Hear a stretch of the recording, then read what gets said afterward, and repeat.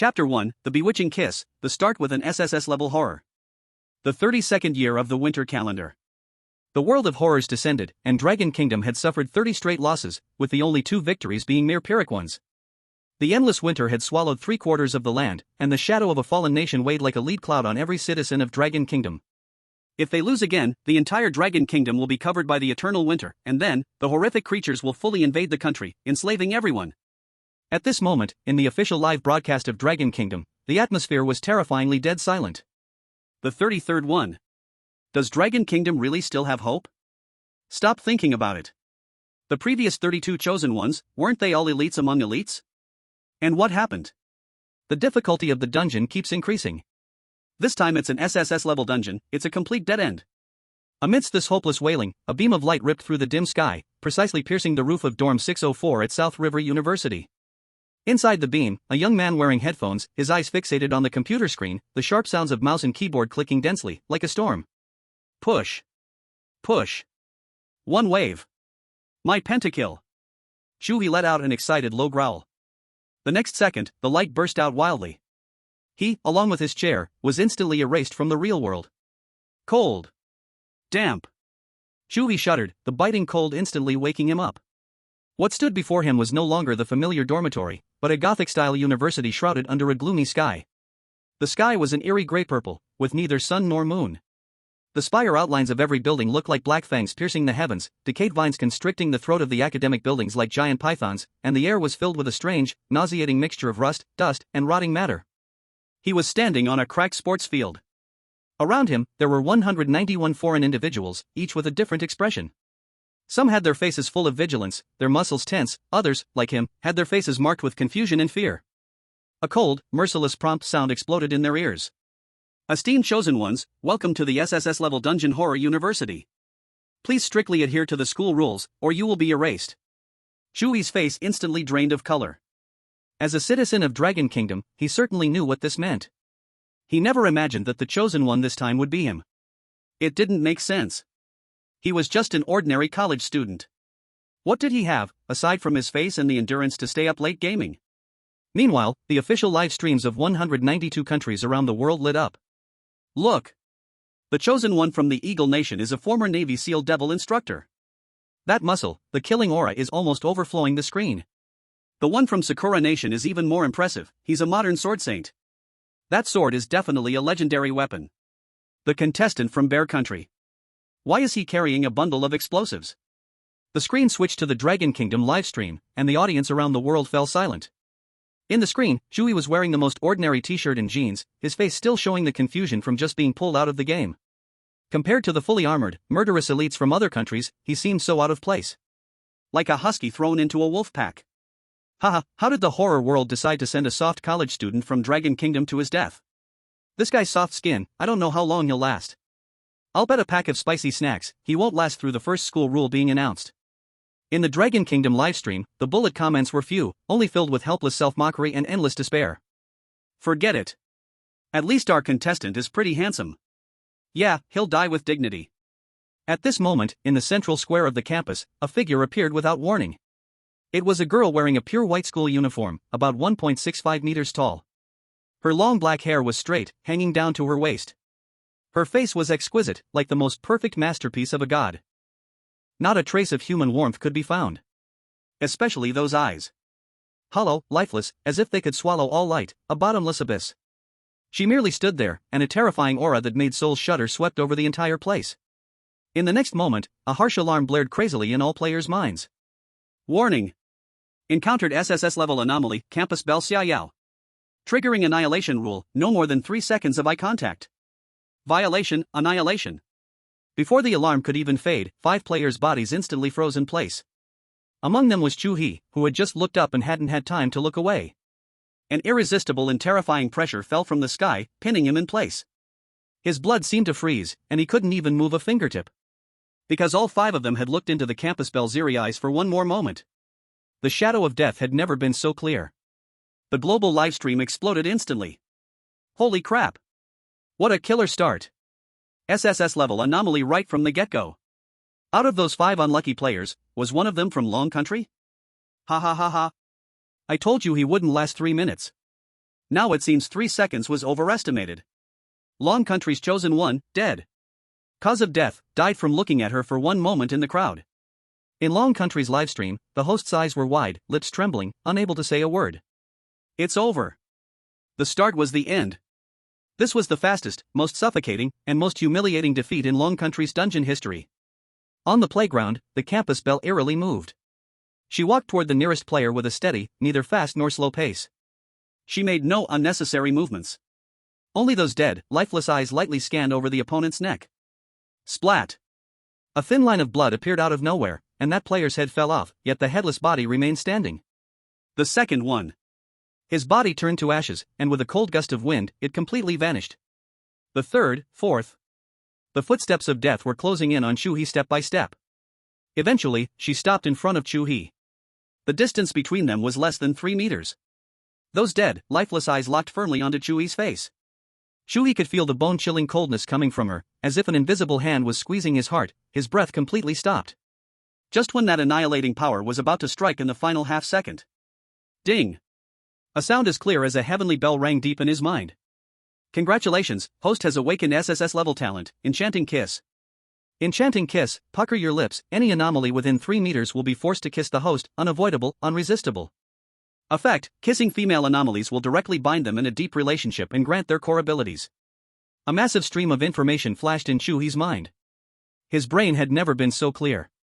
It was a gamble. Survival was instinct. And now, puckering his lips was his only key to survival. Under the astonished gaze of the entire world's audience. Under the despairing gaze of Long Country's fellow citizens. Facing that cold and beautiful face that was about to take his life, Chu He, with all his strength, decisively closed his eyes. He leaned forward, puckered his lips. For a moment, it felt like the wind itself had stopped, and the eyes that should have devoured everything actually seemed to freeze for a brief instant. Chapter 2, after the first kiss, she declared, "You are mine." Time seemed to stretch infinitely in this moment, every frame of the scene slowed to the extreme. In the global livestream, billions of viewers' eyes nearly popped out of their sockets. They stared at the young man from Long Country on the screen. Silence. A silence across the globe. The next second, it felt as if every livestream room had been hit by a nuclear bomb, instantly exploding. Insane. This Long Country person is completely crazy. Fuck. What is this? Performance art before death? Does he want to insult the SSS level anomaly like this? A new way of suicide? Before dying, you must tease the executioner who is about to kill you? In the live stream room of the Eagle Sauce Nation, the host's face twitched violently, finally turning into a pathological, insane laugh as he held his stomach and tears streamed down his face. Oh my god. I must take back my previous judgment of him. He's not a pet dog, he's a genius. The ultimate clown who entertains all of us with his life. Let's give him the loudest applause. Meanwhile, in the Dragon Nation's live stream room, the last few bullet comments finally disappeared. Everyone silently closed their eyes or simply turned away. They couldn't bear to watch, nor could they go on. Such humiliation and tragic heroism. But 1 second passed. The expected bloody scene of that young head soaring into the sky did not appear. 2 seconds passed. The expected scene of the body turning into ashes and scattering in the wind still did not appear. All the Dragon Nation viewers who had closed their eyes felt this eerie silence. They trembled and slowly opened their eyes. Then, they saw a scene they would never forget in their lives. In the middle of the playground. The school beauty who was walking towards death, about to take Chu He's life, the strange Summer Yao. Her body, unexpectedly, stopped less than 3 meters from Chu He. On her stunning face, for the first time, there was emotion. Shock. Confusion. She tilted her head slightly, her deep abyss-like eyes, dead and cold, staring motionlessly at Chu He's puckered lips. Like a child seeing a new toy for the first time, blank and full of misunderstanding. Then, in front of hundreds of millions of people in 192 countries, a more unbelievable scene unfolded. Summer Yao's lips, which had been tightly pressed together, pale with coldness, unexpectedly, uncontrollably, began to pucker upwards. Her movement was so awkward, like a puppet mimicking human actions. The next moment, without giving anyone time to think, an irresistible, forceful power suddenly pushed their bodies towards each other. Chu He only felt a huge force from behind, pushing him forward uncontrollably, and in his vision, that beautiful face rapidly enlarged. Pa! A light sound. Clearly transmitted through the live streaming equipment, spreading to every corner of the world. Cold, soft, with a slight strawberry sweetness. This was Chu He's only thought. The sensation didn't feel like a living person's lips, but more like a popsicle, cold to the bone. Chu He's lips. And that SSS-class school beauty Summer Yao's strange lips were perfectly, tightly pressed together. The world went silent. Time stopped. Space froze. All the bullet comments in the live stream room instantly cleared, completely clean. Everyone who was laughing, commentating, sighing, or in despair fell silent. Their mouths unconsciously opened wide, their eyes bulging like copper bells, their minds blank, completely crashed. The scene seemed frozen. But the real storm was just beginning to brew. Then, the terrifying existence known as the incarnation of rules, the walking execution order. That Summer Yao, who could erase life from the concept level with just 3 seconds of eye contact. On her jade-like, cold, smooth face, a stunning shade of red suddenly burst open. The red spread visibly from her cheek, rapidly extending to her delicate earlobes. Then to her long, fair, swan-like neck. Like a top-tier artist using vermilion to inject human soul and warmth into this exquisite ice sculpture. This kiss seemed to open a switch deep within her soul, sealed for centuries. Her eyes, which could swallow all light, were now violently trembling. The long eyelashes fluttered like the wings of a frightened butterfly, stirring a tiny storm. The abyss-like emptiness was completely shattered under this kiss. Deep within her eyes, a faint light of confusion first flickered, quickly replaced by an unreadable perplexity. Then, that faint light began to blink violently, as if processing a massive amount of information. Eventually, all the light was drowned by an overwhelming, unbreakable shyness, so intense it could melt her very being. After the extreme shyness, a more primal, instinctive desire to possess began to sprout. Her lips parted. Chu He felt a soft, cool touch leave, and the faint scent of cold lingered at the tip of his nose. Xia Yao, as if shocked by an electric current, suddenly took a half step back. She deeply lowered her head, her black, smooth hair cascading like a waterfall, covering most of her flushed face, hiding her expression at this moment. But everyone could clearly see her small hands tightly gripping the hem of her school uniform skirt. They were trembling violently. This small action completely exposed the raging, tsunami-like turmoil in her heart. On the playground, the other players who had barely escaped death dared not even breathe. The silence was so deep you could hear a pin drop. What's happening? Cheating. He must be cheating. Where are the rules? The no eye contact longer than 3 seconds rule? Why is he not dead? Are we facing the same SSS level anomaly? Why did he break the rules and not only survive, but kiss her? Just as everyone was confused, Xia Yao slowly raised her head. Her eyes, still holding onto the breathtaking crimson, still full of intense shyness, coldly swept across the entire field. Where her gaze landed, all the players shuddered and hurriedly lowered their heads, terrified of becoming the first victim of her emotional outburst. Before the situation was cleared up, no one dared to gamble with their lives again. Finally, Xia Yao's gaze returned to Chu He. The shyness in her eyes quickly faded, replaced by an unprecedented fiery heat, a domineering force, and an intense, unbreakable desire to possess. She parted her cherry lips.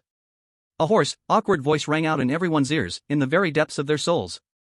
It was as though she hadn't spoken in a long time, her words coming out stammering. You are mine. Chapter 3. No, this school beauty is a bit too clingy, isn't she? The global livestream exploded. What the hell? What the hell? What the hell? Did I just see what I think I saw? The SSS level anomaly blushed? What the heck, that school beauty's anomaly just said you are mine. Does that mean she fell in love after the kiss? Love came too quickly, like a tornado. The person above, the lyrics are still too conservative, this speed is leaving tornadoes behind for miles. This isn't about being bold. This isn't even the same species. What kind of devil is this Dragon Kingdom chosen one? My worldview, my life, shattered. So the ultimate weapon against anomalies is a mouth? Quick! Who has the address of a beautiful female anomaly? I'm going now. I'll bring my 8-pack abs in my mouth. The hosts from other countries, who had been laughing at the Dragon Kingdom, were now frozen, their smiles stiffened, mouths wide open enough to fit a fist, their eyes filled with shock and absurdity, nearly spilling out of the screen. And in the Dragon Kingdom, the highest command center, the atmosphere could no longer be described by words. It was an experience of being violently pulled from an endless abyss to the heights of the sky in an instant. General Wang, with his head full of white hair, shouldering the fate of the entire nation, already indifferent to life and death, after hearing the words "you are mine." His body, as solid as a boulder, suddenly shot up from his chair. It startled the senior staff members behind him. The elderly man's bloodshot eyes, weary from countless sleepless nights, locked onto the screen with intense focus. Staring intensely at the young man on the screen, who still looked a bit confused. His dry, cracked lips trembled violently. His weathered face, filled with years of hardship, flushed bright red with extreme excitement, veins bulging. He wasn't looking at a competitor. He was staring at a beam of light, the only light that had torn apart the endless cold winter night of Dragon Country for 30 years. Good. Good kid. Meanwhile, in the eye of the storm, Chu He finally snapped out of the earth-shattering, shocking kiss. An indescribable, strange power, cold and vast, like a starry river that had broken its dam, surged from the point where their lips met into his eyes, instantly sweeping through his limbs. He felt as though his vision had been redefined, every cell within him cheering with joy under the nourishment of this power. A system prompt echoed in his mind. Kiss successful. Target is SSS level anomalous, first kiss, impact assessment is max. Initial intimacy plus 20 of current intimacy, familiar. Intimacy levels, stranger familiar dependence infatuation deep love only 1. Congratulations, host, you have gained the SSS level anomalous Xiao exclusive ability Eye of Silence. Eye of Silence, basic staring into the target's eyes can cause mental intimidation and temporary paralysis to anomalies of SSS level or below, easily killing anomalies of SS level or below. Note, the strength of this ability is directly linked to Xiao's intimacy level. The higher the intimacy, the stronger the ability, and the higher the target's level that can be stared down. Skill use, mental imagery. Chu He was shaken to his core after hearing the system broadcast. Eye of Silence. This wasn't some flashy, auxiliary ability, but a godly skill directly linked to the anomaly's level for annihilation. In the anomalous world, levels were strict, from the lowest D grade to the SS level that could twist reality and form its own domain, each level a deep chasm. A level was almost the limit of what humanity could fight. As for SSS level, it was a moving natural disaster, in some ways, the very rules themselves. Anomalies of S level and above could set rules, while small anomalies had to obey the rules of the larger ones. Even after so many years, no one knew if anomalies above SSS level even existed. But there's no doubt, there must be, because even SSS level anomalies couldn't randomly kill without reason. But just with this, it's clear there must be such anomalies, though none have appeared yet. Now, I can use just a gaze to intimidate anomalies of SSS level or below, even directly annihilate SS level ones? This ability is outrageously strong. At the very moment his mind was in turmoil, a cold, slightly sweet fragrance, like that of a young girl, once again drew near. Xiao, who had just stepped back half a step, had actually moved forward again, her whole body nearly pressing against him. The distance was too close. Close enough for Chu He to clearly see the tiny hairs on her flushed cheeks, and the long eyelashes, fluttering like butterfly wings. Her eyes, filled with an unshakable shyness and confusion, now mingled with a completely new, domineering, unreasonable possessiveness. She looked, at once, pure and yet dangerously intense. The global livestream audience was stunned. Wait, she's this forward? Are anomalies really this active? The Eagle Sauce Country contestant is still trying to figure out how to get past the first round, while the Dragon Country contestant has already started to build an emotional connection? Is this reasonable? Why do I feel like the atmosphere has suddenly changed? Is this still a survival game? At the Dragon Country Command Center, General Wang had just sat down, and when he saw the scene, he nearly jumped up again. The young staff officer beside him couldn't help but mutter softly, "General, is this good news?" General Wang twitched his lips, his expression complicated, and after a long while, he finally managed to squeeze out a sentence, "Good, very good. It's just, too good." In General Wang's view, SSS anomalies were too dangerous. Being too close to them could easily result in immediate annihilation. What he feared most was that once the honeymoon phase of their relationship passed, what would happen if they grew tired of each other? On the playground, under billions of gazes, Xiao slowly raised her hand. That hand could easily cut through space. The pale fingertips that erased life were now trembling with unfamiliarity and clumsiness, gently touching Chu He's cheek. Cold, bone-chilling. Chu He shivered all over but didn't dare to move at all. He knew very well that right now, he was stuck with a walking nuclear bomb, one that also had self-awareness and a strong sense of possessiveness. He also marveled at the power of the charming kiss, it far exceeded his imagination. He just didn't know if this thing would work on male weirdos. Chu He shook off this terrifying thought, not daring to think further. As all the players were at a loss because of this strange dog food, the cold and piercing system notification once again echoed through the campus, breaking the delicate atmosphere. All chosen ones, please pay attention. The Dungeon Horror University is officially open. Please strictly follow the following school rules. School Rule 1, all students must choose a dormitory within 1 hour. After the countdown ends, those who have not chosen will be erased. School Rule 2, dormitories are strictly divided by gender. Boys must enter the boys' dormitory, girls must enter the girls' dormitory. Those who trespass into the opposite gender's dormitory will be erased. School Rule 3, each dormitory door has a welcome test. After confirming your choice, press the red button to begin. The time limit is 2 hours. Those who fail the test will be erased. These 3 school rules were like 3 death warrants, sending chills down the spines of the players who had just caught their breath. Move. Move quickly. Go to the dormitory building. Damn it, another test. The crowd exploded, everyone rushing like headless flies in a panic toward the 2 distant dormitory buildings.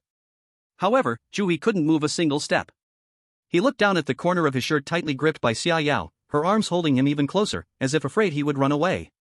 He then raised his head, gazing at the building in the distance, which had a sign saying boys' dormitory and was now crowded with male players. Chu He turned pale with fear. This was too clingy. He tried to speak in a negotiating tone, cautiously saying to Xia Yao, well, Xia, you see, the school rules say I have to go to the boys' dormitory, how about, you let go first? But as soon as Xia Yao heard the words let go, a cold chill instantly surged through her. She tightened her grip on Chu He's arm. You come with me. Chapter 4, Eagle Sauce Soldier King's Provocation? One look from me and he'll immediately shrink back. As the crowd dispersed, the scenes in the live broadcast rooms of various countries suddenly switched, following their chosen one's movements. The global audience's perspective was forcibly split. Because the live broadcast rooms of each country could only see their own selected players. But the playground was not empty. There were still a dozen or so quick-witted people lingering in place. Their eyes were all locked firmly on Chu He and the SSS-class weird girl beside him. Among them was Jackson, a former Navy SEAL instructor from Eagle Sauce Country. An hour of choosing dormitories was more than enough. In his view, figuring out the strange changes happening to this dragon country boy was far more important than rushing to choose an unknown dormitory. This might be a hidden shortcut to clearing the dungeon. Because the tests at the dormitory doors must be random. For the past 30 years, the iron rules of the weird dungeon were unshakable. But today, Chu He, the ordinary college student they thought was just cannon fodder, had already broken the weird rules with just a single move. No, to be precise, he broke the mouth rule, and it was the SSS-level weird rule. Jackson from Eagle Sauce Country licked his dry lips, a mix of scrutiny and greed in his eyes. He stepped forward, voluntarily walking towards Chu He, forcing a smile that he thought was friendly. Friend, maybe we can talk. Before he could finish, a change suddenly occurred. The sweet and shy eyes of Xia Yao, who had been quietly hugging Chu He's arm, suddenly became steamy. In an instant, it turned into an abyss of pure darkness that devoured everything. Without any warning, a terrifying and cold pressure, so icy it could freeze the soul, came crashing down on Jackson like an invisible mountain. Jackson's expression changed drastically. The sharp intuition honed from years of living on the edge of life and death made his scalp tingle, and he instinctively shifted his gaze away. Chu He felt a stir in his heart. Perfect, time to test the newly acquired ability. He too raised his eyes and met Jackson's gaze, his thoughts moving slightly. The basic Eye of Annihilation ruthlessly activated. Chu He didn't think about any complicated attacks. In his mind, there was only one simple and vicious thought: he wanted this guy to experience the fear of having his soul pierced by needles. If Xia Yao's pressure came from the absolute zero of the deep space of the universe, cold and vast, making one feel insignificant and powerless, then Chu He's gaze was like a red-hot steel needle, precise, malicious, and mercilessly piercing through Jackson's psychological defenses, straight into the deepest fears of his soul. The effect of the Eye of Annihilation depended entirely on the user's imagination. It would not be an exaggeration to say that Chu He could unleash a laser that would instantly kill Jackson, but he had no intention of killing him. Under the double blow, Jackson's proud willpower collapsed in an instant. His body stiffened as if struck hard, and his pupils contracted violently. He stopped in horror, and even due to fear, he unconsciously stepped back half a step, no longer daring to move forward by even an inch. This scene made all the elites from various countries watching, including the prideful American soldier king, gasp in shock. It felt as if an invisible hand had grabbed their hearts. And in the live streams of over 10 countries present, the screen was instantly flooded with a tsunami of comments. American live stream. What am I seeing? Instructor Jackson, he's afraid? He's actually afraid of a Chinese university student's gaze? No. This is impossible. Jackson is a war machine who crawled out of countless mountains of corpses and seas of blood. His will is as strong as steel. That Chinese kid must have used some kind of strange ability that we don't know about. Cheating. This is definitely cheating. That Chinese kid seems to have some weird power. He's polluted the rules. We must report him to the system. American livestream. Fuck. What is Jackson doing? Go. He's just a yellow-skinned monkey, what's there to fear? Tear him apart. This isn't right, can't you see? Jackson's body is shaking. That girl's pressure is domain-based, but that man's gaze, it's like a knife, stabbing directly into Jackson's brain. Damn, this wasn't in the intel. Sakura Country livestream. Two completely different yet equally terrifying pressures. That girl is the embodiment of rules, cold and vast, like a natural disaster. But that man, his gaze has the power to directly attack the mind. This defies logic. How could he have mastered such an odd ability in such a short time? Baka. What's going on? That Chinese guy Chu He has superpowers. This goes beyond ordinary chosen ones. Kimchi Country livestream. Shiba. Cheating. Shameless Chinese, how could he make an SSS class anomaly back down? This must be an illusion. I don't believe it. I absolutely don't believe it. That Jackson is America's trump card, how could he be scared off by just a look? Fake. It's all special effects. The Chinese are best at faking things. Dragon Country livestream was already a boiling sea of red, pride and triumph overwhelmed everything. Ha ha ha. Did you see that? The American is scared shitless. One look from me, Chu He, and I made him retreat. What a joke, the so-called soldier king is nothing but a little brother in front of me, Chu He. This is what they call the aura of a king. This is the aura of a king. No need to even lift a finger. It's all about a look. I used to think the main character's arrogance in novels was so fake, but now I just want to say, Shushin, please turn it up, don't stop. I tried so hard to find something to criticize, but couldn't. This time, I can't go against my heart. I'll call him Chushin. Chushin is amazing. Wow, wow, wow, that beautiful girl is so terrifyingly domineering. As soon as Jackson tried to get close, she just lost it. What kind of godlike, domineering husband-protecting plot is this? Pure and fierce, it's so easy to get addicted to. Civil Affairs Bureau, I've brought them here, let's get married on the spot. Dragon Country, the highest command center. In the vast command room, a pin drop could be heard. Everyone's breath completely stopped as the American soldier, Jackson, walked towards Chu He. It wasn't until Jackson halted, his face filled with horror as if he had seen a ghost, even stumbling back a step, that the tense string of anticipation snapped. Who? Uncontrollable breaths rose and fell, followed by a roaring wave of excitement. My God! He scared Jackson away. That's a madman from the Navy SEALs. And Chu He scared him off with just one look. A young technical officer stared at the data panel, his voice trembling with excitement. Report. Chu He's vital signs are stable. Mental fluctuations are normal. No signs of being infected by any strange forces. His words hit like a shot of adrenaline, driving straight into everyone's heart. General Wan's bloodshot eyes suddenly burst with intense light. Bang! A fist, calloused and heavy, slammed down on the solid alloy command table, making a deep, resonating sound. The cheering in the entire command room instantly went silent, and all eyes were drawn to this warrior of Dragon Country. General Wang slowly raised his head, scanning the excited, flushed faces around him. His cracked lips trembled as he forced each word out from between his teeth. He wasn't infected by strange forces. The old man took a deep breath, using all his strength, every word booming like thunder. He is controlling the strange forces. The room fell silent. Then, a more intense, almost roof-shattering cheer erupted. Controlling the strange forces. Those 4 words, in the past 30 years of blood and tears, were pure fantasy. They were the dreams of fools. But now, they were happening right in front of everyone. I knew it. That SSS-level strange creature was clearly protecting its territory. But Chushin's final look, that was the real killer move. One kiss, not only did he not die, but he also tamed the dungeon boss and gained the terrifying ability to intimidate anyone with a stare. Where's the logic in this? Stop. My heart can't take it anymore. Help me up, I feel like I'm about to fly with Dragon Country. General Wang ignored the commotion behind him. His gaze, sharp as a hawk's, was fixed on the screen.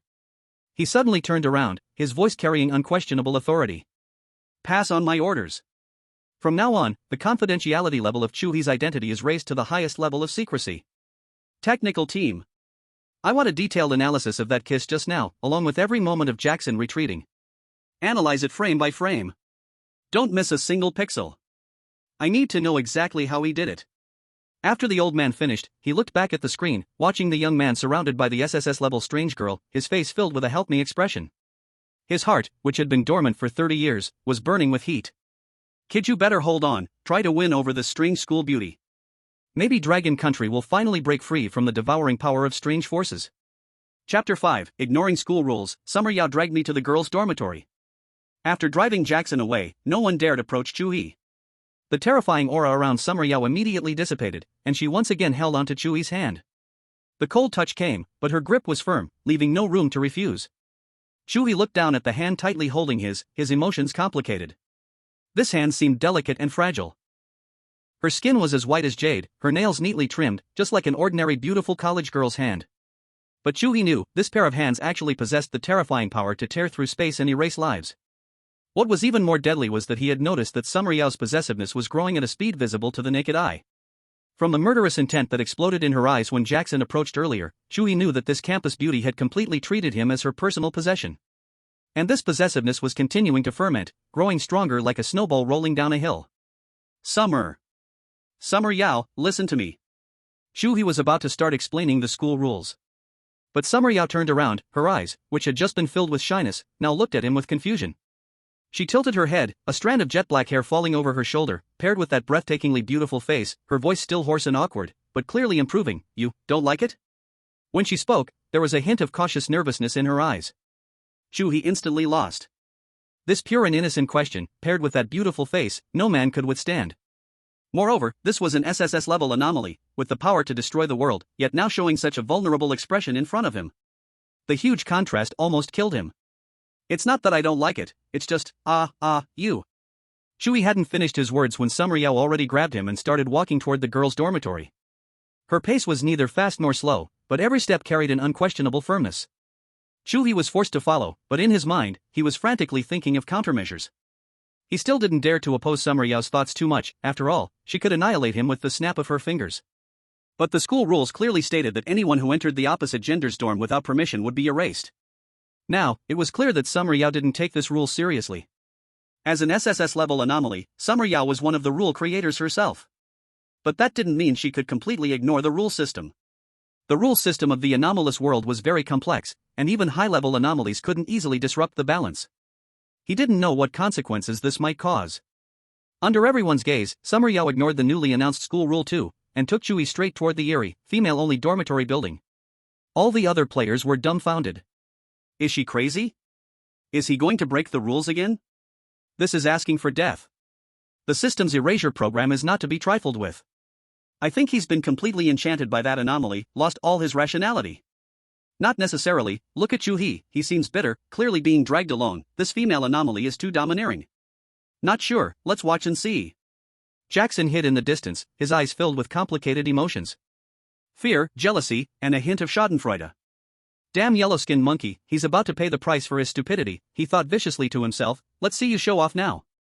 Chu He heard these discussions, but he was more concerned about Summer Yao's intentions. This campus beauty anomaly had shown a strong desire to protect him ever since they kissed. His intuition told him that she couldn't possibly just watch him die. So, either she had a way to protect herself, or... Chu He suddenly had a terrifying thought, breaking out in cold sweat. Could it be that she planned to change the rules of the girls' dorm directly?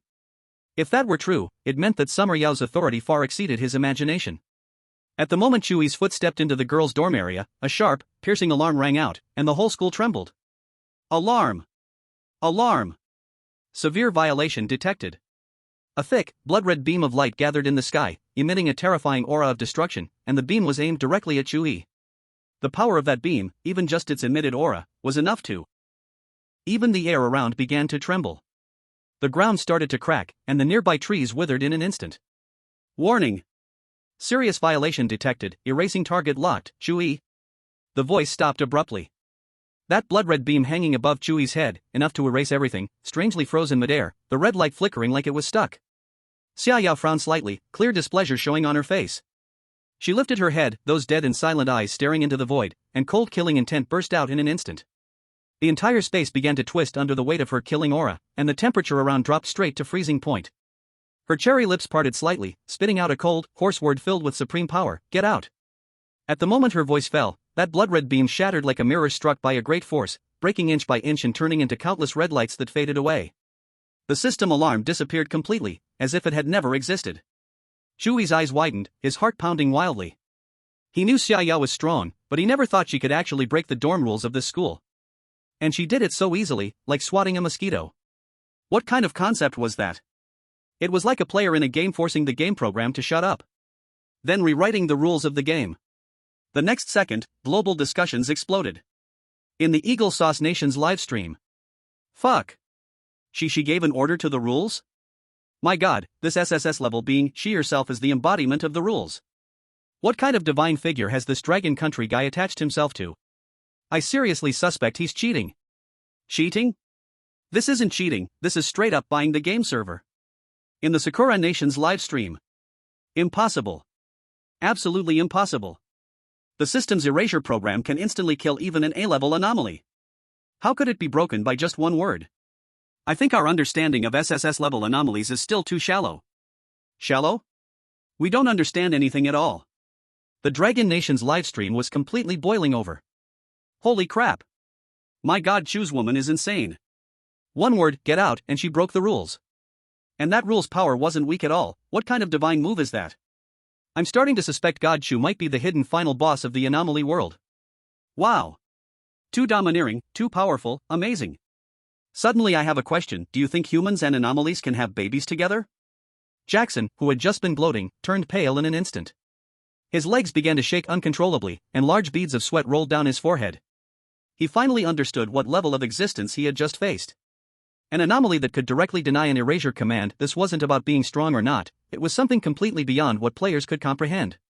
In the Dragon Nation Command Center, General Wang stared at the screen, his old eyes flashing with unprecedented light. Good. Very good. The old man slammed the table hard, his voice booming. Tech team, analyze the data fluctuations from just now in full detail. I want to know, what kind of permissions does an anomaly of this level hold? A young technician hurriedly pulled up the data, his voice trembling with excitement. Report. Detected direct tampering at the spatial rule level. The energy fluctuation exceeds the instrument's measuring limit. This is beyond our understanding. Beyond understanding? General Wang sneered. Then find a way to understand. From today onward, our main research focus will be the interaction pattern between Chu He and that campus beauty anomaly. At that moment, Chu He was still trying to digest everything that had just happened. He felt like his whole view of the world had been rebuilt several times within minutes. Xia Yao turned her head, those eyes that were filled with killing intent moments ago now soft and shy. She looked at Chu He with a gentle, smiling face. She tugged lightly at his sleeve, her voice cautious and timid. Are you afraid of me? As she spoke, her eyes flickered slightly. Like a child who did something wrong, waiting for the parent's criticism. Chu He looked into her clear eyes, feeling a mix of emotions inside his heart. Afraid? Of course, he was afraid. Any normal person, after witnessing that kind of otherworldly power just now, would be scared. But more than that, there was shock and a strange sense of security. With a bodyguard of such a rule-setting level, what was there to be afraid of in this instance? Not afraid, Chu He answered softly, reaching out to gently stroke her cheek. Thank you for protecting me. Xia Yao's cheek instantly turned pink, and the joy in her eyes almost spilled out. She tightly embraced Chu He's arm, her voice as light as a feather. You are mine. After saying that, she added, forever, always. Chapter 6, If you like someone, you should always be together. The possessiveness in this sentence could almost turn into a solid form. The players observing from afar didn't dare make a sound, afraid of disturbing the Queen of Rules in her good mood. Chu He was also secretly pleased. Damn, is this what it feels like when a dominant CEO falls in love with me? He was starting to understand why girls liked those books and plots. But on the surface, he sighed helplessly. Alright, looks like we have to go to the dorm together. He looked at the girls' dorm building, already beginning to look forward to the development of the next part of the plot. With Xia Yao around, he could walk confidently now. However, Chu He also had some worries. Xia Yao's possessiveness was growing at a ridiculous rate, becoming more and more savage. Right now, he felt like a player who had just left the newbie village and found a high-level divine outfit. He was enjoying it, but the cost was that the divine outfit came with a spirit that had its own independent consciousness and was extremely clingy, and this spirit was strong enough to flip the entire game server. What if, in the future, he met another female anomaly? Based on his charming anomaly's kiss, there was no telling what kind of intimacy trigger it might set off. Would Xia Yao kill him on the spot, or would she fight with another female anomaly over his ownership, triggering an apocalyptic battle? Chu He shook his head, not daring to think any further. Forget it, the ship will sail smoothly when it reaches the bridge. He would just have to be more careful in the future and not break the rules too easily. Right now, the most important thing was to deal with this girlfriend who saw him as her personal possession. When they reached the entrance of the girls' dorm, Chu He saw a female anomaly. She wore a tight-fitting dormitory manager uniform that perfectly outlined her fiery figure, but her face was deathly pale with not a hint of color, and the corner of her mouth was stained with a bright red streak of blood. She exuded a chilling and bewitching aura. The most unsettling part was her eyes, pure black with no whites, like two whirlpools that could suck the soul out of a person. But when she saw Xia Yao, her whole body began to tremble. Xia Yao, my lady. The female anomaly's voice came as if from the depths of the earth, full of fear and reverence. Xia Yao glanced at the dorm manager anomaly and coldly said, "Is there something?" The dorm manager anomaly, seeing Xia Yao's gaze, quickly avoided eye contact and cautiously said, He's male." Her voice was weak, as if she had been severely wounded. Xia Yao remained indifferent. "I know." And then? As she spoke, an invisible pressure quietly released. The dorm manager anomaly was startled, hastily saying, "No, nothing." Then she obediently stepped aside. Then, Xia Yao's face changed in an instant, smiling brightly at the stunned Chu He. "Let's go inside." Chu He was momentarily stunned. Okay. The dormitory building was large, with 6 floors, and 20 rooms on each floor. Just like the school rules said, every door had a red button. The hallway was filled with a faint smell of mold, the paint on the walls was peeling, and the lights on the ceiling flickered on and off. Chu He could clearly feel that behind every closed door, there was a strange and eerie presence lurking. Whispers and the sound of grinding teeth seeped through the crack of the door, as if they were about to leap out at any moment and devour someone. But Xia Yao paid no attention to any of this, still tightly holding onto Chu He's hand, walking straight upstairs. "That dorm manager seems seriously injured," Chu He asked, testing as he walked. "She made the rules, and I broke them, so naturally, she got hurt," Xia Yao replied casually, but her words carried an astounding message. Chu He was struck with a huge shock. She set the rule about separating boys and girls? Then you. Yes, she's SS level. I can't be bothered with the trivial matters in this building, so I left them to her, Xia Yao said matter-of-factly. As for me, I'm the owner of this school. Xia Yao now spoke more smoothly, her voice increasingly pleasant to the ears. Chu He could imagine that if Xia Yao ever called out, it would surely sound as beautiful as a lark. It would make people feel light as if floating. It would fill people with energy. And then make them work hard. "We're here." Xia Yao pulled Chu He, stopping at the top floor of the girls' dorm, at the very end of the hall, in front of a door that was completely different from the others, with the golden letters "Principal's Office" engraved on it. Whoa! Pretty impressive. Chu He guessed that perhaps the school's instance was something Xia Yao created. "This is where you'll stay." Chu He looked at the door and then feigned confusion, asking, "Then where will I stay?" Xia Yao froze for a moment and said, "Where will you stay?" "Of course, with me." Ah. The Dragon Country livestream exploded instantly. Holy cow! They're living together. Chushin is amazing. This progress is way too fast. Living together in the principal's office. Is this the kind of story I get to watch? So exciting. Chu He was shocked, but we've only known each other for less than a day. But you kissed me. That means I belong to you. I like you, and when I like someone, I want to be with them all the time. She suddenly stepped closer, her expression turning cold and sharp as she looked him up and down. What, don't you like me? Chu He's scalp tingled. Was this how love worked in this strange world? And Xia Yao was really being domineering. Seeing Xia Yao's displeasure, Chu He immediately put on the most sincere expression, his desire to survive at its peak, like, "How could I not like you? I've dreamed of having a girlfriend like you, beautiful, cute, strong, and so good to me."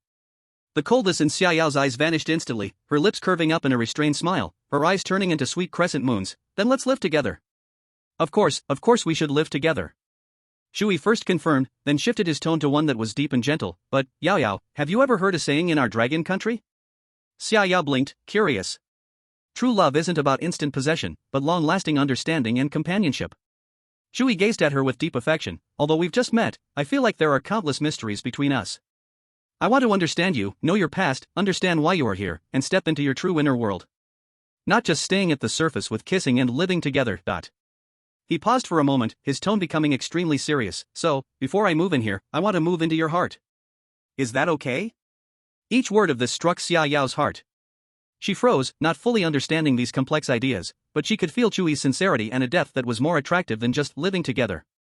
The reason Chu He hesitated was that in his mind, Xia Yao, with her figure and looks, already surpassed his ideal type by several streets, but his mother had always said that the more beautiful a woman was, the more dangerous she could be, especially when she was a female ghost. A very powerful female ghost. God knew what might happen if they lived together. Xia Yao's face turned red, and after hesitating for a long time, she finally asked, "You, really? Do you want to know about me?" "I do." Chu He said firmly. "Then, okay." Xia Yao seemed to have made some kind of decision. After saying that, Xia Yao waved her hand lightly, and a red button appeared on the door of the principal's office. Xiaoyao pointed to the button, looking at Chu He seriously. Press it, and there is everything you want to know. Damn, it's the dormitory test. Chu He instantly regretted it, cursing himself for pretending earlier. Why did he have to act like some love expert? Now, if he doesn't pass, it's a dead end. Just a moment ago, he could have survived the night, and even had some fun. Now, it's looking like he might only last 2 hours. The Dragon Kingdom livestream exploded instantly. What is Chu Shen doing? Why is he not taking the safe route? It's over, he's been blinded by love. He's really done for now. An SSS level test, who can pass it? No. I believe in Chu Shen. This is definitely part of his plan. He's going to completely conquer this boss. Chu He looked at the red button, sweat beading on his forehead. But the words were already out, there's no medicine for regret in this world. Seeing his hesitation, Xiaoyao's eyes flashed with a barely noticeable hint of worry and nervousness. Are you scared? Chu He took a deep breath, turned to look into Xiaoyao's concerned eyes. I'm not scared, I said I would understand you, and I will do it. When Xiaoyao heard this, her cheeks flushed again, and her voice was so soft it was almost inaudible. I will wait for you to come back. Chu He reached out and gently touched her face. Don't worry, I'll be back soon. After saying that, he pressed the button without hesitation. In an instant, the world spun, and his consciousness was dragged into endless darkness. You have triggered the SSS level unique hidden test, her heart. Test content, in her memory maze, find the true heart she lost. Time limit, 2 hours. Failure penalty, your soul will become part of the maze, forever trapped. Chu He opened his eyes in the endless darkness and found himself in a strange space. This place was neither reality nor a dream, but more like a manifestation of some kind of consciousness. Everything around him moved slowly, as if the world was made of shattered mirrors pieced together. Each mirror reflected different scenes, some blurry, others extraordinarily clear. A memory maze? Chu He muttered to himself, then I'll see, what exactly have you experienced? He adjusted his clothes, stepped forward with firm strides, and walked deeper into the endlessly extending maze. Around him were flowing lights and shadows, floating shattered mirrors, each carrying a memory of Xiaoyao. Chu He saw it. On a barren blood-red plain, a girl around 16 years old stood all alone. In front of her was a giant beast as large as a mountain, with countless eyes filled with madness and destruction. The little girl simply stared indifferently at the beast for a moment. The giant beast silently crumbled, turning to ash and flying into the sky. Throughout the whole process, her face showed no expression, as if she had just crushed an ant. On a grim white bone throne, she sat upright, while countless powerful strange creatures knelt below her, trembling and too scared to lift their heads. She was clearly the queen, yet her eyes were empty, like eternal frozen ice, without a trace of emotion. Loneliness was the only tone in this world. The further he walked, the younger Xiaoyao appeared, and the environment around her grew colder and more brutal. Not knowing how long he had walked, a particularly clear mirror blocked his way. No matter whether Chu He moved left or right, it remained motionless, always blocking his path. Is it here? Chu He no longer dodged, reached out his hand, and gently touched the cold mirror surface with his fingertip. The next second, white light consumed everything. When he regained consciousness, he found himself in a dim room. The air is filled with a strange mix of rust and decay, and on the walls, dark red liquid is smeared into twisted graffiti. In the center of the room, a little girl who looks only 5 or 6 years old, Xiao Xiao, is sitting cross-legged on the ground, her mouth covered in bright red blood. It looks like she's eaten a dragon fruit. In her arms, she holds the grotesque head of a giant lion, its golden mane still stained with warm blood. Her pale little hand is irritably pulling on the lion's ear, her brows furrowed, as if troubled by something. When she notices Chu He's presence, her pure black eyes immediately lock onto him. She sniffs the air warily, twitching her little nose. You smell so good. Her childish voice says something that makes Chu He's scalp tingle. Good smell? That's not a good word. In this bizarre world, it's almost the same as saying, you look delicious. Chu He forces down the discomfort rising in his stomach, glancing at the still dripping blood from the lion's head. He cautiously asks, are you having trouble with something? Xiao Xiao seems not to expect this question. She pauses, then looks down at the head in her arms, pouting, clearly unhappy. Mommy said all the strange nutrients are in the head. But, I don't like eating heads. Chu He's heart tightens. Sure enough, she's worried about eating. He steadies himself, deciding to get straight to the point. I'm not here to disturb your meal. I'm here to find something you lost. Your heart. Xiao Xiao freezes. Slowly, she lifts her head. A strange smile suddenly spreads across her innocent face, revealing 2 sharp little tiger teeth. She sticks out her pink tongue and lightly licks her blood-stained lips. You say you're here to find my heart? Xiao Xiao tilts her head. That pure, innocent face again curls into a strange smile, exposing her sharp little tiger teeth. She sticks out her pink tongue, gently licking her lips. Then why don't you take your heart out for me to taste, okay? As her words fall, Chu He feels the hairs on the back of his neck stand straight up. Good grief, isn't she going to act even a little bit? She's as direct as always. Xiao Xiao really has no filter, just says whatever's on her mind. Facing this life and death demand from the memory illusion, the viewers in the Longwo livestream are on the edge of their seats. It's over. This is a trap. Has this strange child always been so ruthless? How do we break this? Can't fight, can't run away, this is a death test. Chu God, think of something. Don't try to force it. What's forcing it? This little girl could crush Chu God with a single finger. The crowd discusses wildly, while on screen, Chu He is drenched in cold sweat. He watches the delicate little girl slowly lower the lion's head, still dripping blood. Then she stands up, her short legs stepping forward, slowly walking toward him. With each step she takes, the rusty, bloody smell in the room intensifies. The air seems to freeze, suffocating, pressing down on people's chests. What should he do? Run? This entire space is her memory, where could he possibly run to? Beg for mercy? Judging by her "you smell so delicious" expression, begging might just make her even more excited. Wait. The test is to find the true heart she lost. But now, she's asking me for a heart. Isn't this just a no-brainer question? No, it's a death sentence.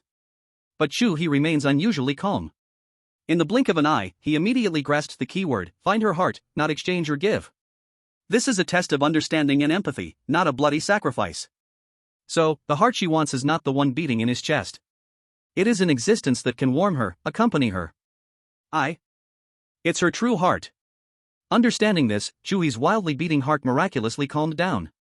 He looked at the little girl in front of him, surrounded by endless loneliness, who could only confirm her own existence by tearing apart other strange things, and instantly understood what she was truly missing. The so-called true heart is warmth, is companionship, is the light that drives away this eternal cold. As Xiao Xiaoyao approached him, about to stretch out her blood-stained hands that could easily shred the strange things, Chu He not only did not retreat, but instead stepped forward and crouched down to look her in the eye. This action clearly stunned Xiao Xiaoyao. She stopped in her tracks, confusion flashing in her pure black eyes, unable to comprehend. Why was this food not afraid? Why didn't it run away? Chu He looked at her, his face showing no fear, but instead revealing a gentle smile as he softly spoke. My heart cannot be given to you. Xiao Xiaoyao tilted her head, confusion and disbelief appearing on her small face. She whispered, you smell good, your heart must be very delicious. You shouldn't be able to stop me. The temperature in the entire room seemed to drop a few more degrees. In the Dragon Country live broadcast, everyone held their breath, and the bullet screens froze. However, what Chu He said next left everyone, including the young strange god, utterly stunned. It's very simple to open my heart for you. He looked into her eyes, his tone surprisingly sincere, but a lonely heart, even if it reaches you, will still be cold, and the taste won't be good. He paused, and then changed his tone, his voice bringing a hint of tempting warmth. How about, we put our two hearts together, to warm each other, okay? This straight ball of love words, so nearly rule-breaking, exploded like a bomb in the dead silent world of memories. The entire grey and desolate space began to tremble violently, the twisted graffiti drawn in blood on the walls writhing like living things, covered in spiderweb-like cracks. Facing Chu He's outstretched arms and his direct confession of warming each other, Xiao Xiaoyao's pure black eyes shrank sharply, her mind going blank. She had never seen such food, and could not comprehend this suggestion of warmth. Xiao Xiaoyao took half a step back in shock, staring at him in disbelief. But Chu He did not give her a chance to think. He stepped forward against her astonished gaze, completely ignoring the soul-freezing chill surrounding her, and opened his arms wide. Your world is too cold. I want to move in, to warm you with my body heat. The moment the words fell, Chu He tightly embraced the small, cold, blood-stained body in his arms. The wrath and vigilance in Xiao Xiaoyao's eyes gradually crumbled under Chu He's embrace. She instinctively wanted to struggle, to tear apart this food that dared to touch her. But a warmth she had never experienced surged through Chu He's chest, invading the depths of her soul that had been frozen for countless years. This warm current collided violently with her innate instincts of killing and loneliness. Her small hand lifted, claws faintly visible, but it did not fall. Chu He held her tighter. He gently rested his chin on the little girl's icy head, speaking in a voice only the two of them could hear. See? It's not so cold anymore, right? From now on, with me by your side, you will never be lonely again. These words were like a key, instantly unlocking the long-sealed dam. The last trace of fierceness in Xiao Xiaoyao's eyes completely disappeared, replaced by endless grievance and confusion. Her small body no longer resisted, slowly softening, her stiff shoulders even trembling slightly. Boom! The surrounding dark world shattered in response. The twisted blood-colored graffiti on the walls cried out as they turned to dust. The memory fragments suspended in the air all shattered, and the entire memory maze collapsed under Chu He's embrace, crumbling to dust. Endless darkness faded away, replaced by a pure white sea of light. The little Xia Yao in his arms had disappeared without a trace. Before him, there quietly floated a heart-shaped light ball that emitted a soft glow, pulsing gently. This was her lost, true heart. Congratulations, player. You have passed the SSS level unique hidden trial, her heart. Trial rating, perfect. You didn't choose to seek, but instead chose to be the true heart itself, greatly touching the target's soul. Intimacy skyrocketed. Current intimacy level, dependence. Chu He gazed at the light ball before him, feeling a rush of emotions. It turned out that the so-called trial was not a puzzle or a fight, but rather whether he dared to embrace that loneliness with true heart. I am not her true heart, but my true heart is the only key to awaken her true heart. Of course, it was the memories of Xia Yao filled with slaughter and solitude that led Chu He to make these decisions, all transformed into subconscious thoughts. In the next moment, consciousness returned. Chu He found himself still standing at the door of the principal's office, as if everything that had just happened was just a fleeting dream. But in the real world, only about an hour had passed. At the moment of consciousness returning, Chu He felt a wave of dizziness, but was soon firmly held in place by a soft, cold force. Before he had a chance to see his surroundings, he was tightly wrapped by a tiny body. Xia Yao had somehow clung to him like a koala bear, completely hanging on him. Her arms were wrapped around his neck, and her delicate, straight legs, wrapped under her school uniform skirt, were tightly wrapped around his waist, to the point where Chu He couldn't move for a moment. She buried her cheek deep into his neck, her cool hair brushing against him and making him feel a bit ticklish. Chu He could clearly feel that her heart, which had just been found again, was resonating with his own heart at a wonderful frequency, separated by 2 layers of chest. Ahem, Chu He was slightly out of breath from her tight grip, unable to help but laugh and cry, Yao Yao, can you come down for a sec? The person in his arms moved slightly and slowly raised her head. Her beautiful face was as red as a ripe apple, and her originally empty eyes were now sparkling with a mixture of unbreakable affection and shyness. She looked straight at Chu He, her eyes reflecting both the innocence of a little girl and an undeniable sense of possession. In this clingy manner, who would have thought she could change the world in an instant? Chu He felt a wave of emptiness in his heart, but even more so, an unprecedented sense of satisfaction. Got it. He took a deep breath and gently patted Xia Yao's back, his tone incredibly soft. Alright, let's go inside. Xia Yao nodded obediently, but showed no intention of letting go, instead holding him even tighter. Chu He had no choice but to accept his fate, acting as a human accessory, as he hugged her and pushed open the door marked Principal's Office. Just as they stepped into the room. Swipe. The screen of the Dragon Country live broadcast room suddenly went black without any warning for the billions of viewers. In the center of the screen remained only a cold system prompt, signal interrupted in the upcoming area, content cannot be broadcasted. The live broadcast room froze for a brief moment, and then exploded with a torrent of comments.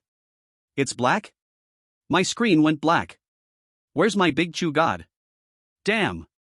Did my internet cut off? Can you guys still see it? Don't ask. It's all black. Is it human to cut off the broadcast at such a critical moment? The earlier brother is too young. Didn't you see Xia Yao's posture? Hanging on Chu God like a koala, wanting to blend into his body, if this could be streamed. I just ate my phone on the spot. The truth is upstairs. This is no longer just a simple romance. So, tonight, does Chushin not need to sleep? The last comment plunged the entire live stream room once again into a strange silence and endless imagination.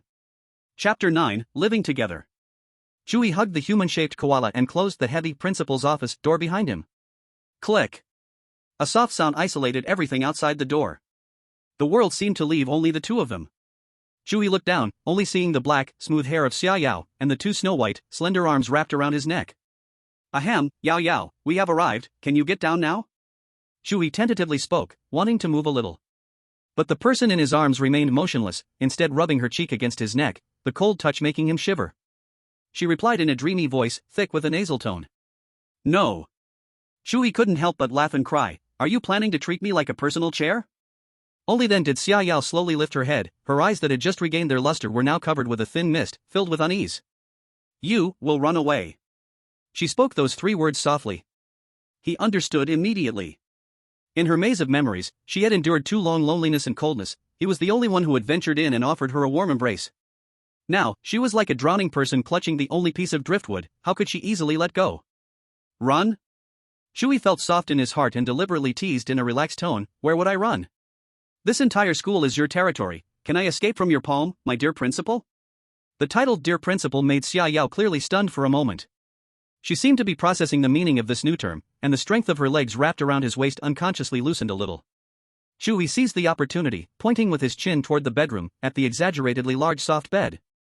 Look over there, if we don't go lie down on the bed, do you want me to hold you and stand here the whole night? Xia Yao followed his gaze, and that bed big enough for 3 or 4 people instantly made her beautiful face turn red from the ears to the neck. Her body trembled slightly, and the arms wrapped around Chu He's neck finally loosened. The moment her feet hit the ground, she still instinctively grabbed the corner of Chu He's clothes, like a small animal afraid of being abandoned. Chu He saw her both reliant and shy appearance, and the little helplessness in his heart had long flown far away. He didn't say anything more but bent down, and with a very light gasp from Xia Yao, he picked her up horizontally. He gently placed her on the soft big bed.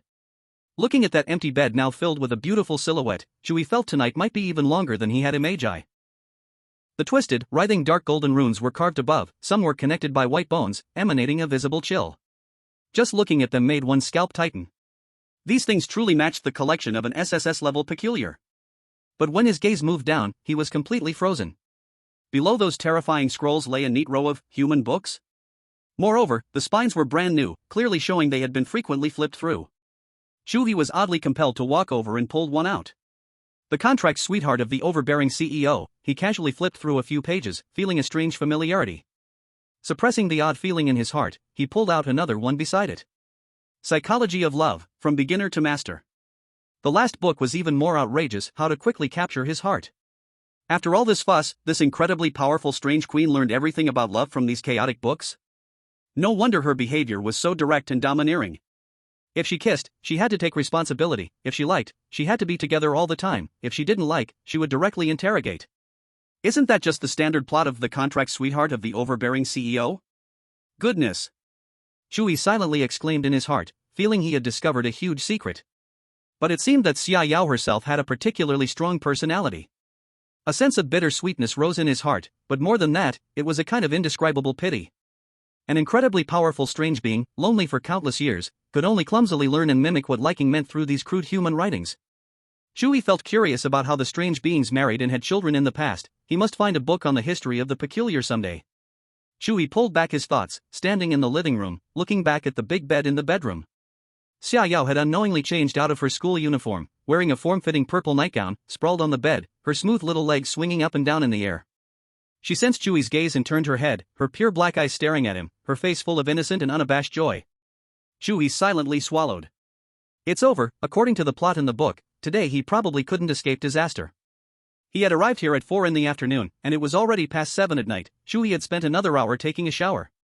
During that time, the peculiar beings that hadn't been chosen had all silently left the male and female dormitory building. That scene truly was 100 peculiars walking at night, quite spectacular. They left the dormitory and then entered a dark portal with faint lightning rumbling at the edges, leaving this university. Strangely, they all seemed quite disappointed yet helpless. On the bed, Xia Yao appeared a bit nervous yet with a hint of anticipation. She gently tugged at Chu He's sleeve, her eyes full of dependence. Chu He sat down beside her, feeling her slightly quickened breath clearly. Xia Yao lowered her head and softly said, I just want to be a little closer to you. Chu He felt warmth in his heart, gently patting her back and softly saying, I know. Just rest easy. The next morning. All students in residence, please gather on the playground at 9 in the morning. Latecomers will be eliminated. The cold announcement echoed in the room. Chu He struggled to get up from the bed, feeling as if all his bones had been taken apart and reassembled, especially his waist, which felt sore to the point of near numbness. He turned his head and looked at Xia Yao, still peacefully asleep beside him, her long hair messy on the pillow, her sleeping face serene. Driven by some impulse, he leaned in and gently kissed her smooth forehead. After a simple wash, Chu He arrived at the playground half an hour early. The number of people on the playground was visibly reduced by a large circle. Roughly counting, there are only about 100 people left from various countries. The ones left, without asking, have already been eliminated last night. The players who survived gathered in small groups, exchanging their bizarre experiences from last night's dormitory test in English. Chapter 10, The Crybaby Conference. My God! My trial was walking on a tightrope at 10,000 meters high, with an endless abyss below. The blonde, blue-eyed contestant from Eagle Sauce Country still looked as pale as paper. He pounded his chest, looking terrified as if he had survived a calamity. A damned clown was floating beside me, grinning and constantly asking me riddles. What has a long neck but no head? Damn it, the answer is a beer bottle. Who would think of that? He became more agitated as he spoke. Answering one question wrong made the tightrope under my feet go as soft as noodles, dropping down a big chunk. I almost fell off. Beside him, the silent samurai from Cherry Blossom Country snorted coldly, moving his wrist wrapped in bandages. My opponent was a faceless woman. His voice was hoarse. Under her kimono, several pale arms could reach out, each holding a rusty razor. You had no idea where to attack because she had no physical form, but her blades could easily slice through your flesh. He paused, a hint of ruthlessness flashing in his eyes, until I discovered that there was a mirror in the corner of the room. Only in the mirror could I see her one and only face hidden under her hair. I broke the mirror, and she screamed and disappeared. What you all have doesn't compare to mine. A seemingly gentlemanly, bespectacled man from America nearly broke down, grabbing his hair. I played mahjong with 3 creatures covered in eyes. If I lost, I would be eaten. I survived purely by luck. Various bizarre trials emerged one after another. Some were trapped in a room full of oil paintings, needing to find out which painting's creature was alive. Others were in a giant kitchen, cooking for a creature with only a mouth, 3 chances to please it, or you would become the next ingredient. In short, everyone underwent a torturous experience of life and death, filled with thrills and absurdity, but without exception, drained of their spirits. And entering the dormitory was not the end. Passing the trial only gained them residency qualifications. In each dormitory, the indigenous creatures were already living there. They could not actively harm people but had endless ways to torment. My roommate is a sewing monster. It drops parts all night. One moment its arm is on the floor, one moment its leg is missing, asking me to find it. A man from Gallus country almost cried, "Where the hell should I find it a leg?" In the end, it put my pillow under its neck and said it would use that as a leg. I slept in the same bed with a meatball covered in mouths, and it snored all night. The sound was like hundreds of drains bubbling at the same time. A female contestant from Pickle Country, beautiful and frowning, said, "My roommate is a tentacle monster." All night it whispered in my ear, saying my skin was like fine porcelain, my eyes like the brightest obsidian. It wanted to take me apart, piece by piece, to make me the most perfect specimen in its collection. It only scared me, didn't act on it, but the slimy tentacles wrapped around me all night. Horrific experiences made everyone shudder. These players, one more haggard than the other, one more disheveled than the next, each with dark circles under their eyes, a sign of both mental and physical torment. They exchanged glances, surprisingly finding a hint of morbid comfort in each other's misery. It seems everyone barely slept last night. The Eagle Sauce contestant smiled bitterly, his tone filled with the relief of survival. And Chu He stood not far away, silently listening to it all. He watched the expressions of those who looked scared, angry, or broken, and subconsciously rubbed his sore lower back from the intense struggle. So that's how their dark circles came about. It was all because of fear and disgust, tossed about for an entire night. And himself. Chu He's expression suddenly became a bit hard to describe. If he spoke the truth now, he would surely be met with jealousy from everyone. He understood the weakness of human nature. Almost no one, except parents, hopes you live better than they do. At that moment, the Eagle Sauce player noticed Chu He standing alone, lost in thought. Seeing that Chu He's eyes were dark and purple, looking incredibly weak, he suddenly felt a kindred spirit, as if they were both fallen people at the ends of the earth. He stepped forward and patted Chu He's shoulder hard. "Brother, looking at you like this, you must have suffered last night too, right?" That slap nearly made Chu He fall to his knees. "Hiss," he gasped, feeling his spine groan from the burden of the previous fierce battle. Seeing his reaction, the Eagle Sauce player was even more certain of his guess and said sympathetically, "What was your trial? What was strange in the dormitory? Speak out so that everyone can help you analyze it. Don't keep it bottled up." Instantly, all the survivors' eyes were on Chu He. This guy must have encountered something more terrifying and difficult than all of them. Chu He opened his mouth, looking at the expectant and sympathetic gazes of the crowd, and for a moment didn't know where to start. He couldn't just say that his opponent last night was too strong, aggressive, that they had continued a fierce battle from the bedroom to the living room and from the living room to the desk, all night long, until dawn, barely reaching a balance, right? That sounded absurd. Seeing he was silent for too long, everyone began to imagine an earth-shattering brutal fight. "Brother, don't be afraid, it's all over," the Eagle Sauce player comforted. Chu He took a deep breath, met the concerned gazes of the crowd, forced a smile that looked worse than crying, and with a weary tone, said softly, "My roommate, how to say it?" He paused, seemingly weighing his words, before finally sighing. "She is very persistent, extremely strong, and almost the entire night was in a struggle with me, not allowing me to rest properly. But thankfully, the efforts during the night were not in vain." Holding onto his uncomfortable waist from overexertion, Chu He quietly pulled up the system panel that only he could see in his mind. Intimacy level upgraded. Xiaoyao's intimacy level with you has reached infatuation. Infatuation, she will not bear separation from you, her possessiveness and dependence will rapidly increase. Note, any attempts to harm you may trigger her rage. Your skill Eye of Desolation has absorbed enough emotional energy and has been upgraded to intermediate. Increased ability, see through illusions. See through illusions? What does that mean? With a bit of time left, Chu He raised an eyebrow and immediately felt the change. He found that his vision seemed clearer, and the saturation of the world's colors was enhanced. Chu He's mind stirred, and his gaze instinctively turned toward the Eagle Sauce player not far away. He concentrated and activated the Eye of Desolation. In the next second, an unbelievable scene occurred.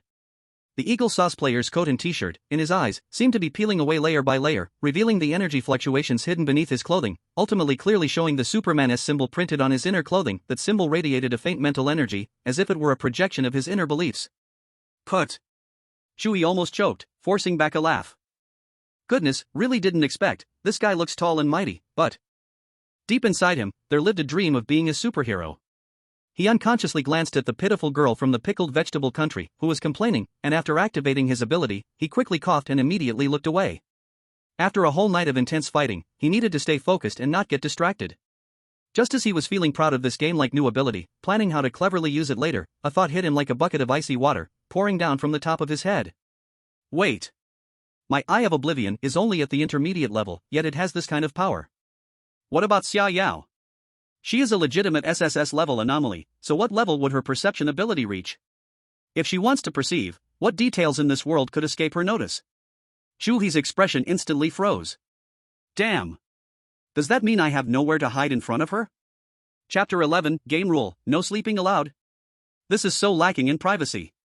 Just as Chu He silently complained, a cold voice suddenly echoed from above the playground, drowning out all discussions without warning. Attention all survivors. The second phase of the test begins now. The playground instantly fell silent, and everyone suddenly looked up, the slight relief on their faces frozen in an instant. As the voice spoke, a figure materialized from thin air. The figure had a bizarre appearance. Its skin was a dark green with a slick sheen, like moss that had never seen the sun, giving off a green goblin vibe. It was not tall, even somewhat small, but its head was disproportionately large. The most striking features were its pair of eyes and ears. Its eyes were huge, taking up almost half of its face, and the irises were pure light gold, giving the illusion of being able to see through one's heart as they moved. Its ears were exaggeratedly large, drooping softly on either side of its head, thin as a cicada's wing, covered in spiderweb-like green veins that slightly fluttered, as if they could capture the noise of every heartbeat in the crowd. This appearance looked like someone had forcefully sewn the ability to hear 100 miles and see 1,000 miles onto a goblin. Then it continued to speak. Test content, stay awake. From now on, until the next notification, everyone is prohibited from entering any form of sleep. Everyone, please lie down immediately on the ground. Spread your arms and legs shoulder-width apart. Maintain this position for 2 hours. Judgment criteria: if I detect any player entering a sleep state, regardless of how long. Eradicate. As the words fell, the entire playground was deathly silent. All the survivors were dumbfounded. They had just endured a whole night of both physical and mental torment, each sporting heavy dark circles under their eyes, bloodshot pupils, and their bodies and minds on the brink of collapse. What they needed most now was sleep. Standing even barely kept them a little awake. Now they had to lie on the ground in a relaxed position. How the hell are we supposed to play now? No sleeping allowed. Is this trying to kill us slowly? The beautiful female contestant from the pickled vegetable country said, her face pale, her body slightly trembling. Oh my god, is it joking? It's over. I feel like I could fall asleep standing up right now. Is this something a human can do? What a coincidence, he's really not human. Listening to these cruel rules, Chu He's expression also became exceptionally vivid. Although his fear and disgust were different from everyone else's, the result was the same. He felt quite exhausted. As this inhumane rule was announced, live streams from all survivor countries around the world were instantly flooded with a tsunami of comments. Fuck. What kind of bullshit rule is this? No sleeping? Is this trying to force people to death? Crazy. The planner of this instance is definitely a psychopath. They just went through a whole night of terror. Now is the time when the spirit is weakest. It's over, our contestant looks like he's about to fall asleep standing up, and now he has to lie down. Dragon country, American country, cherry blossom country, eagle sauce country, gallon country, pickle country, almost every country's livestream is filled with anger, despair, and curses about the rules. Their contestants appear on screen, faces ashen, eyes vacant, clearly completely stunned by this sudden challenge. Although everyone is complaining, their bodies are honest, obediently lying down. However, this is not over. The big-eared, big-eyed referee is strange and unexpectedly pulls out a rechargeable loudspeaker from who knows where on his body. With a loud electric noise, a sleep-inducing soft music begins to play, the kind that's usually found in therapy centers or hypnosis clinics, with a monotonous melody that loops endlessly, a bewitching sound. Lying still was already a form of torture, and with this music, it was like adding insult to injury. Sleepiness surged like a tide, hitting Chu He's brainwave after wave. His eyelids felt as heavy as if they were hung with 2 iron weights, and the faces of the other players around him began to blur in his view. He could even hear the American player beside him breathing heavily, beginning to snore lightly, and then waking up with a gasp. Damn it! Chu He silently cursed. If it weren't for the situation, he could sleep right now. His peripheral vision caught a glimpse of the referee playing the music, and an uncontrollable thought popped up.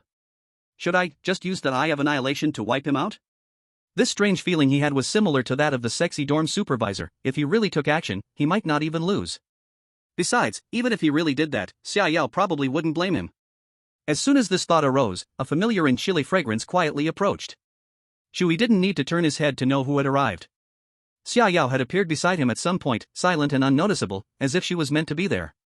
She had changed into a clean school uniform, the same style, but on her, it no longer carried yesterday's cold deadness. Instead, it radiated a touch of youthful vibrancy.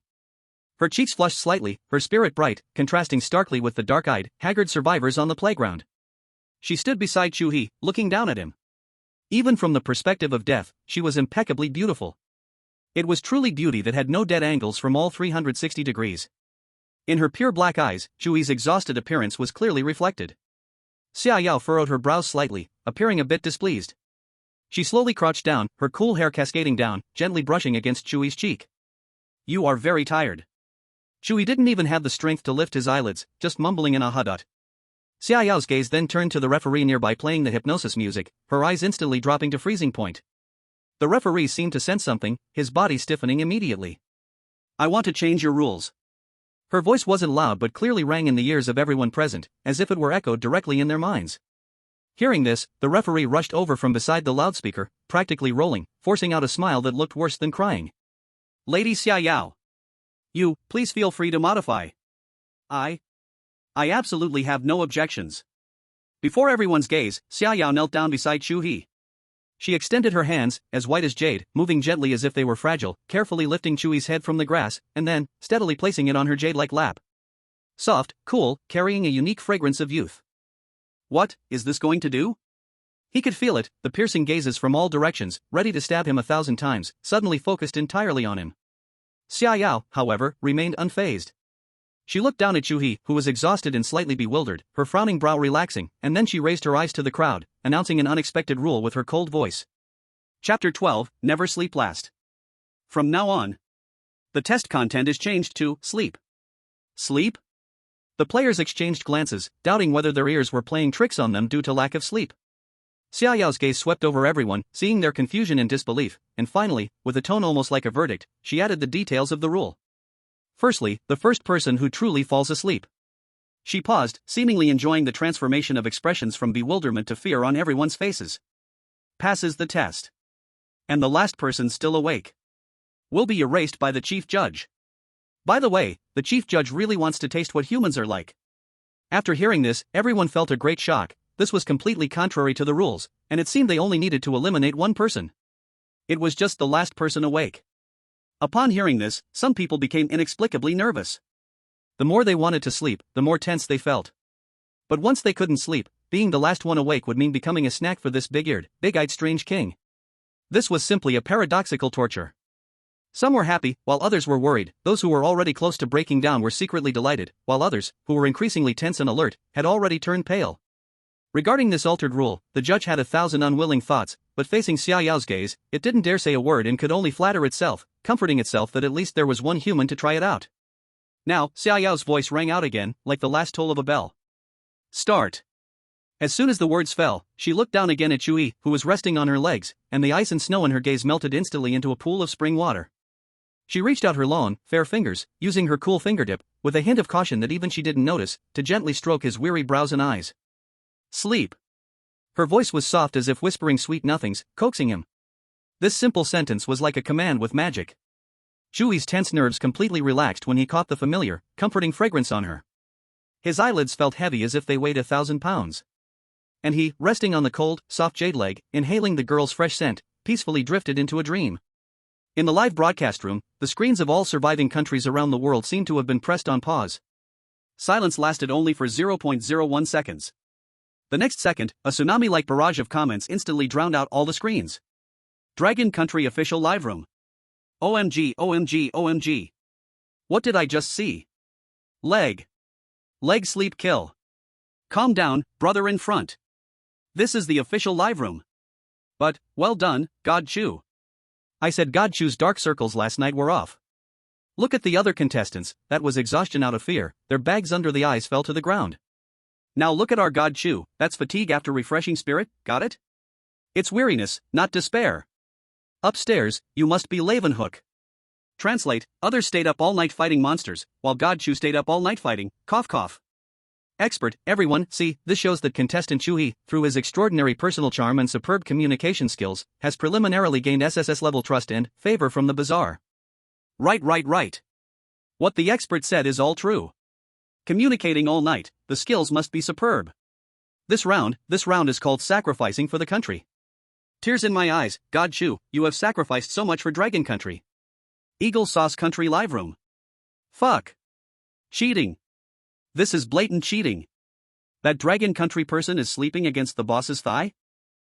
It's not fair. Bullshit. I knew there was something wrong with his words, she is very clingy and strong. That sly bastard. Sakura Country live stream.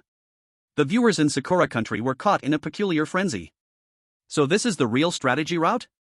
Chu Jun, he has accomplished great feats that no other harem manga protagonist could. Did you notice that when Chu Jun was lifted, his waist seemed almost unable to straighten? Last night's battle must have been incredibly fierce. He is our model. This is no longer a national fortune game, this is about how I accidentally turned an SSS-level boss into a girlfriend after entering a horror dungeon. Kimchi Country livestream. Damn. That female weirdness must be blind. Why? Our country's most beautiful contestant was harassed by a tentacle monster all night, while that Dragon Country guy, I'm so angry. I declare that contestant Chu He has a quarter of our Kimchi Country's bloodline. He can conquer the female weirdness because he has inherited our Korean people's unyielding spirit. As soon as these words were spoken, even the viewers from Kimchi Country could not stand it. You up there, have some face. On the playground, the other survivors, all of them without exception, fixed a gaze filled with a mix of jealousy, resentment, envy, and fear onto Chu He. Last night, they were still holding a "who's the most unfortunate" contest, each thinking they were the most unlucky person in the world.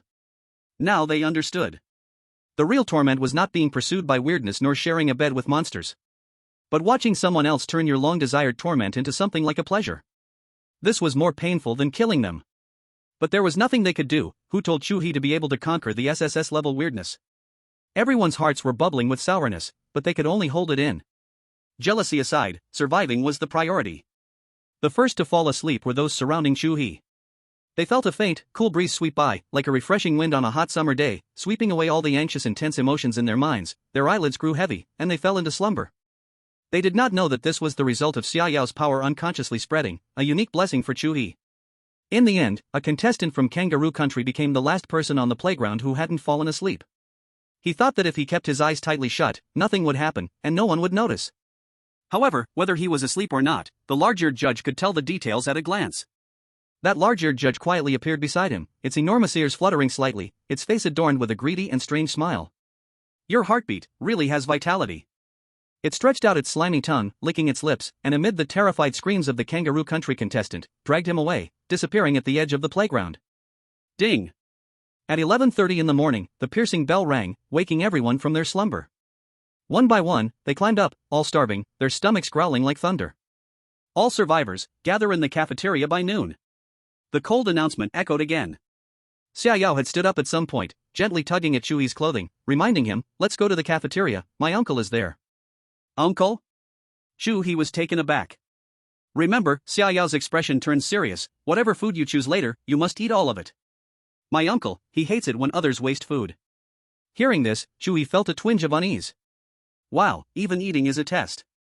Instinctively rubbing his lower back, he hesitantly asked, "Then can you possibly?" Before he could finish, Xia Yao directly shook her head, interrupting him. "I can't beat him." She said it straightforwardly, with no hint of disguise. Chu He was shaken. Even Xia Yao admits there's someone she can't defeat? He lowered his voice. Is his level higher than yours? Same as mine.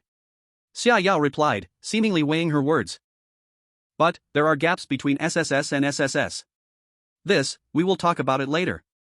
Chu He wanted to ask more, but Xia Yao only looked at him, her pure black eyes revealing a complexity of emotions he could not understand for the first time. After a long pause, she added a sentence. In any case, don't make him angry. Chapter 13, The Real Braised Lion's Head. Chu He nodded solemnly.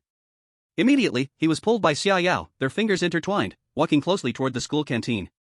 The building looked like an ancient black castle, solemn, mysterious, and grand, with stone sculptures at the entrance that seemed alive, watching every visitor with hollow eye sockets.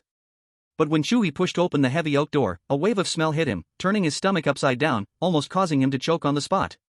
It was a mixture of smells that could not be described in words. The rotten smell from decomposing bodies mixed with the sharp sour scent of fermented organs, and strangely, there was also a nauseating sweet fragrance, as if countless spices and rotten meat had been simmered together for days and nights. All the scents twisted together, dense as if tangible, forcefully invading every pore. The inside of the canteen was eerie and empty, the crystal lights hanging from the ceiling emitting a ghostly white light. Under this light, long dining tables were neatly arranged, yet empty, exuding a sense of deathly silence. All the remaining players stood at the entrance of the canteen with terrified faces, stunned into inaction by the smell and atmosphere, too scared to go further in. The only sign of life came from the deepest window across the room. In front of the window, there was a huge stone platform filled with over 100 identical silver plates, each covered with the same opaque steel lid, perfectly concealing whatever was inside. The maddeningly complex smell in the canteen clearly seeped from underneath those lids, drifting through the air. Behind the window, giant iron pots over 2 meters in diameter were bubbling, boiling a thick soup of various colors, some green and dark, floating unknown eyeballs, some red as blood, thick as lava. A man stood with his back to everyone, next to one of the pots. He was at least 2 meters and 5 centimeters tall, gigantic like a small mountain, and wore an apron soaked with dark red blood that no longer showed its original color. Thump! Thump!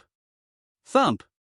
He was mechanically chopping something on the chopping board with a giant bone knife as big as a door plank, each blow heavy enough to cause the entire canteen floor to tremble slightly. As he worked, his enormous head turned slightly, revealing a side profile. His eyes were the same pure, emotionless pitch black as Xia Yao's. Chu He's heart sank. This must be the uncle that even Xia Yao couldn't fight against. Next to the giant chef, 2 strange creatures were moving at an inhuman speed. They had no fixed shape, resembling a massive, constantly writhing tumor covered in blue veins, growing countless terrifyingly dark blue arms from every angle. At a glance, each of these creatures seemed to have more than 50 arms. Some of these arms were skinning unknown beasts, some were washing writhing black tentacles, and others were stirring the thick soup in the huge pot, creating a scene both efficient and terrifying. That's the multi-arm monster tribe, S-level, kitchen helpers. Xia Yao whispered in Chu He's ear. Upon seeing Xia Yao, the uncle's rugged, chiseled face instantly broke into a loving smile. But when his gaze shifted from Xia Yao to Chu He beside her, that smile instantly froze and disappeared without a trace. When his completely black eyes finally settled on their intertwined fingers, the mountain-like giant man paused slightly even in the act of chopping meat. How is this possible? She is actually holding a human hand? And so intimately? Countless images flashed through his mind in an instant. To know, for Xia Yao's lifetime affair, the whole clan had worried endlessly. The prince of the Abyss Demon Dragon clan came with treasures worth enough to buy a city to propose, but Xia Yao didn't even glance at him, only coldly saying one word, go away. The young master of the Sea of Corpses offered his most precious, the source rib able to forge divine artifacts as a token, but Xia Yao expressed her disgust, saying, dirty. And countless young talents from various terrifying clans, whose bloodlines, strength, and looks were all top-notch, without exception, all met with a face full of dust from Xia Yao. He was about to think that his niece was simply born without that string. But now, she was holding a human hand? A human who looked weak and frail, with dark circles under his eyes, and with nothing but decent looks? The uncle's gaze swept back and forth over Chu He, trying to find any unusual point. After looking for a long time, he disappointingly withdrew his gaze. Forget it, it should just be a child's mischief. After finishing this meal, he would have a good talk with him and let him know the difficulty of the situation. Boom! A loud sound, the bone knife heavily struck the chopping board, echoing throughout the vast cafeteria, making all the survivors' hearts tremble. Dinner is served. Uncle's voice was like a great bell, resonating throughout the place. Today's rule is very simple, everyone, pick a mystery dish. He slowly turned around, his huge eyeballs sweeping over the crowd, carrying a kind of unquestionable cruelty. The food on the plate must be finished within 30 minutes. If you can't finish, or dare to spit it out. He grinned, revealing a mouthful of stark white teeth. Then come lie on that chopping board over there, and add a meal for the next. Now, form 10 lines, each person has 10 seconds to choose a dish. Remember, do not cross that red line. Only then did the crowd notice a thick blood red line drawn on the ground about 3 meters away from the huge platform. With such a long distance, plus the cover, it was impossible to discern what was in the plate. Choice was entirely based on intuition and luck. The players queued up, bracing themselves, almost pointing to a dish at the last second of the countdown, which was then delivered to them by the many-handed monster with one of its arms. When it was Chu He's turn, Xiaoyao held his hand tightly for a moment. Turning to look, he saw Xiaoyao slightly lift her chin towards a specific plate ahead. He followed Xiaoyao's hint, and with a thought, the ability of the Eye of Annihilation quietly activated. In an instant, the world in front of him lost its color. The opaque steel covers became blurry in his eyes, and the scene in the plate was presented clearly. In the plate on the left, there was a salad of wriggling maggots. In the plate on the right, a heart still beating, and the plate Xiaoyao hinted at contained a meticulously cooked lion's head, shaped almost exactly like the one he had seen in Xiaoyao's memory maze, except now it was cooked. Chu He couldn't help but exclaim, "This is what they truly called braised lion's head." At the moment when Chu He activated his ability, the always expressionless uncle suddenly quivered. His lifeless eyes abruptly narrowed, fixating intently on Chu He. This kid isn't relying on luck. He can see through. How could he have our clan's ability? No wonder Yao Yao chose him. This kid is indeed not simple. The American player trembled as he lifted the cover. A strong smell of fish and blood rushed toward him. On the plate lay a pile of eyeballs of various sizes, piled up like a salad, with a few at the top even rolling around. The pupils locked onto him in unison. But as a special forces officer, he had strong mental fortitude. He let out a furious roar and, with his eyes closed, forcefully swallowed those still-moving eyeballs. The girl contestant from the pickled cabbage nation next to him let out a suppressed retch. On her plate, there was a bowl of steaming thick soup, in which several pale, suction cup-covered tentacles were slowly wriggling, as if they were alive. A flash of terror passed through her mind, recalling last night's encounter with the tentacle monster. Her face turned as white as paper. But to survive, she had to close her eyes, and with shaking hands, grab a slippery tentacle and bite down hard. The tough, fishy taste nearly made her collapse, but she dared not stop. However, while her mouth could bear it, her stomach was in violent protest. A strong wave of nausea surged up her throat, and she could no longer hold it in. "Wow," she cried out as she vomited everything she had just eaten along with her stomach acid. Instantly, the giant chef threw a glance at the multi-armed monster beside him. That multi-armed monster immediately abandoned its task and rolled swiftly on the ground like a lumpy mass, making a teeth-grinding friction sound. It lunged in front of the pickled cabbage nation contestant. Dozens of pale arms like predatory spider legs grabbed her limbs and head, pressing a gooey hand tightly over her mouth, mercilessly dragging her into the dark kitchen amidst her terrified and desperate whimpers. Chapter 14, Shock. I actually made the school beauty's strange uncle furious. The cafeteria was dead silent. Everyone who witnessed the scene felt an intense fear deep in their bones. No matter how disgusting it was, they could only grit their teeth and swallow. No one wanted to become the next dish. The instinct to survive overwhelmed everything. They all covered their mouths, even as their stomachs churned violently. They dared not spew out a single bit. Chu He, calm and composed, picked up a piece of braised lion's head. This lion's head was fried to a golden crisp on the outside and simmered to transparency in rich sauce, emanating a dominating aroma of meat and sauce. He had to admit that Uncle Xiaoyao, looking as rough as a butcher, truly had remarkable culinary skills. The method was entirely the essence of Longhua Huayan cuisine, first frying then stewing, and the cooking time was just right. He placed a small piece of meat into his mouth. The crispy aroma burst open on his tongue, and soon, the tender meat filling melted, incredibly delicate, requiring no effort to chew. The sweet and savory sauce mixed with pure meat aroma instantly exploded on his taste buds. What amazed him even more was that as the warm meat paste slid into his stomach, a pure warm flow rapidly spread throughout his body. The backache and soreness from last night's battle surprisingly dissipated at a visible speed under the washing of this warm flow. He felt as if he had soaked in a hot spring, every cell cheering and jumping, while a transformation was happening in his body. The originally frail Chu He filled with muscles. Compendium of Materia Medica does not deceive me. Lion meat is indeed a great nourishment. Chu He was secretly astonished. Although this lion was not the same as that lion, the effect was outstanding. He ate with satisfaction, even having the leisure to look up and flash an approving smile at the giant behind the window, like a mountain. However, the giant chef behind the window, with pure black eyes, kept locking his gaze on Chu He. When he saw the approving smile on Chu He's face, instead of feeling any comfort, the muscles on his face tightened even more, and the bone knife in his hand creaked under pressure. This kid was not merely lucky. He was too calm, and his reaction after eating this lion's head was too natural. The energy circulating within him, he could actually absorb it perfectly? This was not something an ordinary human could achieve. Shua whispered to Xiaoyao, "Your uncle doesn't seem to like me much." Xiaoyao squeezed his hand, softly reassuring, "Don't be afraid, I'm here. He wouldn't dare to do anything to you." After a pause, she added with a hint of pride, "He still spoils me a lot." This lunch, which felt like torture, finally ended when most people had finished eating. When Xiaoyao's uncle felt it was about time, he waved his hand, signaling them to leave. With that command, nearly half of the players covered their mouths, their faces turning pale, and rushed out of the cafeteria towards their dorms. It was clear what they were hurrying back to do. Just as Chu He and Xiaoyao were about to leave, they were called back by her uncle's booming voice. Wait. They saw the giant man walking over with a steaming large plate, filled with something crispy on the outside, tender on the inside, and fragrant, some kind of liver. Yao Yao, this is a fine magic lion liver I specially prepared for you. Her uncle's face wore a loving smile that was entirely different from before, but it looked somewhat stiff. I had also prepared the braised lion head for you, but, he suddenly turned his gaze, and his pure black eyes slashed like knives toward Chu He. It ended up being chosen by this kid. I have some words to say to this kid, you eat here first, okay? Xiaoyao immediately became alert, stepping in front of Chu He, blocking him completely. What are you planning to do? Her voice turned cold, is there anything you can't say in front of me? Her uncle looked at his niece in this protective manner, and his tall body stiffened slightly, feeling a chill inside. It's only been 2 days. Has she turned her elbow outwards like this? He felt like a clown, having cared for her all these years. Taking a deep breath, he pulled Xiaoyao to one side. The giant man blinked, and a grayish dome instantly enveloped the two, cutting off the sounds from the outside and leaving Chu He's eavesdropping intentions in vain. Her uncle leaned slightly forward, lowering his voice. Yao Yao, are you really going to choose him? A human? His gaze was sharp as a knife, tightly fixed on Xiaoyao's eyes. I have seen his abilities, there are some tricks. Those eyes clearly carry the bloodline power of my clan. Do you know how he obtained it? Xiaoyao's expression showed no change as she truthfully replied, yesterday afternoon, he kissed me in front of everyone. What? Her uncle's voice suddenly rose, nearly shaking the surrounding energy field. That kid dared, you didn't crush him on the spot?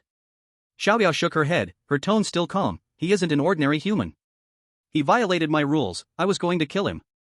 But within 3 meters, I saw him pout, and I couldn't help it. Then, we were pushed together by an irresistible force and ended up kissing. Is there really such a thing? Her uncle's facial muscles twitched fiercely. If this had come from someone else, he wouldn't have believed a word. But the person saying this was Xiaoyao. This child had always been overbearing, her mind as simple as a blank sheet of paper, truly direct and honest, speaking whatever came to her mind, never knowing how to lie. Suppressing the roaring waves in his heart, her uncle asked with concern, after he kissed you, did you feel uncomfortable? Like, a part of your power was stolen? Xiaoyao felt for a moment, shook her head, no, it was the same as before. Upon hearing this, her uncle looked towards Chu He, who was pretending to study the patterns on the table, with an extremely complex gaze. Interesting. Really interesting. There is indeed such a human. Xiaoyao noticed her uncle sizing up Chu He again with that scrutinizing look and immediately furrowed her brows, her tone turning cold. He is mine now. She stepped forward to squarely block her uncle's view, speaking firmly. I have already slept with him. If you dare to touch him, I will perish with you. No, I just have a bit of.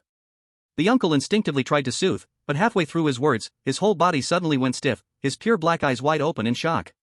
He finally realized what he had just heard. What did you say? His voice, capable of making 1,000 horrors submit, trembled at this moment. You and him, slept together? The last 3 words were almost yelled out. The barrier of sound meant to keep things quiet shattered at this shocking roar. The entire cafeteria, along with the bizarre creatures in the back kitchen handling ingredients, froze in place. Chu He felt an overwhelming oppressive terror crash down on him. That was a shiver coming from the depths of his soul, as if the entire sky was collapsing, ready to grind him into dust. His bones groaned, his breath stalled, and the shadow of death loomed clearer than ever before. However, this power that could have killed him lasted less than half a second before it retreated like a tide.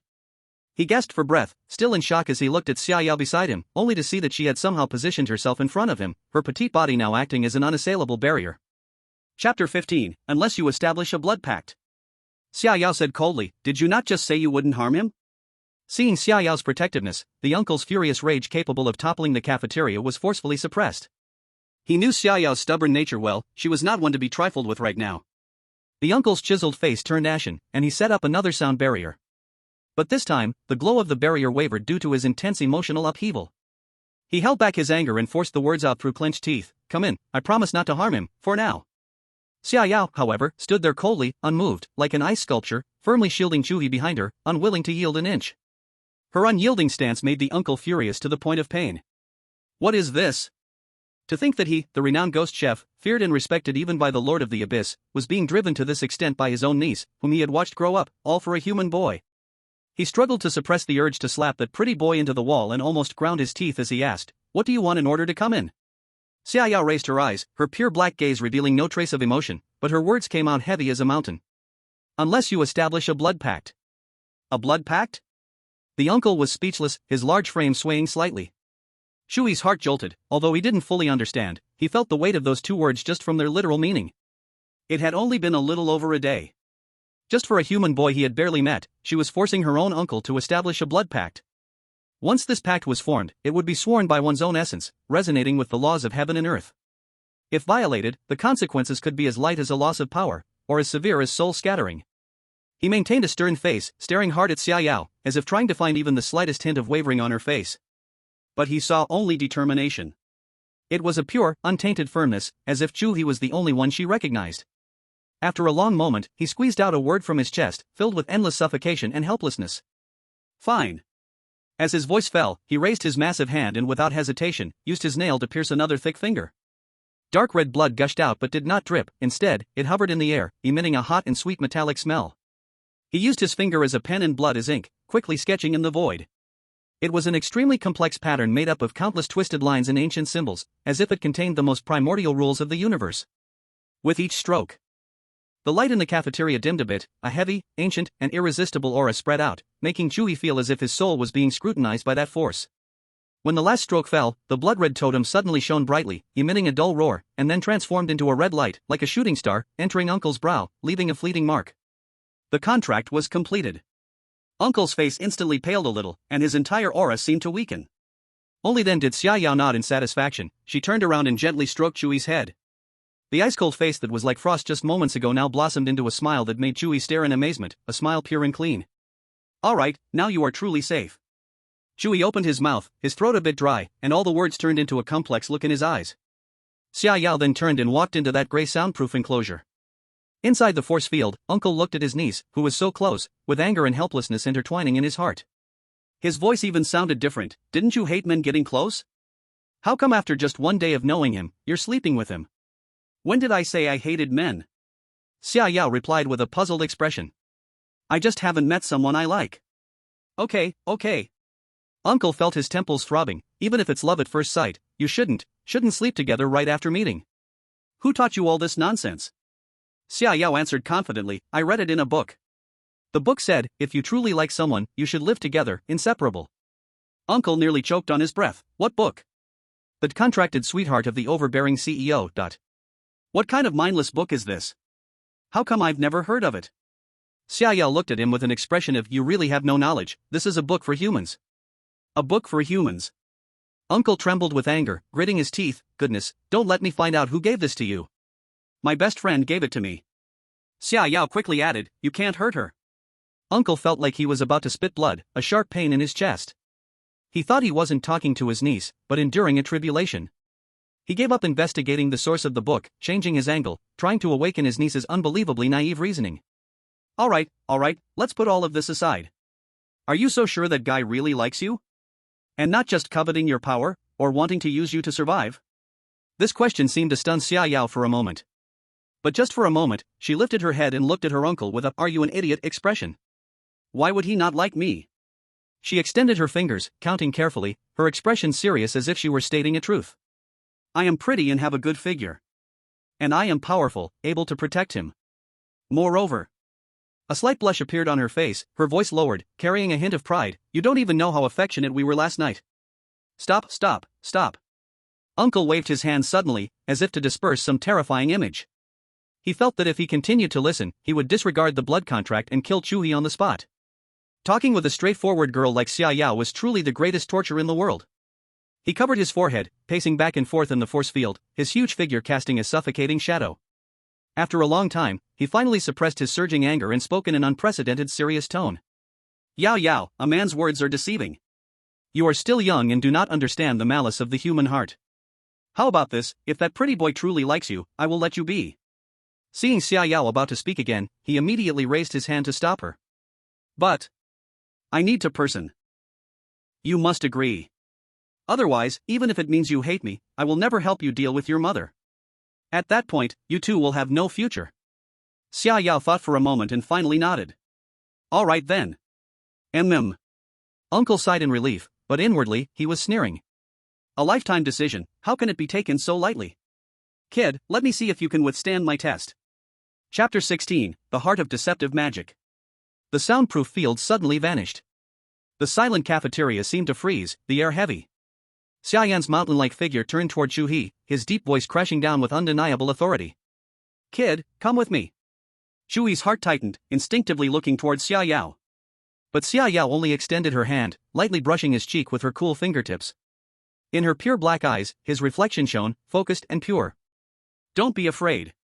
Her voice was soft, but carried a calming strength. As long as you are sincere with me, it will be fine. Chu He's mind buzzed. The weight of her words was too much. They had only met yesterday afternoon, spent the night together, today met her parents, and now faced the ultimate test of sincerity. The speed was faster than a rocket. Xiaoyao's meaning couldn't be clearer, the core of the upcoming test was sincerity. But was he really sincere with her? Chu He asked himself. Everything had happened so fast he was almost dazed. Standing aside, Xiaoyan's face was ashen. Looking at his niece's behavior, his chest felt tight, but he could not vent his anger. He had originally prepared a set of plans, intending to scare this naive young man with some terrifying scenes. But now, he had changed his mind. Ordinary threats would be useless for someone who could charm his niece like this. His precious niece had almost become a lovesick fool. He needed something real, something that would expose all his false facades. Xiaoyan said coldly, all right, we'll do it here. I changed my mind. Without a word, he turned and walked back to the kitchen. After a moment, he came out holding a silver platter. Bang! The platter was slammed onto the dining table, making a loud noise that made everyone's heart skip a beat. The item on the platter seemed to lower the temperature of the whole cafeteria. It was a heart. A completely black heart, still faintly pulsing, with strange and twisted dark red magical symbols covering its surface. Every time it beat, the symbols seemed to come alive, flashing ominously with blood-red light. Dragon Nation Live Room. What the hell is that? It looks so eerie. A heart? What is this big guy going to do? The atmosphere is off. Chu He is in deep trouble this time. The viewers in Dragon Nation were on edge, their hearts racing in sync with the beating heart. Xiaoyan looked down at Chu He, his voice devoid of warmth, like a Siberian cold front. This is the heart of deceptive magic, it feeds on lies. He extended his thick finger and tapped the heart. Hold it in your hand. If any word you say is false, it will instantly drain your life force, turning you into a dried corpse. If you are sincere.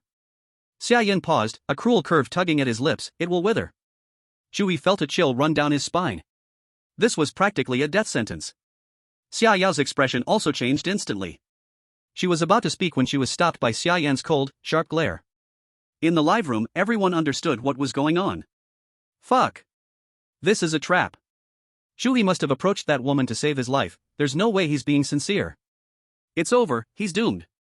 This is an unbeatable deadlock. Not necessarily. Maybe Chu He fell for her at first sight and really loves the strange woman now, or he's already been swayed. It is possible, but everything is happening too fast. Did you see the expression on Shen's face? Bewilderment and fear. He himself is not quite sure. Experts from Dragon Country, think of a solution quickly. In the command center of Dragon Country, everyone's faces were pale. They knew better than anyone that in the National Fortune game, survival is the first instinct, using rules and tricks are survival strategies. This beginning intention in the judgment of the heart of deception is original sin, it is a lie. However, under everyone's gaze, Chu He suddenly smiled. In his mind flashed the absurd experiences of the past 2 days, the cold exterior of Xiaoyao as she learned to fall in love by reading a mindless novel, and her petite figure shielding him behind her. This girl is very cute, very strong, and also very lonely. Being with her is thrilling but also wonderful indeed. He faced Xiaoyan's judgmental gaze, calmly stretched out his hand, and under Xiaoyao's worried gaze, directly grasped the still beating black heart in his hand. It was ice-cold, slick, and carried a powerful pulse, and evil will began to invade his mind through his palm. Uncle, Chu He's voice was calm and clear, resonating throughout the cafeteria. I admit, at the beginning, I approached Xiaoyao to survive. As soon as the words fell, the red light on the heart of deception surged intensely, greedily starting to extract Chu He's life force. Xiaoyan's eyes flashed with killing intent, his hand clenching the bone dagger, veins bulged. Xiaoyao was so tense that her body tightened, almost ready to act recklessly. But what Chu He said next froze everyone and the bizarre actions. But that was at the beginning. His tone suddenly rose, his gaze burning as he looked at Xiaoyao, his eyes filled with guilt, compassion, and unprecedented determination. Now it is different. I spend a night with her that others can't imagine. I know the loneliness beneath her seemingly strong exterior. I want to accompany her, protect her, not because of her power, but because in this cold and strange world, she is the only one who gives me the purest warmth. I also want to warm her. My sincerity has nothing to do with my past of fighting for survival. It is only about the future I want to create with her. This statement was like a thunderclap, exploding in Xia Yan's mind. Using in the past is a lie. The promise of the future is real. These two completely opposing yet simultaneously existing complex emotions, for the heart of deception, which only understands dualism, are simply an unmanageable fatal logical virus. Buzz. The heart emitted a sharp wail, and the red light that devoured life began to crazily alternately flicker with the gray light representing reality. The two powers violently collided inside the heart, making its beating frequency faster and more chaotic. It fell into an unprecedented logical paradox. Crack, crack. A crisp shattering sound was heard, the magical patterns on the surface of the heart of deception cracked inch by inch, and a series of cracks spread out. Bang! Finally, with a dull explosion, the entire heart could no longer withstand this contradictory power, exploding violently into scattered black dust, dispersing into the air. It was spoken to destruction. Xia Yan's mountain-like body shook suddenly. He looked at Chu He's hand, which was completely unharmed, not even a speck of black ash on it, then glanced at the smiling Chu He, whose pure black eyes revealed an incredible astonishment for the first time. This kid actually made the heart of deception collapse by speaking? After hearing those words, Xia Ya was already deeply moved, her eyes slightly red. Now seeing Chu He safe and sound, she could no longer hold back, tightly clinging to Chu He again, burying her face in his neck. Chu He felt Xia Yao's body grow lighter. Xia Yan stared at Chu He fiercely. The anger, astonishment, and admiration on his face intertwined, ultimately transforming into a meaningful cold snort. Interesting. However, a silver-tongued mouth may not necessarily save your life. The real test is in the kitchen. With that said, he suddenly turned around, and the enormous shadow enveloped Chu He. Keep up. Chapter 17, Asking for a Kiss in Front of Uncle. Xia Yao, are you serious? Chu He said to Xia Yao, hurry up, get down, your uncle is calling me. Xia Yao clung to him, her legs wrapped around his waist, not moving an inch, instead pressing her face closer, their noses nearly touching. Kiss me, and I'll come down. As soon as these words were spoken, the entire Dragon Country live broadcast room exploded. Dragon Country official live room. Wow. No way, sir. Asking for a kiss in front of parents? Xia Yao, do you misunderstand the meeting parents process? I am dumbfounded. Xia Yao is amazing. Look at Uncle's face. It's as dark as a pot bottom. His fists are clenched so tight, I can hear the bones cracking through the screen. In the cafeteria, the temperature dropped suddenly. Xia Yan's pure black eyes were fixed intensely on Chu He's face. That gaze seemed to have tortured him 1,000 times with just a look. The veins on the back of his hand, gripping a bone knife, bulged and twisted like a dragon from the underworld. The two busy multi-armed monsters nearby became cautious, afraid that any noise would attract the notice of this enraged chef. Pressure, like a mountain, bore down. But Chu He could only sigh helplessly, under the murderous glare of everyone's attention in Dragon Country, lifting Xia Yao's face and gently kissing her lips. Just a quick touch and separation. Only then did Xia Yao contentedly release her grip and jump down from him, her face unable to hide her delight. She adjusted her clothes and turned towards the volcano about to erupt, confidently telling him, I'll wait for you to come out quickly. Afterward, she looked up at Xia Yan, also, Uncle, don't make it too hard for Chu He. Xia Yan's chest heaved violently, squeezing out a few words through his teeth. Yao Yao, Uncle knows what to do. Go eat the demon lion liver I've made for you before it gets cold. Okay. Xia Yao immediately showed a sweet smile, obediently running to a long table, picking up a knife and fork, and elegantly tasting the plate of demon lion liver, as if the girl who had just clung to the man like a koala was not her at all.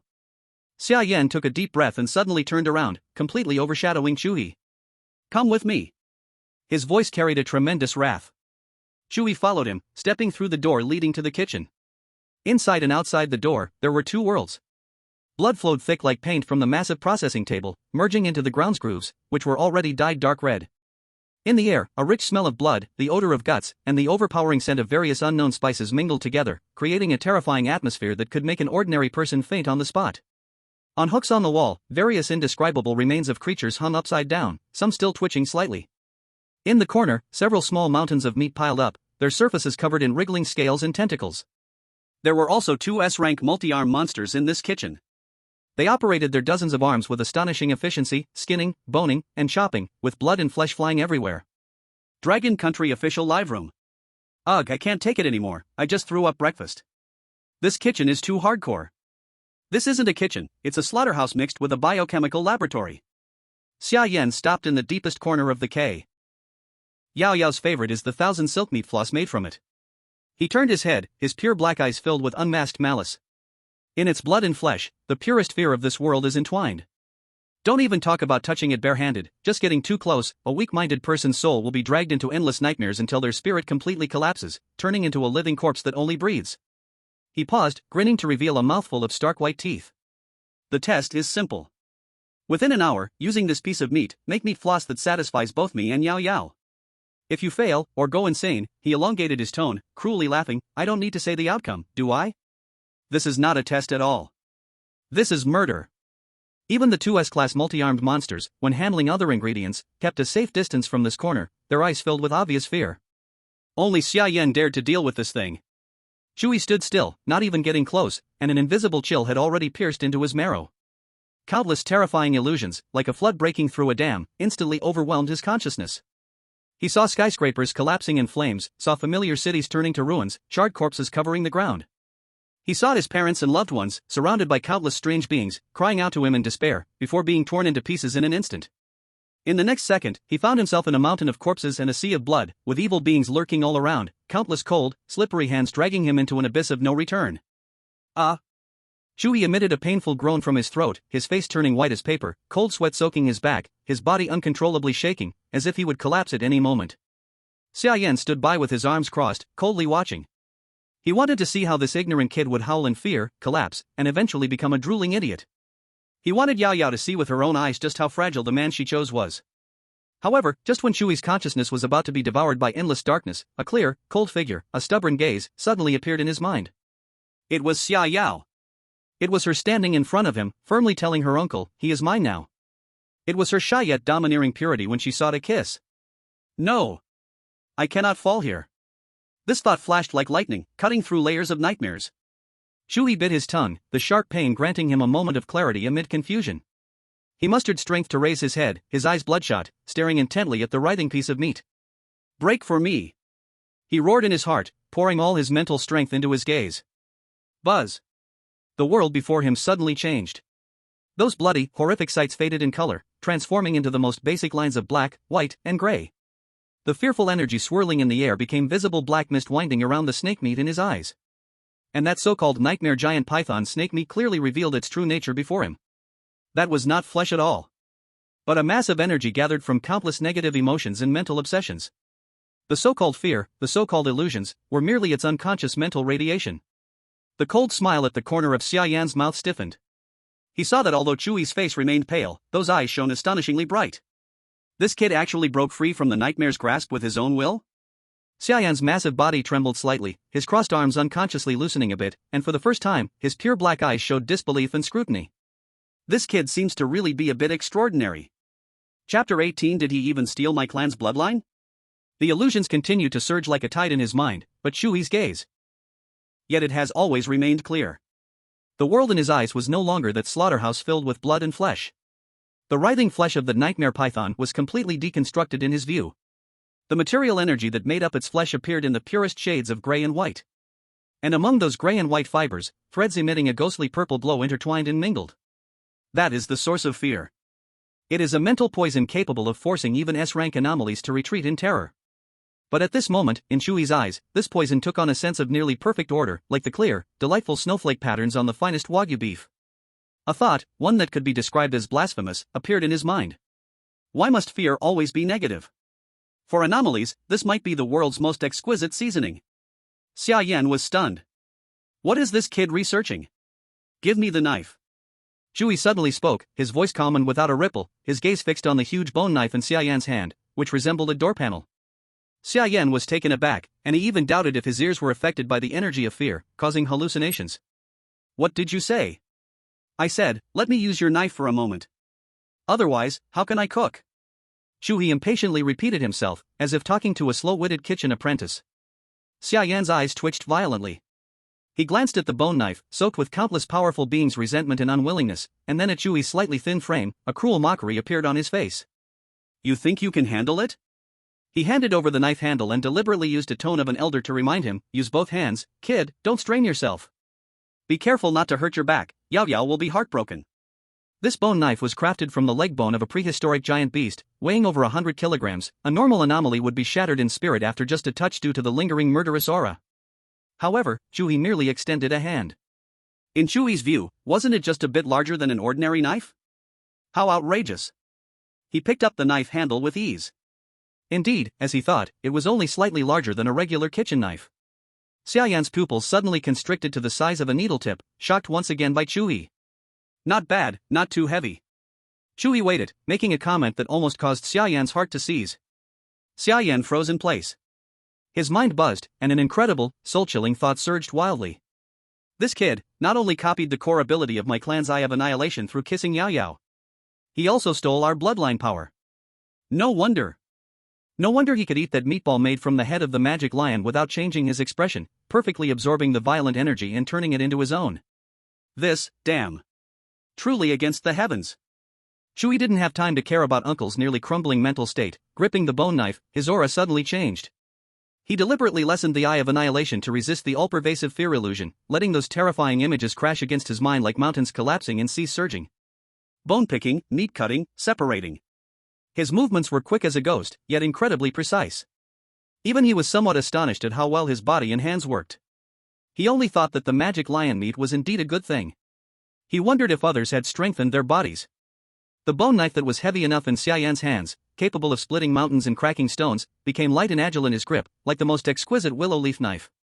He didn't even need to touch the snake meat with the knife blade. He merely used the fierce wind generated by the knife edge to slice through the purple fear threads, separating them from the gray and white flesh fibers. One by one, they were perfectly peeled away. The whole process flowed like clouds and water, filled with the ultimate beauty of violence combined with skill. The two S-class multi-armed monsters in the kitchen had unknowingly stopped all their work. Their dozens of arms were frozen in mid-air, and their dozens of eyes stared intently at Chu He, as if they had seen a god walking among men. In less than half an hour, Chu He stopped his movements. In front of him, on the processing table, two clearly defined things were placed. On one side lay the pile of perfectly extracted purple silk threads, neatly arranged on a silver plate, still emanating a terrifying aura that made one's heart race, like a handful of purple stardust. On the other side was the pure snake meat, processed flawlessly and devoid of any impurities, with a tender pink hue and distinct texture, radiating a sacred light. Chu He casually inserted the bone knife back into the nearby knife holder and, using the kitchen equipment that burned with ghostly blue flames, quickly roasted the pile of pure snake meat into golden, crispy meat floss. An indescribably rich meaty aroma instantly overwhelmed all the blood and rot in the kitchen. He carefully plated the meat floss, forming a delicate little mountain, and finally, picking up the plate of fierce silk, he cautiously adorned it beside the meat floss, as if handling the finest caviar. After finishing everything, he carried the plate and walked to the petrified Xiaoyan. "Uncle, please taste." He smiled and handed the plate over. Xiaoyan looked down at the finished dish, his Adam's apple bobbing awkwardly. He did not eat immediately but instead asked in a hoarse voice, "What does the silk thread beside it mean?" "The best ingredients should present their most complete flavor." Chu He answered confidently, with a hint of pity in his eyes, as if guiding a clueless junior. "This fear is the soul of the nightmarish python, its essence, it would be a shame to discard it. But everyone has different tastes, and each person's tolerance for stimulation varies greatly. Thus, the weight of seasoning should be decided by the diner themselves. I believe Yao Yao would also like it." Xiaoyan was silent. He looked deeply at Chu He, his gaze extraordinarily complex. This kid was not just brave and skilled in cooking. This thoughtfulness, this understanding of ingredients, diners, and even the act of eating itself, had surpassed that of most so-called famous chefs. He extended his slightly trembling rough fingers, pinched a small pinch of pure meat floss without purple silk threads, and placed it in his mouth. The meat floss melted in his mouth, and the ultimate freshness instantly exploded on his taste buds, flowing like warmth throughout his limbs. Xiaoyan's chewing suddenly paused. In his enormous pupils, a dazzling brilliance erupted. He carefully pinched up another pinch, cautiously dipped it in a piece of purple fear silk, and placed it in his mouth again. The next second, a bone-chilling fear rushed to the top of his head, but following it was an overwhelming, greatly intensified meaty aroma. The fear made his various senses heighten, including his taste buds. Xiaoyan looked at Chu He, silently for a long time, long enough for the air to almost solidify. Finally, he squeezed out a few words from his throat, his voice filled with endless fatigue and defeat. "Culinary skills, courage, and temperament, you have passed all of it." He pushed the plate back to Chu He. "Take it to Yao Yao. She will like it." Chapter 19, The Strange Best Friend in the Library. Chu He walked out of the kitchen holding the plate of golden, crispy, meat floss, adorned with a few bizarre purple silk threads. Xiao Yao's gaze had never left him since the moment he appeared. For you. Chu He steadily placed the plate in front of her. Xiaoyao picked up the fork and decisively speared a small amount of meat floss, along with the purple silk thread representing pure fear, sending it into her mouth. Her chewing movement was light and graceful. But the next second, the pure black of her eyes burst forth with an unprecedented light, like a river of stars lit up in the dark night. Delicious. She speared a big bite again, her little face puffed up, and her eyes narrowed in happiness. You really know how to cook, she looked at Chu He and added seriously. Dragon Kingdom official live broadcast room. Wow. Xiaoyao's little fangirl appearance, who can resist that? It's over, it's over. God Chu not only has Xiaoyao's body under control, but now even her stomach. Double control, utterly lethal. Did you notice, God Chu is becoming more and more like a big shot, that calmness in front of Uncle just now was ridiculously handsome. Watching Xiaoyao eat so happily, a wave of long-lost, heartfelt joy surged in Chu He's heart. This feeling was more solid than completing any task or receiving any reward. He truly did not expect that his hidden chef talent would become the ultimate weapon for conquering an SSS-level strange encounter in such a bizarre place. Chu He had a special talent for cooking since he was young. While others had a chaotic first cooking experience, either putting in too much salt or forgetting to put any in, he had perfectly controlled the salt amount when he first stir-fried at 6 years old, making a dish that was neither too salty nor too bland, just right in flavor. After watching a cooking show, he could remember most of the recipes and processes, and would not forget them for a long time. Unfortunately, at school, his grades remained mediocre, stuck in that middle tier where teachers paid no attention and classmates overlooked him. In the year of the high school entrance examination, he scored an awkward 482 points. He was far from the best high school in the county and could only attend the second best school, even in a regular class. At that time, he truly wanted to learn to become a chef and one day open his own small restaurant to do what he loved. But his parents firmly opposed it. In their eyes, all paths were inferior, and only studying was superior. As expected, during 3 years of high school and 2 years of university, his grades remained average, blending into the crowd. Yet whenever he had free time, he would study recipes and hone his cooking skills. That dream of opening a restaurant always lay buried deep in his heart. Little did he know that the dream would not be realized in reality but would shine brightly in this strange world in an absurd way. Just as Chu He's thoughts were adrift, a cold system notification suddenly rang in his mind. Emotional interaction feeding with SSS level school belle Xiaoyao completed, effect outstanding. Intimacy greatly increased. Current intimacy, infatuation 30%. Chu He's heart soared with joy. On the other hand, Xiaoyan looked at his niece, who was enchanted by a plate of meat floss, feeling his chest tighten again. He snorted coldly, pushing the plate of demon lion liver he had personally made, dark red and exuding endless dominance, in front of Chu He. The movement was rough. Eat it, don't waste it. Xia Yan said in an unquestionable commanding tone. Chu He looked at the plate of demon lion liver, then at Xia Yan's face which clearly stated I'm very displeased but can't do anything about you, and his heart became clear as day. This was a roundabout approval and investment. His abilities, this uncle probably already guessed most of it. Plus, with Xiaoyao's straightforwardness, she must have spilled all the beans, saying everything that could be said. He was not polite and picked up the knife and fork, starting to dig in. The demon lion liver entered his mouth, and a warmth 100 times more powerful than that red braised lion's head exploded in his body. That energy was wildly powerful, like molten iron, instantly surging through his limbs. Chu He felt every bone in his body groaning under the unbearable load. Once again, it was reshaped by a more powerful force in an instant. Every muscle fiber was torn apart, then woven back together in a stronger, denser way. At this moment, his physical condition achieved a qualitative leap. Even his mental strength felt like it was injected with high-purity fuel, filling him up like never before. So refreshing. It's so damn refreshing. After finishing this explosion of information meet the parents' lunch, it was already past 1 in the afternoon. As Chu He followed Xiaoyao and stepped into her office again, the Dragon Kingdom livestream went black. As soon as the door closed, Xiaoyao melted into him like a piece of melted toffee, her whole being sticking close. She tightly wrapped her arms around his neck, her long, straight legs wrapped around his waist, clinging to him, eyes hazy and filled with a small animal-like dependence. Mum. The two lay down in the bedroom. Chu He initially wanted to take advantage of this rare free time to check his suddenly boosted system panel thoroughly. But Xiaoyao didn't give him the chance at all. Her pure black eyes were filled with an intense demand that could not be refused. After eating, it's time to exercise. An hour later. Xiaoyao lay contentedly beside Chu He, like a satisfied cat after a meal, peacefully sleeping, her long eyelashes casting a quiet shadow beneath her eyes. Chu He sighed in relief, finally having his own time. With a thought, he opened his personal attribute panel. Brand new data. Name, Chu He. Eye of Annihilation level, intermediate, ability, destruction, seeing through illusions. Eye of Annihilation completion progress, 60%. Intimacy with Xia Yao, infatuated. Infatuation completion progress, 60%. ZRRR. Just as Chu He enjoyed the pleasure brought by his sudden power increase, a harsh broadcast suddenly shattered the tranquility of the entire campus. All survivors, please pay attention. Sign in at the library before 3 o'clock this afternoon. Latecomers will be erased. Library? Chu He frowned. The sound woke Xia Yao from her sleep. When she heard the word library, her body clearly paused, and a strange expression flashed across her exquisite little face. The expression was complex, reminiscent of something while also showing an obvious headache. It seemed that there was something in that place that she both liked and found troublesome. She lifted her head, held Chu He's hand, leaned into his ear, and whispered in a voice only the two could hear. My best friend is there. Her name is Kachi, she's smart but a bit strange. Xia Yao seemed to be searching for a suitable adjective, ultimately summarizing it as strange. Be careful, she is particularly good at illusions, and the challenges could be of that type, just don't get lost in it. Chapter 20, this game is invincible, forced to dream for 30 years. But if you accidentally break the rules, just mention my name, say you're my man, and she will definitely give me this face. After Xia Yao finished speaking, she turned her body in Chu He's arms, leaving her smooth back to him, in a posture of, I'm going to continue sleeping, don't disturb me. Chu He naturally wrapped his arms around her soft body from behind.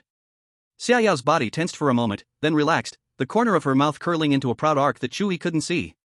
She continued to pretend to sleep, but her restless curled and stretched toes completely revealed her inner unrest. At 2:50 in the afternoon, Chu He arrived alone at the front of the library. He found the library looked quite small, seeming like it couldn't hold even 100 people. Also a Gothic-style building, it appeared eerie and strange in the crimson sunset. A sign stood at the door, written in dried blood, please be quiet inside. Chu He pushed open the door covered in strange runes, and a weird fragrance rushed in. A breath came rushing toward him. It was like a blend of certain herbal scents, indescribable, but after a few whiffs, he felt a shock of energy, refreshing his spirit. What shocked Chu He even more was that the space inside was completely different from what he saw outside, incredibly large beyond imagination. Inside the door, 80 survivors from various countries had already gathered. Each of them wore a tense expression, tiptoeing carefully as they surveyed their surroundings, their faces displaying fear, confusion, or grave expressions, but no one dared to make a sound. The entire space was so quiet that a pin drop could be heard. Chu He examined the place closely. Rows of towering bookshelves loomed like silent giants, dividing the space into countless deep corridors. The shelves held not just tens of thousands of books, but every one of them had an extremely bizarre shape. Some had covers made from the skin of some creature, featuring fine scaly patterns. Some had eyeballs growing on their spines, slowly turning as people moved, their gazes filled with a scrutinizing intent. Even more absurdly, Chu He saw a whole row of books that were actually alive. They lay flat on the shelves, their pages rising and falling rhythmically like a chest, producing a faint sound of breathing. Chu He was filled with wonder as he walked towards the consultation desk in the center of the library, curiously eyeing these peculiar collectibles. At the consultation desk sat a small girl with silver short hair, who looked like she was only about 10 years old. She was petite, measuring around 1.50 meters, but her proportions appeared quite lovely. She wore a light blue and lavender gradient Miss Star blouse, cropped just at the waist, with countless tiny crystals adorning the neckline that reflected sparkling rainbows as she moved slightly. The outer layer of her A-line skirt was a translucent fabric printed with golden patterns, while the inner layer was a deep matte blue. Her little legs swung in the air, and the skirt fluttered with her movement, countless silver threads hidden within the inner fabric flickering in and out, creating a beautiful glow that resembled starlight quietly swirling at the hem of her skirt. What caught the most attention were her big, bright eyes, which seemed to contain an entire dazzling galaxy, beautiful beyond description. At this moment, the silver-haired elf sat on a high chair, swinging her little legs, engrossed in a thick book propped up on the table. Chu He's gaze unconsciously darted toward the book's cover. The title was very straightforward, explosive, and very twisted. A kiss determines the relationship, dominating a strange world started by kissing a weird school beauty. Chu He's expression froze instantly. This is the smart brain best friend Chi-Chi that Xia Yao talked about? An SSS class bizarre loli, actually reading this kind of mindless imperial drama for boys from Longwa? Just then, a tick-tock sound echoed. An antique clock on the consultation desk had its hour and minute hands perfectly overlapping at 3 o'clock. Chi-Chi reluctantly closed the harem novel, carefully placing it aside, and then jumped down from her high chair. She lifted her cute, childish face, her starry-eyed gaze sweeping over everyone present, her voice sweet and melodious, yet the contents sent chills down their spines. Welcome to my library, next, let's play a game. As she spoke, she extended her delicate little hand and lightly traced through the air before her. Buzz. The space twisted, and a colorful doorway, like a swirling nebula, appeared out of thin air before everyone. The scene inside the door mirrored the galaxy in her eyes. The game is quite simple, enter this dream door. With a sweet smile on her face, Chi-Chi continued to explain, a friendly reminder, the dream will infinitely amplify the deepest desires in your hearts, and it will feel very real, you will be able to experience various sensations from reality inside. Pain, joy, cold and warmth, almost exactly like the experience in reality.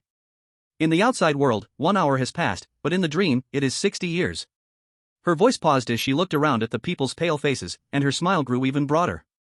The rules require that you must stay in the dream for 30 years, which is half an hour in reality. If after 30 years, you can still distinguish between the dream and reality, then the door to come out will naturally appear before you. But if you can't tell the difference, she tilted her head, revealing an innocent expression. Then you will forever remain inside, enjoying your beautiful dream. As her voice fell, the temperature in the entire library plummeted. Everyone looked at her excessively cute face, yet they felt a chill rush from their feet to the top of their heads, hair-raising. Spending 30 years in the dream, could one still distinguish reality? What immense willpower that must take. But no one dared to resist. Before absolute power, they could only choose to obey. The survivors, pale as ashes, trembled with endless fear as they walked into that colorful door to the dream. Chu He felt a dizzying spin, as if her soul was being pulled from her body, plunging into a warm and sticky sea of stars. As everyone entered, dozens of light screens appeared out of thin air in front of Catch. Each screen was playing someone's dream in real time. Catch sat back down on her high chair, crossing her legs, and like watching a movie, she interestingly enjoyed the dreams of these people. Some men dreamed of sitting on mountains of gold and silver, surrounded by beautiful women, becoming the richest man in the world, with a crazed smile on his face. Some women dreamed of eternal youth, pursued madly by countless handsome men, becoming the center of the world. Others dreamed of gaining devastating powers, dominating all beings, trampling on those who once bullied them, exuding madness. So boring. Catch yawned, casually took a sip of steaming red tea, her eyes filled with disdain. Human desires, back and forth, are just a few types, totally lacking novelty. She scanned around, her gaze sliding over one screen after another immersed in desire. Suddenly, her gaze stopped. Her eyes locked fiercely onto a light screen in the corner. That was Chu He's dream. Her starry eyes instantly widened, her mouth formed an O, her face filled with unprecedented shock and disbelief. As if she had seen a terrifying scene that shattered her worldview. What the hell? This SSS-level Eerie lowly even let out a curse. Chapter 21, The melon of a good friend is the best. Because, in Chu He's dream, she saw her good friend Xia Yao. Not only that. This player from the Dragon Kingdom, named Chu He, was actually very. She originally had an extraordinary memory, but at this moment, she felt her mind was not enough. She wished to brand every image in her brain, afraid of missing even the slightest detail. There was no way, she understood Xia Yao too well. That woman, for an ordinary man, not to mention touching her, just daring to look at her for 3 seconds would turn to ashes, his soul entirely extinguished. She could never have dreamed that one day she would see Xia Yao so, wild and unrestrained. Moreover, the Xia Yao in her dream felt incredibly real yet astonishing. Equally overbearing, equally unreasonable. Just as straightforward, with a thought process so unique it could drift off to outer space. In the dream, Xia Yao had a strong dependence on Chu He, often cuddling up to him like a clingy little kitten. She always hoped to be by Chu He's side, even if just to stay quietly, she felt safe. What happened next almost made Chi-Chi's jaw drop in surprise. Time passed in the dream, 10 years later. Chu He and Xia Yao actually had a daughter. The little girl perfectly inherited the strengths of both, looking exquisite and adorable, melting hearts with her cuteness. But her personality was just like Xia Yao's, so domineering even at a young age. Daddy is mine. Mommy, you go away. The little girl often hung on Chu He like a koala, baring her teeth and growling at Xia Yao, who tried to get closer, fiercely declaring her ownership. Xia Yao was not about to back down, yanking their daughter from Chu He and tossing her aside, then confidently hanging onto him herself. He's my man, you are the extra. Chu He found himself caught between the mother and daughter, feeling both helpless and amused, daily acting out this sweet yet headache-inducing competition for love. Chi-Chi watched with delight, her mouth stretched ear to ear, her little legs swinging like helicopter blades. She even pulled out a delicate little notebook, reading while furiously jotting down notes, her little face full of serious scholarly intensity. The cover of the notebook boldly wrote a line of large text observation diary on my best friend Xia Yao's life after marriage with parenting. The 30 years in the dream seemed like a moment for Chi-Chi, who was immersed in the drama. She smacked her lips, still wanting more. At the moment the 30 years in the dream ended, although Chu He's eyes showed reluctance, there was no confusion at all. A colorful gate quickly appeared beside him. Chu He looked at the gate with some sadness but realized that the colors were constantly fading, seeming like it would disappear soon. Reluctantly, Chu He stepped into the light gate. This guy. Is his determination this strong? In a dream that felt so real and perfect for 30 years, he actually left just like that, without any hesitation? Wait, she saw the slightly sad look in Chu He's eyes. Did he already see through the illusion? A trace of unusual light flashed through Chi-Chi's starry eyes. In fact, as soon as Chu He entered, he realized the surrounding world was an illusion. When he stepped in, his annihilative eye was forced to activate. For those 30 years, he was fully awake. The character of Xiaoyao inside did not change, he lived according to what he knew about that Xiaoyao. Chi-Chi hid the recording in her little notebook, jumped down from her high chair, put her hands behind her back, and walked up to Chu He, who had just walked out of the dream gate, with the gait of a little adult. Ahem. She cleared her throat, trying hard to put on a serious expression, tilting her little face upwards, surveying Chu He with a scrutinizing look. How does it feel? Not bad, Chu He smiled, his gaze clear, just the dream was a bit short. Oh? Chi-Chi's gossip spirit couldn't hold back, feigning nonchalance as she asked, what did you dream about? That makes you reminisce so much? He deliberately sighed deeply and spoke in a tone filled with deep emotion and nostalgia. In my dreams, I have a gentle and virtuous wife, and a lively and lovely daughter. My family is complete, and my life is happy, with no regrets. Kaki's eyes brightened instantly like two supernovas, and she pretended to impatiently ask, what does your wife look like? Her? Chu He slightly raised the corner of his mouth, with a hint of just the right amount of tenderness in his eyes. She has long, smooth black hair, and her eyes are as beautiful as the purest obsidian. But her personality is a bit domineering, with a particularly strong sense of possessiveness. And she always likes to hang on me, saying that I am her person. With every word he said, Kaki's expression grew more fascinating, going from forced calm to shaking with suppressed laughter. By the end, Kaki could no longer hold back, her little face turning bright red, her shoulders shaking, making puffing sounds like a deflating balloon. Chu He sensed something was off, it felt like Kaki somehow knew his dreams. Kaki pretended to be casual and asked, is your wife named Xiaoyao? Chu He's heart jumped, his smile instantly froze. He suddenly realized, surprised, can you see my dreams? Why can't I? Kaki finally stopped pretending, her hands on her hips, puffing up her little chest with pride. I can create dreams, of course I can see what happens inside them. Chu He was completely stunned. That meant, he and Xiaoyao living those 30 years of married life and dreams, all those countless days and nights, were clearly seen by this strange little girl. A major social death scene. Just when Chu He was embarrassed enough to dig a library with his toes, Kaki's smile suddenly faded, a chilling killing intent instantly enveloping the entire place. Her starry eyes were now filled only with endless coldness and authority, and her voice turned to icy tones from the depths of the abyss. Dragon Country contestant, you have a lot of nerve. Do you know who Xiaoyao is to me? You. Chu He was about to speak when he was suddenly interrupted by Kaki's barrage of accusations. I am Xiaoyao's best friend. How could you treat her like that in your dreams? It's downright unforgivable. Listen to me. You humans are so bold, do you know how much Xiaoyao hates men? Kaki pouted, trying to look more imposing as she stood on her toes. Don't say you touched her, if she sees you for more than 3 seconds, she will turn to ash. Although you look okay, if she finds out that not only did you see her in your dreams, but you also touched her, and slept with her. And so frequently. 30 years. Except for the year she was pregnant, you two didn't have a single day of peace. At this point, Kaki's delicate little face had turned red, but her starry eyes sparkled with unusual excitement. Listen to my explanation, I won't listen. I won't listen. Kaki shook her head vigorously, like a petulant child. The evidence is conclusive, what else is there to explain? She suddenly contained all her expressions, her little face serious, and in a businesslike tone said, to be honest, I've already backed up your dream. If you don't want me to show it to my best friend, you must agree to one condition. Now. Immediately. Right now. She puffed out her little chest, emphasizing her point with a demand that took Chu He by surprise. Kiss me like you kissed Xiaoyao in your dreams. Nobody knew how she managed to endure half an hour in reality, watching her best friend dream sweetly, living a blissful life for 30 years. And no one knew how many intimate little underwear she quietly changed during that half hour. Chu He stood frozen, unable to comprehend the direction this was taking. This development was. He instantly understood. Kachi wasn't actually angry, she was just a gossip who loved drama. She didn't even know the true relationship between her and Xiaoyao, still seeing her best friend in that stay-away phase. Thinking of this, Chu He felt not offended, but rather amused. PFF. He couldn't help but let out a soft laugh. This laugh instantly stunned the fierce Kachi, her face filled with confusion. Hey, Dragon Kingdom human, what are you laughing at? Are you scared, silly? It's nothing. Chu He shook his head, looking at her with a hint of amusement. I know you are Xiaoyao's best friend. He paused, speaking the second half with a matter-of-fact tone. But I am Xiaoyao's man. As soon as the words fell, Kachi's gaze changed from scrutiny and curiosity to deep pity and sympathy. It seemed this human had gone crazy, starting to spout nonsense. Why, are you looking at me like I'm an idiot? Chu He felt a bit creeped out by her gaze. If you're not an idiot, who is?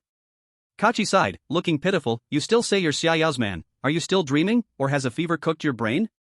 As she spoke, she actually floated closer, reaching out her delicate little hand to check Chu He's forehead. However, just as she was about to get close to him, her movements suddenly froze. Her little nose instinctively twitched twice. A familiar scent wafted into her nostrils.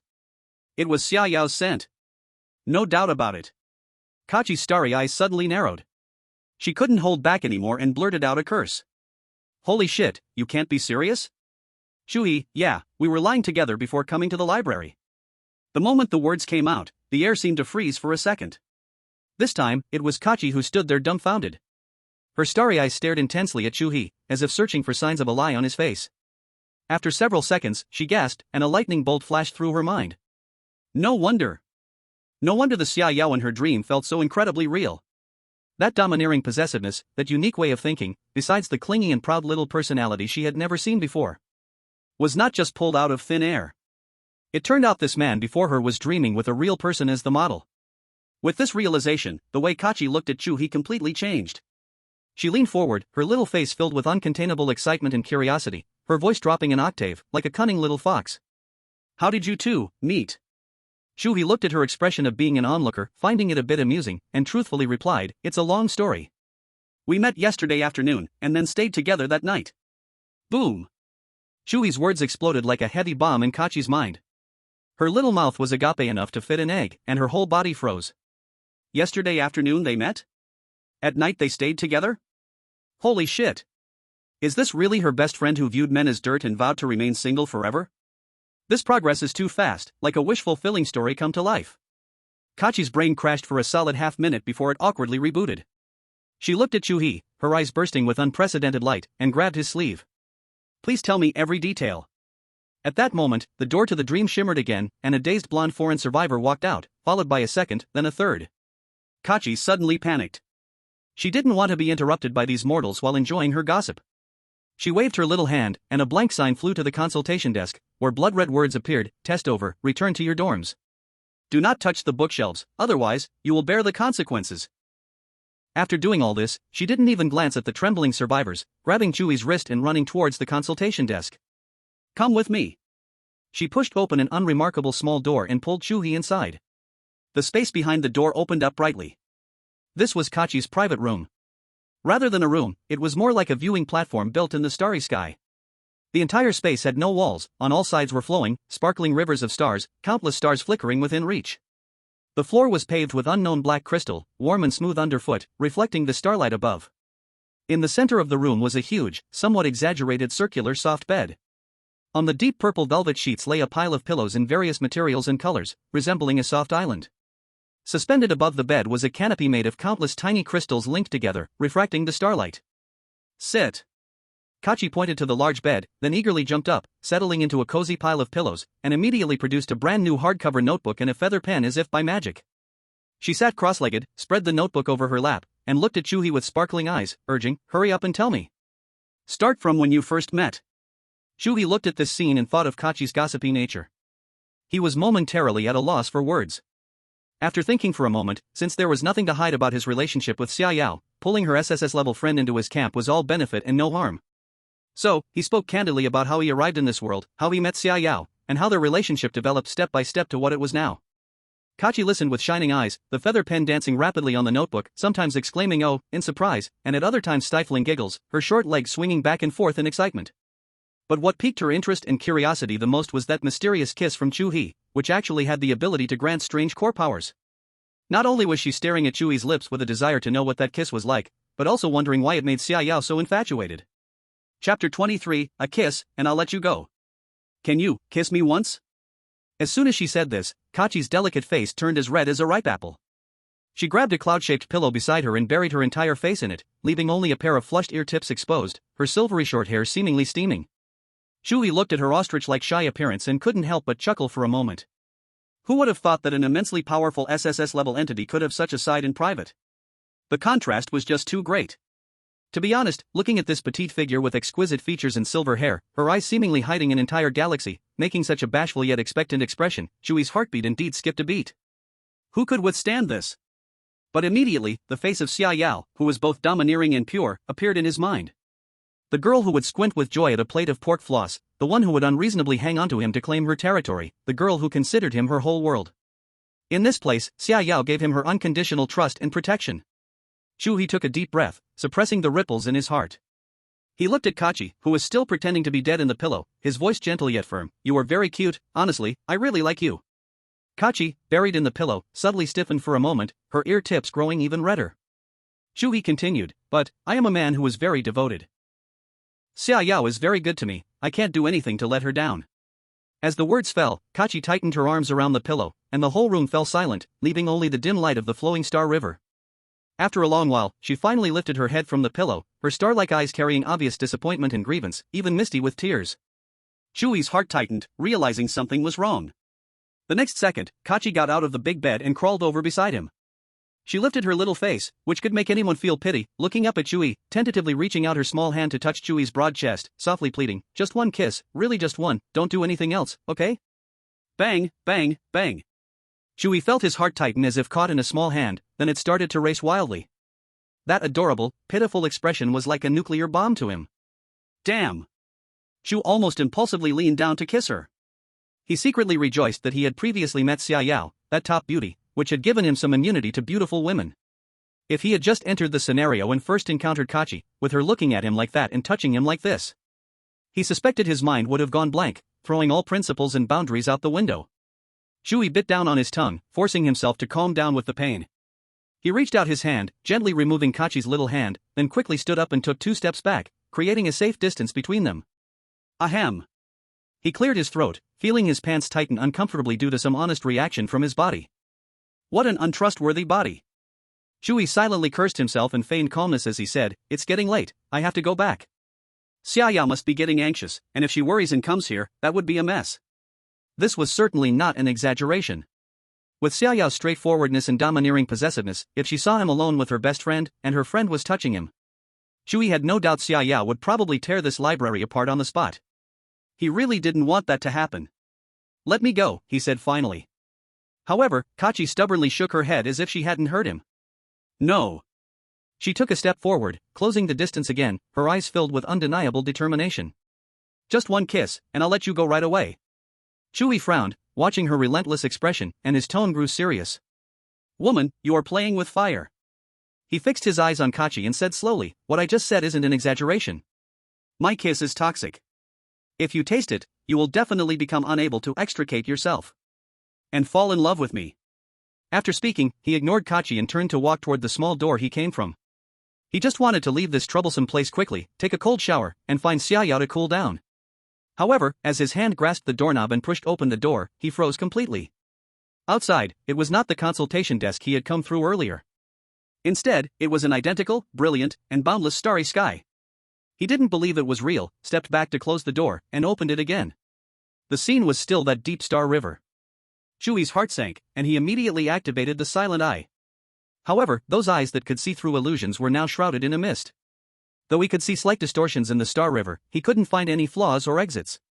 From behind, Kachi's voice came, a mix of delight and triumph. "Save it." She didn't know when she sat up, her little legs swinging, leisurely looking at him. "This is my bedroom, of course, it uses the highest level space magic. It's not like the low-level dreams you humans deal with. Not to mention you, even if Xia Yao came, without some effort, she wouldn't easily get out." She tilted her head, a glimmer of mischief flashed in her starry eyes. "With your current vision, you can't see through it." Chu He slowly turned around, his face completely darkened. He finally understood that he was under house arrest. "Today, it must be a kiss?" he asked. Kachi nodded heavily, her face full of seriousness. "That's right, it must be a kiss." Chu He stared at her for 3 full seconds, then suddenly, he smiled. It was a smile mixed with helplessness, playfulness, and a hint of abandon. "Okay." He uttered a single word, then stepped forward, slowly walking toward that big bed, toward Kachi. "I hope you won't regret it."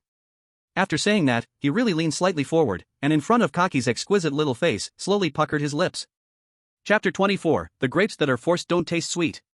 Seeing him pucker his lips, Kaki's starry eyes, which were flashing with mischief and anticipation just the moment before, were instantly filled with a hint of panic. But in the next second, a force from the kiss of charm activated, making it impossible for her to resist. Her little mouth involuntarily puckered slightly and leaned forward. Then, an irresistible pull caused their lips to precisely touch. Soft and slightly cool. Immediately, a taste, explosive like grape jelly that could sweeten to the depths of the soul, suddenly burst in Chu He's mouth, sour-sweet, accompanied by a thrilling electric arc. This was not just a taste, it was an impact on the spiritual level. Lips parted. It was just a moment, but it felt as long as a century. Kiss successful. Target SSS level strange, first kiss, impact assessment max. Initial affection plus 20. Current affection level, familiar.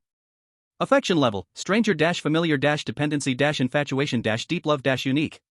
Congratulations, host has acquired SSS level strange Kaki exclusive ability, space manipulation. Space manipulation beginner, can teleport short distances, create space barriers, and space chains based on thought. Usage skill, through imagination. A series of prompt sounds resounded in Chu He's mind. But at this moment, all his attention was on the silver-haired girl before him. Kaki was frozen in place, as if she had turned into a beautiful statue. Her starry eyes widened, mist forming over them, her gaze dreamy and unfocused. A delicate little face blushed from her neck to her ears, like a ripe peach, as if it could drip with juice. Chu He thought it was bad, quickly clearing his throat, trying to break the frozen air. Ahem, so, we agreed, after the kiss, I can leave, right? However, it was as if Kaki didn't hear. She slowly extended her pink tongue, gently licking her lips, seemingly savoring something. In the next second, her dreamy gaze refocused, the original shyness and panic replaced by an unprecedented, terrifyingly bright glow. It was the ultimate excitement of discovering a new continent, finding a new toy. No way. She suddenly grabbed Chu He's clothes, forcefully pulling him toward her, tilting her flushed little face, speaking in an undeniable tone. We kissed, it felt really nice. No wonder Yao Yao is obsessed with you. Let's do it once more, and I'll let you go. Chu He's brain short-circuited for 3 seconds before he suddenly reacted to what she meant. He almost tumbled and crawled away from Kaki's grip, staggering back 2 steps, instinctively protecting his chest with his hands, striking a classic weak woman defense posture. Looking at her with a face full of terror. What do you mean by that one time? Don't mess around. We agreed that after the kiss, you would let me go. You can't go back on your word. Kaki stepped closer, her sickly red blush not fading but growing more vibrant. She licked her lips, still tasting the sweetness, and replied confidently, don't you have any idea of what I want? After watching you and Xia Yao fooling around shamelessly in my dreams for 30 years, do you know how I spent this half an hour? Do you know? Kaki's voice nearly screamed at the end, filled with grievance and suppressed excitement. Chu He was completely stunned. How could this girl suddenly get so excited? Could it be the kiss of enchantment? Oh my, that's too scary. A kiss and she wants to, like him. Chu He forced himself to push down his inner shock and cautiously asked, how did you spend this half hour? Kaki's gaze wandered for a moment, as if recalling some embarrassing scene, stammering, I felt very hot, no, very uncomfortable. Everything felt wrong. In short, it was extremely uncomfortable. Her cheeks turned another shade of red, seeming to not want to dwell on this topic, she stubbornly declared, no need for more words. Today, I've made up my mind, not even Jesus can stop me. Chu He's pupils suddenly constricted, hearing such a tyrannical statement. He confirmed that this girl was really going to forcefully take action. There was no way he could fight back. He began to reason, calm down. A forced fruit is not sweet. But it's juicy and quenches thirst. Chu He was furious, you're simply shameless. Shameless is better than boring. You're disgusting. You're the same, Kaki retorted fiercely, glancing at his waist, her tone filled with teasing, since just now, your waist hasn't been straightened. Damn. How could there be such a lawless tigress in the world? Talking more is pointless, I'm leaving. Chu He realized he couldn't win this argument, this woman was completely unreasonable. He had to run. He decided to use his ability. With a thought, he firmly locked onto the location of the consultation desk in his mind, channeling his mental strength into the ability he had just acquired, space manipulation, teleportation. Buzz. His figure instantly vanished from the spot. However, before he could rejoice, in the next millisecond, the surrounding space twisted like kneaded clay, forcibly squeezing him out from the spatial interlayer, reappearing at his original position. Teleportation was a lonely affair. Oh. A glimmer of surprise flashed in Kaki's eyes, then she approvingly said, you are honest, that kiss really can copy others' abilities. But, it seems like it only copied a bit of the surface. She casually clapped her hands, like a queen who controlled everything. Alright, little He, stop wasting effort. In my bedroom, I define the space rules, with your half-baked ability, you can't get out. As soon as she finished speaking, Kaki suddenly concentrated, her starry eyes suddenly becoming profound. Chu He instantly felt the surrounding air become thick like cement, an invisible but irresistible force firmly trapped him in place, he couldn't even move a finger. Then, Kaki just slightly tilted her head. Chu He felt as if an invisible hand had grabbed him, floating involuntarily, and then with a smack, he was heavily thrown onto that huge, soft round bed. Help! Help! Chu He felt the velvet softness beneath him, looked up at the dazzling crystal canopy above, and smelled Kaki's faint body fragrance in the air. Alarm bells rang in his heart, and he let out a desperate scream. Ah, this is so interesting. So much fun. Kaki's laughter was as crisp as silver bells, yet it sent shivers down Chu He's spine. Even if you scream until your throat is raw, no one will come to save you. She lightly floated onto the bed, looking down at him, her little hands gracefully moving side to side in the air. Chu He only felt a chill in his legs. Chapter 25, You don't want Xiao Yao to know, do you? Woo woo, a muffled and aggrieved sob came from under the quilt, making Chu He feel like a wronged little wife. He wrapped himself tightly in the velvet quilt from head to ankle. From the outside, only the quilt could be seen shaking, but inside, Chu He was rubbing away non-existent tears from the corners of his eyes with one hand. His heart was collapsing. He never thought he would fall to this level one day. If this were reported to the police, they would think he was crazy, yet this was how absurd reality was. Hey, you are a big man at 1 meter 8, why are you crying? That's just ridiculous. Besides, I saw you were quite enjoying yourself just now. Kaki's voice came from beside him, filled with drowsiness after satisfaction. At that moment, Kaki was propping up her head with one hand, lying sideways, her starry eyes openly admiring Chu He, as if she were looking at a beautiful object. Chu He suddenly sat up, the quilt slipping to his waist, exposing his well-defined chest and abs, his voice trembling with a deliberate crying tone. That's not the same. My body is uncontrollable, it's just a natural reaction. But my heart, my spirit, has suffered great torment and injury. He indignantly accused, you are just too rude. How can you treat a pure young man so violently? Oh dear, what's done is done, don't think too much about it. Kaki waved her delicate little hand, speaking lightly as if she were an experienced person. Chu He took a deep breath, forcing himself to calm down, and voiced his greatest worry, so what should we do? It's already been 3 hours, Yaya must be anxious by now, I seriously suspect she is outside. Hearing this, Kaki smiled slyly, extending a delicate little finger to shake it gently by her lips. You don't have to worry about that, this is my room, so I control the flow of time inside. The 3 hours that just passed actually only equated to 3 seconds outside. When Chu He heard this, he froze. 3 seconds? But didn't that frozen face last no more than 10 seconds? After all, he had been in a dream instance before, quickly accepting it, while feeling a flutter in his heart towards the harmless little girl before him. She looked completely non-threatening, even adorably cute, but he had no doubt that within this petite body lay the power to overturn reality with infinite rules. In this room, he was almost at Kaki's mercy, and even the eye of destruction was useless. You are Yao Yao's close friend, do you think this is fair to her? Chu He asked blandly. Mentioning Xiao Yao, Kaki's smile indeed faded. She lowered her head, clutching the hem of her white nightgown, her starry eyes quickly misting over with tears, her voice turning aggrieved and pitiful, as if genuinely confessing. I feel I have wronged Yao Yao. I took her most beloved man. Looking at her like this, Chu He inexplicably softened in his heart. He wanted to console her, saying things like, it won't happen again, everyone has moments of impulse, or it's all my stupid seductive kiss's fault.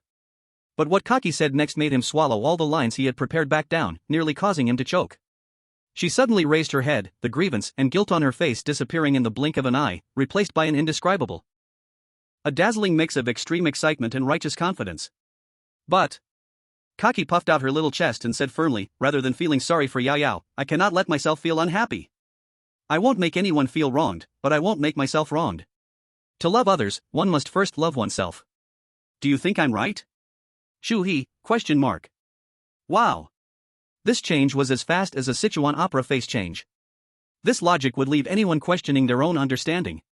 This Kaki, a true actress and a master of sophistry. Being caught by her is truly not unfair at all. Strong in power, superb in acting, sharp-tongued, yet she twists logic in a way that leaves you unable to find a point of rebuttal. A deep sense of powerlessness surged in his heart. If he had known he should keep his desires in check in dreams. But at 20, a time full of vigor. He never expected the Dreammaker could watch everything from a god's perspective.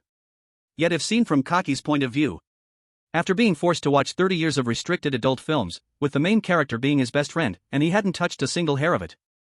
Now, finally having a chance, combined with the overwhelming power of the kiss of enchantment, it seems, it's not completely incomprehensible. Chu He remained silent for a long time, finally exhaling deeply. Fine, today I admit defeat. However, no next time, between us, it ends here. As soon as these words were spoken, Kaki's confident expression instantly changed, revealing a hint of panic. No way. She blurted out, when it ends is up to me. How can you be so unreasonable? Chu He's briefly ignited courage was immediately extinguished. You don't want Yao Yao to know about this, do you? You wouldn't bear to see such a cute girl like me be mercilessly beaten by Yao Yao, right? I would love to. Chu He gritted his teeth, wishing he could see that scene happen right now. But deep down, he truly didn't want this to happen. Kaki seemed to see through his feigned courage, and instead of getting angry, she floated closer to him, poking his chest gently with her little hand. Then you can just tell Yao Yao. Worst case, we fight, with chaos all around, day and night blurred. After all, we are both SSS level, and neither of us can do anything to the other, the end result being mutual destruction. And this is Yao Yao's instance. If two who have powerful rule abilities fight, you can guess, what will this instance space become? If you hope for this to happen, just go ahead. Seeing Chu He's lips quivering wildly, unable to speak a word. He was thoroughly grasped. Seeing he was completely out of anger, Kaki lightly snapped her fingers, her tone becoming cheerful. Alright, enough chatter, go wash up quickly and get back to see your Yao Yao. As soon as she finished speaking, a bathroom appeared out of nowhere in the room. It was called a bathroom, but it was actually a shower room made of flowing crystal, misty and dreamlike, but it was completely open with no door or curtain at all. Chu He's mouth twitched violently. Does your bathroom not have doors? No curtains either? Kaki tilted her head, thought for a moment, and then replied naturally, I usually shower alone, never worried about someone watching, so why bother with a door, it's unnecessary. Chu He felt he was about to have a brain hemorrhage, reasoning with her was always a loss for him. Then how should I wash? Just wash like this. Kaki floated up gracefully from the bed, like a curious butterfly circling him, looking at him with eyes full of wonder as if examining a rare prehistoric creature, scanning him up and down. Are you shy now? Stop pretending, I've seen every hair on you for 30 years, even how many moles you have, I know it all. Chu He's face instantly turned purple, feeling both humiliated and angry. Ah, you really are shy, my little He. Kaki's laughter was as clear as silver bells, full of the joy of a prank well played. She suddenly leaned closer, her warm breath brushing against Chu He's ear, whispering in a tempting tone. What's wrong? Do you want me to help you wash it myself? Chapter 26. Did she not stop you to ask something? No need. Chu He nearly shouted, his voice firm and resolute. What a ridiculous international joke. He still had to go back and hand over his homework to Xia Yao, letting her help him wash it. This ferocious little seductress might come up with some mischief again. If he returned completely drained, Xia Yao would glance over and he couldn't hide anything. That would really be the end. The sound of rushing water echoed in the silent starry sky bedroom. Chu He faced away from Kachi, his whole body tense like a bowstring drawn tight, moving stiffly like a marionette. He could feel a gaze behind him, seemingly carrying a scorching heat, wandering over his back, making him feel prickly all over. Even the hairs on the back of his neck stood on end. And there was Kachi on the bed, leisurely sprawled out, supporting her delicate chin with her hands, her two pale little legs swinging joyfully in the air. Her eyes sparkled like galaxies, laughing like two crescent moons, openly enjoying the handsome man after a bath scene before her. Shame, anger, but also helplessness. Unable to fight back, unable to escape, the spatial ability he had just grasped became insignificant before her prowess. Chu He could only mentally curse this strange little girl's lineage all the way through. Fortunately, the entire process was unusually smooth. Kachi did not suddenly pounce on him as he feared. Under Kachi's fiery gaze, Chu He put on his clothes at the fastest speed of his life, took a deep breath, turned around, and tried hard to keep his voice calm and even. Now, can I leave? Sure. Kachi floated lightly up from the bed, smiling as she pointed to the small door. Go ahead, just twist it open and you're outside. Chu He approached the door with skepticism. The moment he grasped the handle, his heart raced to his throat. Click. The door opened. Outside was the familiar library consultation desk. Chu He was delighted, just about to step out, but his body suddenly froze. A distinct sensation came from his backside, a warm little hand squeezed gently, leaving a bit of elasticity. He turned around abruptly, but behind him was empty. Looking back at the bed, Kachi stood there playfully, her little hand making a grasping motion in the air, a mischievous smile on her face. Why aren't you leaving yet? Do you miss me? That felt nice, huh, little He? Chu He's gaze followed her hand's motion onto himself, and he instantly understood what was happening. This crazy girl was using her spatial ability to be a pervert. Farewell. Chu He's face flushed bright red, and he could no longer care about being composed. He practically rolled and crawled out through the door, disappearing in a flash. Behind him came Kachi's clear, tinkling laughter, carefree and audacious. Bursting out of the room, Chu He immediately glanced at the antique clock on the wall. 3:41. He remembered he had been pulled into the room by Kachi around this time. Sure enough, the time flow in that room was completely different from outside. This relieved him slightly, at least he didn't have to worry about being gone too long and not being able to explain to Xiaoyao. And at the exact moment he stepped out of the library's front door, the previously dark Dragon Kingdom livestream, which had been black for over half an hour, finally lit up. Holy crap! It's back on. My eyes almost went blind from waiting. He's back. My dear Chu God has finally returned. What happened just now? It was black screen from the moment Chu God entered that door. It's been black for over half an hour. Can the officials come out to explain if there's something our esteemed VIP users can't see? Hold your horses, guys, look at Chu God's lips, they look a bit red and swollen. This definitely went through an intense battle. What battle can make lips dry and swollen? I think it's a war of words. That silver-haired loli said that it felt very real in the dream. I understand, I totally understand. Walking out of the library, Chu He let out a long breath, feeling as if he had just escaped from a bizarre nightmare. Only, there seemed to linger a trace of a sweet and sour taste in his mouth that he himself didn't even notice. Damn pervert! Chu He instinctively touched his butt, and his face instantly turned as dark as a pot bottom. He kept this grudge in mind. He steadied his mind, suppressed the chaotic thoughts in his heart, and cast his gaze toward the playground in the distance. I need to try out the newly acquired ability. He concentrated and firmly locked onto the direction of the playground in his mind, mobilizing that strange power. Space manipulation, teleportation. Buzz. Chu He's figure instantly disappeared from the spot. In the next second, he appeared over 100 meters away, much closer to the playground. Before he could feel excited, a wave of tremendous fatigue surged over him like a tide, instantly draining the little energy he had left. His legs went soft, and he directly knelt on one knee on the ground. So tired. Chu He breathed heavily, his face turning pale. After being tossed around for so long by that crazy girl Kaji in the room, his stamina was already nearly exhausted. Now, forcibly activating this high-consumption ability, his body immediately protested. And this astonishing scene made the Dragon Country livestream explode once again. Am I blind? What just happened? Chu God instantly moved to 100 meters away. Teleportation. It's teleportation. This is a space ability. Confirmed. During the blackout, Chu God definitely kissed that silver-haired loli. Otherwise, how could such a heaven-defying ability appear out of nowhere? My God, Chu God, you are the real weird one. 1 SSS level a day. Yesterday was the campus beauty Xiaoyao, today is the library loli. Chu God, do you still need any accessories? The kind that can shout 666. Chu He leaned on his knee to rest for a while before barely recovering. He estimated the time was about right. Forcing his exhausted body, he returned to the principal's office. He pushed open the door, and a graceful figure turned into a gust of wind, rushing over with a familiar cool fragrance, tightly hugging him. It was Xiaoyao. Chu He felt warm in his heart, but more so, he felt guilty. He could even feel that his arms holding Xiaoyao were becoming a bit weak. He gently patted her back, embracing her, and sat on the sofa. It's okay, I'm back. He cleared his throat and began to report the situation, of course, skipping the non-essential parts, only highlighting the key points. Your best friend is indeed using an illusion as a test. Chu He vividly described the 30 years in the dream, deliberately amplifying the warmth of the family, talking about their married life, and mentioning their little daughter who was well-behaved yet as domineering as her mother. She even fought you for me, always hanging on me, saying that I am her daddy, telling you to go away. Xiaoyao was overjoyed to hear this, and even carried a hint of yearning. She seemed quite satisfied with this future. Seeing this scene, Chu He felt slightly relieved, just as he was about to pass through. Suddenly, Xiaoyao seemed to remember something. The smile on her face froze instantly, replaced by immense embarrassment and anger. Kaji's ability can see everything happening in the dream. It's over, she definitely saw everything. With me there, she wouldn't even blink at your dream.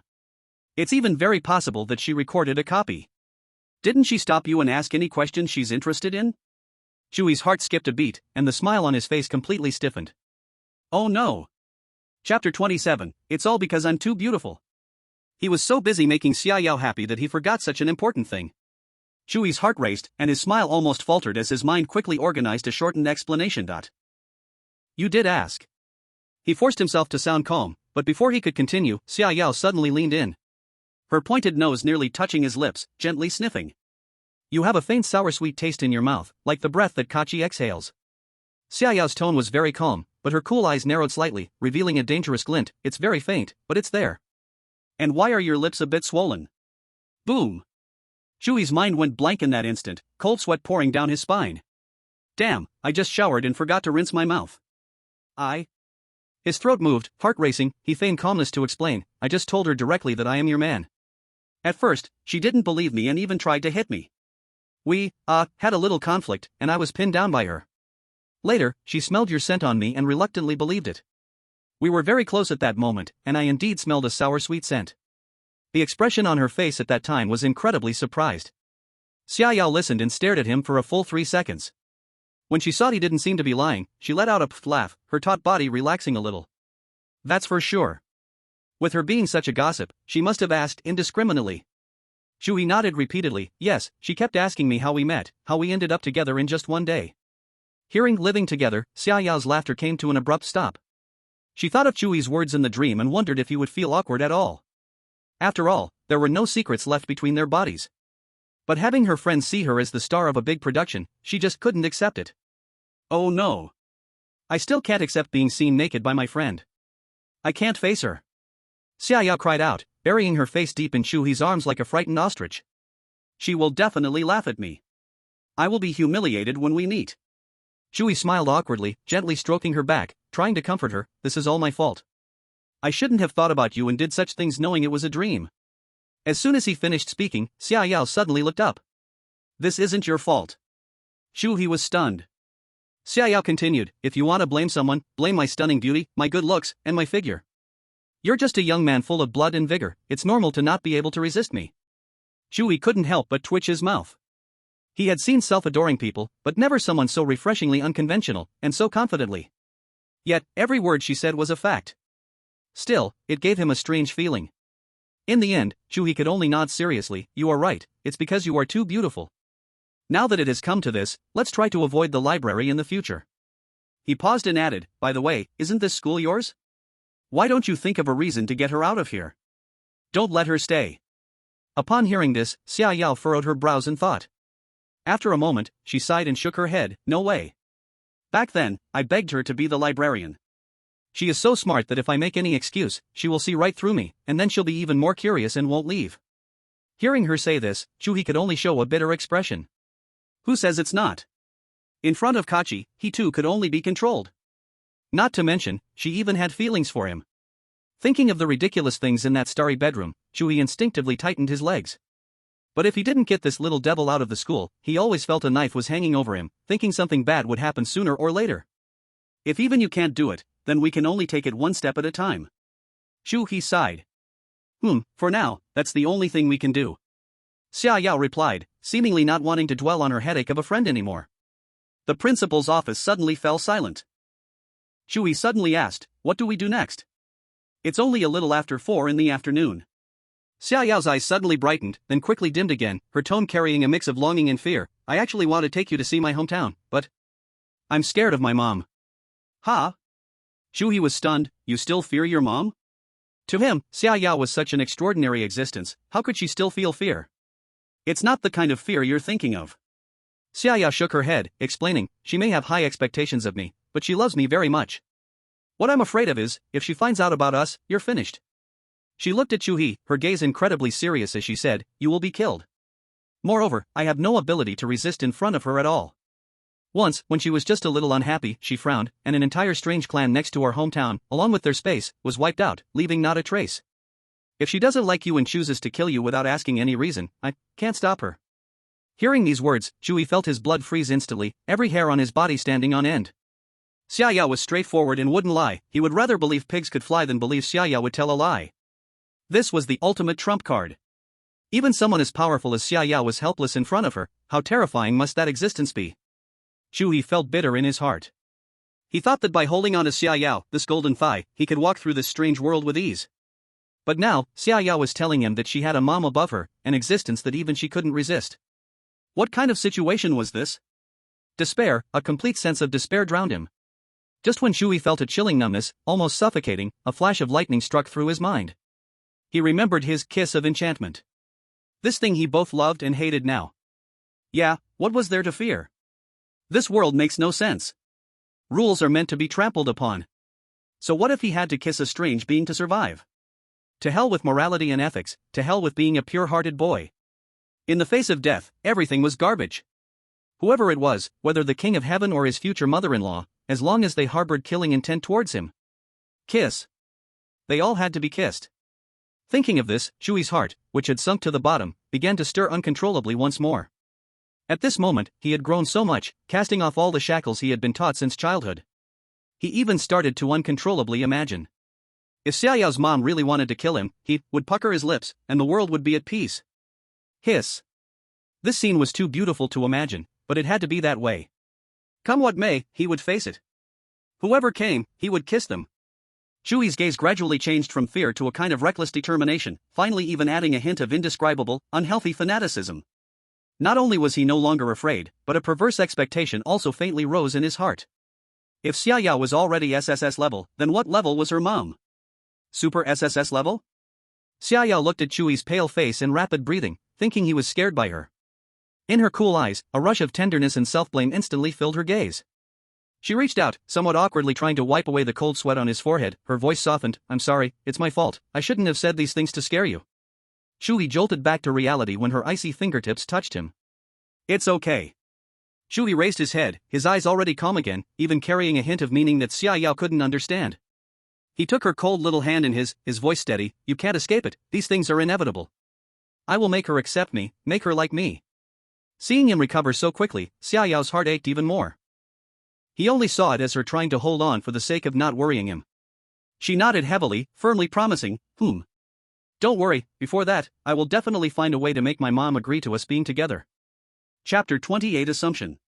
Chu He looked at Xiaoyao's worried expression, feeling warmth in his heart. He held Xiaoyao's cold little hand tightly and smiled. I will work hard too. And you should know, I am not an ordinary human. He said this with great confidence. Hearing this, the worried look in Xiaoyao's clear, cold eyes gradually faded. She gently patted Chu He on the shoulder, her fingertips accidentally brushing against his firm arm, feeling his steady presence at that moment, and her eyes brightened with a bit more reassurance. I know you are not ordinary. She withdrew her hand, her tone certain, that strange lion-head at noon, its blood and flesh's violent energy can't be absorbed by ordinary people, and that strange five-headed lion is SS level, yet you absorbed it completely, just like my clan. Your body has changed inside and out. Xiaoyao's gaze fell on his face as she continued, your ability is very overbearing. You can forcibly take, no, it should be said that you can copy others' things and use them as your own. Chu He was moved inside, not expecting her to observe so closely. However, he had no intention of hiding anything at first, or rather, he had no ability to hide in front of these powerful beings from other worlds.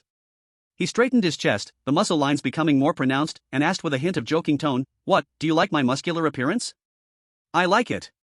Even more. Xiaoyao almost blurted it out, wrapping her arms tightly around Chu He's neck, her little face rubbing against his chest muscles like a cute little cat.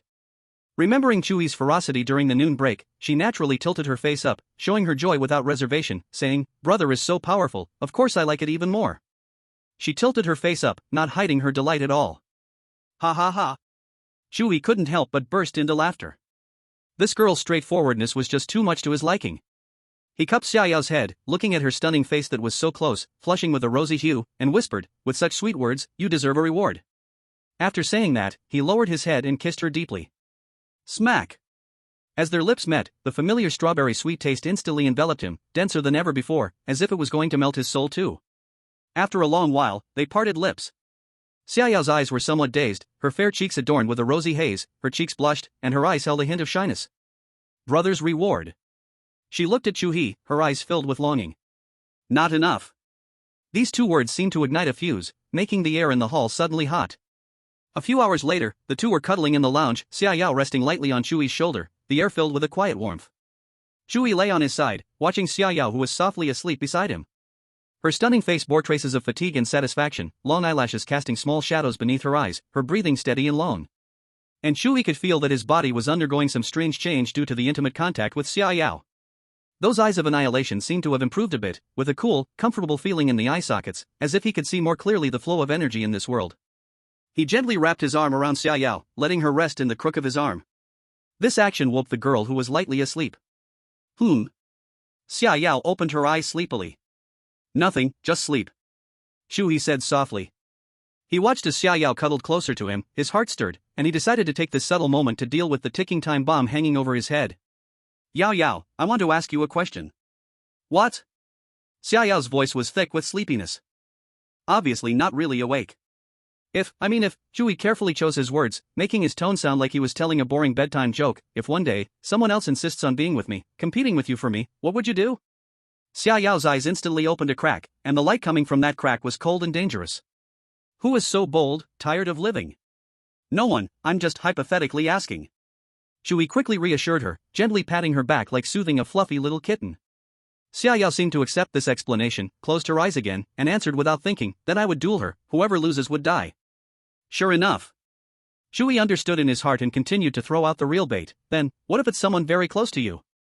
For example, I'm still saying for example, what if your good friend also likes me, what would you do? Cocky? Xiaoyao's tone was full of absurdity and ridicule, absolutely impossible.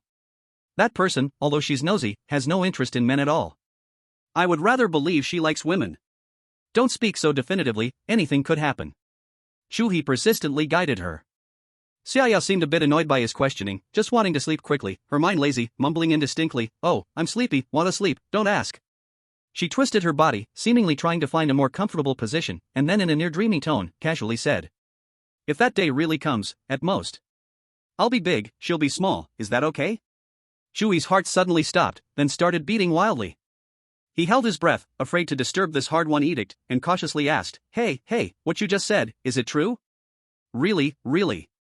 Xiaoyao had completely fallen into drowsiness, impatiently waving her hand, anyway, it's impossible to happen, I know my best friend the best, okay? We grew up together. Even if she was blind and liked you, she absolutely wouldn't steal me away, our relationship is solid. Sleep. With your word, I'm at ease. Chu He's voice carried an unnoticeable joy, just don't be caught off guard then. Okay. After Xiaoyao mumbled her last words, she turned over, easily grabbing Chu He's arm and hugging it close. It seemed she really liked it this way. Chu He embraced the warm, soft jade, but his heart was filled with countless thoughts, an immense joy and sense of control rising within him. It was settled. The greatest hidden danger for the future was unexpectedly resolved just like that. Xiaoyao should be a woman of her word, completely opposite from cocky. But wait, grew up together? He suddenly recalled the test in the dorm at the beginning. That door was filled with memories of Xiaoyao alone. But today she said they grew up together. After much thought, there was only one possibility, Xiaoyao deliberately hid other segments, crafting a lonely atmosphere on purpose. From the very start, she had developed a protective instinct for herself, carefully designing the copies. Meanwhile, on the other side, at the library consultation desk, several palm-sized little sprites were swirling around Cocky. These little creatures were not flesh and blood, their bodies seemed to be molded from moonlight and stardust, half-transparent and glowing softly. Their wings were not feathers, but two pairs of extremely thin membranes, as if they were made of ancient parchment, flowing with tiny golden runes. They were giving Cocky shoulder massages and kneading her legs. One of them was holding a budding starflower with both hands, the flower's core filled with a drop of crystal-clear nectar, carefully bringing it to her lips. Cocky just opened her mouth out of boredom, letting that drop of nectar slide down her throat. No taste. She wrinkled her brows, her delicate face full of disdain.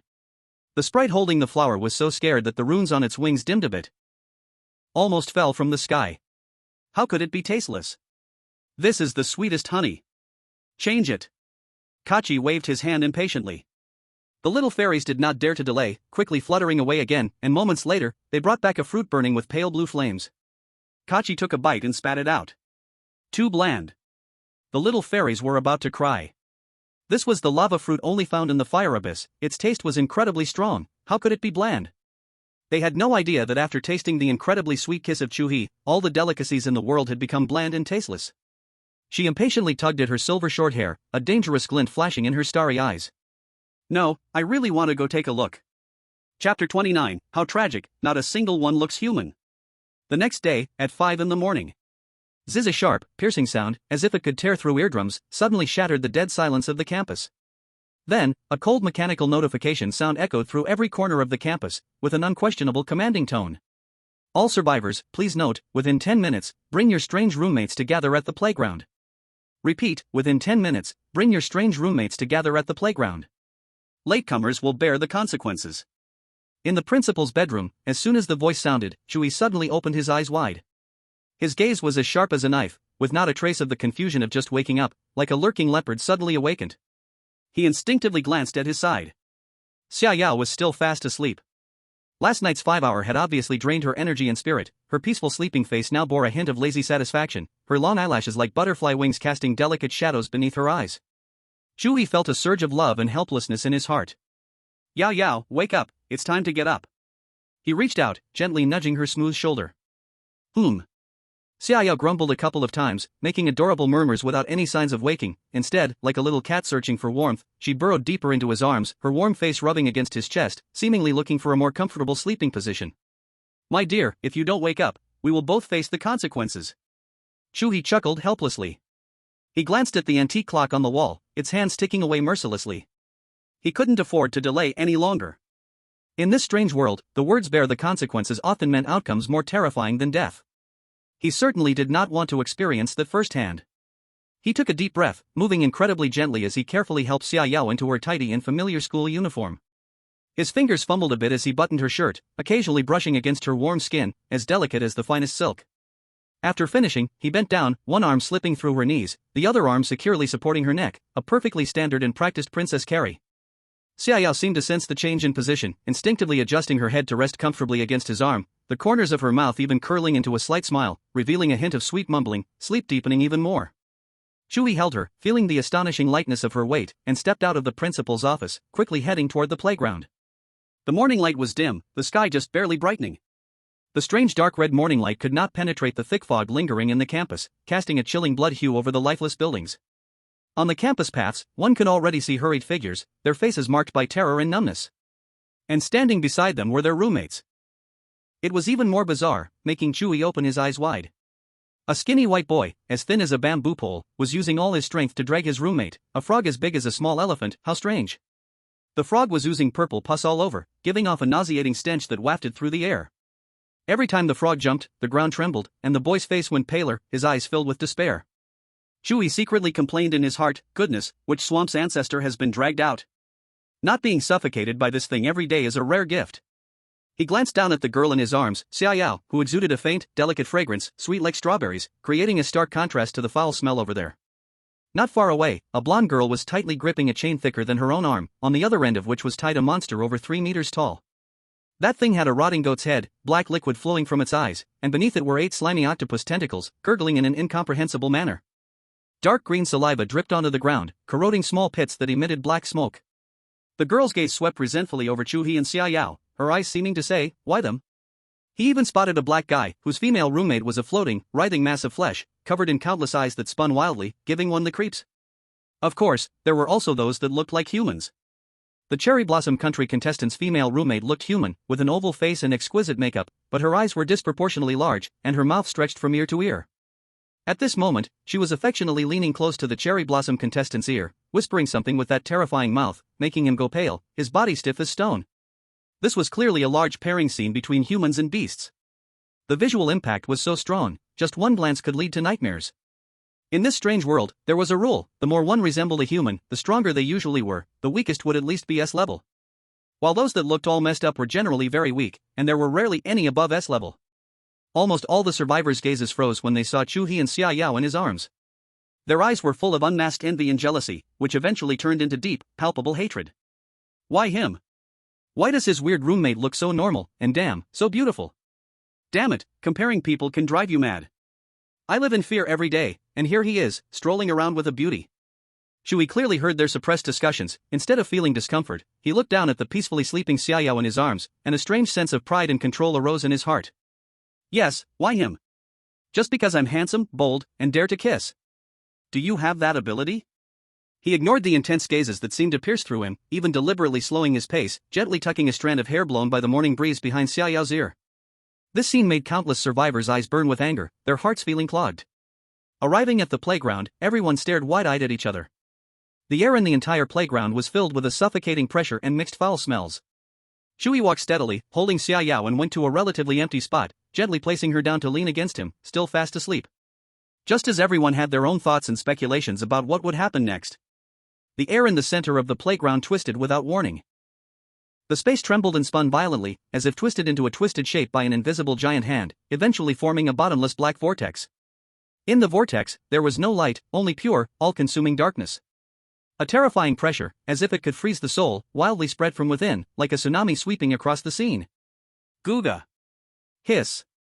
Many low-level monstrosities present even emitted uneasy hisses under this pressure, their bodies uncontrollably trembling violently, instinctively wanting to retreat, but being pinned in place by an invisible force.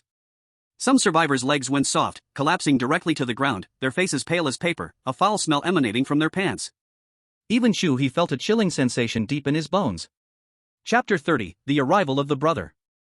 A figure slowly emerged from the pitch-black vortex. The newcomer was a young boy. He appeared to be only 17 or 18 years old, his tall figure straight as a sword, dressed in a well-fitted pure black instructor's uniform, its sharp lines completely isolating him from the surrounding chaos and filth. A head of long black hair identical to Xiang Yao's, and a pair of lifeless, abyss-like gray-black eyes. His features were incredibly handsome, yet devoid of vitality, like a statue carved from eternal night and cold ice. The moment he appeared, it was as if the entire world had been muted.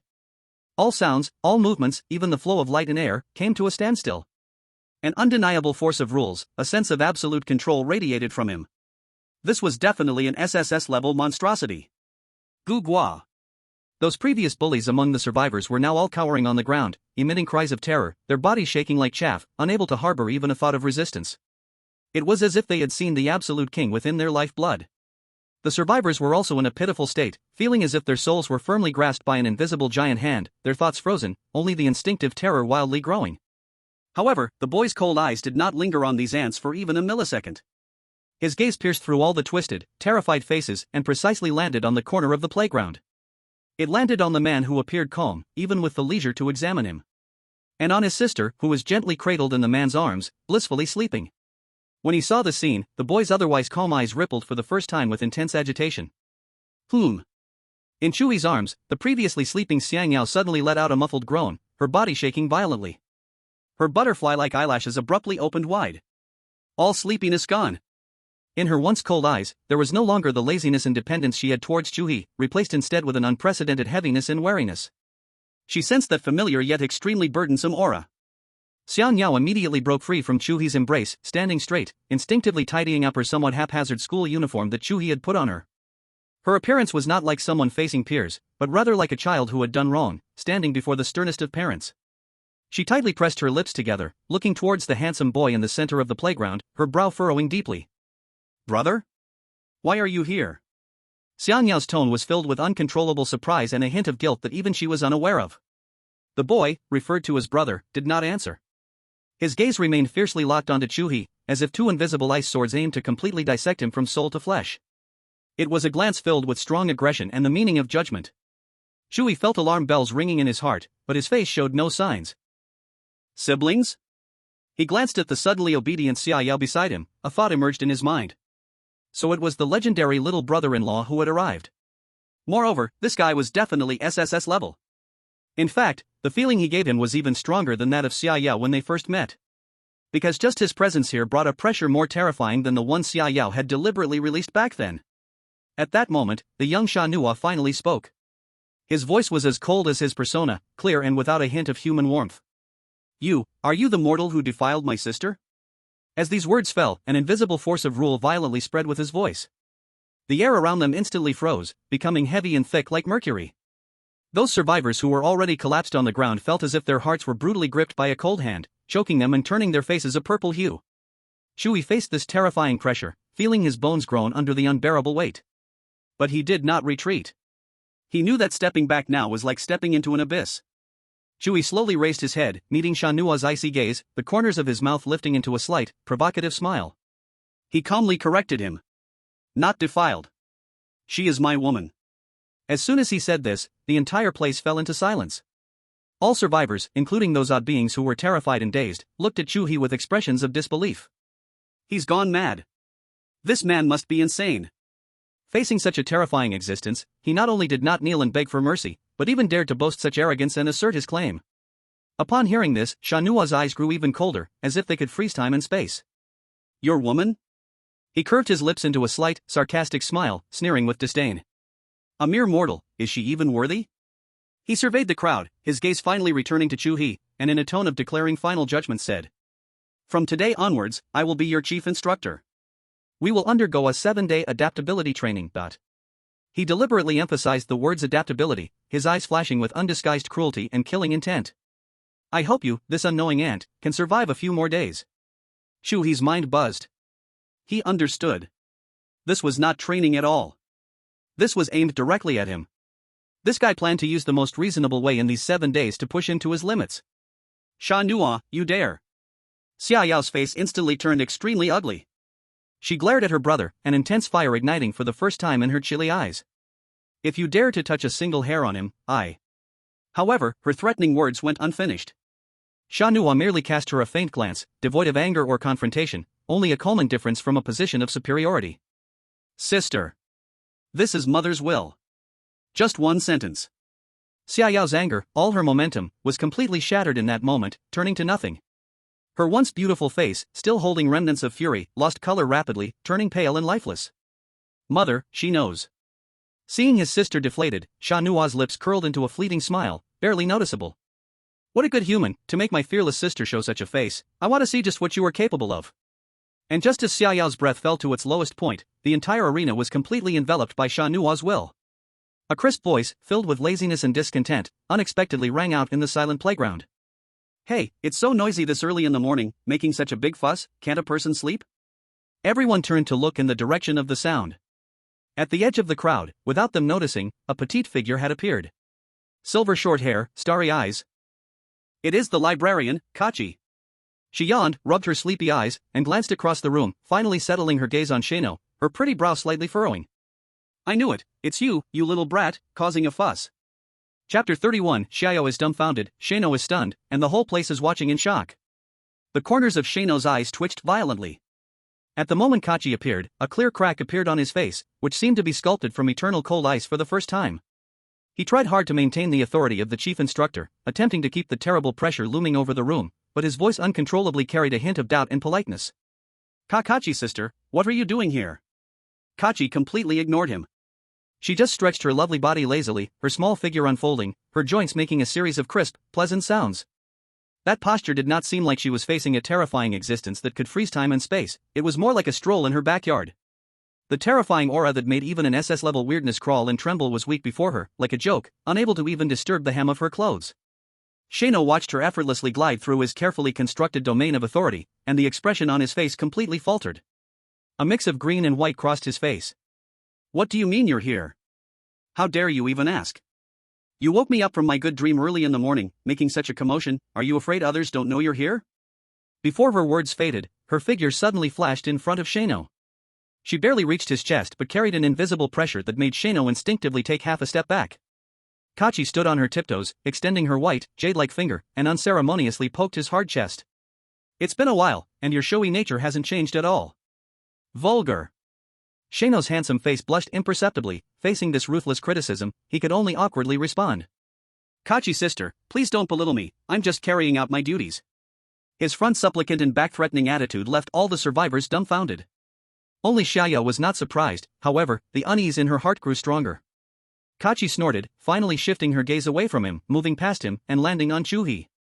She took a curious glance at Xiao beside him, who looked anxious and uneasy, like a child caught by a parent, a faint smile flashing in her galaxy-like eyes. In the dead silence of the room, she walked step by step to Chu He. A faint, unique fragrance, mixed with the scent of books and stardust, wafted into Chu He's nostrils. He looked at the small figure in front of him and had already guessed 7 or 8 points. This little witch had come to stir things up. Then, in front of her best friend and her best friend's fierce brother, Kachi made a move that left everyone in the room stunned. She floated in front of Chu He, extending her pale index finger, which had a slightly cool touch, gently lifting Chu He's chin. The gesture was frivolous and ambiguous. Boom! Xiao felt as if struck by lightning, her entire being frozen in place. Her brain went blank. She watched in disbelief as her best friend used a gesture reserved for couples on her man. How could this be? Didn't Kachi hate men the most? Didn't she say men were foolish and dull beings? Then what was she doing now? Why was her action so natural? Shano was also completely dumbfounded. He looked at his sister, then at Chu He, and finally at Kachi's nonchalant expression. Sister Kachi's sister this human. A love triangle? His mind was a chaotic mess, all plans and internal drafts. All was crushed in that instant. No, wait. Uncle didn't mention this part. He is your sister's man, which means he is my man. Kaki's eyes clearly reflected Chu He's face, voice lazy, but the words were directed at Xiano. If you want to move him in the future, you need to ask me first whether I agree. As the words fell, the corner of Xiano's mouth twitched violently. How am I supposed to play this game? He originally just wanted to use the will of the mother as a pretense to scare his sister, to see her fearless expression, and the cute way she looked when defeated in front of him. By the way, he wanted to weigh this mysterious human brother-in-law and see how much he was worth and why he could make his sister care so much. But when he saw his sister's face turn pale in an instant, and heard her unfinished, yet resolute words, the pleasure he should have felt didn't appear even a little bit. Instead, it was a sour feeling as if his heart was being gripped. It felt like a precious treasure he had protected since childhood was silently taken away by the man named Chu He. This unnamed anger made him change his mind instantly. He had to teach this human a lesson. But he never expected, before his plan even started, Kaki had already arrived. Upon arrival, she distinctly protected this human. For the first time, Xiano felt what it meant to regret. In just a few short minutes, he had lost the affection of two sisters at an unbelievable speed. And Kaki was not his straightforward sister. Her mind was as sharp as a monster, so his little schemes would probably be exposed quickly in front of her. He felt like a clown, surrounded by 3 spectators at the center of the stage, feeling trapped with no way out. On the playground, the pressure that could freeze souls relaxed quietly due to the master's chaotic mind. Those surviving souls, who were already scared to death, now surprisingly tasted a hint of strange sweetness from their ultimate fear. Wow, what a big melon! Gods fighting? No, it's gods fighting for a man. This is way more exciting than any horror training. A white guy who had just been crying on the ground secretly poked the guy next to him, dragging a toad, and silently mouthed, "Awesome." The despair in that guy's eyes had already been replaced by the raging fire of gossip. He nodded vigorously to show his agreement. This shocking twist made everyone temporarily forget their fear, all stretching their necks, eyes wide, afraid to miss any detail. Meanwhile, the long-interrupted live broadcasts from different countries went completely crazy. Whoa! Whoa! The annual drama. The brother-in-law comes with a knife, only to find there's more than one brother-in-law. I knew Chu was extraordinary. Look at Kaki's little moves, that little gaze, lifting the chin. So skilled. These two definitely have something going on. The expression of Queen Xiao. My heart is broken, but I want to laugh. What should I do? Green light? No, this is the light of the battlefield. Look at the instructor's face. So dark like the bottom of a pot. He came in with 2 meters 8 of aura, now he's so embarrassed he could tow out a 3-bedroom apartment. Today's best, my person is also my person. Is this the ultimate aura of a harem master? Chu He-san, he hasn't even done anything, yet 2 supreme existences are fighting for him. Brother Kuan has completely lost. The atmosphere became quite strange at that moment. It seemed to freeze for about 10 seconds. Ahem. Ahem. Xiano coughed heavily twice, trying to regain control of the situation, but his voice contained a hint of uncertainty he couldn't hide. He stiffened his face, trying to project an imposed authority, and coldly declared, "Today's assembly ends here. Everyone go back now." Waiting for the next notification. The survivors rushed back as if they had just been pardoned, but everyone turned back repeatedly, their reluctant gazes resembling that of watching an annual drama that had not yet ended. Soon, only 4 people were left in the vast playground. However, the atmosphere grew even colder and more eerie. Chapter 32, Xia Yao vs. Kachi. The playground was deathly silent. Xia Yao stared blankly at Kachi's finger, which was hooked under Chu He's chin. That finger was slender and white, now resembling a poisonous thorn, deeply piercing her eyes. Her voice was soft, yet incredibly cold. "Kachi, what are you doing?" Only then did Kachi slowly retract her hand, as if she had merely brushed off a speck of dust. She turned to face Xia Yao, her eyes sparkling with a strange light, showing no hint of regret. "Yao Yao, I thought about it all night and I figured it out." Her cheerful words struck Xia Yao's heart like a heavy hammer. "I like him." She paused and added something that nearly made Xia Nua's eyes pop out. "We can compete fairly, of course, if you really don't want to. I can take a step back, it's not impossible." Xia Yao's breath hitched, staring incredulously at her childhood friend, feeling she was terrifyingly unfamiliar. "What did you say? Chu He didn't tell you he's my man?" "He mentioned it. But you two aren't married, why can't I like him?" "Good stuff, no, good men must be shared." Xia Yao's chest rose and fell violently with anger, her voice rising. "Aren't you the one who hates men the most? Have you forgotten what you said? Even if I die, I will never like any male creature." "Oh, I was young and foolish, said the wrong thing." Kachi playfully stuck out her tongue, but her gaze flicked to Chu He with a hint of nostalgia. "I've changed my mind, he smells really good." Yu Xiaoyao pointed at her, speechless with rage. You changed your mind, then don't steal my man. Stop saying your man. Kachi's smile gradually faded, replaced by a trace of provocation. I've slept with him too. Boom. This sentence struck Xiaoyao's mind like a thunderbolt from the sky. An unspeakable sense of terror erupted from her. It was no longer the previously deliberate pressure but a pure will to destroy coming from the depths of her soul. The hard concrete ground of the playground cracked inch by inch around her, and dark cracks surged with a heart-stopping, void-like aura. Chu He's heart trembled. This was Xiaoyao's true power. Stronger than her brother by an unknown measure. Beside them, Xia Nuo was completely dumbfounded. 3 days. From the time this batch of humans arrived until now, it had barely been 3 days. His fearless sister, and that cunning Kachi sister, 2 SSS-level existences, were actually taken down by this human? Could that kiss really have such terrifying power, making them collapse in an instant? Facing the almost all-consuming dark aura of Xiaoyao, Kachi merely sneered. Come on, I'm afraid of you? In an instant, a completely different energy erupted from her petite body. It wasn't darkness, nor destruction, but a brilliance to the utmost. Countless shimmering stars surrounded her, and the ground beneath her turned into a deep starry sky, gorgeous and deadly. One dark, one colorful, 2 utterly different terrifying forces clashed violently on the playground, tearing the air apart with sharp wails. Puff. Chu He, caught in the middle, felt a sweetness in his throat and couldn't hold back a mouthful of blood that spurted out. He had no doubt that if his body hadn't already undergone a transformation, he would have been torn to pieces by these 2 forces. He wiped the blood from the corner of his mouth. With all his might, he yelled, Yao Yao. You promised me last night. You said last night that if Kaki likes me too, let her be the little one. Although I was forced by her, I don't want you to hurt each other because of this. As soon as he finished speaking, Xiao's violent aura suddenly halted, and in her burning eyes of black flames, a flicker of confusion and turmoil flashed. Upon hearing this, Kaki was first stunned, then overjoyed, her eyes looking at Chu He as if they could drip water. He truly has feelings for me. He actually mentioned this to Xiao. Xiao stared fiercely at Chu He, then glanced at Kaki, who looked pleased and even raised an eyebrow at her. A fierce battle raged in her chest between the anger and the promise in her mind. But why should her man be shared with someone else? Especially her close friend. After a long time, she finally squeezed out a sentence through clenched teeth. I did say that, but this fight must happen. Let's fight. Kaki's fighting spirit soared. It's not convenient here, it's hindered, let's go to the sky. Before her words fell, she transformed into a brilliant streak of light and shot up into the sky. Xiao snorted coldly, and the dark aura around her suddenly shrank, wrapping her up like a black lightning bolt that instantly vanished from the spot. Boom! Almost at the same time, a deafening roar echoed high in the sky. A pitch-black void collided fiercely with a dazzling galaxy. The sky seemed to have been torn open, one side a swallowing void of absolute nothingness, the other side a torrent of destruction composed of billions of stars. Countless blades formed from starlight shot toward the darkness like a torrential rain, but at the moment of contact with the edge of the darkness, they were silently swallowed, not even causing a ripple.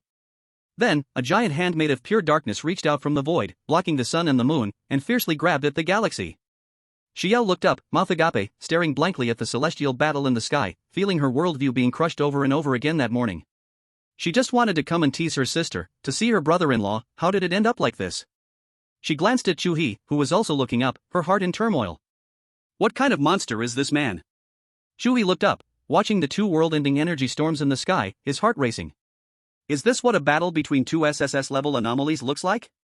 It's terrifying. He shouted to the sky, stop, please stop, don't fight anymore. Unfortunately, his voice couldn't escape the playground's boundaries, shattered by the invisible energy ripple. This spectacle, is it going to pierce through this planet?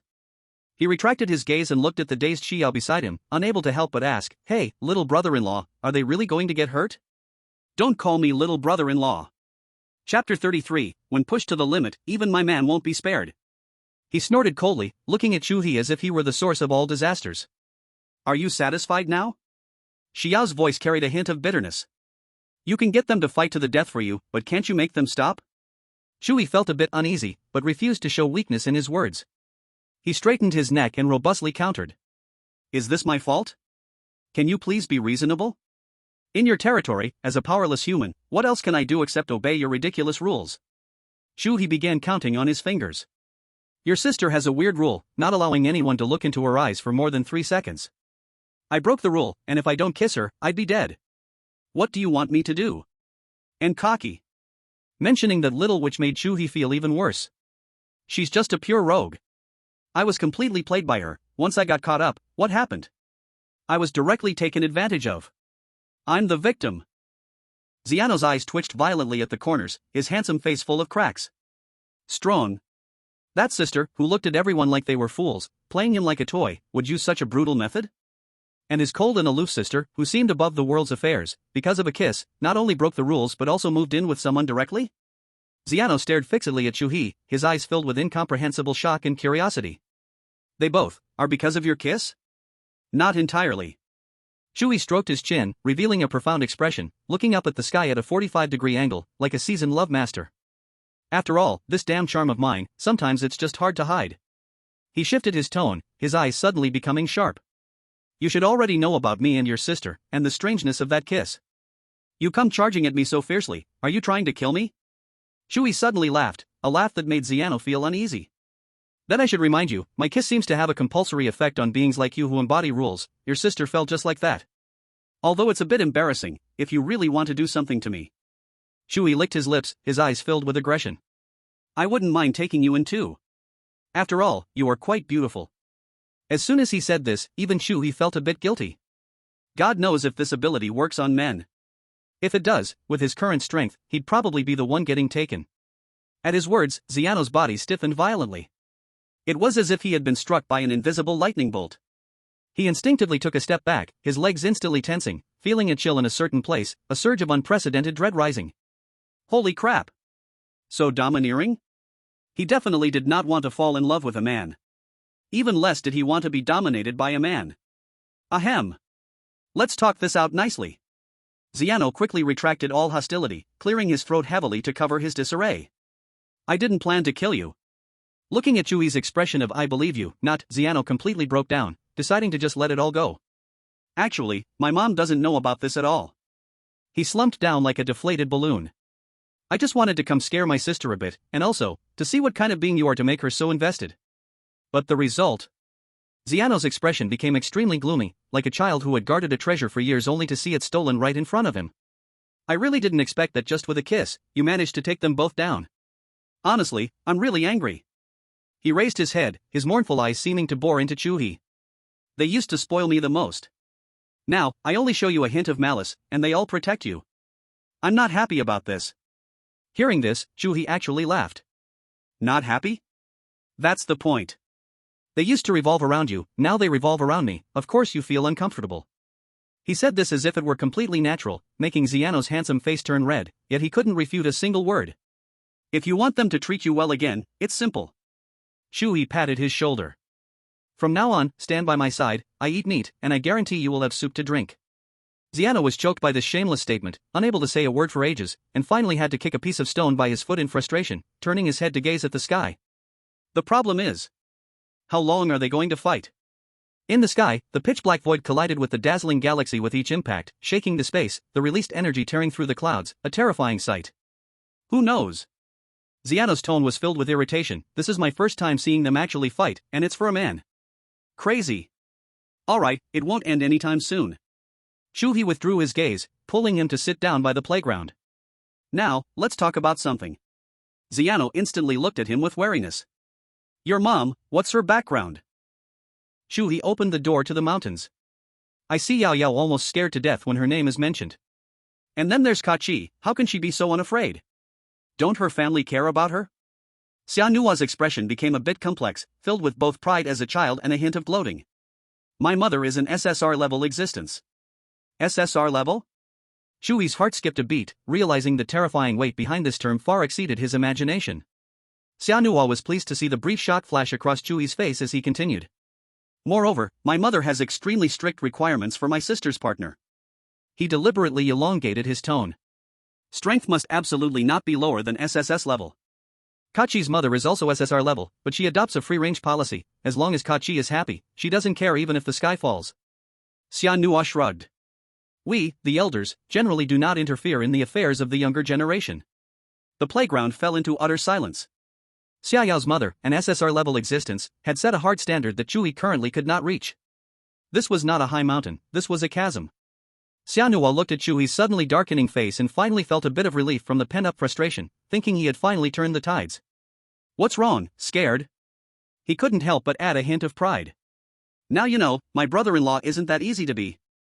However, Chu He remained silent for just a few seconds. He slowly raised his head.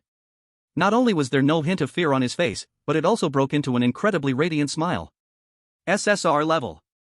In his eyes, a flame named ambition sparked, shining astonishingly bright. Interesting. Xianhua watched Chu He's expression, which was not fear, but rather one of excitement, and a wild thought sprang up in his mind, making his scalp tingle, and he shouted. You can't be thinking of taking my mom as well? Chapter 34. What the hell is a surprise? Upon hearing this, Chu He's heart skipped a beat, realizing he had just lost composure, but he was not at all panicked. Instead, he instantly composed his expression, showing a look of heartbreak and righteous anger at being misunderstood. Take? His voice was not loud, yet it carried a heavy pain as if a sacred resolve was defiled. Am I the kind of person who disregards ethics and just cares about living, timid as a mouse? Little brother-in-law, you think too poorly of me, and your perspective is too small. I am thinking that I might die for love. Chu He's tone suddenly became remarkably solemn as he gazed up at the two balls of earth-shattering energy in the sky, his eyes revealing a hint of a sacred, martyr-like glow. I, a mere mortal, have fallen in love with your SSS-level sister. And your mother is a lofty SSR-level being. Do you think this is a tragedy? No. Chu He declared firmly, his voice not loud but full of conviction. This is the beginning of a legend. A mortal bravely challenges the highest gods for the sake of love, ultimately becoming a martyr. How magnificent, how grand. My name, Chu He, will be immortalized in history. It will become the most tragic footnote of the word love. Xianhua was completely stunned. He stared blankly at Chu He, gazing at the man who was ready to sacrifice himself for love, and the string-labeled sister slave in his mind was harshly plucked. He imagined that scene. This man named Chu He, drenched in blood, stood before his mother's supreme might, his spine straight, shouting his sister's name, before turning to ashes. And his own sister, holding his remnants, tears falling beneath the starry sky. Wow! So touching. This is simply too romantic. This is the ending that a man deserving of his sister should have. I apologize for my earlier slip of the tongue. Xianhua's eyes even turned red. He suddenly grabbed Chu He's shoulders, shaking him hard, his voice tinged with a cry. Brother-in-law. I see. I will be moved to tears because of you. He suddenly slapped his chest, his expression extremely excited, as if he were a witness to this magnificent epic. From today on, you are my dear brother-in-law. Chu He's lips curled slightly, and he thought to himself, mission accomplished. But the next second, Summer Nua's words made the smile on his face freeze instantly. Brother-in-law, don't worry. I'll go back to report to mother right now. I must let her know what an earth-shattering and steadfastly loving man my sister has found. You can go to hell.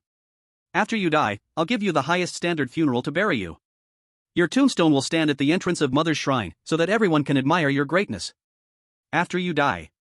Summer Nua grew more and more excited, as if he could already see that lasting legacy of a funeral. Chu He's mouth twitched violently. No, this isn't right. The script isn't supposed to go like this. I just painted a pie, how could you really put the pot on? How could it have turned into a serious talk about bringing up his mother? Is there something wrong with this little brother-in-law's way of thinking? Ahem.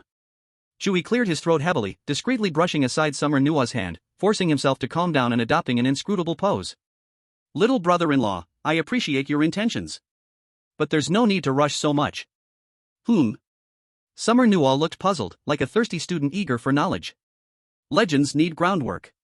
Chu He earnestly educated, to go directly to death, that's what a reckless man does, not a hero.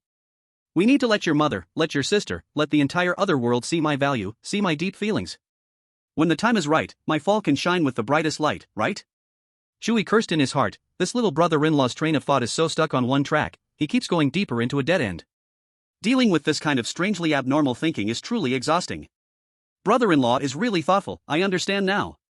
Summer Nua nodded repeatedly, admiration almost spilling from his eyes. He grabbed Chu He's hand and sincerely asked, so, brother-in-law, what should we do now? What's the first step of groundwork? Ahem, it's very simple, Chu He said, you just arrived, stay here a few more days. And keep the thought of telling your mom about me and your sister dead in your stomach, understand? Do you know what mother's surprise means? Summer Nua blinked his gray-black eyes, confusedly asking, whose mother's surprise? No, it's not whose mother's surprise, it's what mother's surprise is. What is mother's surprise? It's just your mom's surprise. Chu He felt his blood pressure rising and could only patiently explain, listen, the essence of a surprise is in its suddenness. If you tell your mother right now, that's called a report, not a surprise.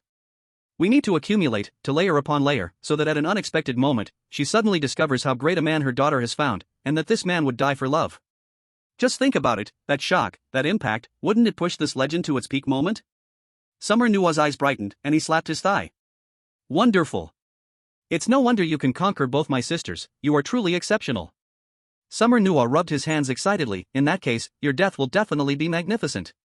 Damn. How did this word come back again? Chu He felt his temples throbbing. Chatting with Summer Nua was like riding a roller coaster, without safety belts. If I get a coronary disease or a stroke, I might just be a goner right here. He took a deep breath, showing a compassionate expression. Little brother-in-law, listening to you talk brings me comfort. But could you stop always talking about dying? Got it. Summer Nua instantly understood, the fervor in his eyes almost solidifying. It's a great sacrifice. A great sacrifice for love. Chu He. Forget it, let's give up on this child, there's no saving her, let it be destroyed, hurry up. At that moment, a more terrifying roar than before suddenly exploded from the sky. Boom! A pitch-black wave of energy descended like a sword, grazing the edge of the playground and leaving a terrifying, bottomless scar on the distant teaching building. The whole ground shook violently for a moment. Chu He and Xia Nua both looked up at the two completely maddened energy storms in the sky, their faces somewhat pale. Brother-in-law, if this goes on, they'll destroy this place. Xia Nua's tone finally carried a hint of urgency. We must stop them. I want to too. Chu He shouted, then realizing his outburst, quickly calmed down. He looked at his little brother-in-law, who had explosive fighting power but was clearly not thinking straight, and a bold plan formed in his mind. Little brother, Chu He patted his shoulder, his expression serious. Now, this is our first step towards legendary. What is it? Xia Nua immediately perked up, standing straight. Chu He pointed at the sky and said word by word. Go, bring your sister down for me. Chapter 35, The Useless Little Brother-in-Law. In Xia Nua's mind, there was only the love epic titled Martyrdom for Love, which he had imagined himself. He felt he was no longer just a simple brother, but a promoter and witness of this great legend. For his brother-in-law's great sacrifice, for his sister's eternal happiness, he had no choice but to act. Brother-in-law, you can count on me, watch me. Xia Nua was fired up, shouting loudly, his handsome face filled with tragic determination. He transformed into a pitch-black lightning bolt, wrapped in an unstoppable sacred momentum, charging towards the very center of those two destructive storms in the sky. However, in less than 3 minutes. Ah! You two crazy women! A heartbreaking scream drenched in infinite grievance echoed from far to near, as that black dot shot up, moving at least 3 times faster than before, trailing long black smoke like an out-of-control meteor, falling straight down. Boom! In the very center of the playground, the earth let out a mournful cry, being brutally smashed out into a giant pit over 10 meters in diameter, bottomless. The violent shockwave kicked up dust and debris, spreading like a tsunami, the entire ground shaking violently. A kilometer away in the dormitory building, all the survivors felt a sudden jolt under their feet, the windows buzzing as if a magnitude 7 earthquake had struck. Those leaning against the railing in the dormitory, watching the show, had their mouths open wide enough to fit an egg. I can't be seeing things, right? That imposing new chief instructor just went up there. And then, a classmate asked, trembling. Then, it looks like, she got knocked down. Huh? The entire dormitory fell into several seconds of dead silence, then erupted into whispers like a mountain calling the sea. In my 30 years of life, the absurd things I've encountered combined don't even amount to this single morning. So the situation now is, the younger brother wanted to help his sister, but then the sister and her girlfriend started fighting over a man, the younger brother went to mediate, and then, got knocked down by the two sisters together? This relationship is too chaotic. My CPU is about to fry. Sikua, too strong. What exactly did Chu He say to Xia Yao's brother that made him willingly become that living target? Don't speak, feel with your heart. I just want to know, is this little brother-in-law still alive? Meanwhile, in the Longwo livestream, the white waterfall of bullet comments had completely engulfed the screen. Ha ha ha ha ha ha. Sorry, although it's tragic, I just can't help it. I'm dying of laughter. You were asked to mediate, not to be a target. Now look, the designated victim for mixed doubles. Chushin's mouth is truly miraculous, with just a few words, he completely fooled his brother-in-law. What survival game is this? This is just Chushin's harem sitcom. And it's a global live broadcast version. I declare that the brother-in-law has become the only comedic relief in this scene. The more arrogant he is when he enters, the louder he falls. Countless viewers laughed so hard they pounded their chests, frantically taking screenshots, and thus the year's best meme was born. At the very second Xiana was about to fall, Chu He had already teleported to safety. A few seconds later, Xiano, with a head full of messy hair and covered in dirt, crawled out of the pit, spitting mud from his mouth and angrily pointing at the sky, cursing. Chu He strolled over, looking him up and down, and with a tone of compassion mixed with curiosity, he spoke slowly. How come you're so weak, even though you're also SSS rank? Damn! Xiano's handsome face flushed red with anger, and he was about to spit blood. I went up to mediate. But those two crazy women said I was in the way. They didn't fight anymore and instead worked together to shove me down. I could handle one, but together, how could I possibly beat them? In the sky, after a brief ceasefire, the fighting and arguing continued, the words growing even more unbearable. Xia Yao! You stupid idiot with your brain full of muscles. What else can you do besides brute force? Kachi's crisp voice was full of sharp knives. She waved her hand, and billions of starlights transformed into countless intricate rune chains, wrapping around Xia Yao from all directions. You little flat chest. You have the gall to steal my man. If I don't rip your broken starry skirt today, I won't be called Xia Yao. Xia Yao's roar was like rolling thunder, completely ignoring the flashy chains, directly forming a giant dark hand that obscured the skies, smashing towards Kachi with a dark strike capable of devouring light. Kachi dodged nimbly, laughing uncontrollably. Oh my! Such a temper. Unlike some people, who spent the entire night sleeping with a man and didn't make a single sound. My time with him was quite lively, you know. What the hell? When did you come to my room? How could you eavesdrop? Xia Yao suddenly halted her movement, screaming in frustration. From 10 at night until 3 in the morning, I was behind your door listening. My ears are almost calloused, but I heard nothing. Kachi looked at her with disdain. Humph. No wonder. Xia Yao sneered, I was with Chu He from past 4 to past 9, you came too late, I was already asleep. Damn you. You monopolized him for 5 hours. My little He can't be with you, he's going to be drained soon. Kachi was furious, the starry storm around her turning even more violent. Xia Yao, what do you mean, your little He? Chu He is mine. Mine. Kachi, come on. Whoever wins tonight, Chu He will belong to them. Boom. Xia Yao completely lost it, the fierceness of the battle escalating once again. Various venomous and childish words resonated throughout the entire campus, along with the aftermath of devastating energy. On the ground, Chu He and Xiano watched with twitching eyes. Xiano's vision of a heroic sacrifice for love shattered into pieces, overwhelmed by this scene that resembled a shrew cursing in the street. He began to doubt if he had been blinded by lard just moments ago. This earth-shattering battle continued until 11 in the morning. At that moment, an unfathomable, suffocating, terrifying pressure fell from the sky without warning, enveloping the entire campus. In the next second, the space above the playground twisted violently, as if a stone had been tossed into water. A towering figure appeared out of nowhere, accompanied by 2 multi-armed monsters, each carrying several large bags of fragrant ingredients. The newcomer was none other than Xia Yan. He immediately noticed the giant deep pit on the playground and the terrifying slash mark on the distant teaching building that seemed bottomless. And the 2 groups of energy storms clashing in the sky, stirring up the wind and clouds. His rugged face instantly transformed from shock to fury. What happened? A roar, like thunder from the sky, exploded. You 2 little brats, why are you fighting? Chapter 36, Kachi's hostile words. Xia Yan's roar was not just sound, it was like an invisible giant hand, violently tearing apart the darkness and stars in the high sky. Those 2 earth-shattering energies instantly dispersed. Xia Yao and Kachi's figures reappeared, both with slightly disheveled hair, their clothes still holding remnants of each other's energy, still staring fiercely at each other from 10,000 meters high, neither willing to back down. But they didn't dare to make a move anymore, both falling down and standing aside. Xianhua saw Xia Yan's face darker than the bottom of a pot and was startled. He quickly brushed off the dust on his clothes, trying to tidy up his shabby outfit, and squeezed out a respectful expression. Uncle! He called out, but his gaze uncontrollably drifted towards Chu He, his eyes extremely complicated, filled with admiration and sadness, as if watching a martyr about to die for love. Xia Yan's eyes swept across the entire scene like knives. First, he shot a fierce glare at Xia Yao and Kachi, and the 2 girls instinctively shrank their necks. Next, his gaze fell on the disheveled Xianhua, his brows knitting into a knot. Finally, his mountain-like pressure firmly locked onto the only calm human in the scene, Chu He. Speak! What exactly happened? Xia Yan's voice contained the fury of a volcano about to erupt. If you dare to hide even a single word from me, I'll tell your mother immediately. As soon as this was said, Xia Yao's face instantly turned pale, her eyes betraying uncontainable panic. But Kachi merely curled her lip, appearing indifferent, as if she were a dead pig unafraid of being scalded by boiling water. Xianhua was the first to speak, telling him everything that had happened. Hearing this, Xia Yan was immensely shocked. 2 formerly SSS-level girls who used to find men disgusting, fighting fiercely over a human they had known for less than 3 days? Moreover, they both had a deep relationship with Chu He. Internally, he wondered, is he really that charming? In such a short time, they cared so much about him. Xia Yan said, after all this commotion, it's all because of you, kid Chu He. You really are something, stirring my precious niece and her friends' feelings in just 2 days, and now they're shouting for blood. Uncle! This has nothing to do with him.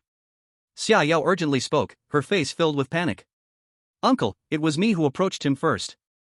Kachi crossed her arms, her tone calm yet firm. After they finished speaking, they instinctively glared at each other, as if competing for the right to take the blame for Chu He. Xiaonuo was also inspired by the tragic epic and stood up straight, with a look of noble incomprehension on his face. Uncle. You don't understand. This isn't about jealousy, it's a clash of souls. It's a duel for love. Xia Yan's eyelid twitched harshly, almost choking on his breath from rage at this argument. Shut up. I am talking to Chu He. Chu He helplessly said, sigh, this is also out of necessity. Just blame my damn charm, it's always in the wrong place. He turned his head, smiling at the two girls who had just stopped fighting, but were still shooting daggers at each other with their eyes. What do you say? As soon as Xia Yao heard this, she immediately forgot about her conflict with Kachi and shouted without thinking, brother is the most handsome and charming man in the world, no, in the entire universe. Of course. Kachi crossed her arms, raised her chin, and responded without backing down, no one cares about me more than my little He. Care? When Xia Yao heard this, her eyes immediately turned red, the flames that had just been extinguished flaring up again. Kachi, you little shorty. Do you think caring can outdo me? Chu He is the person I've decided on. Kachi glanced at her scornfully, who are you calling short? As for feelings, you're just impulsive, what else do you have? Xia Yao straightened her chest, determination shining in her eyes, her mouth curling up with a hint of a victor's attitude. You're right, just based on this determination, I can surpass you. Really? Kachi smirked slyly, a teasing light flickering in her starry-like pupils, but there's one thing you can never surpass me in. Xia Yao instinctively asked, what is it? Kachi articulated each word clearly, her voice crisp, yet her words left everyone in a brief silence. I understand him more than you do. When the words fell, the entire playground sank into a temporary quiet. You're talking nonsense. Xia Yao's face turned a deep red in anger, exasperation evident. On the other side, the two big men were also taken aback. Xiaonuo's jaw nearly dropped to his feet. The grand epic in his mind titled Martyrdom for Love was turned upside down by these simple words. What sacred duel, what collision of souls? How did it turn into a contest of who understands the other better? He looked back at Kachi, the clever and sharp Kachi in his heart, seemed to gain a bit more earthly charm. Meanwhile, Xia Yan, with his rugged face, transformed from a dark pot bottom to a purple liver hue. This SSS-grade chef, commanding a realm, felt that while the girls' quarrel wasn't absurd, it was enough to give him a headache. He could even sense his two peculiar subordinates behind him, their bodies trembling slightly from stifled laughter. What a headache! Chu He's lips twitched continuously. How could these two girls start arguing again? Kachi's mind worked too quickly. He re-evaluated Kachi, who stood at about 1.5 meters tall, her face youthful like a middle school student, the starry skirt making her look even more petite and cute, pure enough to squeeze water. Yet, with this pure and flawless face, she always managed to say things that instantly changed the atmosphere. That little clever girl. The two of them traded words, and it seemed a dangerous energy was starting to swirl around them again, as if they were about to fight 300 rounds over a disagreement. Uncle, look. Chu He spread his hands, feigning innocence. You also saw, I don't want this either, they insist on doing it this way. He looked pained, as if he bore the world's love. Now, even if I want to stay far away, they probably won't be pleased. As he spoke, Chu He felt an unprecedented clarity in his heart. At first, he was a bit worried that if the truth came out, Xia Yao, being straightforward, might turn her love into hatred and lash out. But after witnessing the morning's uproar, he completely understood. Their feelings for him were strong to the point of being unreasonable. Once they decided, they would brainlessly defend him, and there was no way they could think of harming him. What's there to fear? From now on, it was time to let go completely, without any psychological pressure. No, I am a pure love warrior, I should still hold back a little, unless absolutely necessary. Chapter 37, Don't Die. Can't we just give you everything? Xia Yan's face was as dark as a pot bottom, his voice booming with undeniable authority. What do you look like? You two are kings ruling over territories, each possessing dozens of cities and billions of lives, SSS-grade existences. And just for a man, you wreak havoc to the heavens and earth, darkening the sun and moon. If this gets out, what dignity will you have? Where will I place the face of the great Xiao royal family? He grew more furious, pointing at the two of them. How are you any different from those crazy women in blue star dramas, crying and causing a scene over trivial matters? Xiaoyao and Kachi's faces turned pale at his words. But in the next second, the two seemed to have a telepathic connection, and they retorted in unison. He's not the same. As soon as the words fell, the two glared at each other again, speaking in unison once more. Humph. Then they both turned their heads away in sync, refusing to look at each other, their stubbornness identical. Dare to talk back. Xia Yan was so furious he felt like his lungs would explode. He truly wanted to grab each of them and spank their behinds, but in the end, his deadly gaze was firmly locked on the source of it all, Chu He. Chu He's heart dropped. He clearly caught the key information in Xia Yan's words. King? Dozens of cities? Billions of lives? He actually subdued 2 queen-level beings in just 2 days. This realization made Chu He's blood boil, but at the moment, this hot-tempered uncle clearly viewed him as the pig that ruined 2 precious water spirit cabbages. If today's situation wasn't resolved, he really would be turned into a dish of braised scumbag. Going hard likely wouldn't work, so he had to take a softer approach. Chu He put on a tragic face, looking very sad and reluctant. His deeply emotional gaze scanned the crowd. Then that affectionate gaze landed on Xiaoyao and Casey, and with righteous dignity, he said, "Seeing your deep friendship, yet being turned into a scene of shouting and killing because of me, I feel both heartbroken and touched." As he spoke, he seemingly casually raised his hand, using his pinky to dig into his ear. A familiar, uncontrollable physiological impulse surged into his eyes. In the next second, he could no longer control himself, crystalline tears streamed down his cheeks. That's right, ever since he was small, as long as he dug in his ear, he couldn't help but cry. This sudden scene left everyone in shock. Xiaoyao and Casey's tense atmosphere instantly froze. Xia Nuo's heart roared, "Here it comes. The legendary curtain is rising." Watching Chu He, crying and shouting, every word seemed to be dug out from his heart. "What pains me is that you were the best of friends, and now you have to fight to the death with each other. And what touches me is that all of this is actually for me. In your hearts, I was so important." "All right." Chu He took a deep breath, as if making a significant decision, his gaze becoming clear and resolute. "You are queens, with billions of subjects behind you that need you to guard and rule. I am just an ordinary mortal. How can I deserve to make 2 majestic queens turn against each other? If my death today can bring you back together, can restore peace to this sky." He opened his arms, looked up at the sky, his face wearing a divine glow of upcoming liberation. "Then, it will all be worth it. Loving you all. Chu He." After saying that, he imagined a lasso in his mind, and in the next second, a strange rope exuding a sinister dark red glow appeared out of thin air before him. That rope seemed like a living thing, twisting in the air, emanating a seductive aura of death. Without even looking, Chu He grabbed the rope and threw it around his neck. His movements were decisive and clean, without a hint of hesitation. He was taking a gamble, betting that the two would rush to save him. Betting that they absolutely could not bear to let him die. Indeed. Just as the rope touched the skin of his neck. "Don't you dare die." A sharp shout pierced the air, and Xiaoyao's eyes narrowed sharply. A finely refined black lightning struck first, precisely hitting the rope. The strange rope couldn't even let out a cry before it vanished into thin air. At the same time, Casey's starry eyes locked onto Chu He, an invisible force of space instantly binding him, leaving him unable to move. In the next second, from the left and right, 2 warm, fragrant bodies forcefully crashed into his arms. One was tall and fiery, the other small and delicate, yet both were trembling slightly. Chu He's heart had already bloomed with joy. Yet on his face remained an expression of unspeakable grief, his acting completely sincere. He shouted hoarsely, "Let me go. Let me die. If I die, you can go back to how you were. I cannot be so selfish, ruining your relationship. Shut up. You are not allowed to die." Xiaoyao's voice was filled with unprecedented panic and tremble. "We won't fight anymore. Never again. Do you hear me?" Kachi had long seen through Chu He's act, but she couldn't take the risk. Even a 1 in a million chance was too much for her to bear. At this moment, seeing Xiaoyao clearly believing it, she went along with it, playing along with the act. She spoke in a panicked voice laced with tears, "Yes, we won't fight anymore. Little He, I didn't expect you to be so noble, wanting to die for us, for billions of people." Xiaoyao tightly hugged Chu He, feeling his body warmth, and firmly declared, "From today on, Kachi and I are both your women. We 3, let's be together well. No one is allowed to mention fighting again." Chu He's scream abruptly stopped, his face showing just the right amount of astonishment and emotion. "Really? You really are willing to die for me?" His eyes reddened, his voice choked, looking as if a wave of immense happiness had knocked him out. "That's great. I, Chu He, will definitely cherish you well." As he finished speaking, he could no longer control his excited emotions, planting a forceful kiss on Xiaoyao's flushed cheek. Then he turned again and gave a smacking kiss on Kachi's pretty face as well. A system prompt sounded. Name, Chu He. Target, Xiaoyao, SSS level, current intimacy, deep love. Power of the Eye of Desolation greatly enhanced. Target, Kachi, SSS level, current intimacy, dependence. Space manipulation ability significantly enhanced. Not far away, Xianhua stared in shock at this scene that turned faster than flipping a book, his eyes turning red. Brother-in-law, really great. He actually wanted to use his life to restore the sister and Kachi sister's close friendship. Although it felt somehow wrong, something seemed off.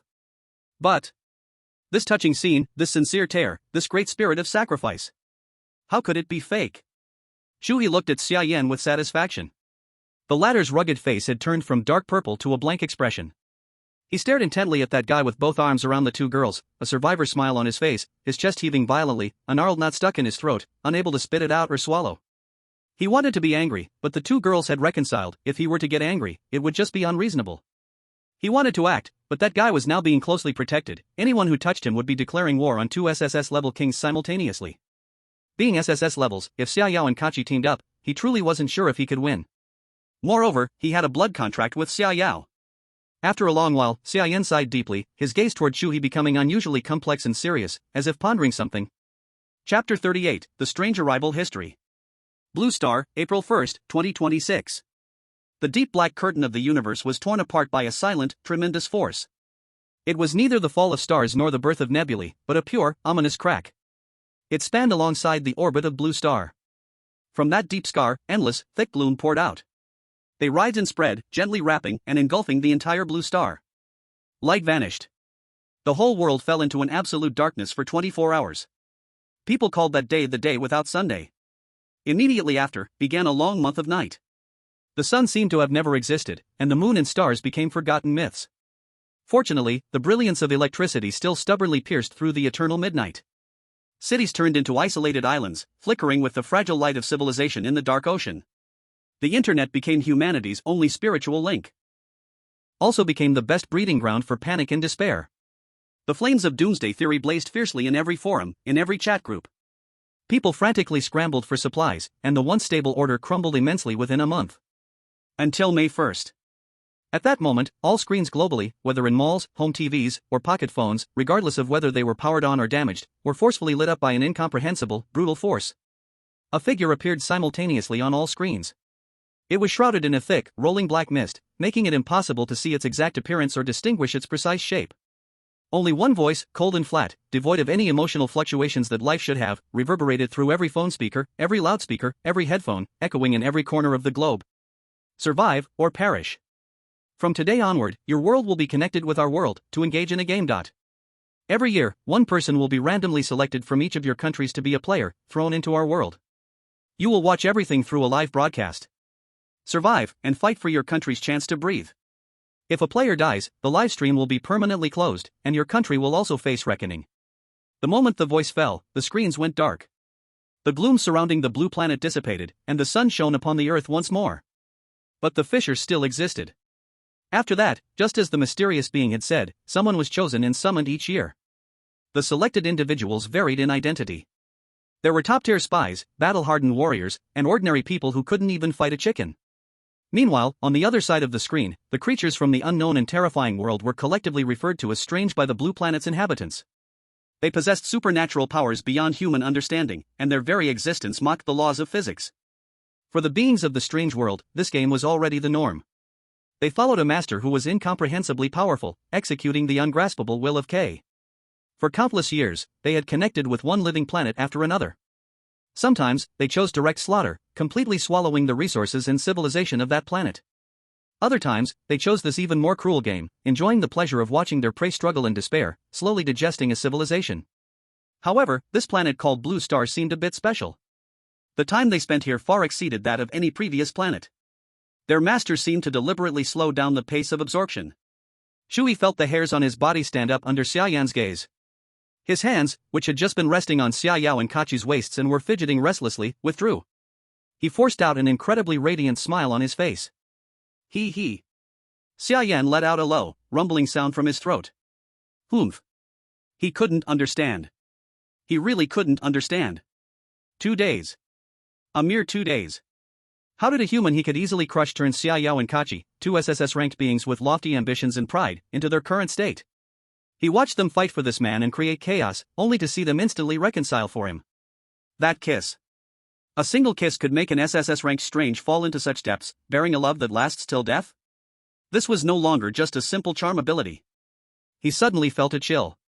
This world ruled by strange for countless ages, seeing myriad civilizations as food and games. This seemingly eternal, unchanging, and hierarchically strict order. Would it be disrupted because of the small, seemingly harmless variable before him? A sudden and unpredictable change is about to come. At this thought, he couldn't help but feel a hint of anticipation. He looked down on humanity's own martial power, finding it incredibly weak. He could easily wipe one out with just a blink of his eye. However, he had immense respect for human civilization, especially the culinary culture of Dragon Country, which was vast and profound, full of variety. That was the highest pursuit of him as a strange chef. Many of his proud dishes were improved upon using Dragon Country's recipes. Never mind. If he couldn't figure it out, then he wouldn't think about it anymore. The rage and frustration on Xia Yan's rugged face gradually faded, transforming into a deep exhaustion. He raised the ingredients that several multi-headed monster subordinates were carrying and let out a deep growl. It's almost noon, time to eat. At 12 noon, the sun blazed fiercely. The school cafeteria was bustling, full of strange shadows. Surviving human students stood mixed with bizarre forms, creating a bizarre scene. When the towering figure of Xia Yan appeared before them, all voices came to an abrupt halt. The cafeteria was so quiet you could hear a pin drop. Xia Yan's face was dark. The oppressive force from his mountain-like presence swept through the room, making everyone who met his gaze bow their heads in fear. Except for Chu He and a few others. He shouted sharply, his voice filled with unquestionable authority, echoing deep in everyone's soul. What you saw and heard on the playground today, all of it, swallow it down. If even a word of this gets out. He paused, his gaze turning incredibly fierce. The two multi-headed monster subordinates had already lifted a huge cutting board more than half a meter thick. The board was made from some unknown giant beast's bones, incredibly hard. Xia Yan grabbed the heavy bone knife, resembling a door panel, in his hands. With one swing, the knife fell. Crack. A crisp sound sharp enough to make one's teeth ache exploded. The heavy bone cutting board was split in two by his strike, the crack as smooth as a mirror. Just like this board.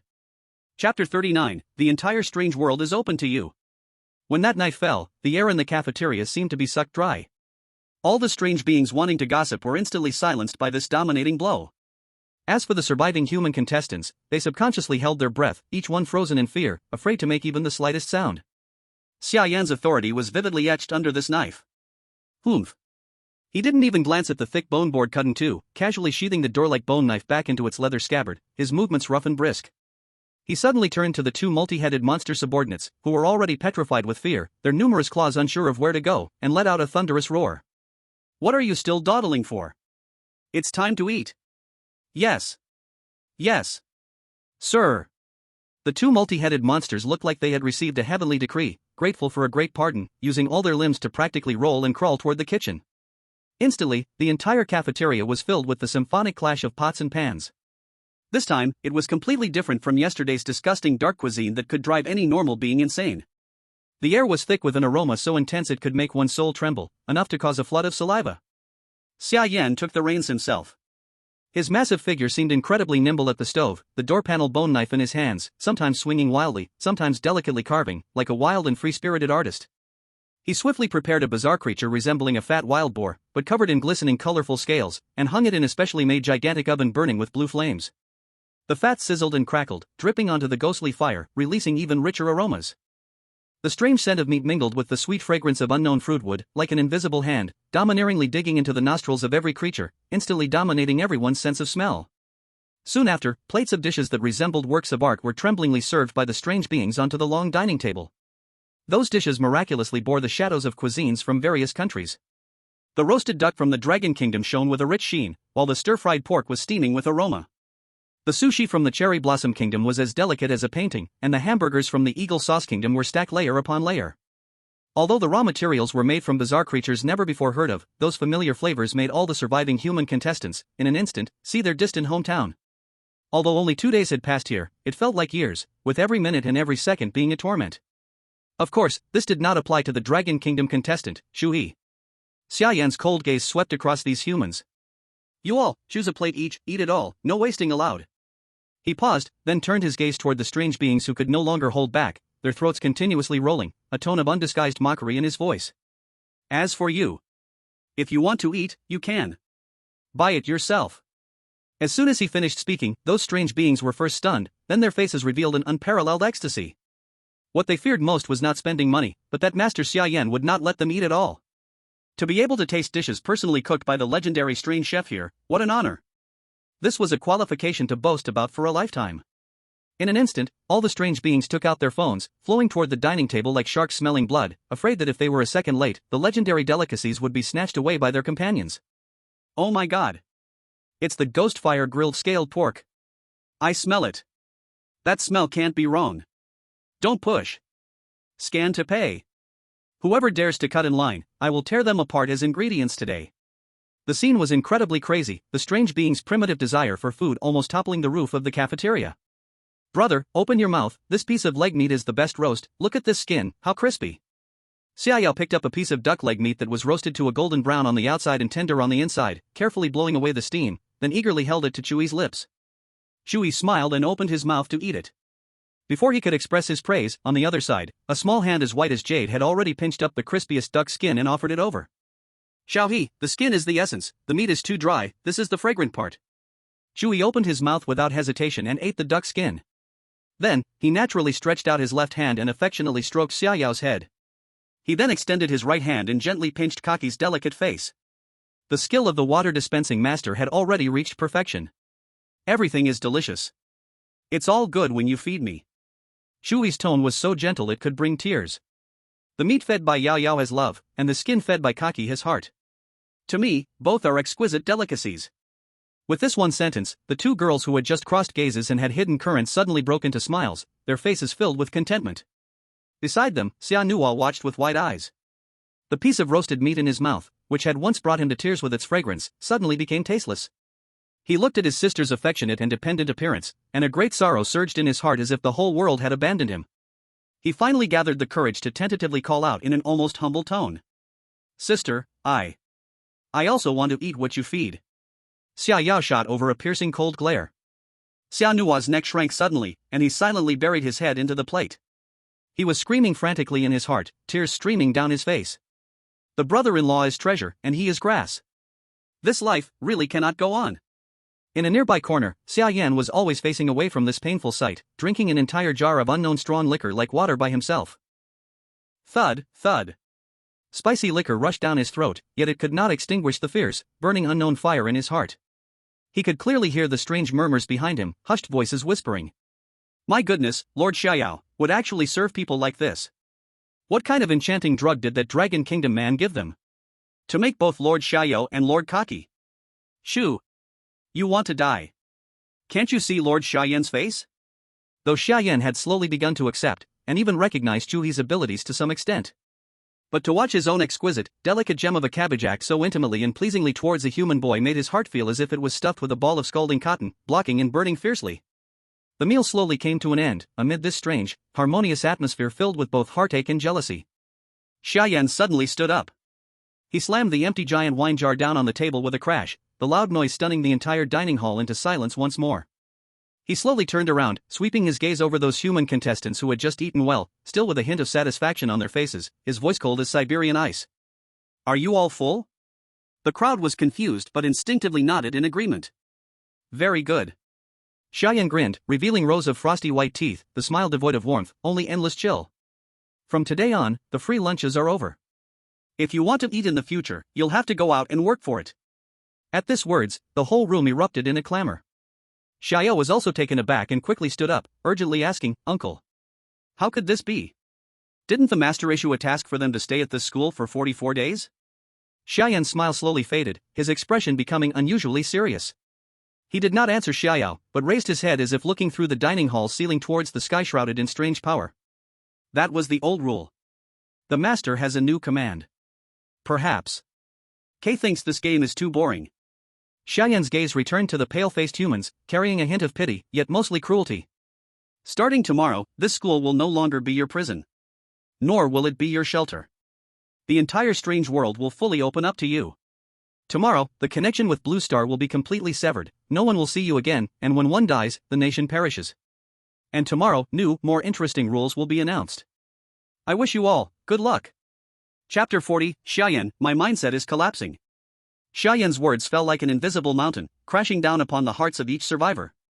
The entire strange world, fully open to you. What does this mean? It means that the previously stifling but at least clearly defined cage has been utterly shattered. In its place is a boundless hunting ground, filled with unknown horrors. All human contestants, including the unruly warriors and spies, showed faces filled with uncontainable despair. Only Chu He, after the initial shock, revealed a strange glint in his eyes. He almost instinctively connected this matter to himself. Could it be, because of me? As this thought popped up, all that Chu He had experienced in the past 2 days flashed through his mind like a fast-paced movie. He had only been in this world for a mere 2 days. Yet in these 2 days, everything he had done was enough to overturn the existing perceptions of this world. He possessed an ability that even SSS-level anomalies could not resist and used this ability to successfully make 2 queen-level existences swoon for him. He made them compete for attention, battling with a fervor that shook the heavens and the earth. Then he made them willing to reconcile, to ensure he would not seek his own end.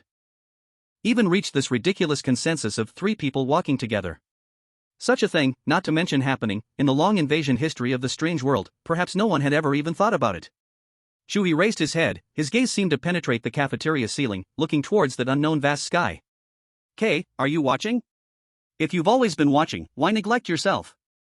Is it because you haven't noticed, or do you disdain to care? Or perhaps, you find things becoming more interesting? Countless questions churned in Chu He's heart. He loosened his hands that were wrapped around Kaki and Xiaoyao's slim waists, walking straight up to Xiaoyan under the puzzled gazes of the 2 girls. The lord you mentioned, Chu He's tone was very calm. Can you speak directly with Kay? Xiaoyan's rough face twitched, as if he had heard some colossal joke. A deep grunt escaped his throat. Speak? Who do you think that is? We just follow the orders decreed by the temple. Temple? Chu He seized this word. Xiaoya had also shouted excitedly before about burying himself outside some damn temple. Seeing Chu He's puzzled expression, Xiaoyan unusually began to explain. Every major clan, what you humans refer to as kingdoms, has its own temple. That is the residence of the royal family and the only place to establish contact with the Lord. He paused, glancing at Xiaoyao and Xiaoyue beside him. To be called royal, there must be at least one SSR-level powerhouse stationed in the clan. Each temple supports a divine pillar. The Lord's will is conveyed through this divine pillar. Chu He quickly understood. No use in saying more.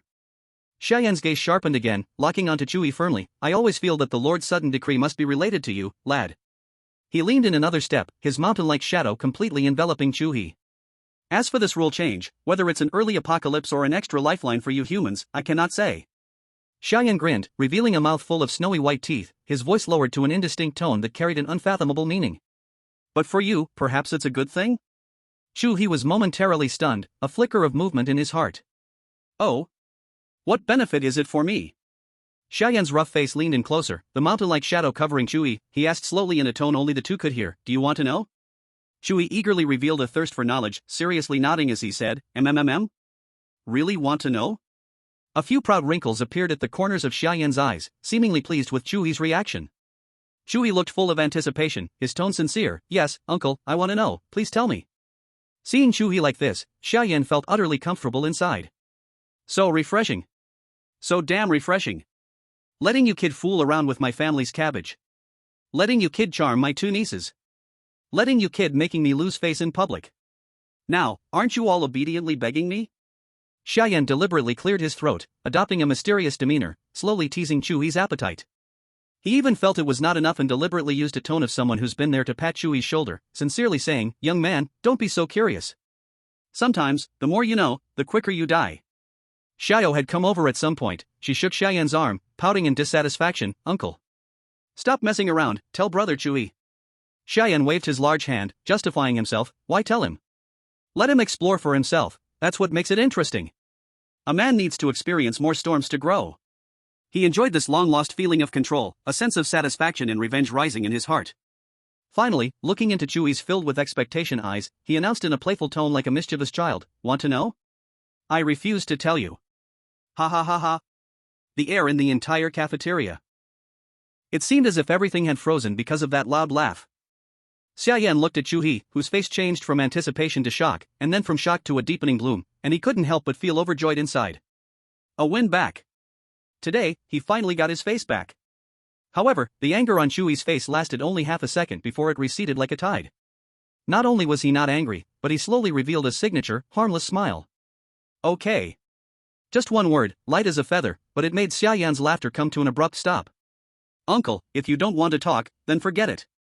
Chu He shrugged, and the smile on his face became even brighter, but the joy didn't reach his eyes.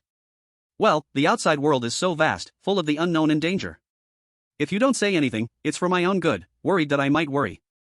He changed the subject. But don't worry, I adapt well and I'm quite brave. Tomorrow, I'll take Yao Yao and Kaki out to explore and get familiar with the surroundings, and see if there are any opportunities to work and earn money. The smile on Xia Yan's face slowly froze. Chu He seemed to not notice and continued in an easygoing tone. I've heard the outside world is chaotic, full of all sorts of people. What if we encounter someone troublesome, leading to a conflict, or if Yao Yao and Kaki find something fun and want to stay a few more days, not coming back? He dragged his voice, looking meaningfully at Xia Yan. By then, you might see things you don't want to see, happening one after another, so don't blame me for not giving you a heads up. After he said this, he no longer looked at Xia Yan's face, which was already turning purple. Instead, he turned around, naturally hugging Yao Yao and Kaki's slender waists again, smiling cheerfully. Let's go back to the dorm. We need to discuss how to start our exciting adventure in another world tomorrow. Xia Yan's body completely stiffened. He stared fixedly at the young man embracing two girls with a blissful smile on his face, his chest rising and falling violently. Damn! This kid knows how to infuriate people. Lord, the rules for tomorrow must not be too easy for this kid. Xia Yan silently prayed. At this moment, Xia Nuo came to Xia Yan's side and said, "Brother-in-law told me to stay here a few more days. Where am I sleeping tonight?" Brother-in-law? Xia Yan suddenly turned his head. The pressure from his 2'5" stature solidified the surrounding air, and he fixedly stared at Xia Nuo's handsome face, which bore some resemblance to his sister's. What did you call him? Xia Nuo shrank his neck but still defiantly retorted, "Is there a problem?" There's a problem. Xia Yan gasped, almost passing out. What the hell? You betrayed me just like that? Why did I bring you here? Was it to recognize family? Xia Nuo looked innocent, even with a hint of admiration for Chu He. Uncle, didn't you see? Brother-in-law risked his life for my sister and sister Kaki. He dared to put the rope around his neck in front of two SSS-level beings. What deep feelings! What bravery! He did what I dare not do. He is a role model for our generation. What's wrong with me calling him brother-in-law? Your role model is nonsense. Xia Yan was furious, pointing at Xia Nuo's nose and scolding, "Waster! Do you still want to be the royal heir? With your brain, dream on." Xia Nuo felt a bit wronged by the harsh scolding. What does being a royal heir have to do with calling him brother-in-law? It has a huge relationship. Xia Yan roared, "Your sister was pushed by a pig. Instead of thinking about how to butcher the pig, you go ahead and feed it." You? How can I butcher it? Line Nend. Xia Nuo retorted defiantly, "You didn't tell me he also got sister Kaki too. With sister Kaki helping him, if we fight, she will definitely help brother-in-law. Am I facing 3 alone? Am I crazy? Even if sister is afraid of mom's power, sister Kaki isn't afraid of her at all. Everyone knows sister Kaki is incredibly clever since childhood. No one can fool her. Her brother-in-law can make her completely obedient. He can't be an ordinary person?" Xia Yan was choked into silence. This damn makes so much sense. He had a mouthful of old grievances stuck in his throat, turning his face a deep purple. Get lost! Xia Yan roared in a fit of useless rage, pointing towards the canteen's entrance. Hurry up and roll back to the temple. With your intelligence, it's hard for me to explain the complexities of this situation. Xia Nuo saw that his uncle was really furious to the extreme, and staying here would definitely lead to a beating, so he quickly prepared to escape. However, just as he turned around, he heard his uncle's lowered voice behind him. Also, don't tell your mom about this yet. Xia Nuo paused, his eyes instantly lighting up, and he turned around suddenly with a look of sudden realization and a smile. Uncle, see, you also recognize my brother-in-law. You just don't want to admit it. I recognize a pile of crap. Xia Yan cursed, but his expression became unusually somber. I've developed some interest in him, but it's far from enough for me to recognize him. He irritably paced back and forth, and that damn Chu He, that guy conquered your sister in less than a day. This is ridiculous. How could I accept something so quickly? Xia Nuo nodded in deep agreement. It's indeed hard to accept. Uncle, I understand you. After raising her for so many years, for a man you haven't known for even a day, to directly turn against you and force you to sign the deadly blood contract. Who says it's not? At least you understand me. Xia Yan finally found a resonance inside deeply. Then, he said in a low voice, however, if even Kaki can be subdued by Chu He, it shows that this Chu He is indeed not simple. Xia Yan's gaze turned towards the empty canteen doorway, his eyes becoming thoughtful. He can easily subdue 2 SSS-grade kings. That's already terrifying. What's even scarier is that I suspect he can actually replicate their abilities.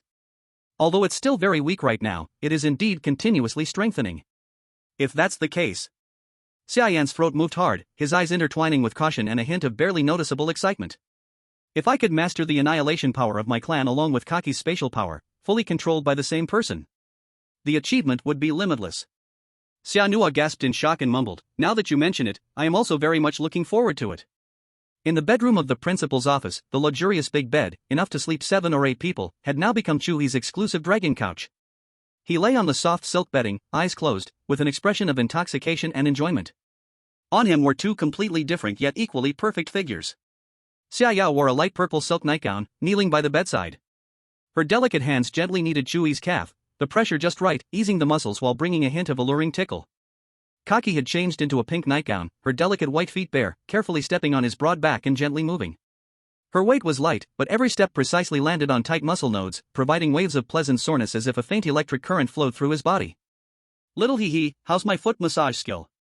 Kaki's playful voice came from above, her toes lightly tapping on his shoulder blade, like she was mischievously tickling him. Brother, is this pressure okay? Will it hurt you? Xia Yao's voice was filled with seriousness and concern, fearing that she might accidentally hurt the one she loved. Chu He let out a satisfied sigh, too lazy to even open his eyes. Not bad, both of you are great. He languidly replied, enjoying this royal treatment, his heart already bursting with joy. Just 2 days ago, he was an ordinary college student. 2 days later, with a cold queen on his left and a genius lowly on his right, both of them SSS-level beings capable of shaking the world with a stomp, they were willingly kneading his legs and stepping on his back. This life, he would never dare to dream of it. Continue, Chu He said lazily, his voice carrying a hint of command.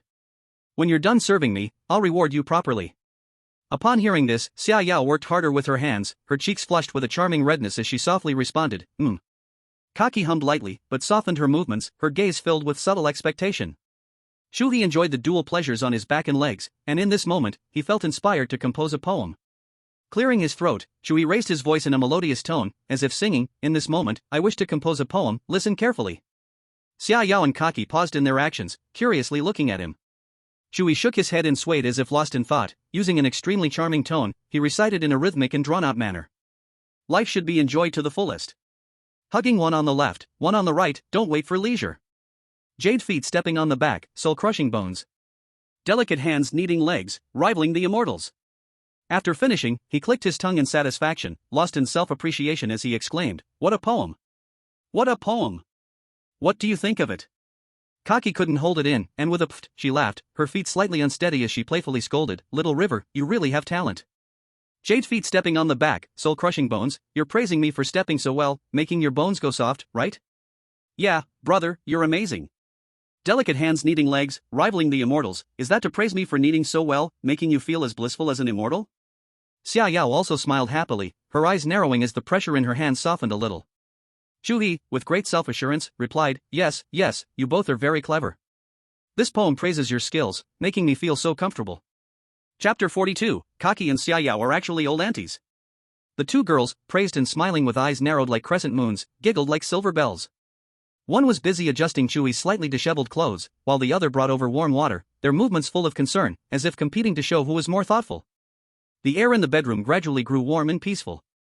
The 3 of them chatted casually, from each other's little habits to some small daydreams about the future, the atmosphere harmonious.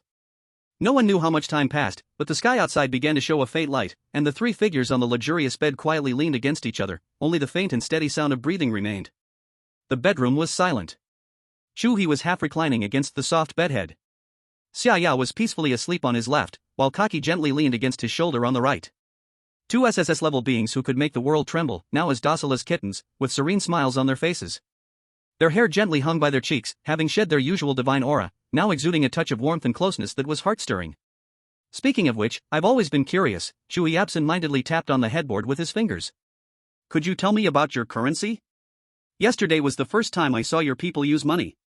Kaki lazily hummed, her voice thick with the drowsiness of just waking up. Before you people were connected to our world, we were actually quite primitive here, just like what your history books say, bartering, whoever has the biggest fist, that's the rule. She seemed to be organizing her words and paused before continuing. But later, things changed.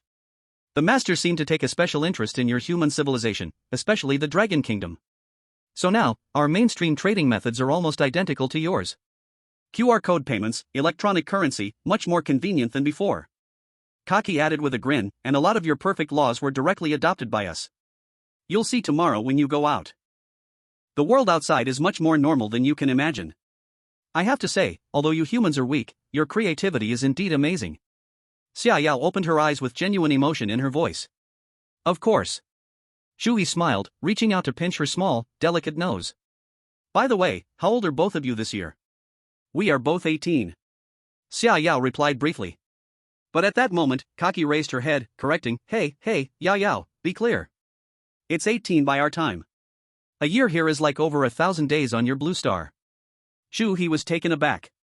He did some quick mental calculations, and the expression on his face suddenly became strange. Over 1,000 days. That means. He looked down at the girl beside him, a cold yet beautiful young lady, and a cute little girl with a charming appearance, tentatively asking. So, am I actually being accompanied by two aunties in their 50s? Aunties? Xia Yao tilted her head, her simple mind clearly unable to grasp the deeper sarcasm of the word right away. Kaki immediately exploded. She suddenly reached out, gently tapping Chu He's arm, her strength filled with playful anger. You are the old man. Old man. How long do your humans live? In the blink of an eye, you become too old to walk. She rebutted angrily, her cheeks puffing up like a pufferfish. Ha ha ha. Chu He was amused by her adorable look and laughed heartily, pulling both girls closer to him. Alright, it's my fault. You are two immortal, unparalleled, unbeatable fairy sisters, is that okay? Only then did Kaki hum with satisfaction, leaning back against his shoulder. Chu He's smile gradually faded, his eyes becoming deep. Electronic currency, a social system moving closer to human civilization, and the unseen master who seemed to be observing everything with great interest. This strange world was much more complicated than he had imagined. And, much more interesting. One night passed without a word. The next day, the sharp, piercing assembly bell rang like a blade, suddenly cutting through the silence of the campus. All survivors almost leaped out of bed the moment the bell rang, the fatigue and fear of a sleepless night making their faces pale and their eyes sunken. They trembled as they quickly dressed, each face filled with fear and despair of the unknown. Meanwhile, in the principal's bedroom, Chu He slowly opened his eyes at the sound of soft calling. On his left was Xia Yao, peaceful in her sleep, long black hair spread like ink. On his right was Kaki, leaning against him like a lazy little cat, her silver short hair smooth and neat. Ugh. So noisy. Kaki mumbled in dissatisfaction, leaning closer to Chu He, trying to block out the outside noise. Chu He smiled, leaning down to gently tap his fingers on the smooth, full foreheads of both girls. Time to get up, my two little lazy pigs, it's time to assemble.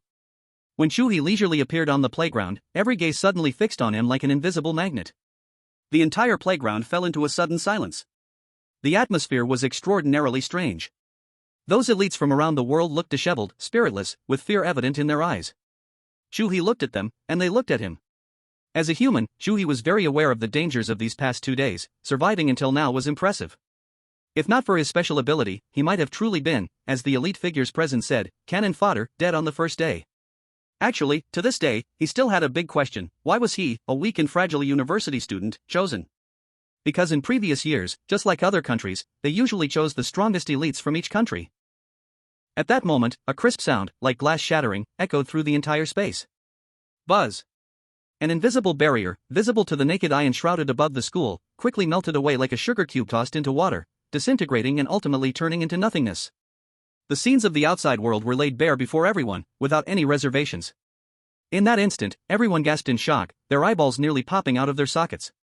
What they saw was not the imagined ruins of broken walls, nor the horrifying blood-soaked hell, but a city. A city more prosperous and bizarre than any metropolitan area on Blue Star.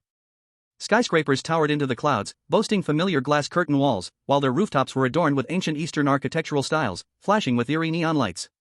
On a giant screen in the distance, a beautiful news anchor appeared, but the corner of her mouth twisted into an inhuman grin. Traffic was heavy, and crowds bustled about. Most pedestrians on the street wore normal clothes, but occasionally, one could spot a well-dressed man whose neck could twist a full 360 degrees. A cute girl in a Lolita dress bounced by on the sidewalk, but her shadow dragged behind her like 8 spider legs. Familiar. Yet incredibly strange. Prosperous. And everywhere, there was an indescribable eeriness. Welcome to the City of Wonders. Chapter 43, Playing House? A naked target. Welcome to the City of Wonders, survivors. The voice was devoid of any emotion, grand and hollow, coming from all directions, as if it resonated directly in everyone's minds. This voice carried an undeniable authority, causing both Xiang Yashan and Kachi to suddenly wear slightly serious expressions. I am Lilian, the Lord of the City of Wonders. I will now announce the will of the Master. The grand voice did not give anyone time to react, directly announcing a new survival game. Game name, Playing House. Game duration, 3 months. Game rules, live in this city and earn enough Eerie currency. Those who fail to meet the target amount when the game ends will be utterly erased. As soon as the voice fell, the air in the middle of the playground twisted, and a massive virtual screen appeared out of nowhere. On the screen, cold lines of text floated up, clearly marking everyone's value. A-level roommate, task target, 50,000 Eerie currency. S-level roommate, task target, 100,000 Eerie currency. SS-level roommate, task target, 1 million Eerie currency. SSS-level roommate, task target, 10 million Eerie currency. Almost simultaneously, each survivor found a stylish new mobile phone and a pure black bank card appearing in their hands. The phone automatically powered on, revealing a solitary app titled Eerie Currency Wallet. Survivors subconsciously clicked open, and everyone's initial balance was a glaring red number. -3,000. Clearly, this was the processing fee for the phone and bank card. Starting in debt was very peculiar in such a bizarre world. 10 million? Chu He stared at the SS-level target amount, his heart racing. Just then, the Lord Lilian's unemotional voice echoed again, this time with a deliberate emphasis. Special note, Dragon Country contestant Chu He has 2 SSS-level roommates, and the task targets are combined. Total, 20 million Eerie currency. When this statement came out, the playground fell into a dead silence before erupting in chaos. 20 million? Ha ha ha. Earn 20 million in 3 months? My heavens, this will be a good show. He was so arrogant before, flaunting his good fortune. Deserved. This is retribution. Our targets are at most 100,000, and his is directly 200 times more. Those elite individuals from various countries, who had once felt both envy and jealousy towards Chu He, wore expressions filled with schadenfreude at that moment. Their eyes regarding Chu He were filled with unabashed malice and mockery. It was as if he could already see his tragic fate, erased 3 months later. Chu He's face was as dark as the bottom of a pot. 20 million. This isn't just playing house, this is a matter of life and death. However, next to him, Kachi disdainfully curled her lips, waved her little hand, and said in a sweet, baby voice, a mere 20 million, not even worth a hair on my assets. Xia Yao's expression was also blank, her eyes showing a sense of entitlement. To her, money was just a number, not to mention 20 million, even 200 billion was just a snap of the fingers away. With these 2 SSS-level wealthy individuals as support, the goal of 20 million seemed not so difficult. The laughter of the survivors was instantly weakened by the aura of the 2 queens. Many began to murmur to themselves, damn, I forgot this guy is a kept man. With 2 SSS-level big shots covering him, isn't 20 million just a matter of minutes? However, just as everyone thought this way, Lilian's next sentence struck Chu He like a divine punishment descending from the heavens, hitting him hard on the head. Supplementary Rule 1, all participants must not use their roommates' funds in any form. Roommates can only spend the participants' money to survive and are prohibited from providing any financial support to participants. Boom! Chu He's head buzzed, and he was completely stunned. Can't use my roommate's money? I can only use my money? I'm 3,000 in debt. What can I give you? The northwest wind? As soon as this rule was announced, Kachi and Xia Yao were both dumbfounded. Among the crowd of survivors, after half a second of silence, they erupted in louder, more unrestrained laughter than before.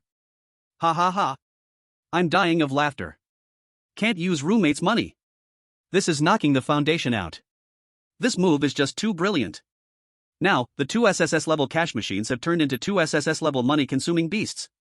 He has to support 2 big shots for 3 months while making 20 million. How is that possible? Of course, Lilian's voice continued without any emotion. To ensure the basic playability of the game, the master kindly grants you initial assistance. Supplementary Rule 2, all participants will receive a corresponding loan limit based on their roommate's level. A-level roommate, 50,000 limit, S-level, 100,000, SS-level, 1 million, SSS-level, 10 million. Dragon Country contestant Chu He, your total loan limit is 20 million strange coins. As soon as she finished speaking, Chu He opened his strange coin wallet, and beneath the negative 3,000 balance was a line of small text. Available loan limit, 20 million. This is not mercy at all. This clearly pushes him into a pit of fire. It gave him the ability to spend money, but also placed a massive mountain on his back that could crush him at any moment. Now, he not only had to earn the target of 20 million, but he also had to pay back all the loans he might use. This is no longer just targeting him, this is clearly aiming to kill him. Too much. A cold roar echoed through the sky. Xia Yao could no longer suppress her inner fury. Terrifying energy fluctuations erupted from her petite body, and a crimson killing intent swept across the entire playground like a tangible storm.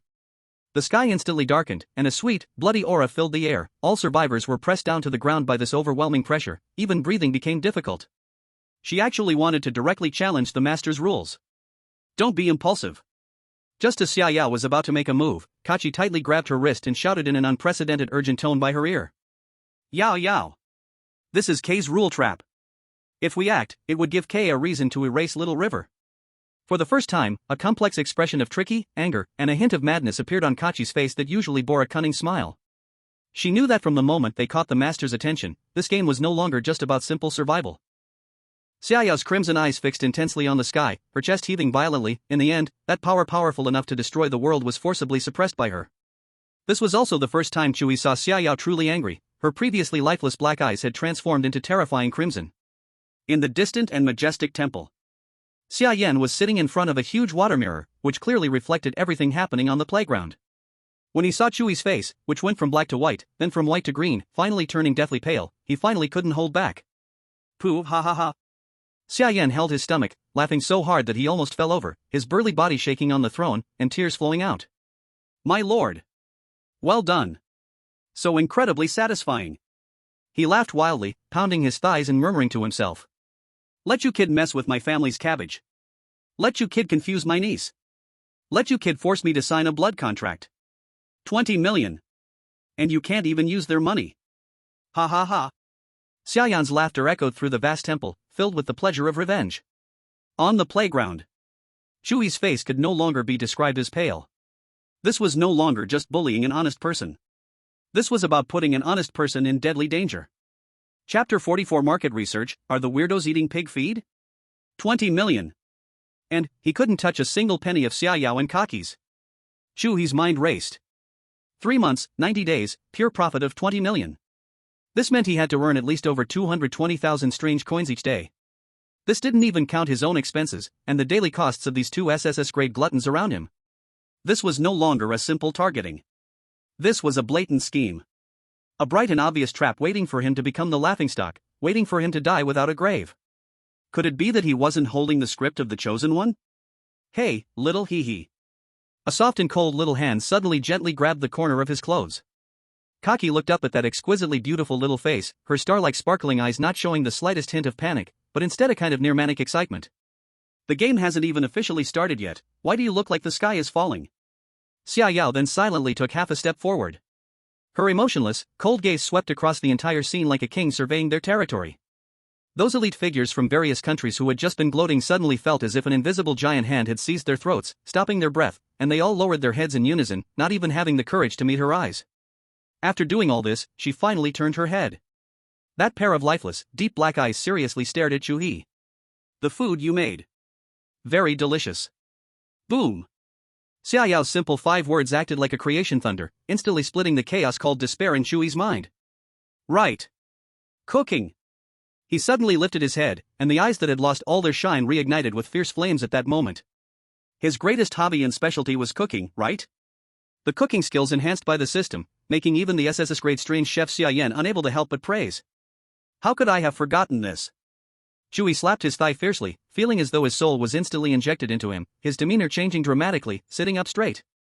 Kaki curiously blinked, her long eyelashes like 2 small fans. You really can cook? Of course. Chu He proudly lifted his chin, his regained confidence making his entire aura sharp and flamboyant. It's purely a personal hobby, but I have thought about opening a small restaurant that belongs only to me one day.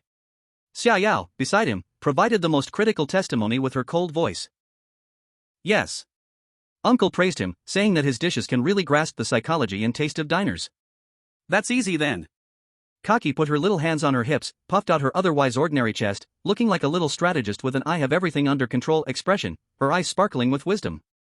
With 2 SSS-level queens like us backing you up, if we say it's delicious, those weirdos won't rush over to taste it? When the time comes, won't the money just come pouring in? That's wonderful. Chu He looked at the 2 stunning beauties beside him. One was full of clever tricks, exceptionally wise. The other was incredibly strong, loyal to her master. A surge of pride rose in his heart, sweeping away his previous dejection. Isn't it just 20 million? Let's do it. With a word, the three of them completely ignored the survivors on the playground, who looked blank like a backdrop, and marched out of the school gate, officially stepping into this bizarre city. Market research begins. The moment Chu He truly stepped into the Wonder City, he was deeply shocked by the scene before him. This place is incredibly prosperous. On the wide and exaggerated streets, there were hovering cars flying silently close to the ground, as well as vintage cars puffing out thick black smoke powered by unknown fuel. People thronged the streets, a mix of the bizarre and strange people coexisting. Restaurants, casinos, clothing stores, banks, large shopping malls, almost everything found on Blue Star could be found here, even more cyberpunk, even more bizarre. Surprised? Kaki walked ahead with her hands behind her back, like a little adult surveying her territory, her tone filled with pride. The original purpose of Wonder City was to simulate and learn from your human society. I didn't expect that in just a few years, the results would be so good, and now the weirdos also know they have to work hard to earn money to live happily.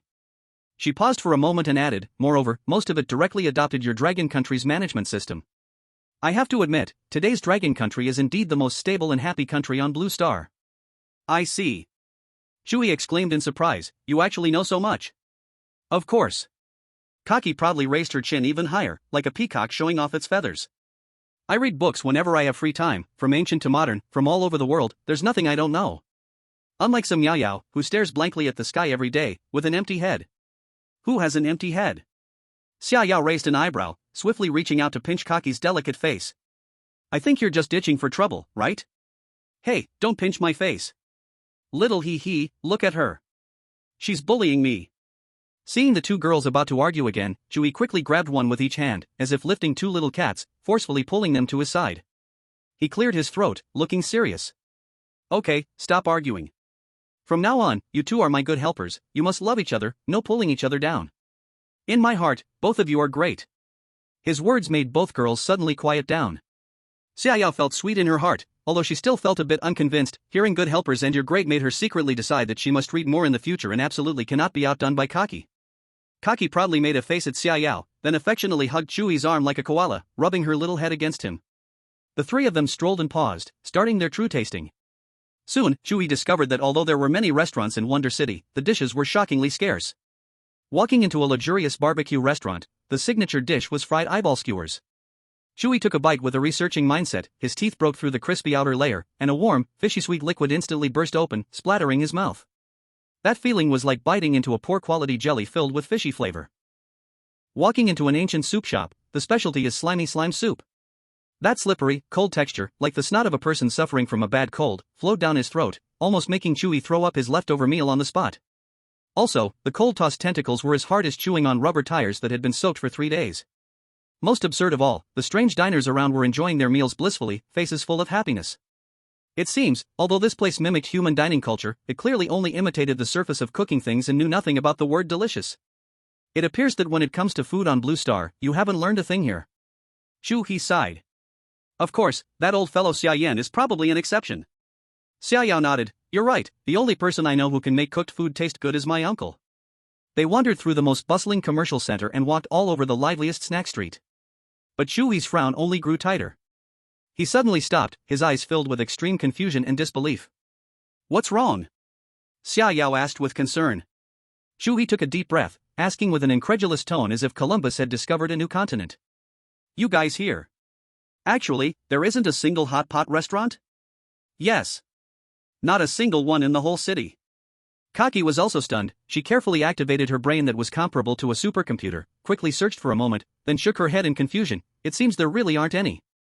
Xia Yao tilted her head, her pure, flawless eyes filled with pure curiosity. Hot pot, what is that? Chu He looked at her adorable expression full of innocent curiosity and smiled. In his mind, a magnificent picture suddenly appeared. That bubbling, boiling red oil base, bubbling with a deadly fragrant aroma. Fresh and tender beef tripe bobbed up and down, crunchy yellow throat was bouncy, and marbled beef slices only needed to be dipped for a few seconds, then dipped in his personally crafted sauce. Just thinking about it made his mouth water.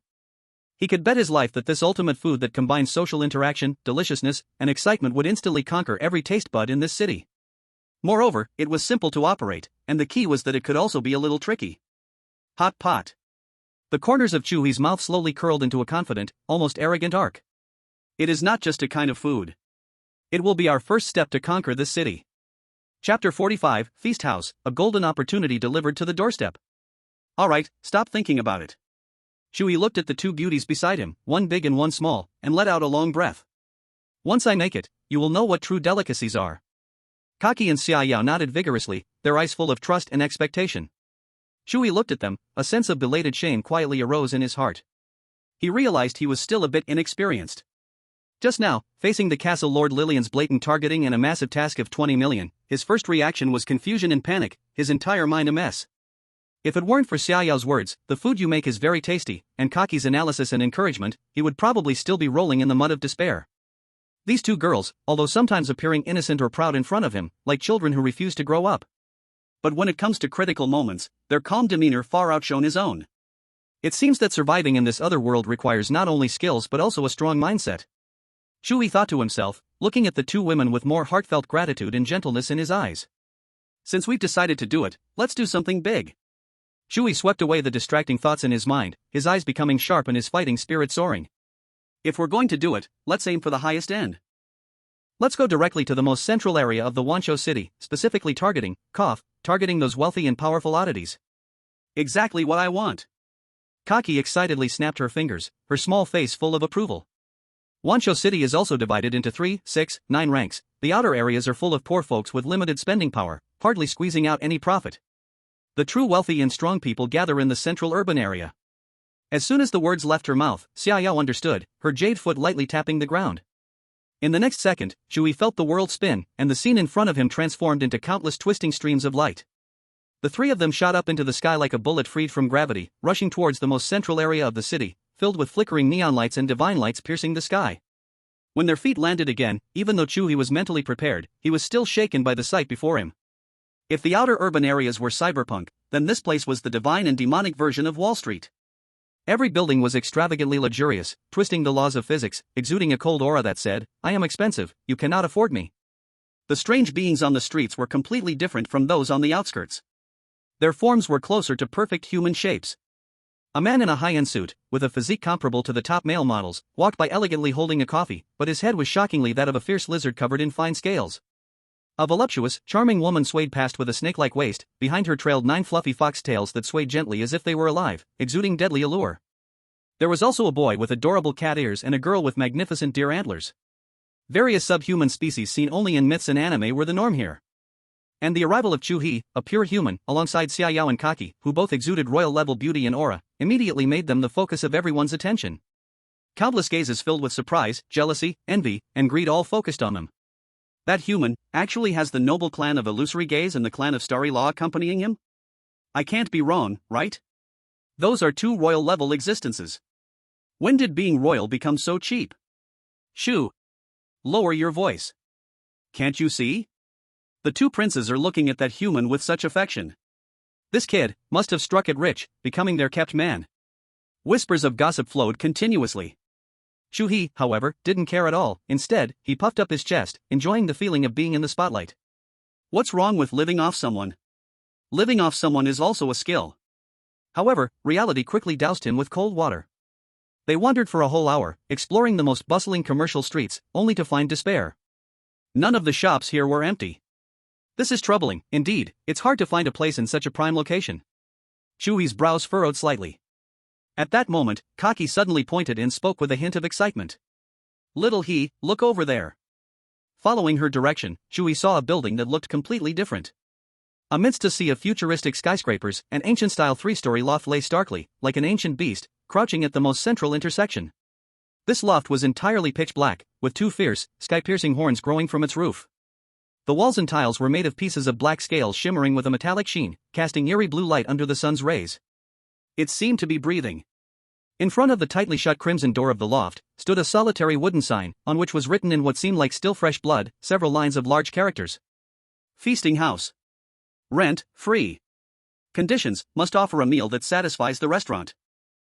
Warning, if the food does not suit your taste, the tenant will be directly devoured by this establishment. Free? Chu He's eyes instantly brightened. Isn't this just someone sending a pillow when I was sleepy, and it's even a golden dragon bed with jade?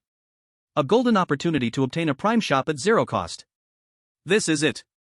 Chu He slapped his thigh and made a decision on the spot. These conditions are simply tailor-made for me.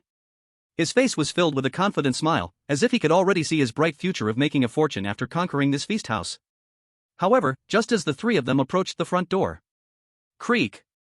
The heavy vermilion door silently opened a crack. A dim, ancient thought, filled with endless hunger, thundered in the minds of the three like a clap of thunder. Offer your tribute. Otherwise, become my food. Wow! Chu He's heart skipped a beat. This house, is it really alive? Not surprising. Xiaoyao's cool voice timely explained, resolving his confusion. This is the Taodai tribe, a race that only knows how to eat and has nothing else in their minds. Later, the master established a legal society, forbidding them from devouring living beings at will, so to survive, they evolved into this type of house that can be rented, living off the food tastes of the tenants. So that's how it is. Chu He suddenly understood, and there was no more fear in his heart, only a burning fighting spirit. Without hesitation, he took out his phone and opened an app called Mysterious Coin Wallet. On that 2 million loan limit, he clicked to borrow without any hesitation. Please enter loan amount. 100,000. Loan successful. On the phone screen, his debt instantly skyrocketed from -3,600. Because he had just treated 2 girls to some special snacks at a roadside stall, costing 600. Now, his balance was fixed at a shocking number. -103,600. Looking at this number, Chu He not only felt no pressure but instead felt his blood begin to boil. Let's go. Time to shop. He waved his hand, taking the 2 queens straight to the nearby high-end mysterious ingredient market. Upon entering the market, an intense and strange aroma rushed toward them. The sights here once again refreshed Chu He's views on the world. In the so-called fresh food area, huge metal cages held not chickens or ducks, but monsters as large as rhinoceroses, their faces grimacing and angry as they violently slammed against the cages, roaring endlessly. And the vegetable section was even more outrageous. Each cabbage had legs, jumping around in the cage. Carrots tried to burrow into the ground, leaving only a portion writhing wildly above. Many of the ingredients here are captured from dangerous areas outside the city by professional adventure groups, Kachi dutifully explained from the side, so, most are alive, ensuring absolute freshness. As Chu He marveled, he began to select ingredients. He bypassed those clawing and roaring monsters, his gaze precisely targeting the already processed meat section. However, just as he was passing a giant trash disposal area, he suddenly stopped, his nose wrinkling instinctively. He saw several strangely dressed butchers casually dumping buckets of bloody waste into the trash disposal channel.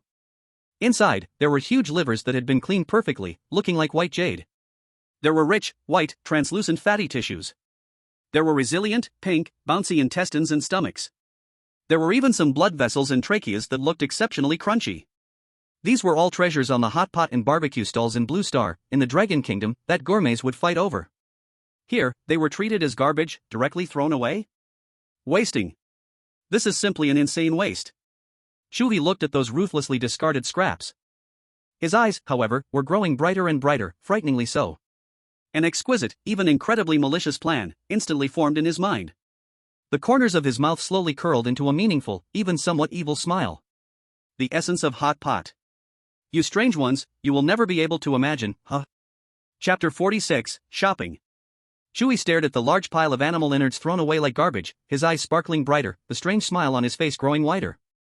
Next to him, Kachi and Xiaoyao felt a chill down their spines as they watched him act this way. Hey, Xia He. Kachi asked tentatively, with a hint of unease in her voice, you want to make these things into food, right? Yes. Chu He turned his head, the smile on his face dazzlingly bright. These are all good things. Treasures. Huh? Kachi's delicate face instantly showed an expression of profound surprise, but these things smell really strong. They stink. Xiaoyao's face was also filled with confusion as she bluntly added, and the intestines and stomach are full of poop. Ha ha ha. Chu He burst into laughter at her candid words. Just wash them clean with water. You have to trust my skills. He leaned closer to the two, lowering his voice dramatically in a mysterious manner. By the way, you two have an important task. You need to help me taste test. When the aroma wafts out, weird people will definitely be attracted, and you two must eat with all your might.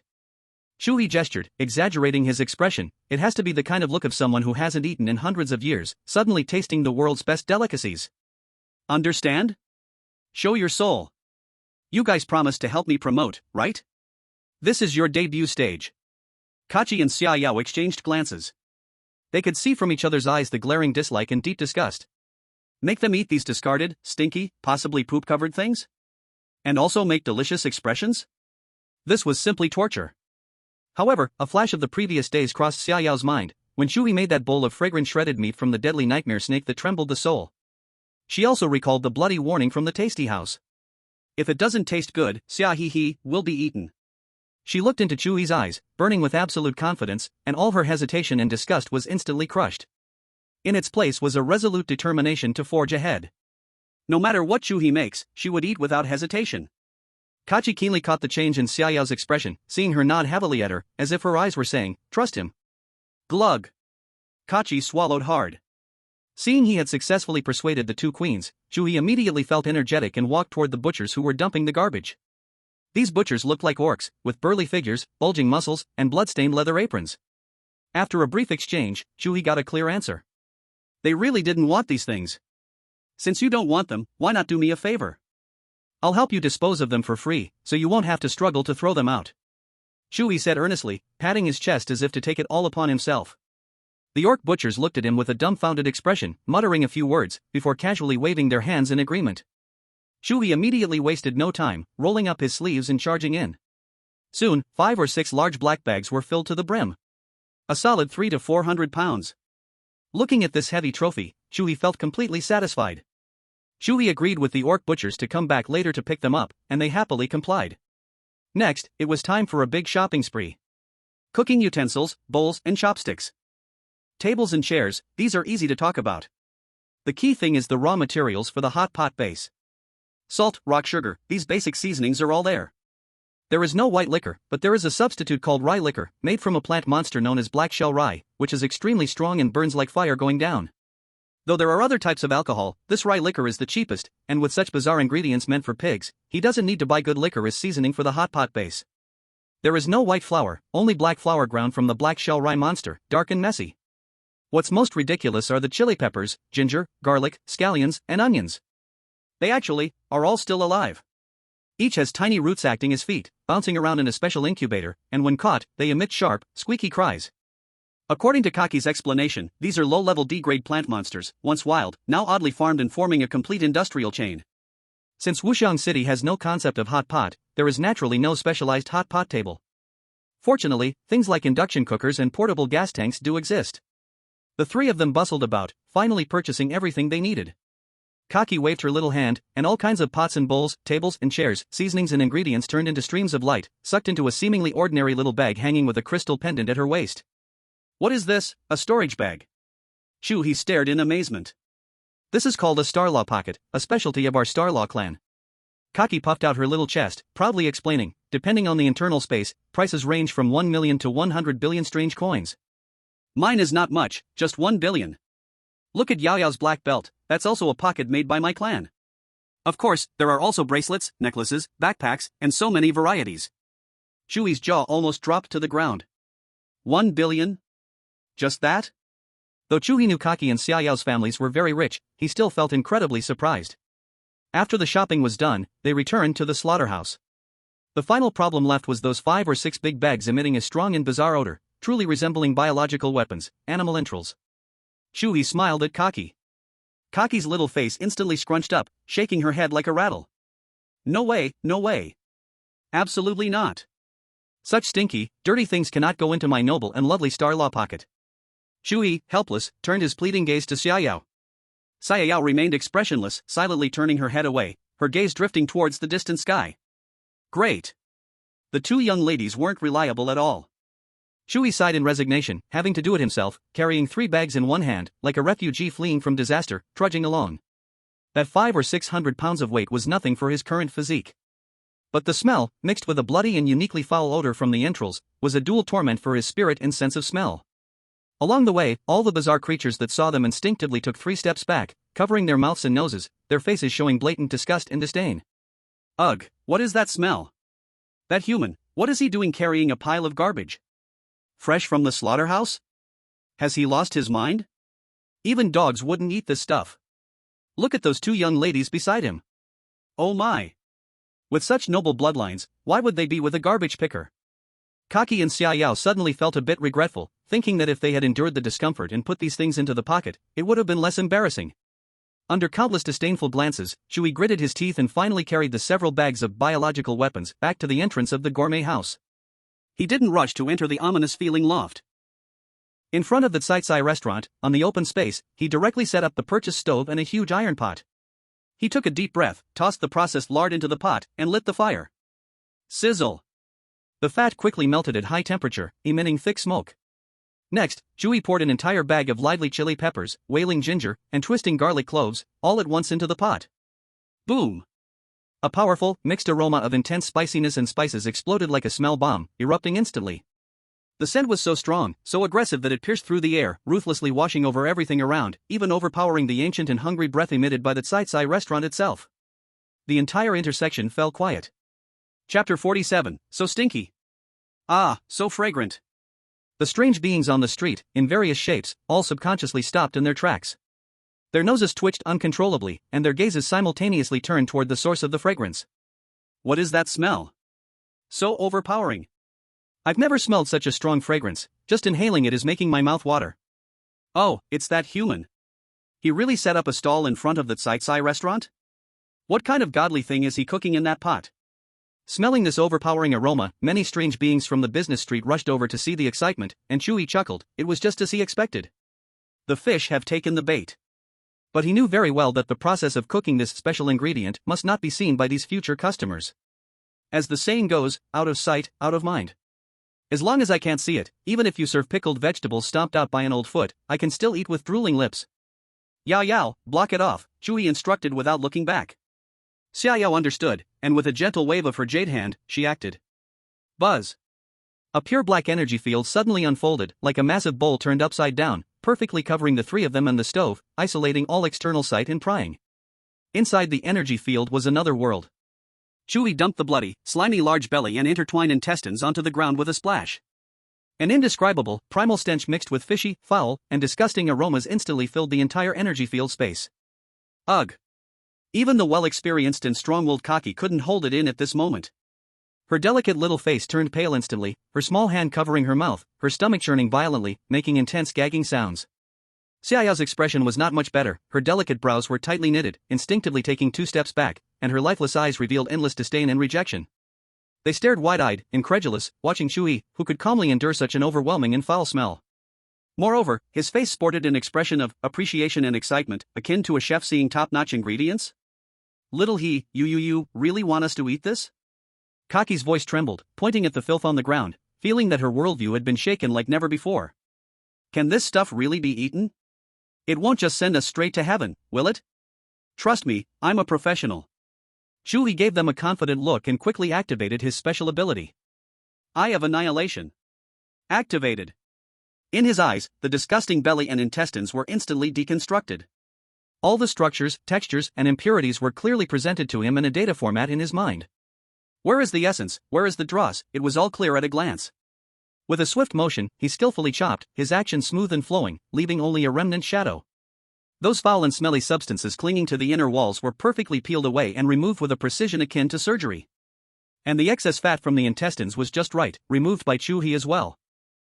With the power of the Eye of Annihilation, handling these was incredibly easy. Soon, the pile of unsightly things transformed into 2 brand new ingredients. The belly, white as jade, thick and resilient. The intestines, pink and crystal clear, full of elasticity. The previously nauseating odor was completely gone, leaving only the pure essence of the ingredients themselves. Xia Yao and Kachi were stunned. What kind of magical operation is this? It's like turning decay into wonder. Chu He did not stop, he got a basin of clean water. With a gentle blink of his eye, an invisible, extremely cold aura shot out from his gaze.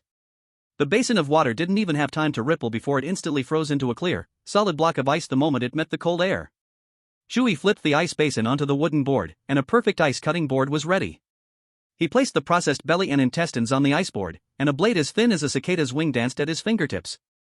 Swish, swish, swish. Thin belly slices and intestine slices, nearly transparent, were evenly cut, then artistically arranged on the ice. After finishing all this, Chu He clapped his hands in satisfaction.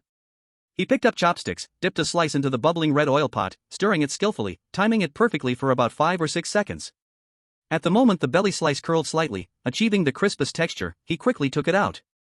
That white belly slice was now coated with a layer of bright, tempting red oil, sprinkled with sesame and chili flakes, giving off a fragrance that drove one crazy. He extended the chopsticks in front of the 2 girls. Who will try it first? For a moment, the air felt frozen. Xia Yao and Kachi exchanged glances, seeing deep hesitation and struggle in each other's eyes. Although it smelled delicious now, thinking of the previous life of this thing made it hard to overcome that mental barrier. Yao Yao, as long as you eat this first, I'll help you in the future. At the critical moment, Kachi decisively pushed Xia Yao forward. Xia Yao glared at her but did not retreat. She had an almost blind trust in Chu He. If he said it was delicious, it had to be good. On Xia Yao's face, a solemn expression of facing death appeared. She slowly lowered her head, opened her small mouth, and ate the slice of belly. However, the moment it entered her mouth, Xia Yao's eyes widened in shock.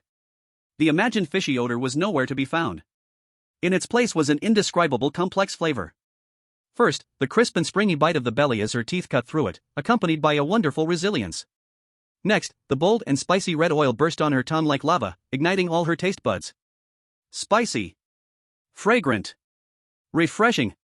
An ultimate taste experience she had never encountered swept through her entire mouth like a storm. After finishing, Xia Yao was stunned for several seconds before slowly turning to Kachi, who looked nervous. It's really delicious. Not a bit of odor, it's very spicy and tasty. Kachi knew Xia Yao never lied. Seeing Xia Yao's eyes sparkling with amazement, Kachi finally mustered all her courage, picked up a piece, and, without hesitation, took a bite. In the next second, Kachi's starry eyes also widened in shock. Wow! She let out an indescribable exclamation, her little face flushed from the extreme taste and spiciness. Delicious. So delicious. How can something taste this good? She never expected that this thing, tossed aside as garbage by everyone, could be so fragrant and so delicious. See? I would never lead you astray. Chu He laughed heartily, an unprecedented sense of achievement swelling in his chest. He let Xia Yao release the black force field she had set up. Xia Yao waved her hand. Boom! That force, which had been suppressed for so long. The intense aroma of hot pot, 10 times stronger than before, spread in all directions like a flood breaking its dam, accompanied by the uncontrollable gasps of Xia Yao and Kachi. The odd beings outside the force field burst into chaos. They saw that after the force field disappeared, the human stall was filled with cleanly prepared slices of tripe and intestines, items they had never seen before. Even more crazed, they noticed that the two legendary royal beings, the princes of the royal families of the imperial and astral laws, were now shamelessly fighting over who could dip the ingredients into the bubbling pot of hot red oil. Their faces showed unabashed, pure happiness and satisfaction. What is happening? Those things that were tossed aside as garbage are actually supreme delicacies?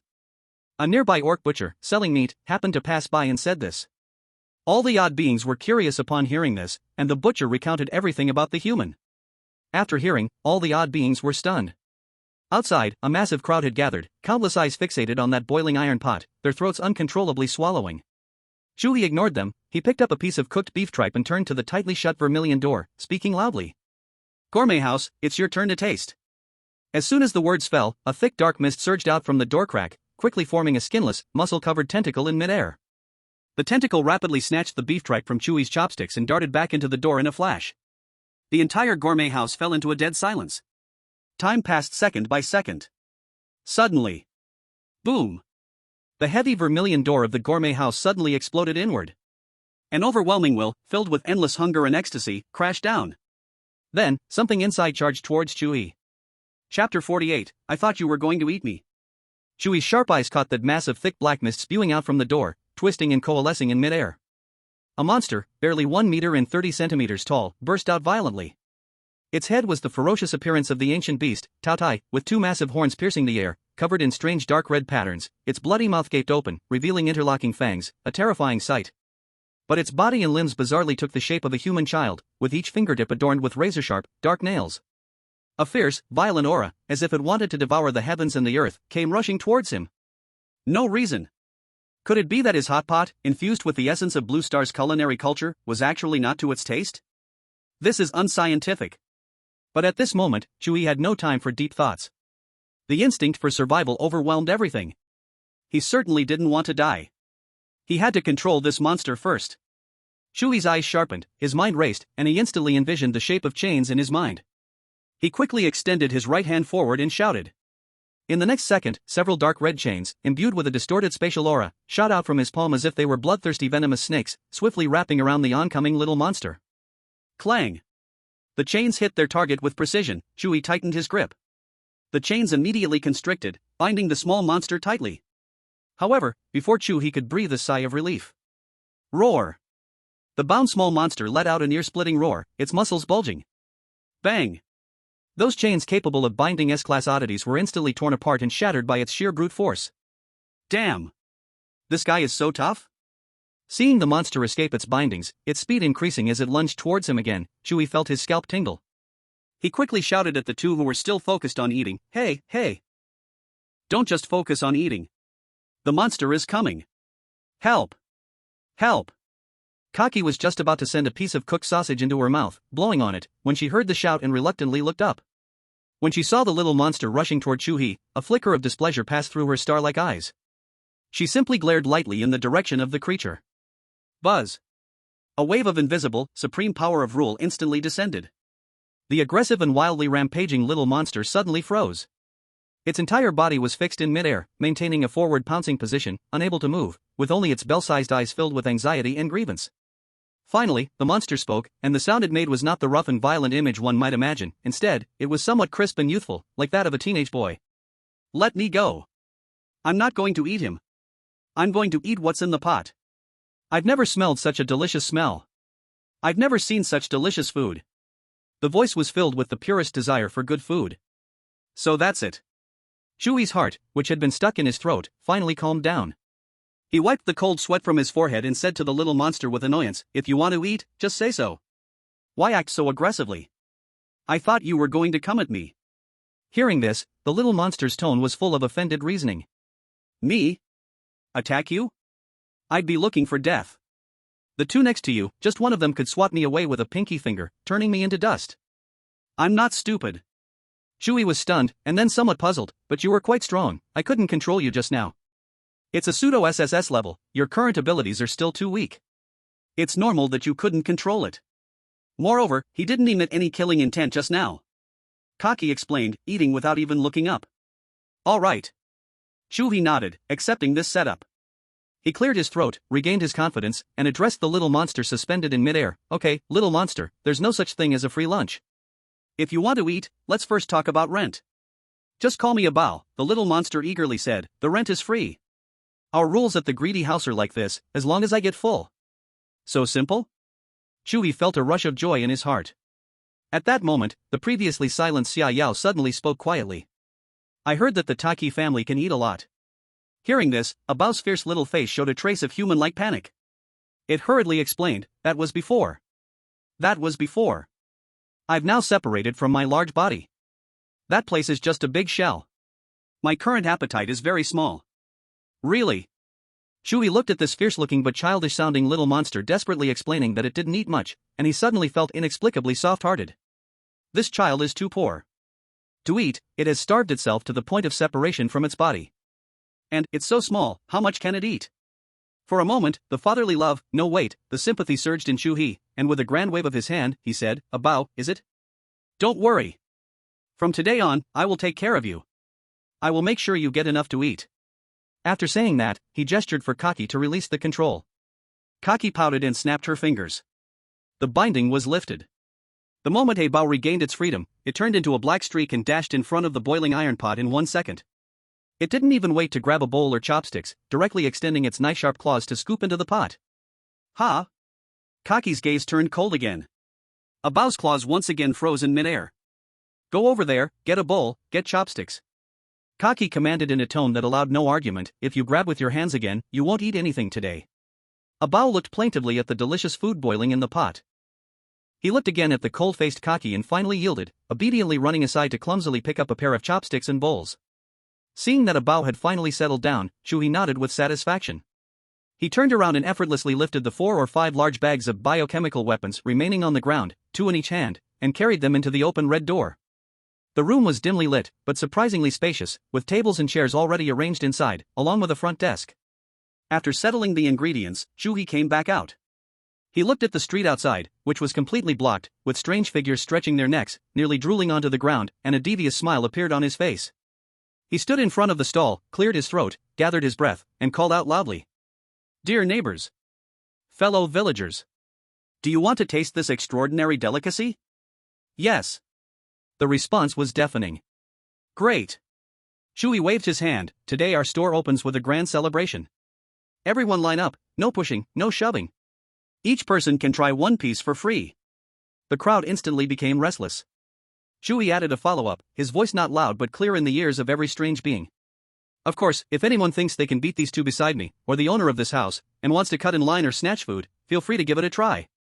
As soon as he finished speaking, the strange beings, who had just been fidgeting, calmed down instantly. They looked at Xia Yao, who was eating with grease all over her mouth but still mysterious in aura, and then at Kaki, and finally at Bao, who had just rushed out and was now buried in a bowl bigger than his head. All the strange beings wisely shrank back their necks. In the next second, a line so long it was hard to see the end formed with unprecedented efficiency. Watching this orderly scene, Chu He was extremely pleased. He didn't rush to distribute the tasting food to everyone but turned around, waving to Kaki, who was preparing to get another bowl. Kaki, come here for a minute. What is it? I'm not done eating. Kaki protested with her mouth stuffed full, her words muffled. Serious business. Chu He's expression became serious about how to sell this trash, how to sell this delicious food at sky-high prices. He beckoned Kaki, lowering his voice, with a mysterious smile at the corner of his mouth. Come in with me, let's discuss the details and arrange the space inside. After saying this, Chu He turned first and walked into the feasting house. Chapter 49, What a witch, but she's my woman. Kaki licked her lips, reluctantly putting down her chopsticks, and followed Chu He into the feasting house. The room was dimly lit, but the space was surprisingly large. On the first floor, at least 50 antique 8 Immortals tables were set up, with everything from tables to stools perfectly clean. Counters, back kitchens, stoves, even huge freezers, all the necessary facilities for running a restaurant were here, and they all looked top-notch. Chu He opened the door of one of the freezers. Whoosh! A cold breeze hit him. It was completely empty inside, not a single hair to be found. He opened another one, and it was also empty. Every place that could store something in this 3-story restaurant was spotless and shiny, without a trace of food or a drop of water. This was too bizarre. An uneasy premonition suddenly rose in Chu He's heart. This feasting house must have had other tenants before, but where did they go? Little He, have you thought about how to set the price? Kaki, with her hands behind her back, looked like a little queen patrolling her territory, breaking the silence with her clear voice. How are we going to make 2 million with all this waste? I've already thought of that. Chu He temporarily suppressed his doubts. Confidently snapped his fingers. He walked behind the counter, mimicking a professional manner. Our hot pot is unmatched in the entire city, this is our core competitive strength. Therefore, we must take a high-end route. I plan to offer several packages. The most basic will sell for 2,000 ghost coins, the luxurious one for 3,000, and the top-tier package for 5,000. The more he spoke, the more excited he became, his eyes shining brightly. Look, we have 50 tables on the first floor, 40 on the second, and 30 on the third, totaling 120 tables. Even if each table averages a consumption of 3,000, if we are full in one wave, that's 360,000 in revenue. If we turn the tables 3 to 4 times a day, over $1 million will be in hand, right? The key is the cost. Chu He grinned from ear to ear, our ingredients are basically free. The rent is free. How much can water and electricity cost? The profit is terrifyingly high. Starting tomorrow, he would fully acquire various animal stomachs and intestines from slaughterhouses across the city. Alright, we need to hire a few waiters, paying them 7,000 a month. In this bustling city, that's definitely a high salary for a waiter. Chu He already saw a beautiful future ahead where he would pay off his loans within a month and reach the peak of his life. However, what he thought was a flawless plan sounded ridiculous to Kachi. Put. Kachi couldn't help but laugh.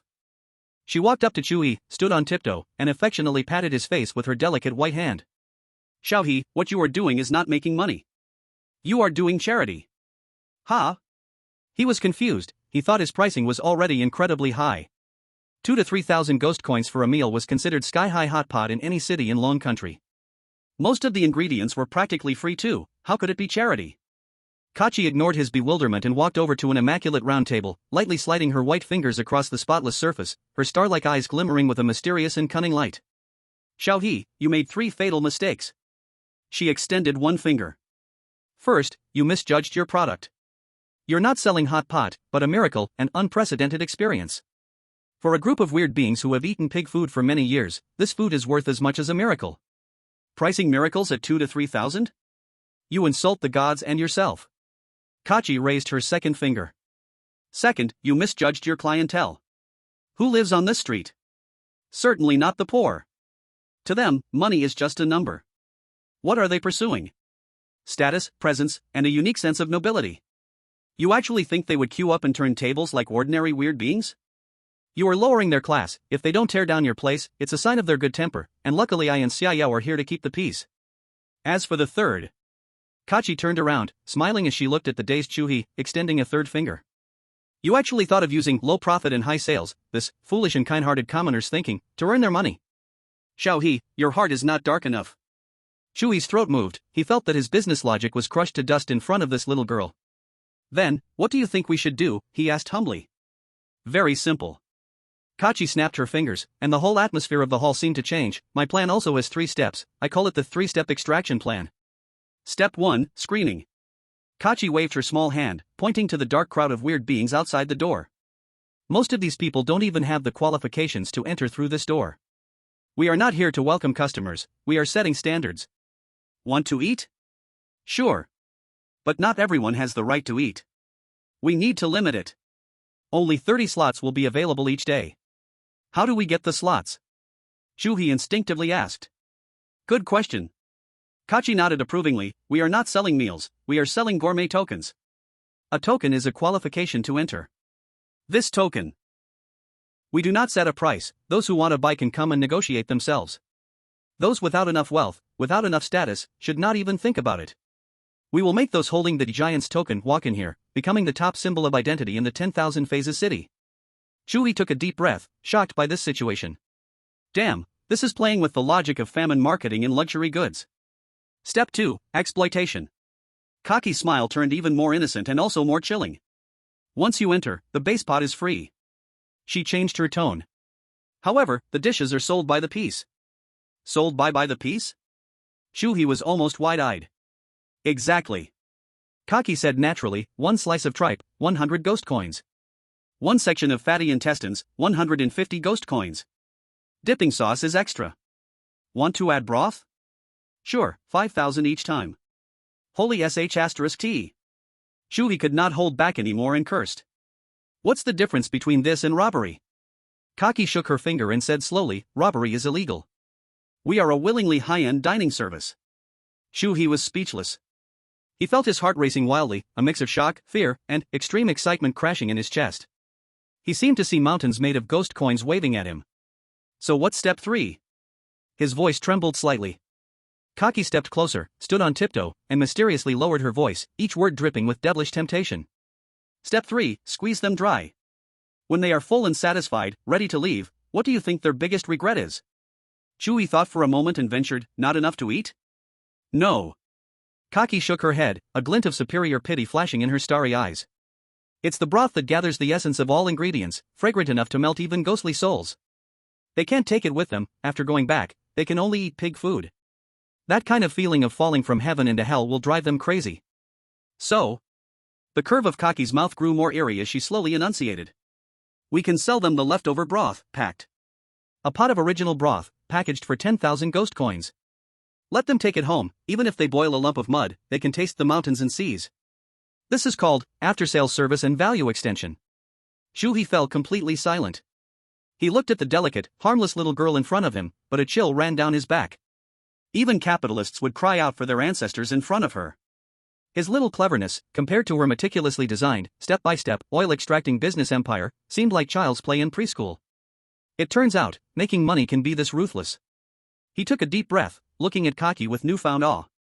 What a witch, luckily, she is on his side, luckily, she is his woman. Kaki. You are truly a genius. Kaki proudly tilted her chin, like a peacock flaunting its feathers. This is just basic operation. She crossed her arms behind her back and said dismissively, let's go, little He, the theory class is over. Now, it's time for practical training. Chapter 50, Why is there a limit? Because 2 queens stand beside me. Kaki, with her hands behind her back, appeared both mature and youthful. Chu He took a deep breath, his gaze no longer held mere awe, but a burning, wild ambition. He followed Kaki, once again stepping out of the heavy vermilion doors of the giant's house. Boom! Outside, the long-suppressed atmosphere burst forth like a solid storm, striking him in the face. That atmosphere mixed countless weird, greedy saliva, restless growls, and almost boiling desire. Dense crowds of ghosts had completely surrounded the entrance. The over 100 pounds of entrails from the previous tasting had long been snatched away. Those who luckily got a taste were now closing their eyes, their faces showing a bliss comparable to drug-induced ecstasy. smacking their lips as if their souls were still sinking in that moment of spicy crunch. And many more who hadn't eaten were hoarsely shouting in anxiety. "Boss! It's time to eat! I've been waiting so long, the flowers are wilting." "Exactly. Queued half the day and ended up eating nothing. Are you even running a business? Stop the nonsense. Get the pot ready. My strange coin is starving." The uproar was so loud that it seemed to almost lift the rooftops of the whole street. Chu He watched this nearly uncontrollable scene, cleared his throat calmly, raised his hand, and gently pressed down. "Everyone, quiet." When he shouted, the scene actually miraculously quieted down a bit. Countless pairs of eyes glowing with red, green, and blue light locked onto him like spotlights. On Chu He's face, a smile full of apology appeared, sincere enough to leave no doubt. "Firstly, I'm very sorry. I never expected everyone's enthusiasm to be this high. The ingredients prepared today are limited, making many friends come here for nothing. My preparations were insufficient."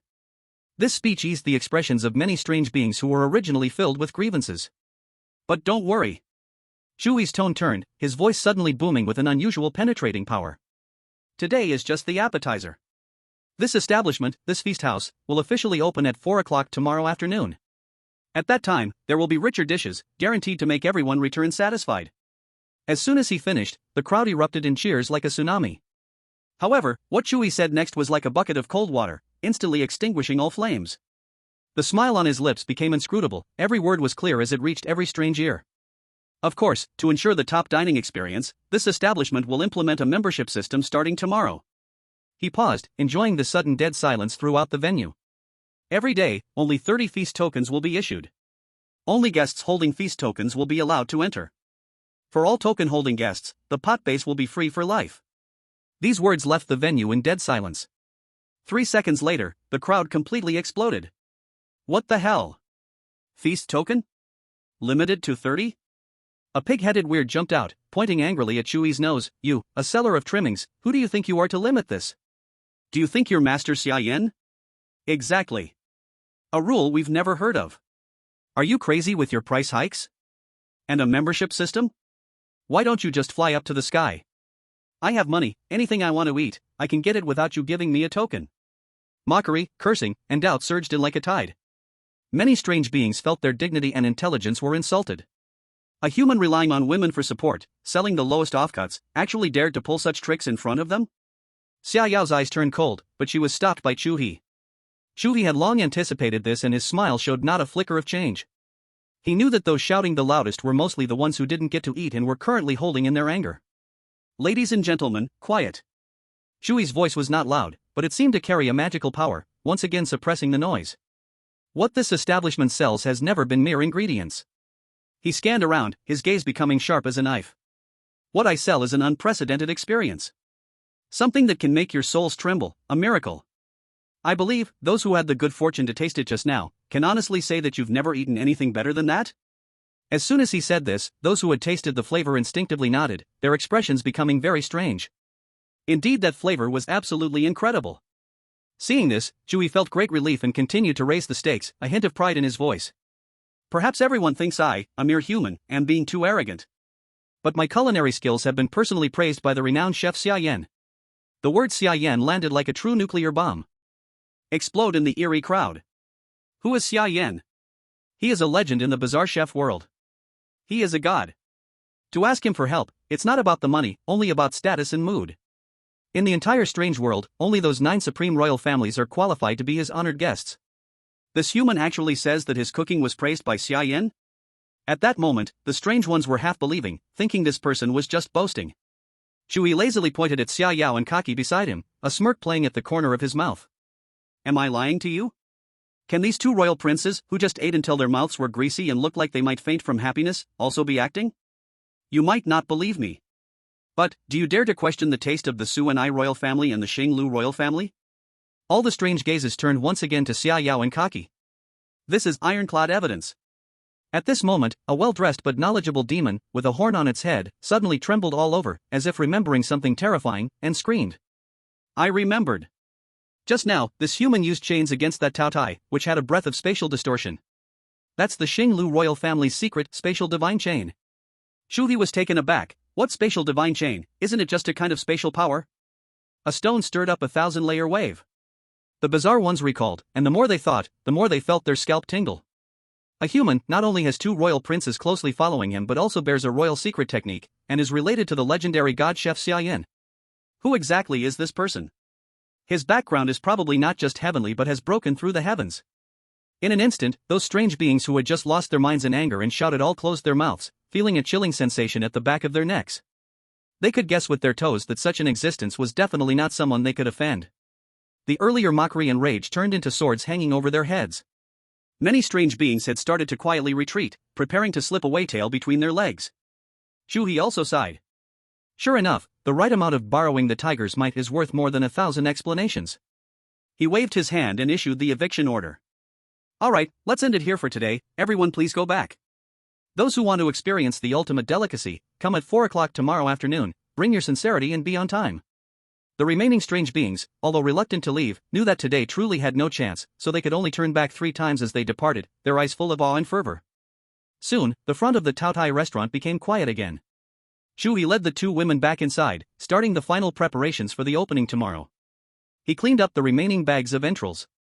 He also simmered a large pot of broth, divided it into dozens of portions, and cooled them to put in the fridge. As for the trachea and liver, they were prepared as side dishes to be sold separately. He was very grateful to Kaki.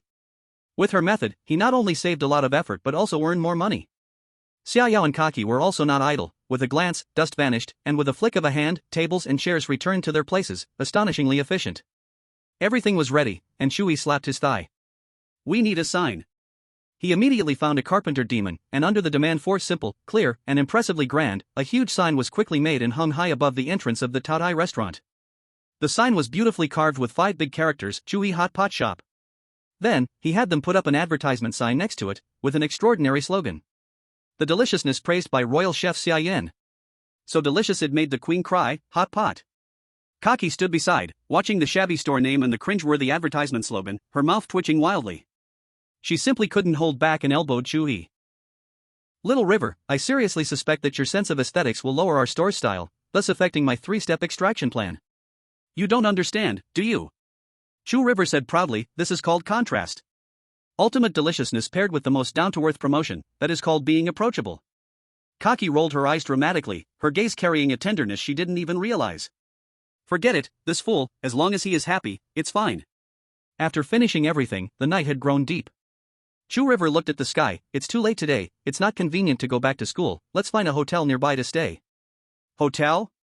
Kaki and Xiaoyao's eyes brightened at the same time. For the 2 royal figures who often visited palaces, the word hotel was filled with novelty and temptation. Great! I've never stayed in a place for common people before. Kaki excitedly clapped her hands. Xiaoyao nodded in agreement. The 3 locked the door of the gourmet house and headed towards a hotel at the end of the commercial street called Strange House. And here, Chu River was about to witness an unforgettable scene. Chapter 51, Star Spirit Fox Clan, Real 3D Beauty and the Beast. The hotel named Strange House looked quite decent from the outside. The neon sign flickered with ambiguous purple light, an 8-story building stood out notably in the night. The windows on each floor glowed with various colors, looking like a good business. Chu River pushed open the glass door, and a mix of calming aroma and a peculiar sweet scent rushed toward him, like ripe peaches blended with cream. The decoration style of the lobby was quite unique. If called retro, there were twisted modern paintings hanging on the walls. If called modern, the carpet was in dark red palace-style floral patterns, blending a sense of decadence and grandeur. But none of this was the focus. Chu River's gaze was immediately captured by the receptionist at the front desk. She was a beautiful lady. A silky pink long hair flowed gracefully down her shoulders, and atop her head were a pair of fluffy, slightly twitching white animal ears, adding a touch of playfulness and wildness. She wore only a black lace lingerie on her upper body, the fabric obviously struggling under the weight it shouldn't bear, hardly containing her astonishing fullness. It felt like a single breath could make it burst free. Over it, she casually draped a loose, light gray shirt, the buttons carelessly undone, the neckline extremely low, presenting a lazy yet deadly casual feel. A pair of sea blue eyes sparkled like the purest gems, reflecting gentleness and liveliness as they moved. However, despite how jaw-droppingly stunning the receptionist was, Chu River appeared remarkably calm on the surface, only his throat involuntarily bobbed as he quietly and slowly swallowed a mouthful of saliva. At this moment, the beast-eared beauty was propping her chin with one hand, intensely focused on the computer screen in front of her, watching a melodramatic love show engrossly, completely oblivious to someone entering. Hello, may I ask if there are any rooms available? Chu River cleared his throat and asked, his voice steady. Upon hearing his voice, the receptionist lazily lifted her head, and when she saw a pure human standing at the door, a clear look of surprise appeared in her big blue eyes. "Yes, we have rooms. How many would you like?" Her voice was soft and magnetic, very pleasant to hear, as if she was being cute. I want. Chu River paused, scratching his head a bit embarrassed. "I want 2 rooms, one for me, one for them." After speaking, he stepped aside, revealing the tall and strong figures of Xia Yao and Kaki completely to the receptionist's view. This was his first time booking a room, he was still a bit shy. If it were just one woman, he might not hesitate and would quickly book a big double room, but now there are 2. It somehow feels wrong, like what kind of person would he be? However, as soon as the front desk lady saw Xia Yao and Kaki, the lazy and surprised look on her face instantly froze. Her sea blue eyes suddenly shrank. The royal aura, even when well concealed, is still like the sun in the night sky, impossible to ignore for certain unusual races. What's more, one of them is the supreme queen who rules over her race. The next moment, something that left Chu He dumbfounded happened. The beast-eared lady moved faster than lightning, swiftly sliding off her stool, circling around the front desk, and then, without hesitation, knelt on one knee before Kaki and Xia Yao in the most respectful manner. The star-spirit fox tribe's Fei Ling pays respects to the great king. Greet the queen of the void glance. Her voice was full of excitement and devotion, even trembling. Chu He's gaze was involuntarily drawn to her posture. As she knelt, her upper body naturally leaned forward, causing the lace lingerie that was already on the verge of falling apart to completely lose any defensive meaning.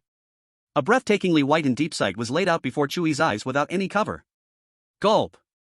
Chu He once again secretly and quietly swallowed a large gulp of saliva. Don't look. Amitba, who could withstand this? The star-spirit fox tribe from the illusionary star forest? Rise. Kaki's voice was clear, yet carried an innate authority, and she glanced at Fei Ling with an indifferent tone. Yes. Fei Ling quickly stood up, and when she looked at Kaki again, her gaze was filled with affection and admiration. She smiled gently and said, "I am the owner of this hotel, what can I do for the great king?" Kaki didn't answer directly but turned to look at Chu He, then pointed with her small hand. "Do as he says, choose 2 top rooms." She paused and added, "Also, don't speak of us staying here tonight to anyone." Chu He's slight embarrassment was still something Kaki chose to take care of. Yes. Fei Ling understands. Fei Ling nodded repeatedly, and her gaze toward Chu He was immediately filled with respect. Anyone who could be treated this way by 2 queens, especially her own queen, was certainly no ordinary person. Soon, the formalities were completed, and Fei Ling personally led the 3 of them to the elevator. The elevator stopped at the 5th floor. The hallway, covered in dark red carpet, was long, and the walls were lined with dim yellow wall lamps that stretched the shadows of the strange beings. The sweet and sticky fragrance in the air seemed to have grown stronger, to the point of being stifling. At that moment, Chu He's steps slightly paused as he seemed to hear something. The sound was very faint, almost absorbed by the thick carpet, but it was certainly there. It sounded like a baby crying, intermittently, filled with helplessness. He focused his hearing, and then, from a door crack not far away, came a strange murmuring sound, as if someone's mouth had been tightly sealed, only able to make desperate muffled groans from their throat. Before Chu He could think more, a short and piercing scream suddenly erupted from the room next door. The scream was sharp, not like a human's, but more like the final cry of a pig being slaughtered in a slaughterhouse. Though the sounds were faint, they were still clearly audible in the hallway. Chu He's heart tightened, he was curious, so he quietly opened the eye of oblivion, his sight piercing through the wall, and he looked toward the room that emitted the murmuring sound. In an instant, the world in his eyes was deconstructed and reassembled. The scene in the room clearly appeared before his eyes. Holy cow, real-life Beauty and the Beast. Crazy attacks were happening. The 3 orcs, each over 2 meters tall, were muscular and covered in tough brown hair, with sharp fangs protruding from their mouths. And the woman, who looked to be around 30 years old, was petite, only about 1 meter 6 in height. On her head were small yellow ears resembling those of a puppy, and behind her was a tail of the same color.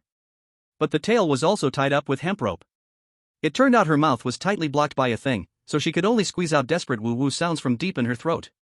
Scattered on the ground were clothes, and from the luxurious fabric and beautiful gems that had rolled onto the carpet, it was clear that this dog-eared woman was a woman of high status. What was even more ridiculous was that the television in the room was still on, playing a touching romantic movie. Caribbean? Goodness, Chu He instantly recognized which series this blockbuster belonged to. Witnessing this scene in person, rather than watching it through a 3D anime on screen, truly shook his young heart. He instantly thought of the domestic area, certain rich ladies from the Demon Sea City, and a black man. Chu He, why aren't you leaving? What are you looking at? Kaki's crisp voice rang out in the quiet hallway, pulling Chu He back from his shock. He suddenly came to his senses, realizing he had been so focused that he had stopped moving, leaning forward like a peeping thief. Xia Yao's deep eyes also curiously darted towards that direction. Just for a moment. Her gaze immediately returned, and her face flushed with a suspicious red. Hearing Kaki's call, Chu He quickly retracted his eye of silence, standing up straight, awkwardly laughing it off. Haha, it's nothing. Nothing. Just thought about something, almost bumped into the wall. After he spoke, he immediately felt a sharp gaze pinned on him. It was Xia Yao. That look sent a chill through him, making the hair on the back of his neck nearly stand up. Oh no. He could see it, Xia Yao must have seen it too. Sure enough, Xia Yao's cool face turned towards him, a playful smile curling at the corners of her mouth as she teased in an innocent tone. Is Big Brother having a stomach ache? Why were you bending over just now? Cough, cough, cough. Chu He almost choked on her direct hit, his face turning bright red, and he could only force a smile and continue to laugh awkwardly. Just a bit urgent. Yes, urgent. Let's hurry. Chu He? Big Brother? Meanwhile, Fei Ling was utterly dumbfounded. These two lofty queens actually used such affectionate terms for a human? This was too much information. Fei Ling's sea blue eyes were filled with stormy shock, and she couldn't help but ask. My queen, you called him Chu He? Hearing this, Kaki's silver face flashed a hint of imperceptible panic, but she quickly straightened her little back, donning a queenly majesty and huffed. His nickname is Chu He, what's wrong with that? Is there a problem?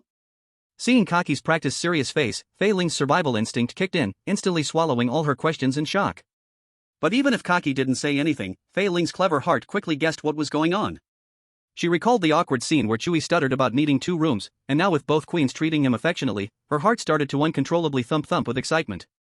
Oh my god. This seemingly ordinary human man actually had an improper relationship with 2 supreme queens.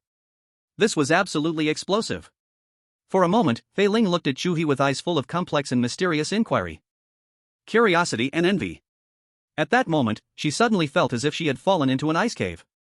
A bone-chilling cold instantly enveloped her entire body. She stiffly turned her head, meeting Xia Yao's emotionless gaze. Xia Yao quietly looked at her and said in a plain tone that stated a fact. Don't have any thoughts about this man. Otherwise, you will have to duel with me. Guess what, will you die? Boom. Fei Ling's mind buzzed, blanking out. Alright, this is no longer a hint, it's practically etched on her face, he is my man, one look and you die. She suddenly jolted, scared out of her wits, quickly lowering her head, her voice tinged with a sob. I wouldn't dare. I wouldn't dare. Your Majesty's male friend. Fei Ling absolutely wouldn't have any thoughts at all. She was terrified that if she said one wrong word, she would be erased from this world by the Cold Queen. After this little episode, the atmosphere in the corridor became particularly eerie. Chu He didn't dare to listen or look around anymore, fearing that he might see something shocking, which would completely ruin his image in front of the 2 queens. Fei Ling led the 3 to the end of the corridor, respectfully handing over the room cards. These were 2 adjacent luxurious suites. After arranging the rooms for Chu He and the others, Fei Ling left in a rush, almost fleeing, worried that if she stayed any longer, she might be silenced for knowing too much. She fled quickly, the rushing ahead making her dizzy, and she even jumped out at the staircase turn. That's right, she was so scared that she disliked the slow elevator and didn't dare to take it. She didn't have time to fix her appearance and could only continue running with her hands dragging her along. She ran all the way to the 3rd floor before stopping, gasping for breath. She was genuinely scared by Xia Yao. The Void Glances clan, recognized in another world as possessing almost the most powerful destructive ability, had the lowest ranked members at SS level. Chu He took the room card and opened his own room.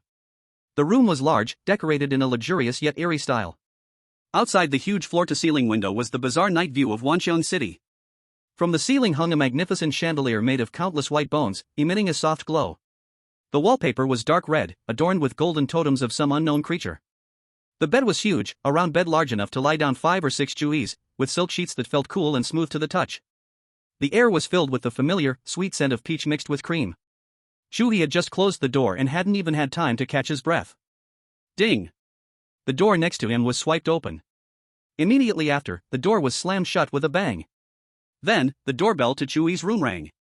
He walked over to open the door, and standing outside were Xia Yao and Kachi. The 2 girls, one icy and stunning, the other petite and cute, were now looking at him with mischievous eyes. Before Chu He could say anything, Kachi, with her short legs, was the first to squeeze in. Xia Yao followed her in, casually closing the door and locking it. Click. Kachi, with her hands behind her back, walked up to him, lifting her delicate little face, her starry eyes twinkling with mischief as she asked with a teasing tone, "Little He, what were you studying so intently on the 5th floor?" Were you interested in the building structure of that tenant, or their biological structure? Chapter 53, Rock, Paper, Scissors. Xia Yao followed closely, adding in a lackluster tone, her voice carrying a hint of chilly resentment. And the moment you entered the hotel, you kept staring at the landlady. Just now, when the landlady ran away and jumped out at the staircase turn, your eyes almost popped out. Yes. Don't think I don't know you secretly swallowed your saliva twice. Kaki said angrily, her little hands on her hips, just like a little girl who caught her partner distracted. She stood on her tiptoes and poked Chu He's sturdy chest with her finger, huffily saying, "You like looking at that shopkeeper so much, should I call her over now for you to have a good chat?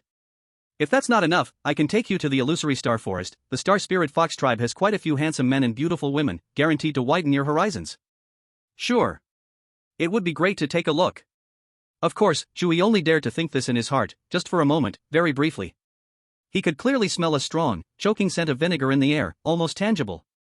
My two lovely beauties really have sharp eyes and keen senses.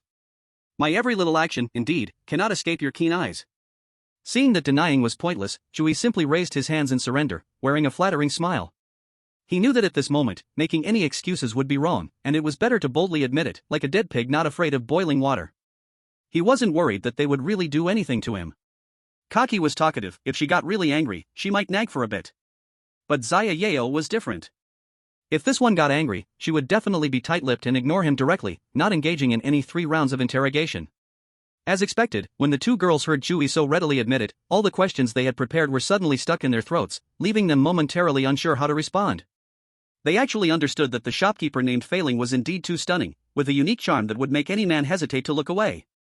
Besides, the Star Spirit Fox tribe naturally exudes a lively aura, with most of their kind being handsome men and beautiful women, their attraction to the opposite sex ingrained in their genes. It's only human nature. Alright, it's only human nature, I understand. Kaki waved her little hand but still didn't forget to warn him. But you better not casually get too close to other females, even if I don't mind, Yao Yao will be unhappy, and then we'll end up bickering again. You don't mind? Who would believe that? You've been acting all weird with me, humph. Chu He secretly complained in his heart but quickly voiced his loyalty. Of course. Although I, Chu He, appreciate beautiful things, I'm also a principled and responsible good man. Unless absolutely necessary, I definitely won't easily get overly close to others. I, Chu He, might love watching the excitement, but I have my limits. Come on, my dears, let's smile. He bent down, first gently pinching Kaki's pouting face, then turned to smile at Xia Yao, whose cold face was tinted with a blush. This still wasn't enough. He took Kaki's little hand, patted it gently, then held Xia Yao's hand tenderly, giving it a soft squeeze.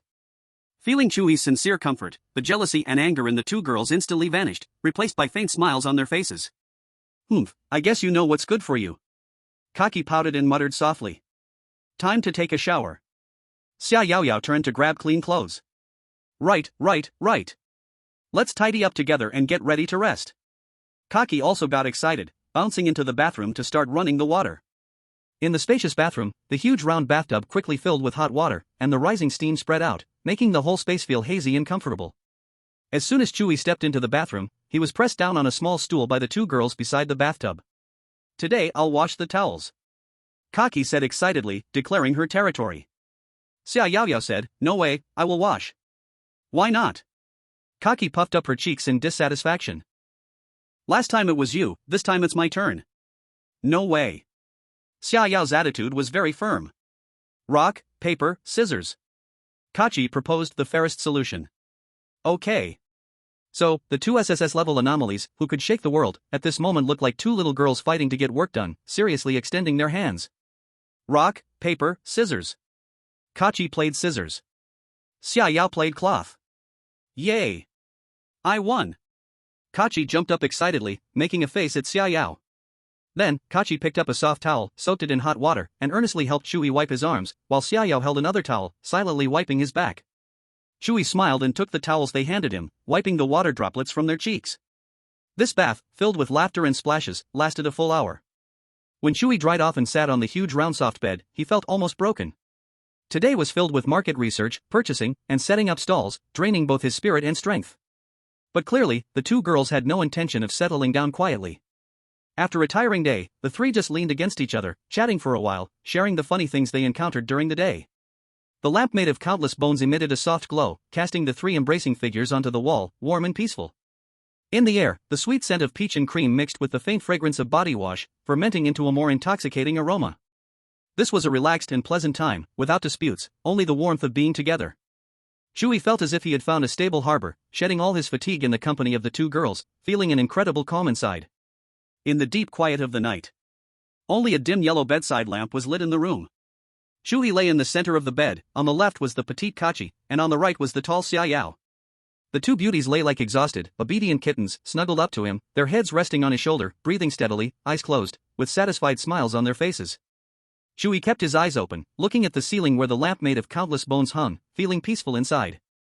He gently stroked the smooth hair of the two girls in his embrace, feeling their warmth and the faint fragrance coming from them, and suddenly felt a strong curiosity welling up. He knew their strength, understood their tempers, and even knew their little habits. But he knew almost nothing about their past, their origins, and the world they lived in.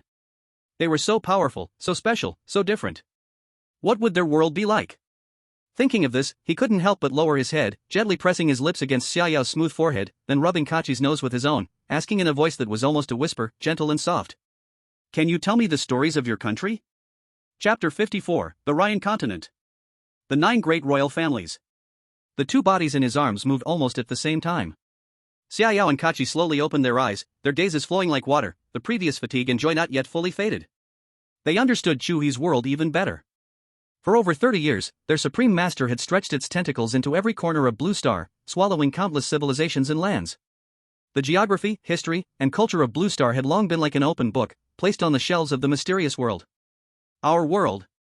Kachi let out a neat little yawn, lazily snuggling closer to Chu He, adjusting to a more comfortable position. Actually, it's not much different from your world. There are mountains, rivers, plateaus, hills, basins, grasslands, rainforests, deserts, oceans, and so on. Yes, we have billions of species here, and just the groups similar to you humans number in the hundreds of thousands. Xiaoyao's cold voice rang out as well. Hundreds of thousands? Chu He felt a jolt in his heart. If there are so many human-like species, how terrifying must the diversity of all species in the world be? Kachi seemed to see through his thoughts, giggling softly, extending her delicate little hand, and gently tapping the air. The biggest difference between us and you is that here, most living beings can connect by nature. Connect? Chu He was taken aback, instinctively asking, is it like your world's internet? It's pretty much that, but even more advanced. Kachi's little face showed a proud expression. Many of our species are born with certain talents, able to sense the laws of the world, thus unleashing powers that seem supernatural to you humans, what you call magic or divine powers. After saying that, Kachi turned off the bedside lamp. Immediately, countless silver beams of light erupted from her fingertips, intertwining and sketching in the air, quickly forming a massive, three-dimensional dynamic map. It was an incredibly vast supercontinent, surrounded by boundless oceans. Our planet is called Ryan. The land covers 45%, while the ocean occupies 55%. Kachi's little finger gently tapped the map of light and shadow, and 9 huge, differently colored regions instantly lit up, each exuding a terrifying aura like a divine presence. The entire Ryan continent is basically ruled by our 9 royal families together. Her little finger seemed to play the piano, tapping through the 9 regions one by one, and with each tap, a majestic name would ring out, echoing in the air. Master of destruction and endings, viewing all as dust, the void gaze. Guardian of knowledge and order, weaving the laws of the world, the star law. Knowing myriad changes, with a thought turning into all, the 1,000 mirage white ape. The body is eternity, the flesh crossing the star sea, the immortal giant spirit. Ruler of the realm of the dead, mastering countless bones, the Bone King. Enchanting the minds of all beings, turning reality upside down with song, the siren sea demon. Controlling the molten fire of the Earth's core, using volcanoes as weapons, the lava titan. Weaving the nightmares of reality, diving into the depths of thought, the nightmare weaver. And, the true ruler beneath the deep sea, ancient and noble, the deep sea giant dragon. With each name spoken, Chu He's heartbeat quickened. This was no longer just a country, it was simply a collection of 9 mythological civilizations. After finishing, Kachi proudly straightened her small chest, then nodded towards Xiaoyao beside her. Xiaoyao understood and focused her gaze on the most complex and darkest region of the map, a territory made of endless plateaus, vast grasslands, steep mountains, rich plains, and rolling hills. Her voice carried an innate pride. That is my hometown. The Void Gaze royal family is recognized as the race with the strongest individual destructive power. We are natural destroyers, and every clan member possesses the terrifying ability to erase concepts and shatter reality. Chu He felt his eyelids twitch, glancing at the complex terrain map and instinctively uttering, "Wow, this terrain, it looks so much like our dragon kingdom." It's got everything. Put. Kachi and Xiaoyao both laughed at his untimely remark. Where do you find such a comparison? It's exactly like that. Chu He said firmly. Kachi's small hand swiped across the map, illuminating an area composed of fantastical forests, vast rainforests, and endless golden deserts, filled with dreamlike colors. Over here is the territory of our Star-Law royal family. Her little face was full of pride as she continued, our Star-Law royal family is not as violent as Yao Yao and the others. We may not be great at fighting, but we are the guardians of knowledge and the makers of rules. Most of the universal laws, spatial guides, star maps, and even the trick coin financial system you are using now, all come from us. We pursue the ultimate truth and order of the universe. Chu He finally understood. No wonder Kachi's clever little head was so effective. When she comes up with business plans, even capitalists would call her a master. It's a racial talent. As for other areas, I will slowly talk to you about them when there is a chance. Kachi pointed to a bright dot on the map that did not belong to any of the 9 royal families. The city we are in now, called Infinity City, is roughly located in the center of the continent. It is a no-man's land established by the 9 royal families, a city for various social experiments. The residents here come from all corners of the Ryan continent, mixed together, making it the most chaotic yet opportunity-filled place on the entire continent. The one in charge of managing this city is the Qianyan White Ape clan, masters of countless transformations.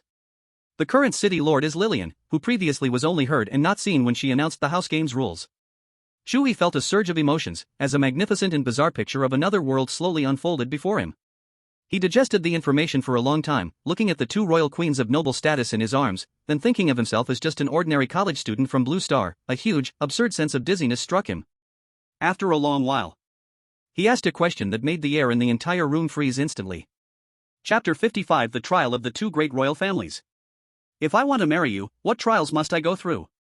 If I fail, what will happen to me? Chu He's voice was light and soft, yet it struck like an invisible giant hammer, shattering all the romantic and ambiguous atmosphere in the room. In midair, the magnificent light map constructed by Kachi's star power flickered violently, ultimately unable to maintain its form, crumbling inch by inch, dissolving into a sky full of cold and dim starlight, quietly vanishing. The warm bed seemed to have been injected with polar cold currents. Xiaoyao and Kachi almost simultaneously gripped Chu He's arm tightly, their warm and soft fingertips felt frighteningly cold at that moment. What did you say? Kachi's voice trembled slightly, she even dared not look into Chu He's eyes. Xiaoyao buried her face directly into Chu He's chest, her body as tense as a bowstring, silent. Silence. A deadly silence. The air that was once sweet and ambiguous became heavy and oppressive, making it hard to breathe. Chu He could clearly feel the 2 girls in his arms trembling slightly. It wasn't because of the cold, but from a deep fear within their souls. He didn't urge them but waited quietly. Chu He knew he had to ask this question sooner or later. He could indulge in the warmth around him, enjoying the royal life of being embraced by 2, but he couldn't be an ostrich who only cares about his own pleasure. These 2 girls, one from the Destruction royal family and the other from the Star-Law royal family, belonged to levels of nobility he could hardly imagine. Their willingness to submit to him was both a display of the kiss of enticement and their deep-seated emotions. But behind them were 2 ancient clans powerful enough to crush the stars. He, a mere mortal from Blue Star, what right did he have? After an unknown amount of time, long enough for Chu He to think they wouldn't answer, Kachi finally spoke again, her voice dry. Little River, let's not talk about this, okay? Isn't it nice like this now? Yeah, brother.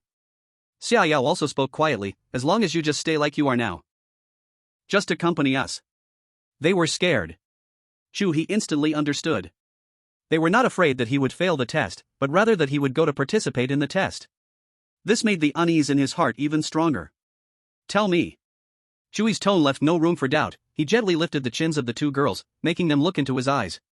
I want to know what I will face in the future. But I'm afraid it will scare you to death. Say it. Looking at Chu He's extremely serious eyes, Kachi's eyes instantly turned red. She took a deep breath, her expression serious like never before. Every word she spoke was extremely difficult.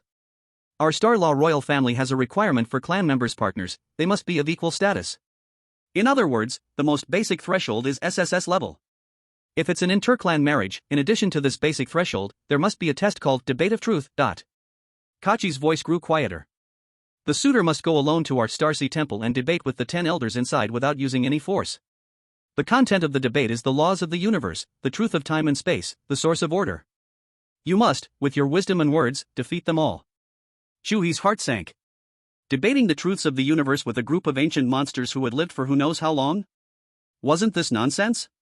What if I can't win in the debate? He asked hoarsely. Kachi's tears finally could not be held back, sliding down her cheeks, dropping onto Chu He's arm like ice. The loser will be stripped of sight, hearing, smell, taste, touch, all senses on the spot. Then, they will be permanently imprisoned in the deepest part of a time-space cage. In endless darkness and nothingness, in absolute loneliness, they will slowly fade away, without leaving a trace. Chu He's Adam's apple bobbed. This was no longer death, it was a punishment 1,000 times more terrifying than death. Making you feel your existence being erased little by little while awake. However, this was not the most despairing part. He turned to look at Xia Yao. Xia Yao's face was pale as paper, she looked at Chu He with eyes full of pleading and helplessness. Brother, please don't ask anymore, I beg you. Say it. Chu He only spoke one word. Xia Yao closed her eyes, and 2 lines of silent tears flowed down. This time, it was still Kachi who spoke, as if she had exhausted all her strength. Yao Yao's family, the Suanai royal family's rules are 100 times more terrifying than ours. Their requirement is also an SSS level as a base. But besides this, there are 3 additional challenges that are simply impossible to complete. Despair sparkled in Kachi's eyes as she continued. The first challenge is called Proof of Bloodline. The suitor must enter the forbidden area of the Suanai royal family, the blood pool of 10,000 ancestors. Inside, they must soak for 3 days and 3 nights. What's inside is neither water nor blood. Kachi's voice trembled uncontrollably. It is the collective destruction power of all the ancestors who have perished since the Suanai royal family was born. Xia Yao's body shook even more violently, she added, her voice filled with lingering powerlessness and sorrow.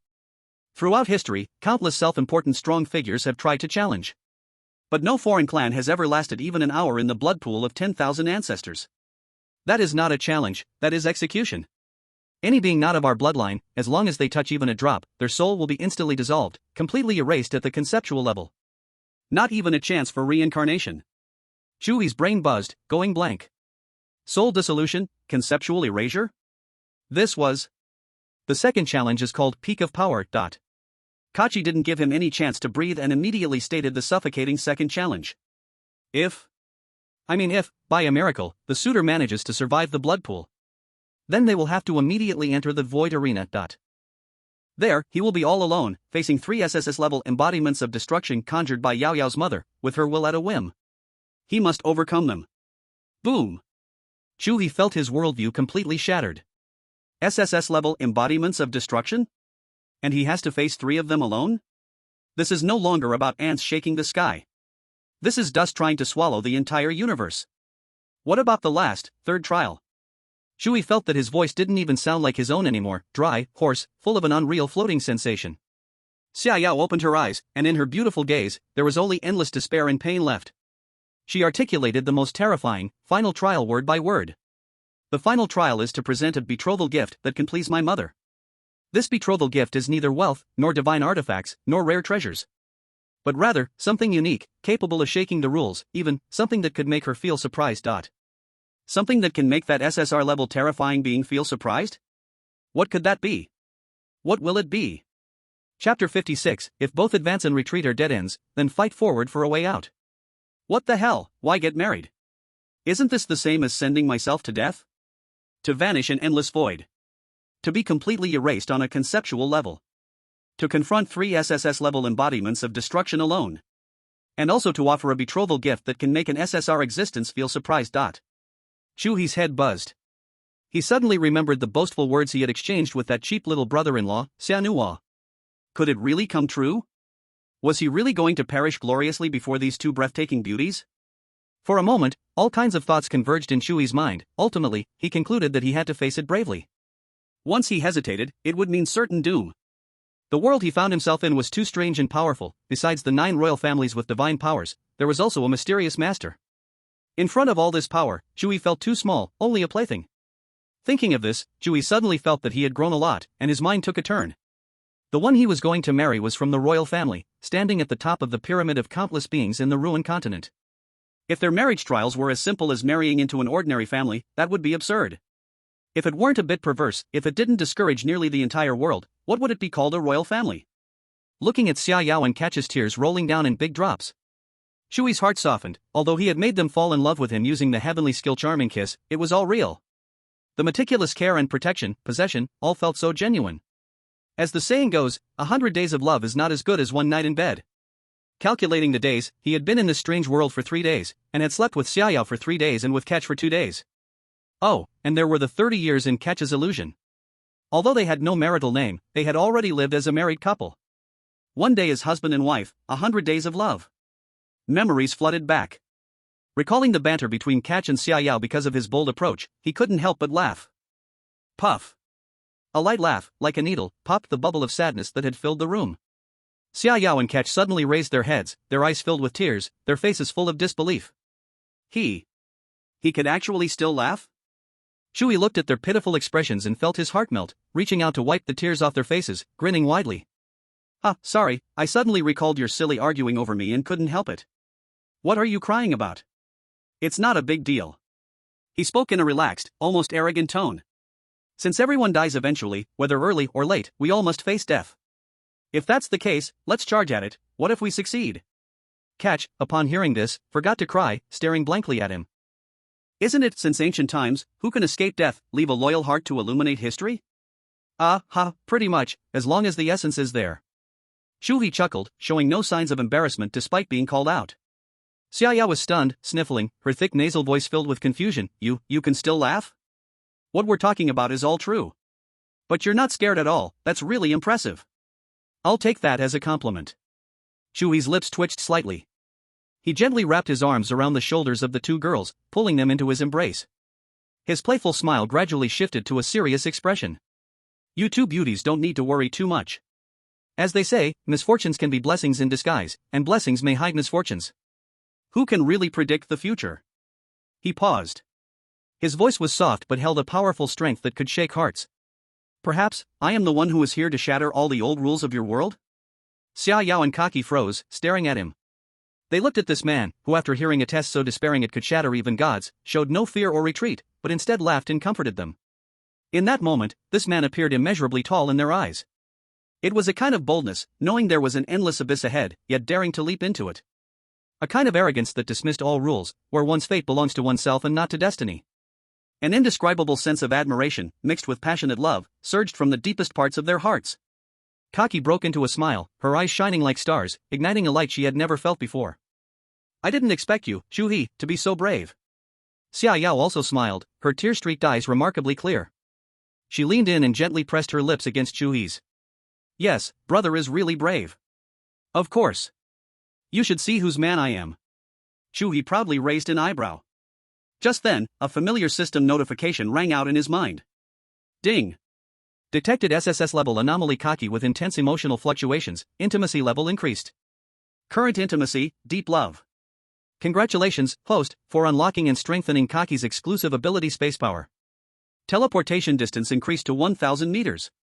Strength of space chains enhanced. Illusion space realism greatly improved. Boom. A vast torrent of power surged forth, instantly washing through Chu He's limbs and body. He felt a clear connection with the surrounding space, tighter than ever before. With just a thought, he could appear a kilometer away. He even felt an illusion that he could easily fold the space in front of him, creating a world that seemed real out of thin air. And Xiaoyao's intimacy, which was already at the deep love level, increased again at this moment. It seemed that reaching the only level would not be that simple. This made his control over the Eye of Annihilation feel more intuitive. Feeling the new power surging within him, Chu He's eyes brightened immensely. A bold hypothesis formed in his mind. He held the faces of the two girls, looking deeply into their eyes with utmost seriousness. My power comes from your love for me. As long as you love me enough, I can keep growing stronger. Perhaps one day, I really could completely replicate all your strengths. He paused before revealing an even more astonishing theory. And my physical enhancement is not just coincidence. Perhaps I am starting to replicate your bloodlines. I even have a feeling that as long as I eat what you usually eat, my bloodline can keep aligning and evolving with yours. As soon as this guess was spoken, Xiaoyao and Kaki's breaths paused. Yao, Chu He's lips curled into a confident arc. You just said, the first challenge of sneering at the royal family, blood pool of 10,000 ancestors, the biggest difficulty lies in the strong rejection of foreign bloodlines. Right? Then what if, at that time my bloodline is no longer foreign? Then the most terrifying trial would become, as simple as soaking in a hot spring? Boom, this sentence was like a nuclear bomb dropped into a silent lake of hearts, creating huge waves. Yes, the reason the blood pool of 10,000 ancestors was a desperate place is that it would conceptually erase all beings that did not possess the blood of the virtual gaze. But what if Chu He possessed the blood of the virtual gaze? Then wouldn't the most horrifying execution ground turn into a super supplement pool that allowed him to crazily absorb his ancestors' powers? A ridiculous yet filled with infinite possibilities hope suddenly surged wildly in their hearts. Seeing the flames reignite in their eyes, Chu He felt a firm resolution inside. He tightly embraced the two girls, using an undeniable tone to make a vow. So, stop crying. From today on, forget about those bullshit tests. What you need to do is to love me unconditionally and give me everything. And I will, for you, flatten the divine temple and overturn the rules. Chapter 57, Damn. Dare to use my Xia Yan for advertising? The two girls said in unison, MMMM. Xia Yao and Kaki sat on either side, staring wide-eyed at the man lying in the middle. The Chu He before them was completely different from the Chu He yesterday, who was filled with despair over a mere 20 million, nearly rotting away. In just one night, he seemed to be reborn. The man who was not only not scared into a stupor after hearing a trial that could make gods break down but also laughed and boldly proclaimed to flatten the divine temple and overturn the rules was irresistibly attractive to them. That damned, unplaceable charm. Perhaps they were all too tired, the three of them hugged each other and quickly fell asleep. The next morning, as the three were about to leave, the hotel owner, Failing, seemed to have been waiting for a long time in the lobby. At this moment, she wrapped herself tightly in a thick high-collared coat, without even a glimpse of her neck. But that extremely voluptuous figure could not be hidden by fabric, instead, it was accentuated, outlining a more breathtaking silhouette. Esteemed guest, this is a little token of our shop. Failing held a pure black card in both hands, intricately depicting a vividly alive fox in dark golden lines, and respectfully handed it over. Our shop is willing to provide you with free accommodation for life, as well as any information services our Star Spirit Fox clan can offer. Just hoping to establish a good relationship with you. Absolutely no other intentions. Chu He calmly took the black gold card that looked expensive, stuffed it into his pocket casually, then winked at her playfully. Failing's body trembled violently, nearly dropping to her knees, her furry ears pressed flat against her scalp in shock. She was genuinely scared. Afraid that with a wrong look, she would be directly eliminated by that virtual gaze queen. Please, Chu He, don't have any ideas about me. I already have a husband, and I also have an 800-year-old mother. Chu He laughed heartily. Just kidding, we're leaving. Saying this, he embraced the two girls and walked off proudly. After walking quite far, Fei Ling finally dared to lift her head, letting out a long breath, her shirt soaked in cold sweat on her back. Kaki poked Chu He's waist, pouting, "Little He, you're so bad, always bullying her." Xia Yao also chuckled. "Yeah, look at her," her face turned pale with fright.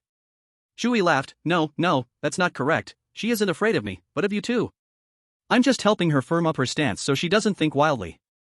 The three of them joked and laughed, the atmosphere light and carefree. Chu He did not return to the gluttony house immediately but leisurely took the two girls to stroll through the market again.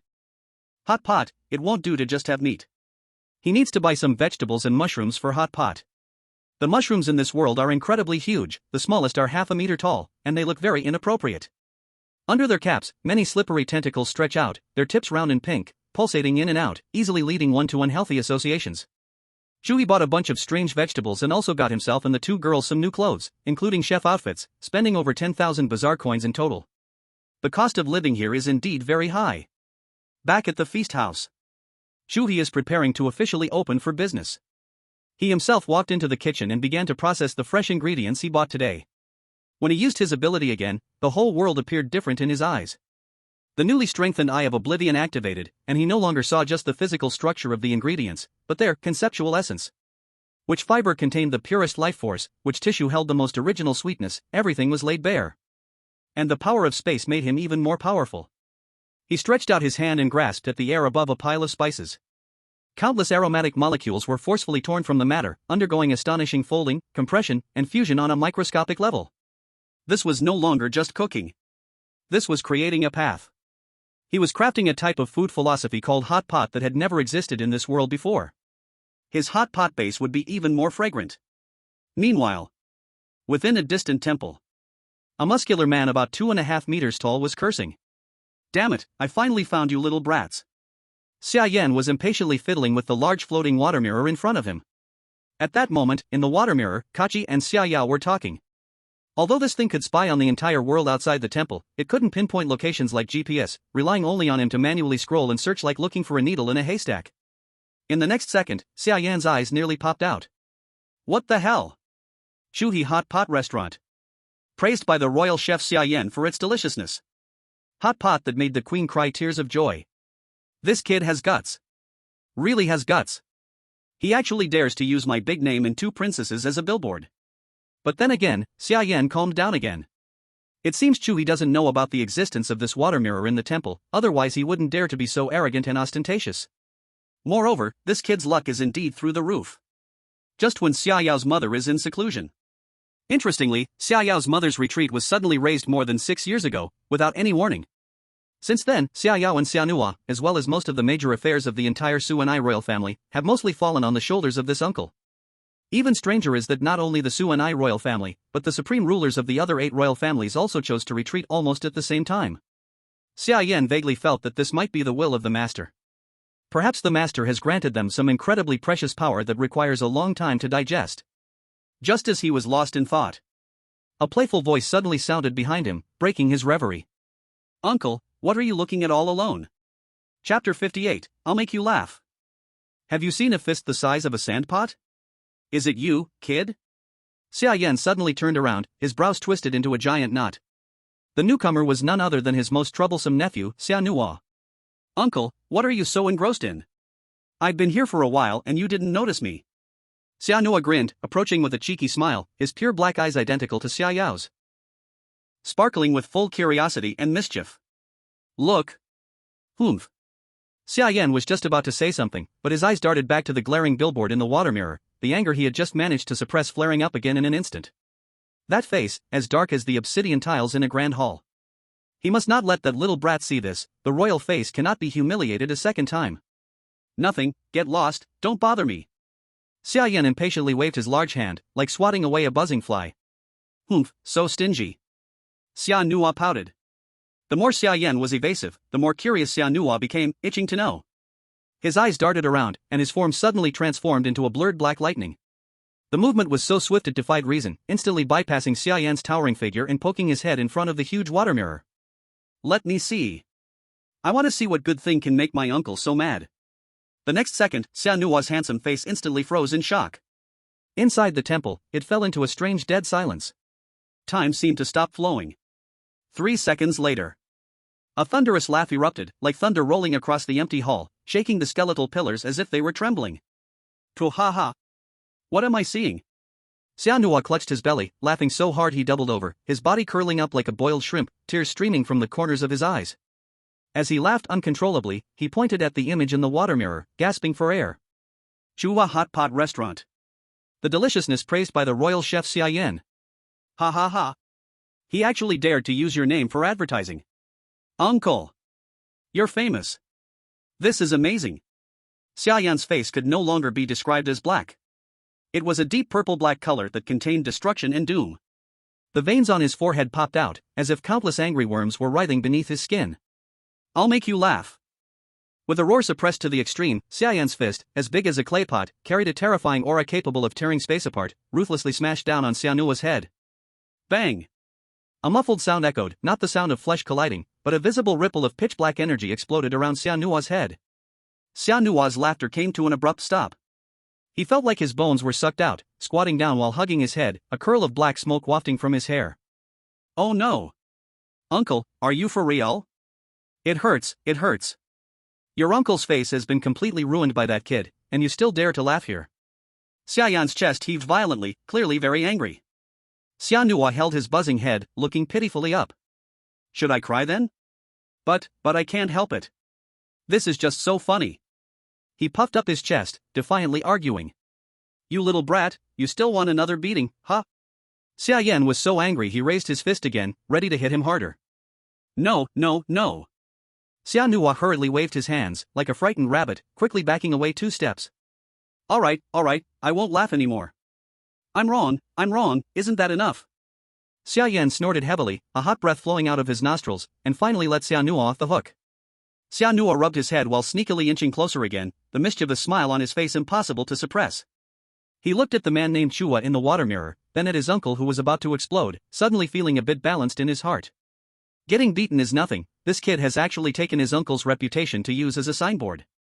"Uncle, seriously, aren't you going to do something about this reckless kid?" Xia Nua's tone carried a hint of provocation. "Or should I say, is this also a new test?"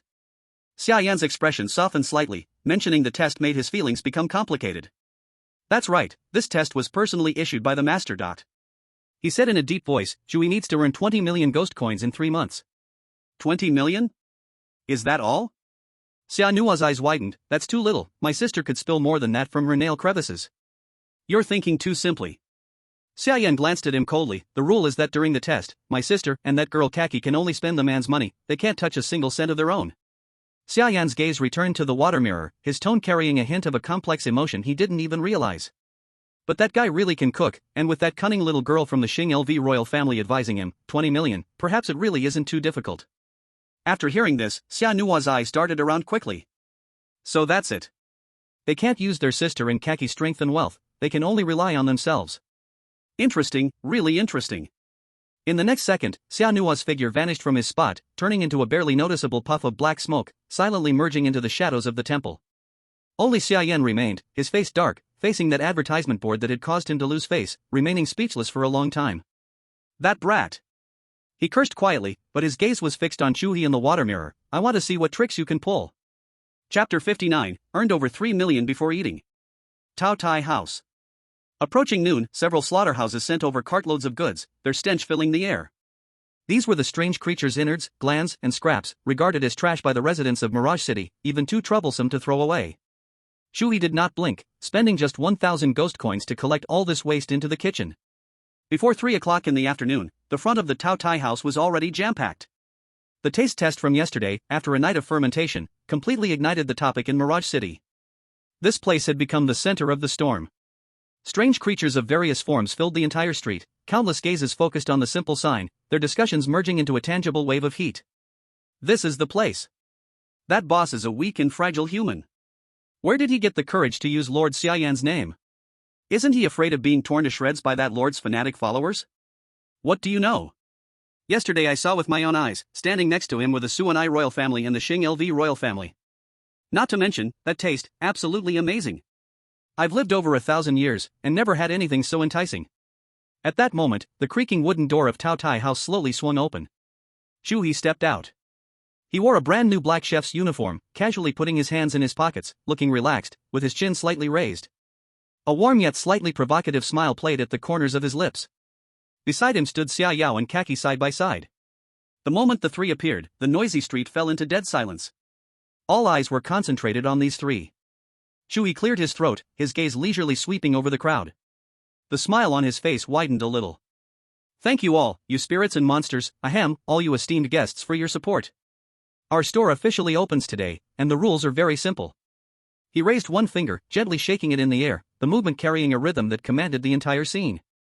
Today, we are only selling 30 Tao Tai tokens. One token allows 4 companions to enter. As for how to get them, Chu He's smile took on a teasing quality, stretching out the last word. Public auction, highest bidder wins. As soon as he said this, the previously frozen air ignited instantly, and the crowd erupted into chaos. Auction? This human boss wants money so badly he's gone crazy, right? 30 spots? Who does he think he is? A god opening a shop? Chu He was oblivious to the noise around him, slowly announcing a number that silenced the entire place once again. The starting price is 10,000 Eerie coins. Put. A nearby lizard man couldn't hold back and burst out laughing. 10,000? Just to eat a meal in your shabby shop? Why don't you go rob a bank? He's completely lost it. 10,000 Eerie coins could keep me in the top suite of the soul-melting den for 3 whole days. What kind of woman isn't there?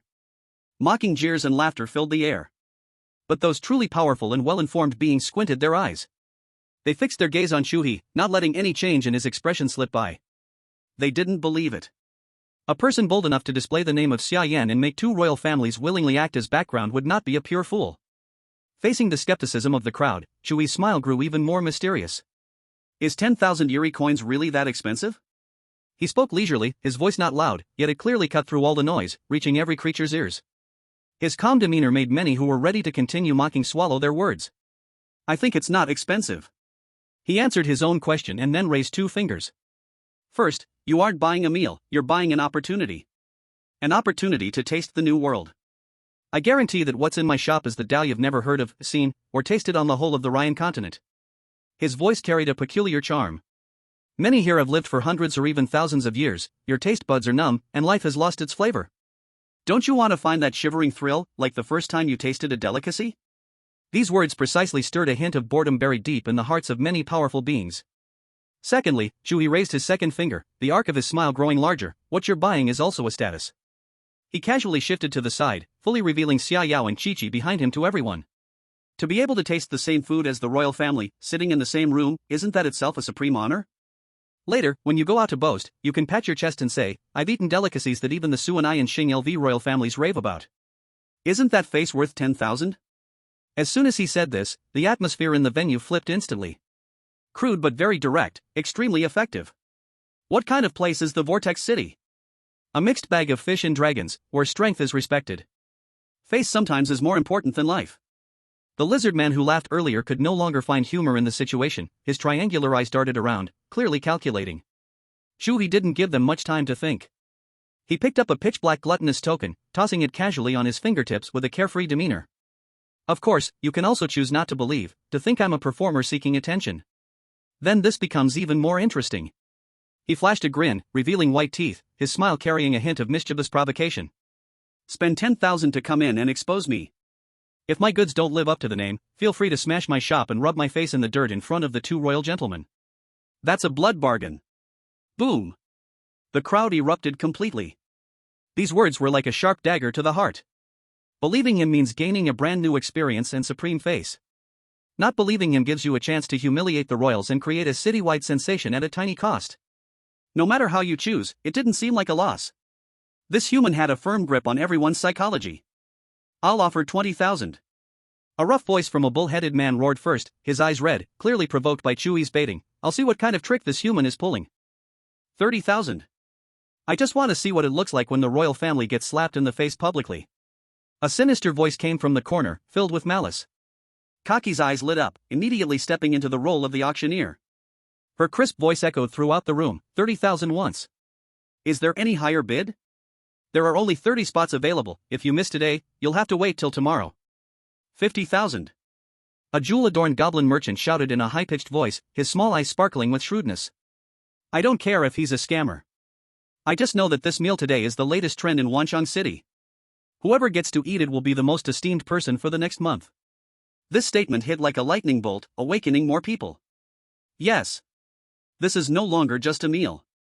This is a social feast. An investment. 100,000. 150,000. I bid 200,000. No one is taking the first spot from me. The prices began to soar crazily, and the scene was completely out of control. Those who originally came to watch the fun, who mocked others, all turned red with envy at this moment. They were no longer competing for a meal but for a seat, an identity, an opportunity to showcase their strength and vision. In the end, all 30 exquisite tokens were snatched up. The lowest priced one sold for 80,000 strange coins. The first token was won by the goblin merchant for the outrageous price of 250,000. Kaki excitedly leaned next to Chu He, her small face flushed, her star-like eyes shining wonderfully. Shall he? How about that? My method is pretty good, right? We've already made over 3 million before the meal even starts. Chu He looked at her proud little face, couldn't help but laugh heartily, reaching out to rub her head. Not just good, it's simply heaven sent. Chapter 60, One Call of Brother-in-Law. The whole room was petrified. Inside the gluttonous house, the atmosphere felt more like a courtroom than a restaurant. 30 spendthrift lucky ones sat upright, with various expressions. A little curiosity, a little doubt, but mostly a kind of arrogance ready to watch a good show. They scrutinized the room, simple to the point of being shabby, their eyes sweeping across the oddly shaped copper pots on the table and the glowing red coals beneath, their doubts growing heavier. The goblin merchant who spent 250,000 for the top prize was already sweating, his small eyes darting around, frantically calculating how to seek revenge if he was scammed by this audacious human. At that moment, the curtain of the kitchen was lifted. Chu He emerged holding a huge tray, followed closely by Xia Yao and Kaki, each carrying a few items. When the guests saw what was on the tray, the air in the entire room grew heavy. There were plates of meat sliced thin as cicada wings, beautifully marbled in rose and white. But those who knew better recognized that this was merely the scraps from low-level magical creatures that even the slaughterhouse fed to its animals, along with the unwanted organs. The mushrooms and vegetables nearby were also bizarrely shaped, either covered in slimy tentacles or exuding a faint earthy smell that was utterly unappetizing. This is a feast worth tens of thousands, growled a wolf-headed orc, his throat rumbling with anger at being fooled. This human is treating us like fools. He's dead meat. How dare he use garbage to trick us? The commotion began to spread, powerful auras colliding within the room, causing the copper pots on the table to hum. But Chu He seemed to be deaf to it all. He firmly set the tray down and placed a bubbling pot of soup on the goblin merchant's table. A peculiar pot divided into two halves. One half bubbled with red oil, countless shriveled red berries floating within, exuding a strong, pungent aroma. The other half had a milky white soup, rich bone flavor mixed with exotic freshness wafting gently. Dear esteemed guests. Quiet. Chu He clapped his hands, still wearing that warm yet annoying smile on his face. This dish is called hot pot, and it's very simple to eat.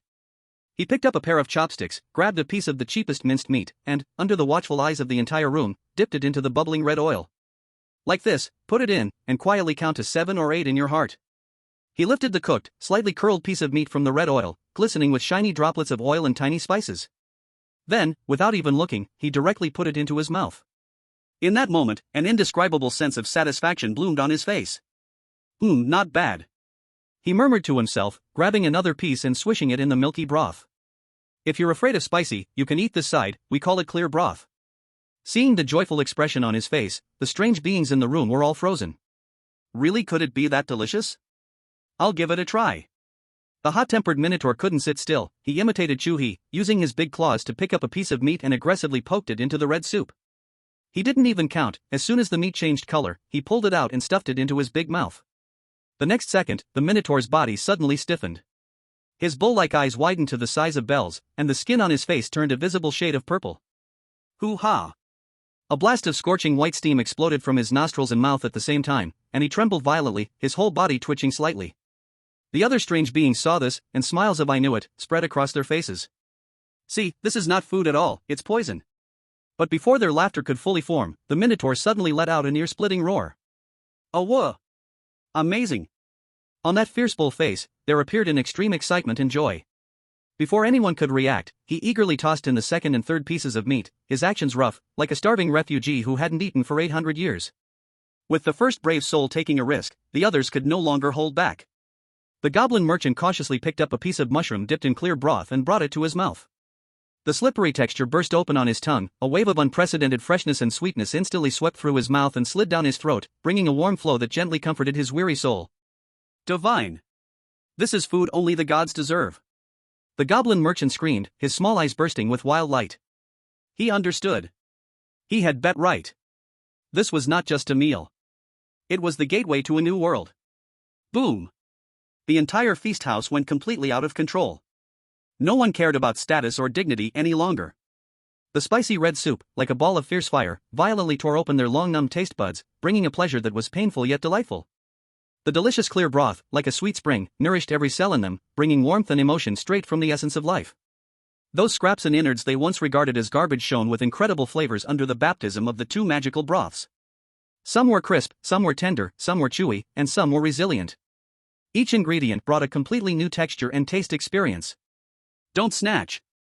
That piece of tripe is mine. Damn. Who took all my duck intestines? Boss. Bring 10 more plates. No. 100 plates. The room was a mess. The sounds of roaring, chewing, and satisfied moans rose and fell, forming a chaotic yet harmonious symphony.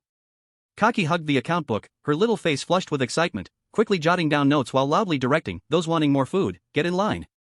Don't rush. Little River said, today we eat our fill. Xiaoyao quietly stood beside Chu He, watching the crazy scene he created, her pure black eyes filled with unwavering admiration and affection. Just as this banquet reached its climax. Bang! A loud noise, the door of the feast house was kicked open by a force from outside. A tall figure stood at the entrance. A cold, pure, terrifying air filled with destruction and endings, belonging to the virtual royal family, instantly drowned the entire room. The once noisy tasty house fell silent, or a drop of a pin could be heard. All the strange moments froze in place. Their mouths still stuffed with food, their faces bearing enchanted smiles, their motions stuck at that moment. However, Xia Nuo paid no attention to these diners. His pair of pitch-black eyes, identical to Xiaoyao's, swept across the room, finally locking onto Chu He, who was wiping his hands. Under everyone's gaze, an incredibly radiant, even somewhat fawning smile suddenly bloomed on Xia Nuo's handsome face. He strode through the crowd and stopped 3 steps away from Chu He. Immediately, a crisp and bright shout, filled with enthusiasm and joy, erupted like thunder from the 9th heaven, resounding explosively in the dead silence of the tasty house. Brother-in-law! I've finally found you! Chapter 61, The Scene of Social Death. Time stretched infinitely at this moment. The entire tasty house was so silent that one could hear the faint crackling sound of burning charcoal. All diners, whether bull-headed or horse-faced or serpent-bodied with human heads, held their previous poses, as if struck by a collective petrification spell. I didn't hear wrong, right? A wolf-headed beastman dropped the duck intestine in his hand with a plop into the boiling hot red oil pot, splashing tiny droplets of oil, yet he remained completely unaware. His gaze was dull, moving back and forth between the peerlessly handsome Xianhua and the bewildered Chu He. Just now that master called that little boss brother-in-law? My god! This meal today is worth it beyond measure. It's not just about the food, this is a first-class seat for an astonishing revelation. Brother-in-law from the virtual royal family brother-in-law? Hiss. Sounds of gasps echoed throughout the room. Eyes snapped from initial shock to fervor, gossip, and a certain glee of watching a show. These gazes, like countless burning steel needles, fiercely pierced into Chu He's body. The warm yet annoying smile on Chu He's face stiffened, shattered, and finally vanished into nothingness, inch by inch. Xiaoyao's already cold and stunning face was now shrouded in a visible layer of frost. The pure black in her eyes began to swirl violently, a terrifying aura capable of freezing space was on the brink of uncontrollable madness. Only Kaji blinked her starry eyes, her delicate lips slightly curling up, revealing an eager smile. Ahem! Chu He, forcibly waking from his stunned expression, felt a layer of cold sweat breaking out on his forehead. The situation was out of control. He hurriedly forced a smile that looked worse than crying towards the diners, his hands flailing like a rattle. Misunderstanding, a huge misunderstanding. My relationship with his sister is just a pure, solid, unbreakable good friend relationship. As he said this, he wanted to slap himself in the face. Seeing everyone's increasingly skeptical expressions, Chu He thought quickly and grabbed Xianhua's shoulder, explaining to the crowd. This little friend of mine, he has a bit of a problem, it's congenital. Right, he just can't help but call anyone handsome brother-in-law. It's a condition. It's purely because I look too remarkable, too handsome for him to handle, triggering his condition. Everyone, keep eating, keep eating. Don't be polite, please don't be polite. This explanation was a classic example of leaving no silver hidden for 300 taels. No one there was foolish. After hearing those words, the looks towards Chu He grew even stranger. Those gazes seemed to say, we get it, we all get it. After Chu He finished speaking, he felt he had already socially died.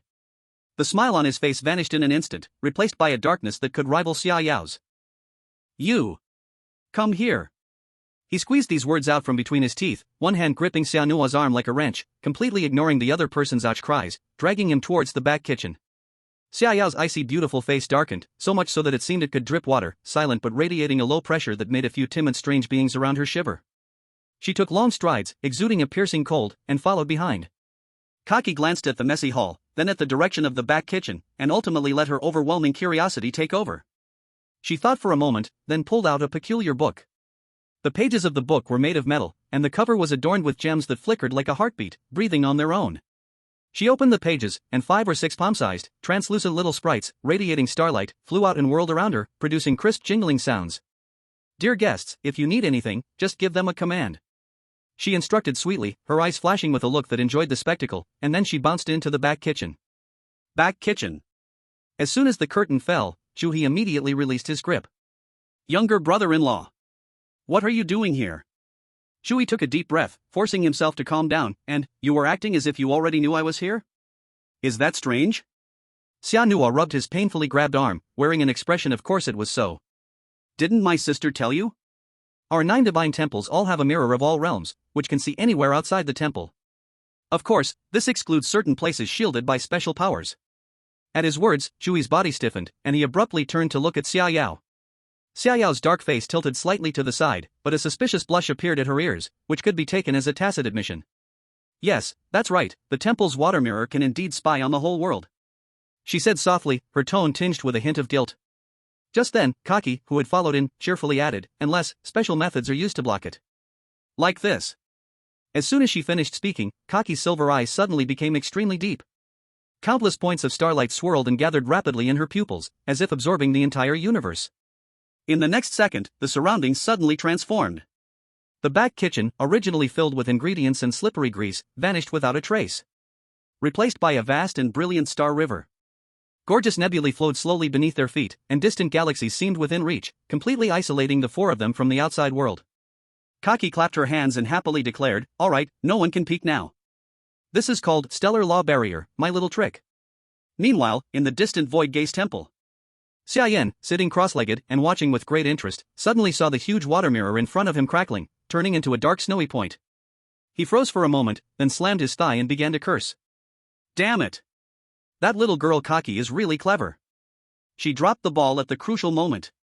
In the Star River space, Xianhua was completely unconcerned about the change in surroundings, still proudly boasting. That's right, I saw you in a maid outfit through the water mirror, so I rushed over immediately. The scene, TSK, was too classic. I even specially used a law imprint to preserve it for future generations.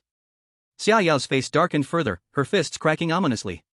Xianhua, oblivious, seemed to remember something and cheerfully added, "Oh, my uncle saw it too." Live-streamed, high definition. Boom! Chu He's head buzzed, feeling like the whole world was spinning, his vision darkening in waves. A chilling sensation swept through him. From the soles of his feet, a rush shot straight to his head. His voice changed pitch, trembling with a hint of despair. WH? What? Your uncle? Xia Yan saw it too? Why didn't you tell us such an important thing earlier? Why didn't you say it earlier? Then, doesn't that mean, your mom, my future, she also saw it? That is an existence of terrifying SSR level.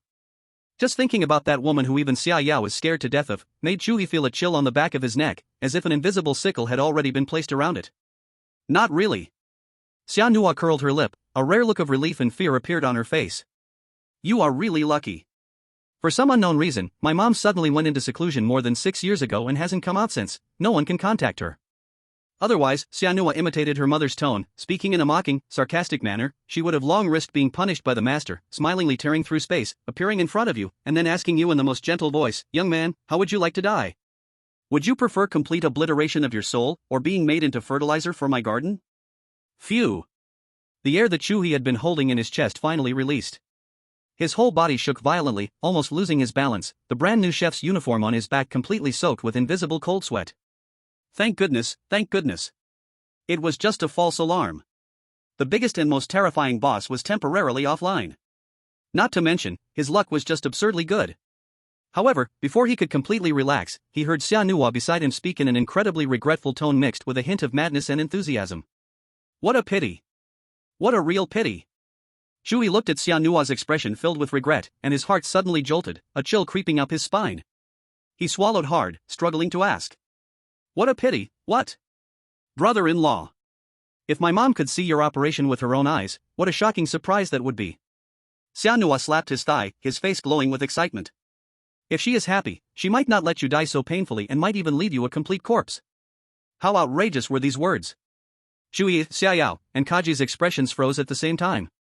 Chu He stiffened completely, a tingling electric current racing through his brain. He stared at this little brother-in-law of his as if he were a prehistorical creature. It's over.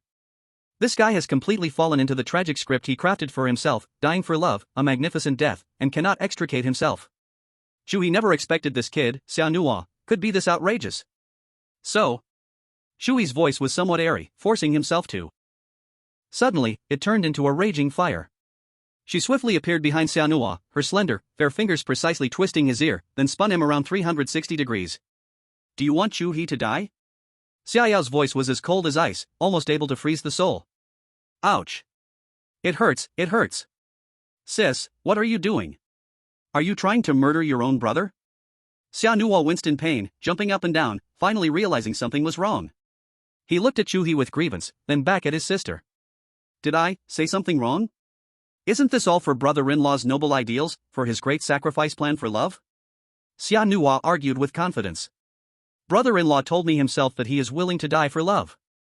The more spectacularly the better. I'm helping him. Hearing this, Chu He felt as if he had a headache.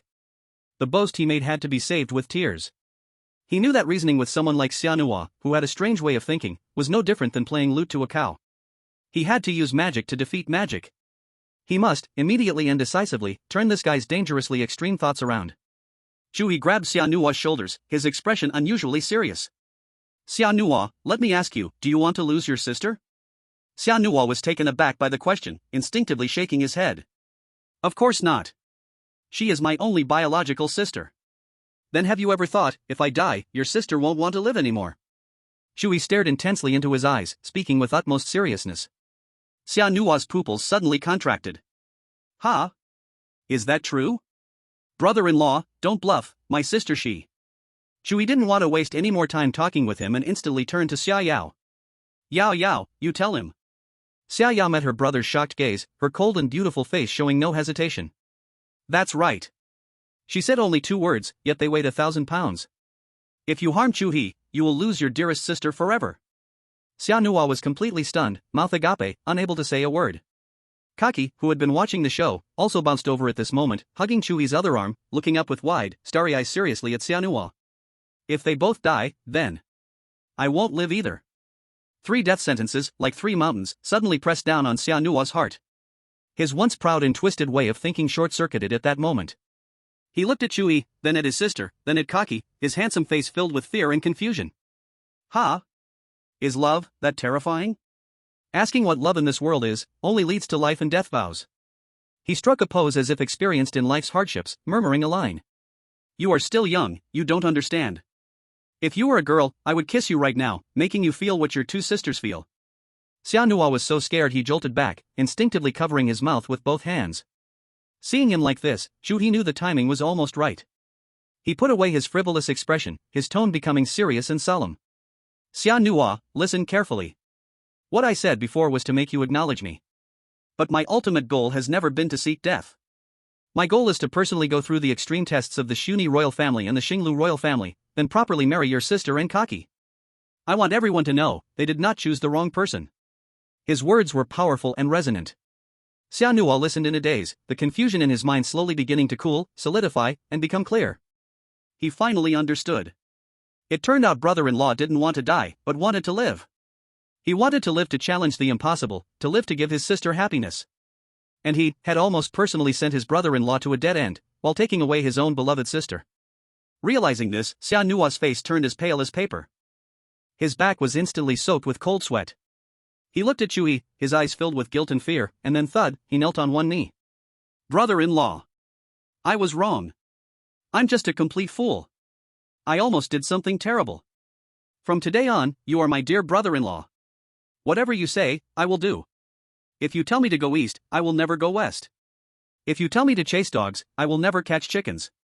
Seeing his sudden realization, the heavy stone that had hung in Chu He's heart finally dropped for the time being. He let out a long sigh. Damn it, finally defused this ticking time bomb. Xia Yao and Kachi also visibly relaxed, their tense bodies easing up. They exchanged glances, both seeing a hint of fear in each other's eyes. Just now, they had silently agreed through eye contact, if Chu He could no longer persuade Xia Nua, they would join forces, using secret techniques to temporarily seal Xia Nua. Once Chu He's strength was strong enough, they would release him. After all, a fool of a younger brother who always wanted to help his brother-in-law die was truly terrifying. Chapter 63, The Free is the Most Expensive. Alright, get up. Chu He stepped forward, personally helping Xia Nua up. Remember what you said today. He patted Xia Nua's shoulder, his tone returning to that playful lightness. Since you are now my man, you must follow my arrangements from now on. Don't worry, brother-in-law. Xia Nua pounded his chest, a face full of loyalty. Into the mountain of knives and the sea of fire, I won't hesitate. Alright, no need for you to go into the sea of fire. Chu He waved his hand, just in time to assign him some serious tasks to keep him from getting idle and thinking bad thoughts. As you can see, my store has very special requirements for ingredients, specializing in parts others don't want, like intestines, stomachs, livers, and other strongly flavored bits. You will be responsible for sourcing these things. Piece of cake. Xia Nua immediately became spirited. Very good. Chu He nodded in satisfaction. So this task is entrusted to you. I want to see the freshest goods every morning. Guaranteed to complete the task. Xia Nua excitedly saluted, feeling he finally found the right way to shine before his brother-in-law. Beside him, Xia Yao looked at this lively younger brother and shook her head helplessly, but the coldness between her brows finally eased a lot. Kachi, on the other hand, grinned as she put away that peculiar metal book, and the starry little sprite surrounding her whooshed back into the pages of the book. The starry river space that enveloped the back kitchen quietly faded away. The noisy yet satisfying voices of people surged back. Let's go, let's take a look outside. Chu He led the 3 back to the dining hall. At this moment, the restaurant had entered the tail end of the dining session. Almost every table's guests had stopped using their chopsticks, each one leaning back in their chairs, faces showing ecstatic expressions. The most noticeable thing was their protruding bellies. Each one had eaten themselves into a shape reminiscent of a 10-month pregnancy. Even more astonishing was the energy fluctuations radiating from them, which were stronger than when they came in by several levels. My God! A snake person strangely stared at his arm, his originally dull gray scales now glimmering with a metallic sheen, faint, intricate patterns surfaced on the surface. My petrified scales actually evolved. This meal was not just delicious, it was simply divine medicine. His neighbor, a three-eyed being, was even more excited, shaking all over. His third eye, which had been tightly closed, now uncontrollably opened a crack, pure mental energy leaked out.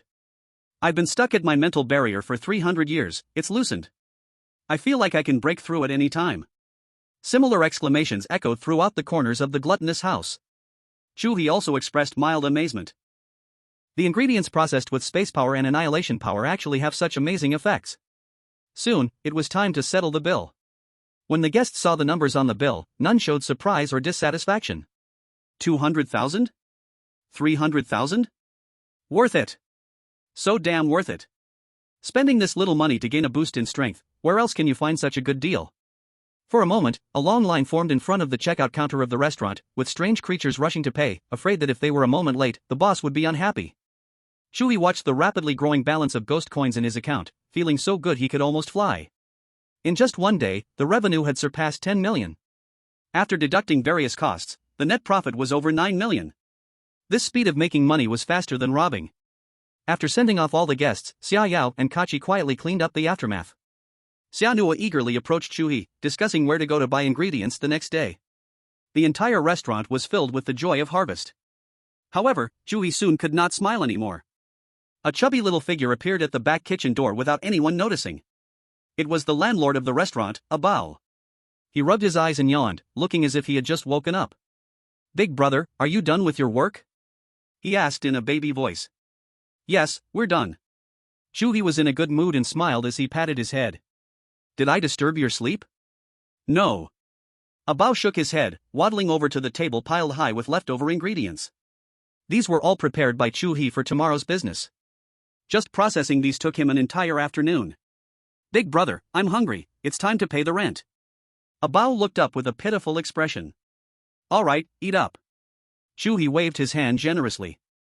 However, the next scene made Chu He's smile freeze bit by bit, then shatter. A Bao opened his apparently small mouth. Slurp. A whole plate of processed, crystal-clear goose intestines, along with the plate, was directly sucked into his mouth. Crunch, crunch. He chewed twice, and the plate was spit out, untouched.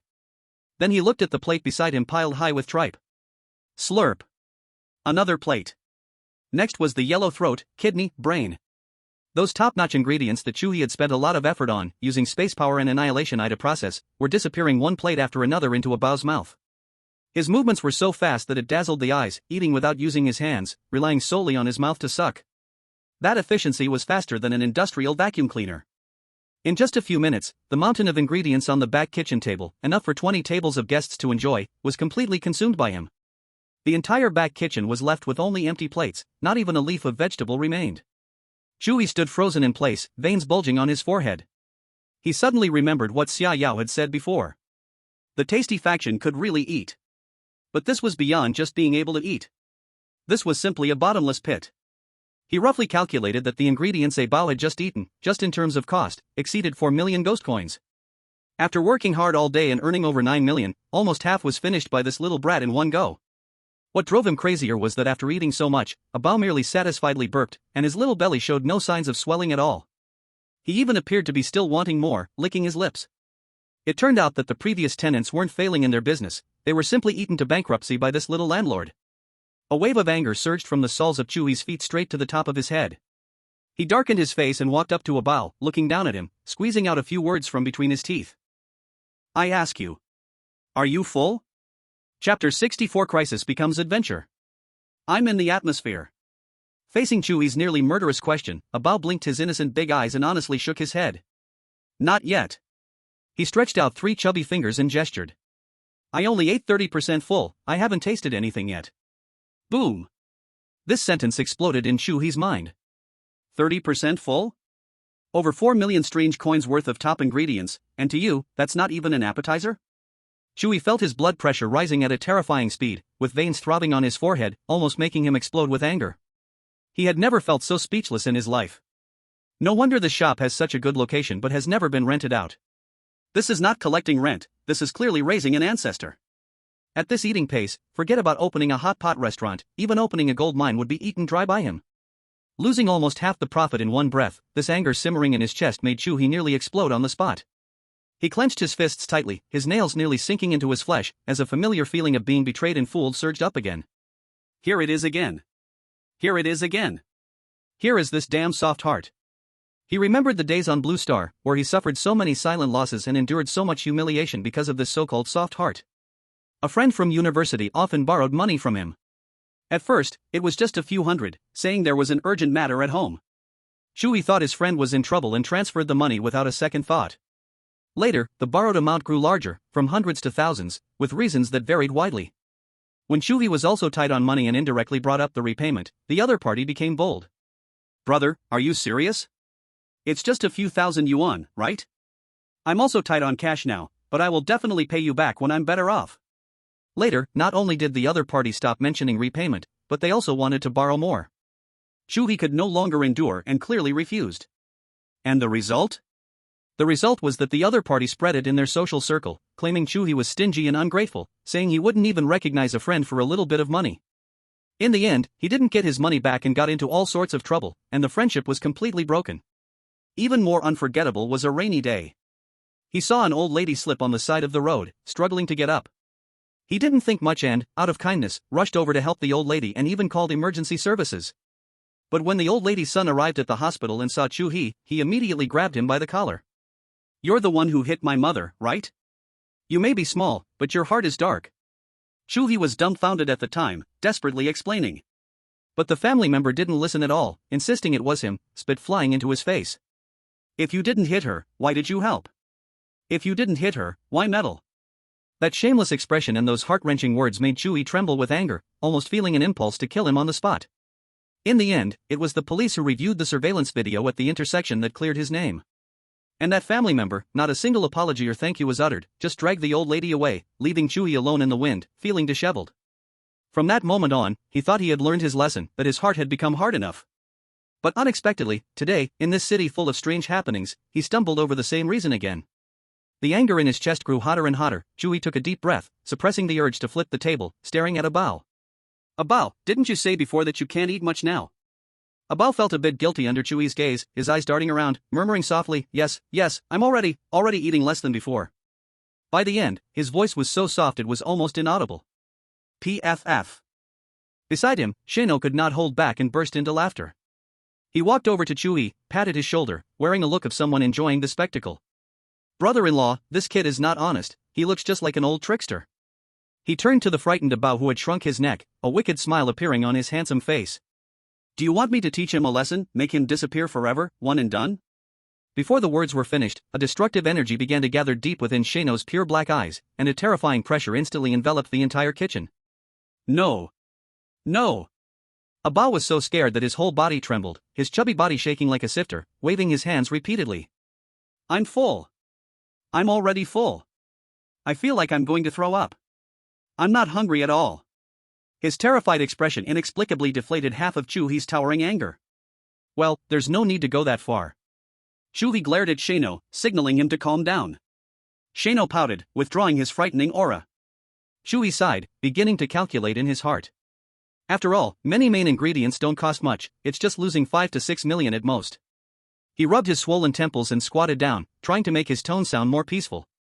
Alright, Abao, I won't kill you. Since I promised you back then, I will try my best to make it happen. But you can't eat like this every day, can you? If you eat like this every day, then I might as well close my shop and rename it Abao's Buffet Restaurant. Hearing that Chu He was not pursuing the matter, Abao visibly breathed a sigh of relief. He quickly explained, Big brother, don't worry, even though I can eat a lot, one big meal can last me half a month without feeling hungry. Really? Chu He raised an eyebrow. Really? Abao nodded vigorously. Our glutton clan, besides eating and sleeping, we consume very little energy. As long as I'm not hungry, I can just keep sleeping and absolutely won't disturb your business. Once every half month? Chu He quickly calculated in his mind. Half a month's revenue, minus all sorts of costs, leaving 4 million for Abao, the remaining profit was still astronomical. Thinking this way, it seemed, not impossible? Consider it spending money to hire a great being for protection. After all, what is free is the most expensive. Today, he learned this lesson again. Okay, I'll trust you once. Chu He stood up, clapped his hands. From today on, the 1st and 15th of every month are your rent days. I will prepare ingredients in advance for you.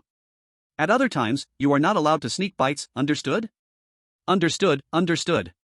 Thank you, big brother.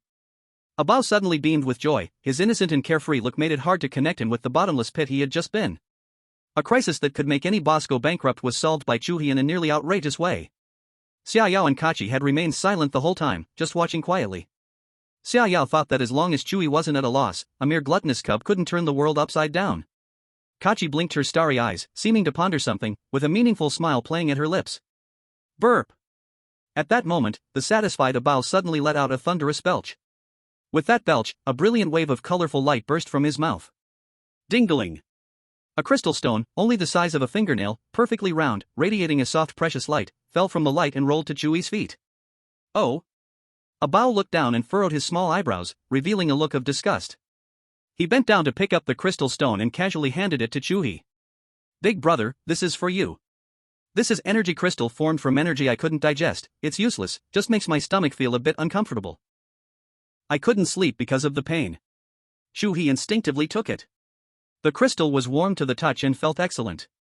However, just as his fingertips touched the crystal, an unimaginable, pure and overwhelming energy surged into his body. Chapter 65, Gluttonous Alchemy. Boom! A torrent indescribable by words rushed through Chu He's fingertips, crashing into his limbs and bones with both destructive and gentle force. It was not just pure energy, but the essence refined and compressed to the utmost. Chu He stood frozen in place, as if billions of stars exploded within him and then instantly fell silent. The spatial power and annihilation power in his body seemed to sense blood, like sharks, rushing towards the external torrent, trying to devour and assimilate it. However, that energy torrent, like a vast ocean, easily engulfed and contained the two streams attempting to provoke it. Three distinctly different powers formed a delicate and dangerous balance within him. Silver spatial cracks began to surface on Chu He's skin, intertwined with gray-black runes representing annihilation, creating a terrifying sight. Brother-in-law. Xia Nuo was startled by this sudden change and instinctively wanted to step forward. Don't move him. A cold voice rang out, as Xiaoyao stepped in front of him. Her expression was more serious than ever, her black eyes gazing sharply at Chu He, and a breath that could freeze time and space flickered around her. But she didn't intervene because she sensed that the power entering Chu He's body, though overwhelming, had no malice at all. It was like it was helping him undergo some deep-level transformation. Oh my, this is really... Kaki had floated to Chu He's side at some point, her big eyes sparkling like stars, curiously circling around him, and her small nose sniffing close to the crystal. So that's origin crystal, no wonder. She looked enlightened, her tone full of surprise and envy. Big brother, are you okay? The only one confused was Bao, looking up worriedly, tugging at Chu He's pants. He had no idea what was happening and felt that the big brother, who had just wanted to eat him, now looked a bit scary. Origin crystal? Xia Nuo heard Kaki's whisper and looked over in confusion. Kaki glanced at him and, unusually kind, explained, it's the energy of everything that was devoured, squeezed, and refined through our innate ability gullet of nihility by the gluttonous clan, expelled as undigestible energy impurities. Impurities? Xia Nuo's mouth twitched. This thing is an impurity? The energy wave is almost as strong as a holy object. To you, it's a holy object, but to them, it's just what they can't digest. Kaki shrugged, a teasing smile on her face. After all, the gluttonous clan only absorbs the purest food source, any other form of energy is waste to them. They just expel the waste in a rather special way. Xia Nuo's eyes twitched as he looked at Bao with a strange expression. So this little fatty only spits out treasures? In the brief moment they exchanged words, the storm within Chu He's body gradually calmed. The external origin crystal energy was almost completely devoured by his spatial power and annihilation power. Chu He slowly opened his eyes and exhaled a long breath. As he exhaled, the breath transformed into a gray-silver arrow of energy and shot onto the opposite wall with a sizzle, leaving a deep, bottomless tiny hole. He looked down at his palm. The skin was still the same skin, but inside, everything had changed dramatically. He could clearly feel that his spatial power had become more refined and easier to control. And that annihilation power seemed to have gained a vague vitality, no longer purely silent and final. Most importantly, he felt that his connection with this strange world seemed to deepen a layer. He seemed to be able to see some things he couldn't see before. For example, when he looked at Xiaoyao now, he could vaguely see a near-physical layer wrapping around her body, representing the annihilation of all things, a black hole. When looking at Kachi, he saw her entire being like a miniature galaxy, countless tiny light points moving inside her according to mysterious orbits. And when he looked at the innocent-looking Abeo, what he saw was a bottomless black hole, a terrifying vortex that could swallow everything, digest everything. Chu He's breath suddenly stopped. Ingredients. The ingredients he had processed. Could it be the ingredients he had cut with spatial power and purified with annihilation power? Then these ingredients were eaten by Abeo. After being digested and purified by Abeo's void stomach. In the end, they transformed into this source crystal. How could this be a loss of 4 million? This was a hell of a profit. Chu He felt the blood in his body boil in an instant. This was not just a simple restaurant making money, this was a perfect closed loop that could cycle infinitely and continuously enhance his strength. He, Chu He, provided raw materials. Abeo acted as the biological alchemy furnace. And the final product was the ultimate tonic that he could absorb directly to strengthen his own abilities. The frustration and anger of being cheated away before vanished in that moment, replaced by an uncontrollable ecstasy. What is crisis turning into an adventure? This is crisis turning into an adventure. Ha ha. Ha ha ha. Chu He suddenly couldn't help but laugh loudly, his laughter filled with joy and pride. He hugged the still dazed Abeo and lifted him high, planting a smack on that chubby little face. Abeo, oh Abeo. You are really my lucky star. Be big brother? Abeo was startled by Chu He's sudden warmth, his little hands tightly gripping his clothes, asking in a baby voice, "Hey, are you not mad at me?" Mad? How could I be mad at you? Chu He set him down, pinched his chubby little face, and smiled sincerely, "I love you even more. From now on, whatever you want to eat, big brother will make for you. You'll be full." Really? Abeo's eyes lit up instantly, nearly drooling. Really? But I have to trouble you for a few days. Wait until I earn enough 20 million, even if I lose everything, I will make sure you eat your fill. Big brother, you are so nice. Abeo nodded vigorously, then as if remembering something, added, "I still have many shiny stones in my feasting domain, I don't know if they are useful to you." Chu He's breath suddenly stalled, his eyes bursting with terrifying light. "Then, if there's a chance, you must take me to see them." "Okay. I'll go to sleep now." Abeo yawned and swayed happily back to his room. Chu He watched the walking treasure leave and immediately turned to Xia Nuo. "Xia Nuo. Yes, brother-in-law. Starting tomorrow, no matter the cost, buy for me. Especially those ingredients containing unique energy." "Sure." Xia Nuo replied excitedly.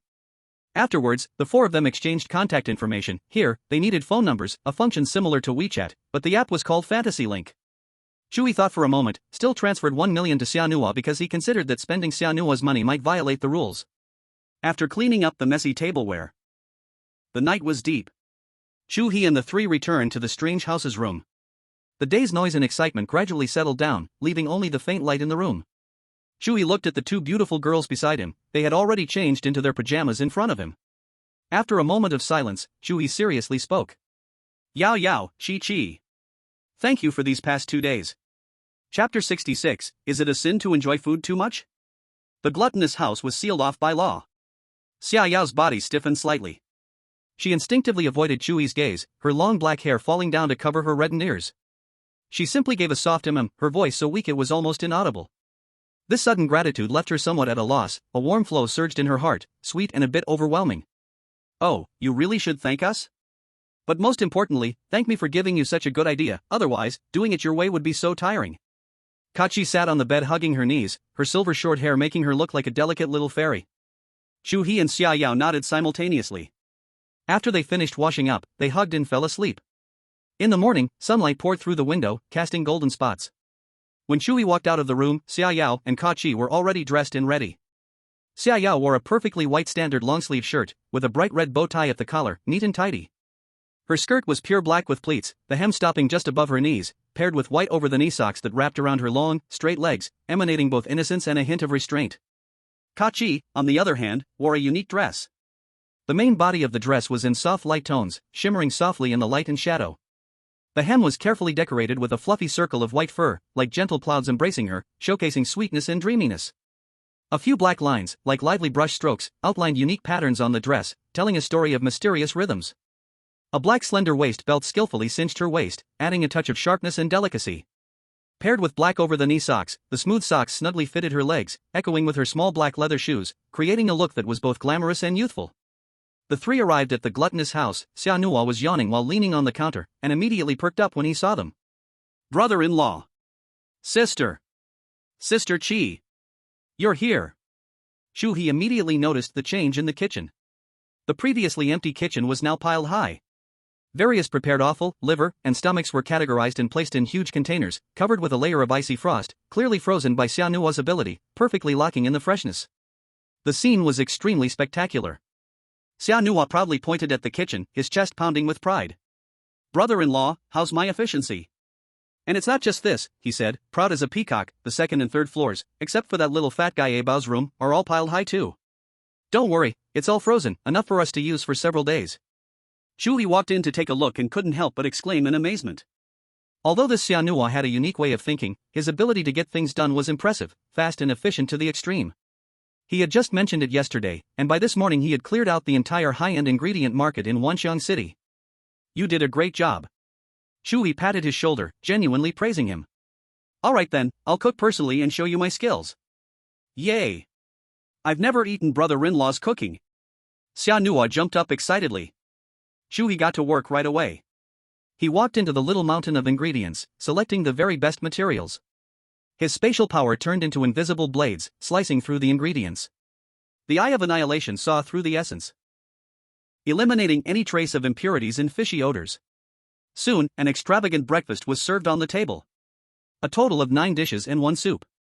One dish, 9 turns intestines, was red and beautiful, and when one bite was taken, it was soft, glutinous, and rich, fatty yet not greasy, with a mix of sour, sweet, fragrant, spicy, and salty flavors that layered upon each other, indescribably wonderful. Another dish, explosive liver slices, had thin, tender liver pieces with slightly curled edges, smooth on the palate, full of freshness, with no trace of powdery taste at all, perfectly cooked. Next was crystal goose intestine, processed to be crystal clear, shining under the light, its crispy and chewy texture making a delightful crunch when chewed. There were also blanched beef tripe, spicy brain, golden soup beef, stir-fried kidney, couple's lung slices, and a refreshing garlic pork slices. Lastly, there was a pot of mountain delicacy mushroom soup, made with various rare mushrooms, the soup clear and bright, incredibly delicious, a sip brought warmth from the stomach to every limb. Xiaonuo was the first who couldn't resist, grabbing a piece of 9 turns intestines and stuffing it in his mouth, his eyes squinting with happiness, unable to speak clearly. So delicious. Brother-in-law. What kind of divine cooking is this? I feel it's even better than what my uncle makes. Kaki sipped the mushroom soup slowly, her star-like eyes sparkling, a satisfied smile on her face. Xia Yao also ate heartily, her eyes squinting like crescent moons at the delicious food. This breakfast left everyone feeling content, deeply impressed by Chu He's culinary skills. However, this warm and harmonious atmosphere was shattered at noon by a sudden discordant sound. Thud, thud, thud. Heavy and synchronized footsteps came from outside the door. Soon, a team of law enforcement officers in silver-white standard armor, wielding metal staffs, walked into the restaurant. Each of them was tall, expressionless, eyes sharp as knives, emanating a cold and strict aura. The leader wore a silver monkey mask, revealing only a pair of red and blue eyes. Who is the owner here? I am. Chu He calmly looked at them. May I ask what this is about? The masked man raised the metal staff in his hand, and the tip projected a holographic magic array, with flowing lines of ancient text from the Ryan continent. Tao Tai House, Chu He's hot pot restaurant. Suspected of malicious disruption of market order, using unknown means to create abnormal addiction to products, driving up prices, posing a severe threat to the economic stability and social safety of Wanxiang City. Upon hearing this, Xiaonuo exploded with anger. What the hell are you talking about? What do you mean by addiction? My brother-in-law's cooking is delicious, that's skill. You are defaming us. This is slander. He stepped up in front of Chu He, pointing at the masked man with anger. Open your dog eyes and see, I am Xiaonuo of the royal family. I protect this shop. Let's see who dares to move. However, the masked man seemed indifferent to Xiaonuo's royal identity, simply responding coldly. Your Highness, we are the order enforcers under the Thousand Illusion White Ape clan, solely responsible to the highest law of Wanxiang City. In the face of the law, all identities are equal. He slammed the staff heavily on the ground, producing a loud clang. Now, we will seal the premises according to the law. Clang. The metal staff of the order enforcer struck the ground heavily, the cold echo reverberating in the air. The silver monkey mask turned toward Chu He, with no trace of human emotion in the red and blue eyes, only mechanical indifference. Take him away. With that command, 2 enforcers stepped forward in sync, the scraping sound of their metal armor echoing, heading straight for Chu He. I dare you to try. Xiaonuo exploded with fury, a destructive aura bursting forth, dark arcs of electricity jumping wildly around him. However, the enforcer's footsteps showed no hesitation, as if they ignored the power that could tear apart space itself. At this critical moment, a hand gently pressed on Zanuo's suddenly raised shoulder. It was Chu He. "Don't be impulsive." His voice was unusually calm, and there was even a hint of an inscrutable smile on his face, as if everything in front of him was just a harmless farce. He stepped out from in front of Zanuo, facing the two oppressive enforcers, leisurely raising both hands and making an exaggerated surrender gesture. "Brothers, I'm so scared of this situation, but could you let me say a few words?" The leading masked man raised a hand, signaling his subordinates to pause. "Speak." The voice sounded like two blocks of iron scraping against each other, dry and harsh. "If you want to take me, you have to have a valid reason for the crime, right?" Chu He spread his hands. "You say I'm raising prices? I'm auctioning items, and the price is set by the customer's own bids. It's a voluntary transaction, and does Viantang City really consider free bidding a crime? As for the claim..." Chu He's smile widened, carrying a hint of mockery, "that the product is abnormally addictive? I don't understand this crime at all. Is it a crime to cook food too deliciously? To be honest, the only thing that makes me feel it's tasty is your world of exquisite chefs. If shops in Viantang City make bad food, shouldn't they let someone else make it delicious?" The masked man fell silent. "We have received joint reports from more than 50 businesses."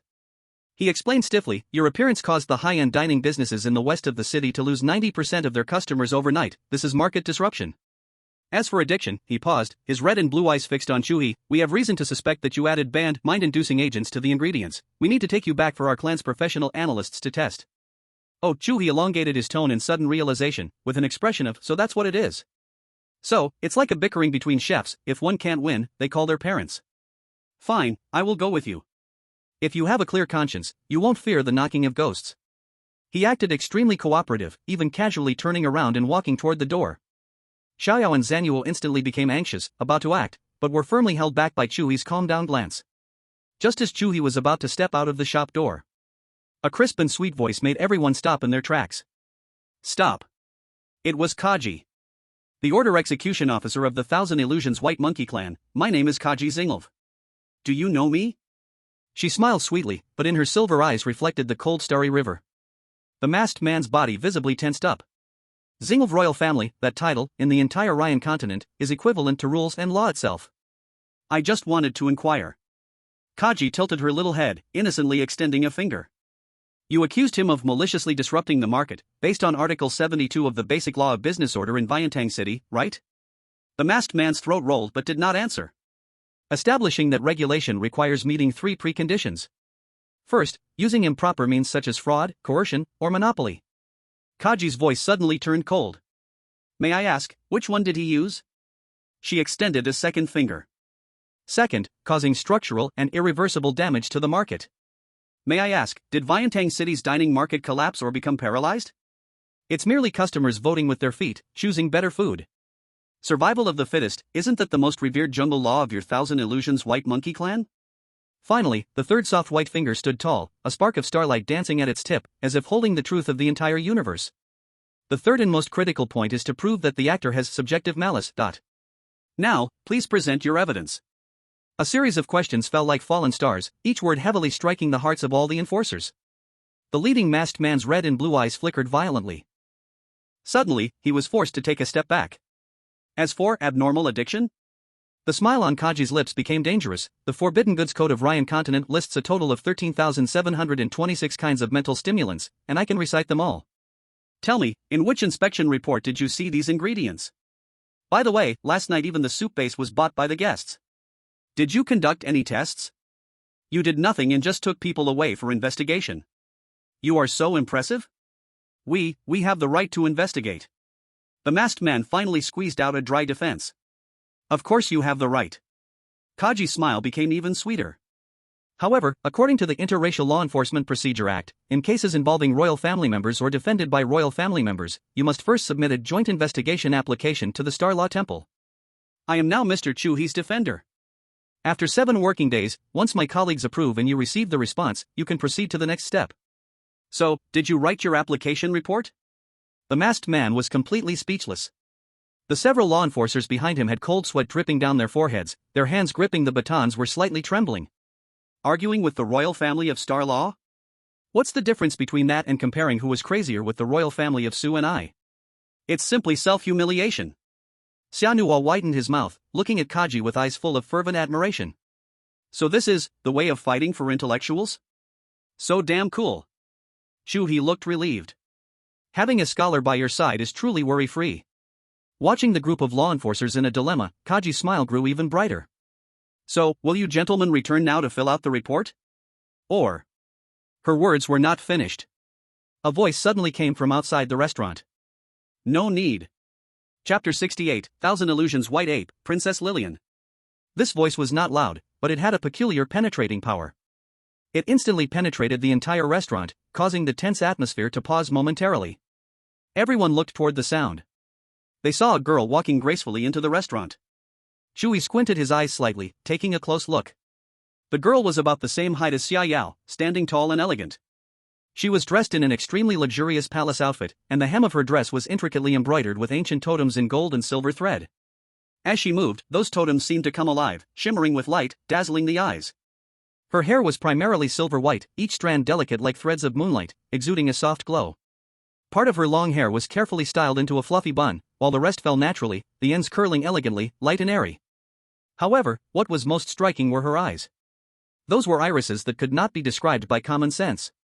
Pure colors of red, yellow, and blue flowed slowly in her eyes, merging and changing.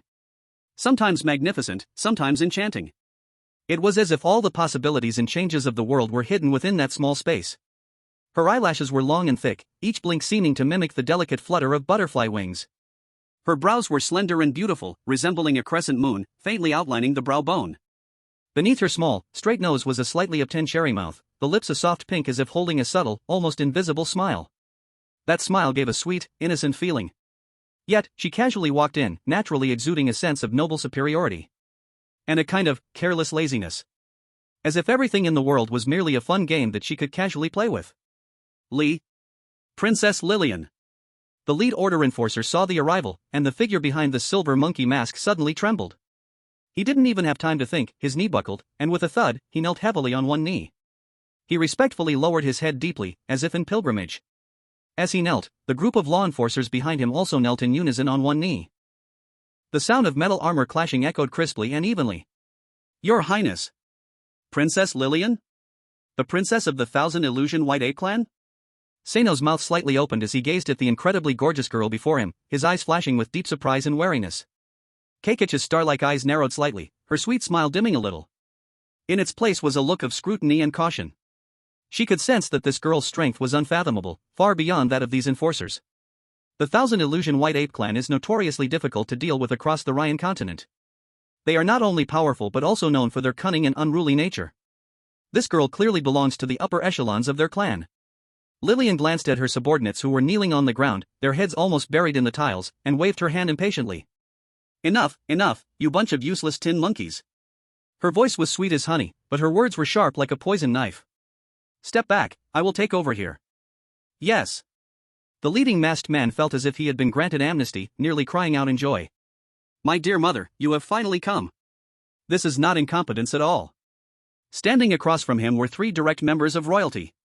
One crazier than the last, one more articulate than the last. Could this job be done by monkeys? He dared not utter a single word of complaint and immediately stood up, barking a command to those behind him. Withdraw. The next second, an astonishing scene unfolded. This group of order enforcers, who had just seemed imposing, each performed a perfect somersault in place. Their bodies left behind a vague shadow in the air. Whoosh! The figures instantly vanished from view.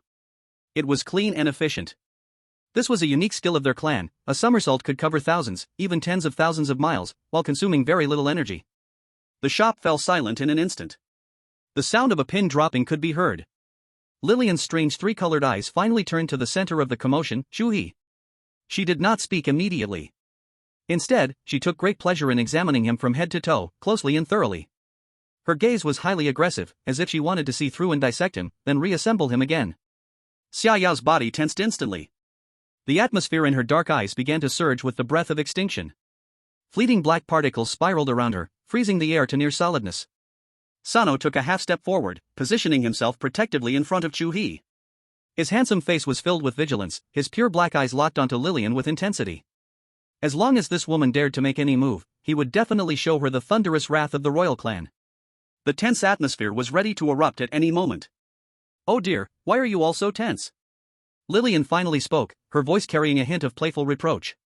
"We're the same level, it's just me, I can't possibly eat him. You two clans, one controls invincibility, the other destroys invincibility, I have no desire to taste that." As she spoke, her gaze never left Chu He. "You are Chu He?" She walked toward Chu He with an elegance akin to a cat's graceful steps. As she approached, a sweet yet strange fragrance wafted over. The smell forcefully invaded the nostrils, leaving one feeling a bit dizzy. She stopped just 3 steps away from Chu He, a playful smile curling at the corners of her mouth. "You stirred up my Wanxiang city into chaos, quite bold, aren't you?" According to the rules, Lillian extended a finger as white as jade and gently tapped her vibrant lips.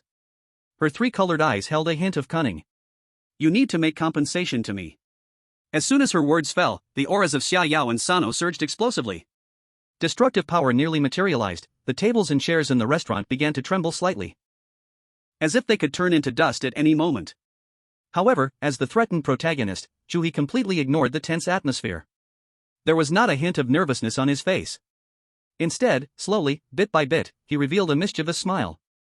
Under the astonished gaze of everyone, he not only did not retreat, but he stepped forward. This step directly crossed the 3 steps of safety distance. He was almost face to face with Lillian. The distance between them was so close that they could clearly feel each other's warm breath. So close that they could see themselves reflected perfectly in each other's pupils. That sweet and exotic fragrance was now at its strongest, wildly crashing into Chu He's senses. Xia Yao's breath stopped. Xia Nua's eyes were nearly popping out. Kaki was also in shock, her little mouth slightly agape. Even the provocateur Lillian was momentarily stunned by Chu He's completely unconventional move. For the first time, her ever-changing 3-colored pupils showed unexpected fluctuations. "Oh?" Chu He lowered his voice, using an ambiguous tone that only the two could hear, whispering in her ear. His hot breath gently brushed against her sensitive ear. "I wonder, beautiful city lord, how do you want me to compensate you?" Chapter 69 Lillian's Smelly Mother Monkey. Chu He's voice was low, carrying a bad boy magnetism that drilled into Lillian's ears like electricity. The distance between them had completely breached the boundaries of social interaction. Lillian's 3-colored pupils violently constricted, and she quickly stepped back half a step. In her life, she had never been forced into such a position by a man with such an aggressive posture. This was far beyond her script. Xia Yao's breath stopped, within her dark pupils, a destructive power had already gathered into a storm. Xia Nua's eyes were about to pop out of their sockets, mouth agape wide enough to fit an egg. Brother-in-law, this is just too daring. After all, he was facing the mad princess of the illusionary white ape tribe. Kaki also wore a shocked expression, her small mouth open, her starry eyes filled with astonishment. The air had thickened. Lillian was momentarily dazed by this unconventional move, pausing for a full 2 seconds. Then, the playful look in her eyes became immensely rich. Not only did she not step back, but she extended a slender finger, gently poking at Chu He's chest, pushing him back a little. That action carried with it a lazy provocation. "Interesting." Lillian smiled, her smile sweet yet dangerous, like a blooming poisonous flower. "You are very interesting. I'm curious." Lillian's 3-colored pupils shifted, her gaze falling on Xia Yao and Kaki behind Chu He. "Why are these 2 noble princesses so humbled as to become your roommates?" She deliberately emphasized the word roommates, revealing her probing in disbelief without holding back. "Your relationship seems very close." Chu He's rebellious smile grew even brighter. "City Lord, this question of yours is quite dangerous." He replied slowly, then, under Lillian's playful gaze, he dropped a true bombshell. "Not just close, we have already been physically intimate for several days. The raw rice has been cooked into white rice." Chu He's tone was calm, but the content was shocking. He walked over to Xia Yao and Kaki, pulling the still dazed and blushing Xia Yao and Kaki into his arms, his actions both intimate and domineering. "Both of them are my women. In the future, I will marry them too." As his words fell, the entire tavern fell into a dead silence. And the Xia Yao and Kaki in his arms, upon hearing Chu He declare his ownership so dominantly in front of another stunning woman. All the shame and nervousness turned into an indescribable ecstasy and sweetness. The 2 faces instantly turned red, like ripe apples, but both obediently nestled into Chu He's arms, not a word of protest. Lillian's face, which had been trying to maintain a dignified and lazy posture, the calmness of playing with her prey, immediately cracked. Her tricolored pupils widened, and the brilliant colors spun wildly due to shock. "No way?" She blurted out, her voice changing pitch. "Yes." Chu He answered with an air of certainty. "No way?" "Yes." The dignified elegance Lillian had carefully maintained completely vanished in that moment. She suddenly swore loudly. Damn! She stared in disbelief at the shy but sweet expressions on Xia Yao and Kachi's faces. No rebuttal. They actually didn't protest. Lillian felt like her brain wasn't working properly. I thought roommates were just in name. Her voice trembled. I didn't expect you guys to be serious? Lillian carefully, thoroughly, looked Chu He over again, top to bottom, front to back. But the more she looked, this human had nothing special about him other than being a bit handsome, a bit more muscular, and having a bad gaze. Why? Why was he able to capture the hearts of the direct princesses of both the Su and I and Shang Lu royal families? This was unscientific. This was more unscientific than her being able to flip 10,000 miles with a somersault. Lillian's gaze finally landed on the faces of Xia Yao and Kachi, their delicate faces written with sincere confusion. May I ask? What do you like about him? This question was like a switch, instantly igniting two explosives that had long been suppressed. Xia Yao raised her head, her pure black pupils no longer holding any shyness, replaced by cold possessiveness and intense hostility. I like every part of him. Her voice was cold enough to freeze.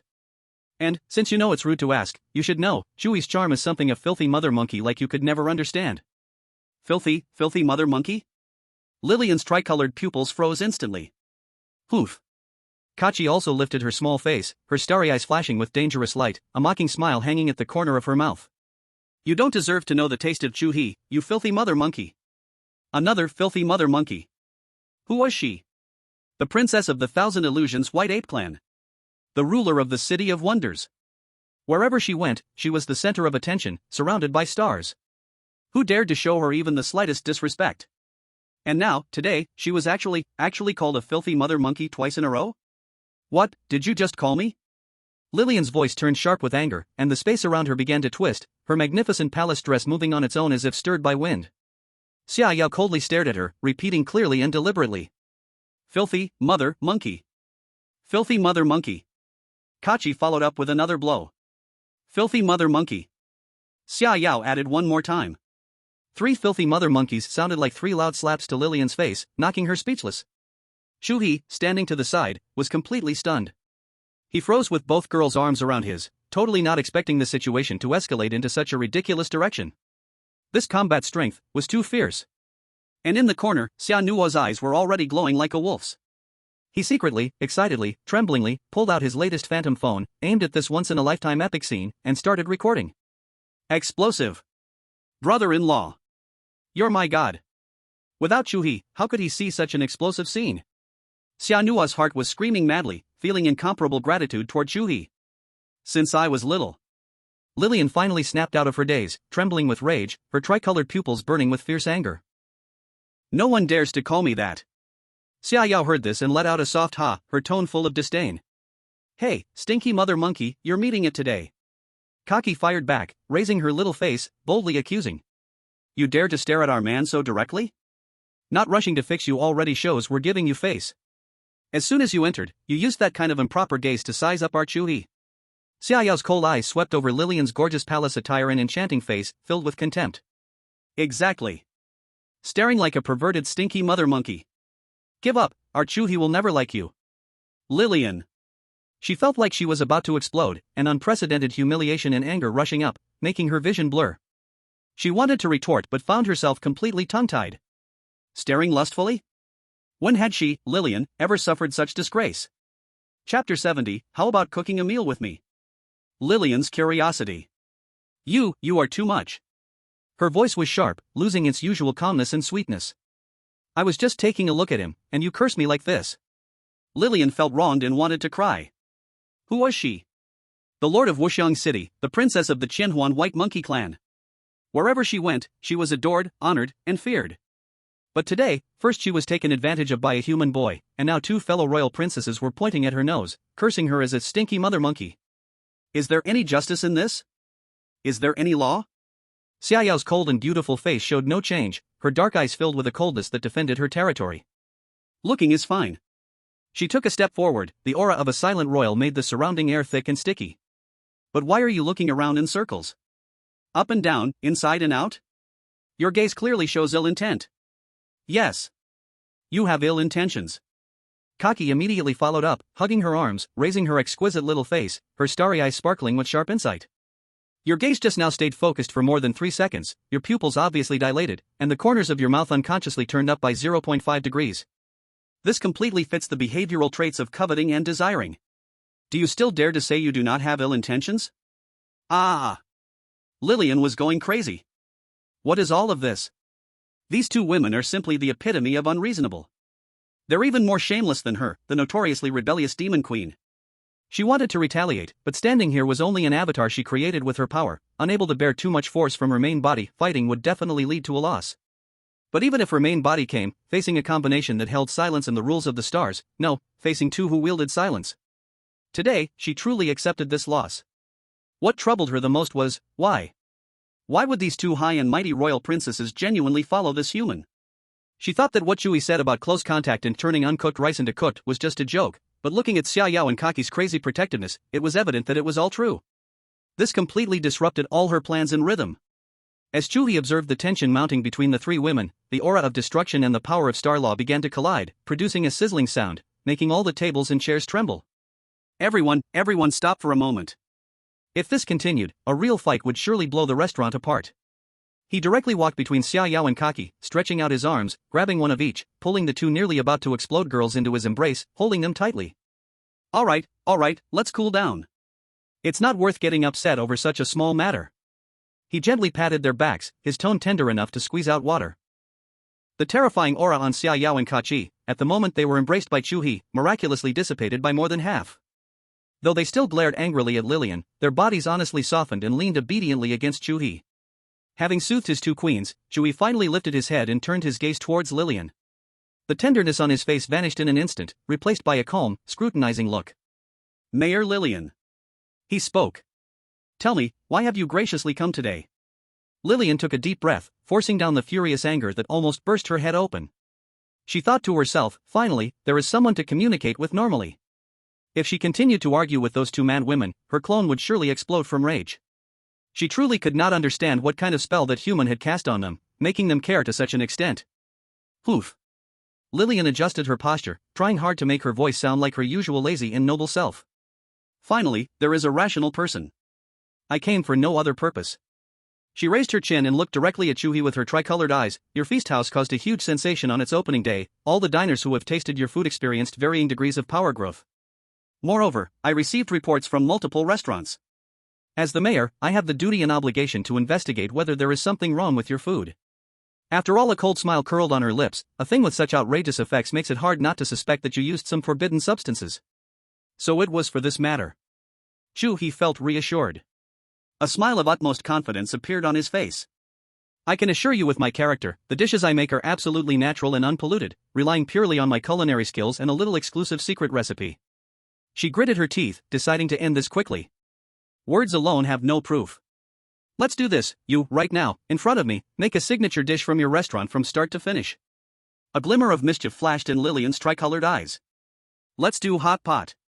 I will supervise the whole process closely. If, after tasting, I find no issues, I will personally clear your name today and severely punish those restaurant owners who falsely accused you. But if I discover even the slightest problem... Her words remained unfinished, but the implied threat was evident. That would be perfect. Chu He immediately agreed without a second thought, his confident demeanor leaving Lillian somewhat dazed. Could it be that he really isn't afraid? The group moved to the kitchen. Xianhua also put away his phone and happily followed in, preparing to closely observe his brother-in-law's godly culinary skills. The kitchen was so clean and tidy it was unbelievable, with various kitchen utensils shining under the light. Chu He took off his coat and skillfully tied on an apron. His entire aura changed instantly. No longer was he the somewhat rogue man, but a master who controlled the soul of food. Watch carefully. Chu He said to Lillian and then ignored her, fully immersing himself in cooking. Lillian stood not far away, arms crossed, scrutinizing every movement of Chu He with the most critical gaze. She saw Chu He first take a huge soup pot, gracefully adding beef bones, chicken frames, and a dozen kinds of spices that she could not name, bringing in spring water, and starting to boil. The entire process was orderly, filled with a sense of rhythm. Next was the handling of ingredients.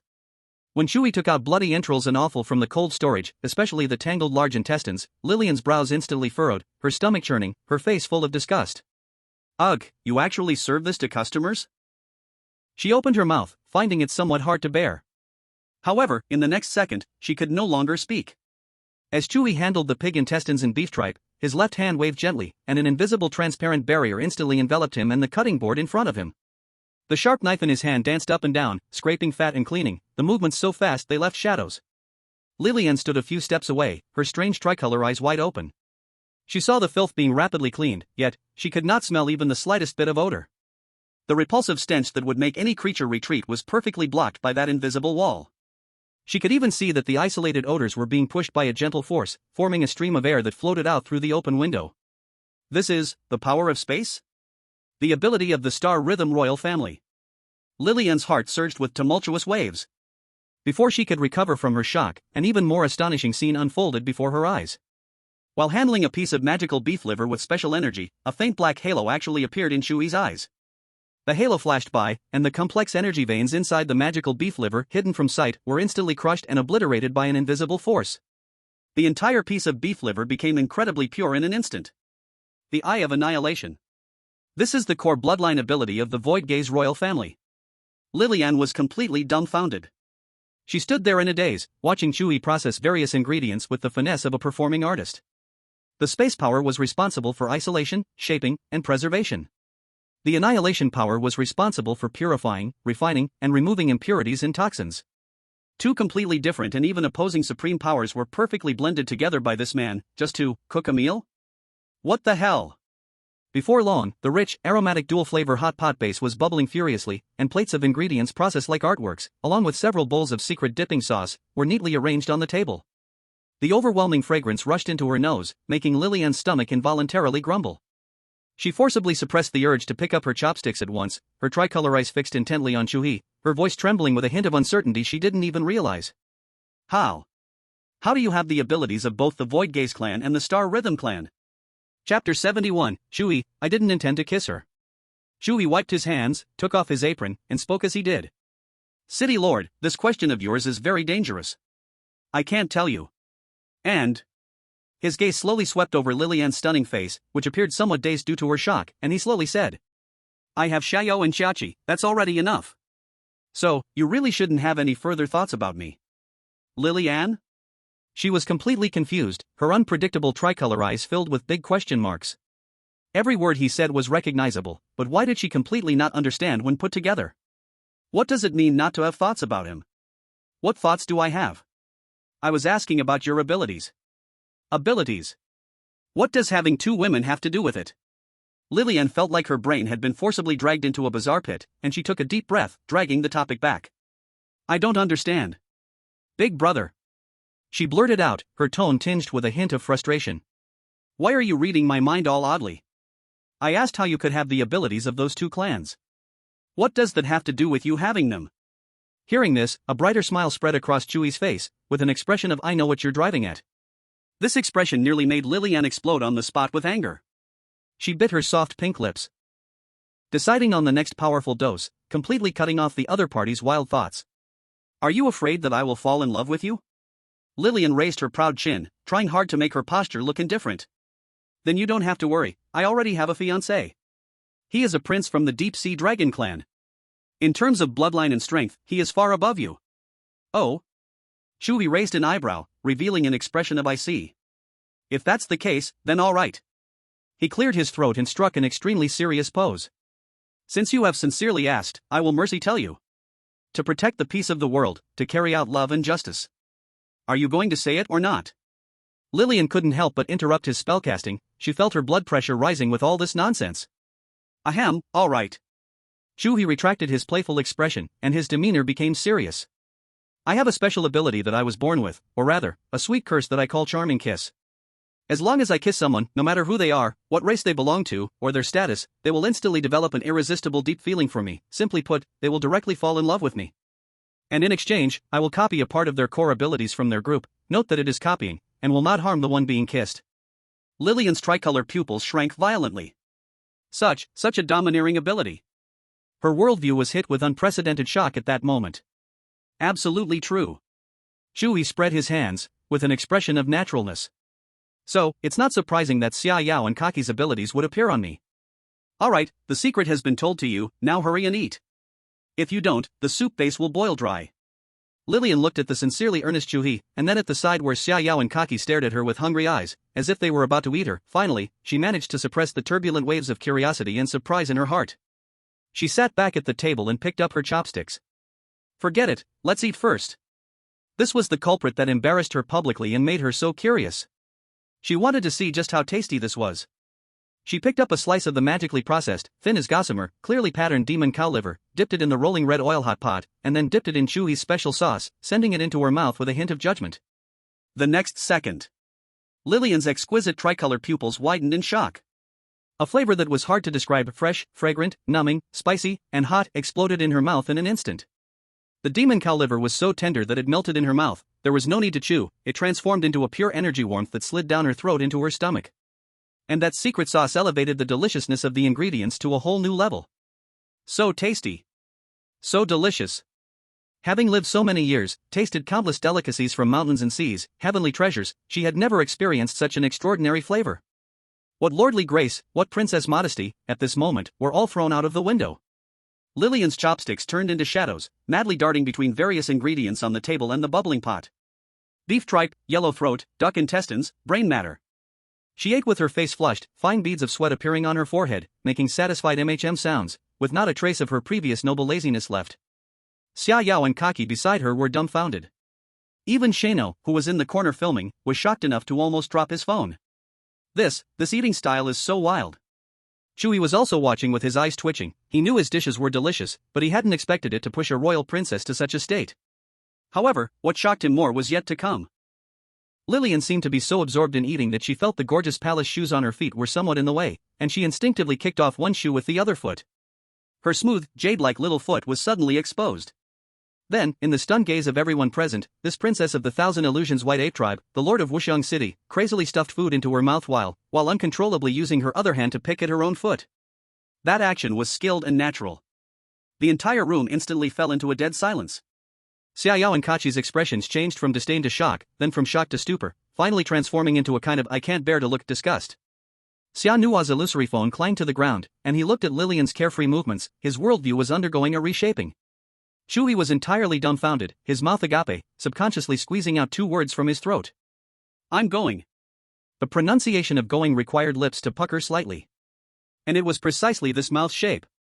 A magical scene occurred. Lost in the world of food, Lillian instinctively lifted her head, her dreamy tricolored eyes just met Chu He's gaze. She saw Chu He's slightly puckered lips. In that moment, it was as if some ancient instinct was triggered. She uncontrollably mimicked Chu He, gently puckering her own cherry-like lips, glistening with red sauce. At the instant their mouth shapes synchronized. Buzz.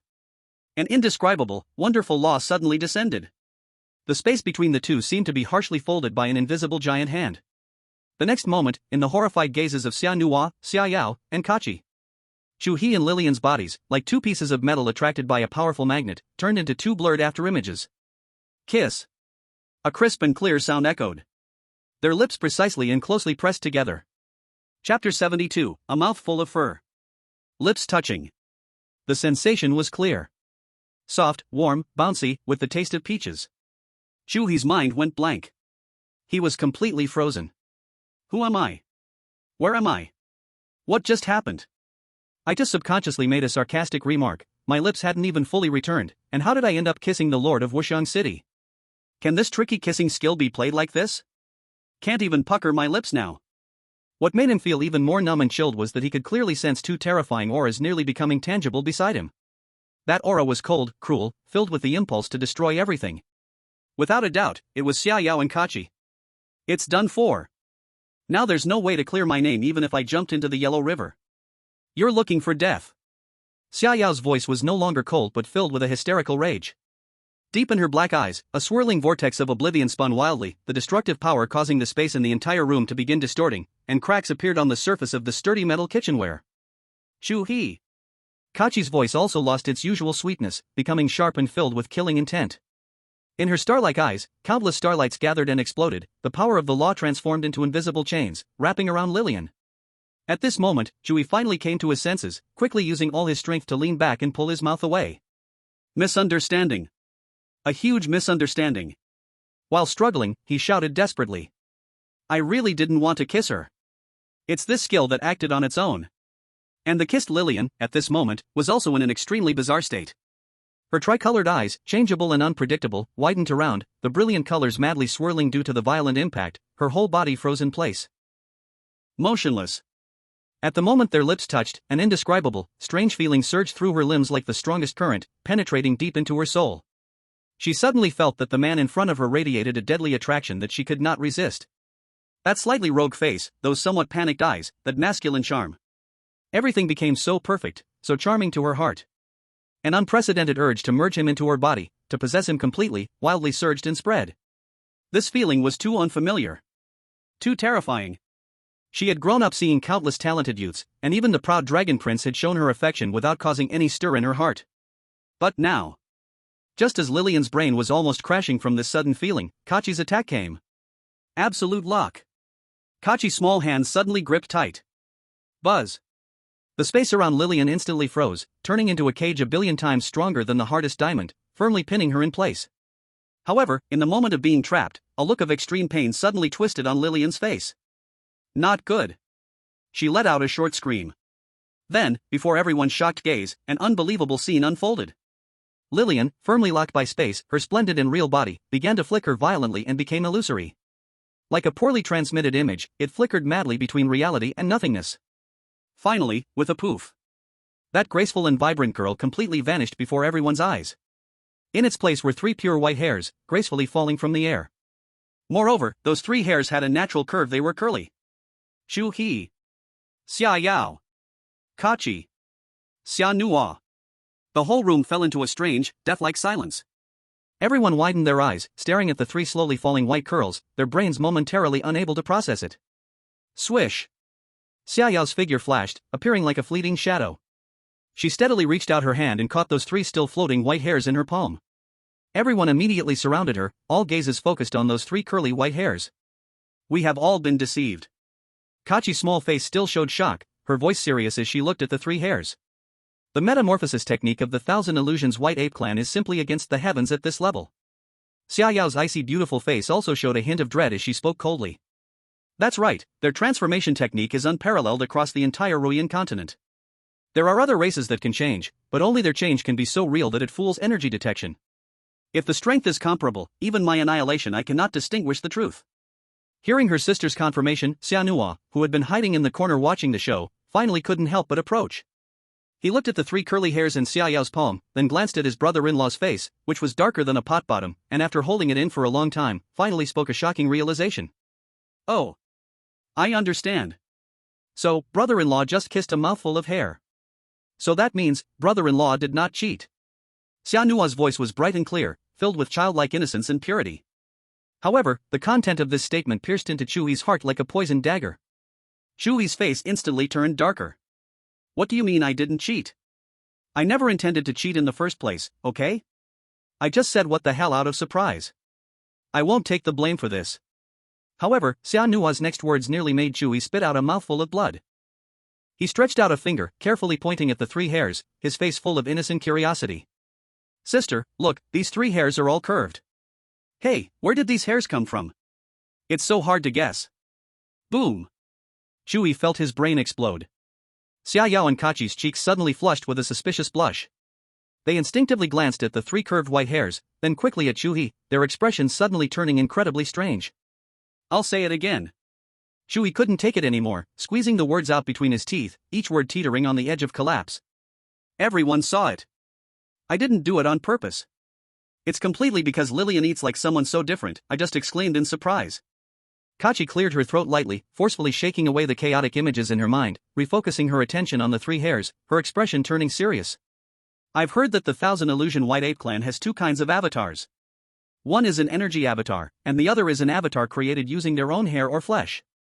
The latter is stronger and more real. The most crucial part is that this kind of avatar can connect with the main body for remote energy and perception. Kachi lifted her head, a glint of amusement and sympathy flickering in her starry eyes as she looked at Chu He. If we infer from this sensation, that kiss you just had has likely been experienced in its entirety by her main body, unchanged. P.S. I beg all the fans of this book, please give a free 5-star review. I am really putting my heart into writing this book. If the rating is too low, this book won't survive, and I'll have to choose a new topic. Chapter 73, The Enigmatic Kiss Upgrade, New Skill Enigmatic Breath. Bang! Kachi's words hit Chu He's mind like an invisible heavy hammer. He froze completely, feeling a chill of sweat instantly soak his clothes. The color drained from his face completely. So, in some corner he didn't know, that crazy princess named Lillian truly experienced the whole process of kissing him remotely? That feeling, that touch. But I... He was about to argue, saying he hadn't even touched a bit of her abilities, so it didn't count at all. However, before he finished speaking, a cold mechanical notification suddenly exploded in his mind. Kiss successful. Target is SSS level anomaly Lillian, first kiss, impact rating is max. Current intimacy density, familiar. Intimacy level, strange familiar dependency infatuation deep love only 1. Congratulations, host has obtained SSS level anomaly Lillian exclusive ability transformation, beginner. Can condense energy to change everything, and can also mimic using its own flesh and hair. Congratulations, host has obtained SSS level anomaly Lillian exclusive ability void flip, beginner. With a thought, a flip can reach up to 5,000 miles, and can freely jump within this range, requiring a clear sense of direction. It's over. This time, it is truly over. From Xiaoyao and Kachi's reactions, at this moment, if Lillian couldn't see him, she must be feeling awful and probably trying to find a way to abduct him. Chu He felt a darkness before his eyes, and he didn't feel even a bit of joy from gaining this brand new powerful ability. His heart grew colder by the inch, as if he was falling into an abyss. Kachi and Xiaoyao had finally stabilized, and everything was slowly heading towards a beautiful tomorrow. Now to add another one, it would undoubtedly break this beautiful balance. And it's someone with a fiancé. The prince of the deep-sea dragon clan. The name alone is not something to be trifled with. I don't want to be a thief. Chu He's heart roared silently, the very actions he despised most in his past life were those of a thief who took someone's love. But... a wildly twisted thought. Uncontrollably, it burst forth from the depths of his mind. Fiancé.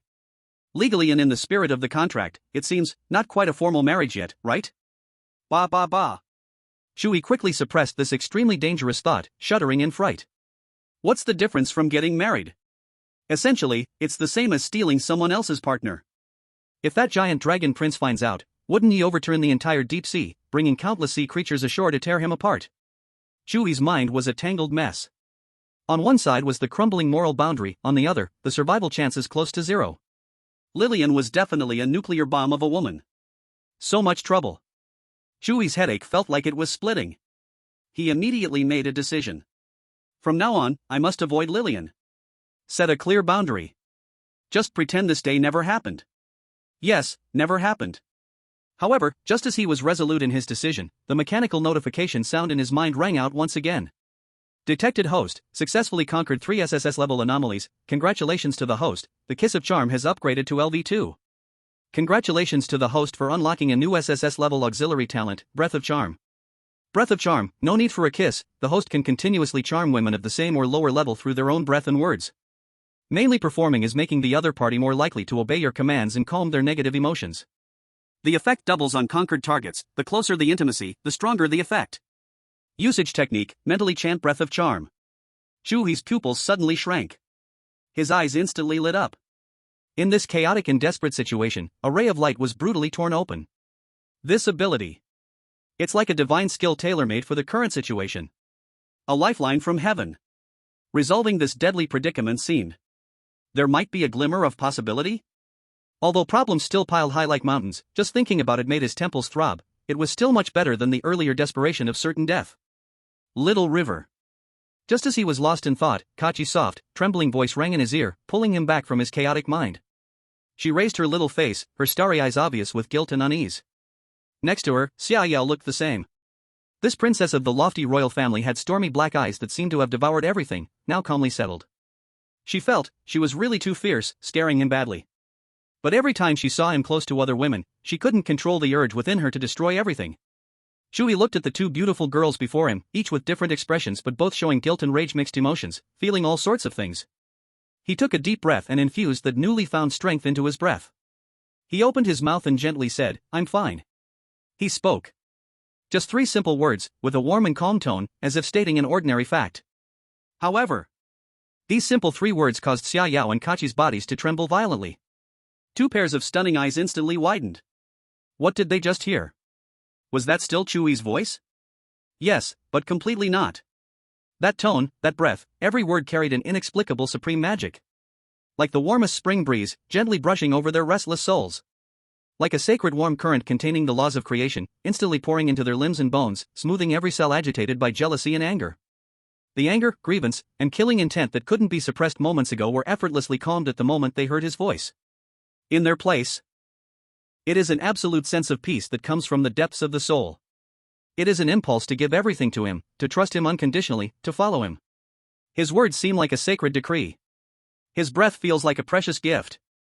Xiaoyao and Kachi stared blankly at Chu He, their hearts racing uncontrollably, as if they were going to leap out of their chests. Their cheeks blushed with a visible redness, even their ears felt like they were on fire. They were shocked not only by the strange shift in their own emotions, but also by the sudden depth emanating from Chu He, as vast as the starry sky and as mysterious as the abyss. If the previous Chu He was a world-class uncut jade hidden in a stubborn rock, then at this moment, this uncut jade had been completely polished. It was radiating a fatal attraction that made their souls tremble and willingly sink into it. To hear him speak was like drinking fine wine, intoxicating. Chapter 74, The Heretical Request. Xia Nuo's worldview collapsed again. He stood dumbfounded in the corner, his mouth open wide enough to fit an egg inside. What happened? What just happened? Just a second ago, his dear sister Xiaoyao and Kachi were two goddesses radiating a destructive aura, their fierce energy almost lifting the ceiling of the restaurant. But his brother-in-law just casually said, "I'm fine." Just 3 simple words. And then the storm stopped? The volcano extinguished? Xia Nuo even doubted whether he had fallen under some deep illusion. But the scene before him was undeniably real. This is not scientific. What kind of sorcery did his brother-in-law use? While Xia Nuo was questioning life, Chu He himself was also shocked by the domineering effect of his new skill. This charm breath is simply the ultimate solution for family conflicts, the only magic tool for a harmonious harem. Why does it feel like the system is forcing him to build a harem? Just a second ago, he was worried about a bloody scene, and now he awakened a charm breath. Chu He seriously suspected he was being set up, but for now, he could only take it one step at a time. He decided to test the limits of the charm breath. A bold thought crazily grew in his mind. He decided that if he was going to play, he would play big. Chu He silently repeated charm breath in his heart, then cleared his throat and used a tone he believed to be the gentlest, most undeniable to propose an almost heretical request to the 2 young girls who had become incredibly docile before him. Tonight, I want to take a shower alone." He paused, observing their expressions, and found that they only stiffened slightly, with no signs of an explosion, so he grew bolder. "And I want to sleep alone." As soon as the words fell, Xiaoyao and Kachi both looked up, their beautiful eyes filled with shock and strong reluctance. Their lips moved instinctively, wanting to refuse. But when they met Chu He's gentle eyes and heard the unique rhythm in his breath, all the rebuttals got stuck in their throats, not a word could be said. That irresistible great power once again calmed their inner restlessness. His request. Although it was excessive and hurtful. But, since it was put forth by him, then it must be obeyed. Okay. Xiaoyao bit her lower lip, almost squeezing out this word through gritted teeth, her voice filled with deep grievances. "Little He, do you find us annoying?" Kachi's eyes already had stars swimming in them, looking teary-eyed, but she still nodded obediently. Damn! A storm surged in Chu He's heart. He really succeeded. This charm breath is simply powerful to the point of defying nature. Looking at the 2 of them on the verge of tears, Chu He also felt a little reluctant, but he knew better that if this went on, he would eventually suffer a mental breakdown. Freedom! Even if it's just for one night, it's a treasure beyond measure. How could I find you annoying? I'm a bit tired today and want to rest well. Chu He quickly found an excuse, continuing to use charming breath to soothe. Sure enough, upon hearing his explanation, the expressions of the 2 women immediately brightened a lot. Then, all right. Just for tonight. Finally settled. Chu He made a victory V sign in his heart, feeling that at this moment, life had finally welcomed a glimmer of dawn. At the same time, in the center of Wanchang City, within a grand manor beyond imagination. This manor, rather than a villa, is more like a fairy mountain forcibly brought to the city center with supreme might. The mountain body features rushing waterfalls and clear springs, with strange flowers and rare herbs scattered everywhere. Ancient towering giant trees perfectly blend with futuristic glass palaces, embodying both the wildness and spirit of the mountains, as well as the luxury and refinement of modern top-grade mansions. At this moment, at the top of the fairy mountain, in a huge room that could accommodate a banquet for 100 people. A silver-haired girl, dressed in luxurious palace attire and incredibly beautiful, is pacing back and forth anxiously. She sometimes grabs her silky silver hair and sometimes scratches her smooth arms, her stunning tricolor eyes filled with bloodshot, her pretty face slightly twisted with impatience, completely lacking any dignity. She was like a monkey trapped in a cage. This girl is Lillian. Her state is very bad, extremely bad. Since that split body was destroyed and the feeling of that kiss was transmitted to her main body through remote connection, she went insane. Her mind is filled with the image of Chu He. His slightly rogue face, those panicked eyes, the curve of his lips when he spoke. Every frown and smile is vividly imprinted in her mind, impossible to shake off. A kind of overpowering impulse she has never experienced is madly gnawing at her sanity. She wants to see him. Immediately. Right now. She wants to find that man, to pin him down on the bed, to make him completely hers. But reason tells her that this task is almost impossible to accomplish. Summer Yao and Kachi, those two crazy women, value him more than their own lives. No. I can't force it right now. I can only outsmart them. Lillian stopped, a cunning glimmer flashing in her tricolor eyes. Soon, a brilliant idea formed in her mind. Come here. Her clear voice echoed in the spacious palace. Swish. Swish. Two figures silently appeared before her, kneeling on one knee. They are two ape guards dressed in white tight clothes, their eyes red and blue, their aura strong and restrained. Go to the gourmet house. Lillian regained a bit of the town lord's authority and ordered, in my name, invite Mr. Chu He to the manor for a feast. Just say that I, the town lord, feel deeply sorry for what happened today and have prepared a humble feast to apologize to him and discuss compensation matters. She paused, a calculating smile curving at the corners of her mouth. Tell him that if he comes over right now, I will personally take him to tour my manor. Yes, your highness. Although the two guards were extremely surprised by their princess's sudden action, they hesitated not at all and went off to carry out the order. Around 1 in the afternoon, a long line had already formed outside the gourmet house. Different races eagerly craned their necks, the air thick with the rich aroma of hot pot and a tense atmosphere of anticipation. The arrival of the 2000 fantasy white ape guards instantly attracted everyone's attention. Aren't they the personal guards of the town lord? What are they doing here? Didn't you see that a team of enforcers came here earlier today? Is anything going to happen? I haven't yet, but everyone who came out said it was delicious, and it can even enhance abilities. In the kitchen, preparing ingredients, Chu He also noticed the commotion at the door right away. When he saw the familiar white figure, his eyelids jumped. What you fear most will come. Xiaoyao and Kaki instantly flared up, positioning themselves one on each side of Chu He, their gazes icy and filled with killing intent. What are you doing here? Kaki said coldly, his voice devoid of any emotions. The leading guard, under enormous pressure, bowed and tried to make his tone sound humble and respectful. Your Highness Kaki, Your Highness Xiaoyao, Mr. Chu He, we were sent by the city lord to invite Mr. Chu to the city lord's mansion for a banquet. The city lord wishes to apologize to Mr. Chu in person. Apologize? Kaki snorted, his star-like eyes filled with all-seeing wisdom. I see it as a weasel wishing the chicken a happy new year, there are no good intentions there, right? Xiaoyao was even more direct, her dark eyes surging with killing intent as she coldly warned, go back and tell that filthy monkey that Chu He isn't going anywhere tonight. The two guards trembled in fear from Xiaoyao's killing intent, their faces turning pale. Chu He sighed and stepped out from behind the two women, he knew it was time for him to make a statement. He smiled politely but maintained a distance as he spoke to the two guards. Thank you for making the trip. Please return and tell the city lord that I appreciate her goodwill. The misunderstanding during the day has passed and need not be brought up again. I won't be attending the banquet, our shop is still very busy, and I really can't get away. His words were flawless, giving face to the city lord while clearly expressing his refusal. The two guards exchanged glances, realizing that it was futile, and could only bow and withdraw, returning to report truthfully. Inside the city lord's mansion. After hearing the guard's report, Lillian's smile instantly froze. The next second. Bang! A table made of precious jade beside her was smashed to pieces with a slap. Useless fools!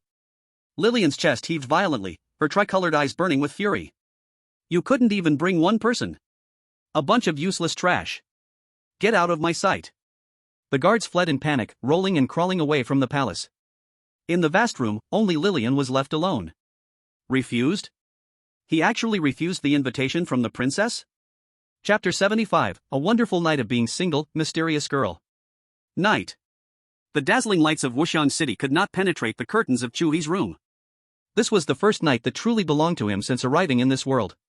No fragrant beauty in his arms, no pairs of deadly eyes staring at him in the dark. The air was filled with a free and fragrant scent.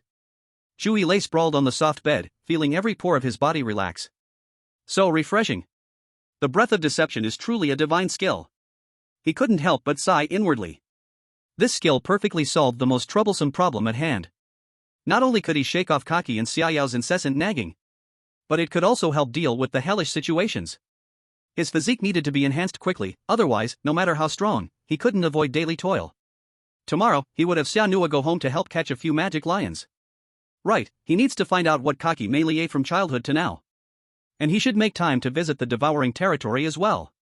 So far, it seemed he had integrated 3 SSS-grade strange abilities, and his overall strength vastly exceeded SS-grade, but he was still not enough against true top-tier powerhouses. As for that crazy princess named Lillian. Chu He rolled over, wrapping the blanket around himself. He had clearly declined the invitation, and she was both the city lord and the princess of the chameleon white ape clan. Surely she should have some sense of decorum? She should temporarily not bother him anymore. With this wonderful expectation, Chu He fell into a deep sleep, even dreaming of returning to the university dormitory. The beautiful dream of playing games with the brothers. The next day, the sun shone brightly. Chu He walked out of the door, feeling refreshed, just in time to run into Xia Yao and Karch, who were coming out from next door. Both girls had dark circles under their eyes, and their brows carried an unhidden sense of grievance. Clearly, without Chu He as their pillow, they had a hard time sleeping last night. As soon as they spotted Chu He, they rushed over to him like fledgling swallows returning to the nest. "Brother Chu He? Little He, good morning." Chu He felt a tightening in his heart and instinctively wanted to chant Breath of Charm in his mind. But he held back. Looking at their dependent and wronged expressions, he couldn't help but feel a touch of softness in his heart. All right, how old are you both? Still acting like children." Chu He took one girl in each hand, ruffling their smooth hair, and spoke with the gentlest tone. "Are you hungry? I'll go make you a hearty breakfast that will fill you up and chase away your sleepiness." Simple physical contact and gentle words turned out to be quite effective. Though the two girls still clung to him, at least they no longer radiated that dangerous vibe of, "Do you not love me anymore?" On the first floor of the gluttony house, Xianhua was yawning and cleaning, sporting 2 dark circles under her eyes. Upon seeing the 3 come downstairs, she wearily greeted them, "Sister, brother-in-law, Karch sister, morning. Where did you go last night?" Chu He asked curiously. Xianhua perked up at once, leaning in with a mysterious air as she said, "Brother-in-law, I infiltrated the Lord's mansion last night." "Oh?" Chu He raised his eyebrow. "What did you find?" "That Lillian, she's really gone crazy." Xianhua lowered her voice, her expression exaggerated. "Last night she smashed her own palace to pieces. She even had a fight with her fiancé from the Deep Sea Dragon clan, telling him not to bother her anymore, declaring that she had changed her heart and would tear up the engagement as soon as their parents woke up. After the fight, she smashed her phone." Chu He felt his eyelids twitching. This woman is for real? This is really going to be a big mess.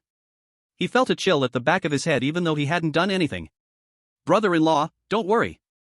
Xianhua pounded her chest, looking as if to say, "You can trust me. I already used the highest level encryption from the Nawada tribe to back up the footage of her going crazy last night, as well as the recordings of her calls with that dragon prince. If she dares to cause you trouble again, I'll make this public and ruin her socially." Chu He pulled at the corner of his mouth and stayed silent. "This isn't helping. It feels like you want to send me away directly." Chu He took a deep breath, solemnly pressing down on Xianhua's shoulder. "Can you listen to brother-in-law?" Xianhua was taken aback, quickly standing at attention. "Of course. I promised you, if you say east, I will not go west." Chu He said with serious intent. Okay, promise brother-in-law, without my order, not even a single bite of this information is allowed to leak out." "Understand?" Xianhua replied. "Got it, brother-in-law." Breakfast was still hearty, but Chu He ate somewhat distractedly. Lillian's madness hung over him like a dark cloud. He had a premonition that this matter would not end so easily. After finishing the meal, he sent Xianhua back to catch the magic lion. And learned that Karch had eaten over 100 different kinds of food since she was young, mainly starlight morning dew, concept red fruits, lava fruits, crystal-scaled fish, delayed cacti, sand ginseng, and many others. At 3 in the afternoon, as the gluttony house had just opened for business, something happened at the door. A girl who looked about 16 or 17, thin and wearing a patched coarse hemp outfit, suddenly plopped down and knelt at the entrance of the gluttony house. She had a head of grayish hair, small ears like those of a mouse, and her dirty little face only featured a pair of eyes that were somewhat excessive, now brimming with tears, appearing pitiful. "Please, I beg you. Boss. Please take me in." The girl's voice was tearful, soft yet just loud enough for the waiting customers to hear it clearly. "I can do anything. Wash dishes, sweep the floor, serve plates. I don't need a salary, just give me 1 meal a day." This immediately attracted everyone's attention. Chu He was in the kitchen chopping vegetables when he heard the commotion outside and frowned as he walked out. Xia Yao and Kaki were already standing at the door, looking coldly at the girl on the ground. Their instincts made them wary of this suddenly appeared girl. "What race are you? Why don't you go to the relief center in Wanxiang City?" Kaki's voice was as cold as ice. The girl shook in fear from her strong presence and timidly replied, I am from the Grey Mouse tribe. The relief center is full, and I can't get in. We're not hiring, you can leave. Xiao Yao said succinctly, her eyes showing a hint of impatience. Please, I'm begging you. The girl cried even harder, her frail shoulders trembling. I haven't eaten in 3 days, if I can't find work, I will really starve to death. As she cried, she used her big, watery eyes to look over Xiao Yao and Kaki, pitifully gazing at Chu He behind them. The customers around them began to whisper. This girl is so pitiful. With the restaurant's business being so good, what's wrong with taking in one more person? Exactly, look at how thin she is, a gust of wind could blow her away. Public opinion quickly began to turn in favor of the girl. Chu He frowned even deeper. He always felt that something was off. This girl appeared at a too convenient time. But in front of so many customers, if he directly chased her away, word would spread, and the restaurant's reputation would likely plummet, turning from a culinary paradise into a ruthless black shop. What a troublesome situation. He walked forward, crouched down, and looked the girl in the eyes. What is your name? Chapter 76, This sacrifice is too big. The girl raised her head, and in her big, watery eyes, reflected Chu He's crouched figure. Her gaze was timid and pitiful, like a homeless cub in a storm, enough to stir the protective instincts of any male creature. My name is Mimi. Her voice was as faint as a mosquito, with a barely noticeable tremor. Chu He stared into her eyes.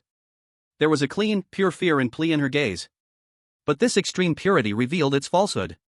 Clean as if it were a meticulously choreographed drama.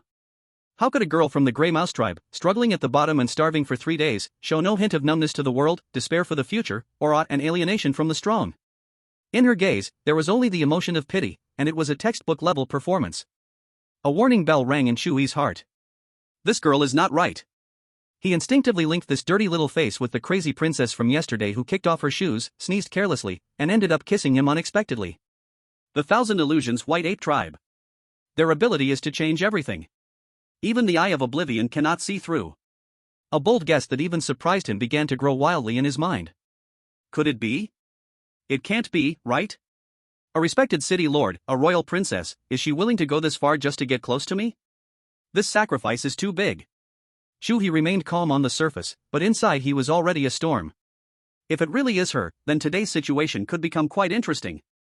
Nini, right? Chu He stood up, his expression returning to that harmless gentleness. He did not directly agree, but turned to the increasingly gathered customers and said loudly, Everyone, I am truly sorry for the embarrassment. The restaurant has just opened not long ago, and we are indeed short on staff. This young girl does look quite pitiful. For the sake of feelings and reason, I should take her in. As soon as these words were spoken, the guests around immediately showed approving looks. Boss Chu is really a good person. He has the ability and still helps the weak, his perspective is broad. However, Chu He shifted his tone. But his voice suddenly rose a few notches, capturing everyone's attention. Wanqing City has its own rules. My Tao Tai restaurant is open for business, and it must abide by the law. I can't just casually hire someone with an unknown background to work in my store, that is irresponsible to my shop and to all the customers here. His words were powerful, instantly pulling the public opinion back. That's right, food safety is paramount. If this person has any issues, wouldn't everyone suffer? On the ground, Nini shivered, her tears streaming down even more fiercely, as if she hadn't expected Chu He to be so heartless. Xiao Yao and Kachi's expressions softened slightly. They knew that Chu He was not the kind of stupid man who would be blinded by beauty and sympathy. So, Chu He looked at the girl on the ground, the corner of his mouth curling into a meaningful arc. I can give you a trial period. Starting today, for 3 days. During these 3 days, you are responsible for cleaning the first floor lobby and washing the dishes. I will cover your food and accommodation, but there will be no salary. After 3 days, if you can prove your worth and have no issues, not only will I formally hire you, but I will also offer you the highest salary in Wanqing City. But if you make any mistakes during this time, or if I discover any improper intentions? Chu He's voice suddenly turned cold, an invisible pressure enveloping the girl. You will bear the consequences. This series of punches was perfect. It not only showed his kindness but also upheld his principles and offered an irresistible step down. The surrounding guests nodded, finding this approach reasonable and watertight. On the ground, Mimi was stunned. She seemed taken aback by how the situation unfolded. She just wanted an excuse to stay and then look for a chance to take Chu He away. Even though SSS-level beings have the ability to tear space, they still need direction. But the other party directly threw a set of proper workplace procedures in her face. She lifted her head, and in her pitiful eyes, a flicker of shock passed. This fleeting emotion was quickly captured by Chu He, who had been watching her closely. "It's you, Lillian." Chu He sneered inwardly, almost completely certain of her identity.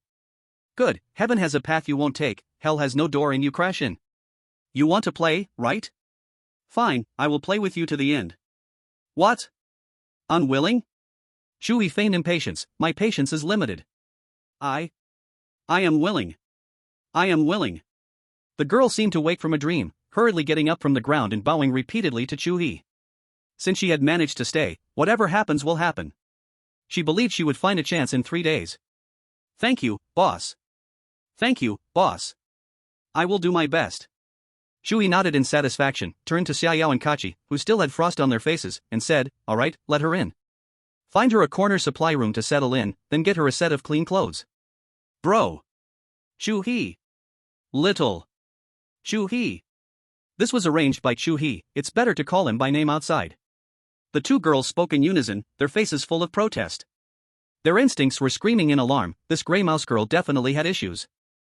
The anxiety and hostility in their hearts were instantly calmed by more than half. Indeed, with us watching, she wouldn't be able to pull any tricks. Moreover, Chu He's last words were clearly praising their strength and relying on them. Thinking of this, the mood of the two girls instantly brightened. I'll listen to you this once. If she dares to make any small moves, I'll be the first to crush her head." Kachi and Xiaoyao stood to the left and right like two guardians, coldly glancing at the head-down Mimi before reluctantly making way. "Come in," Chu He waved to the girl, then turned and walked toward the back kitchen. Mimi kept her head down, following closely behind, and the moment she stepped over the threshold of the feast house, a flash of cunning and excitement crossed her always lowered eyes. The first step, success. However, she did not see that the Chu He in front wore a smile even more cunning and playful than hers. Chapter 77, Cleaning Toilets, Scrubbing Dirty Dishes. The crazy princess is about to cry. In the back kitchen, a small figure was scrubbing a long solidified patch of black grease on the stove with a rag, fighting a tough battle. The face of Mimi, just cleaned, was now smeared with several black grease stains, making her look like a little cat that just crawled out of a chimney. Her movements were clumsy. Extremely clumsy. Clearly, this gray mouse tribe girl had never done any work, perhaps not even touched a rag since childhood. Not far away, Xiaoyao and Kachi stood like two ice sculptures, one to the left and one to the right, their gazes locked onto Mimi like searchlights. "Hey, over there, you haven't wiped it clean." Xiaoyao's voice was cold as she lifted her delicate finger to point at an inconspicuous corner of the stove. Mimi stiffened, silently moving over to continue scrubbing. "Tisk." Kachi crossed her arms and shook her head, speaking in a tone like that of a researcher observing a little white mouse. "Your strength is wrong, and your angle is also wrong. Wiping like this, you won't get it clean by tomorrow morning." I. Mimi's shoulders trembled slightly, her voice choked with tears, but she dared not retort. She was the princess of the Thousand Fantasies White Ape Tribe. How could she endure this kind of humiliation? 1,000 raging giant apes roared in her heart, wishing to instantly revert and tear apart these two annoying women. But when that thought arose, the figure of the man would appear in her mind. That impulse, originating from the depths of her soul, domineering to the point of being unreasonable, once again overpowered her anger and reason. Endure. I will endure. As long as I can stay by his side, I can endure everything. At this moment, Chu He walked in from the inner room holding a glass of homemade lemon water, strolling leisurely. "How's it going?" he asked knowingly. "Brother, look at her." Xiaoyao immediately complained, her tone full of disdain. "Clumsy and awkward, she's been scrubbing one stove for half an hour. Little River, I suggest we just kick her out, her presence is severely affecting our kitchen efficiency." Kachi's words were even sharper, striking at the core. Hearing this, Chu He frowned, seemingly a bit displeased. He walked to the stove, glanced at the stubborn grease and then at Mimi's small hands, which were slightly reddened from scrubbing. Mimi felt his gaze and trembled even more, burying her head lower, appearing pitiful and ready to accept judgment at any moment. Lily, on the other hand, was silently laughing in her heart. Men, aren't they all into this? She was ready. As long as Chu He said a word in her favor, she would immediately follow along, acting even more docile and pitiful to earn his sympathy. However, what Chu He said next struck her like a bolt from the blue. "You're definitely too slow." Chu He shook his head, revealing a hint of disappointment on his face. "How about this? The kitchen grease is too heavy. It's not suitable for a delicate girl like you." A flash of joy instantly crossed Lillian's eyes. "At least you still have a bit of conscience. Why don't you go clean the toilets in the shop?" "Lillian?" Xiaoyao and Kaki were also taken aback, and then their eyes looked at Chu He with approval. "Impressive. Truly impressive. 2 toilets? Mimi suddenly lifted her head, her big watery eyes filled with disbelief. She suspected her ears were having problems. Yes. Chu He's expression was very natural, even a bit thoughtful. Cleaning toilets is much simpler than wiping the stove, just dip a brush in some cleaner and scrub back and forth. It's not technical at all, very suitable for a newcomer like you. Go on, clean it well, especially the corners, no strange smells allowed. After saying that, he even kindly pointed to a set of brand new cleaning tools in the corner. Puff. Lillian felt sweet in her throat, almost spitting out a mouthful of blood. He won't discover anything, right? But immediately she denied it. Impossible, my acting is flawless. What? Unwilling? Chu He raised an eyebrow, his tone starting to become impatient. It seems you aren't really looking for work, just want to come and mooch food and drinks, right? If so, I'll go. Mimi dropped the rag, grabbed the brush and bucket from the corner, and dashed toward the staff toilet in the backyard as if escaping. That back was full of tragic resolve. Watching her disappearing figure, Xiaoyao and Kaki exchanged glances, both seeing a trace of relief in each other's eyes. This unknown woman should be dealt with like this. The following time was a ruthless dual torment of spirit and body for Lillian. After finishing the toilets, she was assigned to wash the mountain of greasy plates covered with food residue. Finally finishing the plates, she was then ordered to take out the trash in the back alley. Those large bins exuded a foul smell, almost making her faint on the spot.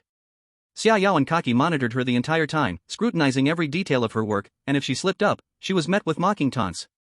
Meanwhile, Chu He acted like a wicked overseer, occasionally coming over to inspect and giving even more ruthless instructions. Lillian felt like she was about to go mad. She wanted to give up countless times, to flip the table and quit. But each time, that bond from her soul pinned her firmly in place. She didn't understand why she would go to such lengths for a man. This feeling was too strange, too frightening, and too intoxicating. And she had not had the chance to be alone with Chu He for the entire afternoon. As night fell, the tasty house ended a day of business. Mimi curled up alone in the corner of the kitchen, hugging her knees, dirty and tired, emitting a complex smell that was hard to describe. To ensure the plan's success, she hadn't drunk a drop of water or eaten anything since last night, feeling dizzy and her stomach rumbling. Humiliation, anger, exhaustion, grievance, a mix of emotions fogging her big eyes with tears. Just then, a pair of clean shoes stopped in front of her. She slowly raised her head. It was Chu He. He looked down at her, no longer with the mockery and difficulty from earlier, but with a somewhat complex expression. Today he had indeed done it intentionally, wanting to test this woman's bottom line, forcing her to reveal her flaws. But he didn't expect that she actually bore at all. Looking at her now, disheveled and dirty, with red-rimmed eyes, like a little beast abandoned by the whole world, his heart softened inexplicably. Forget it, it's been fun enough. He sighed, squatting down, and placed 2 still-warm rye buns and a large plate of mixed intestines before her. A small bottle of ointment for treating wounds was handed before her. You worked hard today, have something to fill your stomach. His voice was soft, gentle, completely different from that demon supervisor during the day. Your hand seems hurt, apply some medicine, or it will hurt when you work tomorrow. Lillian was stunned. She stared blankly at the steamed bun and the ointment before her, then at Chu He's close, kind face. A wave of unprecedented warmth surged uncontrollably, crashing through the dam of anger and humiliation in her heart. Is he caring about me? He tormented me all day, and now, he's caring about me again? What kind of man is this? Her nose tinged with sadness, the mist in her eyes instantly turned into beads, rolling down in big drops. The next second, in Chu He's surprised gaze. Wow! She suddenly threw herself into his arms, tightly hugging his waist, burying her face in his chest, and began to cry inconsolably. The crying sound was heart-wrenching, filled with endless grievances. Chu He was frozen in place. Damn! The script doesn't say this. Not far away, Xiaoya and Kachi had just walked into the kitchen, ready to see if that little mouse was dead, and they also witnessed the shocking scene. The expressions of the 2 women instantly froze. Chapter 78, The Crazy Monkey in Arms, My Words Are the Law. The temperature in the kitchen dropped to freezing point. Or rather, the time and space here had frozen. The air became thick, and the light distorted at a strange angle, reflecting the boiling killing intent on Xiaoya and Kachi. Buzz. 2 gazes, 2 forces, had already turned into invisible blades, locking onto the skinny figure in Chu He's arms. This damn Grey Mouse clan. Filthy. Not knowing life from death. How dare she? How dare she touch the man they regard as a god with her dirty hands? Let go. Kachi's voice rang out. Each word carried the weight of law, forcefully squeezing the space around Mimi. Mimi's bones let out a mournful cry under the unbearable burden, her internal organs felt like being tightly gripped by an invisible giant hand. A storm surged in her heart. These two crazy women are serious. They really would kill her. The royal family's principles are only bound by stronger beings, the so-called law is but a piece of wastepaper in their eyes.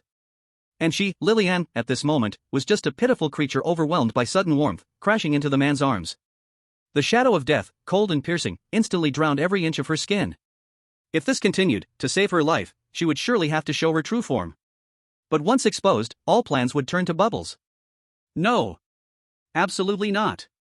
Today, she must not give up here. She decided to take a gamble.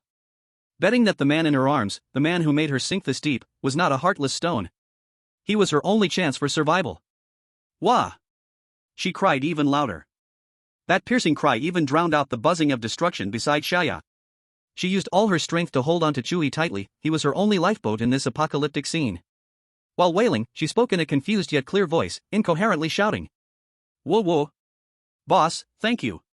I didn't mean it. I can't control it. I just too long, really too long no one has treated me this well. I thought I was going to be kicked away like garbage again. Whoa, you still fed me, you still gave me medicine. I really can't control myself. This explanation was perfect.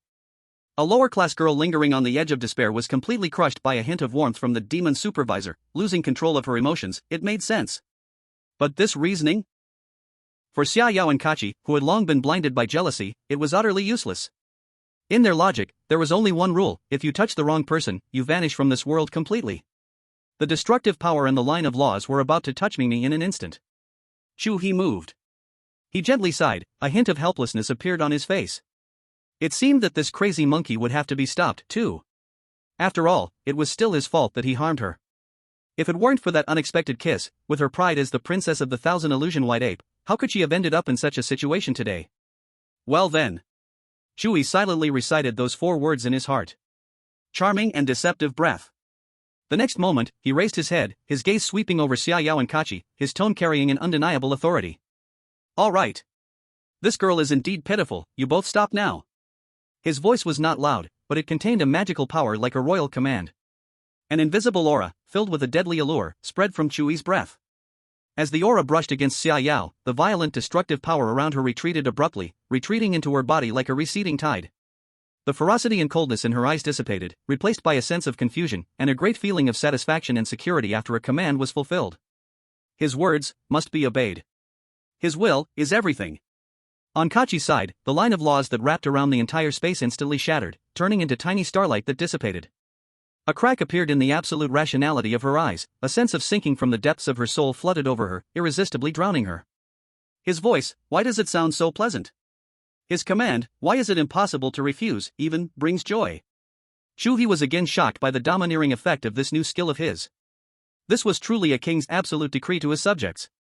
And Lillian, held in his arms, was also affected. Though she was not as deeply bound as Xiaoyao and Kachi, the moment the aura entered her nose, all the grievances, anger, and fear in her heart were instantly soothed.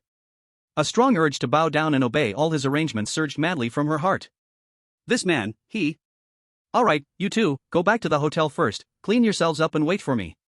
Chu He looked at the now quiet Mimi in his arms and then spoke to the already withdrawn Xiaoyao and Kachi. Xiaoyao and Kachi exchanged glances. Though the killing intent retreated, their vigilance and reluctance towards Mimi had not diminished in the slightest. But, brother, Xiaoyao bit her lip, protesting softly, this woman has an unknown background. Kachi immediately followed, her starry eyes flashing with a bright light of wisdom. That's right, she is very likely the crazy woman Lillian. Upon hearing this, Mimi felt her heart tighten again, after just calming down. In front of these two princesses, she truly felt like walking on thin ice, each step taken on a tightrope. Seeing that they were still unwilling to leave, Chu He's face darkened. What? Are my words not effective? If you don't listen, you'll be punished for a week, and you won't be allowed to sleep with me. A week. These 2 words struck like a heavy hammer, hitting Xiaoyao and Kachi's soft spot hard. Xiaoyao's face instantly filled with terror and grievance, tears swirling in her eyes. Not being able to sleep with brother Chu He for a week would make her feel utterly miserable. Kachi also trembled slightly, though she wasn't as emotionally expressive as Xiaoyao, just the thought of 7 consecutive nights without Chu He's warm embrace filled her with unbearable emptiness. The two could only obediently nod and walk out, glancing back 3 times as they left. However, just as they stepped out of the banquet hall and had not walked far, Kachi suddenly grabbed Xiaoyao. Since her closeness to Chu He had not yet reached the level of deep love, Kachi's deep soul still retained a shred of rational resistance to the domineering laws of charming and deceptive breath. Whereas Xia Yao, who had already reached the deep love level, was almost unconditionally obedience from the soul. We are guarding right here. Kachi lowered her voice, her gaze serious. She raised her small hand, and the invisible power of law instantly spread, enveloping the area within hundreds of meters around the monster restaurant in a spatial barrier that outsiders could not perceive. But Brother Chu He told us to go back and wait for him. Xia Yao said anxiously, not wanting to go against any word from Chu He. Are you stupid? Kachi poked her forehead. I am 90% sure that Grey Rat is Lillian. Think about it, we just walked away, and she immediately transformed back, using her 1,000 Phantom White Ape Clan's broken air flip to kidnap Chu He. Then this huge Wuxiang city, where are we going to find him? Hearing this, Xia Yao was suddenly caught in a fierce inner battle. On one side was the order from her lover that could not be disobeyed. On the other side was the huge risk of her lover being taken away. In the end, her desire to protect Chu He overcame her instinct to obey. Then, fine. Xia Yao nodded heavily, her eyes also becoming firm. We'll just keep an eye here. If that stinky mother monkey really shows up, we will go over immediately. She paused and added, her voice filled with deep grievance. If brother comes out, we'll hurry back, I don't want to not sleep with brother Chu He for a whole week. Chapter 79, Detective Chu He. In the kitchen, there was a dead silence. The oppressive feeling capable of tearing apart space that Xia Yao and Kachi brought was finally gone without a trace. Chu He pulled up a chair and leisurely sat down, his calm gaze landing on Mimi. They have left, you can eat now. Lillian was indeed starving. She grabbed a rye bun, disregarding any manners, and fiercely stuffed it into her mouth, her cheeks bulging like a hamster ready to hibernate. That shiny, fragrant plate of 9 transformation intestines was swept away by her like a whirlwind, completely cleaned out. While she was eating frantically, deep down, she mumbled. This guy really cooks delicious food, that's a rule breaker. Once she swallowed the final piece of intestines and satisfiedly burped, Chu He's calm voice finally echoed. His voice was plain, but it sent a chill down Lillian's blood, who was still immersed in the aftertaste of the food. Lillian, is that you? Mimi's body trembled violently. She lifted her large, misty eyes, filled with textbook-level panic and confusion. Boss, what are you talking about? I don't understand. A cold smile appeared in her heart. Keep pretending, I will keep pretending. This princess's acting skills have reached perfection, even the destruction eye of the Void Look clan can't see through it. What right do you, a mere human, have? Chu He watched her performance that could be called the embodiment of an actress, and smiled. Alright, stop acting. I admit, you performed flawlessly. But Chu He suddenly changed his tone, the corner of his mouth curling into a curve that seemed to see through everything. But precisely because of this flawless performance, it guarantees that I am 100% sure that you are Lillian. Lillian's pupils almost unnoticeably shrank suddenly. Chu He didn't give her any chance to breathe, his reasoning show began. First, you were too anxious. My invitation was just rejected, and you appeared at my store door right after. What kind of coincidental script is this in the world? If you could endure for another 2 or 3 days, wait until my guard was down to pull such a stunt, perhaps I would really believe it. He paused, his gaze like a needle, piercing straight into her soul. Second, and most crucial, you shouldn't have turned into such a lovely gray rat girl. I guess, right now, your mind is constantly calculating how to tie me up, how to completely possess me, how to make me belong to you alone, right? Don't deny it, women who have been kissed by my charming kiss develop this unreasonable possessiveness. Xia Yao does, and so does Kachi. Chu He leaned forward slightly. Staring intensely at her eyes, which were starting to tremble violently, he said word by word. You are too clever for your own good. By transforming into this harmless look, you only make those 2 women with overwhelming possessiveness extremely alert and hostile towards you. If you had disguised yourself as a rough man to apply for the job, your chances of success would be 100 times greater than now. Every single sentence hit Lillian's defenses like a precise iron hammer. The perfect script she had carefully constructed was ripped to shreds before him. Her disguise was seen through, and the panic and pity in her eyes quickly faded, replaced by a furious embarrassment of being made a fool of. The frail body of Mimi twisted in light and shadow, instantly reverting to Lillian's beautiful face that held a hint of mischief. She dusted off non-existent dirt on her clothes, stood up, regaining her princess posture, looking down at Chu He from a high point, her lips curling into an extremely dangerous smile. Alright, Chu He, you are indeed impressive. Since you have discovered my secret, I will stop pretending. She moved her wrists, the joints cracking loudly. I am here to reveal my true intention, I am here to kidnap you. Facing her blatant threat, there was not a shred of fear on Chu He's face, in fact, he smiled even brighter. Lillian, I advise you to think twice. He rose leisurely to his feet, meeting her gaze, his eyes full of mockery. Guess what? Is the one standing before you really me? Lillian's pupils suddenly shrank to the size of pinpoints, her arrogant smile became frozen in an instant. Why you can already use the abilities of our Phantom White Ape clan? Yes. Chu He spread his hands, looking as innocent as a child. After all, I kissed you. And, Chu He's tone turned serious, let's say for a moment that I am indeed the true identity, even you can't deceive me, so what makes you think you could deceive Catch, that genius from the Starry Royal clan? Do you really think they just went away obediently? If I hadn't intervened just now, even if you weren't dead now, you would have been skinned alive under their attacks. Believe it or not, if you dare to move, within 3 seconds, the power of destruction and spatial laws will arrange everything here inside out. Chu He's words poured over Lillian like a bucket of ice water, extinguishing all her arrogance. She wasn't foolish. She knew every word Chu He said was the truth. She had just experienced the terror of those 2 crazy women firsthand. All her plans, all her disguises, all her threats, at this moment, became a huge joke. Lillian's eyes spun wildly, and the feelings of unwillingness and defeat surged like a tide. She was completely deflated. The princess who had been so imposing a second ago crumpled, her eyes reddening, her mouth pouting, her voice filled with a complaint that could wring water out of it. But I really feel so bad. She stamped her foot heavily, like a child who didn't get candy. I can't control it. You are all I think about. I miss you so much. Seeing her dramatic 180-degree transformation, Chu He felt a bit of a headache. He sighed, his tone subconsciously softening. I know, it's not all your fault. If I hadn't kissed you that day, you wouldn't have turned out like this. Lillian's eyes brightened instantly. She immediately grabbed onto this lifeline, climbing up the pole. Right. She put her hands on her hips defiantly. It's your fault. If you hadn't kissed me, I wouldn't be like this. You must take responsibility for me. She declared as if announcing a royal decree, let me tell you, for you, I peacefully broke up with that dragon prince last night. I don't even really like him, so it's perfect. Chu He replied absently, yeah, I know that. Ah. How did you know I broke up? Were you spying on me? When did you come? Why didn't you come in when you arrived? I won't eat you again. He, you won't eat me? In Chu He's mind, the image of Xiano from the video appeared, punching and kicking at thin air like a madman. Trust you? That's a joke. He madly complained in his heart, but a polite and awkward smile squeezed out on his face. I guessed it, it's easy to guess. Really? Lillian tilted her head and thought for a moment, surprisingly believing him, then you guessed pretty accurately. Yesterday, I broke up with him very elegantly, very peacefully. Hearing the words elegantly and peacefully come out of her mouth, Chu He couldn't help but twitch his lips. To break the awkward atmosphere, Chu He decided to change the topic. He cleared his throat, showing an innocent and curious expression, and seriously asked. By the way, Lillian, I've always been curious about one question. That day, after your clone got squashed, those 3 hairs left behind. He leaned a little closer, lowered his voice, and spoke mysteriously. Where exactly did they fall from on your body? I saw those hairs, pretty curly, hard to guess. In the gradually petrified expression of Lillian, Chu He delivered a fatal blow. It shouldn't be armpit hair, right? Although I know you love to pick your toes, personal hygiene still needs some attention. I don't like women who are too messy.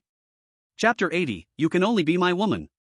Hearing this, a stunning blush instantly burned from Lillian's neck to her ears. Her face, which had regained its stunning beauty, was now so red it seemed about to bleed. Is it hard to guess? But Lillian did not shrink back out of shame. Suddenly, she raised her voice, speaking with a fierce tone of defiance. Besides armpit hair, where else on the body is there curly hair? Should I take off my clothes now for you to find out for yourself, This left Chu He completely stunned. Who can withstand such fierce words? He touched his nose, his gaze starting to wander. Okay, that's not necessary. Seeing his defeated look, Lillian got excited. The little shame in her heart instantly transformed into a powerful momentum of relentless pursuit. You teased me. She pointed her jade finger firmly at Chu He's nose. No way. Chu He firmly denied. You just did. Lillian insisted, her eyes turning red in an instant, her voice already thick with a crying tone, the acting switch seamless. You kissed me and used this kind of talk to humiliate me. I'm completely tainted now. If this gets out, how will I face others in the future? I've been tarnished by you. I can't get married now. Well, you must be responsible for me. Damn. Chu He felt 1,000 beasts roaring through his mind. This woman is a real enchantress, quick-witted and changing faces faster than flipping a book. He really shouldn't have said another word. Looking at her, if you don't give me an explanation, I'll cry here. Reckless stance. Chu He felt a splitting headache. He let out a long breath, hiding all the teasing on his face, his expression becoming unusually serious. Alright, stop being foolish. His voice calmed down, holding a strange power that could soothe all turmoil. Lillian's cries seemed to be pressed on the pause button, abruptly stopping. She stared at him blankly, forgetting the next part of her performance. Chu He stared into her eyes, his words clear, each word hitting her heart. I didn't say I don't want you. Since you've been kissed by me, from now on, you probably won't have the slightest interest in any other man. So, you can only be my woman. This declaration, overpowering and unreasonable, didn't arouse any disgust in Lillian. On the contrary. An indescribable joy surged within her, like a wild current, instantly rushing through her limbs. Let her tremble all over. The crazy voice inside her heart, demanding to possess him completely, received the highest affirmation and satisfaction at this moment. Really? The mist in her eyes was instantly cleared by the light of surprise, shining brightly like a child who had received all the candy in the world. In matters of love, I never deceive women. Chua's promise was loud and clear. But as soon as he finished speaking, his brow furrowed tightly again, and a clear look of difficulty emerged on his face. Lillian's heart immediately twisted, the joy that had just risen replaced by a heavy worry. What's wrong? Chua rubbed his temple, his tone full of headache. The biggest problem right now is how to make Xia Yao and Ka Chi accept you. To be honest, they were best friends, and because of me, they had a huge fight a few days ago. Now adding you into the mix. I'm afraid they might join forces and tear you to pieces. This was not an exaggeration. Even with the Charming Breath skill, Chua didn't dare to guarantee that he could forcefully change the will of two SSS-level royals on the core issue of possessiveness. If things went wrong and a fire broke out in the backyard, it would not be a joke. Hearing this, Lillian quickly calmed down. Her brain raced, flashing through countless plans, threats? Temptations? Or continue to pretend to be pitiful to gain sympathy? But soon, she eliminated all these ideas one by one. In front of those two equally possessive women, any false means would be counterproductive. Seeing her lost in thought, Chua knew this hot potato could only be handled by himself. Here's the plan, I will take care of this. You just need to be patient, I will find a way for them to gradually accept your presence. After saying this, Chua took a step forward, and before Lillian could react, gently pressed a kiss on her smooth cheek. The warm touch was brief. This is a small compensation for the distress you suffered today. Lillian was completely frozen. She covered her kissed cheek, where it felt like a flame was burning, reaching all the way to her heart. Now, change back into Mimi and come with me. Chua didn't give her a chance to continue being stunned and directly issued the order. Oh, okay. Lillian instinctively nodded, like an obedient puppet, diligently following the command. With a twist of light and shadow, that tall, powerful princess transformed back into the small, timid gray mouse girl. In the shadow of the street corner not far from the Tao Tai house, Xia Yao and Ka Chi saw Chua and a small figure walking out of the store one after the other from a distance. What should we do? Xia Yao's voice was filled with uncontrollable anxiety. Ka Chi's brow was tightly locked, her star-like eyes flickering with deep hesitation. You see Chua's appearance, there's no sign of being threatened. Could it be? I really guessed wrong? Is this Mimi truly just an ordinary gray mouse? Once this thought arose, it made her judgment wobble violently. After all, she had witnessed Chua's wisdom and means firsthand. Let's go back. Ka Chi decisively grabbed Xia Yao, who was still staring at Chua. We'll go back and clean up and wait for him. This is his order, we cannot disobey. As she spoke, without giving Xia Yao a chance to refute, the power of the laws surged, and the two vanished into thin air, directly returning to the hotel room. As soon as they entered, Ka Chi pushed Xia Yao toward the bathroom. Hurry and wash up. If he comes back and smells our sweat, he will definitely be unhappy. On the other side, Chua walked into the hotel with Mimi. He directly approached the front desk and found the plump, sweet-looking boss of the Star Spirit Fox tribe, Fei Ling. Open another room for me, just on the 5th floor. As soon as Fei Ling saw Chua, in those ocean blue big eyes, a sparkle of starlight flickered, and a nervous blush spread across her face. Also, from now on the 5th floor, besides me, do not arrange any more guests. The entire 5th floor is mine. As Chu He spoke, he added Fei Ling as a friend and directly transferred 50 ghost coins to her. This is not okay. The money is too much. Fei Ling was startled by the sudden large sum and quickly waved her hands. Take it, treat it as a deposit. Chu He's tone was not open to refusal. If there's anything in the future, feel free to contact me directly. Under his powerful aura, Fei Ling dared not decline again and had to accept the money with a red face, then hurriedly fumbled for another room card, handing it to Chu He with both hands. Chu He took the rune card and led me towards the stairs. He did not notice that at the moment he turned around, Fei Ling at the front desk secretly raised her head, gazing at his back, her ocean blue eyes filled with extremely complex emotions. There was awe, gratitude, and a hint of a deep affection she didn't even realize herself. The corridor on the 5th floor was silent. Chu He brought Lillian to a door not far from his room and handed her the rune card. You stay here first. Remember, do not reveal your identity in front of Xia Yao and Chu He without my permission. Do you understand? Lillian nodded vigorously. She clutched the thin rune card, looked up at Chu He with Mimi's watery eyes, her voice barely above a whisper, trembling slightly with hope. Chu He. Will you come over tonight? Chapter 81, they agreed, but they have gone bad. Faced with Lillian's big watery eyes filled with undisguised expectation and desire, Chu He felt a chill run down his spine. Unbelievable. The aftereffects of this kiss of charm were simply unreasonable and overbearing. Just a kiss, and his heart and eyes were full of her, as if he wished to stick together at all times. Looking at her pitiful appearance, Chu He's lips twitched as he cautiously asked. Are you very eager? Very eager. Lillian nodded like a garlic pounder, showing no ounce of princess's restraint. I feel terrible all over. She furrowed her delicate brows, looking both wronged and anxious. My mind is full of you, I can't calm down at all. As soon as I close my eyes, it's all your face. Without you, I surely won't be able to sleep and will go crazy tonight. Great. This symptom was practically identical to what Xia Yao and Chu He experienced initially. Chu He was completely at a loss, helplessly sighing. He raised his hand and rubbed Lillian's fluffy head, his tone mixed with a bit of self-deprecation and comforting. You being able to endure a whole night is already remarkable. You might not believe it, but the day they were kissed, those two followed me closely without leaving me. Lillian's eyes widened suddenly, sparkling with gossip and a hint of competitive spirit. Chu He did not give her the chance to dig deeper, giving a direct command. Go in first, clean up, and change clothes. You've been running around all day, get some good rest. As for whether I will come over, I cannot be sure. Hearing this, the anxiety on Lillian's face was immediately smoothed out, replaced by utmost obedience and trust. I understand.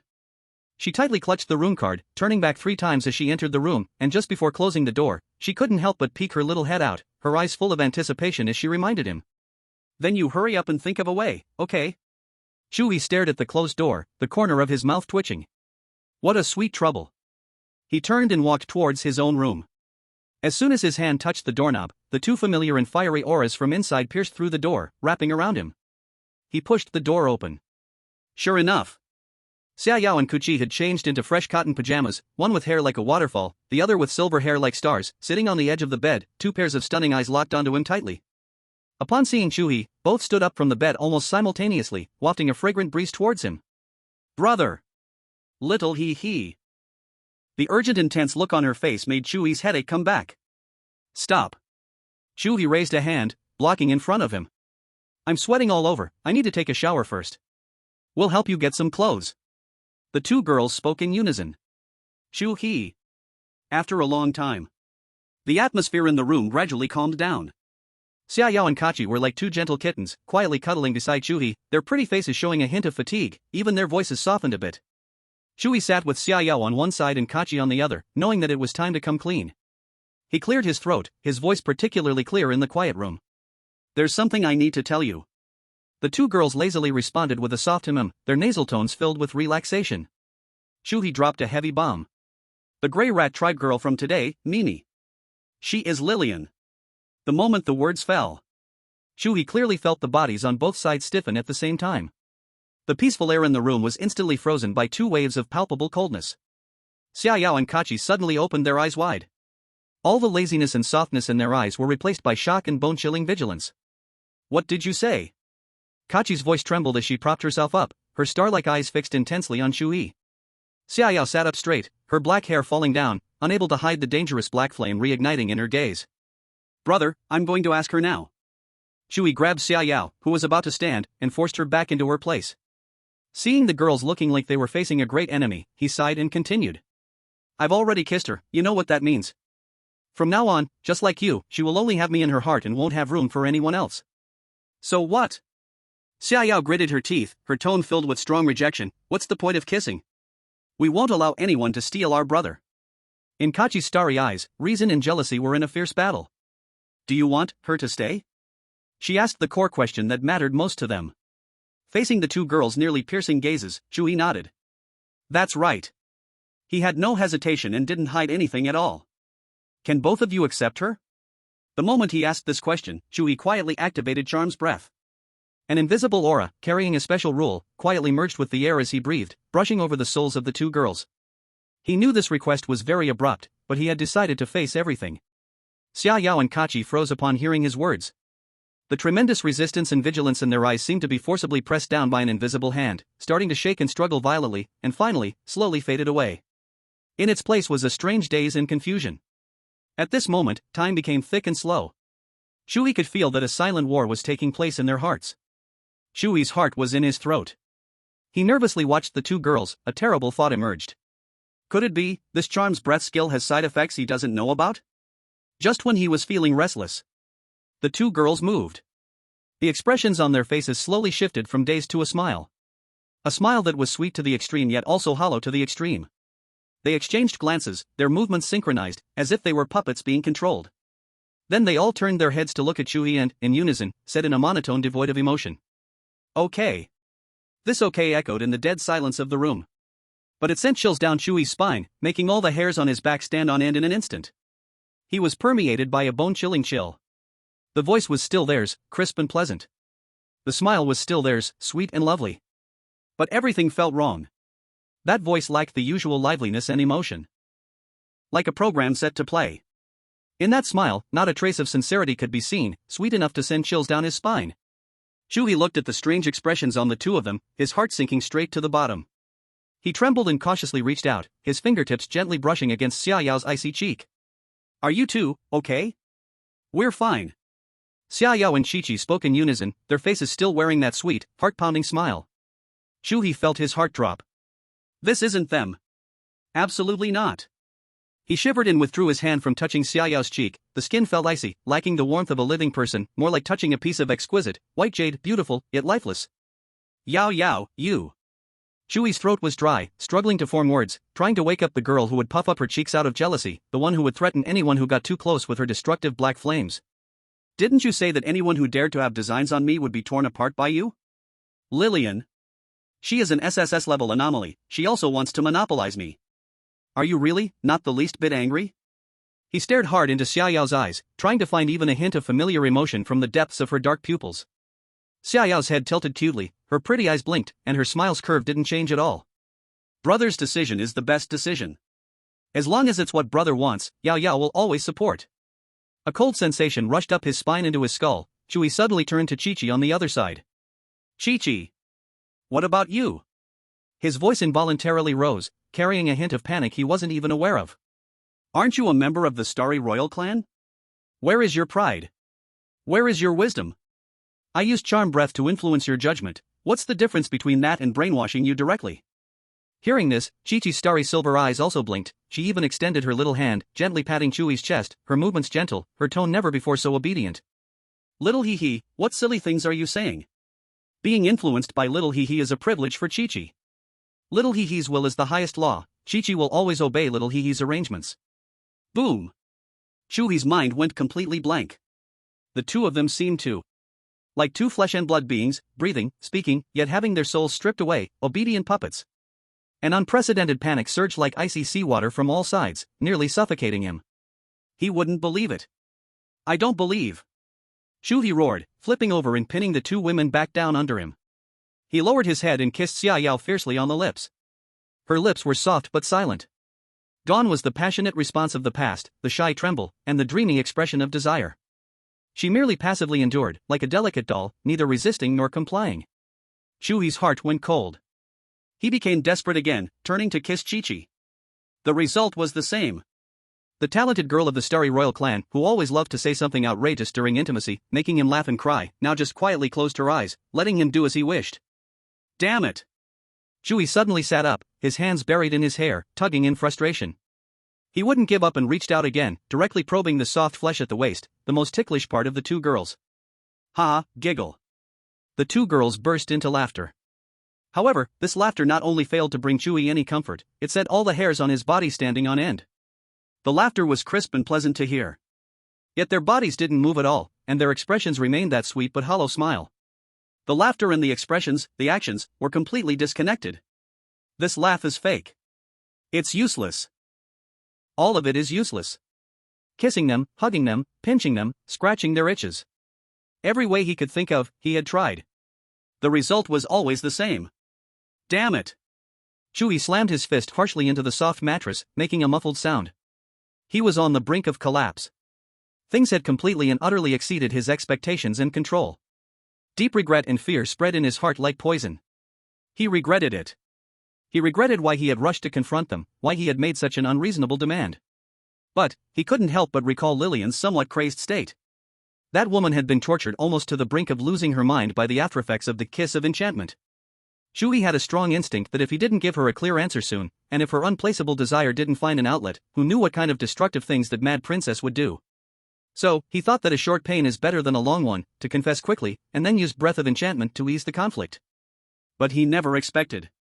This breath of enchantment was, damn it, highly toxic. This wasn't easing the conflict, it was directly formatting both sides of the conflict. Chu He held his head in pain, drowning in deep guilt and helplessness. At that moment, a shadow, almost undetectable, flashed by the window of the room. Chu He suddenly raised his head, and his sharp eyes instantly locked on the window. Just now, what was that? Was it an illusion? He shouldn't have been mistaken. The air in the room seemed to turn thick and heavy at that instant. A feeling of being watched crawled up his spine, sticky and cold. Just then, a voice, impossible to distinguish as male or female, and carrying a bizarre electric sound, suddenly echoed in the room. Are you looking for me? Chu He's pupils suddenly shrank to the size of pinpoints. He turned quickly, looking toward the source of the sound. He saw someone sitting on his single sofa, having appeared there without him noticing. That person was enveloped in a thick layer of black mist, barely revealing a silhouette roughly the same height as him. Their face, their clothes, every detail was obscured by that strange mist. Eye of Oblivion. Chu He thought instantly. However, the Eye of Oblivion, which had always been able to see through all illusions, failed at this moment. The mist before him remained mist, he couldn't see through anything. The alarm bells in Chu He's heart went off wildly. This person was very strong. What shocked him even more was that Xia Yao and Kachi beside him also reacted. The two of them, whose eyes had been empty, turned in unison toward the mysterious figure on the sofa. They still had no expression, but a vague killing intent began to diffuse from them. That was the instinct of the SSS-level royalty, even if their souls were suppressed, the instinct to protect Chu He still existed. Chu He immediately rolled off the bed, shielding the two women behind him, his muscles tense, taking a defensive stance. Who are you? His voice was a bit hoarse from tension. Why are you here? The mysterious person on the sofa did not rush to answer him. It seemed they glanced down and then slowly, from between the sofa cushions, pinched a red rope. In the next second, the mysterious person let out a chilling, electric-tinged laugh. Oh ho! Kid, you're young, but playing quite flamboyantly. Chapter 83 Master. Chu He's face instantly flushed bright red. But this feeling of heat lasted only a few seconds before being completely extinguished by the boundless chill rising from his heart. He had no time to care about these trivial matters now. What I do is none of your business. Chu He's voice was heavy, each word loaded with the fury of a storm. Who exactly are you? However, the mysterious person shrouded in black mist on the sofa. He completely ignored him. The man casually raised his finger. Buzz. The lid of the teapot on the table floated up on its own. Following this, clear tea water poured out from the spout, drawing a beautiful arc in the air, accurately filling an empty cup. Throughout the entire process, not a single sound was made, eerily quiet. The cup filled with tea floated effortlessly toward the mysterious man. Stop! Chu He shouted angrily, activating the power of space law, trying to imprison the cup in midair. But his power was like a mantis trying to stop a chariot in front of the cup. He felt that he was not pulling a small cup, but shaking a huge mountain that was unimaginably massive. Despite the veins popping on his forehead, the cup still maintained its original speed, leisurely floating to the mysterious man. After a moment, the empty cup flew back and quietly landed on the table. The mysterious man's voice, mixed with an electronic tone, rang out again, carrying a hint of a chilling smile. I don't care how you play. But your ability to play like this, you can thank me. What does this mean? Chu He's heart jumped suddenly, and an absurd and terrifying thought uncontrollably emerged. Sure enough. The next second, the mysterious man gave him the answer. What do you mean? The man chuckled lightly, his laughter filled with playfulness and mockery. I gave you your ability, how is it? Useful? Boom. Chu He's mind felt like it was struck by a thunderbolt, instantly going blank. His ability. Was it given by him? How could this be possible? Before Chu He could recover from this shocking information, the world in front of him changed dramatically. The walls, ceiling, windows, and floor of the bedroom melted away like a candle. In their place was an endless, dazzling expanse of the vast galaxy. Countless stars slowly revolved around them, trailing long tails of light, breathtakingly beautiful. Only the bed, sofa, and table in the room remained, safely floating in this universe. Chu He was all too familiar with this scene. This was the illusion space of the Star Law royal family. He forcibly suppressed the turmoil in his heart. Every word he spoke was incredibly difficult. Who, exactly are you? Me? The mysterious man seemed to ponder. I don't even know who I am. But, all the beings here call me Master. Master? The moment Chu He chewed on this word, the mysterious man struck without warning. A sinister black lightning, thicker than Chu He's thigh, shot out from the black mist, aiming straight for Chu He's face. So fast. Chu He didn't even have time to react. But, the two lovely figures behind him moved. Xia Yao and Kachi's bodies remained stiff, their faces still wearing that hollow expression. But their movements were as swift as ghosts. In an instant, the two stood in front of Chu He, jointly blocking that devastating black lightning. Dare to harm him, you're looking for death. Xia Yao spat out these cold, bone-chilling words. At that moment, her eyes turned crimson, like burning flames of blood. Immediately after, a giant warhammer, engraved with countless bloody spells, materialized from thin air, crashing down toward the mysterious man with the force to shatter the galaxy. At the same time, Kachi clasped her hands together. Absolute imprisonment. The space around her solidified layer by layer at a speed visible to the naked eye, forming an airtight cage of law, trapping the mysterious man tightly inside. However, facing the all-out attack of the two SSS-level royals, the mysterious man didn't even bother to move. He simply sat there, allowing the blood-colored warhammer, capable of shattering stars, to whistle toward him. A strange scene occurred. Just as the hammer was about to hit his body, a small black vortex appeared in front of him from the black mist. The mighty blood-colored warhammer was silently swallowed whole by the vortex, not even causing a ripple. Immediately after, the mysterious person seemed to feel some restraint, simply shaking his shoulders lightly. Crack! Crack! The spatial law cage that could imprison gods shattered like a fragile glass art piece, crumbling into powder. Heh, interesting. The mysterious person let out a low laugh. Your mother didn't have such great courage when she saw me. Two little ones, daring to attack me, how amusing. As soon as he finished speaking, two strange purple beams shot out suddenly from the black mist around his face, too fast to evade, accurately piercing the eyes of Xia Yao and Kachi. Sleep now. He uttered those two words in a tone almost like hypnosis. In the next moment, Xia Yao and Kachi's bodies went limp, their eyelids uncontrollably closing, falling straight back. Yao Yao! Chi Chi! Chu He exclaimed, teleporting over just in time to catch the soft bodies of the two girls in his arms. He quickly laid them down gently on the bed. He checked their breathing, it was steady and even, they seemed really just asleep. Chu He let out a slight sigh of relief, but soon a deeper chill and fear seized his heart. The person in front of him, who called himself Master, was powerful to the point of despair. SSS-level Xia Yao and Kachi didn't even manage to put forth a single move in front of him. Chu He slowly stood up, facing the mysterious person again, suppressing the coldness and tremor in his voice. What have you done to them?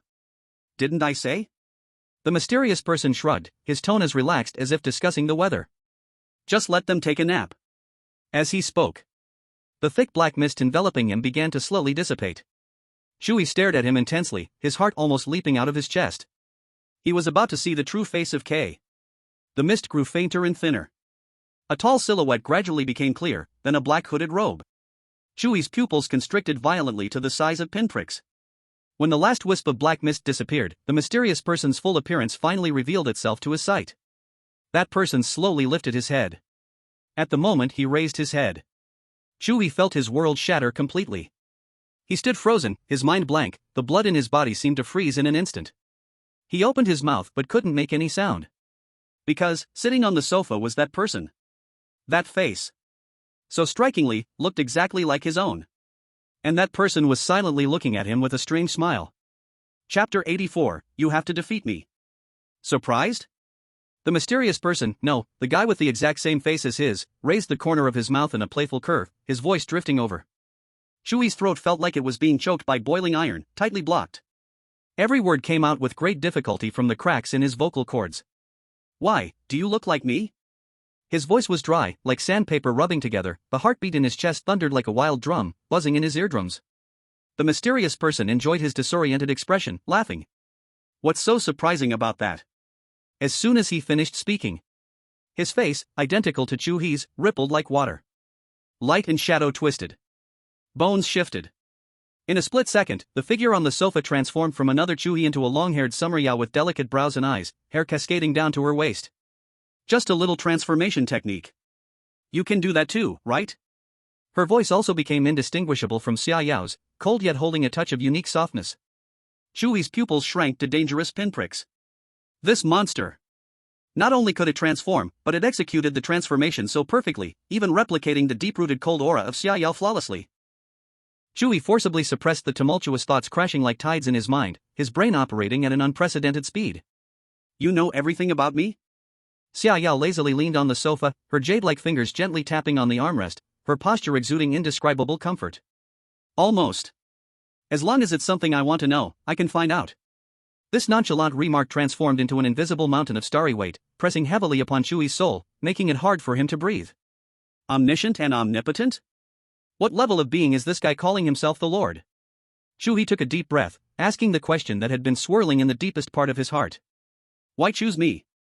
I mean, why give me this ability? At this, Xia Yao straightened her posture. The stunningly beautiful face of Xia Yao turned solemn. Her gaze pierced through the brilliant galaxy, as if staring at some point at the end of the river of time. Because. She paused. Chu He's heart was instantly gripped by an invisible hand, even stopping his breath at this moment.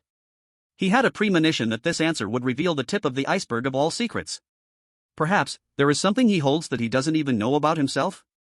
As countless earth-shattering reasons flashed through Chu He's mind, Xia Yao finally spoke again. A teasing smirk reappeared on her face. Because I want to choose you. Puff. Chu He nearly suffocated on the spot, almost experiencing a heart attack. Are you kidding me? Was this sentence difficult? You paused for half a day, making it sound so profound, and I thought it was some epic reason concerning the creation and destruction of the universe. And this is the result? Looking at the expression on her face, I just love to watch you choke and have no way to deal with me. He completely gave up on entangling further on this question. He understood. In the face of absolute power, the strong do not need to explain too much to the ants. He shifted the topic, directly addressing the core question that hurt him the most. Fine, I won't ask that question. Since my ability is given by you, then tell me, what happened to the two of them? Chu He pointed to the two quiet bodies on the bed, his voice filled with barely contained anxiety and pain. What can be done to make them return to normal? Upon hearing this, the mysterious person looked thoughtfully at Xia Yao and Kachi on the bed, a more pronounced smile forming on their face. Aren't they doing just fine now? So obedient. Whatever you ask them to do, they will do, absolutely compliant, listening to every command. Such a good thing, others can't even ask for. Every single word from the mysterious person was like a venomous ice needle, piercing sharply into Chu He's heart. No. Chu He growled, his eyes instantly turning red. They are now two soulless puppets. I don't like this. I don't want them this way. I want them to return to how they were before. To cry, to laugh, to be jealous, to go crazy. Seeing Chu He on the verge of collapse, the smile on the mysterious person's face finally faded a little. But have you ever thought about it? All of this is your own doing. You used charm of deception to forcefully twist their will, making them accept another woman. But their instincts, the most core power sparked by kiss of deception, is an absolute possession over you that allows no sharing.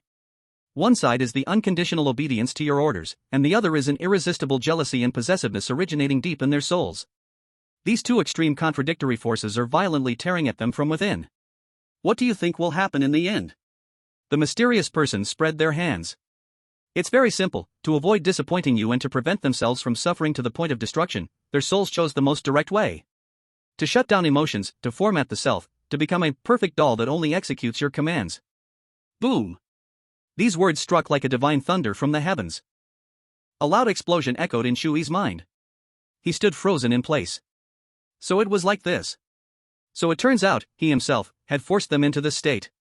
A deep and overwhelming sense of regret and guilt, like a torrent of black water breaching a dam, instantly drowned him. His cheeks turned bright red, hot enough to be frightening. That was shame, that was remorse. It's my fault. He painfully admitted, his voice trembling violently. I was really, terribly wrong. I'm just a damn jerk. Slap. A crisp, loud sound echoed under the silent starry sky. He slapped himself hard, the force making his cheeks swell immediately.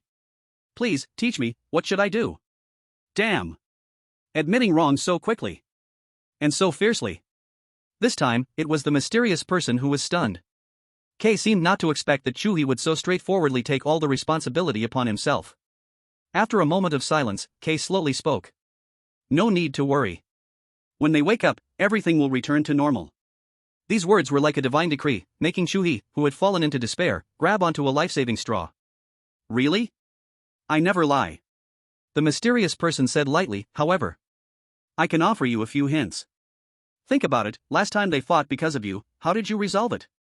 Last time? Chu He was taken aback, then blurted out. I pretended to have an emotional breakdown, cried and made a scene, and finally faked a suicide to make them stop. Then used the same method. The mysterious person gave the answer. Chu He's face fell instantly. No. That trick last time, that little cunning case seemed to see the flaw, using it again will definitely not work. He irritably grabbed his hair, suddenly, a thought flashed through his mind like lightning. Got it. Right. His eyes lit up as he looked at the mysterious person, his tone urgent. Since the root of the conflict is Lillian, as long as I resolve Lillian, won't everything return to normal? Please help me, eliminate the influence of bewitching kiss on Lillian. As long as she no longer bothers me, won't everything go back to how it was? This idea was simply perfect. Cutting off the roots, solving it all at once. However, the mysterious person's next words felt like a bucket of ice water from the depths of hell, pouring down from his head to his heels. No. 2 words, simple, straightforward, leaving no room for negotiation. Chu He's hope instantly froze. Why? The mysterious person slowly stood up. On the beautiful face belonging to Xia Yao, an extremely strange smile gradually appeared. Kay's figure changed again, returning to the young man who looked exactly like Chu He. Kay walked step by step to Chu He, looking him in the eye. In those deep eyes, as dark as a black hole in the universe, Chu He saw madness, saw battle intent, and saw something called fate. Kay leaned in close to Chu He's ear, in a voice only the two of them could hear, each word carefully articulated. He uttered the answer that shattered Chu He completely. Because. You have to defeat me. Chapter 85, 3 years' time, if not a god, then Ash.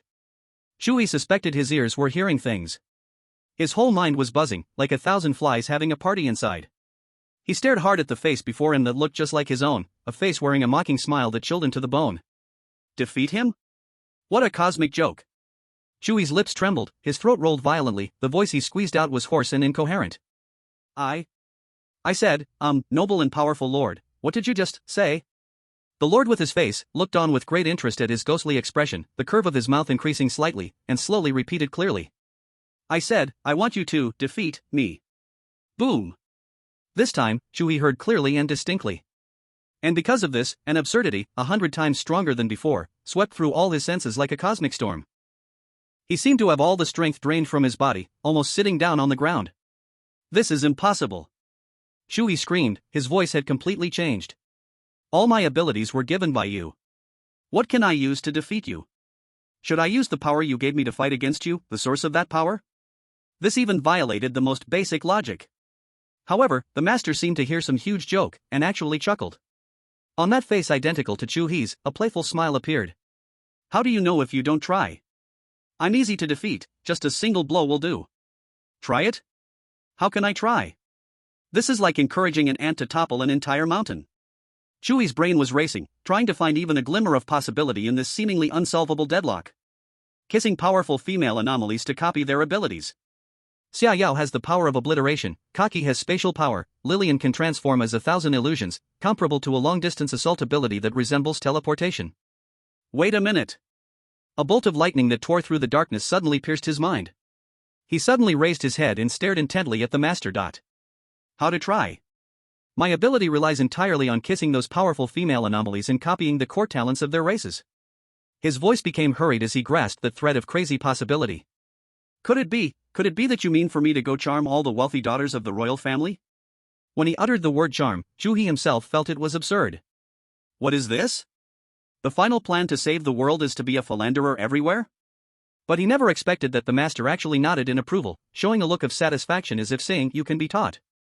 Yes. Isn't the answer right in your heart? Getting a positive answer, Chu He not only felt no relief but instead felt his blood pressure soaring. His face instantly fell, filled with despair. But I don't want to.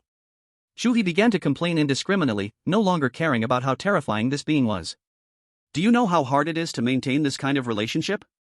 It's not just a simple kiss and done. Each one of them is an SSS class royal, each one has world-destroying power and absolute possessiveness. He pointed to Xia Yao and Kaki, who were sleeping on the bed, and then thought of Lillian, who was waiting for him in the room, his voice filled with grief and indignation. Now with just 3, I've almost reached the point of no return. More? That's not a harem, that's a battlefield. It's hell. I originally planned to take in another Lillian and control my urges to stop kissing other women. But who would have thought that today would turn into this, turning them into human puppets? And today, you still want me to go seduce other women. However, his heartfelt accusation was met with the master's instantly frozen gaze. The playful smile that had been on his face just a second ago now vanished without a trace, replaced by indifference and majesty powerful enough to freeze one's soul. Do you think I am discussing this with you? The master's voice was no longer playful but cold and piercing, each word like a piece of ancient ice, heavily crashing into Chu He's heart. You think quite beautifully. It seems you have forgotten your own identity. The master slowly stood up, stepping closer, the invisible pressure moving like a star, suffocating Chu He, making it hard for him to breathe. You are a weak human from Blue Star. You are not here on vacation, not for a game, and certainly not to satisfy your pathetic fantasies. This is a death game, a national war that gambles with the lives of billions of beings on your mother planet. You are fighting for the survival of your civilization, your race. The master's voice grew colder, like an ultimate judgment from the depths of the abyss. And, Chu He, you have no choice. I have no time. Not least interested, listening to you complain about these boring romantic entanglements. Kay had walked up to Chu He, just within reach. Those eyes, deep like black holes, eerily stripped away all his disguises. This time, if you fail. Your dragon country, your blue star, all the family, friends, and hometown from your memories, everything will be completely erased from the timeline of the universe, leaving not a speck of dust. They will disappear completely, as if they never existed. Cold. Bone-chilling cold surged wildly up his spine, freezing his brain, his heart, his soul. He opened his mouth but couldn't make any sound. This monster in front of him calmly declared the cruelest oath in the most tranquil tone. Kay paused, perhaps giving Chu He time to digest this despairing information. Then, Kay raised his hand, gently patting Chu He's stiff cheek, a gesture that seemed to comfort a frightened child.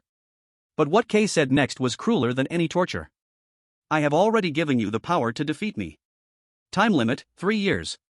The corners of Kay's mouth returned to that eerie smile that sent Chu He's soul flying, leaning close to his ear and whispering softly. Live well, don't die so easily. Oh, and a little tip. If your first kiss partner cannot gain satisfaction from you within 3 days, she will completely lose her sanity, at all costs, find you, and then. At the moment the words fell, Kay's figure shattered like bubbles along with the entire starry illusion. The room returned to its original form. Only Chu He remained, standing dazed in place, like a statue frozen by despair. Chapter 86, A Thorough Bastard. The room was dead silent. Chu He stood there dumbfounded. His brain was blank, buzzing, with only those few teasing words echoing in his mind like the most vicious curse, wildly amplifying and distorting. 3-year deadline. You need to defeat me. If your first kiss partner cannot gain satisfaction from you within 3 days, she will completely lose her sanity. A madman. A thorough madman who views all things as mere fodder. A lunatic. Chu He's lips trembled, cursing that bastard who called himself the master in a whisper only he could hear, over and over. He wanted to rush to the window, tear apart this false starry sky, and shout out into the dark night outside, hurling all the most venomous words at that lofty existence. But he knew that was the rage of a powerless weakling, useless except for venting emotions. But he couldn't accept this damned reality. Make him the savior? Don't joke. Who was the opponent? The one who could make 2 SSS-level royals fall into sleep with a snap of fingers, who could reshape reality at will, who gave him this outrageous ability. Was such an existence something he could defeat? 3 years? Was there really a possibility? And why did this madman insist he defeat him? Is it because being invincible for too long felt lonely? Or did he simply find it amusing, treating himself and the entire Blue Star as an experiment, a playful game? Fear, anger, doubt, unwillingness, countless emotions crashed wildly in his chest, churning into a boiling magma that scorched his reason. He felt his worldview, his moral boundaries, were being crushed and reshaped inch by that invisible hand. That feeling of being scripted and pushed step by step, with even the posture for resistance designed, made him feel sick to his stomach. But he had no choice. Time passed second by second, and Chu He just stood there, from his hands and feet being icy, to limbs becoming numb, to the night outside seeming to fade a little. The storm in his mind, from chaotic roaring, gradually calmed down. In the end, all the unwillingness and despair settled into a fierce anger, a madness pushed to the edge of the cliff. Damn it! Are you playing with me? You think I'm easy to bully, huh? Fine. Chu He slowly raised his head, the eyes that were once filled with panic and confusion now only contained icy, abyss-like madness. Since you give me this chance to defeat you, then I will take it. This grudge, I will remember it. When I really have that day, I will definitely crush you to the ground and beat you until even your mother wouldn't recognize you. No, a guy who could do such a thing must have no mother. Realizing this, Chu He felt the suffocating pressure in his chest ease a lot. He took a long breath, letting out a sigh of relief, and turned towards the bed. On the bed, Xiaoyao and Catchy were still sleeping peacefully. Xiaoyao's sleeping face was serene, her long eyelashes casting small shadows under her eyes, her usual coldness completely gone, only the softness of a girl remained. Catchy curled up, her small mouth slightly pouting, her silver short hair spread out on the pillow, looking like a little cat that needed to be held. Looking at their peaceful faces, the softest part of Chu He's heart was touched. The towering anger instantly transformed into boundless tenderness and guilt. He leaned down, his warm lips gently landed on the smooth foreheads of the two girls, one after another. The touch was warm, filled with the breath of life. Yao Yao, Catchy. His voice was very soft, almost hoarse, carrying a flavor of farewell. I'm sorry. From today on, I will become a thorough bastard. Tomorrow, I will tell you everything. After saying this, he straightened up, expressionless, raised his hand and plucked 3 strands of hair from his head. He held the 3 strands of hair in his palm, his gaze hardened, activating the mystical transformation ability of the 1000 illusion white ape. Transformation technique illusory body formation. A ray of soft light overflowed from his palm, the 3 strands of hair seemed to have come to life, melting, wriggling, intertwining in his palm, and ultimately condensing into a palm-sized, identical figure of himself with visible speed. This was a perfect substitute, with his aura and body temperature connecting with his real self. He let this dummy be his eyes, allowing him to know the condition of Xiaoyao and Catchy. After doing all this, the real Chu He took one last deep look at the warm scene on the bed, his gaze turning extremely complex. He had made up his mind. Tomorrow, when they wake up, he would confess everything. About Lillian, about the master, about those damn things he had to do. What would happen then, who knows? Maybe it would be the sky falling and the earth breaking, or maybe he would be torn apart on the spot. But no matter what, he would face it with all his might, to prevent the worst outcome. This time, he definitely wouldn't use the damn ability Charming Breath to distort their will. Chu He turned around, his steps unwavering, walking directly towards the door. He opened the door, and outside was the empty corridor of the hotel's 5th floor. The whole floor had been sealed off by him, and it was so quiet that he could hear his own heartbeat, like a drum. Step by step. His footsteps echoed dully on the carpeted corridor, each step felt like stepping on his own heart, and also like stepping on his own bottom line. He was walking towards Lillian's room. This feeling was absurd, messed up, yet carried a kind of desperate resolve. Chu He stood in front of Lillian's door, stopping. He could clearly feel a restless, scorching presence behind the door, almost melting the door panel. That was Lillian's, ignited by the aftereffects of the charming kiss desire fire. And it was the flame he must personally extinguish, or rather personally satisfy. Chu He raised his hand, his bony fingers paused for half a second before the door panel. The fingertips were even trembling slightly. Then, all the trembling turned into determination. He knocked heavily. Bang! Bang! Bang! The 3 knocks on the door sounded particularly clear and heavy in the silent corridor. Inside the door, the restless breath suddenly froze. Immediately, a girl's voice filled with extreme suppressed joy and disbelief, trembling slightly, came eagerly from behind the door. Is it you? Chu He? Chapter 87 I accompany you to be a bastard. The door was pulled open with a huge force from inside. A scorching wave rushed in, bringing a sweet yet cloying fragrance and a burning restlessness that scorched the soul. Lillian stood behind the door, her pair of tricolor eyes that should have been lively now only held 2 clusters of burning ghostly flames, covered with a layer of crazy mist. Her silvery white hair was damp with sweat, messily sticking to her cheeks and neck. The silk nightgown was wrinkled into a pile, the neckline wide open, and her snow-white skin was covered with red marks she had scratched herself. She looked like a flower on the verge of wilting, charred by the blazing sun, exhausting her last strength to release a dangerous fragrance. The moment she saw Chu He, the madness in her eyes slightly receded, replaced by a desperate joy of a drowning person grabbing onto a piece of driftwood. You really came. Her voice was hoarse, carrying a sob, like a wild beast finally waiting for its master after being abandoned. Chu He said nothing, walked inside with a blank expression, and closed the door behind him. Click. The sound of the door locking was the last shackle falling for the prison within his heart. As soon as he turned around, Lillian pounced at him like a madwoman. Her burning body clung to him like an octopus, her hot cheek rubbing wildly against his neck. I feel so uncomfortable. Chu He. I'm going crazy. She slurred incoherently in his ear, her hot breath spraying on his skin. My mind is filled with you, your scent, your lips. I feel like I'm going to burn to ashes. Chu He's body was as stiff as iron. The trembling of the delicate body in his arms, the fragrance in the air that could drown out reason, all seemed to mock his situation. This is hell. A hell wrapped in a sugary coating. He walked step by step toward the messy big bed, holding her like a condemned prisoner walking to the execution grounds. In his mind, the sleeping faces of Xia Yao and Ka Chi, along with the mocking smile of that bastard master, flashed back and forth. 3 years? If not satisfied within 3 days, she will completely lose her reason. These words were the swords hanging over his head, the death token urging him to complete this dirty transaction. This was not the way he wanted. He laid Lillian on the bed. She lay back, her dazed eyes gazing at him, actively untying the straps of her nightgown. Chu He leaned down and kissed her. A storm ignited by crazy desire instantly exploded. Lillian's response was so fiery it was burning, raw yet filled with reckless wildness, as if she wanted to pour her entire soul into Chu He. Chu He forced himself to respond. Kissing, touching. He was like an exquisite craftsman, executing each step accurately, trying to ignite himself, also trying to satisfy this woman beneath him who was about to burn. The actions were standard. The tenderness was just right. But he knew, everything was fake. His soul had already detached, coldly watching his body perform a farce named intimacy. The lips were hot. The heart was cold. The hands roamed. But his gaze was hollow with no focus. Time was being fried in a hot pan. The poison net named guilt and self-loathing tightened around his heart, suffocating him. Just as the storm was about to reach its peak, Lillian's movement stopped. The scorching delicate body under him slightly stiffened. The arms wrapped around his neck also loosened a little.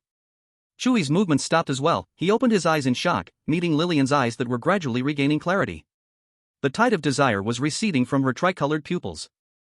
In place of that, there is confusion, there is misunderstanding. Finally, there is a sharp pain of being deceived. She quietly looked at him for a few seconds. Then, she reached out a slender finger, gently stroking Chu He's tightly locked eyebrows. The fingertip was slightly cool, yet what it touched was the unending pain between his brows. You. Lillian's voice was soft, carrying a barely noticeable tremble. Are not happy? Boom. These 3 words were like a heavy hammer, shattering all of Chu He's disguises. His body shook violently, awkwardly turning his gaze away, unable to look her in the eyes again. No. No. His denial was dry and hoarse, pale and powerless. Lillian did not question further. She propped herself up, silently adjusting her slipped nightgown, covering the spring light. Then, she knelt on the bed, cradling Chu He's face, forcing him to meet her gaze. Look at me, Chu He. Her voice was not loud, but it held an undeniable penetrating power. I like to mess around, but I am not foolish. Your lips are kissing me, your hands are touching me, but your eyes tell me that your soul is not here at all. Your soul is screaming, it is crying. Her pale fingertip stroked his cheek, her gaze sharp. Your body is warm, but I feel, you are so cold. Cold as a piece of ice, an ice that is about to shatter. You make me feel like you are fulfilling a painful task. Lillian's eyes began to redden, misting with a sense of grievance. Do you think I am a nuisance? A burden? You only came to me out of obligation, didn't you? You don't really want me, do you? Each sentence was like a poison needle, accurately piercing the most guilty part of Chu He. His heart felt as if tightly gripped by a big hand, painful enough that he could not breathe. He looked at the woman before him, her eyes shifting from fervent to clear, then from clear to filled with grievance and loss, and the long-suppressed pain and regret finally burst forth. He tightly hugged her, burying his face in her silver hair, his voice collapsing into a hoarse whisper. I'm sorry. I'm sorry, Lillian. It's not your fault, it's my fault, it's all my fault. He repeated his apologies like a remorseful child, his body shaking from immense pain. Lillian was taken aback by his sudden collapse. She could feel Chu He's arms tightening, the pressure almost crushing her bones. But she did not struggle. She simply reached out, awkwardly patting his back, soothing this injured beast. What exactly happened? She asked softly. Chu He did not mention the master, but he spilled out his guilt towards Xia Yao and Chi Chi, the pain of having to hurt others, and his deep disdain for becoming a bastard, all in bits and pieces. He did not know why he had to say these things. Perhaps, it was that he was truly close to being crushed by this heavy secret. Lillian listened quietly. From shock, to realization, then to heartache. When Chu He finally stopped, the room fell into a long silence. For a long time, Lillian slowly pushed him away. She looked at his reddened eyes, at the pain and guilt etched on his face, and suddenly smiled. That smile was light, soft, yet carried a slyness that seemed to see through everything, and a determined resolve. Fool. She stuck out her tongue, licking her dry lips, her three-colored eyes glimmering with an enchanting light. So you are in pain because of this? I thought you simply looked down on me. She leaned closer to Chu He, their noses almost touching, her warm breath spraying on his face, her voice carrying a hint of seductive madness. Are you in pain because you have to be a bastard? Are you guilty for hurting others? Lillian's smile became increasingly radiant, yet more dangerous. Then don't be in pain anymore. She raised her hand, once again cradling Chu He's face, in a tone that felt like an announcement. I will accompany you.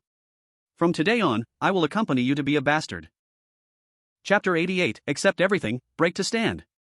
Chu He stared blankly at her, looking at those three-colored eyes that sparkled with a bewitching light, his heart hit by a warm flow unguarded. These words were more powerful than any comfort. They did not urge him to be kind, nor did they blame his selfishness. Instead, they acted like a key, directly piercing through the moral cage he had built for himself. Yes, it seemed he really had overthought it. He was afraid, he felt guilty, he was in pain. At the core, it was his lack of confidence in himself, and even more so in their love born from the charming kiss, which was incredibly real. He always thought about finding a way that satisfied both sides, forgetting that in this crazy world, being a good person forced to the edge of a cliff was the most foolish choice. Charming kiss. Charming kiss. Oh, how truly unreasonable you are. Chu He let out a long sigh, as if the huge stone pressing on his chest was truly moved away. The pain and struggle in his eyes transformed into clarity. Thank you, Lillian. His voice was no longer hoarse but rather filled with an unprecedented determination. I know what to do now. Oh? Lillian mischievously blinked, the cunning light in her three-colored eyes even more intense. Now. Her hand boldly reached into his clothing again, her fingertips cool as they gently brushed across his heated skin, igniting a series of delicate shivers. Her voice carried a hint of seductive rasp, breath like orchids, whispered in his ear. Let me see what a man who decides to be a jerk really looks like. Chu He was completely stunned. He looked at the woman before him, whose gaze was resolute while her smile was incredibly radiant. At that moment, the ice layer in his heart shattered with a loud crash. Thousands of ice shards flew apart, revealing beneath them the long-suppressed molten lava. So this was her, the rebellious, unconventional, yet clear-sighted princess of the Thousand Illusions White Ape. Yes, since he had already decided to be a jerk, why pretend here in self-torment? That so-called guilt, that so-called pain, seemed so pretentious, so laughable at this moment. A wave of wicked fire surged from the deepest part of Chu He's heart, instantly burning through every limb. The last trace of hesitation in his eyes faded away, replaced by a deep, mad, and desire-filled flame. You will see. He let out a low roar, suddenly turning over and pressing this audacious woman back down again. The mattress let out a groan under the burden.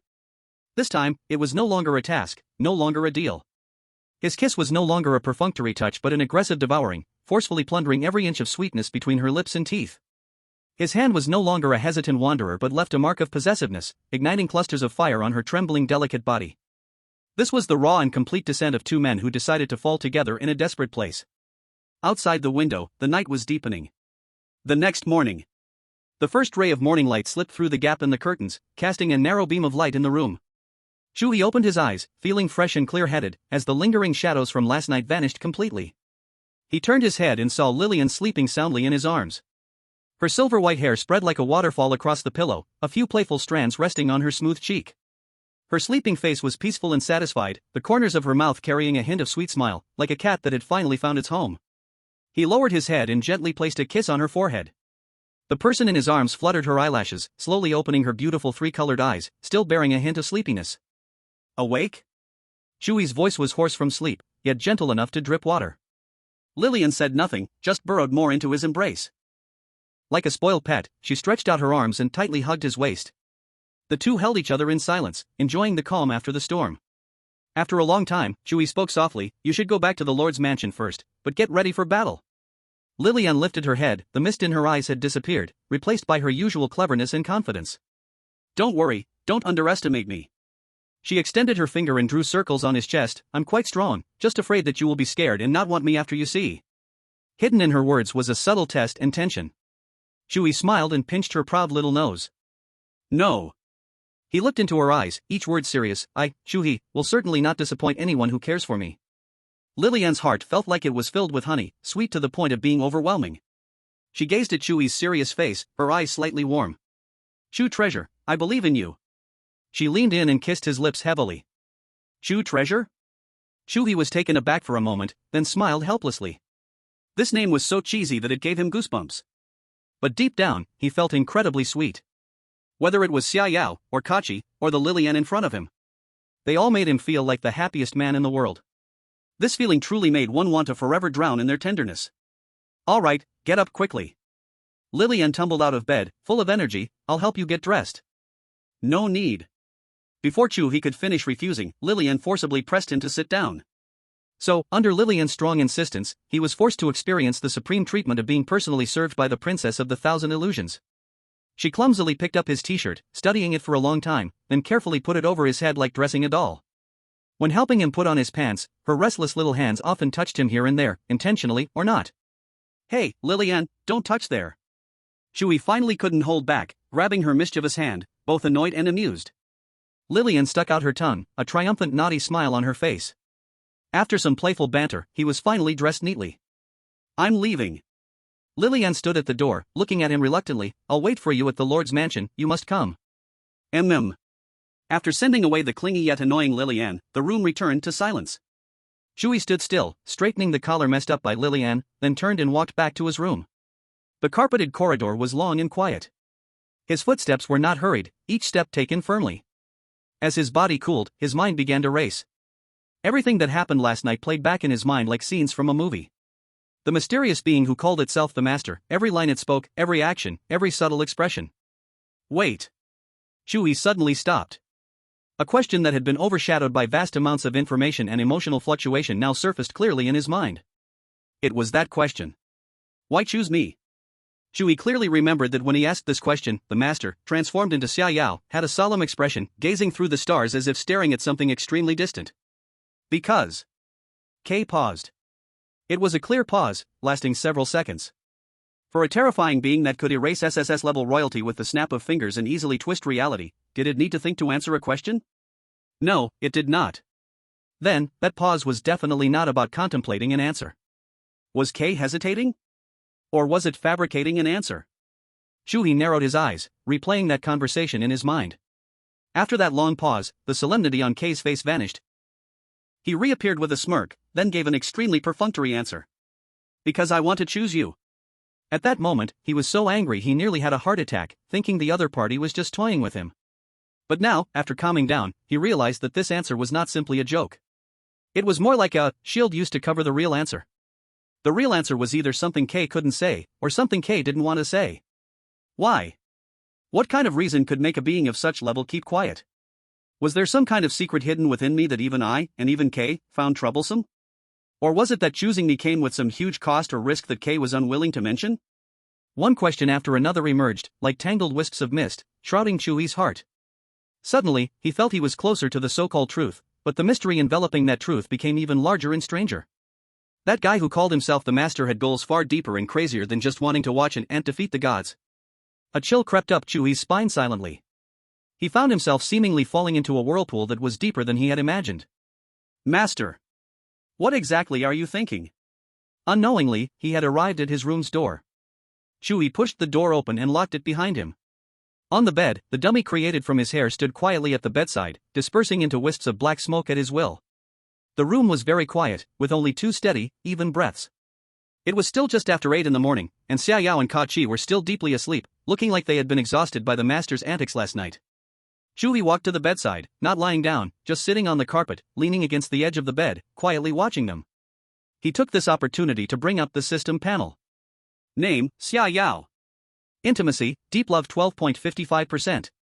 Name, Kachi. Intimacy, infatuation 98.7%. Name, Lilian. Intimacy, dependence 50.9%. Chu He clearly felt that after reaching deep love, the growth of intimacy became extremely slow, like a turtle crawling. He was quite curious, if intimacy reached 100%, what would happen when the gray word unique at the end of the progress bar lit up? Time passed quietly. Finally, as the hour hand pointed to 12 noon, the person on the bed began to move. Xia Yao's long eyelashes fluttered, then slowly opened her eyes. Chu He's heart immediately leaped to his throat. He held his breath, staring fixedly at those dark eyes. At first, those eyes were a bit confused, like they were behind a thin mist, but soon, the mist cleared away, and they returned to their usual coldness and sharpness. She sat up, her black long hair cascading down like a waterfall, rubbing her temples in confusion. Brother! Her voice was hoarse from just waking up, but no longer empty as before. It feels like I had a very chaotic dream. Restored. Thank goodness. They were back to normal. A huge stone in Chu He's heart dropped, and he felt completely relaxed. But the next moment, another heavier stone hung in the air. The real test was just beginning. What dream? He asked, pretending to be calm. Xiaoyao frowned, trying hard to remember. In the dream, it seemed like you told us to capture that monkey spirit, and then I got really angry, extremely angry, so angry that I wanted to burn the whole world. As she spoke, her gaze gradually turned dangerous, and a familiar killing intent enveloped her, filled with destructive aura. And then, I can't remember what happened next. It felt like my brain was stirred into a mess, and I became very obedient. Whatever you said became law. She looked at Chu He, her eyes holding a trace of fear and confusion. Brother, that feeling was so strange. So scary. At that moment, Catch beside her also let out a painful groan, sitting up while holding her head. Ugh, my head hurts so much. Her silver short hair was a messy fluff, like a frizzy little cat. It feels like someone plowed my brain 100 times with mental power. My mind is in agony. She shook her head, and her starry silver eyes sharply locked onto Chu He. Little River, honestly confess. Catch's tone was filled with interrogation. Did you use some forbidden ability on us last night? I remember I was so angry that I was about to activate the Star Law weapon, but then my head buzzed, and I couldn't remember anything. Here it comes.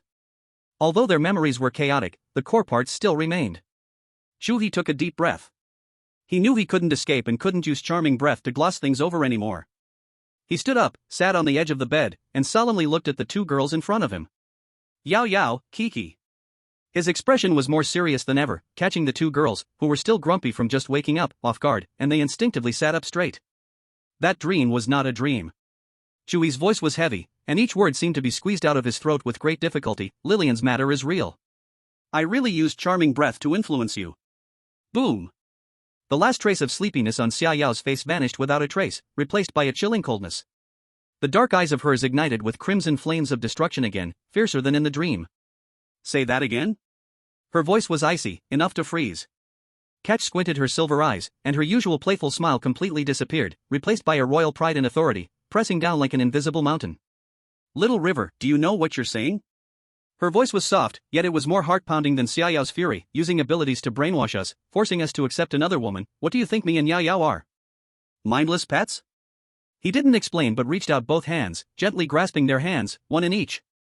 I know, what I did is utterly despicable. He looked into their eyes, his gaze showing no signs of dodging, only deep pain and determination. So, I won't use my abilities to influence you again. This time, I want to tell you everything. After you hear everything, whatever you want, I'll accept it. But before that, please let me finish. Chapter 90, Come, Choose a Way to Die. His calmness, his determination, made the violent aura around Xiaoyao and Catch stall slightly. The crimson flames in Xiaoyao's eyes flickered uncertainly, her lips tightly pressed together, not speaking. Catch tilted her head slightly, a hint of inquiry flashing in her silver eyes. Okay. Catch spoke first, her voice still light but carrying a sense of scrutiny. Chu He nodded, quickly organizing his words. The root of all this begins with a mysterious existence. He calls himself. Chu He was about to say the forbidden word. Master. Boom. Chu He felt an indescribable terrifying power instantly pierce through the top of his head, along his spine down to his heels.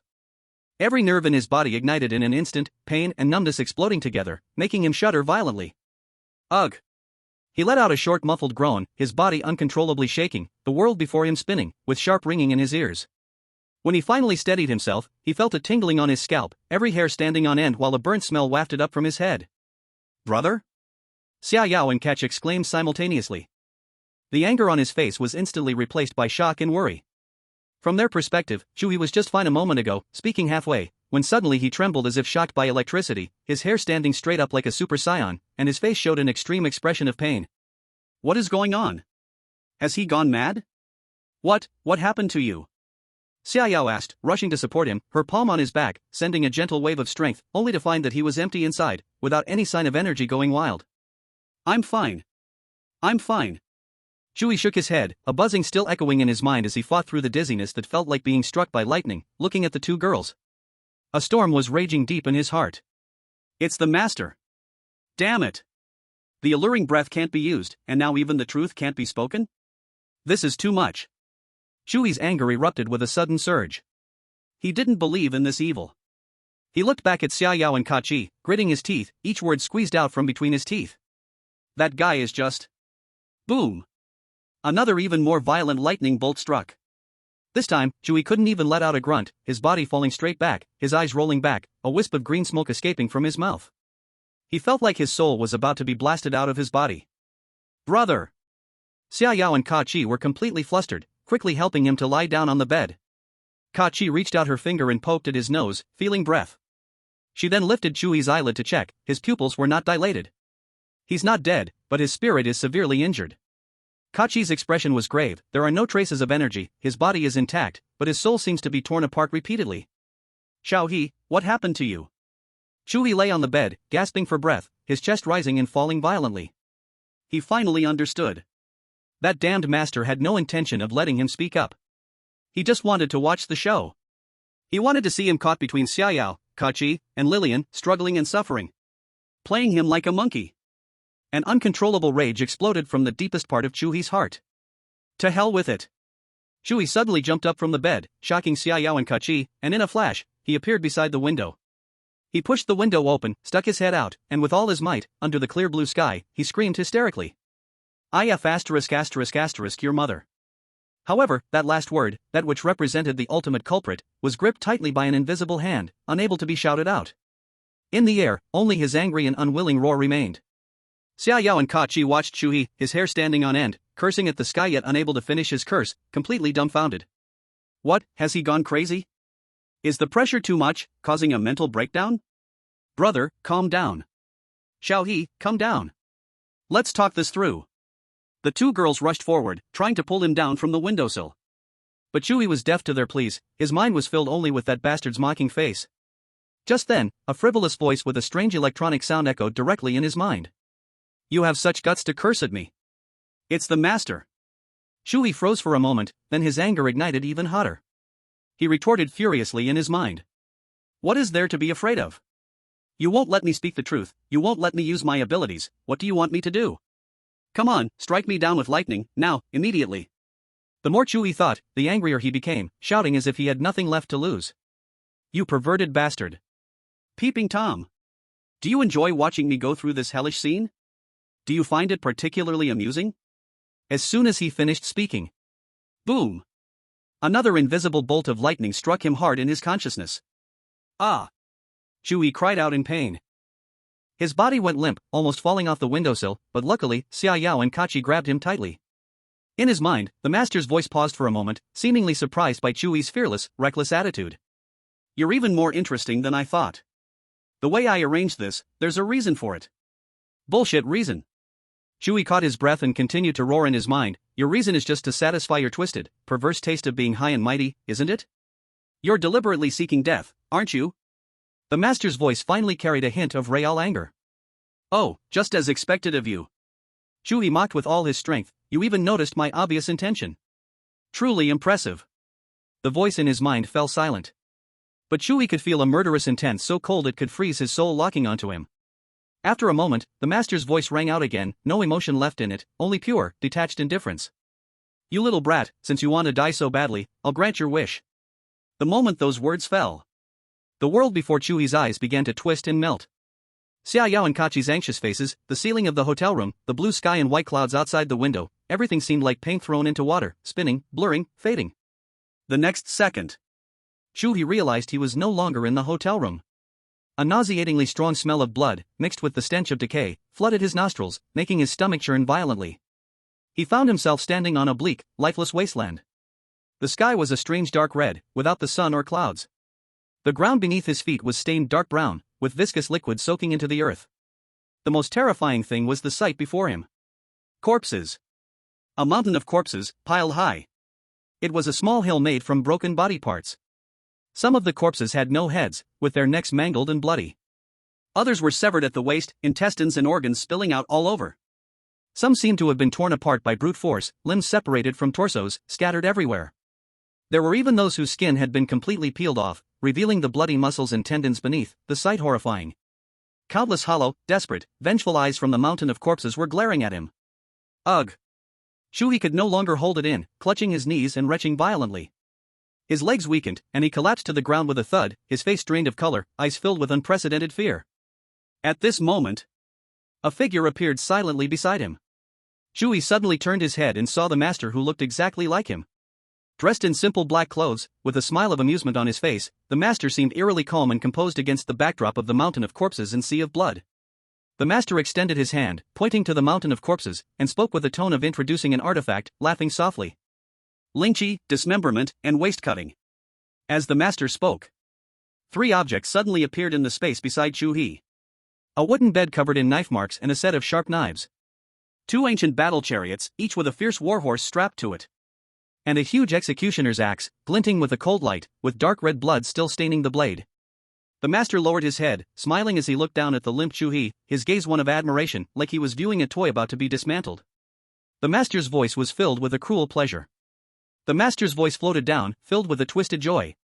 Come on, choose one. How do you want to die? The master, identical to him, spoke with a voice dripping with the sweetness of tormenting prey, each word laced with the thrill of bloodshed. The words fell lightly in his ears, but they made Chu He's soul tremble. His stomach churned violently. The rich smell of blood and decay, like countless invisible maggots, desperately burrowed into his nostrils and brain. In front of him stood a mountain of corpses, those hollow, despairing eyes constantly reminding him that this was not an illusion. At least, the feeling was real. Seeing he had no reaction, the smile on Master's face grew even wider. What's wrong? Can't choose? Kay bent down and picked up one of the sharp knives from the set. Kay extended his tongue, slowly licking along the cold blade, producing a chilling hiss sound that sent shivers down the spine. Then, let me help you choose. Kay's gaze was mocking, like a cat examining a mouse in its paw. Let's go with slicing. Don't worry, I'm very skilled, my knife work is excellent. I promise, I will carefully slice exactly 3,600 pieces from you, not one more, not one less. And, before the last slice falls, you definitely won't die. Chu He's pupils suddenly constricted. 3,600 cuts. Alive, feeling himself being cut apart piece by piece. A bone-chilling cold seized his spine, instantly freezing his limbs, making it incredibly hard for him to breathe. Yet, in this extreme fear, a thought suddenly took shape, clear as day in his chaotic mind. Something's wrong. A lot is wrong. This guy, if he really wanted to kill me, why make it so complicated? With just a thought, I could be reduced to ashes in an instant, right? Why go through all this trouble, with a mountain of corpses and torture devices, like filming a horror movie, and even narrating it himself? This isn't killing. This is clearly scaring someone. Got it, Kay doesn't want to kill me, he wants me to surrender, to bow down, to pay the price of fear for my earlier curses. Once this thought appeared, it was like a light that instantly dispelled most of Chu He's fear. He looked at the mocking face in front of him, a wildly bold idea crazily sprouted in his heart. Chu He's body was still trembling, he supported himself on the sticky liquid-covered ground, and unsteadily stood up. His chest rose and fell as he forcibly suppressed the surging nausea, raising his eyes to meet Master's playful gaze. If I'm not mistaken, Chu He's voice trembled a bit, but his tone had changed. You don't really want to kill me, you're just trying to scare me. The smile on Master's face stiffened slightly. That stiffness lasted half a second, then it widened a bit more. Kay looked at him with great interest. Oh? You guessed wrong. Kay played with the knife in his hand, the blade skillfully jumping at Kay's fingertips. I really do want to kill you. No, Chu He shook his head, his eyes becoming incredibly firm. You don't want to kill me. Master raised an eyebrow, seemingly finding this game more interesting. Give me a reason not to kill you. Reason? Chu He laughed, though his face was still pale. That smile carried a bit of certainty. You want to kill me, a single thought could turn me to nothing, why bother with all this effort? What you're doing, in my hometown, is called pulling down your pants to fart, totally unnecessary. You just want to see me scared, peeing my pants, begging for mercy. If I really bowed down to you today, that would be it. You, a pervert, might find it boring once I surrender and could actually kill me. The mockery on Master's face finally receded a bit. Not wrong. Kay admitted. You little brat, you made me angry. I gave you such powerful abilities, allowing you to grow stronger while lying comfortably, and you dared to curse at me. Old man? Chu He keenly caught this term. He froze for a moment. Master also instantly realized what he had said, a flash of panic appeared on his face. But Kay quickly adjusted, forcing a serious face, trying to mask that moment of unease with even stronger momentum. What's wrong? Is there a problem? As a noble and powerful master, what's wrong with me saying old man? Is that not okay? No, no. Chu He hurriedly waved his hand, his expression becoming strange. It's just, your tone makes me feel a bit familiar. It reminds me of my dad. When he scolded me, he often said, how can I? Cough, cough. Master suddenly coughed twice, quickly glanced at him, and swiftly returned to his nonchalant demeanor. You little brat, it seems you're really scared. Stop trying to get close to me. Chu He found it amusing in his heart. Scared? Now I know you dare not kill me. Why should I be scared? You think too much, Chu He said solemnly, talking nonsense. I'm just expressing my feelings. But speaking of which, how do you know I like this way of getting stronger? That's obvious. You think I don't know? 80% of the study materials in your cloud storage are produced in Sakura Country, action movies where one man challenges multiple women. TSK, quite unique taste. Boom. Chu He felt his brain explode. His entire body went numb from head to toe. Holy shit. Holy shit. Holy shit. He knows all this?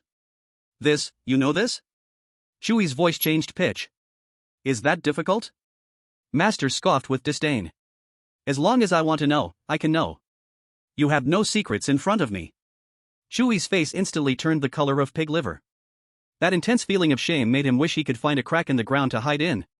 He is actually a shy yet bold guy. Chu He thought, previously calling K a perverted voyeur, they truly didn't wrong K. This guy is a thoroughgoing super pervert.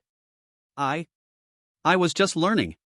Chu He said, his face flushed, stubbornly insisting, learning critically. Understanding cultural differences in various regions. In real life, I feel like having a girl who loves me is enough. And if I have no secrets in front of you, how can I defeat you in the future? Alright, stop explaining. Master impatiently waved his hand. The more you explain, the worse it gets. Anyway, how you defeat me is your business.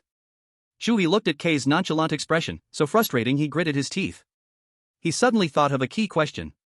Is there some relationship between us that I don't know about? Chu He stared closely into K's eyes. Otherwise, why did you specifically choose me? This time, Master did not immediately deny it. K paused for a moment. In those eyes identical to Chu He's, a complicated emotion flickered. After a moment, K slowly spoke. There is a relationship. K admitted it. But only if you defeat me will you have the right to know what that relationship is. So that's how it is. Chu He's heart began to beat uncontrollably. This answer was like a shot of adrenaline, filling him with energy. Good. Chu He's eyes were fiery with battle intent. Then let me out now. I want to get stronger and then defeat you. Dream on. Master's lips curled back into that malicious smile. Daring to insult me, you should pay some price. Aren't you looking for death? Since you want to experience it so badly, I'll satisfy you. Let you truly die once in the illusion. K's gaze fell on the giant guillotine. Let's go with being waist-chopped. The moment the words fell, Chu He hadn't reacted yet and his body was uncontrollably flying up. An invisible force pressed him firmly in the cold guillotine. Cannot move. He exerted all his strength, yet not even a finger could move. The cold touch of iron and the shadow of death enveloped him once more. I was wrong. I was wrong. Master. Big brother. I will nev. However, the last word just wouldn't come out. His mouth was sealed by divine power. In the next second, his vision spun, pain shot up from his waist. The work has been put in a small black room. I swear I didn't write anything dirty. Not even a hint of a car. Boo-hoo. Chapter 92, Your harem is your arsenal. Ah. A heart-wrenching scream echoed, as Chu He shot up from the bed. His whole body curled up like a blazing red shrimp, his hands pressed tightly against his waist, veins bulging on his forehead, his face completely twisted in extreme pain. Excruciating pain. Not the pain of the body, but an absolute agony as if his soul was sliced in two, every nerve howling in a deathly lament. Cold. When the guillotine fell, the chilling touch of metal cutting through flesh, the life force pouring out from the severed part, still deeply engraved in his perception.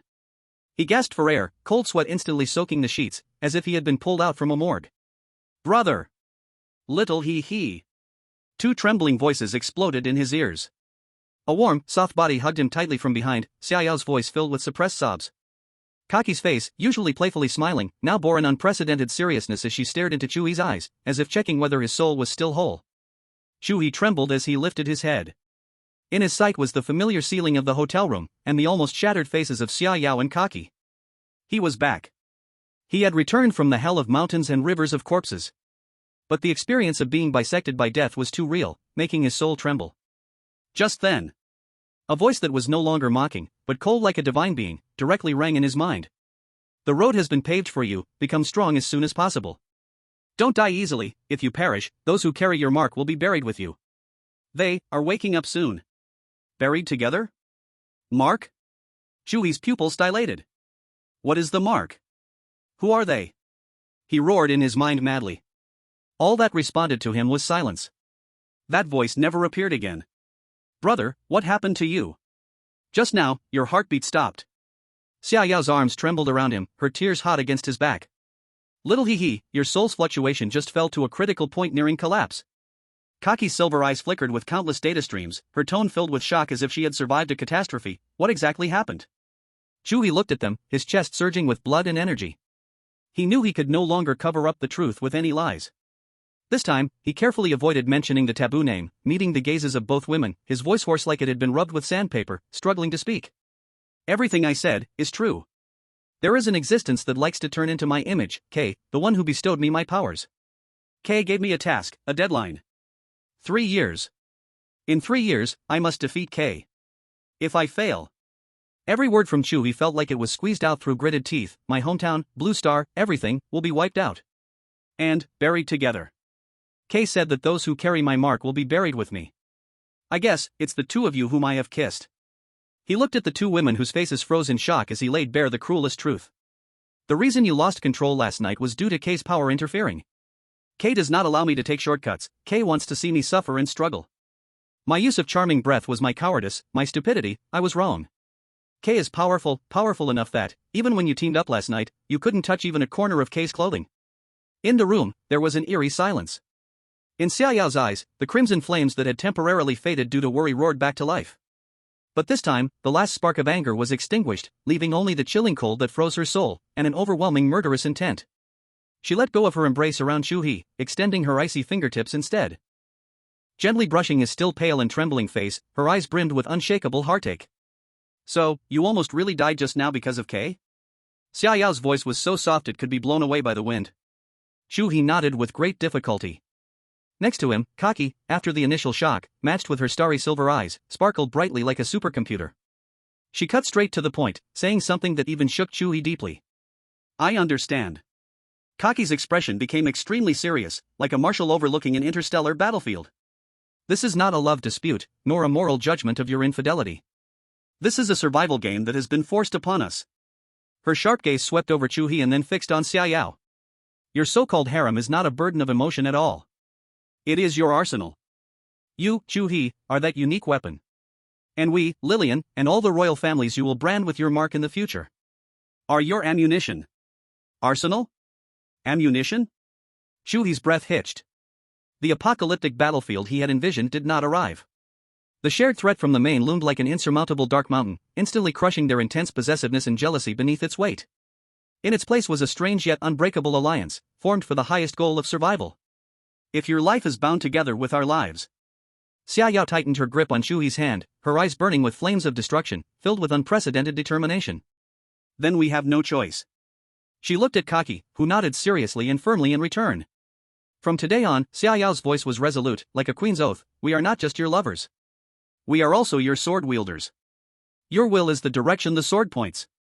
Kaki also put away all her playfulness, her face showing the rare seriousness and pride that belonged to the Star Law royal bloodline. Your arsenal must be expanded, and quickly. That monkey named Lillian, from the Thousand Illusion White Ape clan, has extraordinarily strange and powerful abilities, and is the core combat force we must seize at this stage. She looked at Chu He, the corner of her mouth curling up with a cold and fierce grin. We will help you. Chu He looked at these two girls before him, one with a gaze as determined as an abyss, the other with eyes sharp as stars, and finally kindled a faint yet burning hope in his heart. With these two SSS-level royal families' strange full support, perhaps, there really is a glimmer of life. Okay. The three reached a consensus, and there was no time to lose. They must find Lillian immediately, inform her of the entire truth, and completely pull her into this life and death alliance.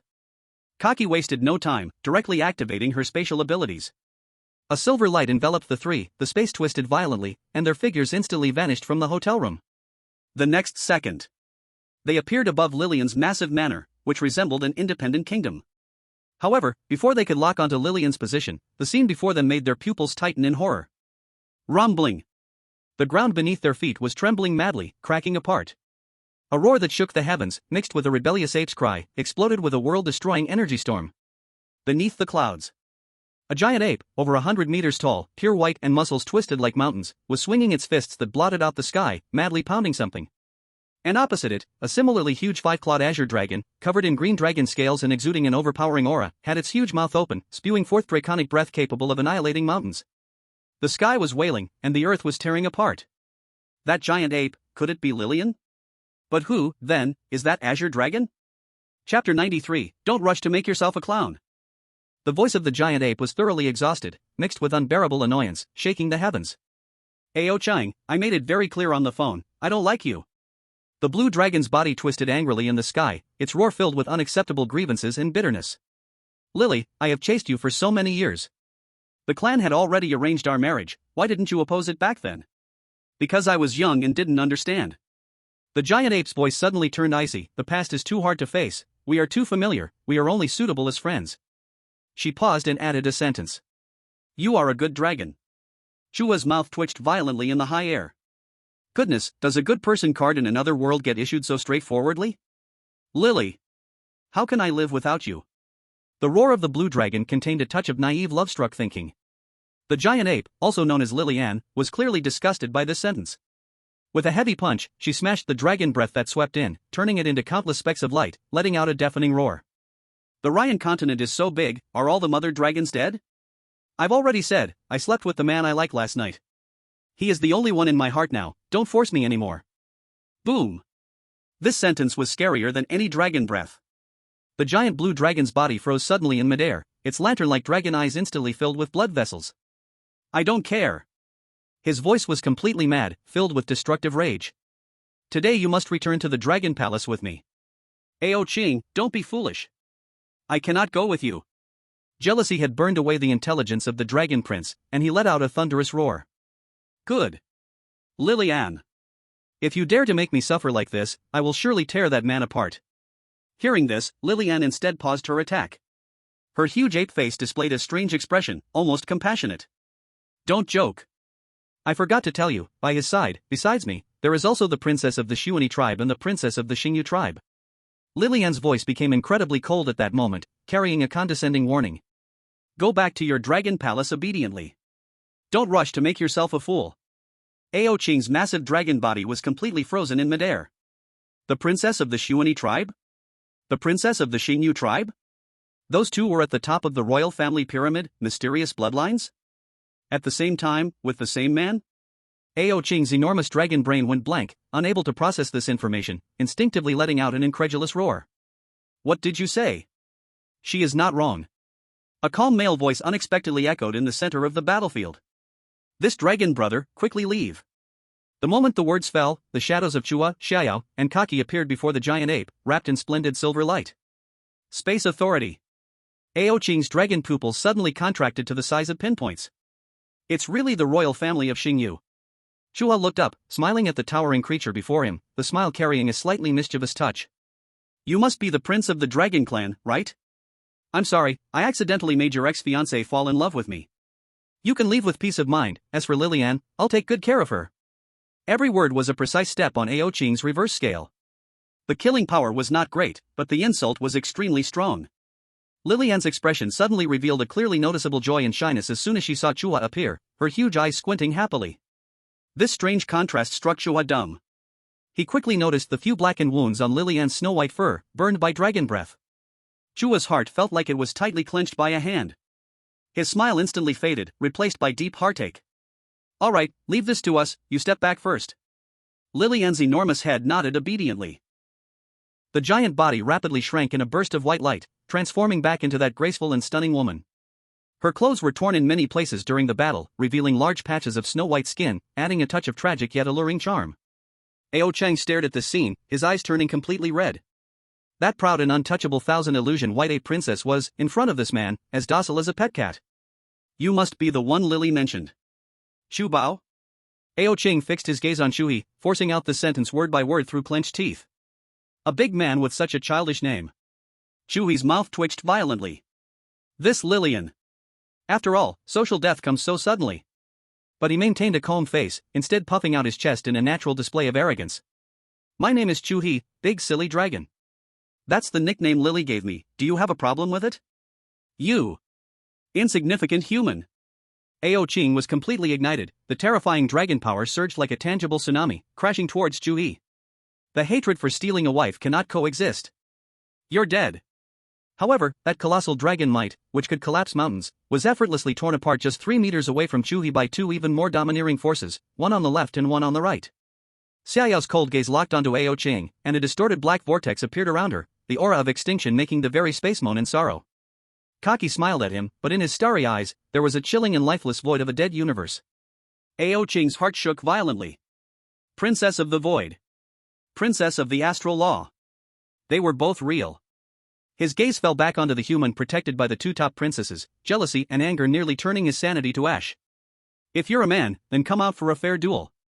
Ao Ching roared madly. Don't hide behind women like a coward. My man doesn't need you, a long worm, to talk nonsense. Xiaoyao's voice seemed to come from the abyss. She took a step forward, and the terrifying force of extinction made heaven and earth lose their color. Yet, a hand gently pressed on her shoulder. It was Chu He. Xiaoyao turned back and saw Chu He shaking his head at her. Let me try first.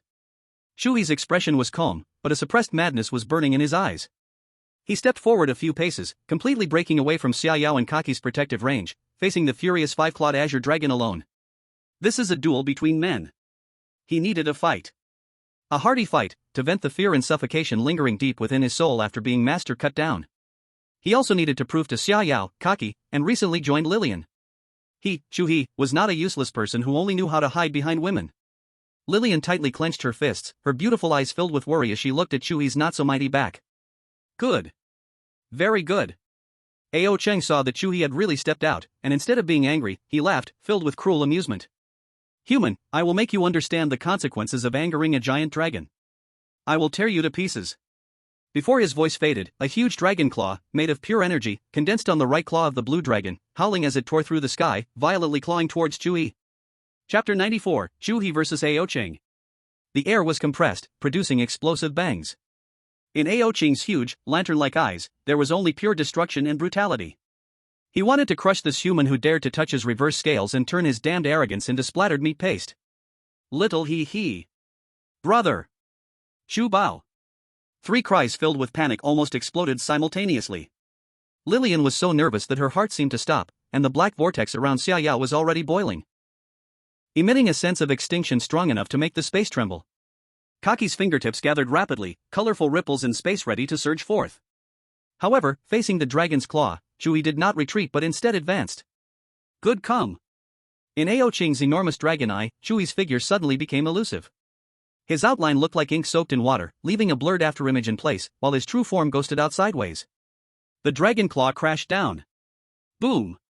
The ground was torn apart, creating 5 deep, bottomless, terrifying ravines. Charred earth and shattered rocks surged towards the sky, dust billowing like giant waves in all directions.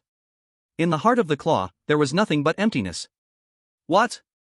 A hint of astonishment flashed in Ao Ching's dragon eye. The next second, a voice tinged with mockery echoed from above his huge head. Hey, big long worm, are you a bit nearsighted? Ao Ching raised his head abruptly. Chu He had somehow appeared above him, in his left palm, a black ball, concentrated to the extreme, slowly rotated, no light, no sound, only pure nothing. Without hesitation, he pressed that black ball hard against Ao Ching's unbreakable dragon scale. Bang! Bang! Bang! The moment the black ball touched the dragon scale, it did not produce a deafening roar. Instead, it emitted a faint, teeth-gritting crackling sound. Ao Ching only felt a slight numbness at the top of his head. On the dragon scale, which could withstand mountain collapses and earthquakes, a tiny, pitch-black dot appeared, the size of a needle tip. A cold, soul-destroying pain seeped from that small point. This little damage was nothing more than a tickle for his enormous body. Yet the essence of this power made his heart shudder suddenly. The extinguishing power that looks down on the royal family? You are seeking death. Ao Ching let out a roar that shook the heavens, his dragon tail sweeping down like a blue mountain range, carrying a raging wind powerful enough to flatten a city, towards the Chu He above. Chu He lightly tapped his toes on the hard dragon horn.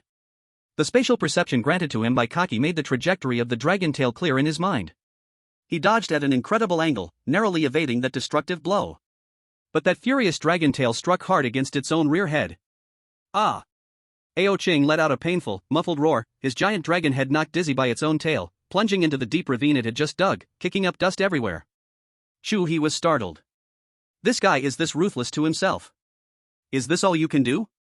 Hitting people is no skill, but bullying yourself you have plenty of. He hovered in midair, looking down condescendingly, mocking. Consumed by rage at being played with by such a tiny human, Ao Ching's reason was completely swallowed by fury. He suddenly burst from the ground, his giant dragon head covered in dirt, looking quite disheveled. Roar! He opened his enormous jaws, no longer relying on pure physical attacks. Ancient and complex dragon language magic began to chant. Blade of the Wind. In an instant, thousands of blue wind blades gathered out of nowhere, forming an impenetrable storm of blades, sealing off all escape routes for Chu He. Chu He's gaze sharpened, he immediately used spatial power to draw countless shards from the ground around him, attempting to build a barrier. But he felt uncertain, this hastily gathered defense would not hold against such dense attacks at all. Water prison. Ao Ching's dragon roar sounded again. From the 5 bottomless ravines in the ground, towering waves surged forth, forming a massive water ball that enveloped Chu He and those wind blades completely. There was no way out above, no entrance below. Now let's see how you escape. Ao Ching's voice was filled with cruel delight. Brother! Shu Bao! Xia Yao and Lilian exclaimed simultaneously. I watched helplessly as Chu He was completely swallowed by the raging waters and wind blades. Only Kachi, with her youthful little face, had the corners of her mouth slightly raised. Ao Ching looked at the chaotic water sphere and let out a crazy laugh of victory. Now let's see if you live or die. Inside the water sphere, a voice leisurely rang out. Big fool dragon, what are you laughing at? Grandpa is right here. Ao Ching's laughter came to an abrupt stop, and he suddenly looked up. He saw that above the water sphere, Chu He had somehow escaped, his hands raised high, holding a huge purple thunderball made from the power of extinction, space, and illusion, which was buzzing and unstable. A look of disbelief filled Ao Ching's huge dragon eyes. When did he get above my head? He had no time to think because that purple thunderball, carrying an aura of destruction, slammed directly onto his crown. Boom! Xia Yao and Lilian gasped, covering their mouths. He could actually master 3 abilities to such an extent. Just in that instant, he created an illusion in the water prison using Lilian's clone technique, then used Kachi's space power to teleport out, and finally mixed Xia Yao's extinction power to form this deadly blow.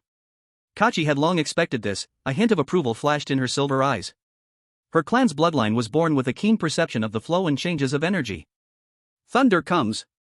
Totally enraged, Ao Ching's patience was gone, he howled at the sky. The sky changed color, dark clouds gathered from all directions, and thick green lightning, thicker than water barrels, wildly roamed through the clouds, like the apocalypse was coming. If you like to use thunder, then taste mine. Boom! A terrifying green lightning pillar, carrying the supreme might to judge all things, tore through the dark clouds and fell straight toward Chu He. This blow seemed to lock onto his soul, making him unable to think of any escape. Chu He's face finally changed completely. The 3 powers within him had already consumed more than half during that extreme operation. Faced with this earth-shattering blow, he truly smelled the breath of death. Chu He cursed in his heart, the instinct to survive instantly overwhelmed all dignity and pride.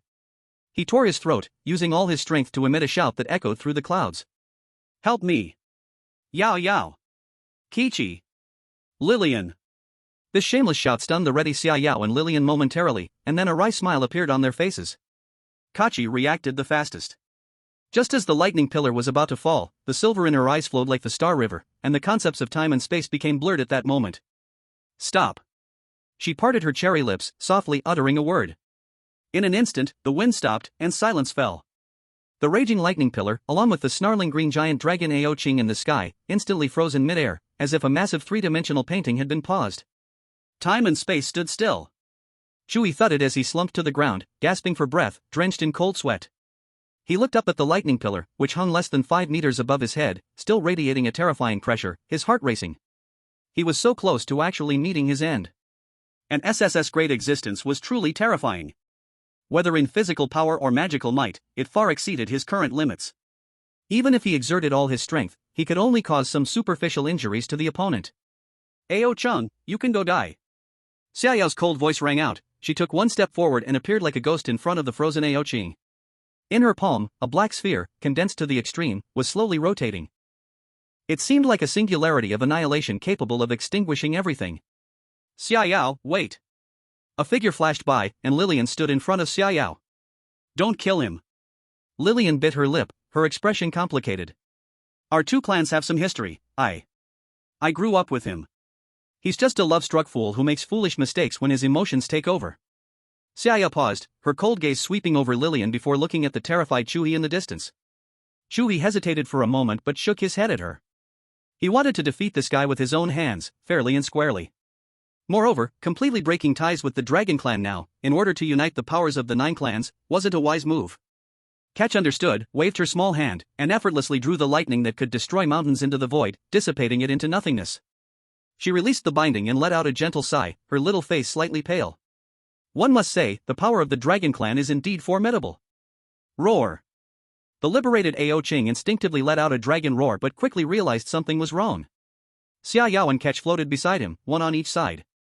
Two utterly different yet equally soul-chilling terrifying presences locked onto him tightly. He did not doubt that if he made any further movements, the next second would be his last. Ao Qing's massive body slowly shrank until it transformed into a young man clad in a luxurious blue robe, handsome yet now filled with humiliation and unwillingness. His golden dragon eyes fixed intently on the Chu He, who was helped up by Lillian, filled with rage. Humph, a waste who can only hide behind a woman. Ao Chung scoffed coldly.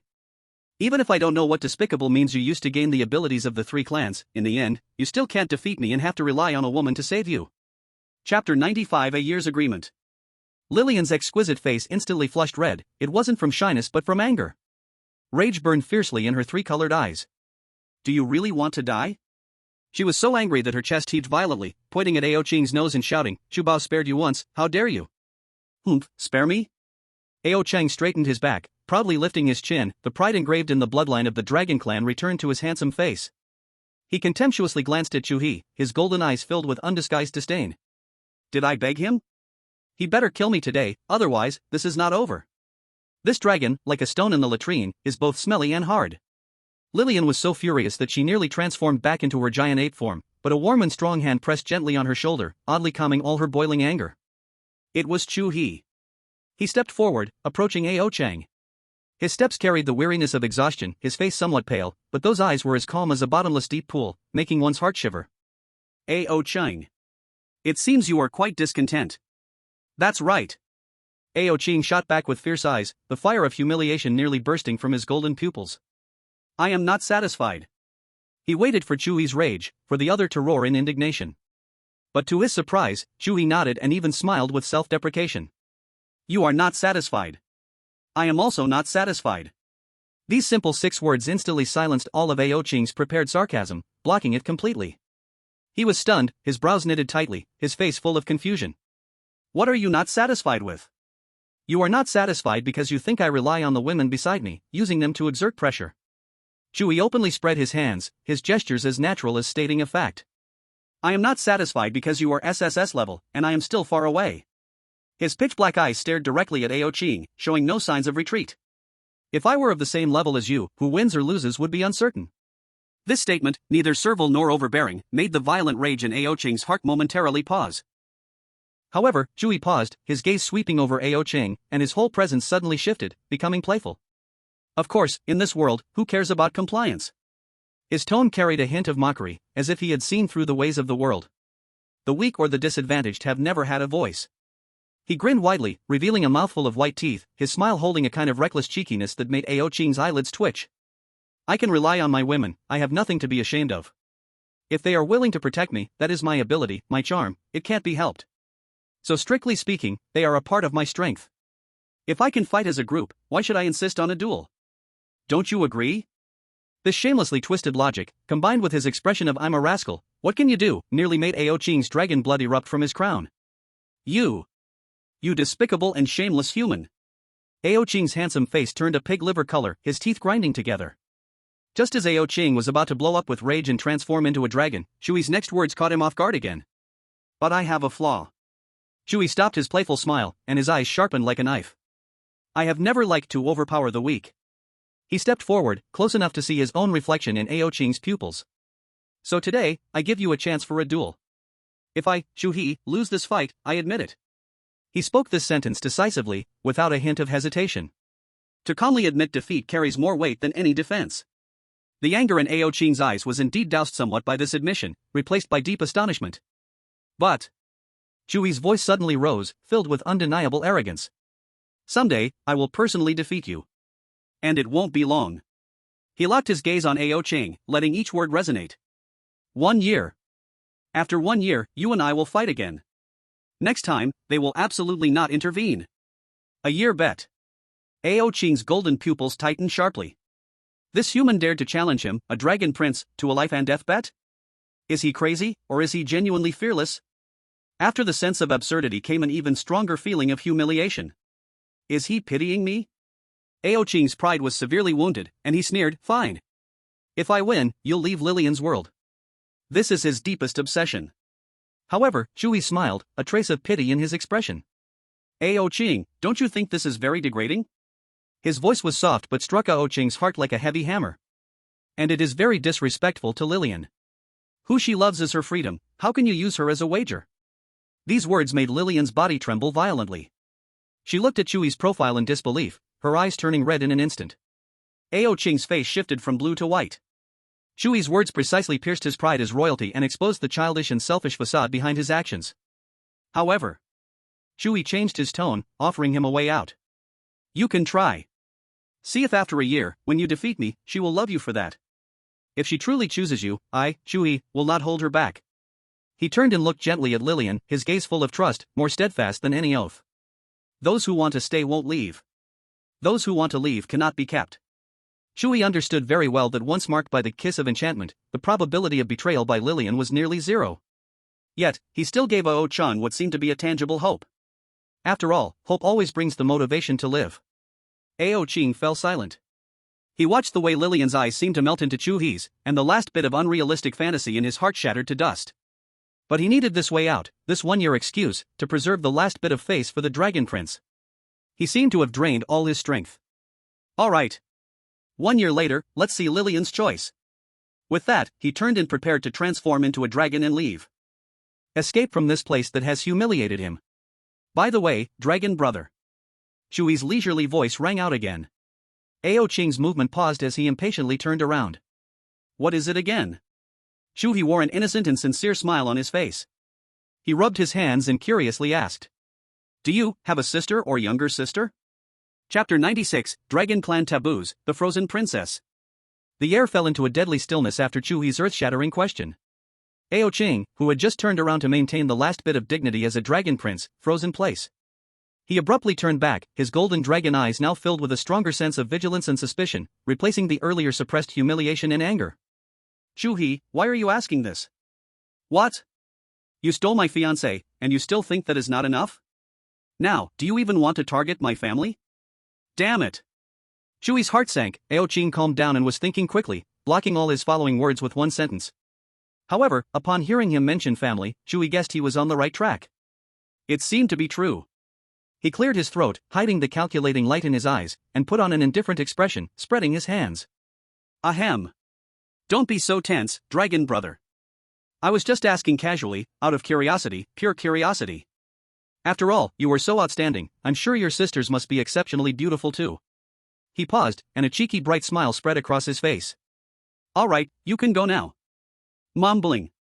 Ao Cheng stared at Chu He for a few seconds, as if trying to discern some scheme or trick from his grinning face.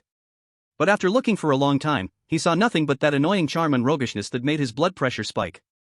In the end, he either gave up or couldn't be bothered to entangle with Chu He any further. He snorted coldly, his chin slightly raised. I can tell you. I have a younger sister. At this point, a deeply complex expression flashed across Ao Ching's proud face, filled with pride, affection, but more so, an unfathomable sadness. The emotion passed quickly, almost making one think it was an illusion. Her name is Ao Shui. If you really have the guts, and aren't afraid of death, you can go find her. After saying that, Ao Ching no longer looked at anyone, and a brilliant green light surrounded him. He let out a roar filled with reluctance and suppression, transforming into a streak of green light, slashing fiercely through the air with his claws. Slash! The space was torn open, creating a pitch-black crack from which dense void energy seeped out. He dove in without looking back, and the crack slowly closed behind him, completely swallowing the fury and humiliation belonging to the Dragon Prince. It was not until that heart-pounding dragon pressure completely dissipated that Lillian let out a long sigh of relief. She hurried to Chu He's side, carefully examining him from head to toe, confirming that he was really just exhausted and not seriously injured before feeling relieved. But in the next second, her beautiful tricolor eyes narrowed, carrying a scrutinizing meaning. Hey, Chu Bao. Why did you just ask about his sister? Isn't having the three of us enough for you? He smiled wryly, knowing he couldn't hide this matter. He elaborated to Lillian the mysterious existence, the 3-year agreement, and the necessity of gathering the 9 royal powers to have a slim chance of survival. Of course, he automatically omitted the specific identity of the master and the painful experience of being cut in half. After hearing Chu He's account, the blood drained instantly from Lillian's beautiful face. Her expression changed from initial confusion to shock, and finally transformed into deep terror. No! Without a second thought, she grabbed Chu He's arm, her fingertips turning slightly white from the force. Chu Bao, you absolutely cannot go. Ao Xue. Princess Ao Xue is the taboo of the entire dragon clan. She is an existence that cannot be touched. Her voice trembled slightly, showing just how terrified she was inside. Taboo? Chu He frowned. What do you mean? Lillian took a deep breath, seeming to calm her emotions, but the fear in her eyes would not fade. Princess Ao Xue is the most beloved youngest daughter of the Dragon Emperor and the only sister of Aoqing. Once, she was the most dazzling pearl in the entire royal family, her talent even surpassed Aoqing, and her personality was gentle and kind. Everyone liked her very much. But 2 years ago, everything changed.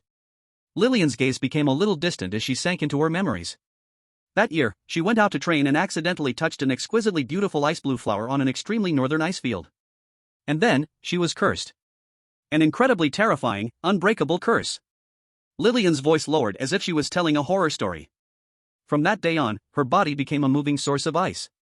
Wherever she exists, within a radius of 500 to 600 miles, everything will be frozen. The air, the earth, the ocean, everything will turn to cold ice. She cannot control it, nor can she stop it. Chu He's heart sank suddenly. 500 to 600 miles? What does that signify? A walking super-large ice age? This curse prevents her from returning to the Dragon Palace, from embracing her family. The Dragon Clan tried everything, even paying a fortune to invite an SSS-level powerhouse from the Lava Titan clan. But that flame, which could melt anything, would cause Princess Ao Xue immense pain just by being close, so they had to give up. Now, only an SSS-level existence can barely approach her and deliver some necessities. She can't even eat a warm meal. Any food brought to her would instantly freeze into a chunk harder than steel. She hasn't tasted the original flavor of food for 2 years. Fortunately, the Dragon Clan has good teeth, so she can gnaw on those ice chunks to stave off hunger, so as not to starve to death. Hearing this, a picture involuntarily appeared in Chu He's mind. A beautiful and kind dragon princess sits alone on her self-created frozen throne, gnawing on frozen food. Day by day, year after year. How lonely and desperate that must be. She has a good nature, unable to bear the thought of any creature dying because of her. So, she eventually chose a place to self-exile. An abandoned ancient city near the endless sea. Now, it has become a true city of ice and snow, a dead city with only her as the living soul. After finishing, Lillian sighed deeply, her tone filled with regret and sympathy. Chu He rubbed his temples, feeling a headache. Having just fought a battle, exhausted in body and mind, now he faced such an unsolvable dilemma. He must contact Princess Ao Xue. He has to obtain the divine power of the Dragon Clan. But the reality is, with his current strength, he couldn't even approach Princess Ao Xue, let alone step into the edge of that ice city, or he would be frozen into an ice sculpture. He clearly recognized the insurmountable gap between himself and a true SSS-level powerhouse during the fight against Aoqing. No matter how many skills or abilities he had, they all seemed so pale and powerless in the face of absolute strength. If it weren't for Kachi's timely intervention in the end, he would have been a charred body by now. Wanting to see Ao Xue, wanting to gain the divine power of the Dragon Clan. He must become stronger. Strong enough to have a body that can withstand that extreme cold, strong enough to have the power to confront SSS-level existences head-on. So, Chu He raised his head and swept his gaze over the 3 stunning women before him. A thought arose. In his mind, chaos was breeding wildly. How can I reach SSS level, the fastest? Chapter 97. A warm week, the Ninth Prince awakens. Chu He tightly held Lillian's cool fingertips, that warmth and strength passed through the skin. His gaze was more determined than ever before. Lillian, no matter how dangerous she is, I have no choice. This is not only about my life and death but also about all of us. His eyes swept over Xia Yao and Kachi, and the 2 women returned his gaze with immense trust and determination. We will work hard together, and we will find a way. The 3 women nodded heavily. Due to the battle between Lillian and Aoqing, her lavish mansion had mostly turned into ruins. As the lord of the city, Lillian quickly arranged for her capable subordinates to begin reconstruction and repair work. Afterwards, Chu He and his group temporarily stayed at the hotel in Failing. After acquiring the transformation technique of the Qianhuan White Ape clan, Chu He's life became more convenient by more than a level. He no longer had to personally rush to the feasting house kitchen to stir the pots. A clone made of hair perfectly took over everything. That clone not only possessed his cooking skills but even learned his exacting standards for ingredients and precise heat control, producing dishes identical to the original. As for Chu He himself, he only needed to occasionally transmit some energy to maintain the operation of the clone within a range of 10 kilometers. He had tested it, and with his current strength, he could maintain up to 5 such hair clones simultaneously while keeping a clear connection of thought within 10 kilometers, and the energy consumption was completely within an acceptable range. As for the clones made purely of energy, although they had greater combat power, they were extremely unstable and had weak connections with the original, only suitable for use as a one-time illusion to confuse enemies in battle.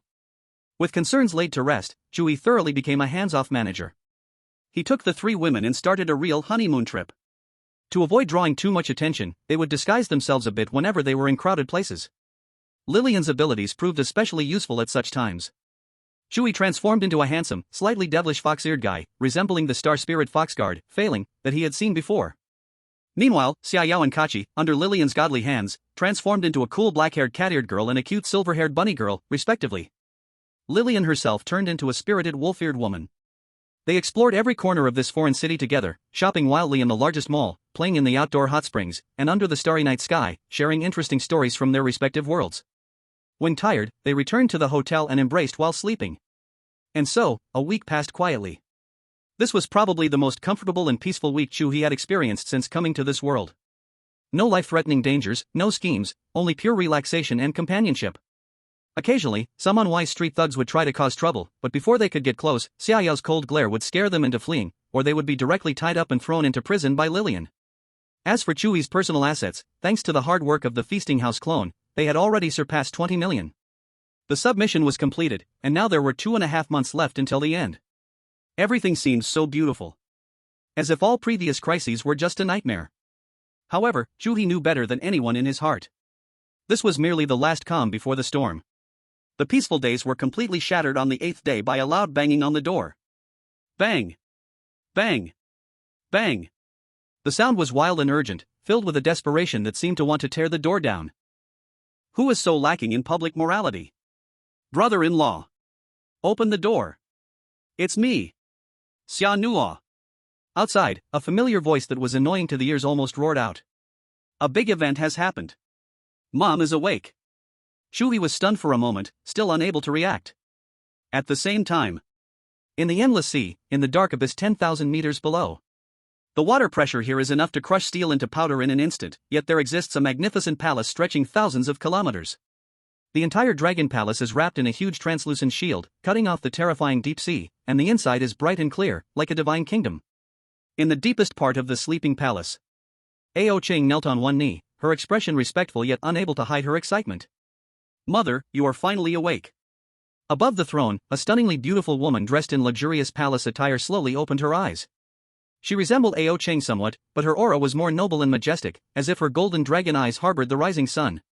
She is the queen of the dragon clan, Ao Shi. Xinger. Ao Shi's lips carried a gentle smile, her voice soft. How long have I been asleep? Returning to mother, it has been more than 6 years. Ao Shi nodded, just about to say something more, when Ao Ching suddenly raised her head, her voice trembling slightly. Mother, younger sister. Ao Shui is in trouble. The smile on Ao Shi's face instantly froze, an indescribable aura of terrifying pressure descended, shaking the entire palace. Speak. What happened to Shui? Ao Ching did not dare to hide anything and immediately poured out everything about Ao Shui encountering a curse and self-exiling to the Ice City. Hearing that her daughter was still alive, Ao Shi's cold gaze softened slightly as she breathed a sigh of relief. But the next moment, her figure vanished from the throne. Space did not tear, time did not freeze, she simply disappeared so naturally from the spot. In the next moment, above the endless ocean, above a city of dead silence covered by eternal ice and snow, Ao Shi's figure appeared out of nowhere. At a glance, she spotted the solitary, frost-covered slender figure on the throne. Shui. Hearing this familiar voice, Ao Shui's figure on the enormous ice sculpture throne trembled fiercely. She slowly lifted her head, and the tears instantly burst forth. But as those hot tears left her eyes, they condensed into transparent ice crystals in midair, tinkling as they crashed to the ground, shattering into pieces. Mother, don't come over. Ao Shui's voice was hoarse from lone solitude, filled with fear. The cold here will hurt you. But Ao Shi did not listen. Her figure flashed again and had already stood before the throne, regardless of the biting cold, tightly embracing the daughter she had missed day and night. Zizi. An ultimate coldness capable of freezing the soul surged wildly into Aoshi's body.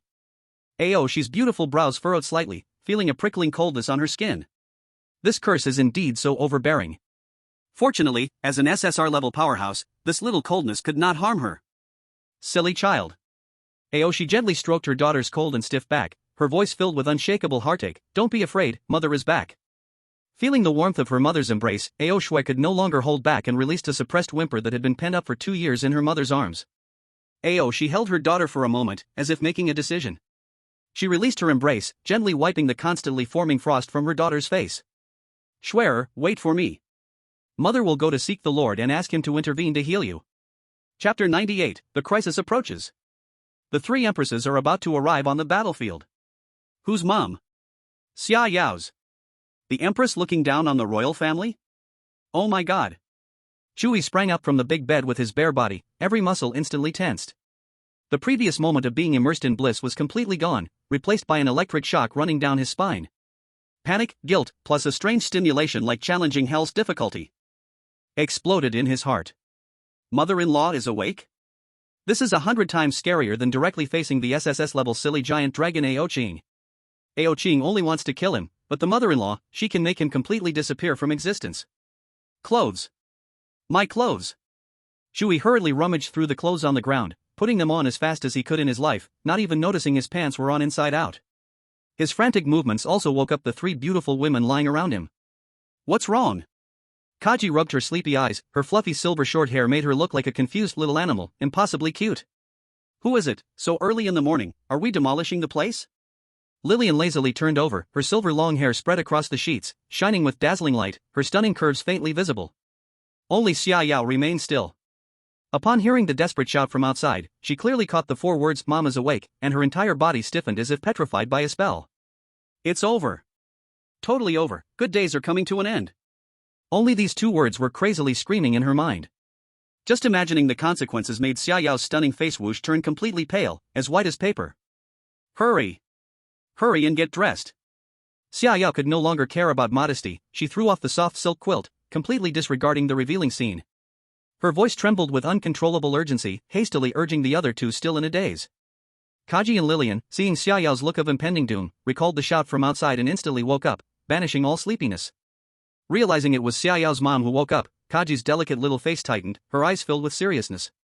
Because she immediately understood, since the sharp-eyed queen was awake, her own mother, the ruler of the Xinglu royal family, was most likely awake too. She wasn't too afraid of being beaten, the Xinglu royal family valued reason and knowledge and rarely used violence to solve family problems. But what she feared was Chu He facing the test from the Xinglu royal family. Lillian felt the same way. Her situation was worse than Xia Yao's. The Qianhuan white ape tribe seemed carefree, but the rules were as strict as iron. She was already betrothed to the deep-sea giant dragon Aoqing, and this marriage concerned the dignity of both royal families. Now not only was she breaking off the engagement, but she was also completely tied to Chu He. Raw rice had turned into half-cooked rice. If her mother woke up, her dad would definitely bring her to Wanxiang City to find her, and then her lies would quickly crumble. It turned out that on the night they broke off the engagement, Aoqing angrily contacted her dad. At that time, Lillian quickly thought of a lie, saying they were just a young couple having a little quarrel and would be fine in a few days. Now her dad was likely still lost in a beautiful fantasy of becoming relatives with the Dragon Clan.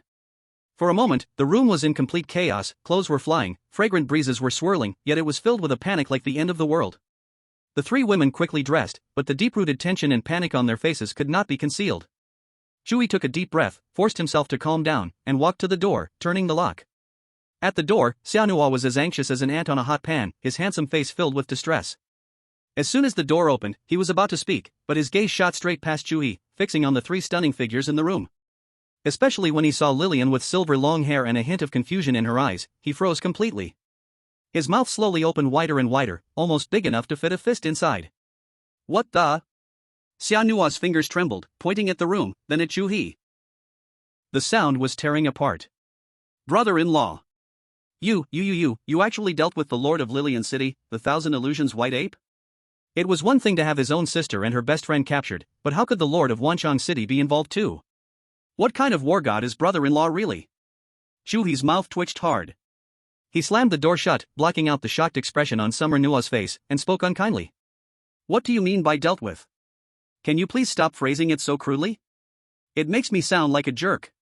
Summer Nuwa stared at him blankly, and after a while, managed to squeeze out between his teeth, "Isn't that right?"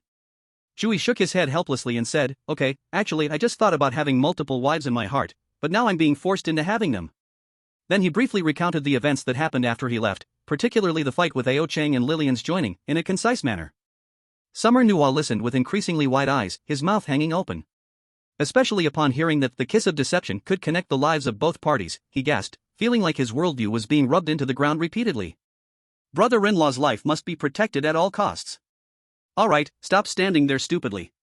Chu He interrupted his wild thoughts, getting straight to the point, his voice extremely serious. "Little brother-in-law, let's talk about serious matters. Where is your mother now? When did she wake up? Have you mentioned me and your sister?" This was the crucial question that determined their lives and deaths. As soon as Chu He asked, Summer Nuwa snapped back to reality, his expression overtaken by urgency once more. "Just woke up. It was this morning. She said she wanted to see the master once. She should have gone to meet the master already." Summer Nuwa spoke rapidly. "She just asked where my sister was, and I only told her that my sister is in Wanchang City, completing the game task given by the master." Lillian picked up his thread with a voice already tinged with uncontrollable tremors. "Kachi from our two families might have awakened too. Right now, they are likely with the master." This statement hit everyone like a 10,000-ton iceberg, pressing down on them so hard they could barely breathe. Chu He's mind raced, a terrifying theory quickly formed. How much time would it take to meet the master? If quickly, it could be today. At some point today, it was very likely that three queens representing the highest combat power of the Ryan continent would descend upon Wanchang City.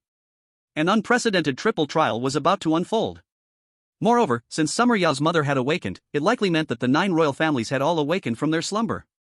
The path towards becoming stronger would no longer be as simple as seeking a target, but rather it would be about pulling teeth in front of 9 pairs of eyes. The difficulty had instantly skyrocketed from hard mode to hellish mode. Chapter 99, The 9 Emperors Gather. On the Ryan continent. In the heart of every royal family leader, there lies an indescribable coordinate. It is a forbidden space detached from the real world. Here, there is no concept of heaven and earth, only the boundless sea of stars. Countless splendid nebulae flow slowly, condensing into rivers that seem within reach, while underneath is a smooth, mirror-like black crystal floor, reflecting the splendor above. In the center of the space, a circular courtyard woven purely from light hangs silently. A tall figure was the first to arrive. On her skirt, dark golden silk threads embroidered complex twisted symbols of destruction. With each step she took, those symbols were like a hungry abyss, greedily swallowing the surrounding light, exhaling an emptiness that sent shivers down the soul. She had an extraordinarily beautiful face almost identical to Summer Yao, but her aura was as cold as ancient ice, intensely frigid. Her long black hair was simply tied up with a pale bone hairpin. She was the empress of the Void Glare royal family, Xia Qingyuan. Almost the moment she appeared, the space beside her rippled out in a circle. A petite figure jumped out from the crowd. The newcomer wore a scholar's robe adorned with golden trim and star patterns, her silver short hair playfully spiked.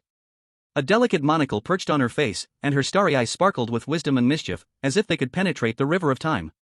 Her appearance resembled Kachiya's, but added with a calm that time could not erase. The ruler of the Star Law royal family, Kachiya. Xia Qingyuan, you always get ahead of me. Can't you wait for me just once? Kachiya familiarly linked arms with Xia Qingyuan, her complaint laced with affection. Xia Qingyuan glanced at her expressionlessly, remaining silent, yet did not withdraw her arm. Sigh, I wonder why the master woke us up this time. I just woke up and haven't even had time to organize all my new discoveries. Kachiya pushed her glasses and spoke to herself. As soon as she finished speaking, 2 figures arrived from the other side of the courtyard. One was the proud she, dressed in an exquisite golden dragon-patterned palace outfit, with small dragon horns hidden in her golden-green long hair, her noble face shrouded in an unshakable worry. The other woman was much livelier, wearing a vibrant green short skirt, her silver-white long hair intricately braided into dozens of delicate braids, gently swaying with her movements. Her features were exquisite, her smile sweet, and her bright eyes sparkled with cleverness. The queen of the 1,000 illusion white ape, Ai Li. Sister Aoshi, don't worry too much. The boss is all-powerful, there must be a way to lift Schwer's curse. Ai Li comforted Aoshi beside her. The moment she spotted Kachiya and Xia Qingyuan, her eyes lit up, and she quickly pulled Aoshi over. Ah, Kachiya, Qingyuan, you made it too. Ai Li greeted warmly, then mysteriously announced, just right, I have some huge news. My Lillian and Aoshi Zhaoqing are about to have a good thing happening. Upon hearing this, Aoshi managed a faint smile, giving her tacit approval. Oh? Kachiya's glasses flashed with a glint, that's truly a powerful alliance, be sure to save me a good spot at the wedding. Of course. Eerie proudly puffed her chest. I'm planning to hold the wedding in Mirage City, and I'll invite all the prominent figures from across the continent. Chu He chuckled lightly. I really envy you, your clan doesn't have so many old rules, allowing free choice in partners. Eerie huffed with pride. Unlike your two clans, overly strict about blood purity, with tests for foreign husbands that are downright excessive. Times have changed, we need to learn to adapt. As these words fell, Xia Qingyuan's previously calm face instantly chilled with frost. Chu He's smile vanished as well. Seeing this, Eerie quickly laughed. I was just joking, a little suggestion, my bad for bringing up something sad for you too. Just then, several distinctly terrifying presences descended. A fiery woman with red hair and a lava skirt strode forward. The air grew warmer with her arrival. She was the queen of the lava titans, Ignis. Accompanying her was a woman shrouded in black veil, with only a pair of captivating eyes visible. She was the queen of the siren sea demons, Lorelei. Lorelei's gaze fell on Aoshi, letting out a soft laugh. Oh, the dragon queen is also here? Haven't picked up any of my people's bodies from the sea lately, have you? I heard your patrols have a habit of mistakenly injuring us. Aoshi's face darkened, her golden dragon eyes flashing cold light. Mind your people and keep them from crossing the sighing sea trench, it will be naturally peaceful. He, the entire ocean is the home of the sirens, where are the boundaries? Lorelei stood her ground. The atmosphere instantly became tense and charged. Alright, let's say a little less, do you want to get punished by the boss again? A hoarse voice with a strange magnetism rang out. People turned to see a woman in a black dress bearing white bone embroidery, her deep gray-purple eyes piercing. She was playing with a skull-shaped jade pendant at her fingertips. The Bone King, Morana. Next, a tall woman, over 2 meters in height, with smooth and muscular lines and bronze-colored skin, silently walked over to stand beside her. She was the queen of the immortal giants, Rock Princess. The last to appear was a woman dressed in a gray-purple translucent veil. If one looked closely, they would find she wore nothing underneath. Her purple hair was translucent like mist, and her long eyelashes made her always look like she had just woken up. She held a patched doll, whose eyes were 2 glowing pearls. She was the Dream Weaver, Phibet. The 9 highest rulers of the Ryan continent, after many years, gathered once more. In this strange atmosphere where everyone had their own thoughts, the nebula river in the center of the courtyard suddenly stilled. All light flowed, all energy operations halted at this moment. An indescribable majesty enveloped the entire space.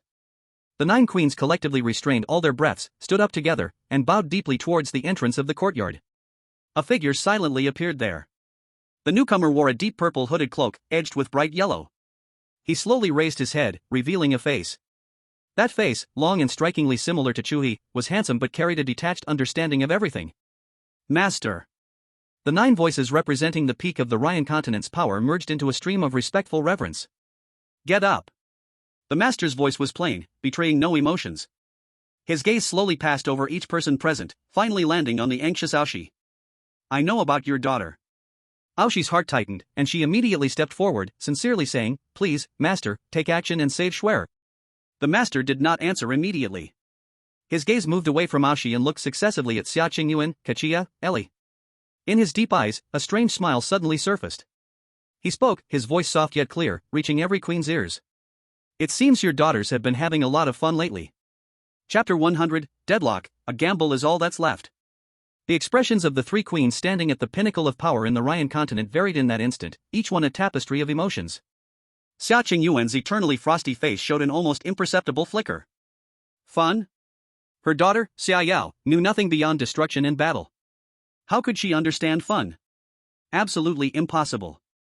Kachia pushed her single-lensed glasses up her nose, her starry eyes behind the lenses flashing with countless data streams, trying to decipher the deeper meaning behind the master's words. Her daughter Catch had been a bookworm since she was little, her greatest joy was burying herself in piles of books. Only Ellie, queen of the 1,000 illusion white ape, felt a sudden jolt in her heart, an intense sense of foreboding instantly tightening around her heart.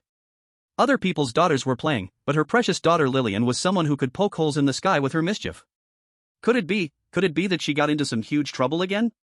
The master caught all their subtle expressions, the corner of his mouth lifting into a meaningful arc, a smile that sent chills down the spines of the 3 queens. Good things, all good things. The master waved his hand, like an audience in a theater watching a play with great interest. Your daughters, this surprise, better left for you to discover on your own.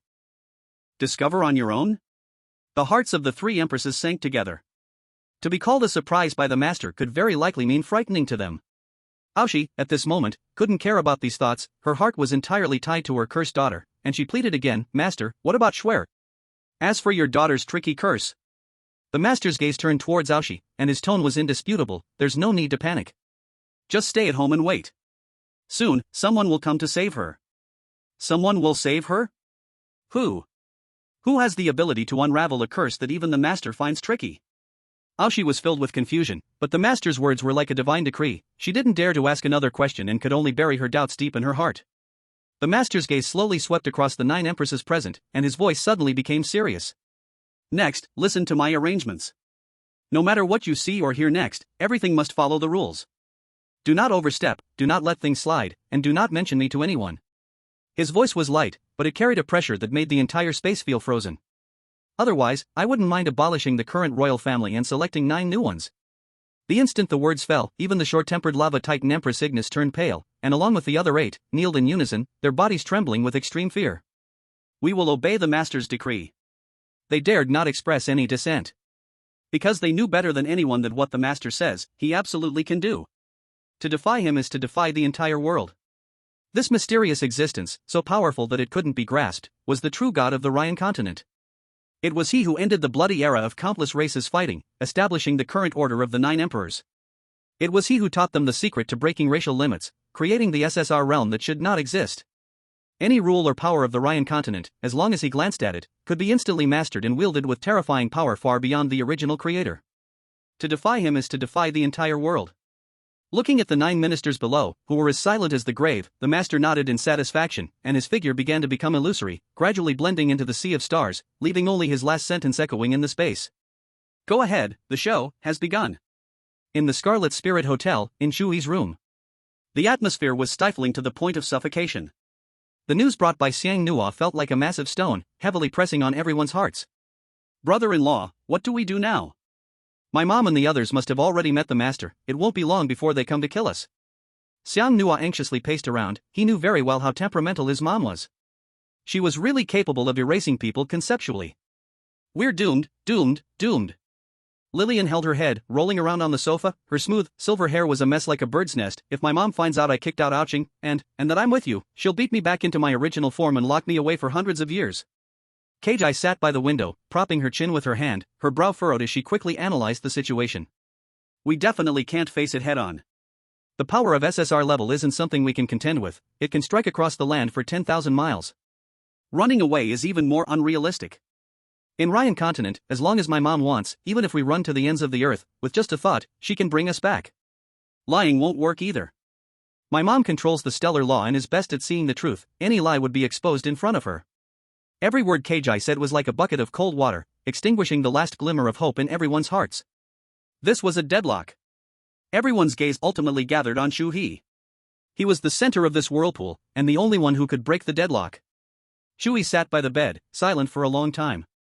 He wasn't afraid, he was thinking. He quickly ran through all his experiences over the past month in his mind. From the initial Blue Star campus dungeon to now the Ryan continent's city of wonders. The people he faced were getting stronger, and the situations were becoming more complex. But he discovered a pattern. The more seemingly impossible the predicament, the less one should play by the rules. The more desperate the situation, the bolder one must be. He raised his head, his gaze sweeping over 3 beautiful faces filled with worry and tension, and suddenly smiled. What are you panicking about? He stood up, walked to the 3 girls, extended his arms, and hugged them tightly, embracing them left and right. It's just meeting the parents, what's the big deal? Huh? The 3 girls, along with the nearby Xiano, were all dumbfounded.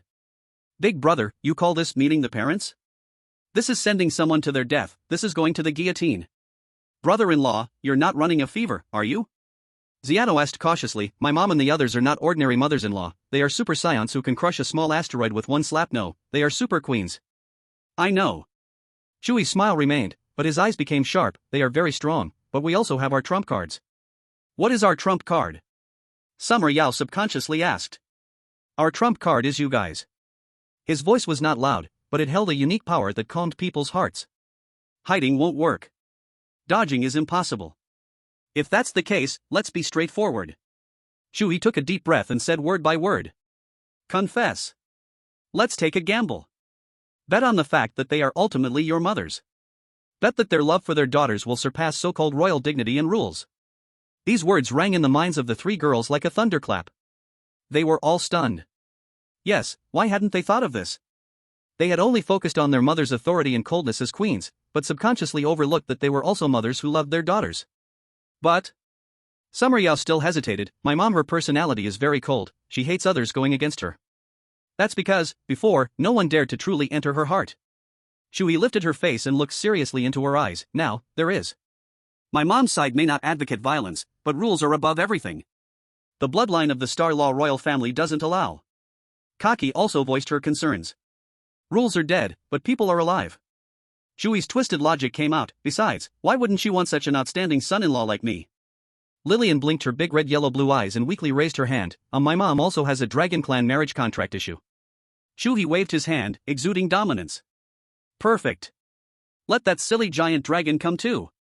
Let's clarify this matter in front of everyone. With new love and old love gathered together, let's perform an epic show in front of the three mothers-in-law. The Great Love Defense. Looking at Chu He's confident and even a bit excited demeanor, the three girls and Xiano stared in disbelief. How is this getting more absurd?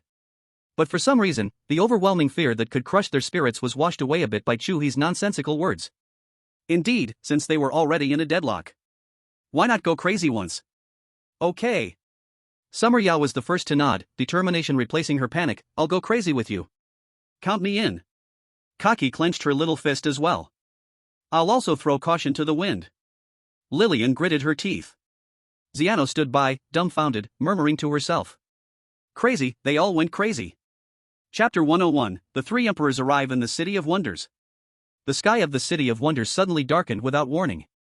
It was not clouds blocking the sun, nor was it some celestial event. It was a strange feeling as if the entire world's light source had been artificially adjusted to a lower color temperature. A sense of oppression, stemming from the instinct of life, gripped the hearts of every being in the city. The patrolling Thousand Illusions White Ape Tribe Guards.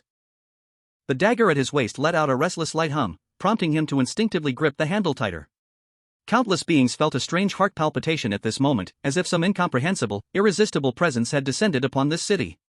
Above the ruins of the city lord's mansion, thousands of craftsmen were busy working on repairs. This place had transformed into a massive construction site. Three figures suddenly appeared in mid-air above the ruins, quietly hovering. Their presence did not disturb anyone below, as if they were separated from this space by an invisible dimension. The Queen of the Thousand Illusions White Ape, Eerie, looked at the completely ruined mansion below. Her once sweet and lovely face crumbled in an instant. My mansion. In the next moment, her figure vanished, landing directly in front of the elderly White Ape steward, the site's overall manager. The poor old steward, holding blueprints and loudly directing, suddenly felt the air around him solidify.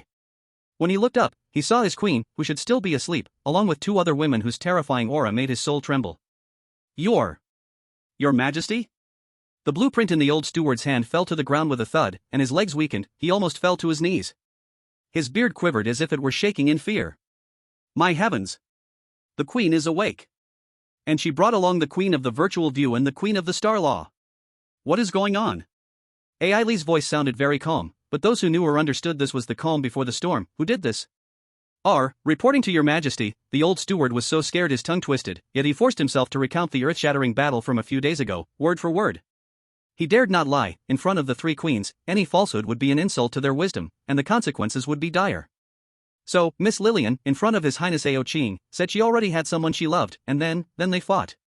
Ailey's beautiful three-colored eyes widened bit by bit, her expression frozen in disbelief. Her own daughter called off the engagement? And she fought with the prince of the dragon tribe over some unknown wild man? Even destroying their home?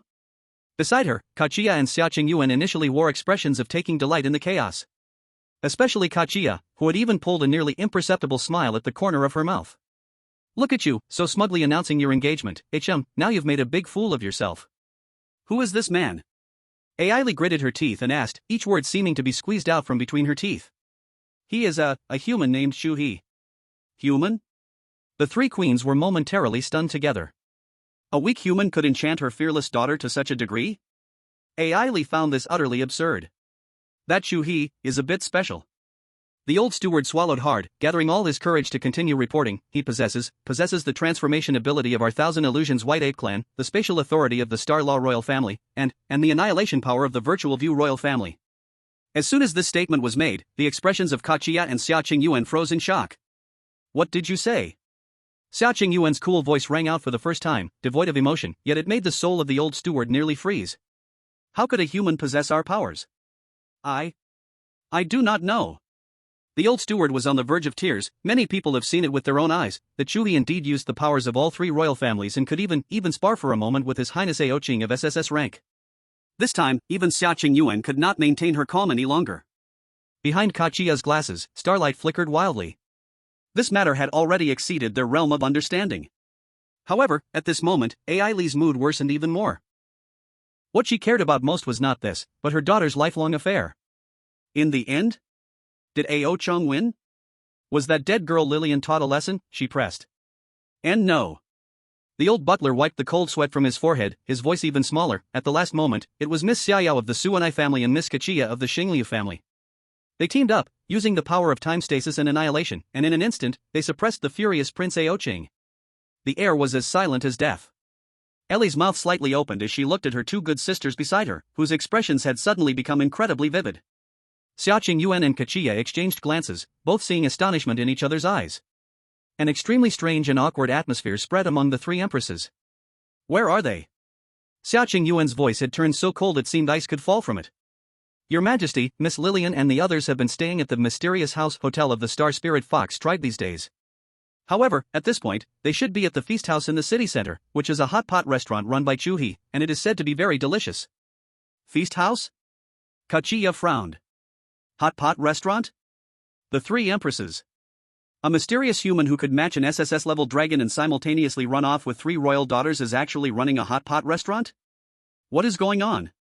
Ellie no longer wanted to waste words. She now just wanted to immediately grab that guy named Chu He and see if he had 3 heads or 6 arms. 1 o'clock in the afternoon. On the most prosperous commercial street in Wanxiang City, in front of the feast house. A long line had already formed, stretching around the corner, various peculiar creatures craning their necks, anxiously waiting, making a commotion. Suddenly, the entire street's clamor seemed to have been muted by someone. All the creatures felt a tremor from the depths of their bloodlines, and terrified, they looked up to see 3 figures slowly descending from the sky. Ellie was in the lead, wearing a warm smile on her face. Kachia followed beside her, pushing her glasses, with a serious expression.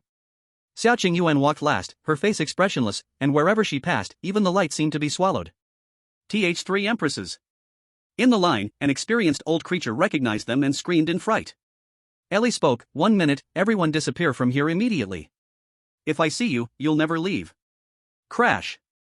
The entire long line instantly erupted, countless creatures scrambling away in a panic, peeing themselves as they fled in all directions. The shopkeepers hurriedly pulled down their shutters. Shoppers crashed right into nearby stores. In less than 30 seconds, the bustling commercial street had become quieter than a cemetery, leaving only the sound of wind stirring up a few scraps of paper. Ellie was very satisfied with this effect. She stopped and looked up at the sign of the restaurant. Kachia read the advertisement on the sign with great interest, word by word. Chu He Hot Pot Restaurant. Praised for its deliciousness by the royal creature chef Xia Yan. So delicious it makes the queen cry with joy. That certainly takes some guts. Ellie's smile grew even more kind, and the air around her began to crack under pressure. To captivate my daughter so deeply, daring to offend the dragon clan, I'm going to see today what kind of skill he possesses. Xiaqing Yuan said nothing, she simply quietly looked at the tightly closed shop door. But deep within her eyes, where annihilation gathered, a storm brewed. Chapter 102, Gambling God, Chu He. At this moment, inside the hot pot restaurant. Silence. Chu He, Xiaoyao, Kachia, Lilian, Xianhua, the 5 of them sat around a table, and no one spoke. They heard the commotion outside very clearly. The 3 terrifying auras, descending like heavenly might, made the temperature in the store drop several degrees, and everyone's breathing grew cautious. We're finished, we're finished, we're finished. It's the aura of Mom and the others. Exactly the same. Lilian held her head, almost turning her beautiful silver long hair into a messy nest. My mother is here too. Kachi's little face was tense, her hands resting on her knees, her fingertips unconsciously tapping, a habit of hers when she thought at high speed. Xiaoyao didn't say anything, but her tightly clenched hand holding onto Chu He's clothes revealed her inner unease. The 3 princesses never imagined they would reunite with their mother in this way, in such a situation. Even the usually loud Shano was quiet as a quail at this moment, curled up on the chair, wishing she could shrink into a crack in the wall. Only Chu He remained calm. He slowly exhaled a breath of turbid air, his heart beating as if it would burst out of his chest. Panic, fear, he felt them all. Every time a crisis approached, the sense of powerlessness that he might be crushed in the next second suffocated him. Every time felt like a gamble for his life. But he wasn't a brainless gambler. He had two chips. First, he bet that they wouldn't really kill him because his life was tied to their daughters' lives. Second, he bet that the high and mighty master wouldn't let him die so easily. He was still waiting to overturn his chessboard. Thinking of that bastard master who toyed with him made Chu He feel a surge of anger. He really wanted to give that guy a good beating. Alright, everyone, stop looking like you're about to be executed. Chu He suddenly stood up, brushing off non-existent wrinkles from his clothes. It's just meeting the parents, how big of a deal is it? At this moment, Chu He was dressed in a sharply tailored black suit, a white shirt meticulously buttoned up, paired with a pure black tie. He even styled his hair, slicking it back into a shiny pompadour. In that instant, he seemed like the god of gambling. The game has already started, now, it's time to meet our dealer. He lightly tapped his finger on his phone. An overwhelming, stirring synthesized music erupted, the final countdown. Dun dun dun, dun dun dun. The strong and steady rhythm was like a giant gear-driving fate beginning to turn, each beat hitting heavily in everyone's hearts, dispelling the suffocating fear, replaced by an undeniable powerful aura. Chu He turned around and walked toward the door. His back, against the backdrop of the music, was straight and resolute, carrying an epic sense of walking toward destiny. Xiaoyao, Kachi, Lillian, and Shano all stared blankly. This scene was so handsomely unreal. In their pupils, the figure walking alone toward divinity was reflected, their eyes welling up with heat. Shano instinctively murmured, "Brother-in-law so handsome." Xiaoyao, Kachi, and Lillian exchanged glances, seeing a glimmer of determination in each other's eyes. They immediately got up, without any hesitation, and closely followed Chu He. Shano gritted her teeth and quickly kept up.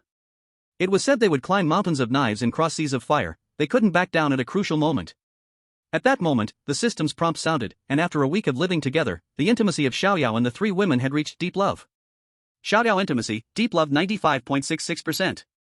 Kachi intimacy, deep love 90.78%. Lillian intimacy, deep love 80.69%. Chu He smiled faintly at this result, realizing that something big must happen to quickly increase intimacy. Chu He walked to the door and placed his hand on the doorknob. He could clearly feel that outside the door, three auras had completely locked down every inch of the shop space. He took another deep breath. Then, with a sudden force, he pulled open the shop door. The afternoon sunlight poured in, a bit blinding. Chu He squinted, finally seeing the three stunning women standing outside. The one in front had a sweet face, but her eyes hid a bottomless cold pool. The one beside her was intellectual and elegant, her vision behind single glasses as sharp as a surgical knife. It seemed necessary to analyze him from the inside out. The last one, cold and detached, just stood there, as if even the light and air were frozen. There's no doubt, this is their mother. 3 SSR-level super queens. As Chu He assessed them, the three queens' gazes also fell for the first time on this audacious human. Then, the moment they saw Chu He's face. Whether it was the furious Ellie, the intrigued Kikia, or the icy Xiaoqing Yuan. The three queens standing at the pinnacle of power in Ryan continent, at this moment, their expressions all froze completely in unison. All the expressions on their faces, anger, scrutiny, coldness, were instantly replaced by an extreme shock, which then shattered and collapsed. Pupils, sharply constricted. That face. That face, how is it possible? Isn't that the face of the master they just summoned? No, it can't be said to be identical, but that silhouette, those brows and eyes, that spirit, they at least shared 80 to 90% resemblance. What shook them even more was that this man was exuding a faint aura that was extremely similar to the master. It was a kind of irresistible magic that made one want to get close, want to submit. Although it was weakened countless times, the essence was surprisingly consistent. This was naturally the charm's breath that Chu He was silently activating. He thought this skill might have no effect on SSR-level powerhouses, but still held on to the attitude of giving it a try, just in case it worked. In an instant, the three queens' minds went blank, all the prepared words of accusation were forcibly swallowed back, stuck in their throats, unable to go up or down. The overwhelming momentum from before instantly wilted away. Ellie's lips trembled as she was the first to speak. You are. As soon as the words left her mouth, Ellie's head suddenly throbbed painfully, as if pierced by a burning iron stake. In an instant, she remembered the master's recent decree, do not mention me to anyone. This scene also stunned Chu He behind them. Kikia, Xiaoyao, and Lillian were even more dumbfounded. This was completely different from the script they had expected. In their mother's eyes, they saw not raging fury, but surprise, shock, and an undeniable panic. Chu He's mind raced, attributing all of this to the charm's breath, internally amazed at how terrifying this skill was. But Chu He also didn't dare to let his guard down. He forced a most standard, warm smile, gathered his courage, stepped forward, and spoke first. I guess the three of you must be the mothers of Yao Yao, Ki, and Lili? Ladies, my name is Chu He, very pleased to meet you. Chapter 103, Mother-in-law like a little kitten. The expressions of the three queens fluctuated, and a tumultuous wave surged in their minds. Yao Yao, Ki Ki, Li Li.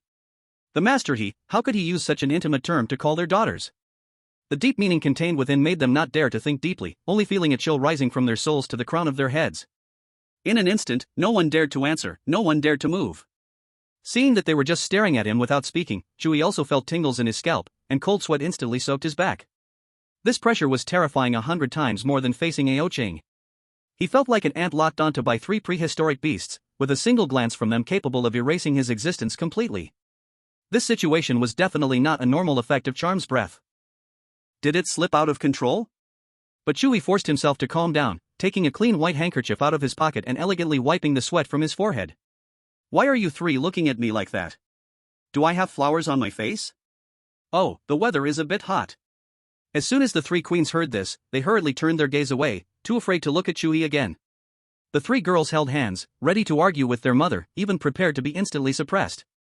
But the scene before them completely shattered their understanding. Lillian pinched her thigh hard, the pain made her gasp. This was not an illusion. Chu He, Lillian whispered, pulling at the hem of Chu He's shirt, what did you do to them? Chu He wanted to know the answer too. He had imagined countless openings. Thunderous rage, cold words of pressure, or even direct action. He had prepared several witty responses for various situations. But what was going on now? Three mothers-in-law, looking like they were collectively bewitched, each one with a complex expression that could be considered a work of art, yet made no sound. Especially Queen Eerie of the Thousand Illusions White Ape, with her ghostly expression, made him doubt whether he was too extraordinarily handsome. He could never have expected that his face would resemble that of the true boss of this world so closely. And the breath of enchantment he activated not only failed to have a charming effect, but because of a hint of shared origin, it became the last straw that broke the psychological defenses of the three queens. The effect was remarkable, but the direction had completely run off course. But who was Chu He? The bet had already begun. Even if the dealer's hands were shaking, he had to continue this performance. Though he felt scared inside, he smiled wider, stepping forward again under the pressure. Three ants, why aren't you speaking? Are you tired from the journey? Or is it because you are so satisfied with your future son-in-law that you don't know how to compliment me? As soon as these words were spoken, Xiaoyao, Kaki, Lillian, and Xianhua nearly collectively softened their knees and almost fell. He has gone mad. Chu He is definitely insane. At such a time, you dare to throw a torch into the powder keg? However, an almost explosive scene occurred before their eyes. Facing Chu He's nearly provocative teasing, the three queens not only did not get angry, but their bodies trembled in unison. Xia Qingyuan and Kakia's eyes uncontrollably glanced at the pale-faced Aili. Look! Here it comes again. This was clearly ordinary talk, yet filled with mockery, testing, and an aura of control. Isn't this the master's usual style? Satisfied? Compliments? Who would dare? Who would dare to evaluate the avatar of the master? They were now 10,000% certain that this was a trap set by the master, an ultimate test directed at the three of them, and possibly even the entire Nine royal family. Every word he said, every expression he made, could be a trap leading to destruction. I don't dare. Xia Qingyuan's cold voice rang out. The two words were extremely stiff, as if squeezed out from between her teeth. We have no objections. Kakia immediately followed, adjusting her glasses, her tone extremely cautious. Aili nodded vigorously, her lips moving for a long time without daring to utter a single word, afraid of drawing in that soul-rending pain again. This time it was Chu He's turn to fall silent. Don't dare? No objections? He suspected he was hallucinating. These three were SSR-level beings who could shatter asteroids with a slap, the ceiling of combat power on the Ryan continent. How could they now be as obedient as little kittens? Could it be that his kingly aura had leaked to such an extent? Brother-in-law so impressive Xianhua was completely petrified behind, watching Chu He's back, murmuring unconsciously.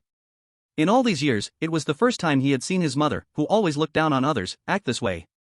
In front of a man, the three royal ants displayed a posture that was almost fearsome. The ever-clever Kachi also stood frozen in place, unable to figure out what was happening. Ahem. Chu He cleared his throat, forcibly suppressing the storm of emotions within his heart. No matter the situation, he absolutely could not lose his momentum. He turned to the side, made a gesture inviting them in, and his smile remained impeccable. I originally planned to personally visit you on another day, but I didn't expect the three of you to take the initiative to come. I'm truly honored. Three esteemed mothers-in-law, ahem, three queens, please don't just stand outside. Come in and sit. Try the hot pot base I prepared myself. I guarantee it will make you unforgettable for a lifetime. Unforgettable for a lifetime. These 4 words sounded like a death sentence filled with lethal intent to the ears of the 3 queens. They had no doubt that if their performance today did not please this master's avatar, their lifetime would probably end very soon. The 3 exchanged glances, seeing extreme seriousness and a hint of despair in each other's eyes. There was no choice. They could only bite the bullet and go forward. With stiff movements, they stepped into the hot pot restaurant named Tao Tai House. Upon entering, a rich and overpowering scent mingled with beef tallow, chile, and various spices assailed them. The 3 queens had never encountered a scent filled with such mundane life, and they couldn't help but frown. They scrutinized the furnishings of the restaurant. Simple wooden tables and chairs, with bright red menus posted on the walls, listing items like premium beef, handmade shrimp paste, and fresh chitlins. Everything appeared so ordinary. But the more ordinary it was, the more abnormal it seemed in their eyes, radiating a strange depth of mystery. This was the master's trial ground. Every table, every chair, and even every word on the menu could contain a meaning and profound essence that they could not comprehend. Please, sit down. Don't be polite.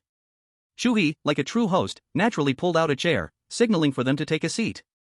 The 3 queens dared not let him act, and almost simultaneously pulled out their chairs, sitting up straight. Their posture was as straight as 3 new recruits waiting for inspection, with their hands resting on their knees, remaining completely still. Xiaoyao, Kachi, Lillian, and Xianua also sat down, but seeing their mother's previously unseen obedient demeanor, they all felt restless, as if sitting on pins and needles. The atmosphere in the entire space had become oppressive to the extreme. Chu He felt that this couldn't go on any longer. He decided to take the initiative to break the deadlock. His gaze swept across the faces of the 3 stunning mothers-in-law, finally settling on the coldest presence, Xia Qingyuan. She was Xiaoyao's mother, and the one who seemed the hardest to deal with among the 3 queens. To capture the king, catch the thief first. Chu He steadied his nerves, wearing the most sincere smile, and spoke up. "Aunt, do you have some misunderstanding about me? I don't know if it's just me, but it seems like you're afraid of me." Fear? Xia Qingyuan's heart suddenly contracted, and a cold chill crept up her spine. He noticed? He saw that we were afraid of him? Is this a warning to us? What kind of new workplace manipulation is this? Why hadn't I discovered before that the master was so abnormal? In her mind, alarms blared, and every cell screamed danger. Facing this master who could overturn the order of the 9 queens with a snap of his fingers, admitting fear was equivalent to confessing weakness and could be interpreted as questioning his authority. Deny? A single lie might require countless lies to cover it, and lying in front of him was no different from lighting a candle in the sun, humiliating oneself. Panic was the first emotion to appear on the stunning face of Xia Qingyuan, though the change was extremely slight. But she could not escape the eyes of Chu He. And no. Xia Qingyuan used almost all her willpower to control the tremor in her voice, making it sound as cold as usual. It's just that Mr. Chu He looks truly exceptional, impressively handsome, and it surprised me. The corner of Chu He's eye twitched. Ah? Mr. Chu He? He couldn't help but repeat the title, feeling goosebumps rise all over his body. This title, coming from the mouth of Xiaoyao's mother, this super powerhouse, sounded so abstract. She was a towering presence, almost like a divine being. How could she be so respectful and cautious towards him? Every word was filled with a careful distance, as if afraid of upsetting him. This was very strange. Chu He's mind raced, and a thought suddenly sprang forth. That master. Could it be, this matter is related to that mysterious master? Right, his enchanting breath was a power given by the master. If they could meet the master in person, they must certainly be familiar with the master's aura. In this way, everything made sense. Wow, was he unknowingly acting like a powerful beast, cosplaying as the world's ultimate boss? Chu He felt a storm surging in his heart, but his face remained expressionless. No matter the situation, as long as the other party had concerns, his chances of winning this tough battle would be greater. Seeing their mothers acting so strangely, Xiaoyao and the other 2 exchanged glances. The huge stone that had been hanging in their hearts quietly dropped by over half. Xiaoyao took the lead. She took a deep breath, actively standing beside Chu He, reaching out, and in front of her mother, tightly linked her arm with Chu He's. Yes, mother. Xiaoyao's voice was sweet and pleasant, carrying a kind of unprecedented joy and happiness. Chu He is truly exceptional, not only handsome and talented, but also responsible.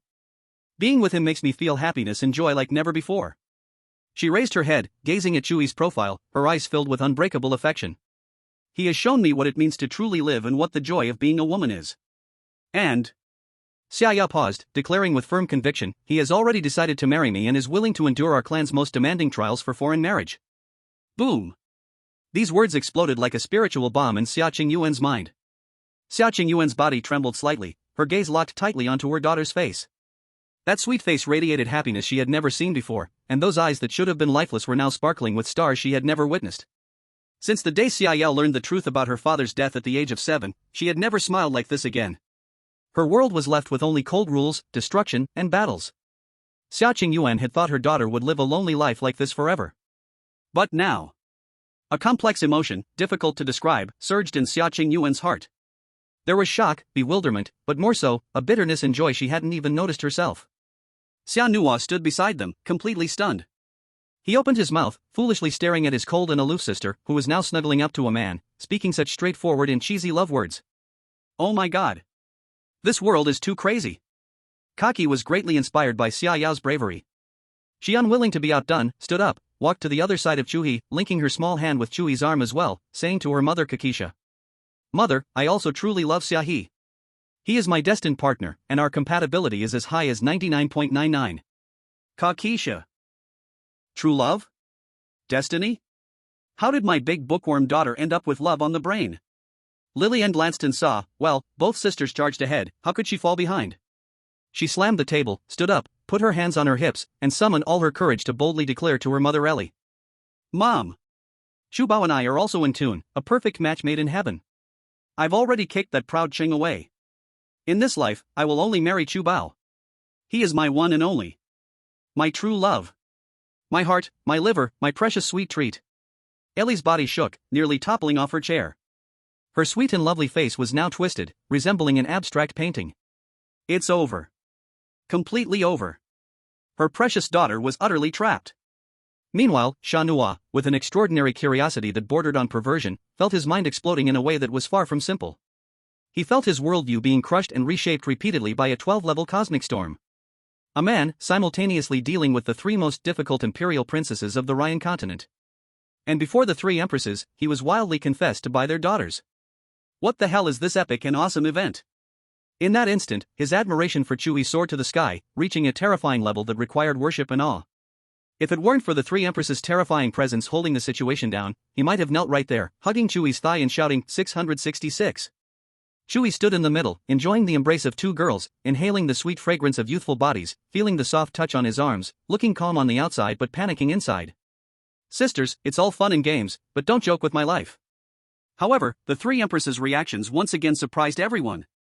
Facing their daughter's rebellious declaration, they not only didn't get angry but exchanged puzzled glances, their eyes full of uncertainty. In the end, it was the most rational Kachiya who identified the key issue. She adjusted her glasses and cautiously asked, But Mr. Chu He, there is only one person." As soon as she said this, Xia Yao and Lilian's confessions came to a sudden stop. They finally realized this fundamental problem. Yes, there is only one Chu He. Instinctively, they looked at Chu He, their eyes filled with nervousness and anticipation. In an instant, the atmosphere in the hot pot restaurant became incredibly delicate. All eyes focused on Chu He. Chu He's handsome face blushed rarely. He coughed twice, facing the three mothers-in-law who scrutinized, probed, and looked unsure, along with the three girls' eager yet anxious gazes. He knew this was the final showdown. The gamble had reached the stage of revealing the cards. Either he wins it all, or he gets thrown off the table. Chu He released the two girls he was holding, stepped forward, and stood straight. He bowed slightly to the three empresses. "Although saying this might make you think I'm shameless, I have to be honest." He raised his head, his eyes clear and determined, without a hint of evasion. "I love each and every one of them. So." Chu He spoke word by word, his voice not loud, yet it exploded in everyone's heart like thunder. "I want to marry all three of them." Chapter 105, Negotiated. Ellie, I'm truly a clown. Chu He's statement, "I want to marry all three of them," was like a light spell that drained all sound from the hot pot restaurant. In the hall, one could hear a needle drop. Xia Yao, Kachiya, Lilian, the three girls' brains crashed simultaneously. 1 second later, hot blood visibly surged from their necks to their ears, even the corners of their eyes flushed with a charming pink. They hurriedly avoided each other's gaze, yet couldn't help but steal glances out of the corners of their eyes. In the flicker of their eyes, there was uncontainable joy and overflowing happiness. The corners of their mouths could not help but rise wildly, they had to desperately cover their mouths with their hands to keep that sweet laughter from spilling out. He really said it. In front of their mother. This crazy man, this bastard, the man they loved deeply, was going to marry them all. On the other side, the expressions of the three empresses could no longer be described as wonderful, it was like an art exhibition that was collapsing. The pixie white ape Empress Ailey, the muscles on her sweet face were spasming wildly without any rhythm. She wanted to flip the table. She wanted to point at Chu He's nose and let out a world-shaking roar. What do you think the royal princesses are? Your own vegetable garden? Just pulling out any cabbage you fancy? Wanting to take them all away in a cart? But that overwhelming anger rose to her throat, only to be tightly choked by a deeper fear, turning into silent trembles. Reason was screaming. The man before her was the embodiment of the master, the test set by the master. This ridiculous request was the very test itself. She dared not move, only could use her fiery eyes to wildly stab at her daughter Lillian. Lillian's back stiffened, instantly feeling the pressure from deep within her bloodline. She immediately collected herself and sat like a good baby.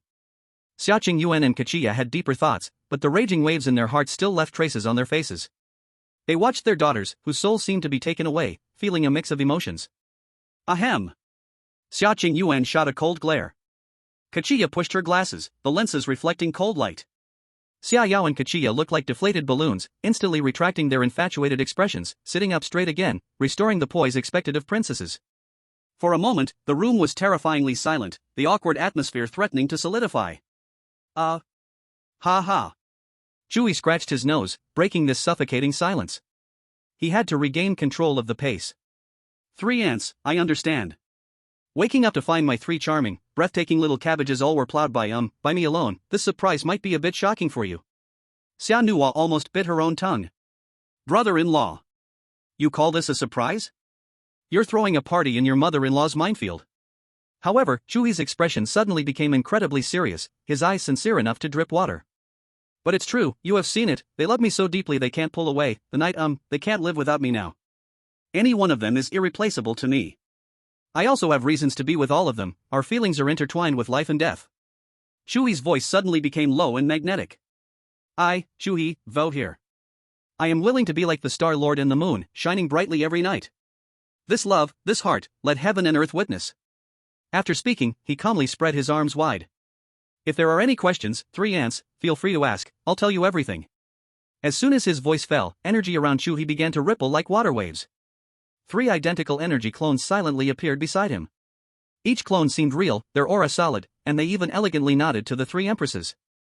This strange scene made the pupils of the 3 empresses instantly shrink to the size of pinpoints. It's getting late, you 3 must be hungry. Chu He's main body stood calmly in place, like a king commanding the battlefield. The 3 clones then turned in perfect unison, moving like flowing clouds towards the kitchen. Once in the kitchen, one clone effortlessly lifted the 5-headed magic lion that Xia Nuo brought, its massive, fierce body seeming light as a feather in his hands.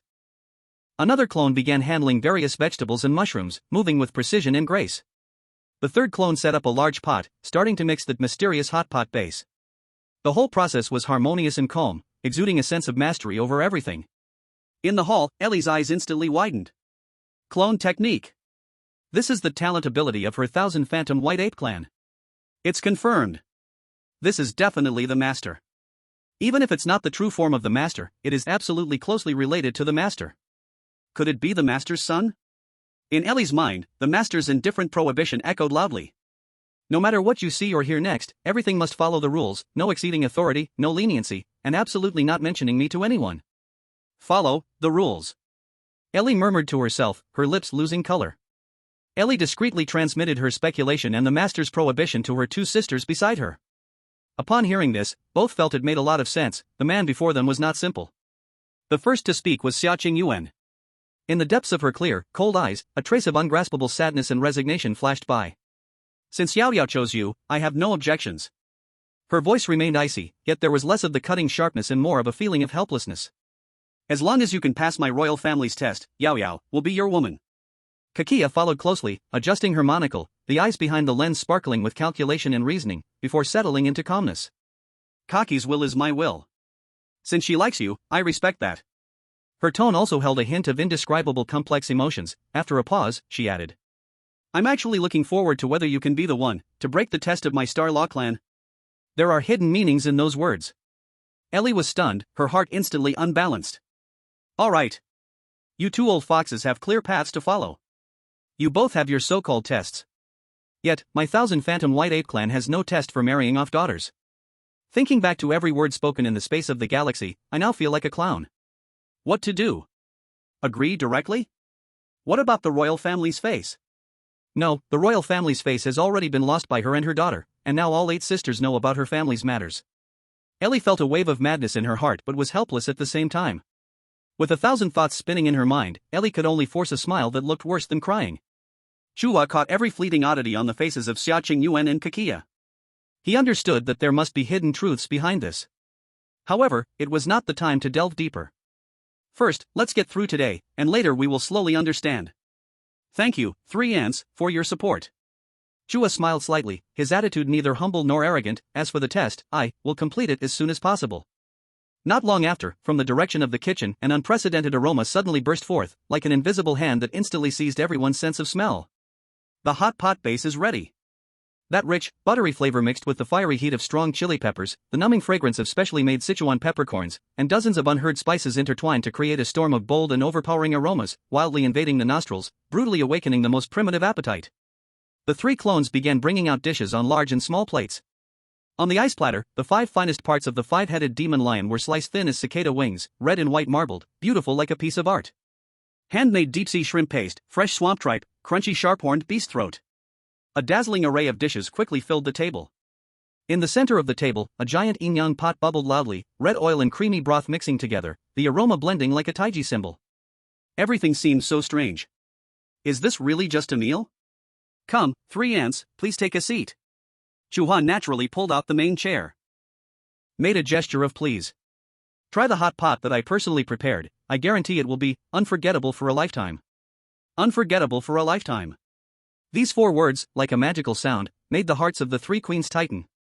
They moved stiffly to their seats, sitting up straight, hands resting on their knees, their expressions solemn as if awaiting final judgment. Chu He picked up the public chopsticks, grabbed a piece of the finest magic lion brain meat, dipped it a few times in the boiling red soup, and precisely placed it into the dipping dish in front of Xiaoqing Yuan. Aunt, please try first. Xiaoqing Yuan lowered her head, looking at the piece of meat soaked in bright red soup, releasing a lethal temptation. Is it really just a meal? Chapter 106, Conquering the Queen starts with a hot pot. Chu He looked puzzled. It's just a hot pot. Why do they seem so serious, as if pondering a complex issue? Aunt, Chu He's voice rang out again, carrying just the right amount of concern and calm. This piece is the essence of the magic lion's brain meat, emphasizing 7 up and 8 down. If cooked for 1 second longer it will be tough, and 1 second shorter it will be raw. Please try it. If it's not to your liking, I'll get you something else. His tone was as natural as a neighborhood boy hosting a friend, with no hint of pressure. Xiaoqing Yuan's gaze shifted from the meat to Chu He's clear eyes. In those eyes, there was no mockery or testing, only a sincere invitation. Xiaoqing Yuan finally moved. She picked up her chopsticks and grabbed the piece of meat. Under the watchful eyes of her daughter Xia Yao, her son Xia Nuo, and the other 2 queens, she brought the meat to her slightly pale red lips. The moment the meat touched her tongue, a fierce and unparalleled flood of flavor erupted violently in her mouth. The richness of beef fat and the deliciousness of the broth intensely washed over every inch of her taste buds. Then came the burning pleasure of chili and the electric numbness of Sichuan peppercorn, like 2 elite armies launching a fierce attack on her tongue, triggering waves of thrill that made her scalp tingle. The thin slice of meat was so tender it was unbelievable, almost dissolving in her mouth without the need to chew. The natural sweetness of the meat and the boldness of the broth actually combined to create a wonderful flavor she had never experienced before, distinct yet harmonious. A surge of warmth slid down her throat, instantly spreading through her limbs. Xiaoqing Yuan's body shivered imperceptibly. In the depths of her cold, moon-like eyes, something was quietly collapsing. She had lived a long life but had never experienced such indulgent flavors. Ellie had long been watching with anticipation, and seeing Xiaoqing Yuan eat without issue, she could no longer hold back. I want to try too. She imitated Chu He, grabbed a slice of meat, hurriedly dipped it in the red soup, and without caring about her image, stuffed it directly into her mouth. Ellie's eyes instantly widened more than copper bells, her sweet face quickly flushed, not knowing if it was from the spice or excitement. So good. She mumbled, like a child discovering a new continent, and immediately grabbed another slice, starting a new round of exploration. Kachiya pushed her single glasses, her eyes behind the lenses sparkling with curiosity and analysis. Unlike Ellie's eagerness, she gracefully picked up a piece of white tripe, and according to Chu He's 7 up and 8 down principle, dipped it perfectly in the pot. After dipping it in the sauce dish, she brought it to her mouth. Crisp. The crunchy texture of the tripe made a crisp sound between her lips and teeth, causing a strange light to appear in her wise starry eyes. So that's how it is, different ingredients, in the same broth, actually can unleash completely different textures and flavors. Interesting. So interesting. As the 3 queens fell, the oppressive atmosphere. Finally, like melting ice and snow. "Mom, this shrimp paste is delicious, made by Chu He himself." Lillian eagerly served a spoonful of shrimp paste to Ellie.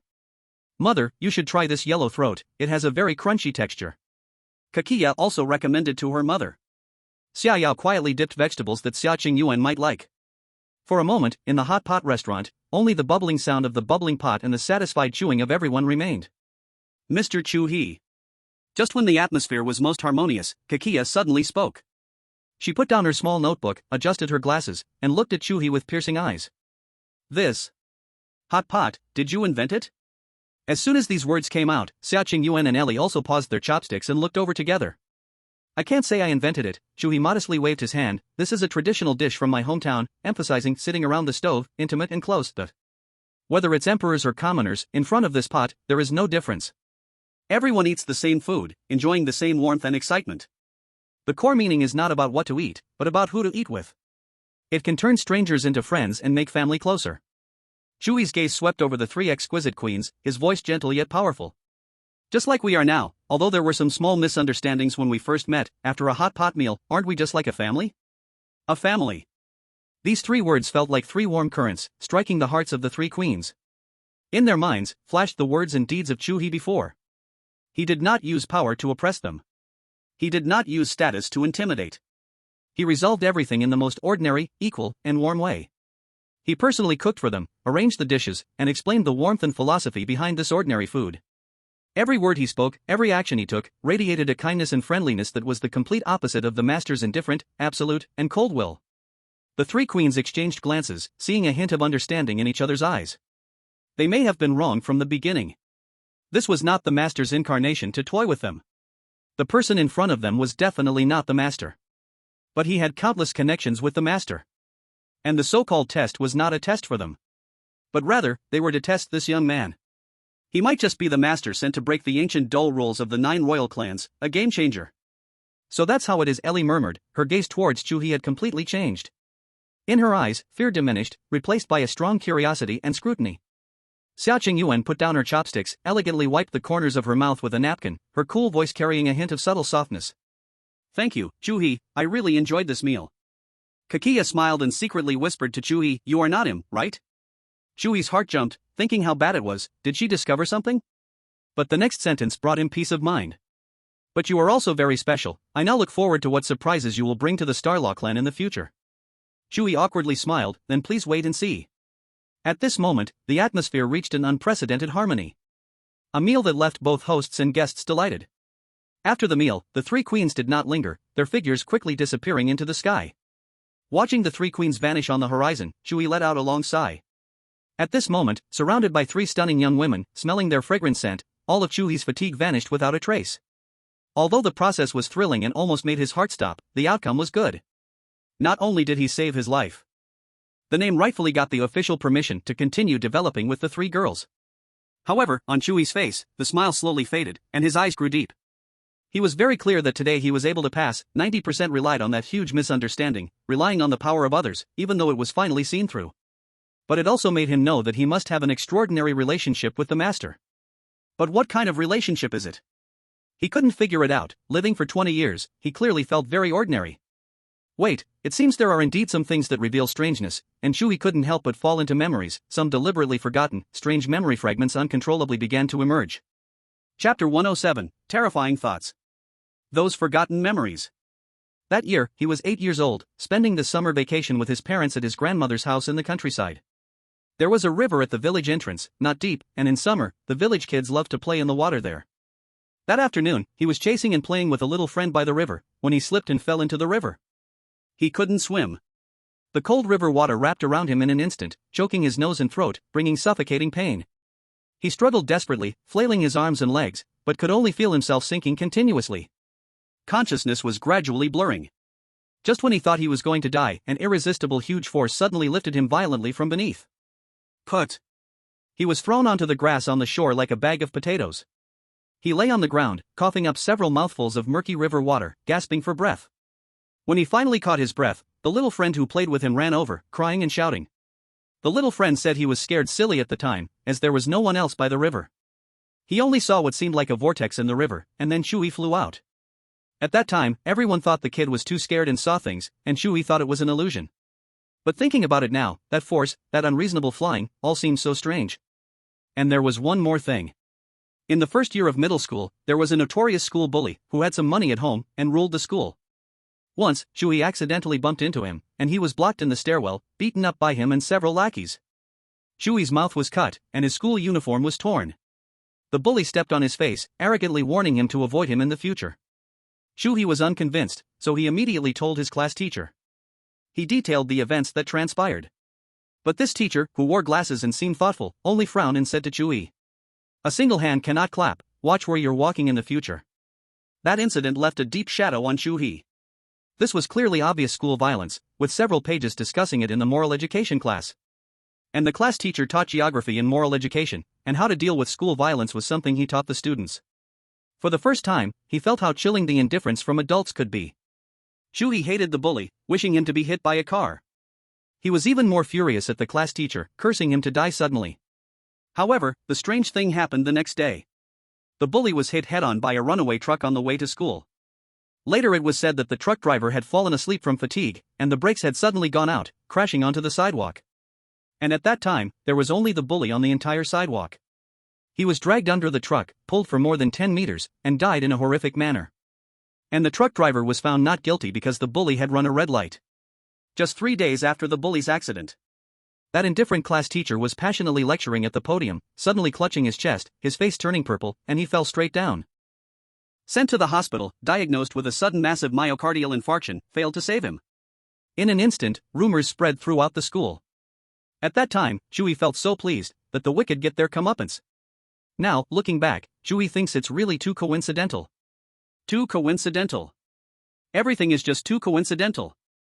Coincidental like a script. Hiss. Chu He took a cold breath. He remembered. There was something even more bizarre. Also, it happened shortly after the drowning incident when he was 8 years old. One night, he got up to use the bathroom. Passing by the living room, he accidentally glanced at the dressing mirror standing in the corner. In the mirror, his small figure was reflected. But just as he was about to look away, he saw that the self in the mirror actually smiled at him. That was not a smile that an 8-year-old child should have. The curve of the mouth was filled with a kind of world-weary wisdom and a chilling indifference to humanity. What made him even more horrified was that, although the face in the mirror was identical to his own, the aura was completely different. Those eyes held no innocence of childhood, only a depth that made one's heart race from the void within. At that time, Chu He was so scared that he screamed and ran back to his room, burying his head under the blanket. The next day, when he told his mom and dad about this, he only received a comforting response of, "Kids shouldn't think too much." From that day on, he no longer dared to look in the mirror at night. This incident became the biggest psychological shadow of his childhood. At this moment, these forgotten memory fragments came rushing back like a flood, piecing together a terrifying truth in his mind that made it hard to breathe. That mysterious master. That existence feared by empresses.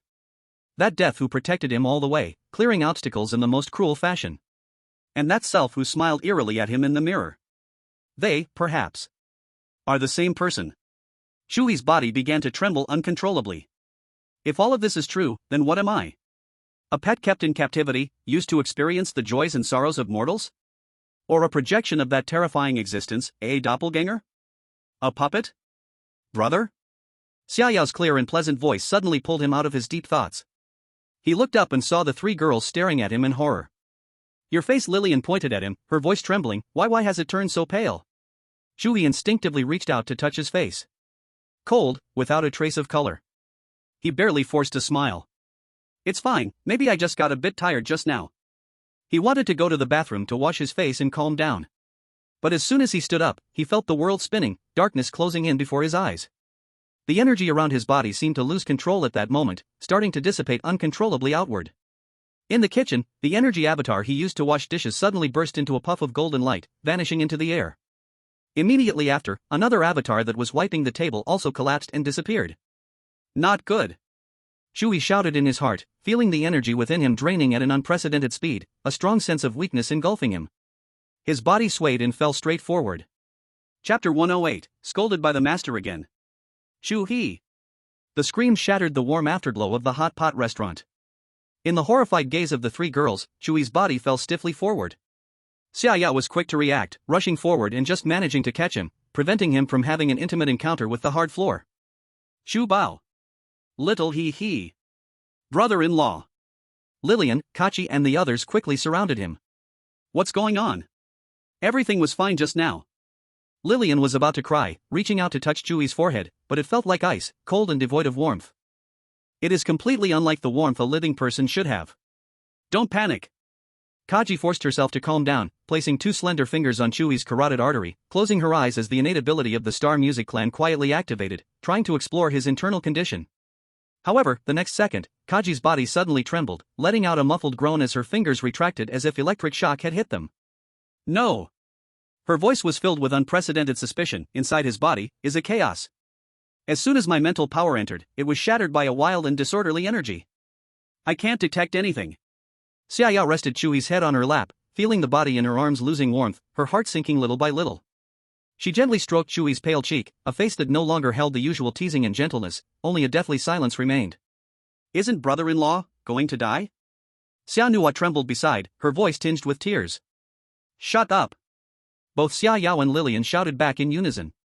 Lillian's tears swirled in her eyes as she held Chu He's hand, constantly pouring her own energy into him, but once that energy entered Chu He's body, it vanished without a trace, like a cow sinking into the sea. It's useless. Lillian's voice was filled with despair. His body is like a bottomless pit, no energy can fill it. In the hot pot restaurant, which just moments ago was filled with victory and sweetness, was now shrouded in an insurmountable fear and helplessness. 3 girls, 3 princesses who could stir up storms in the outside world, were now helplessly surrounding an unconscious man. Darkness. Endless darkness. Chu He felt like he was floating in a warm stagnant water, with no up or down, no left or right, and even the concept of time had vanished. He couldn't feel his body, only a faint sliver of consciousness remained, like a candle in the wind, ready to extinguish at any moment. What is happening to me? Where am I? Am I dead? Thoughts sluggishly surfaced in his mind. The feeling of drowning, the bully hit by a truck, the homeroom teacher collapsing on stage, those bizarre memories he had forcibly forgotten replayed with clarity in the darkness. Finally, the images froze. Frozen in the night of his 8th year, in the old rural home at his grandmother's place. A glimmer of light lit up in the darkness. Chu He's consciousness was drawn to the light, unable to resist drifting over. It was a dressing mirror standing in the corner, with an old wooden frame that still bore some moldy spots. In the mirror, a small figure was reflected. It was him at 8 years old. Wearing faded cartoon pajamas, barefoot, and his face still showed the baby fat that had yet to fade away. Chu He's consciousness floated before the mirror, quietly gazing at the self within. At that moment, the little boy in the mirror slowly lifted his head. His movements were exactly the same as in memory. Then, he smiled. The curve of his lips held a certain wisdom that saw through everything, and a coldness that disregarded all life. In those eyes that should have been innocent, there lay an abyss of emptiness. We meet again. The little boy in the mirror spoke. His voice was tender and clear, yet the content made Chu He's consciousness tremble violently. Or should I say, you finally dare to look at me? Chu He's consciousness could not speak, only frantically conveying one thought: who exactly are you? Me? The smile on the mirror figure's face deepened. I am your past that you dare not face, the power you cannot comprehend, your deepest fear. The figure in the mirror began to change. He swiftly transformed from a small boy into the likeness of a middle school student, then a high school student, and finally, into a young man who looked exactly like the current Chu He. However, his temperament was completely different. He wore a fantastical and luxurious deep purple cloak, with a high collar and mysterious gems adorning his chest. On his face rested a playful, compassionate expression, as if a god were looking down upon mere ants. He was the master. You are too weak, this person in the mirror is just a joke I made for you. The master shook his head, his tone laced with disappointment. Just recalling some trivial past has brought your mental world to the brink of collapse. Your strength, your decisiveness, to me, are nothing more than child's play. He extended a finger and lightly tapped the mirror's surface. The mirror rippled like water, and then that person walked out from the mirror. You are very curious about our relationship, aren't you? Again, I will say, when you have the power to fight me, I will naturally tell you. For now, just obediently grow stronger, and do not think about unrelated matters. Knowing the outcome too early is not good for you. I can tell you, you are not my doppelganger, nor a puppet, you are an independent individual. Chu He angrily questioned, but have you ever thought about my feelings? Every moment of my life has been under your surveillance, I have no privacy at all. The master laughed as if he had heard the funniest joke in the world. He chuckled lightly, childish, pretentious. After all this, you are still tangled in such mortal emotions. You fool, how could I have, Without my help, you would have died long ago. If you are unconvinced, then use your strength to shatter my gaze. Complaining here will only make me find it even more boring. He paused, and his void-like eyes swept over Chu He. He continued, all right, since you have provided plenty of amusement, I will try to avoid looking at your privacy in the future. Rest assured, the images of you rolling in bed with them are more boring to me than watching cells split. Chu He's consciousness faltered. Fine, that's what you said, although it feels like I am being watched all the time. The master's eyes suddenly turned cold. Chu He quickly changed his words. Ahem, although feeling like someone is always staring is very uncomfortable, I still thank you for your help and care. The master's expression became strange, as if he wanted to say something, but finally just snorted. Don't think about testing me all the time. If you can't defeat me in 3 years, be ready for you and your loved ones to turn to ashes. The moment his words fell, the master's figure suddenly transformed into countless purple lights, vanishing without a trace. An indescribable acute pain and fear tore through Chu He's consciousness like a tsunami. He suddenly opened his eyes. Chapter 109, Wives, please train me hard. Cough, cough, cough. A violent cough, like a heart-wrenching roar, shattered the silence in the room. Lying in Xia Yao's arms, Chu He felt his chest heaving dramatically, the sound resembling not that of a living person but like a drowning man expelling the water filling his lungs. He opened his eyes wide. His pitch-black pupils suddenly contracted and then rapidly expanded, greedily and urgently grasping for every breath of air. Air surged into his parched lungs, bringing a burning sensation of pain. The chaotic darkness in his vision receded like a tide, and 3 beautiful faces, stained with tears and full of panic and ecstasy, filled his entire world. Brother Chu He. Chu Bao. Little He, you are awake. A suppressed joy erupted in an instant, transforming into a solid hug. 3 soft bodies clung to him fiercely, almost squeezing the breath he had just drawn back out of his lungs. The cool fragrance from Xia Yao's hair. The sweet, fruity scent from Lillian. The unique aroma of books and stars from Kachi. Their bodies trembled slightly, the terror of surviving a calamity and the relief of joy passed through their close skin. Branded into Chu He's perception. I'm fine. Chu He raised a weak hand, gently patting Summer Yao's back, his voice hoarse like rusty metal scraping together. It's just too tiring. He certainly couldn't say. He couldn't say that just moments ago, he faced the terrifying existence named Master in the darkest depths of his mind. It was an encounter that could overturn all his understanding, making him realize that he was merely a small piece on the board. Kaki quietly spoke of the chaotic energy within him, a bizarre state that shattered as soon as his mental strength probed it. Waves surged in Chu He's heart, but his face remained calm. Just as Master said, he was too weak now. So weak that he didn't even have the qualifications to seek the truth. Rather than sinking in the unknown fears, it was better to grip tightly onto the only thing that could change his fate. That was, to become stronger. At any cost. To become stronger like never before. I'm fine now, really. Chu He slowly sat up from Summer Yao's soft thigh, looking at the tear-streaked faces of the 3 girls, feeling both heartbroken and amused. He reached out, using his fingertips to wipe away their tears one by one. The warm tears and cool skin felt so real, bringing him immense comfort. Okay, stop crying, or you'll look bad. His tone was as light as ever, filled with his usual teasing. But deep in those dark eyes, lay an unprecedented seriousness and determination. Chu He's gaze slowly swept over the faces of the 3 girls. Summer Yao's coldness, Lillian's cuteness, Kaki's intelligence. Then, one word at a time, his voice low but solid like iron. I am now, too weak. This statement felt like a giant stone dropped into a still lake, instantly freezing the joyful atmosphere. The 3 girls were stunned. Possessing the supreme abilities of your 3 races, yet you can't even use the most superficial skills. To defeat a proud youth, you still have to rely on your combined efforts behind the scenes. His voice carried heavy self-mockery, but more, an unhidden sharpness. What kind of ability is this? Rather than thinking about those truths I can't touch, it's better to do something practical. Chu He's chest rose slightly, his gaze locking firmly on Summer Yao, Kaki, and Lillian, the corners of his mouth curling up into that familiar, mischievous arc. So, my 3 wives. From today on, you will be my personal trainers. His tone suddenly became serious. Teach me. Teach me how to truly use your powers, teach me how to fight. I want to become strong enough to press that brat named Proud Youth into the ground like molding clay. He paused for a moment, a deep purple glimmer flashing in his eyes. And I want to be strong enough to shatter that so-called master's gaze with my own hands. This declaration left the 3 girls frozen in place. But soon, the same fiery light ignited in their eyes. This was the Chu He they had fallen in love with. The man who would never be defeated by adversity, always daring to throw punches at the abyss. Okay. Summer Yao was the first to respond, her voice cold but with undeniable determination.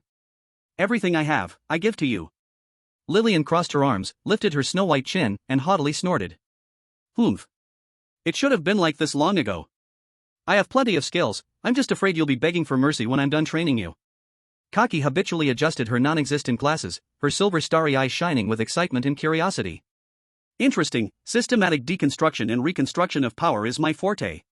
Little River, I will record all your body data and energy models to tailor the most efficient growth path for you. Brother-in-law. I'm in too. Shano bounced out from the side, waving her hands frantically. I'll teach you how to look cool. I guarantee you'll look 100 times cooler than anyone else when fighting. Seeing everyone's fighting spirit, Chu He's taut heartstrings finally relaxed. A warm current flowed through. It's so good to have you all. He silently vowed that this time, he would do everything to protect what was in front of him. At that moment, a soft and confused voice sounded from the corner. Hungry. Chu He, I'm hungry. On the sofa, Ah Bao rubbed his sleepy eyes, jumped down with bare little feet, looking at Chu He with big eyes and a puffed little mouth. Chu He suddenly slapped his forehead. He almost forgot this most important step. This kid is not just a little landlord, he is my super power bank to become stronger. Without any hesitation, Chu He focused his thoughts, and a large number of high-energy ingredients appeared out of thin air, instantly piling up into a small mountain in front of Ah Bao. Beast meat glowing with an energy aura, plant roots shimmering with strange luster, all kinds of them. Wow! Ah Bao cheered and dashed towards it like a flash. His instinct kicked in, and he opened his small mouth that was mismatched with his body size, unleashing a terrifying suction force that swept everything away. Minutes later, the mountain of ingredients disappeared without a trace. Burp. After a thunderous burp, Ah Bao patted his belly, fully satisfied, and with a puff, spat out a crystal. The crystal was a whole circle bigger than the last time, with colorful flowing light swirling inside, resembling a condensed nebula, overflowing with majestic energy. Here you go. Ah Bao casually handed over the crystal. Chu He received it. In an instant, an incredibly pure and powerful energy torrent burst in. That power precisely washed over every crack in his spiritual world, filling the energy void caused by the master's oppression. Not only did he recover all his strength, but his foundation was even more solid than before. Ah Bao, after I finish my work, I'll take you to the ancestral land of the foodies. Chu He patted Ah Bao's head, making a solemn promise. Yay! The group returned to the hotel, and Chu He arranged a room for Xiano on the 5th floor. To facilitate the upcoming hellish training, Kachi used spatial power to condense a silver-white light ball. With this light ball, she would be able to sense the location. She let Lillian go outside the city to find a suitable training location and just needed to tap the light ball when she found it. When Lillian came back, Kachi walked to the wall of Chu He's room, close to the teleportation edge, and stretched out her delicate little hand, gently drawing in the air. Countless star-like runes appeared out of nowhere, intertwining, rotating, and forming under the guidance of her fingertip. Space buzzed and distorted, and a teleportation portal shimmering with starlight slowly took shape. Done. Kachi clapped her hands, a hint of pride on her face. I set up secret teleportation points outside Wuxiang City in the melting sand desert, Beast Mountain Range, extreme cold icefield, and Black Gold Prairie using the spatial coordinates left by Lillian, ready for scene switching training anytime. Chu He curiously leaned towards the door. The scene inside rapidly switched, eventually settling on an expansive grassland.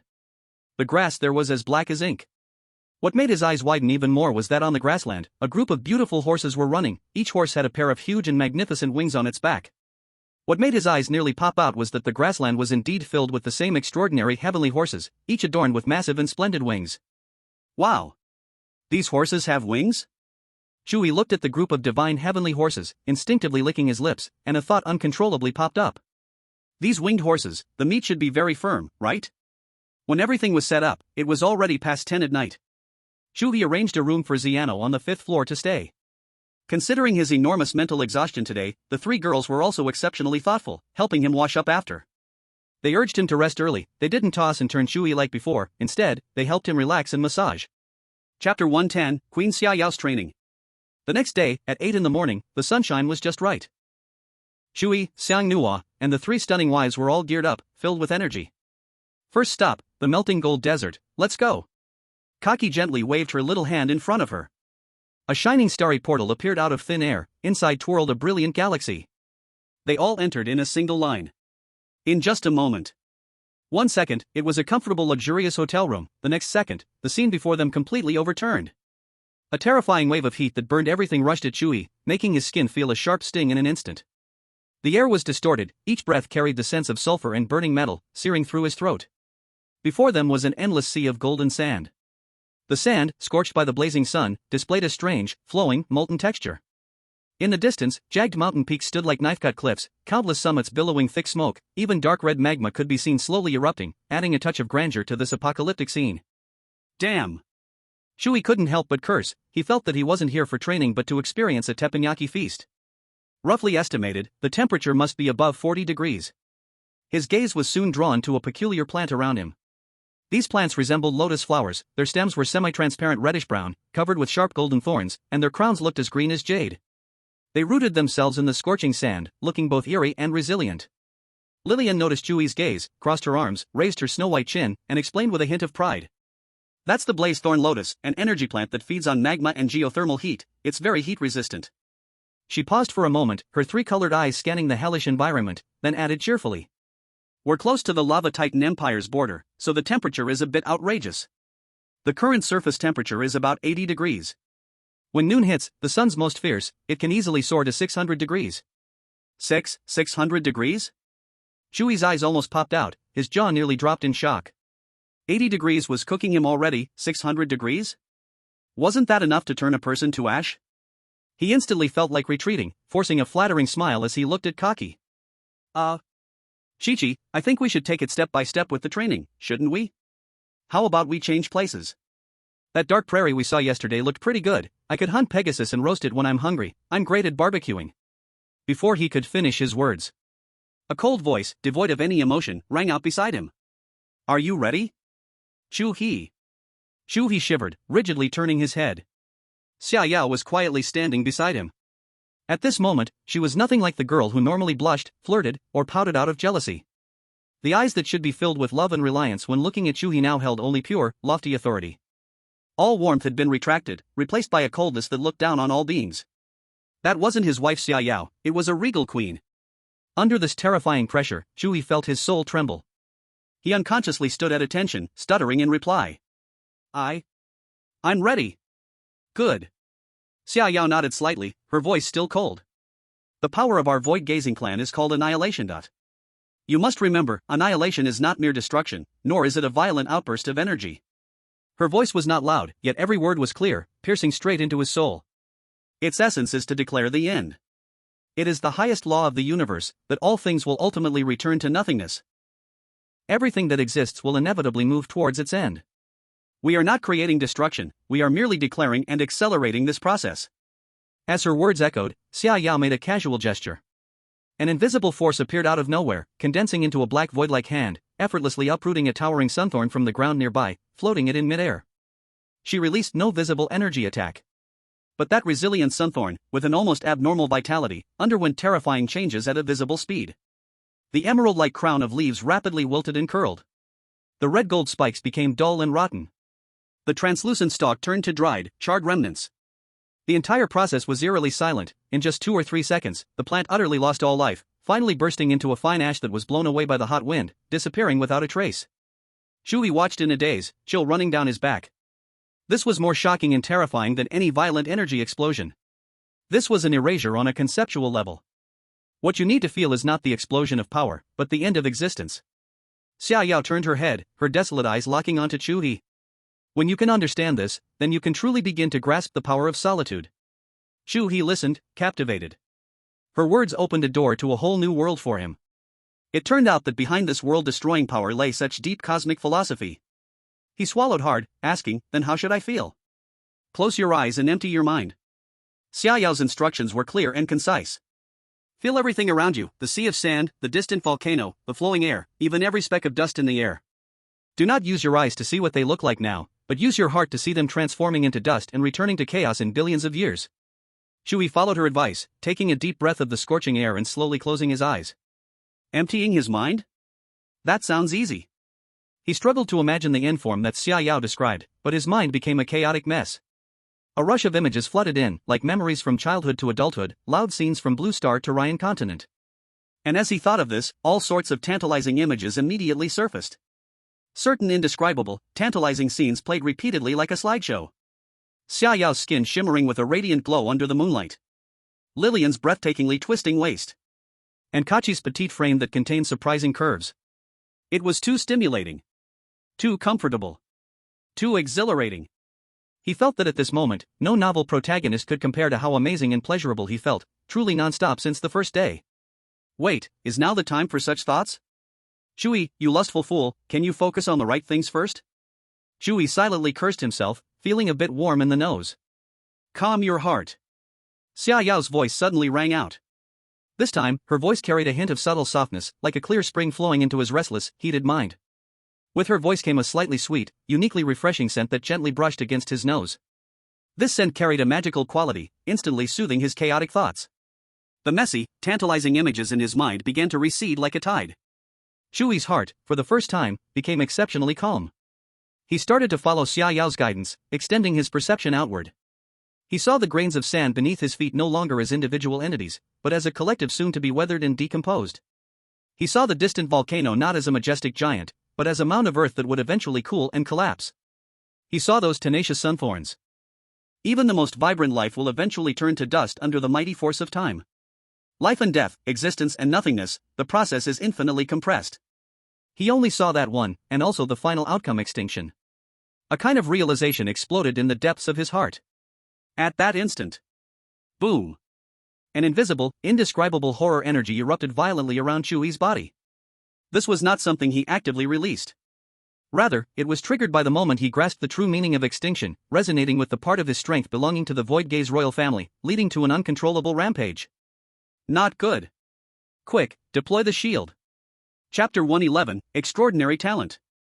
Xia Yao's reaction was swift to the extreme. She stretched out her snowy white arm, grabbing her stunned brother Xianhua, while her other hand pressed forward. A pitch-black, light-reflecting spherical shield instantly formed, tightly enveloping Lilian, Catch, and Xianhua. Almost at the same moment the shield formed. That invisible, indescribable extinction energy erupted outwards from the center of Chu He, like a singularity collapsing the universe, sweeping madly in all directions. This was not an explosion. Not even a grain of dust lifted, not a single sound was made. Where it passed, the concept of time seemed to accelerate infinitely, the foundation of existence completely erased. Centered around Chu He, within a 100-meter radius, the searing hot sand and the hundreds of resilient sunthorn lotus that grew upon it didn't even have time to show the process of turning to ashes, but simply and abruptly vanished into thin air, turning into an absolute, soul-chilling void. That space, along with everything in it, appeared to be forcefully torn away from the world canvas by an invisible hand of a deity, leaving behind a pure, unfillable scar of blankness. The energy storm came quickly, and left just as fast.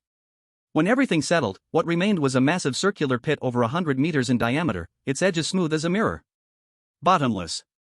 The pit's bottom was pure darkness, even light could not penetrate, as if leading directly to some forgotten dimension of death. And Chu He was gasping for breath in the center of this terrifying pit, a look of bewilderment on his face. I'm going. Chu He looked down at his unscathed hands, then raised his head to observe this completely cleared, surreal, terrifying scene. His throat felt dry, and for a moment he could not say a single word. He just had a moment of enlightenment. Why does it feel like he dropped a massive bomb? This power is just too absurd? Xia Yao gradually withdrew the shield, her cold, stunning face showing little expression, but in the depths of her deep lonely eyes, a hint of undeniable shock and pride flashed. She stepped forward, walking to the edge of the pit, looking down at Chu He in the bottom. Her icy queen-like voice rang out again.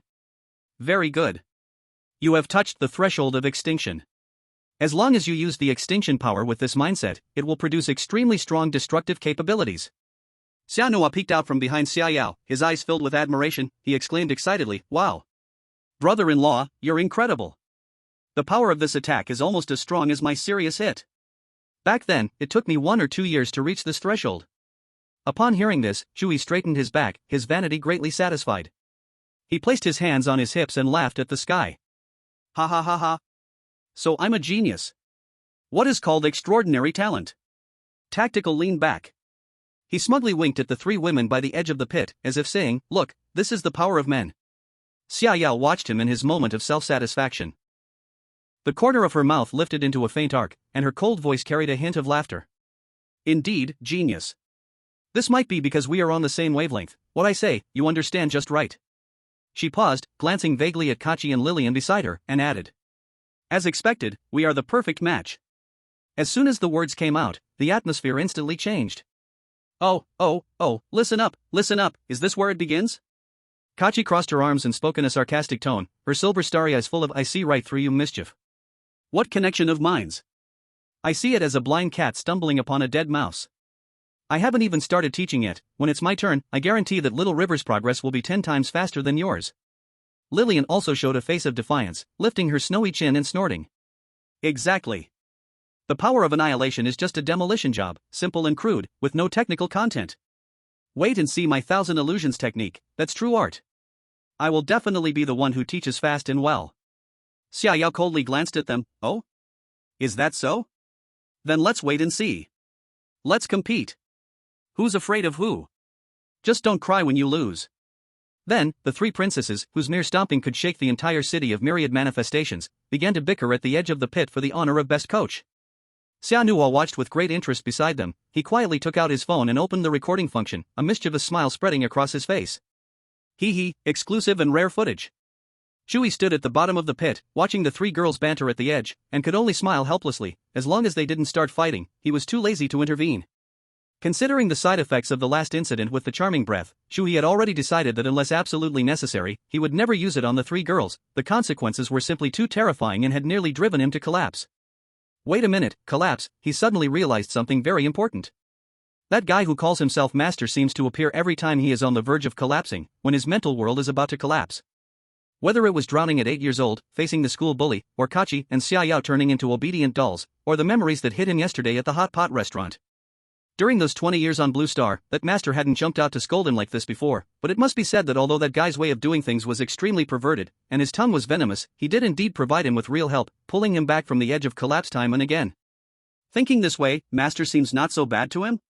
Could he be a soft-hearted bully, pretending to be tough? As this thought arose, Chu He shivered. No way, no good person is this perverted. Yes, he also claimed that if he couldn't defeat him in 3 years, he would let himself and his loved ones turn to ashes. He was just a super villain playing with everyone. Just as Chu He felt a chill down his spine, the debate competition at the edge of the pit finally reached a conclusion. Talking without practice is just a false show. Kachi proposed, let's take turns, 1 day each. In the end, let's see whose teaching results are the best. The loser will be punished to not wash in front of Chu He for a month. Good. It's a deal. Lillian immediately agreed. Xia Yao merely huffed coldly, which counted as her silent approval. She resumed her queenly cold aura, looked at Chu He seriously again, and declared, since I start first, I'll set the standards. I thought it would take you a long time to comprehend the essence of power. It seems I underestimated you. But you must remember, being able to comprehend and being able to control are two different things. What just happened was merely a release of your uncontrolled power, flashy but impractical. She paused, a hint of disdain flashing in her eyes. Next, I will teach you the 10 most commonly used combat techniques of our clan. Chapter 112, Sansi Shark Beast, this shark has legs. Chu He leaped out from the deep pit, and Kachi, without knowing what method she used, casually waved her small hand, instantly filling the pit with flowing sand, as if it had never existed. Xia Yao's teaching officially began. First move, Annihilation Ray. As soon as the words left her mouth, Xia Yao's fingers formed a sword shape, and with a light point, she aimed at a jagged mountain peak, several kilometers away, which was spewing black smoke. There was no earth-shattering noise, no world-ending light effect. Only a very fine black line, which flashed past. The next second. In the center of the towering mountain, which stood several hundred meters tall, a perfectly smooth hole appeared as if there was nothing there to begin with. Second move, Annihilation Storm. Xia Yao flicked her wrist lightly. Within an area the size of a palm, the space instantly became dim, and countless tiny black energy particles appeared out of nowhere, like a restless swarm of bees, forming a miniature black tornado. Where the tornado passed, the scorching golden sand grains disappeared completely, without even a trace of dust being raised. The range, form, and internal annihilation intensity of the storm can all be controlled at will. Xia Yao's explanation was brief and clear, yet it carried terrifying information. Third move, Destruction Shield. Fourth move, Destruction Pulse. Fifth move, Decay Curse. This move must be used with caution. Once it afflicts someone, unless the caster actively lifts it, the victim will experience their entire being, including their soul, gradually decaying into nothingness, in endless despair. Seventh move, Shattering Phantom. It can create energy clones, or it will condense into any weapon shape you imagine, such as a big hammer or a spear. Eighth move, Eye of Destruction. Ninth move, Void Collapse. 10th move, Annihilation of All. Xia Yao quickly introduced all 10 moves, each name carrying an end-of-the-world aura that sent chills down the soul. Xia Yao said, today, we will first learn the first 2 moves I demonstrated, which are relatively simple attacks. For the demonstration, I've compressed the power to the lowest level. What you need to do now is start with the first move and try to imitate it. Remember, do not pursue flashy techniques. First, focus on feeling the concept of declaring the end. Who? Chu He exhaled a breath of stale air, looking at his unscathed hands, recalling the earth-shattering, unconscious explosion from earlier, then glancing at Xia Yao's effortless demonstration. He finally understood that his previous attack could only be considered as a slip of the hand that accidentally triggered an ammunition warehouse. Xia Yao, on the other hand, was the god-level agent who could turn every bullet into a work of art. The gap was too wide. However, this only ignited his endless fighting spirit. Come on! Annihilation Ray! Chu He imitated Xia Yao, raising his finger as the power of desolation within him began to stir. He focused entirely, concentrating his mind on his fingertip, imagining a black line shooting out, announcing the end of all things. 1 second. 2 seconds. 3 seconds passed. His fingertip showed no response. The atmosphere became awkward. Put. Lillian was the first to burst out laughing. Kachi also held back a smile, her silver starry eyes gleaming with mischief. Even Xianhua, who always worshipped her brother-in-law, blushed, holding back her laughter. Chu He's face instantly reddened with embarrassment. He straightened his neck, stubbornly saying, "Cough, cough. I'm just brewing the mood." Yes, brewing the mood. He closed his eyes again, recalling the feeling of everything returning to desolation. This time, the power within him finally responded. A dark, powerful energy surged through his meridians and rushed to his fingertip. Got it! Chu He was overjoyed in his heart, suddenly opening his eyes and pointing at a rock the size of a human head ahead. Annihilation Ray! Whoosh! A black energy shot out from his fingertip. But this ray wobbled, uneven in thickness, more like ink being sprayed out. In less than 10 meters, it let out a poof sound in the air and dispersed into nothingness. Chu He! Xia Yao's cool voice timely sounded. Continue. Don't get distracted, don't mind the result, repeat this process until your body and soul remember this feeling. In the following morning, Chu He fell into a crazy practice. Chu He really looked like a primary school student who had just learned to write, repeating the action of releasing Annihilation Ray over and over again. There was no choice, using the energy in his body according to Xia Yao's thoughts was quite different from simply thinking about the result, so Chu He was like a martial arts novice with profound inner strength, and what he needed to do now was to accurately unleash the terrifying energy within him. From having no reaction at first to later being able to shoot out crooked ink. Then to being able to barely form a straight black line, the repeated failures continuously reinforced the beliefs Xia Yao had taught him. When he finally stabilized and shot out a line that left a nail-sized hole of nothingness on a huge rock 500 meters away, he was already drenched in sweat, gasping like a cow. The scorching sun hung high above, and he felt like he was about to be dried up. Strangely, aside from exhaustion, his body felt no discomfort from the high temperature burning him. It seemed that his current physique had completely withstood this extreme environment. Hungry. This was Chu He's only thought at the moment. The intense training had greatly consumed his physical strength. He wiped his sweat and shouted at the queen, "Report. Report Coach Yao Yao. Requesting a break. I'm hungry." Xia Yao looked at the sky, slightly nodded, and her queenly aura instantly dissipated, turning back into the gentle girlfriend who cared for her man. You've worked hard. Her voice softened a lot. Your progress has surpassed my expectations. Chu He smiled, climbed out of the pit following the energy ladder Xia Yao had laid down, and approached her to take credit. Of course, you should see who my woman is. As he spoke, he looked around at the desolate golden sea of sand and licked his lips. This place, is there anything edible? Let's hunt some prey, I can show you something? At the mention of food, both Lillian and Kachi's eyes lit up. Xianhua was even more excited, shouting, "Yay! I can eat brother-in-law's cooking again." Kachi tilted her head, her silver pupils shining with wise light. She stretched out her little finger pointing into the distance. If it's just to fill your stomach, under the sea of sand, there are sand-scaled fish and crystal shell shrimp everywhere, and they taste pretty good. However, if you want to challenge a bit. Before she finished speaking. Boom! Suddenly, a nearby patch of the sandy sea began to surge violently without warning. Golden waves of sand were lifted high, and enormous, swift shadows rushed beneath the sand layers, leaving a series of sandy trails, distinctly aiming towards where Chu He and the others were. The speed was incredible, with a momentum full of bloodthirsty frenzy. Damn! What is that? Chu He was startled by the sudden change and instantly took a fighting stance. The next moment. Crash! With a loud roar, the shadow closest to them suddenly burst forth from the sandy sea, stirring up a cloud of golden sand. When Chu He saw the full form of that creature, his worldview was once again struck deeply. That was clearly a shark. A giant shark, comparable in size to a medium truck, with a length exceeding 10 meters. Its skin wasn't the bluish-gray of the ocean but a yellow-brown color that blended with this desert, and its dorsal fin had turned into a row of sharp, menacing spikes like bone spurs. What was most ridiculous was that beneath its smooth white belly, it actually had 6 thick and powerful. A giant claw full of jagged scales. It looks like an ultimate abomination stitched together from a shark and a crocodile. At this moment, the monster opened its bloody mouth wide, revealing dense teeth like steel saws, and its murky eyes filled with brutality and greed, fixing in on Chu He. Immediately after, 5 or 6 more of the same monsters leaped out from the surrounding sea of sand, completely surrounding them. This is a shark in the desert? Chu He felt his mind was a bit overwhelmed. To be precise, it's an S-class sand sea shark beast. Kaki remained calm, as if introducing the flowers by the roadside.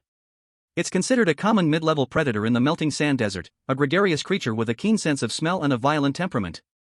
She paused, adding a sentence that shattered Chu He's worldview.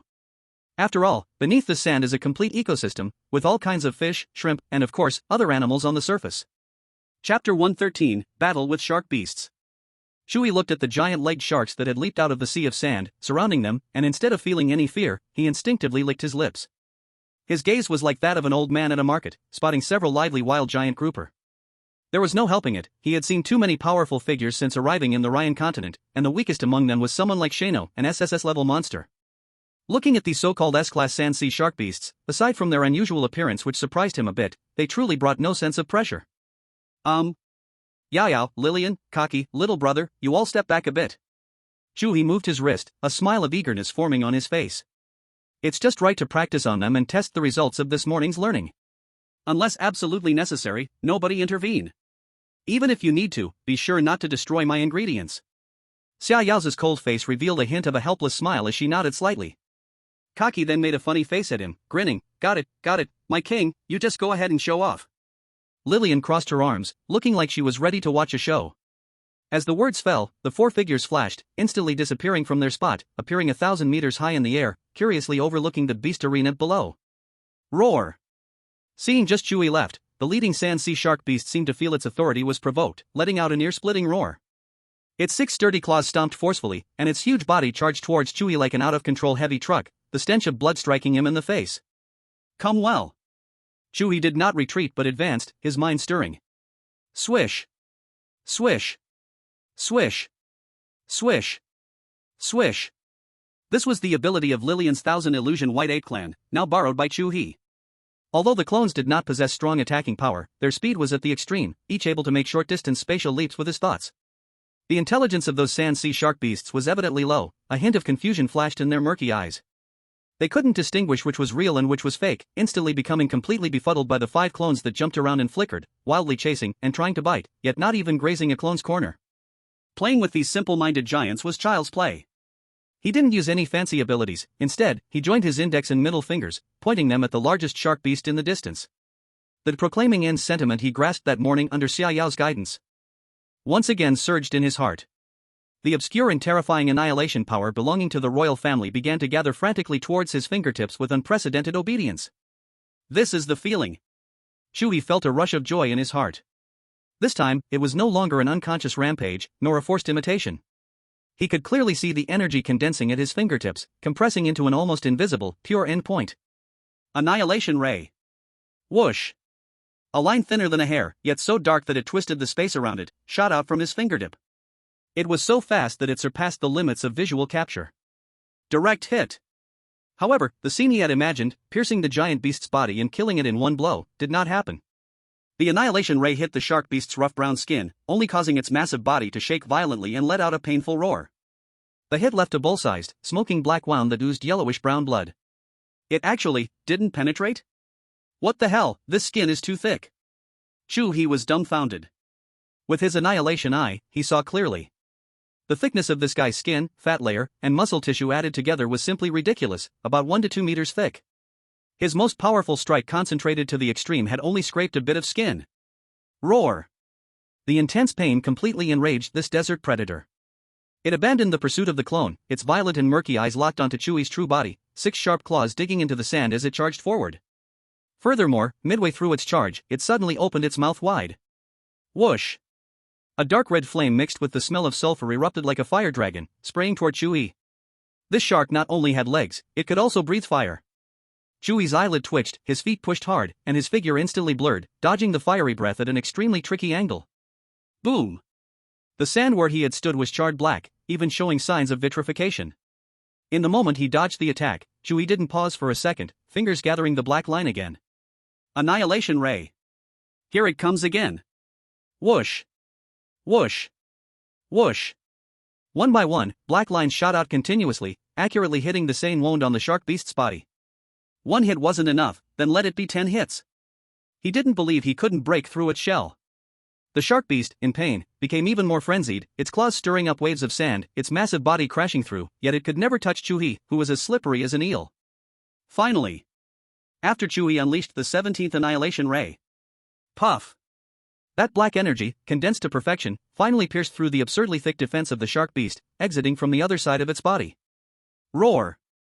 The colossal beast's charge came to an abrupt stop, releasing an unwilling and sorrowful wail, crashing to the ground, twitching a few times before becoming lifeless. Ha, ha. Chu He stood still, gasping for air, beads of sweat covering his forehead. The intense energy output left him feeling weak and exhausted. At that moment, the remaining few sand sea shark beasts seemed to sense the death of their companion, all ceasing their pursuit of the clone and turning their violent gazes toward Chu He. Locked onto by 5 S-rank predators at once, Chu He suddenly felt his scalp tingle. If one was this difficult to fight, 5 together would surely tear him to shreds. Just as he prepared to call for outside help, an indescribable terror, stemming from the highest level of life, descended from the sky. The figures of Xia Yao, Lillian and Kachi slowly floated down. They did nothing, just quietly stood there. In an instant, the 5 fierce sand sea shark beasts, feeling this aura, fell silent. Like seeing a ghost, their bodies went rigid and then let out a series of terrified wails. They turned and ran at an unprecedented speed, plunging deep into the sea of sand, disappearing without a trace in an instant, as if fearing that running even a moment slower would mean their complete destruction. Good job, Little River. Chapter 114, The Ryan Continent is really big. Kachi hopped over to Chu He, her petite frame looking lively and sprightly, her small hand gently patted his back. A cool and gentle energy instantly surged into Chu He's body, like a long-awaited rain on a parched field. His body, nearly exhausted from the continuous high-intensity release of annihilation rays, was suddenly nourished, and all fatigue was swept away. Chu He let out a long breath, feeling as if he had fully revived on the spot, ready to face anything again. He twisted his neck, making a cracking sound, and looked intensely at the giant shark beast's dead body on the ground, rubbing his hands together with uncontainable excitement on his face. This thing can definitely be eaten, right? Can we roast shark meat later? Of course. Xia Yao walked over to Chu He, took out a pure white handkerchief, and naturally and gently wiped the beads of sweat off his forehead, a faint smile gracing her cool face. To be able to achieve this level in the first real battle is already very good. Good? It's much more than good. Lillian also came over, her eyes bright with praise. My Chu baby was so super cool in the fight just now. Especially that last hit, it was simply stunning. Chu He grinned foolishly, a sense of satisfaction bubbling inside him. He didn't bother to argue, always accepting his wife's praise and concern wholeheartedly, the more the better. Kachi looked around at the unbearably hot golden sea of sand, her silver eyes, seemingly containing the entire galaxy, blinked. Alright, we can save the praise for later. This place isn't suitable for staying long, it's too hot. Let's find another place to handle the ingredients. She extended her small hand, as white and tender as fine mutton fat jade, and casually swiped in the empty space before her. Buzz. The space ahead rippled violently as if a stone had been thrown into a calm pond, and a shimmering portal, sparkling with starry brilliance and filled with profound starlight, appeared out of thin air, stabilizing itself. Let's go. Kachi walked in first, like a little leader with her hands behind her back. Chu He let Summer Nua carry the shark beast's body. Without a word, Summer Nua hoisted the shark beast's corpse, which was several times larger than him and weighed several tons, and strode in after her. The scene in front of them twisted and changed. In the previous second, the air was filled with heat strong enough to roast a person and the scent of sulfur. In the next second, a fresh coolness laced with the fragrance of grass and strange flowers rushed towards him, causing all 36,000 pores on his body to open up. Chu He took a deep breath, feeling refreshed, as if his lungs had been completely cleansed. They arrived at an expansive oasis. Yet this oasis was entirely different from any he had known, filled with a dreamlike and unreal sensation. The ground beneath his feet wasn't soil but a soft green moss, as soft as the finest carpet. Stepping on it felt cushioned, and it emitted a faint glow, as if walking among the stars. Not far away, there was a crystal-clear lake. The water wasn't the usual blue, but presented an enchanting, slowly flowing rainbow hue, as if someone had poured liquid rainbows into it. Beside the lake stood peculiar trees, their trunks translucent and crystal-like, with flickering lights dancing within. The leaves were palm-sized, constantly changing colors, and when the breeze blew, it felt like magic. The entire forest echoed with the delightful sounds of tinkling like wind chimes, serene and beautiful. The temperature here was pleasant, probably just over 20 degrees, a totally different world from the hellish heat of several hundred degrees just moments ago. Wow, is this heaven? Chu He was completely stunned by the sight before him, standing frozen with a giant shark on his back, his mouth agape enough to fit an egg. Kaki stood proudly with her small hands behind her back, her face displaying a praise me expression, eagerly waiting for compliments. How is it, little river? Isn't the environment nice here? She pointed with her delicate, fair fingers towards the east. Chu He instinctively looked into the distance in the direction she was pointing. At the end of this dreamy oasis, there was an endless, gigantic forest that seemed to connect with the sky, where each tree soared into the clouds, blocking out the sun with an overwhelming presence. In that vast, boundless forest, many uniquely shaped, grand buildings filled with sci-fi and magical styles could be glimpsed. Some resembled crystal spires hanging down from the sky, their tips shimmering with mysterious runes. Others looked like enormous metallic rings floating in midair, slowly revolving and emitting a soft glow. The sight was magnificent, as if a paradise from a mythical epic had descended upon the earth. Over there is, Chu He felt his throat dry up a bit, stumbling over his words. Kaki slightly raised her chin, her silver starry eyes sparkling with indescribable pride, and with a casual tone as if saying, I have a few flowers in my backyard, she revealed world-shattering news to Chu He. How is it, little river? This place, including the endless spirit forest you see, and the 720 cities within it, all belong to my family. He, of course, my king, when I inherit the throne, all of this will be yours. A total territory of more than 52 million square kilometers, along with all the people and wealth within it, will all be under your control. Boom! 520 million square kilometers. This number exploded in Chu He's mind like a thunderclap, leaving him utterly dazed. The Dragon Kingdom where he came from had an area of only 960,000 square kilometers. This was no longer just a rich lady, this was a true empress. A walking treasury. A moving territory. Chu He had a refreshed understanding of the terrifying power of the 9 great royal families, and he gained a more intuitive sense of this vast land named the Ryan continent. Untold riches, it was finally Chu He's turn. The opportunity was right in front of him, as long as he could marry these queens, everything would be his. Just wait for me. Chu He's heart roared with unprecedented excitement, a surge of blood and energy coursing through his chest, his desire to become strong and take control of his own fate stronger than ever. Seeing Chu He's astonished expression, Kaki laughed even more happily. Lillian and Xiaoyao couldn't help but smile as well, their man looking quite adorable in his naivete. Tomorrow, I will take you to see our Union Empire. Whether in territory or scenery, we are in no way inferior to the Starlaw Empire. Xiaonua chimed in, proudly puffing out her chest. Lillian joined in the comparison, hands on her hips, cheekily lifting her chin. My Phantom Empire will surely show you the most magical world. Chu He laughed heartily. That's great. I'm so excited I can't even express my feelings. Of course, even if you had nothing, I would love you with my life. Chu He, am truly not the kind of person who seeks riches and glory. Xiaonua immediately looked at him with admiration. Brother-in-law, I believe in your character. To dare to face the pressure from the 3 emperors alone with your small body and not be afraid, just this courage has already surpassed many of us. Chu He secretly complained in his heart, wasn't I forced into this? I had no choice. If there had been a second way at that time, I would definitely have run faster than anyone else. That's not courage, it's a desperate fight for survival. On the surface, he maintained an inscrutable expression and patted Xiaonua's shoulder. Little Nua, what nonsense are you talking? Is your brother-in-law really that outstanding? Humble.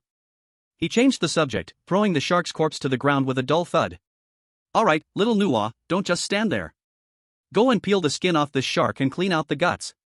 Your brother-in-law is a bit tired, so today let you all taste my exclusive secret roasted meat. Okay. Leave it to me. Xiaonua eagerly replied and immediately began to process the ingredients with great enthusiasm. Before long, the giant sand sea shark beast was cleaned up, and Chu He set up the grill, skillfully skewering large chunks of shark meat while humming a little tune, brushing on his secret sauces. Sizzle, sizzle. The meat quickly changed color under the flames, fat dripping down and making enticing sounds. The rich meat aroma mixed with the fragrance of spices instantly filled the air. Wow! It smells so good. Xiaonua couldn't hold back any longer, saliva nearly dripping down. When the outer skin was roasted to a golden crisp and the inside was tender and juicy, Chu He happily announced, dig in. The 5 of them sat around the bonfire, eating heartily. The meat of the sand sea shark beast was unexpectedly firm and bouncy, with no fishy taste, carrying a unique sweetness. Paired with Chu He's cooking, it was simply a heavenly delicacy. Chapter 115, Training. The last spark of the bonfire fell into silence. The aroma of the roasted shark meat was also carried away by the cool afternoon breeze. Xianhua collapsed on the soft moss, as comfortable as the finest carpet, patting her belly with a satisfied expression, as if she had achieved fulfillment in life. Chu He leaned against a crystal tree trunk, closing his eyes to savor the dual echoes of battle and food. Break is over. Xiaoyao's cold voice rang out. She had quietly gotten up at some point, her long black hair reflecting a dreamlike halo under the colorful lake light. The afternoon training continues. Chu He opened his eyes, sat up straight, and excitement danced in his gaze. Each time he used that power, he could feel his control over termination deepening. That feeling of dominating the end of all things intoxicated him.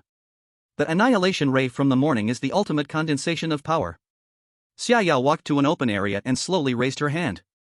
Now, it is the second pose, Annihilation Storm. Xiaoyao's voice was steady without a trace of ripples. She moved to an open area, her figure as cool as a fairy under the moon, slowly raising her hand, her voice resonating clearly in the dreamlike oasis. Annihilation Storm spreads the power of extinction as a domain, summoning a black storm that devours all. Wherever the storm reaches, all matter and laws return to nothingness, and its range can be controlled at will. You try. Chu He took a deep breath, straightened his body, and the wonderful feeling of controlling the end of all things resurfaced in his mind. He imitated Xiaoyao's posture, slowly raising his palm, mobilizing the power belonging to the royal family of void glance within him, obscure and heavy. However, the imagined world-destroying storm did not appear. A mass of black mist struggled to form in his palm, but it was unstable, with edges constantly bursting out tiny black arcs, making a teeth-grinding crackling sound, as if it would collapse and backfire at any moment. This uncontrollable energy began to wildly pull at the surrounding air, forming a chaotic force field, causing even the leaves of the nearby crystal trees to tremble anxiously. Not good. Chu He frowned tightly, feeling like he was trying to rub a bomb with his hands. If one is not careful, the first to be shattered into pieces will be oneself. The more he tried to control it, the more violently that mass of black mist surged. Don't be anxious. You are not using power, you are the end itself. Xiaoyao's voice was soft, yet it carried a strange magical force that went straight to the root. You don't need to imitate the form of the storm, that's just the external manifestation of power. You just need to give your command to that space. Disappear. Command? Chu He's mind shook violently. No. It's not a command, it's a declaration. In an instant, he understood.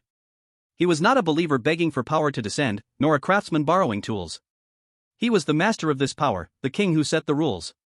I am the law. I am the conclusion. I declare here, all things return to oblivion. Disappear. Buzz. This time, the process was 100 times smoother. The previously violent and almost shattering force of annihilation was now as gentle as a domestic cat. Above his palm, a strand of pure smoke, darker than ink, materialized out of thin air and began to slowly spin. It spun faster and faster, pulling at the surrounding light and air, making no sound, yet creating a profound fear that originated from the soul. Finally, a palm-sized, exquisite yet deadly black tornado stabilized above his palm, quietly spinning. It had no howling winds, no thunder and lightning, only an absolute silence. It was as if it itself was the embodiment of the concept of nothingness. Though small, the pure essence of annihilation matched Xiaoyao's verbal description perfectly. It's done. Chu He's eyes lit up, a wave of indescribable joy and achievement surged within him. My goodness! Brother-in-law! Beside him, Xianhua, who had been rubbing his belly, sprang up from the ground, his eyes wide open, pointing at the mini tornado in Chu He's hand with a scream. This isn't scientific. It took me 3 months just to grasp the concept of declaration when I learned this move. You did it in one go? And it's so stable? Brother-in-law, what kind of monster are you? Chu He raised an eyebrow in pride, his hand movement never stopping, expanding that storm of annihilation to a 5-meter diameter, steadily controlling it to spiral in low air. Not bad. A hint of almost undetectable satisfaction appeared on Xiaoyao's cold face. Next, the third move, collapse shield. As soon as she finished speaking, Lillian stepped forward with a grin, hands on her hips. I'll test this. She blinked at Chu He with her peculiar tricolor eyes, her tone full of provocation. Chu Bao, are you ready? My attack won't hold back. Chu He shifted his thoughts from expanding to guarding. The collapse shield does not block. Xiaoyao's voice rang out again. Instead, it disintegrates and annihilates the structure and rules of any attack that touches it directly. Chu He understood immediately. The force of annihilation rapidly gathered in front of him, forming a semi-transparent black barrier about 2 meters tall, its surface swirling with countless tiny black runes that ebb and flow. Here it comes. Lillian shouted cheerfully, pointing her finger casually. Boom! A spear made purely of energy, shimmering with blinding white light, appeared out of thin air, carrying an overwhelming force capable of piercing mountains, and struck hard against the shield. There was no earth-shattering explosion. As soon as the spear touched the black shield, it was as if an ice cube was thrown into concentrated acid. Starting from the tip, it quickly dissolved without a sound, disintegrating into the most primitive particles of energy, vanishing into invisibility. Throughout the entire process, Chu He's shield even created not a single ripple. Wow! Lillian exclaimed exaggeratedly, her admiration completely unhidden. The defense is impressive. Chu He himself was stunned. This was simply absolute defense. Continue, the fourth move, Destruction Pulse. Xiaoyao didn't give him much time to bask in his success. Destruction Pulse is to unleash the force of annihilation centered on oneself. A wide-range attack exploded instantly in all directions. As she explained, she gently tapped the ground with her fingertip. A visible black ripple spread from her fingertip, expanding on the ground like a wave. Where the ripple passed, luminous moss, colorful lake water, crystal trees, everything was scraped away, leaving an absolute circle, 10 meters in radius, smooth as a mirror. Seeing this precise control made Chu He's scalp tingle. He imitated her, sinking his power into the ground and then igniting it violently. Boom! An uncontrollable surge of black energy exploded, unlike Xiaoyao's smooth wave, but rather a chaotic energy explosion that turned the ground around him into a mess, pitting it all over. Control the explosion area, not point, Xiaoyao frowned slightly. Little river, Kaki added on the side, swinging her little legs, you can imagine it as you stomping your foot hard to shake the entire ground, not blowing a hole in the ground with dynamite. This analogy was simple and easy to understand. Chu He immediately grasped the trick. After several attempts, he finally managed to unleash a relatively orderly destructive pulse. Although its range was only 5 or 6 meters, it had already taken shape. The afternoon quickly passed in this extreme learning. As the sky darkened, Chu He glanced in the direction of Wanxiang City. I need to return to the store. Kaki understood, waved her small hand, and the starlight transport portal opened. Chu He focused his mind and summoned the power belonging to the Qinhuan White Ape clan within him. 2 energy clones that looked exactly like him, but with slightly duller eyes, appeared out of thin air. These energy clones could last a day without experiencing battle. You two, go to the store and take good care of the customers. Remember, smile service. The 2 clones nodded mechanically and walked into the transport portal. After doing all this, Chu He sat back down, feeling more exhausted than if he had worked all day. The moves are dead, the people are alive. Xiaoyao sat down beside him, her cold voice carrying a hint of softness. All moves, in essence, are born from intention and released with heart. Kaki leaned over and sat on Chu He's other side. When you truly merge with your power, a casual strike becomes the strongest move. Lillian vehemently agreed, that's right, being adaptable is the way to go. Listening to the insights of 3 top experts, a light of understanding flashed in Chu He's eyes. These techniques were merely fish, while the true meaning of silence was fishing. Alright, today's training ends here. Xiaoyao stood up, back to Wanxiang City. Kaki opened the transport portal. One by one, they passed through and returned to their residence. A day of extreme training left Chu He physically and mentally exhausted, yet he was more excited than ever. But he could clearly feel that he had become stronger. Master! Chu He clenched his fists. He not only had to survive but also firmly grasp his destiny back in his own hands. P.S. It feels like the updates have slowed down, huh? Maybe I'm writing a bit boringly, I'm not very good at writing daily life. The next training will be briefly covered, simply explained, and the harem will continue. SSS level Chu He is about to be unleashed. Chapter 116, Becoming Stronger While Traveling Through Ryan Continent. At the hotel, 5th floor, Chu He's room. After a delightful session, a unique fragrance mixed with 3 different scents filled the room. Since tomorrow there would be more hellish training, Chu He simply fulfilled his duty as a man and gave each of his 3 eager wives an hour of reward. Though the 3 women clearly wanted more, they understood that their man was in a critical development period and needed to hold back a bit. So, they wisely refrained from insisting further and went to another room on the 5th floor as Chu He recommended, unable to sleep together with him, always feeling restless. Chu He lay on the soft big bed, sprawled out. Every cell in his body felt hollowed out, yet he found immense satisfaction spiritually. He stared at the ceiling, beginning to plan a clear and survivable path for his bizarre journey in this strange world. To avoid being crushed like garbage by that damned master, and to hold his 3 stunning wives in his arms for a peaceful sleep, he had to become strong to an absurd degree. He extended his finger, tracing the air, already possessing a plan in his mind that could only be described as crazy. Step 1, set a small goal first, to enhance his overall combat power to a level where he could stand firm before any SSS-level powerhouse, able to flee even if he couldn't win. Maintaining an undefeated position is fundamental to survival. Step 2, defeat that arrogant guy, Ao Chang, and rescue his sister. No, save her first, and then use that as a starting point to make every single uncontacted princess from the other 6 great empires part of his family. Step 3, the most crucial step. Find every possible way to locate that master's weakness, then take him down for good.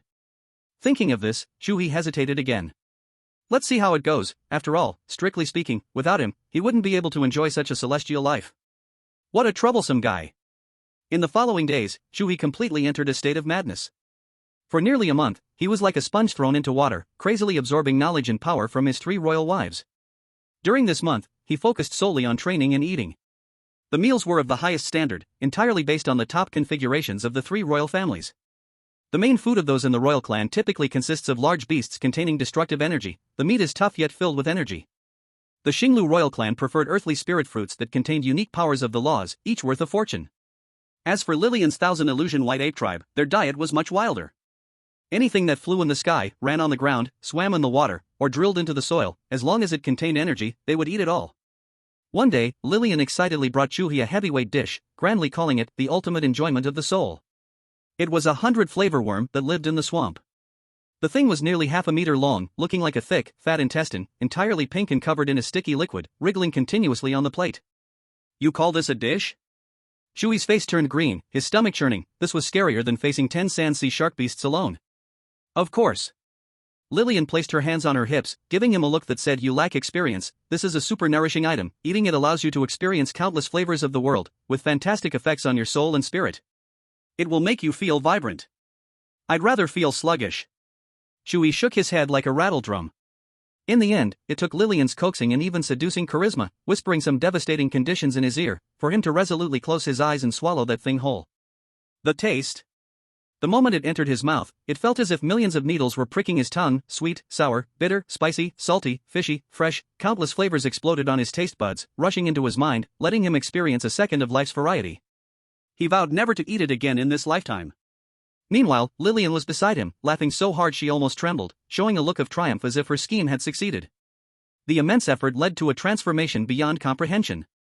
After the training that day, Ketch took out her star disk that recorded information about all things and scanned Chu He with it. Energy output stable, basic mastery of laws, reaction speed, not bad. Ketch nodded at the virtual screen floating on the star disk. With a serious tone, she commented, "Comprehensive rating, SSS level 3 stars. Just barely passed, my king." Beside her, Shano's eyes were about to pop out. 1 month. From 0 to SSS level 3 stars? Brother-in-law, what kind of monster are you? You must understand, above SSS level, each star difference is like a chasm. Kaki and Xiaoyao are 6 stars, Lillian is 7 stars, and Shano himself is only 5 stars. And the Eerie chef, Xia Yan, has already reached the peak of 9 stars.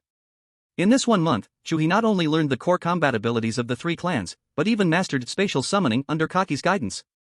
This is a long-distance summoning ability, involving sealing and summoning in 2 steps. The first step, seal the tamed beasts along with the environment they generated into a book, which is equivalent to spatial exchange, turning 3-dimensional into 2-dimensional. The second step is summoning, opening the book and with a thought, you can summon them. He now has his first summoned beast, a pseudo-SSS level of this worm. Looking at his breathing book, Chu He finally understood why there were so many strange books in Kaki's library. Each book might seal a terrifying creature. During training breaks, Chu He explored almost every corner of Ryan continent with the 3 girls in Shano, except for the deep sea. Only then did he truly experience just how vast this world is. The total land area of the entire continent is at least dozens of times that of Blue Star. The 9 royal families divided this continent, establishing 9 vast empires without an end in sight.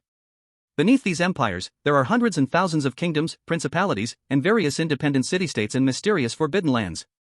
And SSS-level powerhouses are not only found among the royal families. Chapter 117, Bottleneck and 99% Love. Although Kaki's star chart gave a comprehensive rating of SSS level 3 stars, Chu He knew better than anyone that this was just a false prosperity. There was output in speed, but no soul to match. Xiaoyao's words were piercing. This is just a rating. Her icy voice rang after training, your energy output and reaction have touched the threshold. But there is still a chasm between you and a true SSS level powerhouse. A true SSS level must either possess their own domain or their understanding and utilization of a certain law must reach a transformative level. And right now, he only knew how to use it. He was still one crucial step away from true control. Chu He initially thought it was because he wasn't working hard enough. But when he subconsciously called up a panel he hadn't looked at for a long time, available only to himself, his whole body froze. Xiaoyao, intimacy, deep love 99%. Kaki, intimacy, deep love 99%. Lillian, intimacy, deep love 99%. Three glaring 99% numbers pierced into his mind like three needles. He had thought his feelings weren't deep enough, that the timing wasn't right. But now, combined with Xiaoyao's words, a chilling guess surfaced clearly in his mind. His power comes from their love. So, was his power's bottleneck also corresponding to the last 1% of this emotion that he couldn't break through? Because their love had not reached unique and entire, the power he borrowed was always separated by a veil, unable to reach the realm of control? Once this thought appeared, it could no longer be suppressed. In the following half-month, Chu He completely lost his mind. He was no longer satisfied with just learning techniques, he fought desperately to comprehend the laws behind every kind of power. He pushed himself to the point of mental exhaustion, blacking out and collapsing. He would wake up and continue.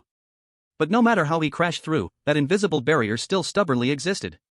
He could feel the cold patterns on that door, yet he couldn't push it open.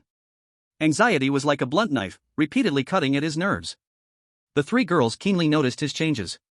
They thought he was just anxious because his strength was stagnating.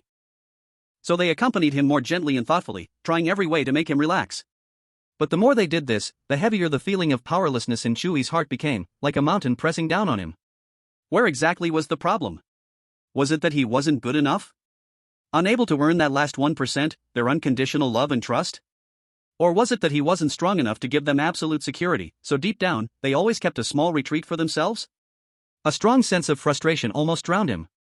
That night, the city of Wanshan glimmered brightly, like a river of stars fallen to earth. Chu He sat alone at the edge of the tallest building's rooftop in the city, his legs dangling in the air, letting the cold wind rush through his hair. Beneath him was a dazzling city, and in the distance, endless dark wilderness. Such a stark contrast made him feel a deep sense of loneliness to the bone. Three figures silently appeared behind him. Lillian held a coat in her hands, without saying a word, she gently draped it over his shoulders. Kaki magically pulled out a few bottles of juice, placing them one by one beside him. Xiaoyao didn't do anything but quietly sat next to him, keeping him company as they gazed at the vibrant scene below. I think I've run into trouble. Chu He picked up a bottle of juice and took a big gulp, the corners of his mouth curled into a bitter arc. We all know. Lillian sat down on his other side, gently rubbing his hair with her palm. Don't push yourself too hard. You've done great, better than any of us could imagine. Yes, little He. Kaki sat cross-legged opposite him, her little face serious. From C to SSS level 3 stars in a month. If this gets out, even the ancient fossils of the 9 royal families would jump out of their coffins. You're already the greatest monster of all time. But it's not enough. Chu He shook his head. His gaze pierced through the endless night, as if he could see the high and mighty master looking down on him like an ant. It's simply not enough. He suddenly turned his head, scanning the eyes of the three girls, his expression more serious than ever. I've discovered a problem. My power seems to be stuck, as if it's tied to our relationship at the same place. He honestly expressed his guess about the 99%, word by word. The three girls fell into silence instantly after hearing it. They clearly had never thought about this issue, but Chui's reasoning was logical, like a key that precisely inserted into an incomprehensible lock. So? Chui's voice became a bit dry. He looked at the three girls in front of him, each one breathtakingly beautiful, each one deeply caring for him. But what exactly was that last shackle? He took a deep breath, as if making a certain decision, and spoke a guess that even surprised himself. I'm wondering what must happen to allow your love and my power to break through that last 1% together? His voice was soft, yet the atmosphere on the rooftop froze in an instant. The howling night wind seemed to be cut off by those few words. Perhaps it needs a true, life and death situation. Let me experience a danger so hopeless and despairing that even you feel helpless. Chui's gaze turned dark and profound as he said this word by word. Perhaps only in that extreme pain of believing you will forever lose me, that last bit of reservation in your hearts will completely collapse. Only then can your love transform into the purest, completely unreserved only. And my power can then break through that final shackle. The three girls were shocked, standing there dumbfounded. Little He. Kaki could no longer hold back and suddenly rushed into his embrace, using all her strength to hold him tightly, her voice breaking with tears. We don't want you to become stronger, we just want you to be okay. Please. Don't have such terrible thoughts anymore, okay? Chu He stood frozen in place, holding the slightly trembling small figure in his arms, looking at the other two.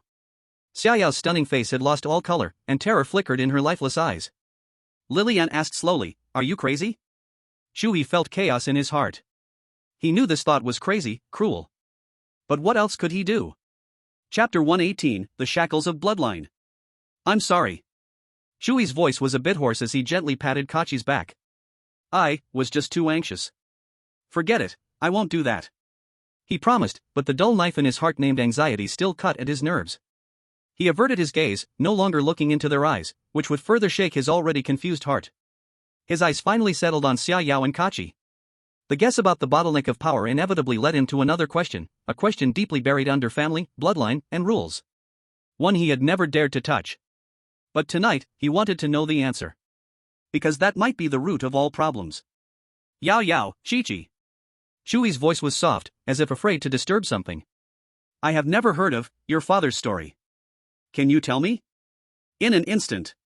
The temperature on the rooftop seemed to drop to freezing point.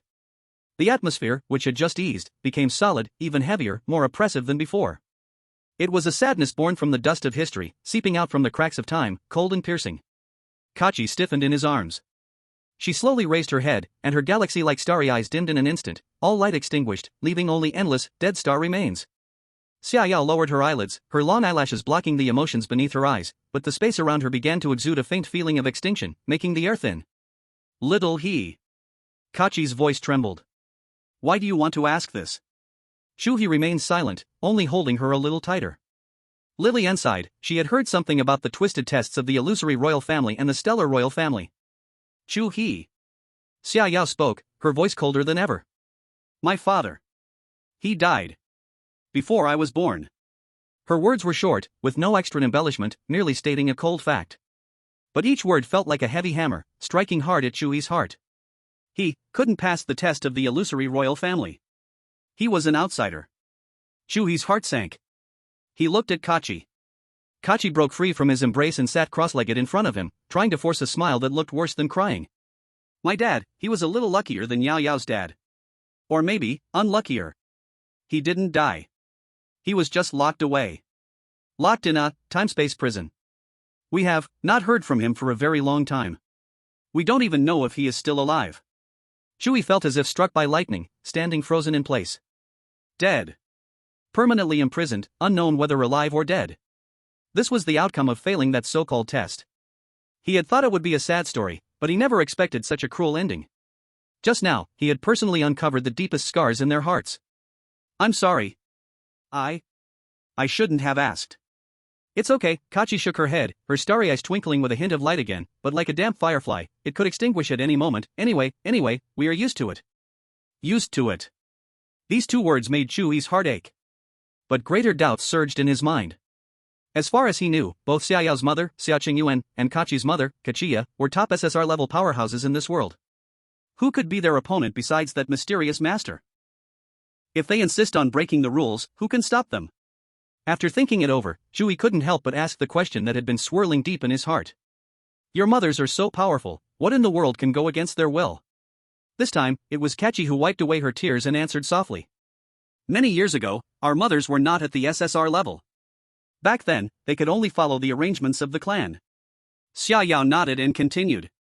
However, after my mother took office, she established new rules. Her gaze turned to Chu He, and in her lifeless eyes, a rare spark of light ignited. If in the future, someone can pass the clan's test, then this test will disappear forever. Kachi nodded vigorously. Exactly. My mom said the same thing. She said if you, Chu He, can pass, she will personally smash the time-space prison. There's no way, those old fossils in the clan place too much importance on bloodlines. Chu He's heart sank heavily. He finally understood that what he bore was not just his own life. It was also the only hope to end this tragedy that had lasted countless years. But a new question emerged in his mind. The most fundamental, logical contradiction. If that's the case. Chu He took a deep breath and asked the sharpest, most core question. Why is your bloodline so pure? Why doesn't it contain any traces of other bloodlines?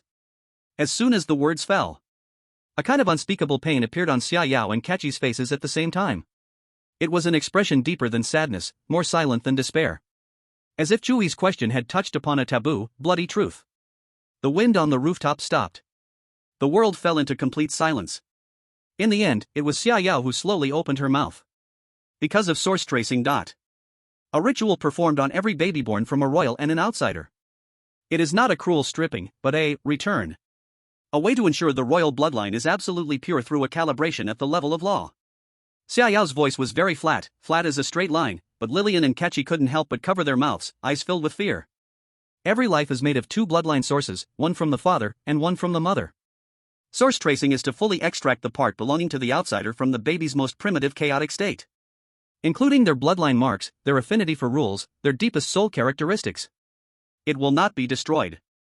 Xia Yao paused and said something that made Chu He's soul tremble. It will be distilled. Distilled into the purest, unblemished original energy. Then, it will be used as the first nourishment to awaken the royal bloodline of the baby, fed to him, her. Boom! Chu He's brain went blank. He seemed to see an unimaginable, bizarre, and cruel scene. A newborn baby on the altar of the ritual, devouring everything of its biological father. His genes, his power, the trace of his existence, everything about him turned into the purest energy, becoming the first cornerstone for his child to step onto the path of strength. This was the so-called truth of pure bloodline. So, Chu He's voice was so dry that he could barely speak. The price of failing the test is not just death, but being completely eaten by your own child from this world.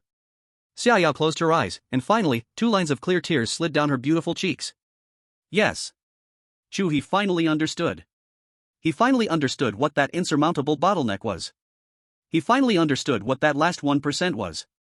It was not about loving too shallowly. On the contrary, it was because they loved too deeply. That 1% was the last line of defense they reserved for him with all their strength. It is the fear that comes from the depths of their souls. They are scared. Scared that when they offer all their love unreservedly, he will, like their father, after failing, be completely consumed by their future children. That 1% is not a reserve. It is protection. Chapter 119, Reassurance. The wind on the rooftop felt as if it were filled with lead, cold and heavy. Chu He held the trembling Kaki, who was crying, and reached out to pull the pale-faced Xiang Yao closer, letting both girls lean their heads on his shoulder. It's okay, he awkwardly patted their backs, his voice very soft, afraid of disturbing their long-held sadness. I'm just guessing, talking nonsense, I wouldn't do anything foolish. Damn it, what is this? Having a baby, and first eating the dad as a startup nutrition pack? Which twisted brain thought of this perverted setting? After comforting them for a while, Kaki's sobbing gradually calmed down, and the suffocating stillness around Xiang Yao slowly receded. They just quietly leaned against him, like 2 injured little beasts finally finding a safe haven. Chu He let out a sigh of relief, his gaze passing over them and finally landing on Lillian, who had remained silent from the beginning, just quietly standing beside them. He understood the reasons behind Xiang Yao and Kaki. One had lost a father in a horrible way, the other had a father permanently imprisoned. Anyone would bear psychological scars like that. But what about Lillian? He clearly remembered Lillian saying that her father was fine and was a devoted father. She had no deep-rooted pain of origin, so what was the reason for her final 1%? Could it be Ao Chang? Chu He had a guess in his heart.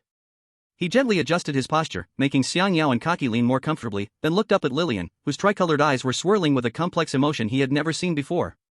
He tenderly extended his other hand and held Lillian's cool hand.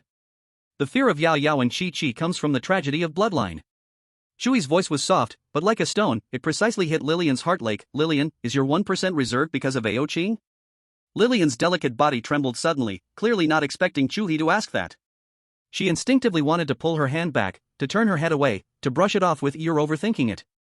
But when she saw the untainted tenderness in Chu He's eyes, all her pretentious words got stuck in her throat. The rooftop's wind lifted her silver hair, like flowing light under the moon. After a long time, she gave a self-mocking smile and tightened her grip on Chu He's hand. You, sometimes so sharp, really make people annoyed.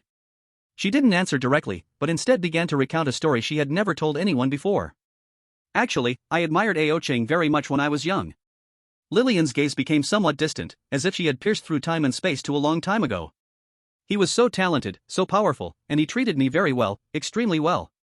Our families had a good relationship, so the children from both families would train together, and Ao Ching had protected me many times from harm, while he had been hurt for me many times. Ao Ching always told the crying me, Lillian, don't be afraid, with me here, no one can hurt you.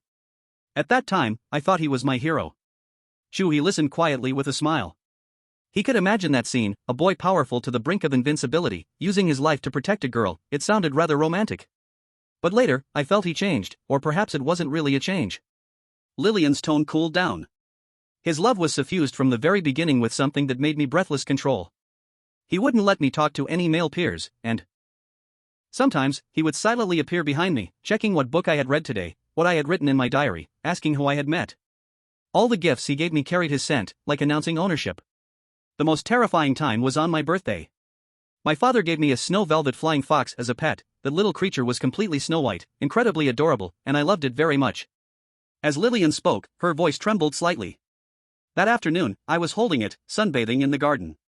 Ao-Ching came along, looking at the little one in my arms with cold eyes.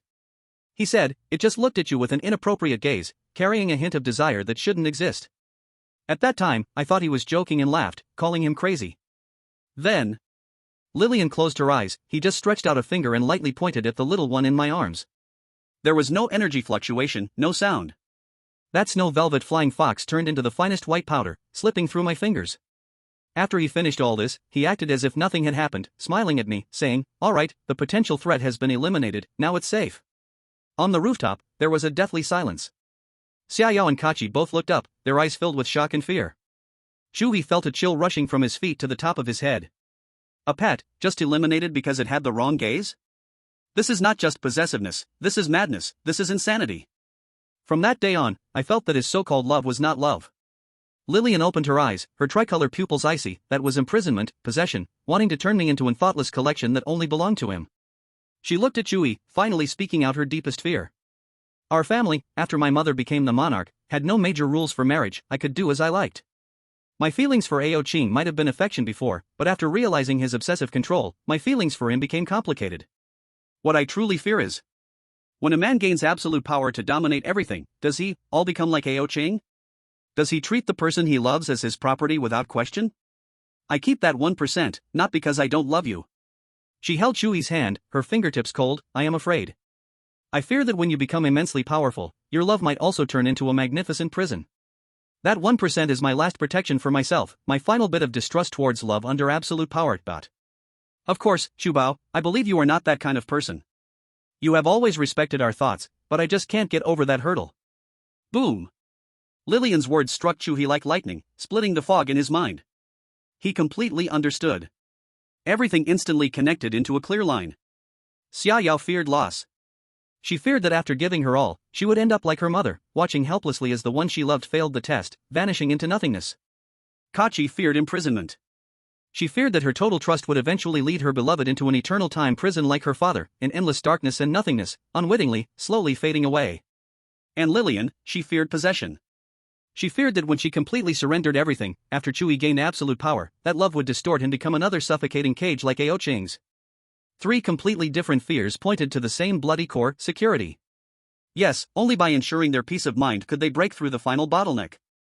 Making them believe that no matter how strong they became, they would not turn into another Ao-Ching.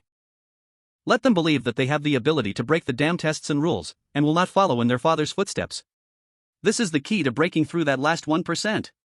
Understanding all this, Chu He felt an immense sense of relief, and that frustration that had lingered in his heart for so long vanished into thin air. He released his grip, stood up, faced the cold wind of the high sky, and opened his arms as if to embrace the dazzling galaxy beneath him. I might have figured it out.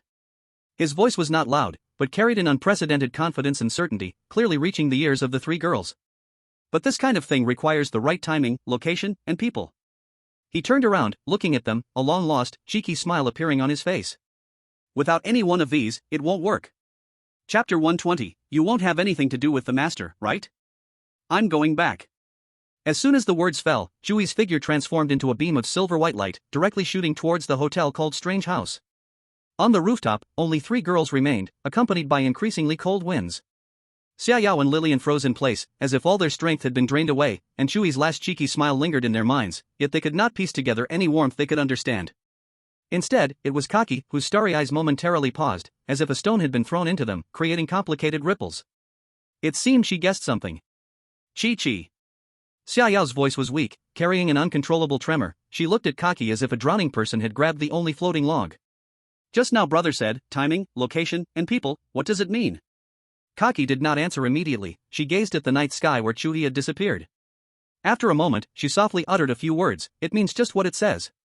Oh, Chi-chi. Lillian said anxiously, what time is it? Why still keep us guessing? Kaki's gaze returned from the night sky, slowly scanning Xiaoyao and Lillian's anxious and pale faces.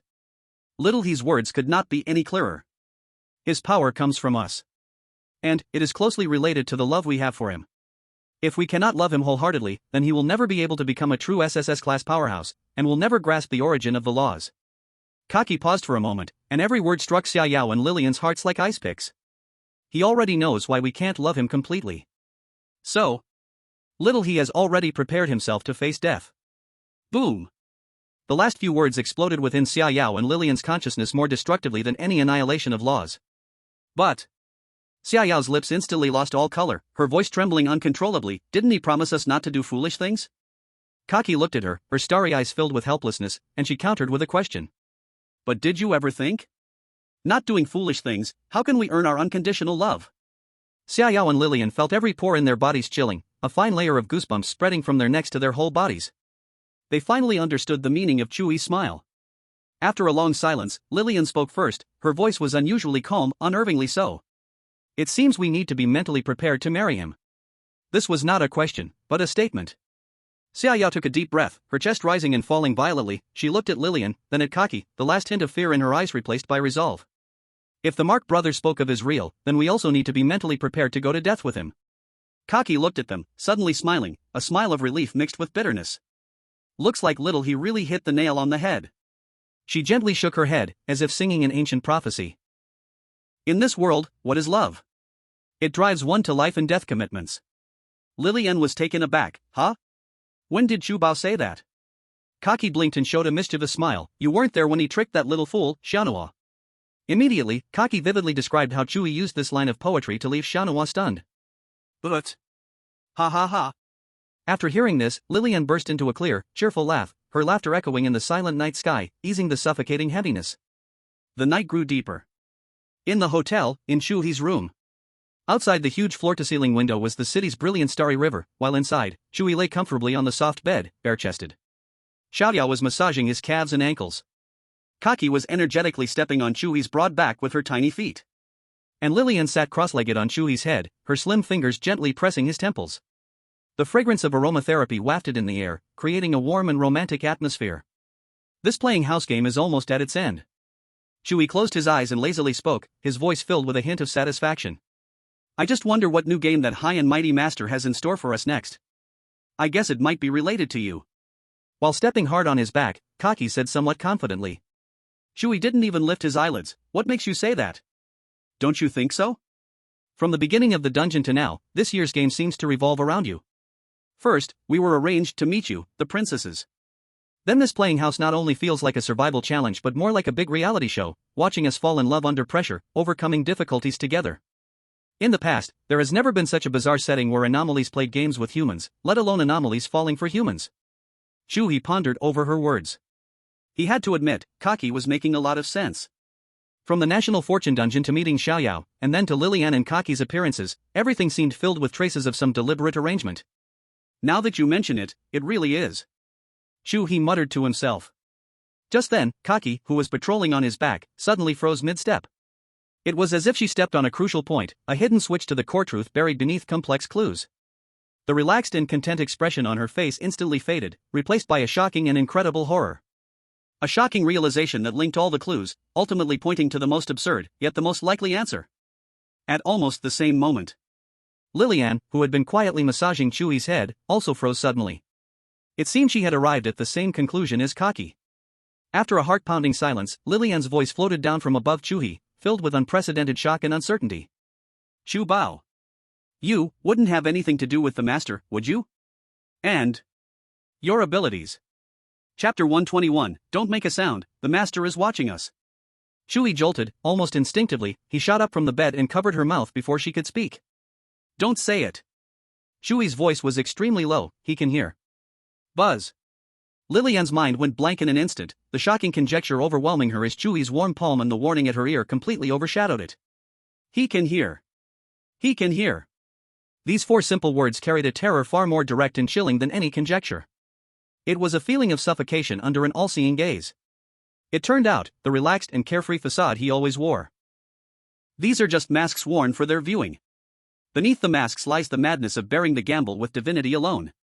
Xiaoyao's pair of extinguished eyes slightly contracted, although she reacted a beat too late, she understood completely at this moment.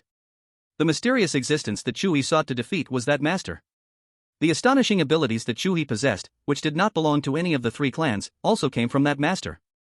Everything was a game. And they, including Chu He himself, were just pawns. Kaki took a deep breath, forcibly suppressing the turbulent waves surging in her heart. So that's how it is. The question that had lingered in her mind about why the queens of the clans instinctively felt a trace of fear they could not understand upon first meeting Chu He now seemed to find its answer in this moment. That fear might not have been directed at Chu He himself. But through Chu He, they saw that higher dimensional, indescribable existence behind him. If all of this was deliberately arranged by the master, then this gift truly evokes a love-hate relationship. But at this point, no amount of shock or fear would help. They were already deeply ensnared, unable to withdraw. Kaki looked at Chu He, her star-like eyes shimmering with rational light. It seems the next game is about what content? I think we have already almost guessed it. Her voice was not loud, but it instantly lowered the room's atmosphere from warm and cozy to freezing point.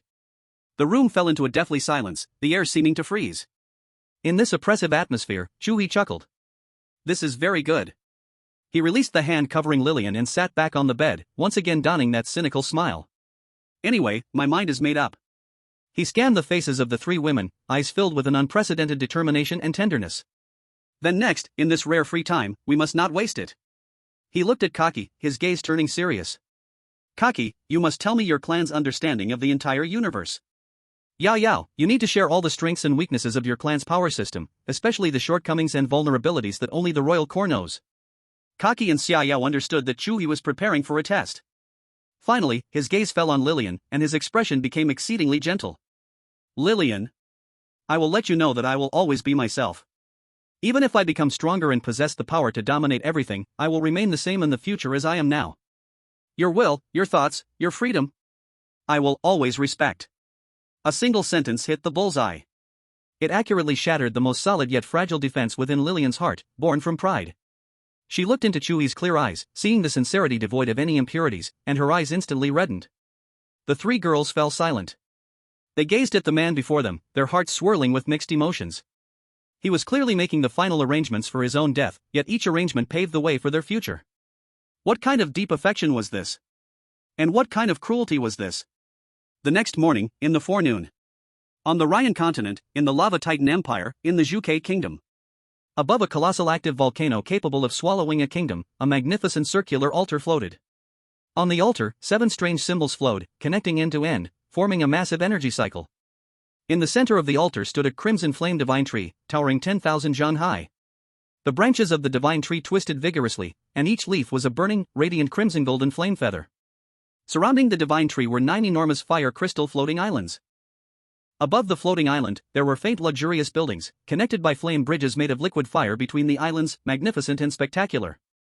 Under the sacred tree, a peerlessly beautiful woman in blue sat cross-legged, her long hair flowing like a waterfall, her brows and eyes like a painting. She was the current empress of the royal family, ruling with a cold gaze, and the mother of Xiao Qingyuan. Opposite her, quietly suspended in the void, was not a formidable warrior. Instead, it was a small cluster, only the size of a fist, emitting a faint red glow, a flame. The flame flickered like a candle in the wind, its light dim, as if it could be extinguished at any moment. Xu Qing, do you know? Xia Qingyuan slowly spoke, her voice cold but with a trace of barely noticeable tenderness. Our daughter, like me back then, has also fallen for someone from another tribe. Moreover, he is a human from that fragile blue star. As soon as the words were spoken, the small flame suddenly flickered vigorously, its light fluctuating like it was expressing extreme worry and unease. Seeing this, Xia Qingyuan's lips curled into a knowing yet affectionate smile. Look how anxious you are. Don't worry, he is not an ordinary human. She paused, as if organizing her words, and after a moment, she revealed a shocking piece of news. That child seems to have a huge connection with the master. Not only does he look a lot like the master, but he also carries a kind of, very similar aura to the master. Master. When this word slipped from Xia Qingyuan's lips, the originally restless flame instantly quieted down. All flickering and fluctuations disappeared, it simply hung there quietly, as if caught in deep thought or listening to an undeniable divine revelation. Seeing the flame's reaction, a glimmer of understanding flashed in Xia Qingyuan's eyes. Alright, I won't say any more about this. She stood up, stretched lazily, her perfect curves outlined by her attire, looking even more astonishing. She walked up to the cluster of flame, extending her delicate fingers to gently poke the somewhat ethereal fire. Just be good and recover slowly here. After so many years, only this little bit of recovery, it's really too slow. Her tone carried a hint of blame, but more so, an inescapable longing and pain. Then, she changed her tone, a sly and charming smile appearing on her face, teasing the small flame. I must tell you, I'm nearly starving. If you don't hurry up and develop, do you believe I will find another man? Chapter 122, Marriage? And having children? Hearing this, the small flame trembled anxiously, its light flickering wildly. It zipped over to Xiaoqing Yuan's cheek, rubbing affectionately against her with its illusory flame body. Ouch. That's so itchy, come down. Xiaoqing Yuan pretended to scold it, but she didn't really push it away, she merely waved her hand gently. Yet, the flame kept on, persistently rubbing against her smooth face, skillfully avoiding her reaching fingers. Xiaoqing Yuan's movements were light, afraid of accidentally hurting the fragile flame in the slightest. In the end, she let go of her queenly cold aura slightly and deliberately glared at it with her beautiful eyes. The little flame took a start, as if it saw a mother tiger, and obediently floated away from her face, hovering in front of her. Seeing its pitiful appearance, Xiaoqing Yuan couldn't help but chuckle, the frost in her eyes melting instantly into a pool of spring water. Alright, you focus on recovering. Everything at home, I will handle. I will come see you again. She paused, her voice becoming incredibly solemn, a kind of promise, also a kind of anticipation. If that child named Chu He can really pass the trial, I will bring our child to meet you. After saying this, she deeply looked at the cluster of flame, then resolutely turned around, her figure transforming into a streak of black light, disappearing at the edge of the volcanic crater. The small flame quietly hovered in place. The light flickered, seeming to respond to her farewell, lingering for a long time. 3 months of the playing house game had come to an end. All participants, no matter where they were, no matter what they were doing, were instantly wrapped in an irresistible energy. In the next second, the world spun around. Chu He felt a blur before his eyes, and when he opened them again, he was in a vast, boundless blank square. The ground of the square was paved with an unknown pure white jade stone, smooth as a mirror, reflecting the somewhat pale light from above. And in the center of the square stood an incredibly huge statue. The statue was dozens of meters tall, carved as a dignified and stunning woman, wearing a crown, clad in armor, with a towering phantom of a thousand-faceted white ape behind her. It was the Empress of the Thousand Fable Empire, Lillian's mother Ali. In the square, there were only a few scattered figures. Chu He scanned the area and realized that including himself, there were only 20 blue star humans left who had entered the game. Everyone else had vanished. He felt a bit emotional. A seemingly simple task to earn $100,000 in 3 months had eliminated so many people. It seemed the problem was not with the task itself. It seemed the problem had never been the task itself. Unlike his roommate Yao Yao and Chi Chi, who not only caused no trouble but also helped scheme. People could really be infuriating. My goodness, it's Chu He. He's still alive. He looks like he's on vacation. The survivors soon noticed Chu He, who seemed completely different from everyone else. Most of them were in ragged clothes, looking haggard, their eyes filled with the terror and numbness of having survived a catastrophe. Now looking at Chu He. He wore clean casual clothes, with his hands in his pockets, lazily standing there, and even had a hint of contentment on his face as if he had just enjoyed a massage. He radiated a calm, introverted aura, yet gave off an incomprehensible sense of oppression. The contrast was too intense, too glaring. Everyone stared at him, their eyes filled with shock, envy, and a hint of indescribable awe. A burly, golden-haired man with a bushy beard approached. Although he looked a bit disheveled, his gaze was exceptionally sharp, and the iron-blooded aura of a soldier was undiminished. Hello, Mr. Chu He. The man's dragon language sounded a bit stiff but fairly fluent. I'm Jackson from the Eagle Sauce Country. Chu He raised an eyebrow and took a look at him. He had a bit of an impression, he seemed to be the so-called warrior sent by the Eagle Sauce Country. Hello. Chu He nodded politely. I have researched you. Jackson was straightforward, your business model is very successful, I imitated you selling hamburgers and fried chicken in the suburbs, and I also took over a shop. But I'm more curious, your roommate seems to have caused you no trouble. Chu He smiled. Maybe it's because I have some personal charm. Jackson was indeed a clever guy, able to see the essence through the phenomenon. Others gradually gathered around, recounting their blood and tears stories, filling the square with oppression and misery. At that moment. Buzz. The ground of the square lit up with countless strange runes. The sky instantly turned as dark as ink. Then, huge, cold, and emotionless golden characters floated in the sky. Playing house game is over, congratulations to the 20 survivors. The new game continuation is about to begin. Everyone held their breath, staring intently at the sky. The rules of the game are as follows. 1. All participants must find a desired partner within a month and a half, 45 days, in this world, and successfully establish a marriage relationship with them. Upon seeing the first rule, a wave of shocked chatter erupted in the square. Get married? What a joke. They were struggling just to survive, where would they find the time and energy to talk about love and marriage with a local? Isn't this nonsense? However, the golden big characters in the sky did not pay attention to their noise and continued to appear. 2. After successfully establishing a marital relationship, the physical conditions of both parties will be equalized, ranks, abilities, and bloodlines will be completely shared, and all assets will be inherited from one another. Boom! The noisy plaza came to an abrupt stop.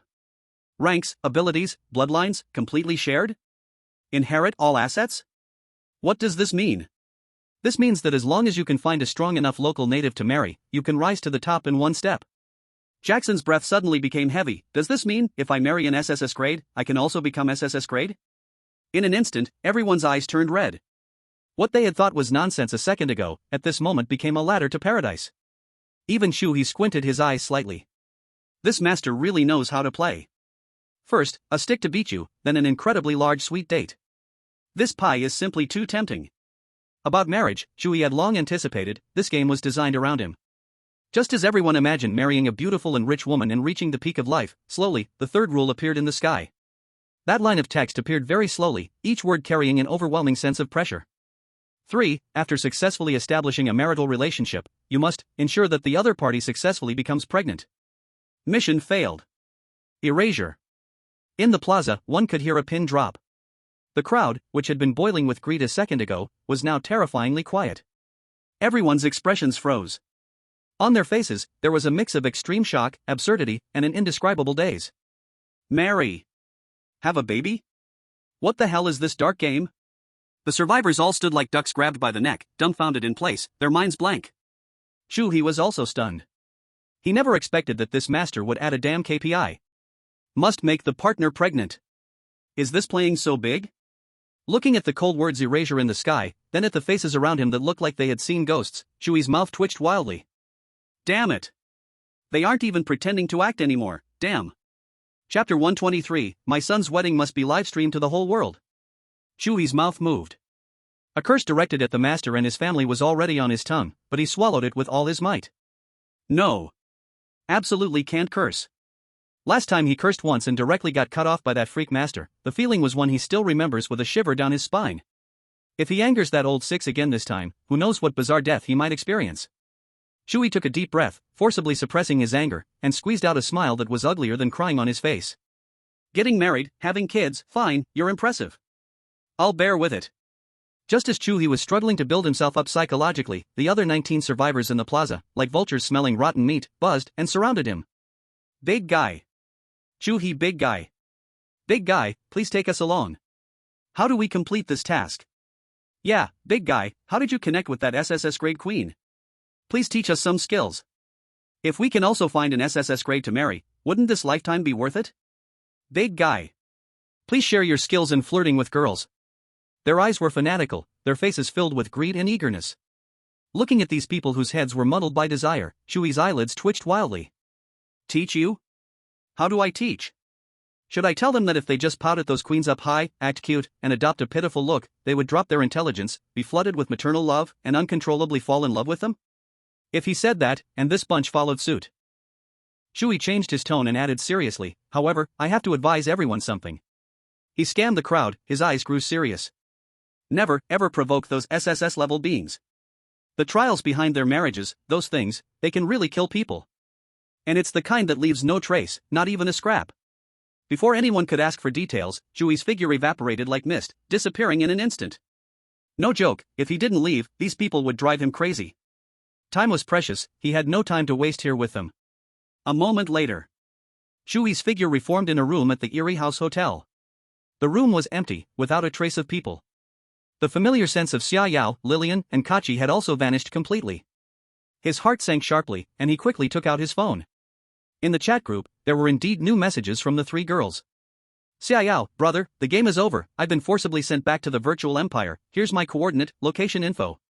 Lillian, Chu Bao, I've also gone home, I'm waiting for you to come marry me in the Thousand Illusion Empire, location info. Kachi, little He He, I'm in the Star Rhythm Empire, waiting for you. Location info. Looking at the three almost simultaneously sent messages, Chu He's anxious heart finally settled down, but then a headache followed. The game had ended, and they were all brought back by their own rules of power. 45 days. He had to quickly choose a target and complete the tasks of marriage and childbirth. But who should he go to first? Go to Xia Yao's house, risk the blood pool trial, and confront those three SSS-level destructive beings? Or go to Kachi's house, challenge the star rhythm royal family who could imprison someone forever in a time-space cage? Or head to Lillian's house and face that mysterious thousand illusion empress. Chu He rubbed his temples, feeling an unease of indecision rising within him. He walked to the window, looking at the unfamiliar prosperity outside. A surge of indescribable emotions suddenly filled his heart. Sigh. He let out a light sigh. I'm getting married soon. Unfortunately, my parents won't see it.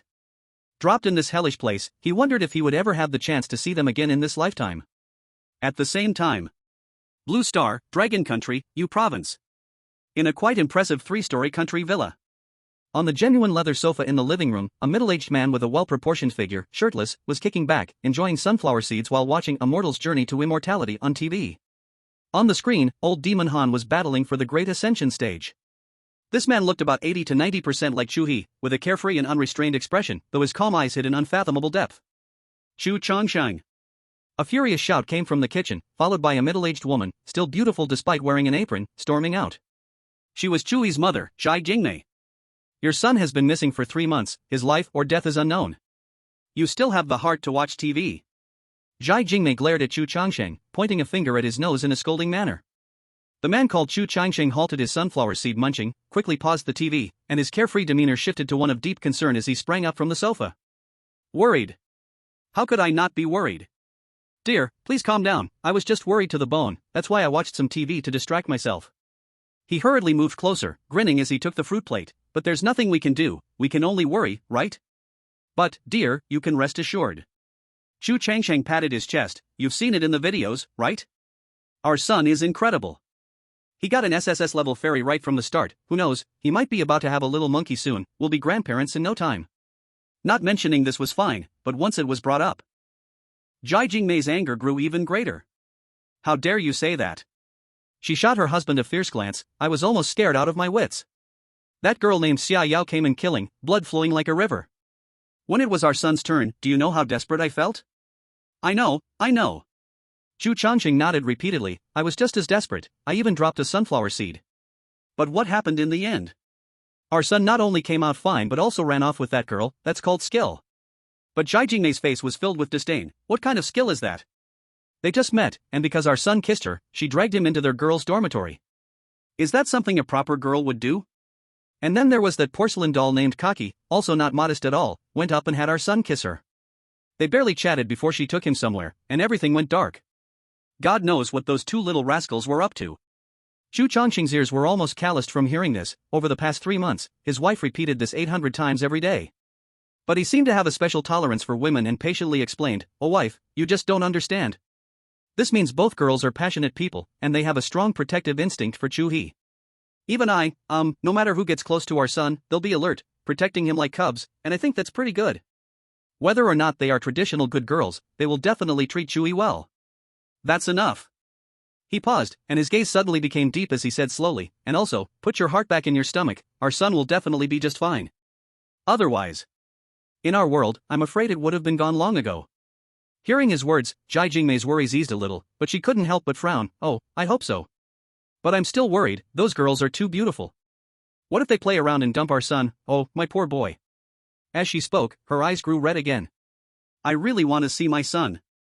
Chu Changsheng watched his wife's yearning expression and didn't reply. He just quietly pulled her into his arms, gently patting her back. His gaze, however, pierced through the wall, looking towards the endless void.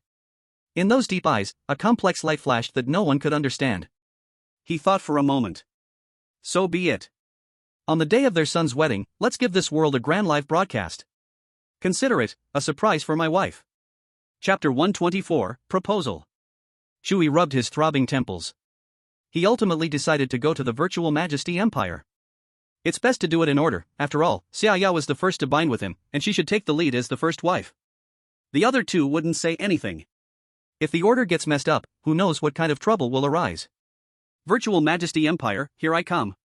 A smile curled at the corner of Chu He's mouth, and with a thought, his figure instantly vanished from the hotel room. Space was torn and then reassembled. When the view cleared again, a wave of hot air mixed with the smell of sulfur and metal hit him.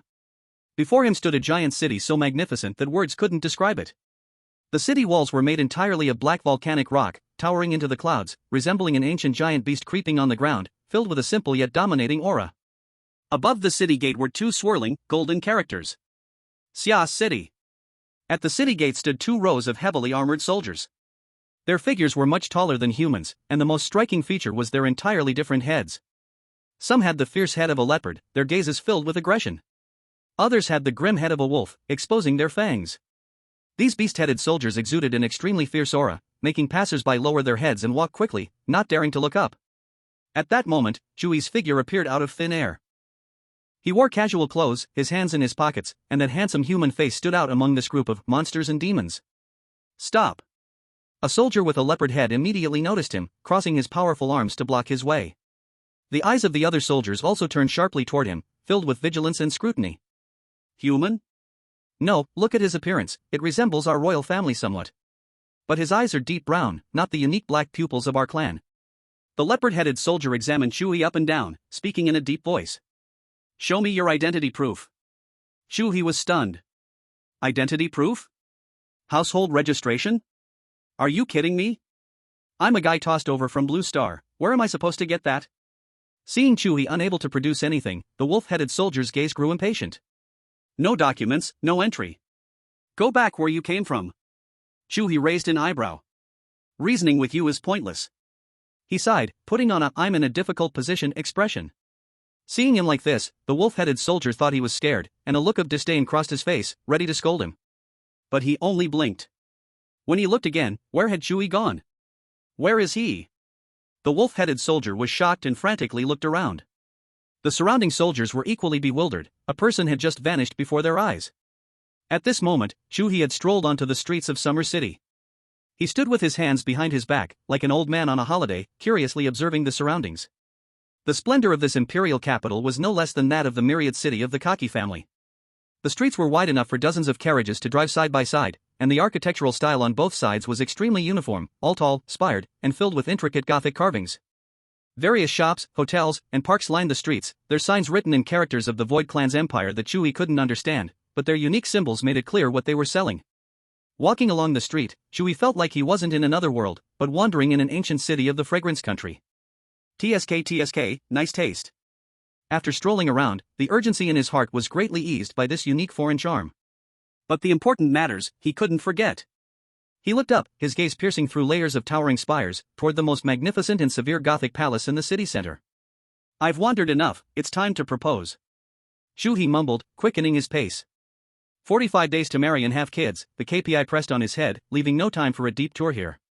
However, when he approached the palace, his steps halted. In stark contrast to the loose city gates. Here, the guards were extremely tight. Around the palace, a soldier of the Void Clan in pitch-black battle armor stood every 10 meters. They were no longer beast-headed men but shared a human appearance akin to Xia Yao, beautiful or alluring, yet their pitch-black eyes held no emotion, like 2 bottomless abysses. Their presence was on a whole different level compared to the soldiers at the city gate. What caught Chu He's attention even more was that the entire palace was enveloped in an unimaginably large black translucent shield. Under his eyes of annihilation, this shield radiated a wave of terrifying energy. That energy was pure, domineering, filled with an aura that could end everything. It was the annihilation power, the same source as Xia Yao's. To think I can just walk in easily is unlikely. Chu He stroked his chin, his gaze flickering. However, he was now an SSS level 3-star big shot, almost mastering all the core abilities of the Starlaw clan. A mere shield, can it stop him? With great skill comes great daring. Chu He decided to test the waters first. His form shimmered slightly, activating spatial leap, and he instantly transformed into a barely noticeable ripple in space. Straight towards the interior of the palace. However, just as half of his body merged into the shield. Buzz! The entire huge black shield shook violently, and its surface instantly lit up with billions of intricate runes. A wave of destructive pressure suddenly descended. Not good. Chua's heart raced with alarm. In the next second, within the shield, without warning, a torrential downpour began. That was not rain. It was an endless torrent of black divine thunder, composed of pure annihilation power. Along with countless energy arrows flashing with extinction runes. These attacks poured down like a storm, yet precisely locked onto Chua's position, forming an absolute cage of death. Damn! This security system is even more dedicated than my college dorm supervisor. Chua let out a strange cry, and without a second thought, he instantly activated space jump again, trying to break in from another angle. But as soon as he appeared, the divine thunder and arrow rain above him adjusted direction like they had eyes, and once again came crashing down upon him. Moreover, their power was 3 times stronger than before. No matter how he shifted, no matter where he appeared within the palace, those attacks were like shadows, relentlessly biting into him. This was a top-notch defense system that combined tracking, blocking, and attacking. Infiltration utterly failed. The soldiers around the palace clearly sensed the energy fluctuation. Countless powerful auras rushed towards this direction. Damn it! Chu He cursed, daring not to entertain any luck, clumsily activated space transition, and fled directly out of the palace's attack range. Besides the palace, Chu He took a moment to rest and pulled out a thirst-quenching colorful crystal from his starry pocket to absorb and recover. He had gotten this from the gluttonous territory some time ago, where such things were piled like mountains. After recovering, with a flash of light and shadow, he appeared in front of the majestic palace gates. Here, 2 rows of royal guards in pitch-black armor, with unfathomable auras, stood like statues holding long halberds, completely blocking the entrance. Their gazes were colder than those of the soldiers outside. Upon seeing Chu He suddenly appear, they merely raised their eyebrows, showing no sign of surprise. The leading guard slowly stepped forward, his pitch-black pupils locking onto Chu He. Who goes there? Chu He patted the non-existent dust on his clothes, straightened up, cleared his throat, and put on what he thought was a very charming smile. Don't be nervous, I'm one of you. I'm here to propose to your Princess Xiaoyao. As soon as he said this, the place fell silent. The dozen or so royal guards, with formidable auras, showed subtle changes in their expressions. First came shock and bewilderment. Soon, that shock turned into open mockery and pity. Ha! A guard couldn't help but laugh out loud, his laughter filled with disdain. Another fool come to die. Another guard looked at Chu He with the eyes of someone watching a dead man, coldly saying, "Kid, before you, those who wanted to marry our princess have had their ashes piled into a mountain. You, who do you think you are?" Facing this blatant mockery, Chu He's smile remained unchanged. "Whether I live or die is my business. It seems unrelated to you all, right? It indeed has nothing to do with us." The leading guard stepped out, towering over Chu He, looking down at him with a cruel smile. "However, if you want to enter and see the princess, if you want to partake in that so-called trial." He paused, and a black long halberd suddenly appeared in his hand. Boom! The hard obsidian ground instantly cracked like a spider web. A wild and violent aura surged into the sky. "Then you must defeat us first, before we talk." Chapter 125, Playing with the Guards. The voice of the guard Rakshasa led, with a metallic friction feel, was filled with an unquestionable dominance. Behind him, a dozen royal guards took a step forward in unison. Boom! The synchronized movement instantly combined their momentum into an overwhelming dark wave, pressing down on Chu He. The air let out a groan under the unbearable pressure, and fine cracks even appeared on the hard obsidian ground. This united force was enough to make any SS-class powerhouse kneel on the spot. However, Chu He remained standing, hands in pockets, not even a single eyebrow moved.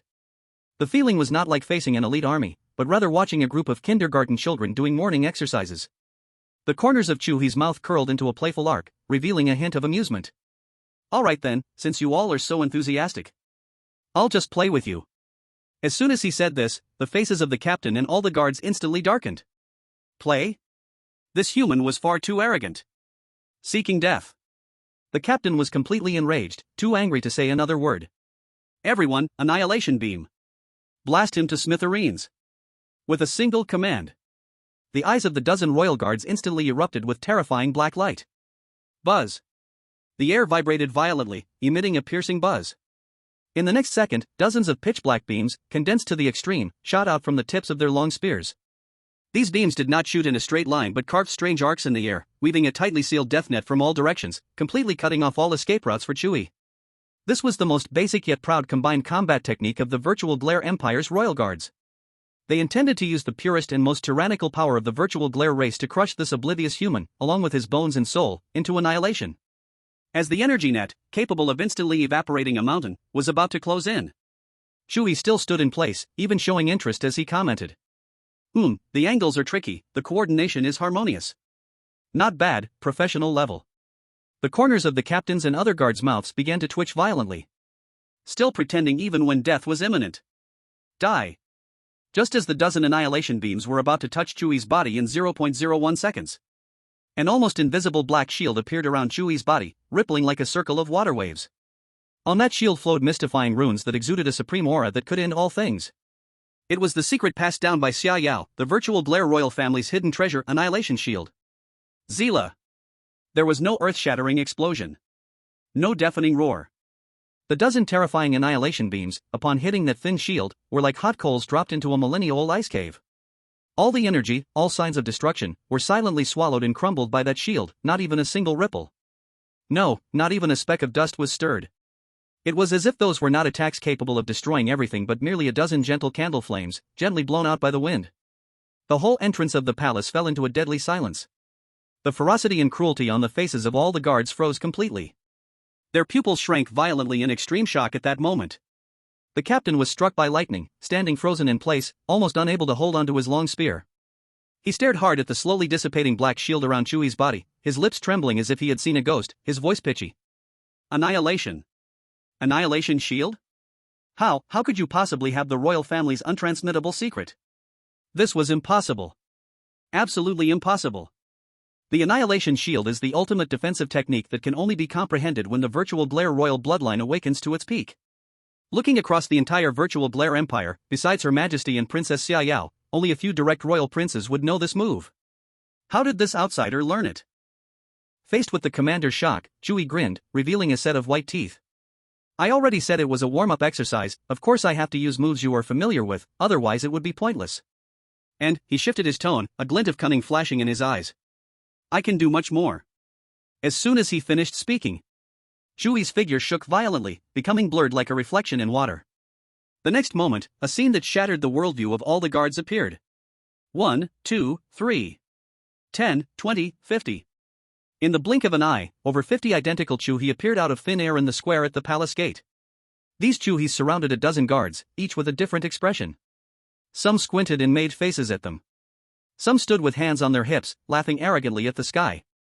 Some even shook their bottoms and danced a flamboyant dance, humming an unknown tune. What was even more outrageous was that one Chu He appeared directly in front of the commander, gestured a universally recognized friendly sign at his dark face, and then beckoned with his finger. Come on, hit me, you fool. At this, the anger of all the guards erupted. Bastard! Daring to play tricks on us with illusions. Kill him. Smash all his clones. The guards roared, unable to tell which was real and which was fake, only able to launch attacks wildly. In an instant, annihilation beams swept crazily across the square, energy beams darting back and forth between the countless Chu He clones, creating deep pits in the hard obsidian ground. However, those clones were as slippery as loaches, always dodging at the last moment at an extremely tricky angle. After fighting for a long time, let alone hurting Chu He's true self, not even a corner of his clothes was touched. Enough! The commander roared. His eyes were blood red, clearly furious. As the commander of the royal guard, being played like a monkey by an outsider in this way was an absolute humiliation. Everyone fall back! He shouted, his muscles tensing, lifting the long spear high above his head. A power of annihilation, several times stronger than before, began to crazily gather at the tip of the spear. Void glance. Breaking army kill. He aimed to use a wide-range attack to crush all these annoying flies in one go. The terrifying energy fluctuations made the entire space start to warp. However, just as the devastating shockwave was about to spread, in the square, those 50-plus Chu He who were jumping around and mocking all at once became illusory and then disappeared collectively. It was not that the illusion was broken, but at the moment before the shockwave reached them, they vanished voluntarily. That was spatial jumping. The commander's long-prepared and overwhelmingly powerful strike just hit empty air. Boom! The violet energy immediately spiraled out of control, plowing a terrifying trench over 100 meters long in front of him. Where are they? The commander gasped for breath, warily scanning the surroundings. Captain, this move of yours isn't working. A gentle voice suddenly rang in his ear. The range is too large, the power too scattered, and it's easy to accidentally hurt the flowers and grass by the roadside. Look, you've ruined the floor, you'll have to pay for it later. The commander's body stiffened instantly. His pupils constricted sharply in fear. He could feel a hand gently resting on his right shoulder. That hand even kindly patted the dust off his armor that had gathered from the earlier force. Cold sweat instantly drenched his inner armor. He didn't even dare to turn around. Because he knew that if the other party wanted to, that seemingly powerless hand could crush his neck in a mere 0.01 seconds. At this moment, all the guards also stopped their attacks. They stared in horror at the figure that they didn't know when had appeared. A man appeared behind their leader like a ghost. Everyone's brains froze in shock. The power of annihilation. The ability of illusory transformation. And that eerie collective disappearance just now, was it space jumping? Gaze of the void, illusory transformation, star law. The top powers of the three supreme royal families of the Ryan continent actually appeared at the same time on a foreign human? What the hell is this monster? At this moment, their worldview was hit by unprecedented, near-destructive shock. Rasha suddenly turned around, standing close to Chu He. He looked at Chu He's face, which still bore a harmless smile, and the shock and disbelief in his eyes overflowed. His voice turned dry and hoarse due to extreme fear. What exactly are you? Facing this question, Chu He retracted his hand, innocently shrugging. I've already said it. I'm here to propose. I'm your Princess Xiaoyao's fiancé. We're on the same side. He displayed a brilliant smile towards Rasha and the circle of royal guards around him, who were now completely petrified. Chapter 126, Friends Fighting Friends. Chu He's smile was dazzling, but to the others, it felt chilling. Their hands gripping long spears trembled uncontrollably. A human who mastered the core powers of the three supreme royal families. This was beyond their cognitive realm. Fear wrapped around their hearts like invisible vines. But as the royal guard of the gaze of the Void Empire, their dignity wouldn't allow them to back down. Rasha's eyes burned red, fixed on Chu He, his voice squeezed out like it was through clenched teeth. I don't care what you are, or what kind of sorcery you've used. This is the gaze of the Void Palace. Sacred and inviolable. Rasha roared with anger, turning his inner fear into raging fury. Form the Annihilation Cage formation. Seal off the space. Drain him of energy. With a single command, all the guards seemed to find their courage, suppressing their dread, and quickly changed positions. Buzz. As they became the focal point, a complex black magic array instantly appeared on the ground. These patterns spread rapidly like living creatures, intertwining, ultimately forming a gigantic black dome that trapped Chu He completely within it. An overwhelming power of confinement descended, so strong it felt suffocating. The space around them seemed to change from flowing air to solid concrete, lifting even an arm became incredibly difficult. Even worse, an invisible power of extraction surged from every corner of the magic array, like millions of greedy leeches attempting to burrow into Chu He's body, fully siphoning off his energy and life force. They admitted this human was bizarre and powerful, but in the end, he was just a man. No matter how much energy he had, there was always a limit. As long as they trapped him here, continuously exhausting him, they would eventually eradicate him. However, at the very center of the formation, Chu He faced the soul-rending extraction power, merely raising an eyebrow in surprise. Not only did he not feel any discomfort, he even felt a bit comfortable. He simply closed his eyes, wildly activating his destruction siphon ability. In an instant, an invisible vortex formed within him. The annihilation power pouring in from all directions not only failed to consume his energy but acted like a flood finding an outlet for discharge, using his refined understanding of space laws to reverse its flow, transforming it into a continuous stream of charging current flowing into him. Hey! Chu He opened his eyes, waving at Rasha, whose expression was growing worse by the second. Haven't you eaten? Put in a bit more effort. It feels like just a scratch. Upon hearing this, Rasha's lungs nearly exploded with rage. Increase the energy output for me. Make him into a dried corpse for me. The soldiers were also stirred up with ferocity, shouting angrily, pouring all the power of extinction within them into the magic array without reservation. Buzz buzz buzz. The light of the extinction cage surged, the extracting power increased several times compared to before. The smile on Chu He's face became even more radiant.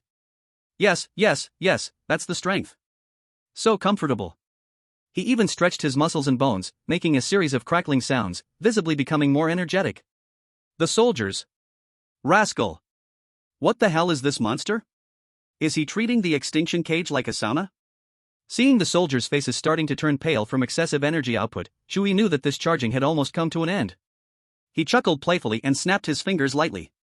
Snap. Alright, warm-up is over. Now, let's play a different game. The moment the words fell, the power of illusions quietly activated. In an instant, the scene in front of all the soldiers spun around. They horrifiedly discovered that the comrades who originally stood beside them had all turned into Chu He's likeness. Moreover, each Chu He wore the teasing smile that drove them crazy, their pitch-black long halberd pointing straight at themselves. Brothers, take him down. Kill. Under the siege created by the illusions, these soldiers, whose spirits were already stretched to the limit, instantly fell into disarray.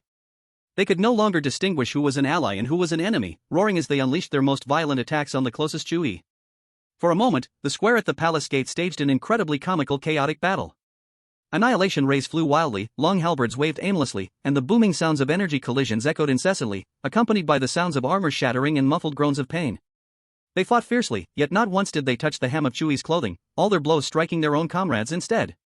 The real Chu He stood leisurely outside the battlefield, like a director, with his arms crossed, watching with great interest this grand play he had personally orchestrated. Enough! A thunderous roar shook the entire place. It was Rascal. With an extraordinary willpower, he managed to break free from the grasp of the illusions. His eyes were as red as blood, gazing at the fallen comrades and the still leisurely watching culprit. The fury in his chest was about to scorch the heavens. Rascal howled to the sky, gathering all of his strength, dignity, and anger onto the long halberd in his hand. At the tip of the halberd, a concentrated black dot of light suddenly appeared, radiating a terrifying aura capable of annihilating everything. Die for me! He used all his strength to hurl the long halberd. Whoosh! The halberd transformed into a black streak of light that tore through space, ignoring the distance and obstacles, shooting towards Chu He's chest at a breakneck speed. Chu He did not dodge, he froze for a moment. He watched as the deadly beam instantly pierced through his heart. Puff! The expression on Chu He's face froze, a trace of pain surfacing. His body began to shatter, turning into countless specks of light, drifting away with the wind, quickly disintegrating into ashes. It worked! Seeing this, Rascal was first stunned, then a wave of ecstatic joy surged on his face. He won. He had personally ended this wretched creature. He had defended the dignity of the Su Ni royal family. However, just as he basked in his glory, a ghostly voice, like a devil's whisper, suddenly sounded behind him. What are you so happy about? Rascal's smile stiffened instantly. A chill ran from his tailbone straight to the top of his head. He stiffly turned his head inch by inch. Then, he saw Shu soul. A soul rapidly enlarging in his pupils. A massive Shu soul, blocking out the sun, was about to stomp down. He wanted to stop it, but soon realized he couldn't move at all. Smack! A sound as crisp as a watermelon bursting. The demon couldn't even react before he was slammed into the ground by that huge Shu soul, creating a deep dent in the hard obsidian floor, marked with his body outline. Before he could recover from the intense pain and confusion, that massive Shu instantly transformed into a giant iron shovel, scooping him out of the pit with a whoosh and throwing him high into the air. Immediately, a brutal combination attack began. The shovel turned into a giant frying pan, relentlessly frying the demon from both sides in midair. The frying pan morphed into a gigantic spiked club, swinging him back and forth like a baseball. The spiked club then transformed into a giant plunger, precisely smacking his face. For Chu He, who possessed control, change, and destruction all in one, he was an unfathomable god to the already dazed demon.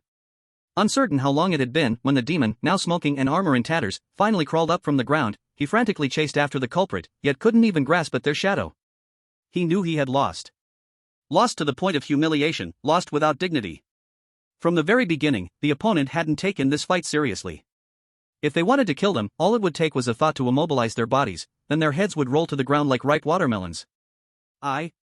The demon gasped, discarding the deformed spear in his hands, kneeling on one knee, and lowering his proud head. I concede. Chapter 127, Meeting Xia Yao. These three words exhausted all his strength.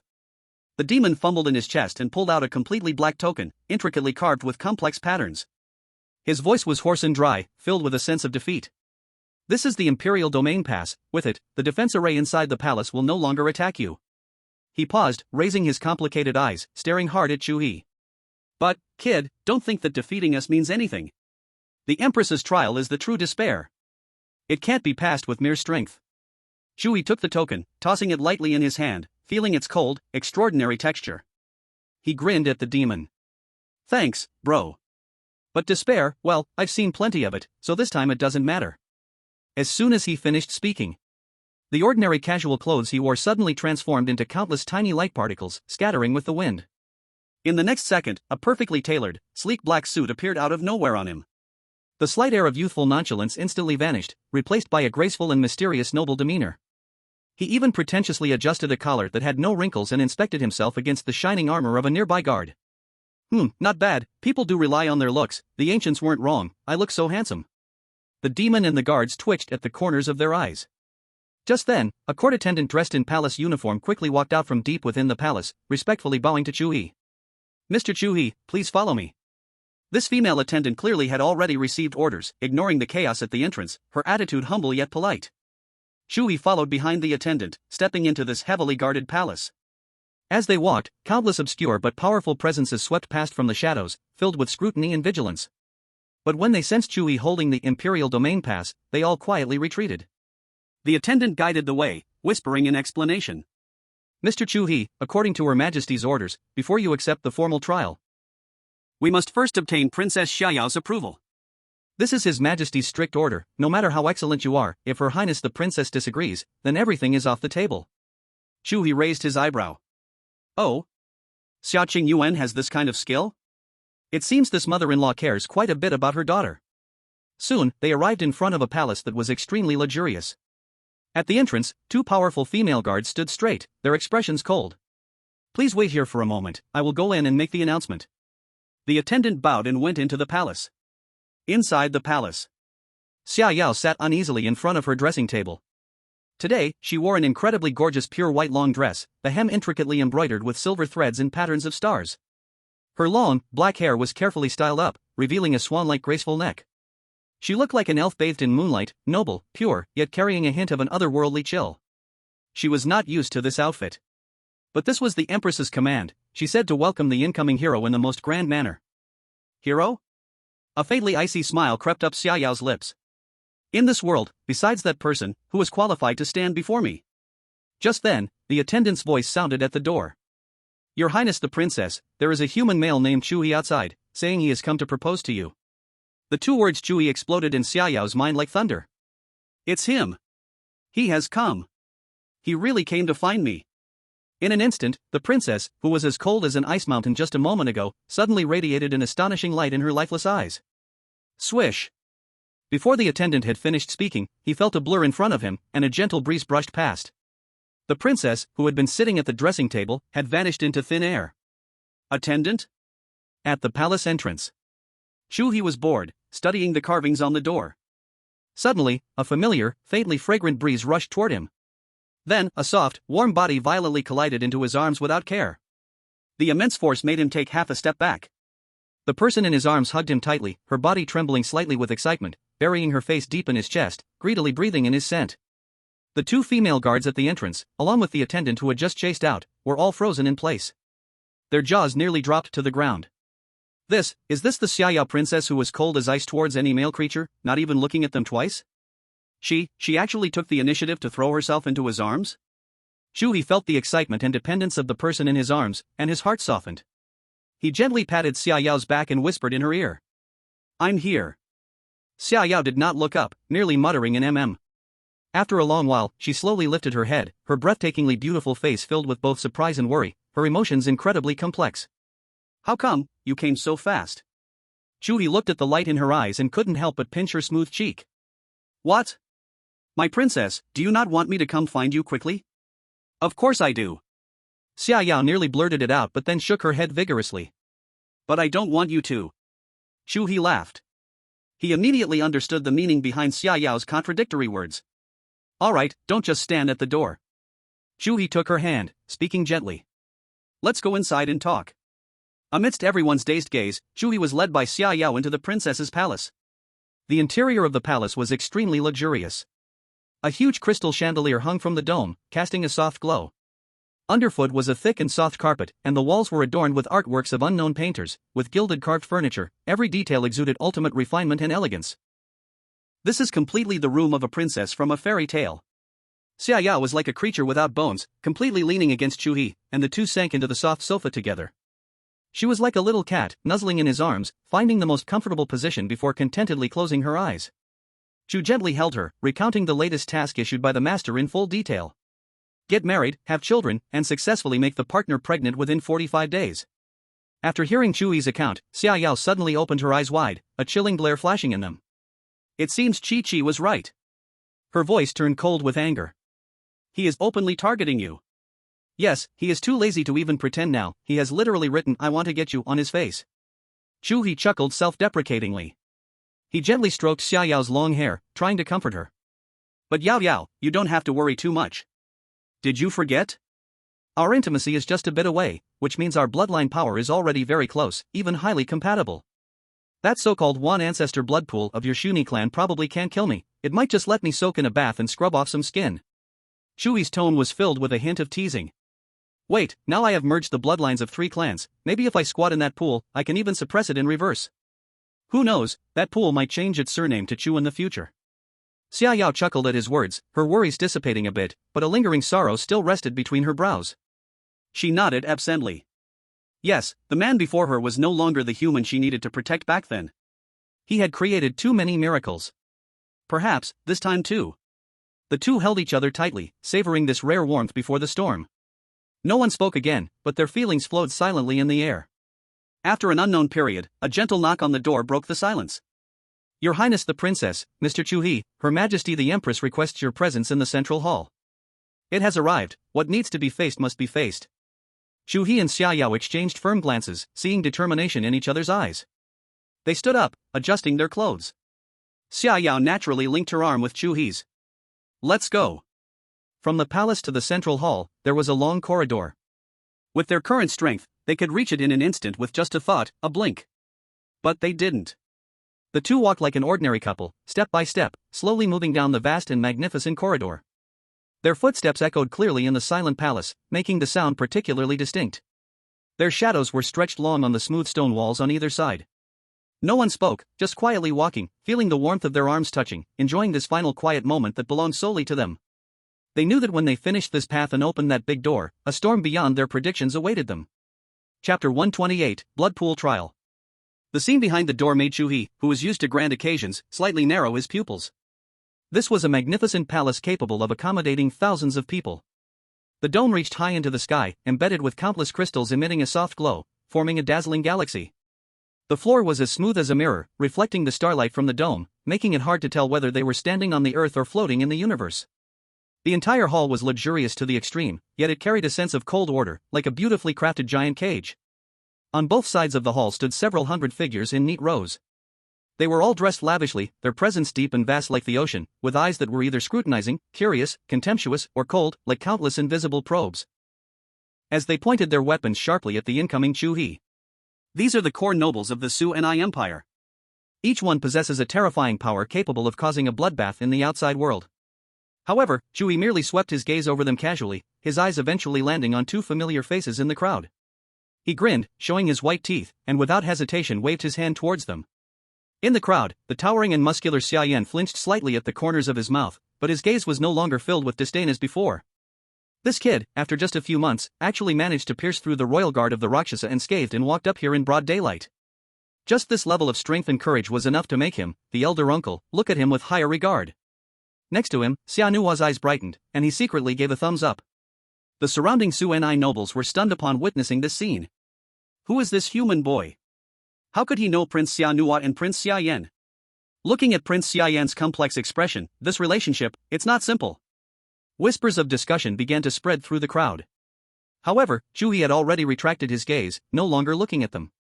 He held Summer Yao's hand, eyes straight ahead, stepping one by one down the long central aisle, heading towards the deepest part of the hall. At the highest, and the only throne, sat a woman. She wore a complex black royal robe, with long black hair cascading down her back like a waterfall. Her aura was like eternal ice, sitting there alone made the temperature of the entire hall drop several degrees. She was the supreme ruler of the Su and I Empire, Summer Yao's mother, Empress Xia Qingyuan. Xia Qingyuan's gaze calmly landed on the tightly held hands of Chu He and Summer Yao, without any ripples. She spoke softly, her cold voice echoing in the hall.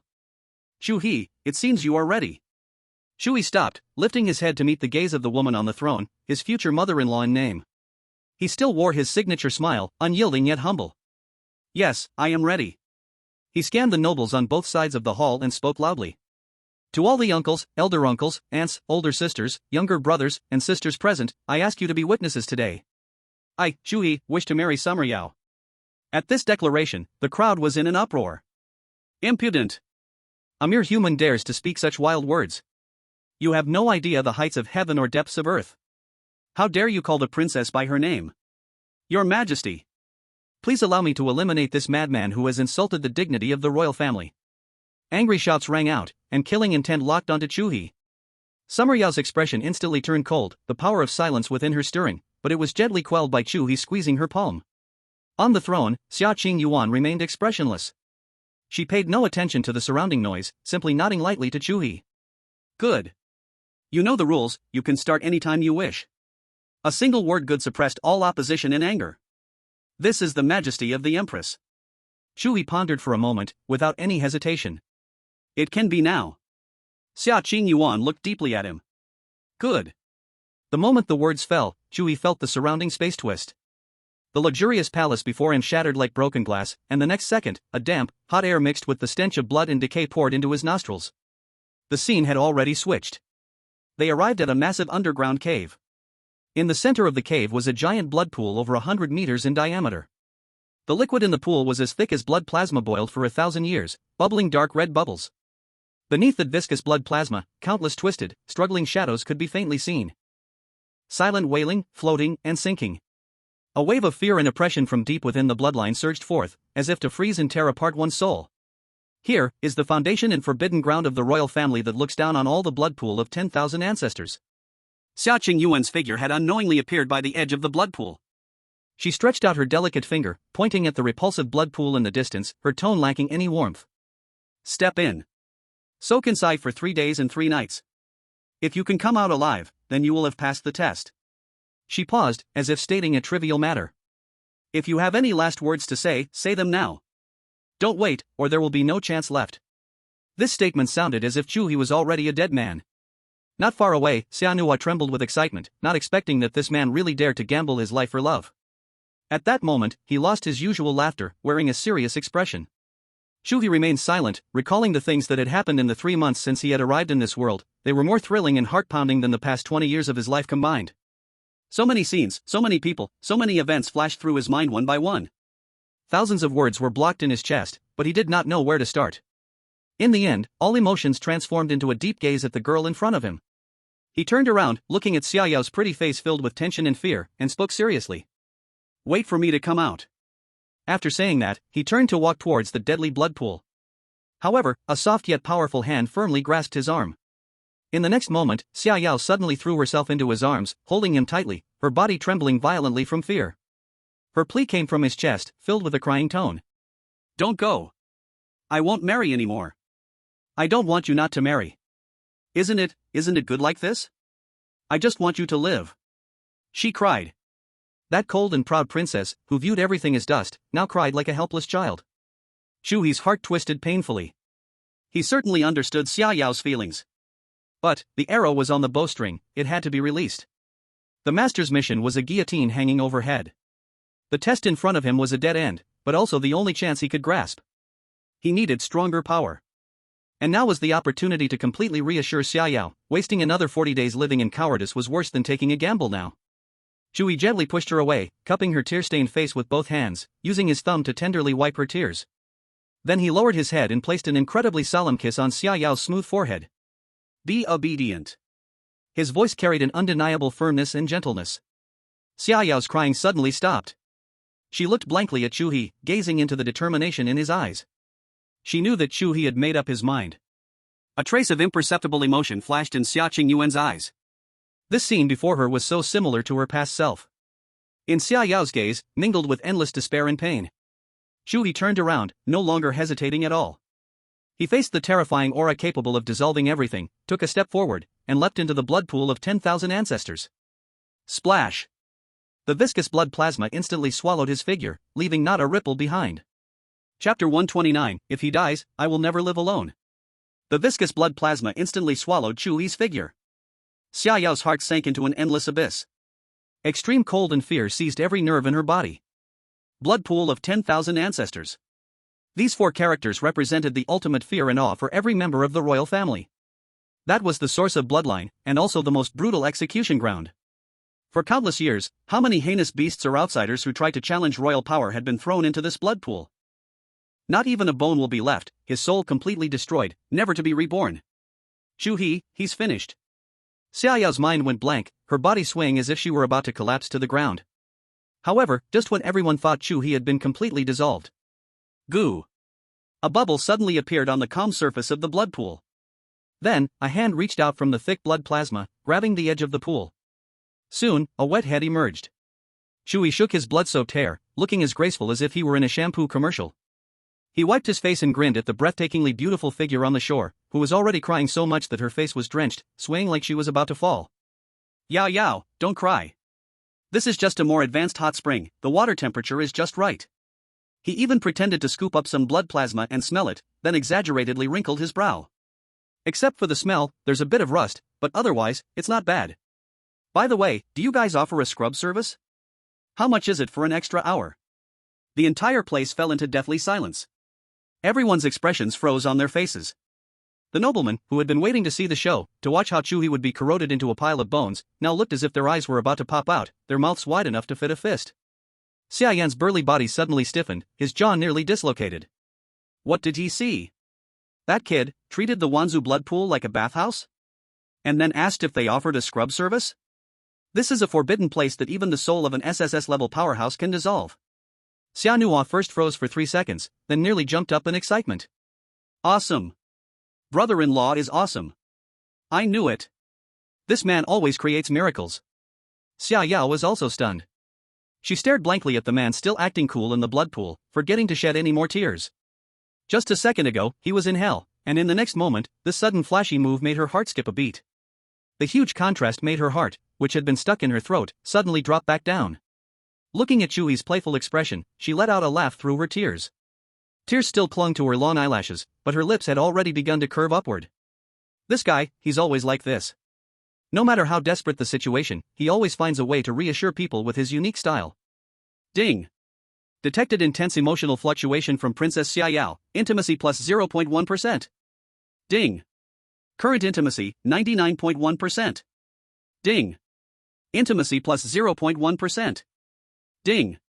Current intimacy, 99.2%. A series of system prompts rang wildly in Chu He's mind. Chu He's heart swelled with joy. He was right. Even on the throne, the cold and distant Empress Xiao Qingyuan, whose eyes had not changed for millennia, showed for the first time an expression of astonishment. She had imagined countless possibilities. Chu He might cry out in pain, or he might endure with some unknown secret treasure. After all, Chu He had deep connections with someone, and there was no way he would die so easily. But she never imagined this scene. He was enjoying it? Chu He, feeling the warm energy inside his body and the intimacy steadily rising, was in a great mood. He thought, maybe he could show off another cool move to completely win over this future mother-in-law. However, just as he was about to strike a more handsome pose, his smile suddenly froze on his face. Without warning, an indescribable, excruciating pain erupted from every cell, every corner of his body, exploding violently. It was not the pain of corrosion, nor the pain of tearing. It was a deeper pain, coming from the soul itself, a terrifying torment as if a million sharp spikes were piercing through him at once. Ugh! A muffled groan escaped Chu He's throat, uncontrollable. He summoned all his energy to protect his entire body, yet he couldn't protect himself at all. Because this was not an attack on a physical level at all. In his spiritual world, the entire world was instantly stained blood red. Countless twisted, hateful, and mad ancient royal souls crawled out from every corner of the blood pool. They had no physical form, no specific shape, just clusters of energy representing the most extreme negative emotions. They shrieked and roared, becoming invisible arrows that frantically shot into his sea of consciousness, aiming to tear his soul, his will, and his very existence into pieces, then swallow him whole. Ah! This time, Chu He could no longer hold back, letting out a sharp cry of pain. His handsome face twisted into an ugly shape in an instant, the veins on his forehead and neck bulging like grotesque worms. His eyes suddenly turned blood red, filled with madness and agony. He felt his consciousness being frantically torn apart and devoured by countless greedy mouths. Fragments of memories that did not belong to him, filled with resentment, unwillingness, and madness, forcibly surged into his mind. The control over his body was rapidly slipping away. His soul was being assimilated, polluted, and decomposed by this blood pool. This was the true horror of the blood pool of 10,000 ancestors. The destruction of the body was only the surface, the annihilation of the soul was its ultimate goal. Chu He. On the shore, the smile that Xia Yao had just raised suddenly froze, replaced by boundless fear. She watched in horror as Chu He struggled in pain in the blood pool, his twisted face and painful screams cutting into her heart like the sharpest knife, every moment, every second. Chu He's struggle lasted barely 10 seconds.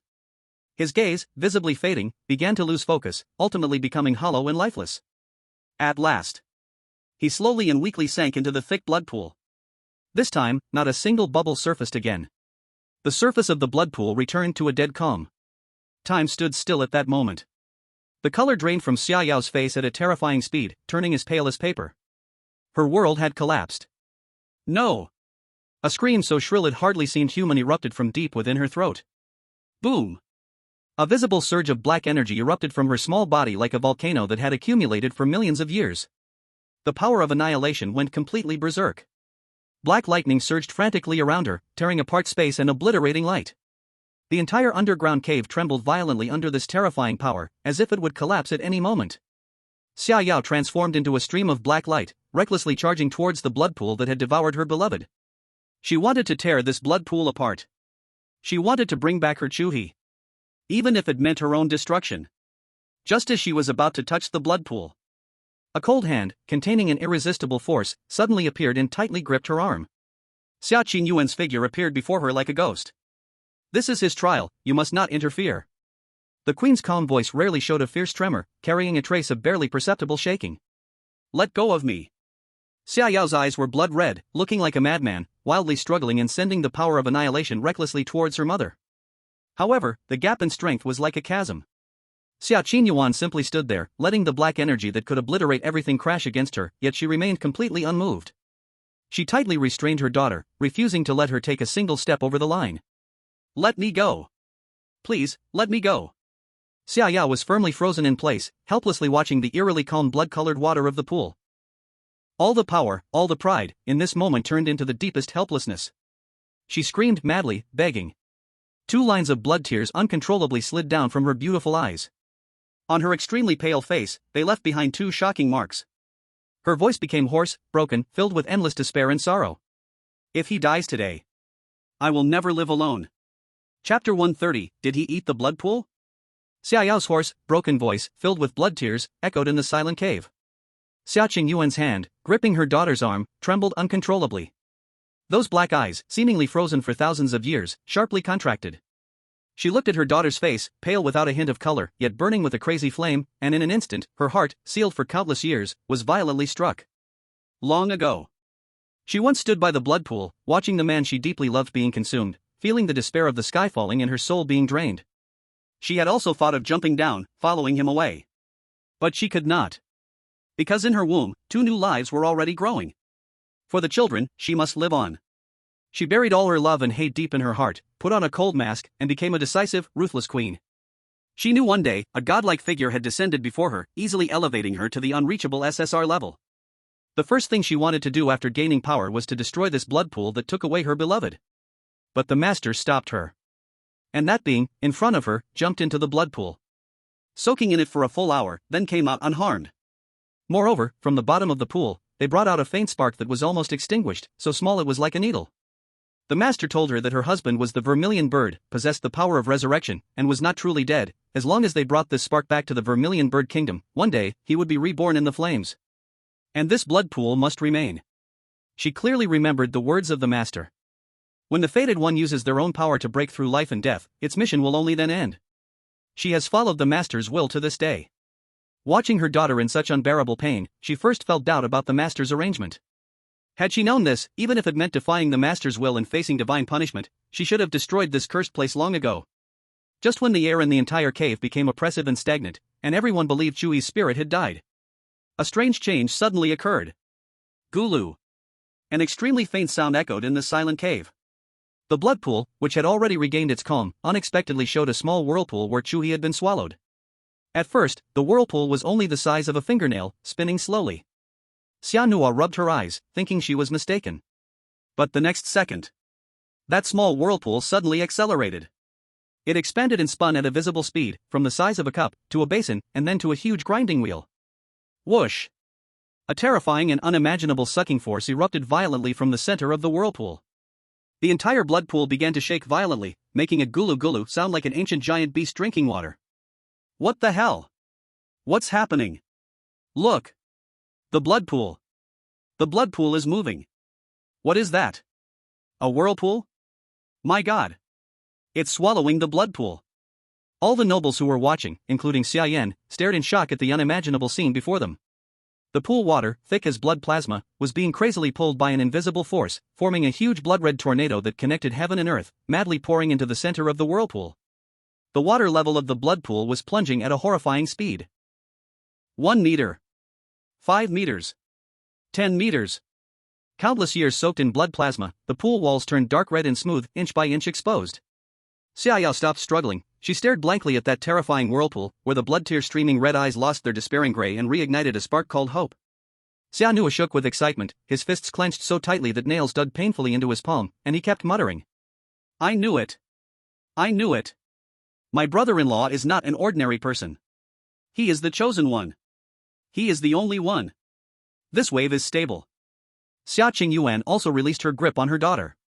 For the first time, a look of shock appeared on her cold face, her eyes fixed on the center of the whirlpool. As the blood plasma was crazily sucked away, the scene at the bottom of the pool was finally revealed to everyone. At that moment, everyone present witnessed an unforgettable scene in their lives. Chu He. He was quietly lying at the dry bottom of the pool.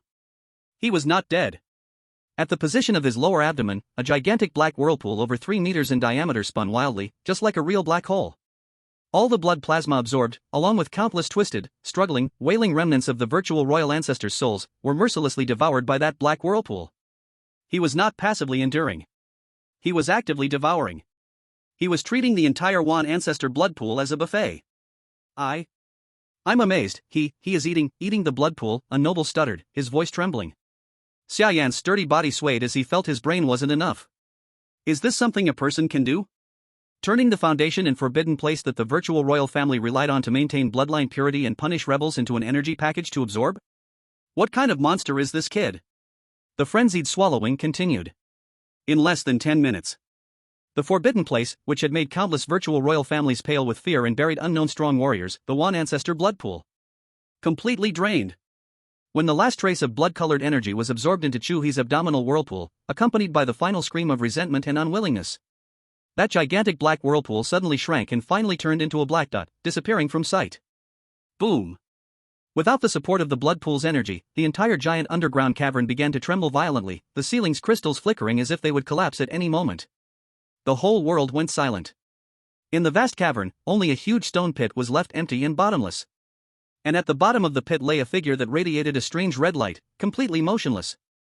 Did it succeed? Is he still alive? Chapter 131, Affinity 100%. Breakthrough. Deathly silence. The entire underground cavern could hear a pin drop. All virtual nobles, including Xia Yan and Xia Nuo, held their breath, their eyes glued to the center of that bottomless pit. That man, that monster who had devoured the entire Wan ancestor blood pool, what was his current situation? Is he alive or dead? Beside the throne, Xia Qingyuan released her grip on Xia Yao, engulfed in shock, her expression as complicated as ever. Whoosh! Xia Yao transformed into a black shadow, almost too fast, instantly tearing through the air to appear beside Chu He at the bottom of the pit. Space seemed to have no distance under her feet. She knelt beside Chu He, watching his body radiate a strange red light, his eyes tightly closed and immobile, her heart, which had just sparked with hope, tightened again. She trembled, reaching out her jade-like fingers with utmost caution, slowly moving toward Chu He's breath. Closer. Even closer. The skin at her fingertips could feel the lingering heat on Chu He's face. But why, could she not feel any breath? Xia Yao's pupils suddenly contracted, filled with boundless coldness and despair. Once again, it erupted from the depths of her heart. No. Don't. Just at the moment when her faith was about to collapse again. A faint breeze, almost imperceptible yet undeniably real, gently brushed against her fingertips. Warm. Filled with the breath of life. Boom. In Xia Yao's mind, something exploded completely. That string, taut to its limit, finally snapped. Fear, pain, and despair melted away in an instant, replaced by volcanic-like ecstasy and relief. She felt as if all her strength had been drained away, her petite body softened and collapsed against Chu He's chest. Woo! Unable to contain her sobs, the sounds spilled from her throat. Scalding tears could not be suppressed, pouring out like a flood, soaking the fabric on Chu He's chest. And at that moment, lying on the ground, with his consciousness still hazy, Chu He heard a series of rapid notification sounds in his mind. Ding! Detected that Princess Xia Yao's emotions have reached their peak, intimacy plus 0.1%. Ding! Current intimacy, 99.9%. Ding! Detected that Princess Xia Yao has offered her unparalleled and singular love, intimacy plus 0.1%. Ding! Xia Yao's intimacy has reached 100%. Special relationship unlocked, one true love. Boom! With the final notification sound, an indescribable terrifying energy exploded, centered around Chu He's body. An invisible shockwave spread out like a tsunami, sweeping through the entire underground cave. Not good. Xia Qingyuan's face changed dramatically, she did not expect Chu He's power to break through at this moment. The level of this explosive energy far exceeded the normal SSS level breakthrough. Her figure flickered and instantly appeared in front of Xia Yao, pulling her weeping daughter protectively behind her. Then, she extended her delicate hand, making a sweeping motion against the violent torrent of energy. Swish! A black crack appeared out of thin air before her. On the other side of the crack was boundless nothingness and chaos. All the terrifying energy erupting from Chu He seemed to have found an outlet, being pulled in madly through that spatial crack, not a single drop leaking out. After a full 10 seconds, the energy storm gradually calmed down. Xia Qingyuan closed the spatial crack, and the entire cave returned to silence. Finally, under everyone's tense gaze, Chu He's eyelids twitched a few times and then slowly opened. What met his eyes was Xia Yao's beautiful face, streaked with tears, filled with worry and heartache. At the same time, a clear thought echoed directly in his mind without any words. That thought was filled with the relief of surviving a disaster, overflowing love, and overwhelming grievances and heartache. Did I pass? Chu He felt the new power surging and roaring within him, and spoke in a hoarse voice. As soon as he finished asking, the next second, Xia Yao's annoyed yet anxious thoughts echoed in his mind again. You fool! Big fool! You scared me to death. Do you know, just now I thought you were really dead? Woo woo woo, you bastard. In his mind were the girl's aggrieved accusations, and in front of him were her red, swollen eyes and the 2 streaks of blood on her face. Chu He felt a warmth in his heart, raised his hand, gently wiping the blood and tears from Xia Yao's delicate face. His fingertips merely brushed lightly, and those shocking streaks of blood tears instantly vanished, her skin returning to its original fair and tender state. Chu He looked at her, his eyes filled with tenderness and regret. I'm sorry for scaring you. I'll reward you well tonight. Xia Yao's face instantly flushed bright red, both shy and angry, as she playfully reproached Chu He in his mind. Hey! So many people are watching, can you be more serious? I don't want your reward. Although she said this, the heart that had just gone through a life and death trial was completely soothed by this familiar flirtation. It became incredibly solid and sweet. The intimate interaction between the two, oblivious to the world around them, made Xia Nua smile widely, nodding repeatedly. In her heart, she was filled with immense hope that her sister and brother-in-law would be forever happy. However, just at this warm moment, an untimely voice sharply rang out. Your Majesty the Queen! A nobleman with a golden crown and graying beard stood up, pointing at the empty blood pool pit, his face full of indignation as he shouted loudly. This person has destroyed my clan's ancestral blood pool that has been passed down for countless epochs. This is a desecration to my ancestors. It shakes the foundation of my noble family. Such a crime deserves the harshest punishment. As soon as he spoke, several rigid old ministers immediately echoed him. That's right. Must be severely punished. The ancestral blood pool is our family's forbidden ground and foundation, and absolutely cannot be desecrated by outsiders. Even if he is the one chosen by the princess, it cannot be allowed. Please, Your Majesty the Queen, uphold justice for my countless ancestors, and enact justice on this fiend. These old fossils, filled with righteous indignation, spoke with spittle flying everywhere. Upon hearing this, Xia Nua's face instantly turned dark. I curse your grandmother with a banana peel. He pointed at those old men and cursed loudly. You bunch of old fools, are your brains filled with concrete? Didn't you see my brother-in-law just came back from the gates of hell? What nonsense foundation! That thing nearly killed my brother-in-law. And now it has been consumed by him, it deserves it. What are you yelling about? Besides, the rule is that as long as you can survive, it counts as passing. My brother-in-law used his ability to eat the pool, what's wrong with that? Is there something wrong with you? Xia Nua kept cursing, leaving those old nobles' faces turning as red as pig liver, pointing at him for a long time, unable to say a word. Xia Yao, on the other hand, shot a cold glare at the shouting nobles. An aura of fading power suddenly enveloped them. Those old men immediately stiffened, their mouths snapping shut. Xia Qingyuan looked at the nobles who had suddenly gone silent, her dominating voice echoed throughout the cave.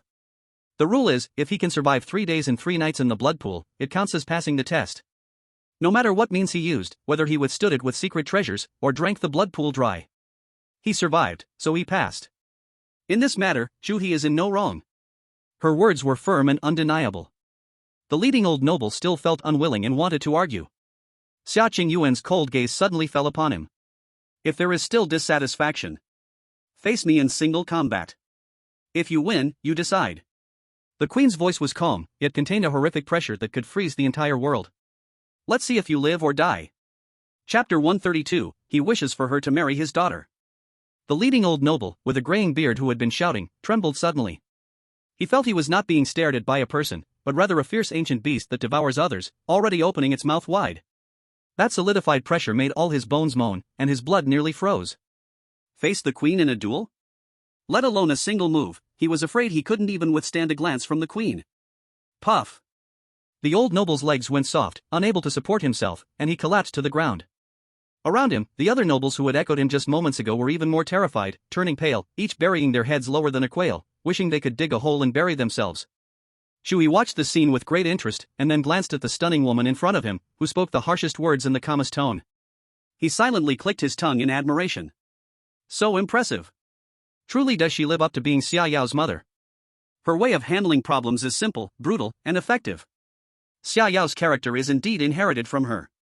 Get out. Xia Qingyuan said 2 words indifferently. The gaze didn't even linger on those limp nobles for a second.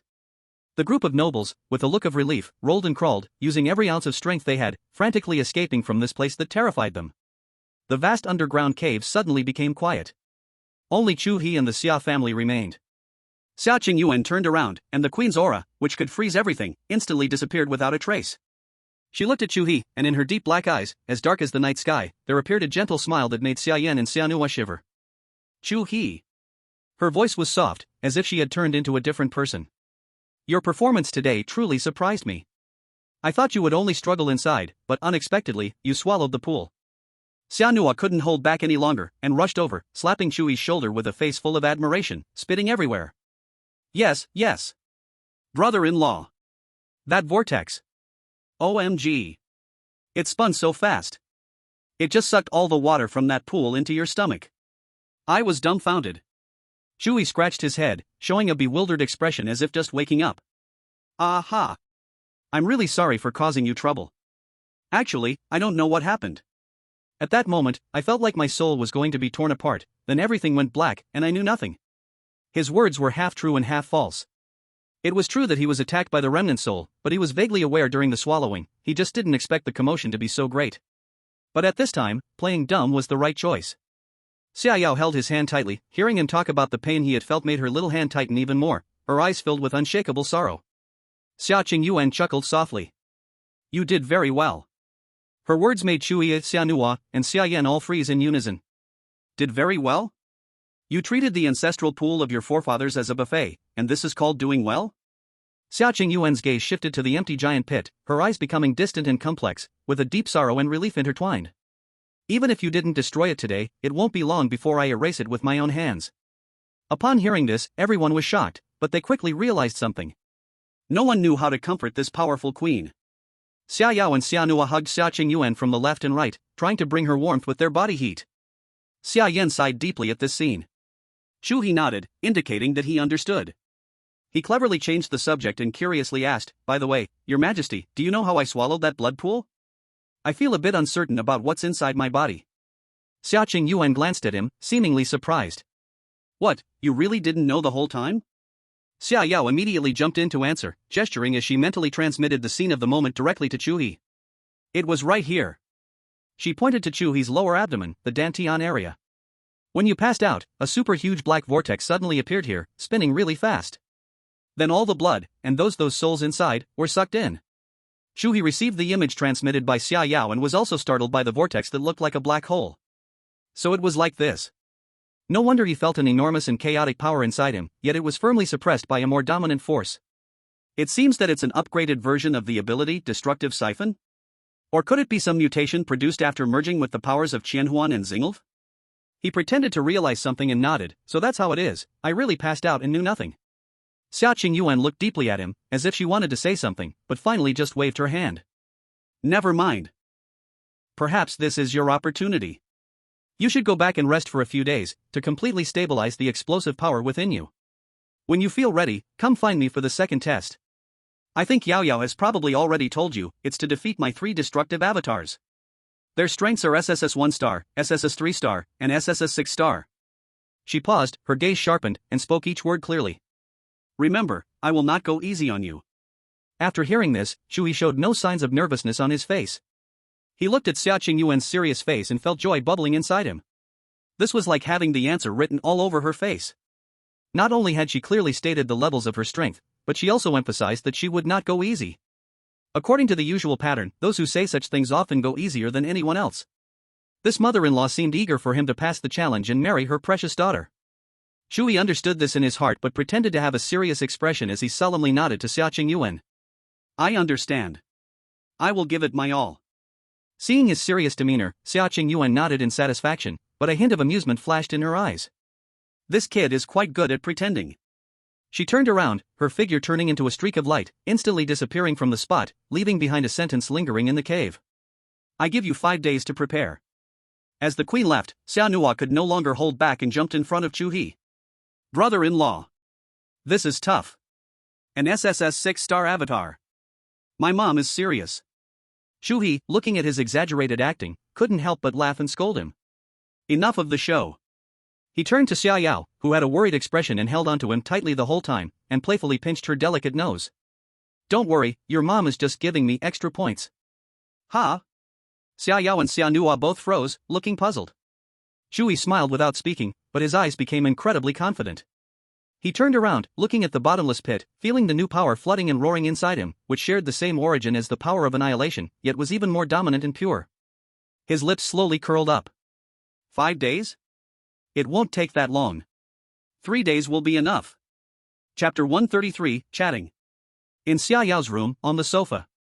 Are you really okay? Is there anywhere in your body that feels uncomfortable? Is your energy running wild? Does your head still hurt?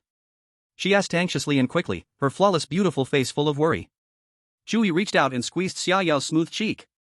Don't worry, I'm perfectly fine. Not only am I okay, but I also feel full of energy. I could punch 10 of my former selves, he. Chu He spoke lightly, but his mind sank into his dantian. There, it was no longer the empty gas sea of before. A black vortex, about the size of a fist, was silently suspended, dead still. It didn't spin, it didn't shine, and it didn't leak any aura, quiet as a tombstone deep in the universe. But Chu He could sense that beneath this stillness lay a terrifying torrent of energy. That was the ancestral remnants amassed over 10,000 years by the Void Gaze Empire, the root power of the entire blood pool, a chaotic aggregate of destruction and resentment, wild and mixed. At this moment, all this energy was compressed into this small vortex, as if a giant beast from ancient times was held captive by iron chains, quiet for now but ready to break free at any moment, to shatter its cage. Chu He thought to himself, this thing is simply a super bomb, who knows when it will explode. Just then, he suddenly remembered something, took out his phone, and opened a chat group called Cherishing One Family. There were only 4 people in the group. Him, Xia Yao, Lillian, and Kachi. Chu He pondered for a moment, typed a message, and sent it out. Chu He, ahem, just checking in. Everything is going well with the Void Gaze Empire, my mother-in-law is very nice. The hospitality was very thoughtful. The test was very simple, I just got to soak in an energy hot spring for free, the water temperature was just right, it was so comfortable that I almost fell asleep. Message sent successfully. Almost at the same moment. Ding dong. Ding dong. Lillian and Kachi's messages came back almost instantly. Lillian, T, asterisk degree asterisk, S, really? That's great. You are my true treasure, I knew you were the best. Kachi, wow. Is it really that amazing? Little River, I took a glance at that blood pool from a distance, the aura in it looked so spine-chilling, you actually soaked in it like a hot spring?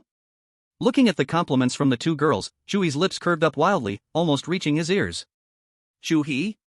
Of course. Of course. Just as he sent the message, he felt his ear being pinched by a cool and soft little hand. Chu He looked up and met Xia Yao's eyes, which seemed to hold a smile but weren't quite smiling. She had also seen the messages in the group. What does the water temperature was just right mean? What does so comfortable that I almost fell asleep mean? This guy, who clearly passed out from pain, is now here bragging and treating them like fools. Xia Yao felt both angry and heartbroken, but the way she pinched his ear was gentle, more like a playful tease. Chu He chuckled and held her little hand in return, kissing it gently. Xia Yao's cheeks instantly turned rosy. At this moment, a maid walked in holding a crystal plate, which was filled with a platter of bright red strange berries. Xia Yao summoned the dish and then dismissed the maid. The phone screen lit up again. Lillian, T, asterisk degree asterisk, S, I didn't expect it so soon, you took action so quickly, you actually completed 1 test already. Immediately, the usually sharp Kachi caught the key point. Kachi, something's off. The playing house game just ended a day ago, are you in such a hurry because the master announced a new game? A glimmer of appreciation flashed in Chu He's eyes. Chu He, Kachi, your little head is clearly not big, but why are you so smart? That's right, the new game, get married within 45 days, and successfully get pregnant. Epsilon Satface Omicron asterisk, Psi. After the message was sent, the group was quiet for 2 seconds. Lillian, Sigma, he's not even pretending anymore, he really understands that it's aimed at you. Lillian, asterisk happy face asterisk, but, just right. Chu treasure come find me. I can't wait to have a bunch of little monkeys for you. Kachi, Sigma, degree, oh no. Having a baby, my goodness, I'm not ready to be a mom yet. Chu He, ahem, I'm not ready to be a dad either. Chu He, not enough, I have decided, to increase the pregnancy rate, I will have to marry both of you. As soon as I complete the second test, I will come to find you too. Kachi? Okay, come, I'm ready. Lillian, yay. It has to be the grandest wedding. At that time, the whole Ryan continent will tremble for us. Maybe we will get to see the legendary gathering of the 9 emperors, ha. The gathering of the 9 emperors? Chu He was startled at the mention. Thinking about the wedding, he had overlooked one thing: he was marrying real princesses, 3 of them, which suddenly made the usually socially anxious and low-key Chu He feel the pressure rising. The Phantom Empress, the Illusory Empress, the Starry Empress, along with several other unknown emperors, a whole group of SSS-level big shots, all stared at him as if he were a rare specimen. He took a deep breath and forced himself to reply calmly. Chu He, alright, let's pause the chat here, wait for me at home. After sending the message, he quickly locked his phone, as if this could also lock away the terrifying image of the gathering of the 9 emperors. Come, open your mouth, eat this. Xia Yao's gentle voice echoed in his ear, pulling him back from his thoughts of social death into reality. Chu He came back to his senses and saw a fair little hand holding a bright red berry, extending it to his mouth. The other hand was holding a crystal plate piled with the same fruits. Resembling an enlarged version of exquisite mulberries, topped with a few tender green leaves, it exudes a refreshing and sweet fragrance that warms the heart. Chu He did not eat it immediately. Curiously, he asked, what kind of fruit is this? It looks strange, but it smells really good. Chapter 134, Moving. This is the scarlet shadow berry, a type of berry that can help soothe the restless energy within your body, calming the turmoil inside you. Hurry and eat it. As she spoke, she brought the berry closer to Chu He's mouth, her fingertips almost brushing against his lips. Chu He opened his mouth in response. The bright red berry entered his mouth, and as his teeth closed gently, a wave of cold and sweet juice burst open. It was not just sweetness, but a pure life energy. The juice flowed like a cool stream down his throat, instantly spreading throughout his limbs and bones. Wherever it went, that violent and hot energy, hidden deep in his dantian from having devoured the blood pool, was gently soothed by a tender force. It was like injecting a tranquilizer into a volcano ready to erupt. Delicious. Chu He sincerely exclaimed, his eyes closing in comfort. Xia Yao's lips couldn't help but rise, her brows and eyes forming the most charming crescent moon. Then, as if she remembered something, her clear eyes held a hint of curiosity as she tilted her head and asked, just now, you looked at Lillian's message, seemed to be lost in thought, completely captivated. Chu He sighed and did not hide it. I was thinking about that wedding. With 9 emperors gathered, 9 SSR-level big shots, along with countless SSS-level powerhouses behind them, that scene. Xia Yao blinked, somewhat puzzled. Oh, what's the big deal? Isn't it just more people? Her delicate fingers pinched another scarlet shadow berry, bringing it to Chu He's mouth, but what she said immediately opened his mind. Aren't you still looking for other princesses? When the 9 emperors gather, they will probably bring their families along for the wedding. You can take this opportunity to observe which one is your next target. As she spoke at the end, her voice noticeably lowered, and the action of feeding him the berry came to a halt. In her beautiful eyes, there was a hint of grievance and reluctance, like a child who had to share their beloved toy, with a face that clearly read, I don't want to. Chu He's eyes suddenly brightened. Right. This wedding was simply a large-scale princess blind box unboxing event. But immediately, the little excitement in his heart was doused by a bucket of cold water. Xia Yao's idea was too naive. Observe? By then, Chu He, would be marrying 3 different races princesses at once. Once this news spread, it would absolutely be a universe-level super news.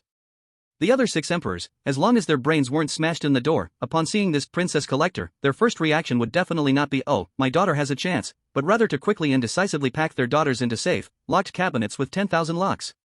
This would undoubtedly make an already hell-level game difficulty even harder. The more Chu He thought, the more complicated his expression became. He chuckled awkwardly. You are right.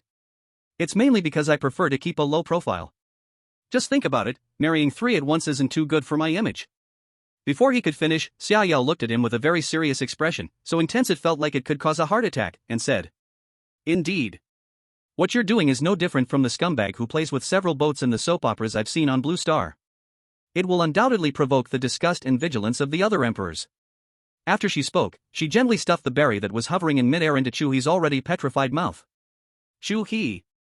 He stared in astonishment, the sweet taste of the berry spreading in his mouth. But in his heart, it felt like a bottle of mixed flavors had been overturned, both sour and bitter. Although he had gotten used to Xia Yao's straightforwardness, hearing the label jerk come from his wife's mouth felt. Why did it feel so awkward? Seeing Chu He with a face like he had eaten a fly, Xia Yao suddenly burst out laughing. She leaned in a little closer, her warm breath gently grazing Chu He's cheek, and in her obsidian-like eyes, his stunned expression was reflected. But in my heart, you are not. Her voice was soft, but held a rock-like firmness. You are a good man who can jump into a pool of blood without hesitation, risking everything just to marry me, to pass the test. I know that. Xia Yao reached out with her other hand, gently caressing Chu He's cheek, her eyes filled with tenderness and understanding. You must not want it this way in your heart. But since you have to defeat that lofty existence, this is the only path you must take. If it must be done, then there is nothing to be ashamed of, and you shouldn't care how others view you or what they say. You just need to hold your head high and boldly move forward. Her words were like a holy light piercing through heaven and earth, instantly dispelling all the gloom and entanglements in Chu He's heart. Suddenly, Xia Yao's eyes became wet, carrying a trace of the humblest hope and plea, and she softly asked. I believe in you, you won't stop loving me just because there are more people around you, right? You will love me forever, won't you? Chu He's heart was hit hard. All calculations, all disguises, all pressures, in that moment, were shattered by her purest words.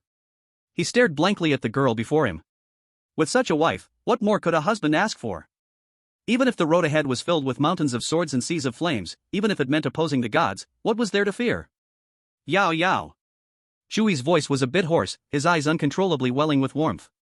He tightly wrapped Xia Yao in his arms, using all his strength, as if wanting to melt her into his own bones and blood. You are really wonderful. Your words are more effective than any elixir, I feel recharged and full of energy. He buried his face in Xia Yao's lightly fragrant hair, making the most sincere promise of his life. Don't worry.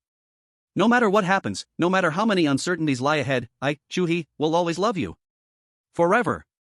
Xia Yao's petite body trembled slightly in his arms, then she reached out her arms, embracing him just as tightly, as if wanting to entrust all her trust and love to him. In that moment, the whole world seemed to quiet down. The two held each other quietly for a long time, until Xia Yao in his arms suddenly moved. Finish eating these berries quickly, then rest well, she murmured softly. 3 days later, you still have to face my mother's second test. That reminder instantly brought Chu He back from the depths of emotion. He released his embrace, looking at the girl before him who had given everything for him, his passion to fight against everything rising like never before. Love truly can fill one with strength. He took the crystal plate, eating the remaining scarlet shadow berries one by one, feeling that gentle energy merge with the suppressed power within him. A new, stronger, and more restrained power was growing within his body. Chu He looked at Xia Yao with immense confidence in his eyes. Don't worry. Chapter 135, Second Test, Blade of Spatial Annihilation. 3 days passed in the blink of an eye. In the royal palace, the central hall. When Chu He appeared, all eyes in the hall instantly focused on him. Xia Yao closely followed his side, her stunning face marked with an unshakable tension. The pair of clear black eyes never left Chu He for a moment. Xia Nua wore an expression that suggested she was enjoying the show, arms crossed, with a smirk on her lips, as if she could already see her brother-in-law claiming victory ahead. Beside her, the towering Xia Yan remained silent. His pair of pure black eyes, identical to those of Xia Yao and Xia Nua, looked past the crowd and firmly focused on the solitary, extraordinary figure at the top of the grand hall. Xia Qing Yuan. She stood calmly before the throne, with dozens of important figures of the empire looking on coldly behind her. These old men had various expressions, some were watchful, some were contemptuous, some were purely curious, but more than anything, there was a lofty indifference in their gazes. They all awaited to see if this mysterious young man could continue his miraculous streak of good luck. Xia Qing Yuan's gaze fell on Chu He, still as cold as ever, confirming, "Are you ready?" Chu He nodded, his expression calm and undisturbed. With the positive response, Xia Qing Yuan said nothing more. She lightly raised her hand and casually swept it through the empty air ahead. The space tore like a fragile curtain, creating a pitch-black crack opened by an invisible blade. The crack quickly widened, revealing a terrifying scene behind it, a boundless, lifeless space filled with countless broken stars and fragments of land. There was no light, no sound, even the laws of the universe appeared thin and chaotic, with only pure void and silence spreading endlessly in eternity. It was the void battlefield. Come in. Xia Qing Yuan's voice was indifferent as she stepped first into the crack. The crowd followed closely, feeling the scenery before them shift, landing on a floating platform constructed of pure energy on the edge of the battlefield. This was the observation platform, allowing them to see everything clearly within the battlefield while being protected by an invisible barrier. Chu He did not stop, his figure moved swiftly toward the center of the vast battlefield. Alone, he hovered between the broken stars, feeling small enough to be swallowed by the endless darkness at any moment. He could sense the terrifying pressure this space exuded, as if the weight of the entire world bore down upon his soul. The test begins. Xiaoqing Yuan's voice resonated clearly across every inch of the battlefield. As her words fell, she raised her hand, and 3 dazzling orbs of light emerged from her palm. The light orbs rapidly expanded, twisting and shaping, transforming in the blink of an eye into 3 figures that looked just like her, yet with vastly different auras and expressions. The figure on the left held a radiant energy whip, eyes sharp, and the pressure emanating from them firmly stood at SSS-1 level. The one in the middle boasted a pair of enormous energy wings, every slight flap sent ripples through the laws of space, and their aura was SSS-3 level. The figure on the right was the most terrifying. She merely stood still, surrounded by countless complex and mysterious destructive runes, each containing the power to flatten a mountain, the pressure approaching SSS-6 level. 3 embodiments of destruction, 3 insurmountable mountains, their mere existence sent a chill down the spines of the nobles on the observation platform, causing their breaths to hitch. Xia Nuo's carefree expression vanished, her brow furrowed. If she were the one going out, it was highly likely she would have to exert all her strength just to survive. Xia Yan instinctively clenched his fists, his knuckles turning white. Even he would need to expend considerable effort to surpass the difficulty of this test. Xia Yao's heart twisted in knots, for this test could be a matter of life and death for her. The test had officially begun. Whoosh! The SSS-1 level embodiment made the first move, swinging its arm, and the energy whip shot forth like a venomous dragon escaping its lair, cutting through the silence with a piercing shriek as it aimed straight for Chu He's head. Even the light was twisted and swallowed by that power of extinction. However, just as the whip was about to touch Chu He, his figure suddenly vanished from the spot. Space leap. In the next moment, he appeared at the other end of the battlefield, effortlessly, as if merely changing positions while taking a stroll. The ability of the Star Law royal family. An elder in the viewing seats exclaimed in disbelief, his face filled with incredulity. How could he? And, so proficiently. The nobles' faces were filled with astonishment. This human actually mastered the core ability of another supreme royal family. Before they could digest the shock, the SSS-3 level avatar moved. Her energy wings behind her suddenly flared, and in an instant, thousands of slender yet deadly annihilation rays poured down like a torrential rain, each capable of easily piercing a mountain from top to bottom. Falling from the sky, they covered all possible landing spots and evasion routes for Chu He, forming a web with no dead angles. Facing this saturated attack, Chu He did not dodge or evade this time. He simply raised his hand calmly, and a round shield, as black as ink and seemingly capable of consuming everything, expanded in front of him. Countless annihilation rays shot towards him, crashing into the seemingly thin shield, yet not even a ripple was stirred, as they were silently shattered and devoured like a cow entering the sea. If the earlier space leap had only surprised the nobles, now their expressions had escalated to horror. Star Law royal family. Virtual glance royal family. What kind of monster is this kid? Seeing everyone like this, Shano merely smiled, joking that he knew his brother-in-law had almost learned all the core abilities of the virtual glance royal family. Shano excitedly punched the energy barrier, shouting to his side, "Uncle, did you see that? Did you see it? My brother-in-law is amazing. This is our family's trick." Xia Yan ignored him, but the tense lines on his rugged face seemed to soften a bit. In the center of the battlefield, Chu He decided no longer to passively take hits. With a thought, the phantom clone was activated.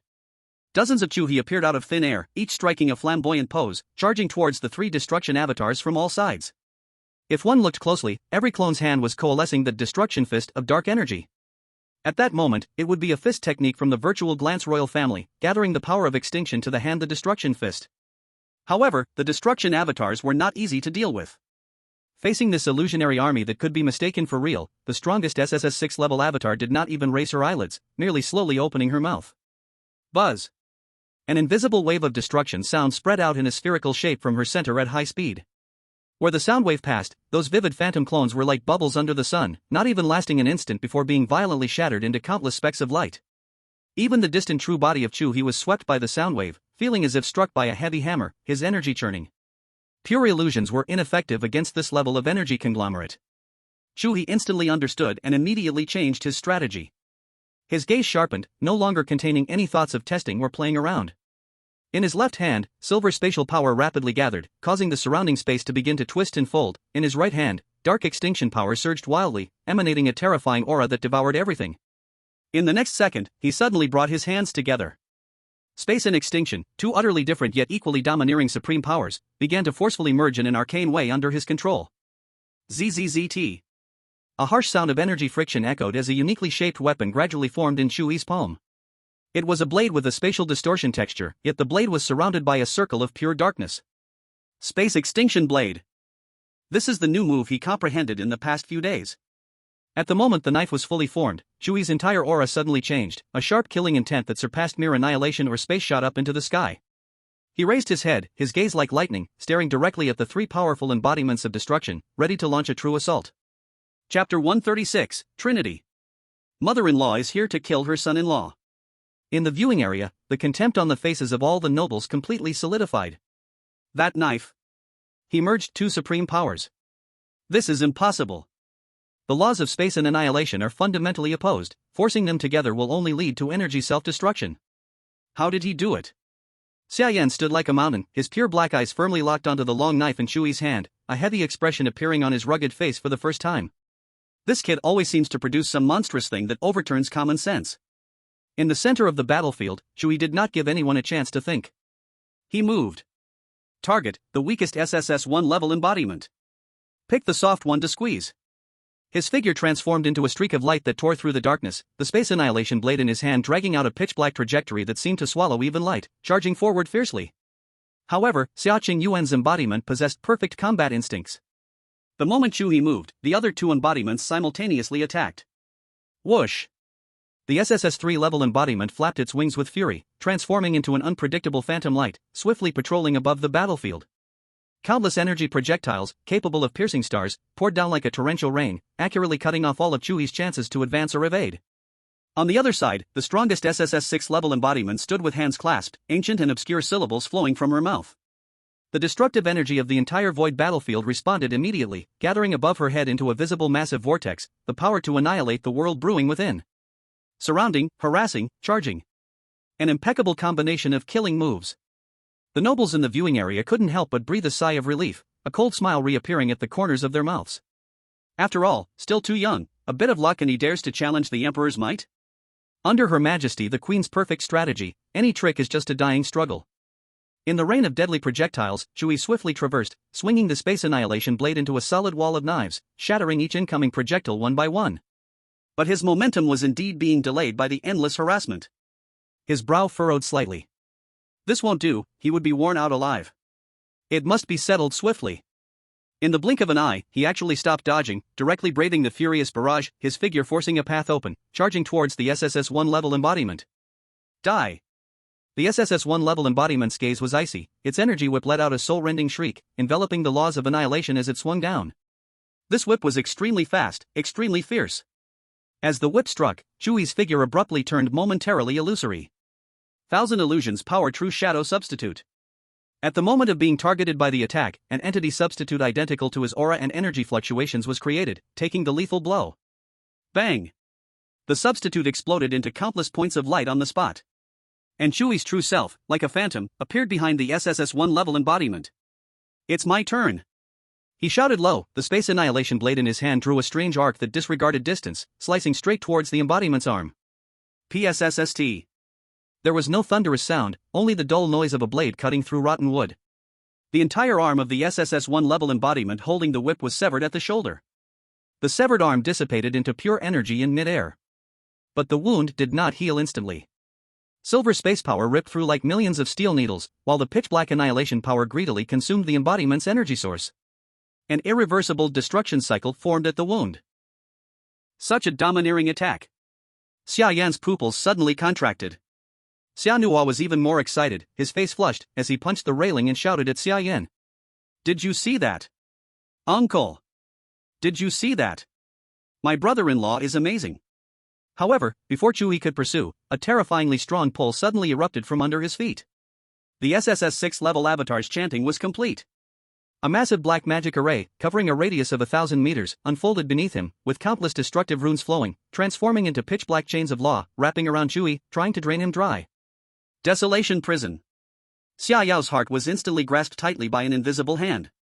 This is the top confinement killing formation of the Void Glance royal family. Once completely locked, energy would be drained in an instant, reducing him to fish on a chopping block. But just when everyone thought Chu He was in grave danger, he not only showed no panic but instead his lips curled into a hint of playful amusement. Charging treasure, here it comes? He sneered coldly, the power of the blood pool suppressed in his dantian trembled slightly. Destructive siphon, reverse activation. The desolation prison, which was madly extracting his energy, suddenly stopped.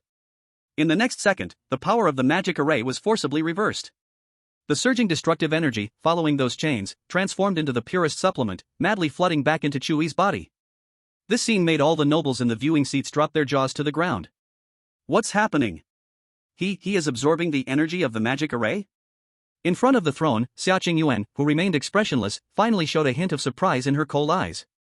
This kid's use of energy has exceeded the normal limits.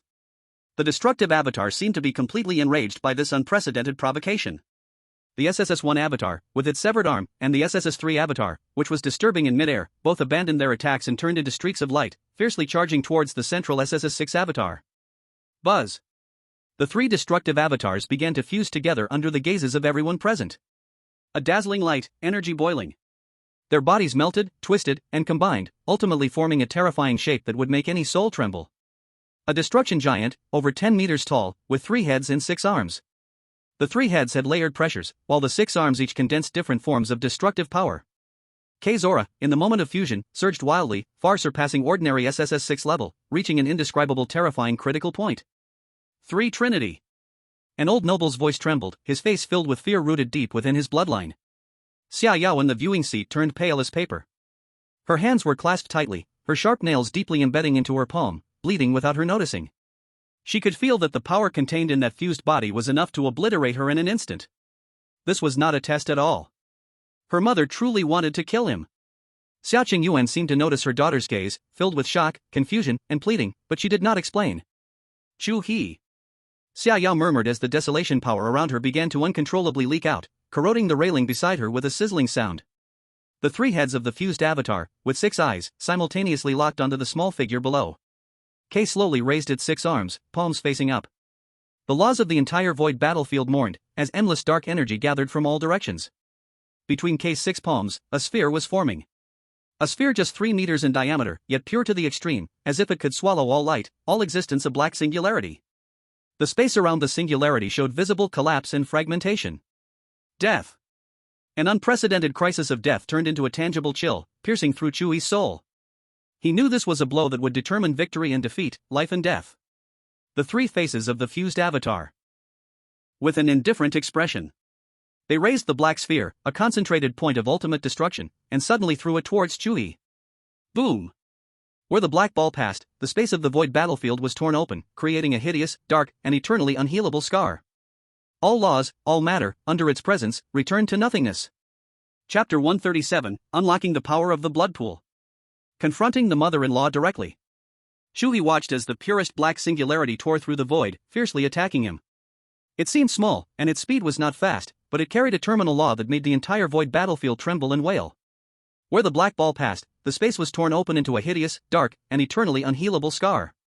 All laws, all matter, under its presence, returned to nothingness. Death. An unprecedented death crisis transformed into a tangible chill that pierced through Chu He's soul. His heart began to sound alarms. Without hesitation, he immediately activated the power of the Star Law royal family. Space jump. However, his body did not move an inch. The surrounding space was utterly locked by an irresistible great power, as if it had been cast in millions of tons of cement, solid to the point of despair. It failed. Chu He felt a sinking feeling in his heart and quickly switched powers. Time and space stopped. The gray power of law instantly spread, trying to freeze the black singularity. However, the energy ball only paused for less than 1/1000th of a second before breaking free of its restraints, continuing its unstoppable advance towards him. PFF. A terrifying backlash force surged through him, and Chu He suddenly spit out a mouthful of blood, staggering in the void. Damn it! The power of space authority was completely suppressed, and in that moment he forcibly controlled it. He clearly felt the pure and terrifying destructive power contained within that ball. With his current strength, it was impossible to face it head-on. Resisting it would mean death.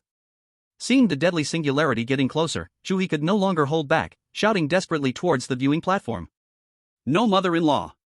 Are you really serious? This is trying to kill your son-in-law. His roar, full of energy, resonated throughout the entire dead void battlefield. On the viewing platform, the nobles who were still sneering just seconds ago, suddenly had their muscles freeze on their faces. Mother-in-law? Has this guy gone crazy? Dare to address Her Majesty the Queen like that? And he's speaking like that, damn it. Xiano and Xia Yan were also stunned. And Xia Yao, her tragically pale and beautiful face lost all color. Mother! She cried out in despair, unable to maintain her calm any longer. Hurry and make that avatar stop. He will die. Yet Xia Tingyuan remained unmoved, her cold, unparalleled face showed no hint of emotional fluctuation. She simply watched the small figure at the center of the battlefield, observing that black singularity capable of destroying everything. What she wanted to see was Chu He's maximum effort. She wanted to know just how great this man, chosen by the master, who dared to challenge the gods, truly was. Of course, if he really couldn't withstand it. Xia Tingyuan's hand hidden in her sleeve had quietly gathered a power that was entirely different from the power of destruction, deeper and more unfathomable. An SSR-level technique, capable of secretly delivering power without anyone noticing, to save his life. After all, others couldn't see it. Seeing her mother's calm and unwavering demeanor, Xia Yao's last line of defense completely crumbled. She screamed, the power of silence erupting around her, and she was about to rush into the battlefield without regard for everything. But just as she moved, an invisible force tightly bound her in place, unable to move a bit. It was Xia Tingyuan who intervened again. Xia Yao looked at her mother in despair, then at the figure in the battlefield shrouded in the shadow of death. Blood and tears slid down her perfect cheeks once again. In the center of the battlefield, Chu He had given up all unrealistic fantasies. There was no escape, no hiding, no blocking. At this point, the only trump card left was that. His mind sank into his dantian. There, a fist-sized black vortex, which had devoured the entire blood pool of the ancestors, hung silently. After several days of exploration, he had roughly figured out how to mobilize the sealed terrifying energy. The method was simple and crude. It involved madly injecting different energies into the vortex from the outside. When the energy impact reached a critical point, it could tear open a breach to guide out the compressed primal power of the blood pool within. But because of this power was extremely difficult to control. The night before last, he had only tried slightly, not controlling the injection power well. That small breach had erupted with a tiny energy shockwave. As a result, that tiny shockwave had directly pierced through the walls of his room, along with several palaces behind it, and a large defensive array outside the palace, creating a perfectly round hole. The power was outrageous, and the danger was outrageous. Experiencing that incident, Chu He had decided that unless absolutely necessary, he would never use that power. A small mistake could result in burning himself. But now, he had no choice. If not successful, then die. A trace of desperate madness flashed in Chu He's eyes. Come on. He roared lowly and completely released the suppression of all his powers. With a single thought, the three supreme royal powers within him were driven to their limits without reservation. The Silver Star Law power transformed into a dazzling galaxy, wrapping around him. The pitch-black gaze power gathered into destructive runes, branding the void. The ever-changing illusion force wove into mesmerizing mirages, distorting reality. Next, he also mobilized the overwhelming pure extinction energy that he had just absorbed through destruction suction from the silent prison. For completely different yet equally powerful forces, under his guidance, transformed into four violent torrents of energy. Target, the Dantian. Open, for me. Chu He widened his eyes in anger, madly and recklessly pouring all four energies into that dead black vortex. Boom! As if a nuclear bomb was dropped onto a calm lake. That black vortex, which had been quietly floating, suddenly erupted with unprecedented violent tremors at the moment it was struck by the four massive foreign energies. It came to life. An indescribable, terrifying aura filled with violence, resentment, destruction, and chaos roared awake from the depths of Chu He's dantian. It was the ancestral residual soul power accumulated over thousands of years of the Gaze Empire. It was the primal power of the entire blood pool of the ancestors. It was a collection of chaotic energies forcibly compressed billions of times. At this moment, this ancient giant beast, chained and choked, finally had its mouth pried open. Chu He's body swelled in that instant, his skin cracking open with countless blood marks, golden blood gushing out, only to be instantly vaporized by the eerie red glow emanating from his skin. It was excruciating pain. A soul-rending torture. But he laughed, laughing wildly and madly. He could feel a terrifying power far beyond his imagination surging wildly into his veins through the torn breach. He raised his right hand high, that hand completely covered by the eerie red glow. All power, all chaos, all destruction were converging into the palm of his. The eerie red glow condensed into an ominous blood-colored sun. His skin was cracking, inch by inch, with golden bloodlines crawling all over his body like webs. From every orifice, boiling blood was trickling down. He was like a precious porcelain artifact, covered in countless cracks, ready to shatter completely at any moment. His soul was wailing, his consciousness was tearing apart, every nerve transmitting pain so severe it could crush a god. But Chu He was laughing madly. This was not joy, but a kind of extreme madness and resoluteness that defied everything. He forced himself to squeeze every bit of reason, transforming the terrifying power within him, a chaotic mix of ancestral hatred and the essence of chaos, into one last gamble. Facing the black singularity coming to crush him, he used all his strength to push forward defiantly. Break! For me! A hoarse roar drained the last shred of clarity from his mind. In the next moment, a gray-black chaotic torrent roared out from his palm. It wasn't pure black, it was a colorful black. Within that torrent flowed the eerie blood red of the ancestral blood pool, the pure pitch black that mocked the royal family, the dazzling silver white of the star rhythm royal family, and the mesmerizing colors of thousand illusions. Several supreme powers were forcefully twisted into one by a dominant force, forming a chaos capable of overturning the laws and polluting everything. Boom! The chaotic torrent collided with the doomsday singularity, two forces representing ultimate destruction clashing in the center of the void battlefield. There was no sound. Not silence, but the very concept of sound was entirely erased at the moment of collision. A pure white, devouring all light and dark, suddenly exploded centered at the impact point. That singularity, gathered from the trinity of destruction giants, had its internally stable destructive laws corrupted, distorted, and shattered upon contact with the chaotic torrent. It didn't even last for a fraction of a second. Crack! A sound so subtle it was almost non-existent resonated deep within everyone's souls. The singularity shattered. A destructive energy storm transformed into an invisible shockwave, spiraling out violently in all directions. Damn it! Defense! In the spectator seats, the leisurely and disdainful expressions on all the nobles' faces turned instantly into horror and fear. The energy barriers they relied upon showed dense cracks, like glass, before the storm's fallout.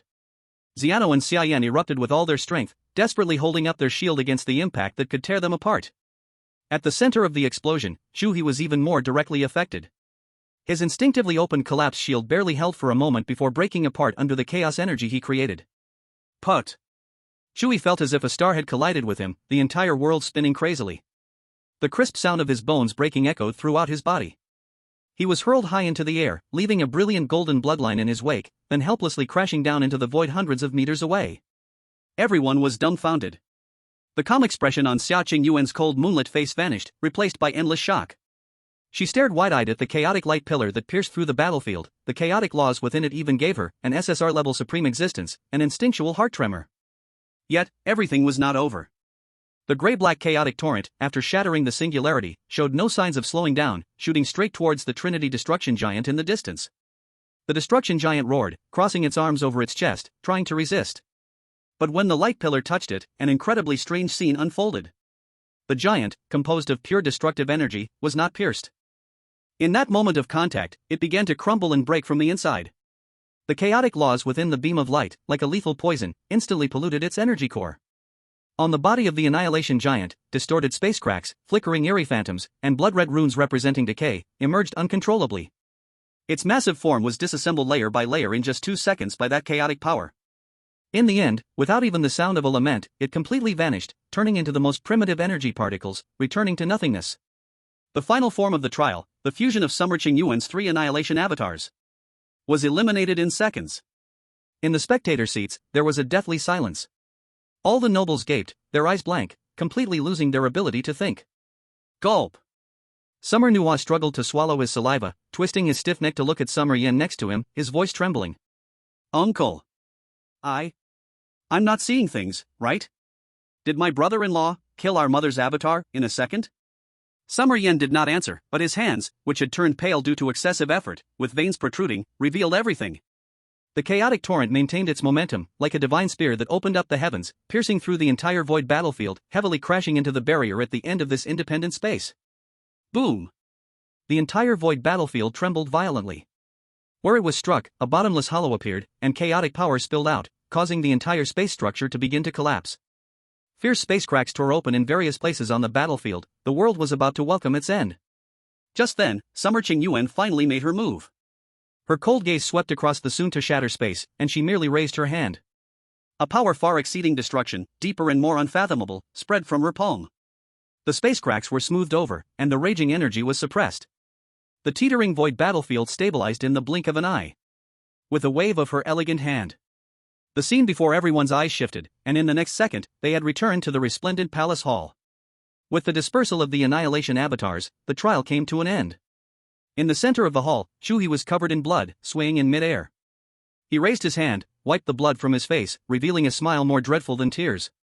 With the last bit of strength, he looked at the majestic figure before the throne, hoarsely yet clearly declaring, "Ha, ha, ha! I won! As soon as the words fell, he could no longer support his crumbling body, and his consciousness was completely swallowed by endless darkness, collapsing straight backwards. No! At the moment he fell, a piercing scream echoed through the hall. Summer Yao had somehow broken free from her mother's restraint, and the power of silence around her surged like a black tide, recklessly charging toward the falling figure. Just as Chu He was about to crash onto the cold tiles, she finally reached him. She held him tightly, as if wanting to merge him into her very bones and blood.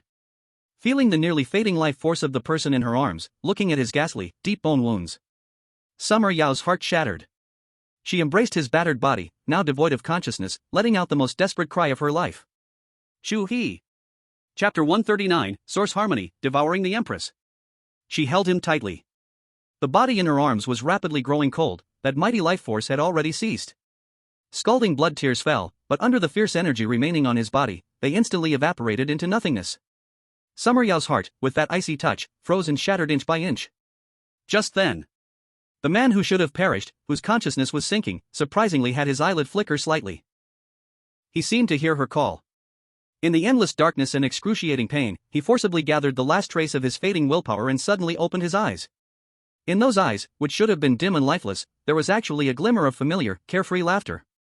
Everyone present, including the nobles who were slumped on the ground, shivering with fear, all trembled in shock. Not dead? He actually wasn't dead. Xia Ya was also stunned, blood tears hanging on her long eyelashes, staring blankly at him. Chu He's lips moved with great difficulty, and with a voice so faint that only she could hear, he weakly squeezed out 3 words. I am fine. As soon as the words fell, the last light in his eyes completely extinguished. His head slumped to the side, and he fell unconscious once again. This time, it was truly, completely a faint. Xia Yao stared at him in a daze. 2 seconds later, a wave of despair and panic, 100 times stronger than before, completely crushed her reason. A final flash of light. That was his last flash of light. No! A heart-wrenching scream tore through the palace. The power of annihilation that had just been suppressed within her surged forth with the force of burning everything in its path. The torrent of black energy shot skyward, and the entire palace hall trembled violently under this uncontrollable force, the hard floor cracking into dust. She wanted to destroy this place. Destroy this trial. Destroy everything damned. Then, holding him tight, fall into nothingness together. However, just as her power completely erupted, a cool figure appeared silently beside her. It was Xia Qingyuan. She simply waved her hand gently, and a soft yet irresistible great power enveloped them. That annihilation storm strong enough to topple the palace was suddenly calmed and suppressed, vanishing into nothingness. As if it had never existed. Xia Yao's rampaging power was forcibly suppressed, her body going limp, yet she still tightly held onto Chu He, not willing to let go for even a moment. Xia Qingyuan paid no attention to her daughter, teleporting to stand in front of the two, squatting down, and reaching out her fair, slender fingers to rest on Chu He's wrist. 1 second. 2 seconds. 3 seconds. This empress, who had faced the Trinity embodiment of destruction without much change, now showed an incredibly grave expression on her cold, unparalleled face. The situation was 1,000 times worse than she had imagined. Severed meridians were merely flesh wounds. The most fatal thing was that his soul, under the backlash from forcibly activating the blood pool power at the last moment, was already torn apart. Even more troublesome was that terrifying force, mixed with the grievances of countless ancestors and the chaotic origin, was madly swirling within him, devouring the last trace of his life source. And that black vortex that should have absorbed everything was now completely silent, having stopped rotating, losing any suppressive effect. The current Chu He was like a human bomb filled with high explosives, the fuse already lit. Any conventional healing method, any external energy injection, could instantly trigger the chaotic energy within him, turning him into cosmic dust on the spot. Xia Yao noticed her mother's change, her heart sinking like a stone. She grabbed Xia Qingyuan's sleeve, her blood-soaked face filled with pleading, a kind of humility that was willing to give up everything. Mother, please, please save him. As long as you can save him, I will do anything. Anything. Her daughter's despair pricked Xia Qingyuan's heart like a needle. She withdrew her hand and slowly stood up. There is only one way. Her voice was devoid of any emotion, yet it seemed to drop the temperature of the entire hall by several degrees. Use the forbidden technique of our Xia Qing clan origin synchronization. What? Origin synchronization? As soon as the words were spoken, Xia Yan and Xia Nua's expressions changed dramatically at the same time. An elderly nobleman, who had just gotten up from the ground, still trembling with fear, exclaimed, "Your Majesty, absolutely not. This technique is to use one's own origin as a guide, forcibly entering the spirit sea of the wounded, to untangle the raging energy. The practitioner will suffer great damage to their vitality. At best, they will have to rest for decades. At worst, there is a risk of a fallen realm. As soon as this was said, the whole crowd was in an uproar. Fallen realm. For these powerful individuals who seek ultimate strength, this is more frightening than death. Xia Yao, however, seemed to have grasped the last straw of hope. She raised her head without thinking and said eagerly, "I will do it. Mother, let me perform the technique for him." "You?" Xia Qingyuan coldly swept a glance at her. "Nonsense. You share the same chaotic power in your body as him. If you interfere, it will only add fuel to the fire and hasten his death." "But?" "There is no but." Xia Qingyuan gave her daughter no chance to argue, declaring domineeringly, "I will perform the technique myself." She lowered her head again, looking at the unconscious Chu He, whose face, usually adorned with a mischievous smile, was now covered in blood and frighteningly pale. Suddenly, she murmured softly, her voice very light but clearly reaching Xia Yao and Xia Nua's ears. "You little brat, if I had known earlier, I wouldn't have pushed you so hard. I didn't expect you to be so desperate, daring to use a power you haven't fully mastered." After speaking, she no longer hesitated, her elegant hand gently stroked the air. Shoo! A pitch-black tear in space appeared out of nowhere. With a wave of her hand, she swept up the unconscious Chu He and Xia Yao, stepping into it. In the next second, the three of them had disappeared from the palace hall. Light and shadow shifted. When Xia Yao saw her surroundings clearly again, she found herself in a mist-filled cave. In the center of the cave was a pool of spring water, no more than 10 meters square. The spring water was not clear, instead, it displayed a deep, almost starry blue color, emanating a rich life aura that was so dense it felt overwhelming. Just inhaling a breath restored a trace of strength to Xia Yao, which had been exhausted from despair. The spring of starry silence. The sacred healing place at the core of the Void Glimpse Empire's palace, accessible only to the royal family. Xia Qingyuan gently placed Chu He's body into the spring water. She glanced at her daughter, who was held back by an invisible barrier at the spring's edge, and finally focused her gaze on Chu He's forehead. She closed her eyes, her fair hand slowly pressing down onto it. Buzz. A power far beyond the SSS level, deep as the ocean of stars, the SSR level force slowly surged from her body, carefully injecting into Chu He's third eye. At that moment, as the force surged out, Xia Qingyuan's cool demeanor turned pale by 3 degrees. Beside the spring, Xia Yao watched anxiously. Her heart was filled with tension, worry, and an indescribable complex emotion about her mother's self-sacrifice to save him. Time passed incredibly slowly. Just as Xia Qingyuan's vast and pure spiritual power cautiously explored into Chu He's dantian through his meridians, an abnormal change suddenly occurred. The fist-sized black vortex that had devoured the entire blood pool of 10,000 ancestors, which had since lain still in silence, suddenly began to spin wildly without warning. A terrifying suction force erupted violently from the center of the vortex. Its target was not those violent energies within Chu He. Rather, it was the pure and ultimate SSR-level spiritual power that Xia Qingyuan had probed into. This lurking beast of annihilation actually regarded the Void Glimpse Empress's origin soul as a more delicious prey. It wanted to devour her as well. Ugh! Xia Qingyuan's pupils constricted sharply, caught off guard, she let out a muffled grunt. A strand of brilliant, golden blood imbued with the aura of the Supreme Monarch slowly oozed from the corner of her lips. Chapter 140, Danger, almost falling in love with her son-in-law. Xia Qingyuan was utterly shocked. Her soul's origin had truly been torn by that strange vortex. In the next moment, Xia Qingyuan felt the world spinning around her. Her entire consciousness was engulfed by an unmatched, violent force.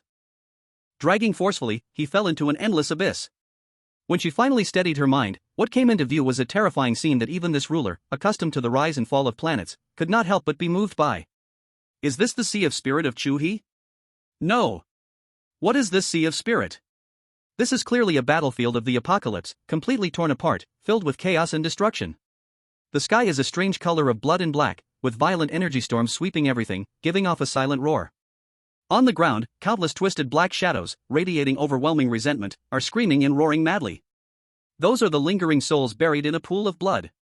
And in the center of this chaotic battlefield, under the crazy assault of countless lingering souls, is a golden spiritual shadow. That shadow is Chu He. At this moment, he is weak to the extreme, the golden light flickering uncertainly, as if it could be completely swallowed by the surrounding darkness at any moment. His spirit is covered with hideous cracks, wounds torn apart by the backlash power. However, even so, that tiny golden figure still stands tall, emanating a stubborn will that would rather be completely erased than to yield. It is this will that has allowed him to resist the mad erosion of countless ancestral resentments, preventing his spirit from collapsing immediately. Xia Qingyuan's heart trembled suddenly. As an SSR-level powerhouse, her spirit is incredibly strong, just a glance reveals Chu He's current predicament. Just as her divine sense continued to delve deeper, trying to explore the source of the backlash power, she suddenly touched a completely different, higher-dimensional strange power. That power is hidden at the very core of Chu He's spirit, ethereal yet truly existing. The moment she came into contact with that power, an indescribable sensation surged up in Xia Qingyuan's heart without warning. It is a deadly attraction, a closeness and longing that stem from the instinct of life, making her involuntarily develop an inappropriate affection for this little guy, Chu He. What is this thing? Xia Qingyuan's consciousness stirred up a storm, more shocking than when her spirit was torn apart just moments ago. She abruptly cut off the probing, feeling a wildly absurd sensation rise within her. She actually has such thoughts about her son-in-law? This power is highly toxic. She does not know that this is the source of Summer Yao's madness and love for him, even willing to go against her own mother, this charming yet eerie power. But saving him is the priority, so she forcefully suppressed the turbulent waves in her heart. Xia Qingyuan no longer hesitated. Her SSR-level spiritual power erupted violently at this moment. A cold bright moon rose slowly above this chaotic battlefield. The pure radiance descended, carrying the supreme law of purification to forcibly disperse the blood-colored storm and suppress the roaring lingering souls. Those mad royal resentments let out sharp cries under the moonlight, their black gas evaporating rapidly, revealing their true forms. The sudden relief of external pressure allowed Chu He, who was on the brink of collapse, to finally get a moment to breathe. His consciousness gradually awoke from infinite tearing pain. He opened his eyes in confusion. The first sight that greeted him was that unparalleled figure, transformed into a cold bright moon, suppressing everything in his spiritual world. Chu He was immediately stunned. Mother-in-law? Why are you here? His weak spirit sent out a fragmentary thought. Inspecting work in my spiritual world? You can't just barge in like this. The ticket is very expensive. Xia Qingyuan's cold thought descended with undeniable authority, booming down. Shut up. Keep talking, and this royal will leave immediately, letting you be devoured clean by these ancestors. With those words, Chu He instantly woke up. He immediately understood the situation before him. No! Mother-in-law, save me! The two instantly achieved a life-and-death partnership. Xia Qingyuan no longer wasted words, the moonlight shining brightly, crushing and breaking down the suppressed royal grudges with absolute power. And Chu He, enduring the intense pain of his soul, directed all his energy to the black vortex in his dantian. A marvelous scene unfolded. Under Xia Qingyuan's suppression, the madness and violence within those grudges were worn away, leaving only the purest source energy. And this energy was an unparalleled delicacy for the vortex in his dantian. With a thought, Chu He's vortex exploded with suction, devouring the purified energy, rapidly replenishing his nearly exhausted source. One suppressed and decomposed, the other guided and devoured. Their cooperation was seamless. As the grudges on the battlefield diminished, Chu He's golden soul, covered with cracks, began to visibly heal and solidify. Just as all grudges were about to be cleared away, Xia Qingyuan suddenly stopped. She intentionally left the strongest grudge behind, its aura even older and more terrifying than her three fused avatars' trinity. The soul of the first emperor stared blankly. She wanted to see how far this man's capacity could reach. That primordial imperial soul broke free from its restraints, letting out a roar that shook the soul and transformed into a black light, charging straight at Chu He. However, facing this ultimate test, Chu He's soul not only did not retreat but instead burst forth with an unprecedented brilliance. This is my territory, I am in charge. He roared and took the initiative, mobilizing all his recovering will to clash head-on. Old man, get out of my way. Seeing this scene, a genuine sense of approval and recognition appeared in the cold moon hanging in the sky. The next moment, the moonlight poured down like a waterfall. That imperious primordial emperor's soul, under the full SSR level pressure, didn't even have time to scream before being utterly obliterated, turning into the purest nourishment. At this point, all hidden dangers on the spiritual battlefield were swept away. The vast energy refined not only healed all of Chu He's soul and physical injuries but even propelled him further than before. Moreover, part of the energy, through the wonderful link of a source synchronization, nourished Xia Qingyuan, allowing her previously consumed vitality to quickly recover. In the outside world, the water from the starry spring was being consumed at an unprecedented speed. Dense dark blue life energy surged in wildly, and the deep wounds visible to the bone on Chu He's body had already healed, his skin radiating a brilliant light, fractured bones reconnecting, and his aura rapidly growing stronger. In the space of the soul, Xia Qingyuan prepared to depart. Before leaving, her thought transformed into a complex phrase that resonated in Chu He's mind. Chu He, I don't care what methods you use to make Yao Yao wholeheartedly devoted to you, but your willingness to risk your life for her, this sincerity, I recognize. You have passed all tests. Yao Yao is now your woman. As her voice fell, the cold bright moon quietly vanished. Chu He's consciousness instantly returned to reality. He slowly opened his eyes. What came into view was Xia Yao's beautiful face, filled with dried bloodstains, pallid from extreme worry and despair. Seeing Chu He awake, she was immediately filled with joy and hurriedly grabbed his hand. Chu He's heart ached sharply. He gently stroked her smooth hand and said, "Yao Yao, I'm fine now, you truly are my woman from now on. Now, I need to rest a bit longer, wait for me." Xia Yao nodded in agreement. Chu He immediately turned his attention inward, feeling the surging power flowing through his meridians, his injuries fully healed, even stronger than before. His consciousness sank into the dantian. That huge black vortex was steadily and powerfully spinning, filled with a certain rhythm. And at the very center of the whirlpool, the singularity that devoured everything. A brand new, brilliantly crimson light was quietly forming within, like a star about to be born, radiating a terrifying aura that originated from the power of extinction, yet was even more domineering and chaotic. Chapter 141 Chaos Blood Crystal. Marrying three at once, shocking the Empress. 2 hours quietly passed. Within the foggy cave, the spring of starry silence, which was nearly 10 meters square, had already consumed nearly half of its water. Originally a deep blue, the spring water had become much duller, and the rich life energy that had been thick as syrup was now greatly diminished. In the center of the spring, Chu He's body floated silently. His injuries had long healed, and his skin even glowed with a layer of shimmering light, a reflection of his body being tempered to the utmost. At this moment, all his thoughts were immersed within his own body. Surging power surged through his limbs and bones, each meridian was several times tougher than before, filled with explosive strength. In the sea of his soul, the golden phantom that had once been filled with cracks now was as solid as divine metal, dazzling and radiant. Dead and then reborn, transformed completely. His thoughts eventually sank into his dantian. The black whirlpool that had devoured the blood pool of 10,000 ancestors and nearly consumed the Empress's source had now undergone a tremendous change. It was no longer a simple black hole that devoured everything. Instead, it had evolved into a dark red nebula slowly rotating.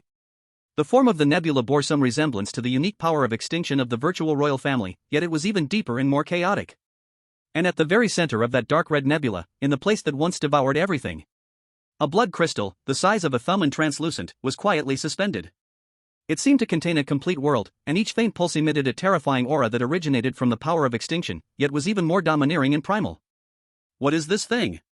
A brand new core born from the fusion of the blood pool of 10,000 ancestors and the chaotic origin? Chu He attempted to mobilize a strand of thought to touch it. At the moment of contact, an indescribable clarity surged into his heart. This blood crystal seemed to be the final furnace and controller of all the power within him, able to conduct a higher-level fusion and amplification of the three royal powers, Star Law, Thousand Illusions, Virtual Gaze, as well as the power of the chaotic blood pool. Chu He was overjoyed. With the assistance of this blood crystal, he could better combine different energies to design even more perfect combat techniques. Chu He's consciousness emerged from his body. He saw Summer Qingyuan, this SSR-level Supreme Empress. At this moment her cold and stunning face bore a trace of lingering paleness. Clearly, using forbidden techniques to save him had taken a great toll on her.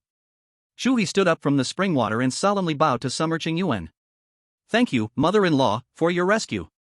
I will never forget this grace for all my life." Summer Qingyuan simply nodded faintly, then softly asked, "What are your next plans? When will you marry Yao Yao?"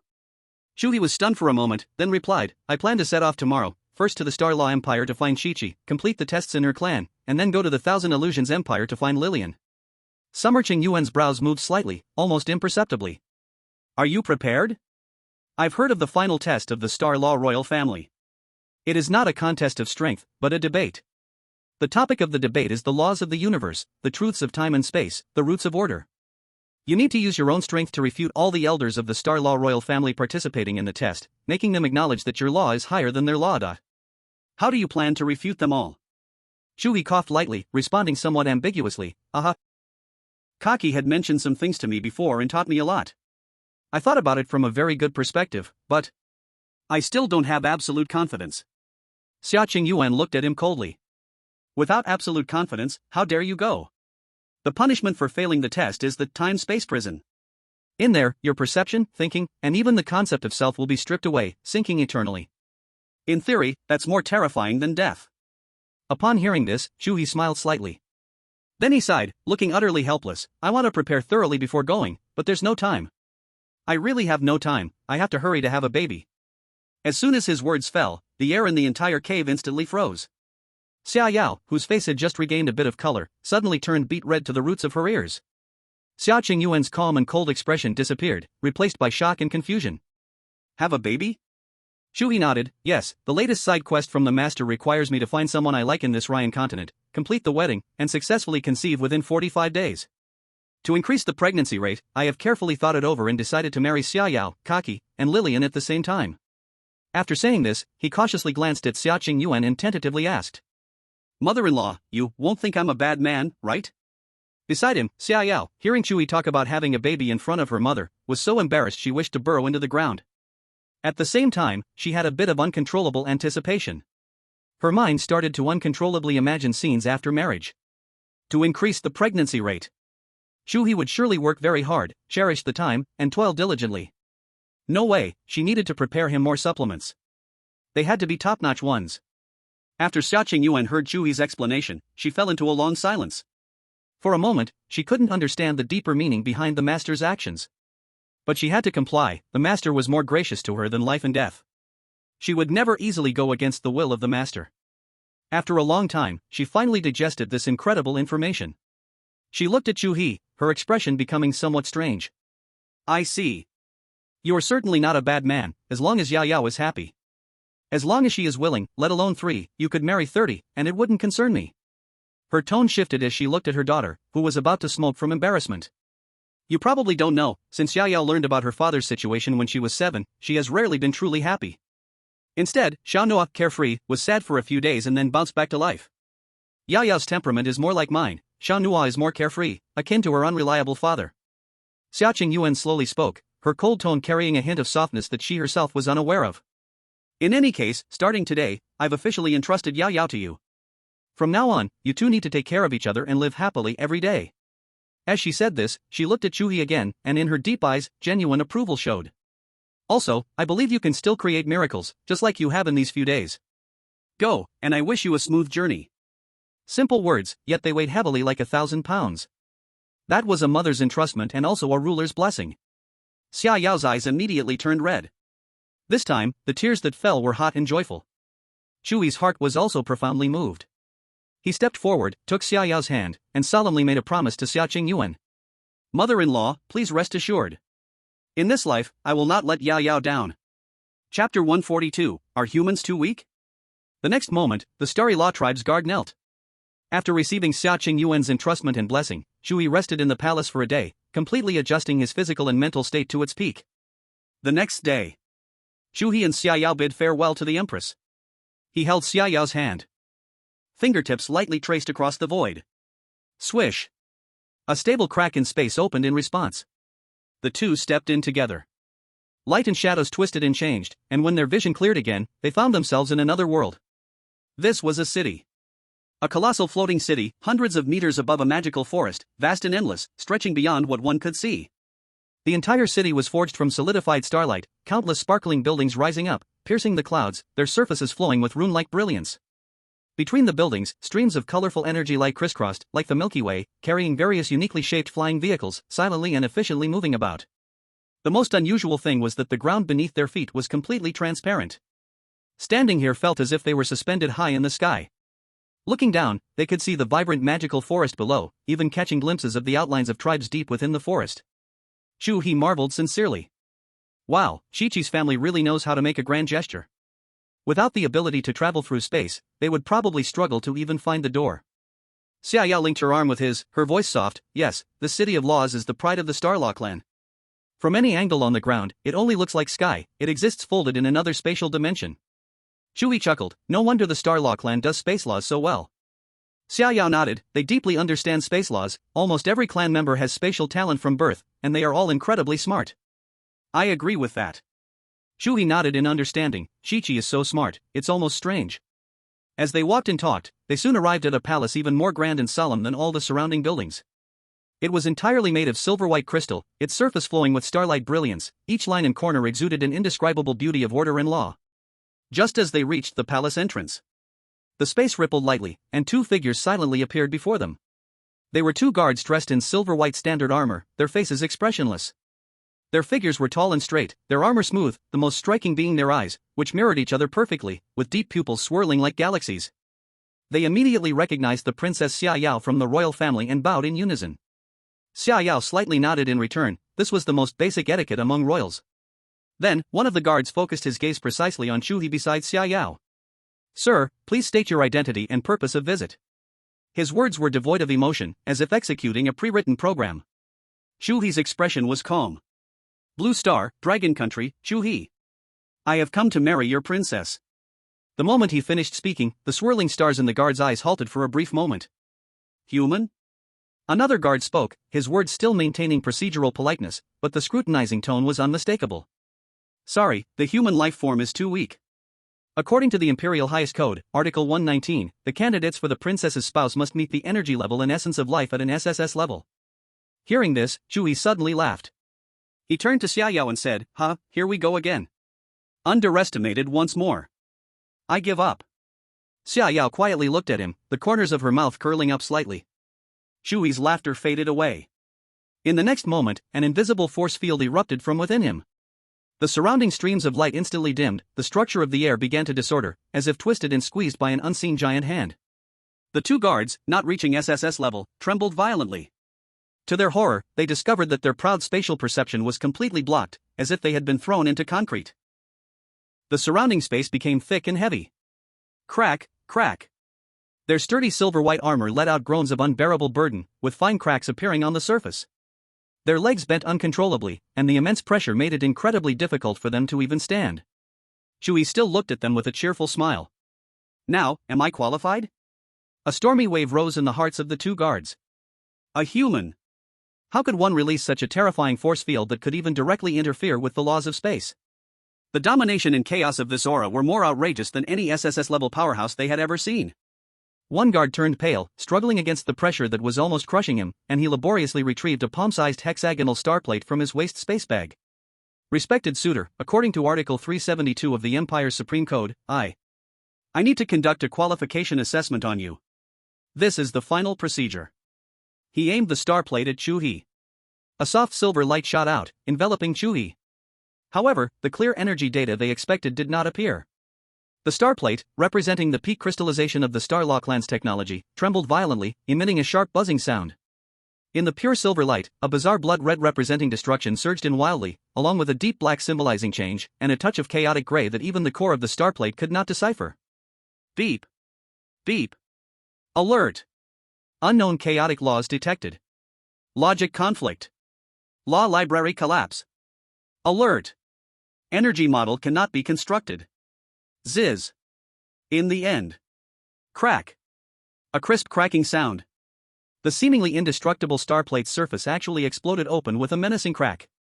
The two guards were completely frozen in place. The mechanical synthesized voice of the starplate, before it was completely destroyed, intermittently spat out the last information. Assessment, failure, qualification level, beyond limits, permission, granted. The other guard instantly reacted, quickly putting away his weapon and bowing deeply to Chu He, his posture extremely respectful. "Esteemed guest, you have passed the final qualification verification." At this moment, a ripple of space gently spread beside everyone, and a petite figure bounced out joyfully from within. Little He. The newcomer was Kachi. She wore a star-patterned scholar's robe edged in gold, and the oversized robe accentuated her petite figure. Like a returning swallow, without any hesitation, she directly dove into Chu He's arms. Her slender legs expertly wrapped around Chu He's waist, holding on tightly. "You've finally come. I've waited for you for so long." Her little head affectionately rubbed against Chu He's cheek, her silver short hair brushing against him, making him feel a bit ticklish. This scene made the two guards, who had just recovered from shock, widen their eyes in disbelief. That was Princess Kachi. Known for her wisdom and composure, she was usually either in the Supreme Library or the Law Laboratory, and had never displayed such intimate behavior towards any male. Their worldview was shattered repeatedly in just a few minutes. Xia Yao silently stepped forward. With a blank expression, she reached out her hand, precisely pinching Kachi's back collar like picking an ornament and lifting her off Chu He's body. Then, she naturally entwined her arm with Chu He's, pulling him closer to herself, asserting her claim in the most direct way. Kachi, being lifted down, was not angry at all. She made a cute face at the expressionless Xia Yao, then turned to Chu He and excitedly announced. "Let's go. We'll talk about the test tomorrow. Today, let's have some fun first." Chapter 143, Their chessboard is too small. Under Kachi's lead, the three entered a hall so grand that it was beyond imagination. The ceiling of the hall was the deep night sky. The stars twinkled. In the center floated a huge band of energy light. It was a living galaxy, flowing with colorful brilliance, emitting a low and melodious hum. The figures of the three were drawn by the light, slowly merging into that dazzling band of energy light. The feeling of weightlessness passed in an instant. Chu He found himself in a wonderful space. Beneath his feet were levels of floating circular light steps, broad as a square, the surface rippling like water, reflecting endlessly changing historical scenes. This is the Stairs of Time, the place where our Starlaw family stores historical memories. Kaki's voice carried a hint of pride. As long as you step on different steps, you can feel like you are back in that moment. Pretty amazing, right? Before he could answer, she took Chu He's hand and lightly jumped onto a step. The world instantly twisted and reformed. A dead silence of starry seas lay before them. Countless dim stars silently turned along an irreversible path, playing the universe's oldest and coldest melody. Wow, this is so much more real than any VR experience. Chu He exclaimed sincerely. He turned to Kaki and smiled mischievously. Then are there steps to the future? Let me see what tomorrow's lottery numbers will be. But. Ha ha ha. Kaki giggled uncontrollably. The future is the greatest variable, filled with chaos and unknowns. It cannot be observed or recorded. This is one of the foundations of our star law. Our star law family loves order and rules the most. Leaving the Stairs of Time, they arrived at a larger pure white square. In the center of the square floated hundreds of thousands of huge light orbs, emitting a soft and rational glow. Inside the orbs, silhouettes flashed, seeming to argue intensely, yet no sound leaked out. In the entire square, only the energy hum produced by the collision of thoughts remained. This is the Square of Truth. Kaki's tone revealed pride rooted in her bloodline. Any clansman can condense their doctrine into a debate orb, facing challenges and inquiries from the entire clan. Only through countless trials and unbreakable truths can one qualify to be engraved into our supreme code. Chu He's gaze swept over those orbs, each representing a perception of the universe. He pondered, it sounds like your clan is filled with scholars and debate maniacs. Of course. Kaki lifted her snow-white chin, like a proud little peacock. Our Starlaw family does not admire force, only wisdom. To have a debate orb of your own here is the highest honor sought by every clansman. Her finger pointed to a distant orb, the largest and brightest, radiating pure golden light. See? That is a debate left by our first emperor. Order is the only meaning of the universe's existence. Until now, no one has been able to refute it. Her voice was filled with reverence. But when she spoke the word refute, her starry eyes dimmed momentarily. She thought about tomorrow, when Chu He would face 10 living fossils whose realms of thought were comparable to the first emperor's. Next, Kaki, like an tireless tour guide, led them to experience the unique civilization of the Starlaw family. In the concept restaurant, they tasted food entirely imagined by mental power. Chu He directly envisioned a grand feast, and the realism and layers of flavors made Kaki and Xiaoyao's eyes widen, the three indulging joyfully in their meal. In the emotion archive, they saw countless emotions extracted and preserved as samples. Joy was a pulsating golden orb, sadness was a chilling blue crystal, anger was a raging crimson lightning. Kaki pointed to a dark purple crystal with chaotic light inside and quietly said to Chu He, "This is love, very rare." Because our clansmen generally believe that love disturbs logic and order, and belongs to dangerous goods that need strict control. After speaking, she secretly glanced at Chu He, her cheeks flushed with a faint crimson. Chu He laughed heartily, wrapping both her and the quiet Xiaoyao in his arms. Dangerous goods? I actually think it helps people see what they truly want. The day passed by in what seemed like a joyful atmosphere. As the sunset pierced the spatial barrier, bathing the starry city in a gentle golden hue, the day's laughter abruptly ceased when they stepped on the city's edge. Looking down, there lay a fantastical forest, gradually being consumed by the encroaching darkness. Kaki's voice, tinged with a barely noticeable tremor, broke the silence. This day passed really quickly, and there are still so many fun things I haven't shown you. Chu He seemed to catch the reluctance in her words. He feigned ease, saying, "It's all right, we have plenty of time later. Once I marry you all, we can wander around every day." Kaki could no longer pretend. She turned around, her little hand cold, tightly clutching Chu He's shirt. "Tomorrow, what you will face are 10 living fossils immersed in the laws of the universe since ancient times. Their thinking, their souls, even their very existence has long merged with the fundamental laws of the Starlaw Empire. Are you really confident?" She held this question in all day, using all her strength to finally voice it. Xiaoyao also lifted her head, her cold and beautiful face reflecting the same seeking and deep concern in her eyes. The test of the Starlaw clan is not something that can be solved with mere power. It is a pure philosophical judgment about the origins of the world. Chu He did not answer immediately. Because he truly did not have complete confidence, but the vast universe is immense, no one can guarantee who is right or wrong. In the boundless universe, every being is extremely small.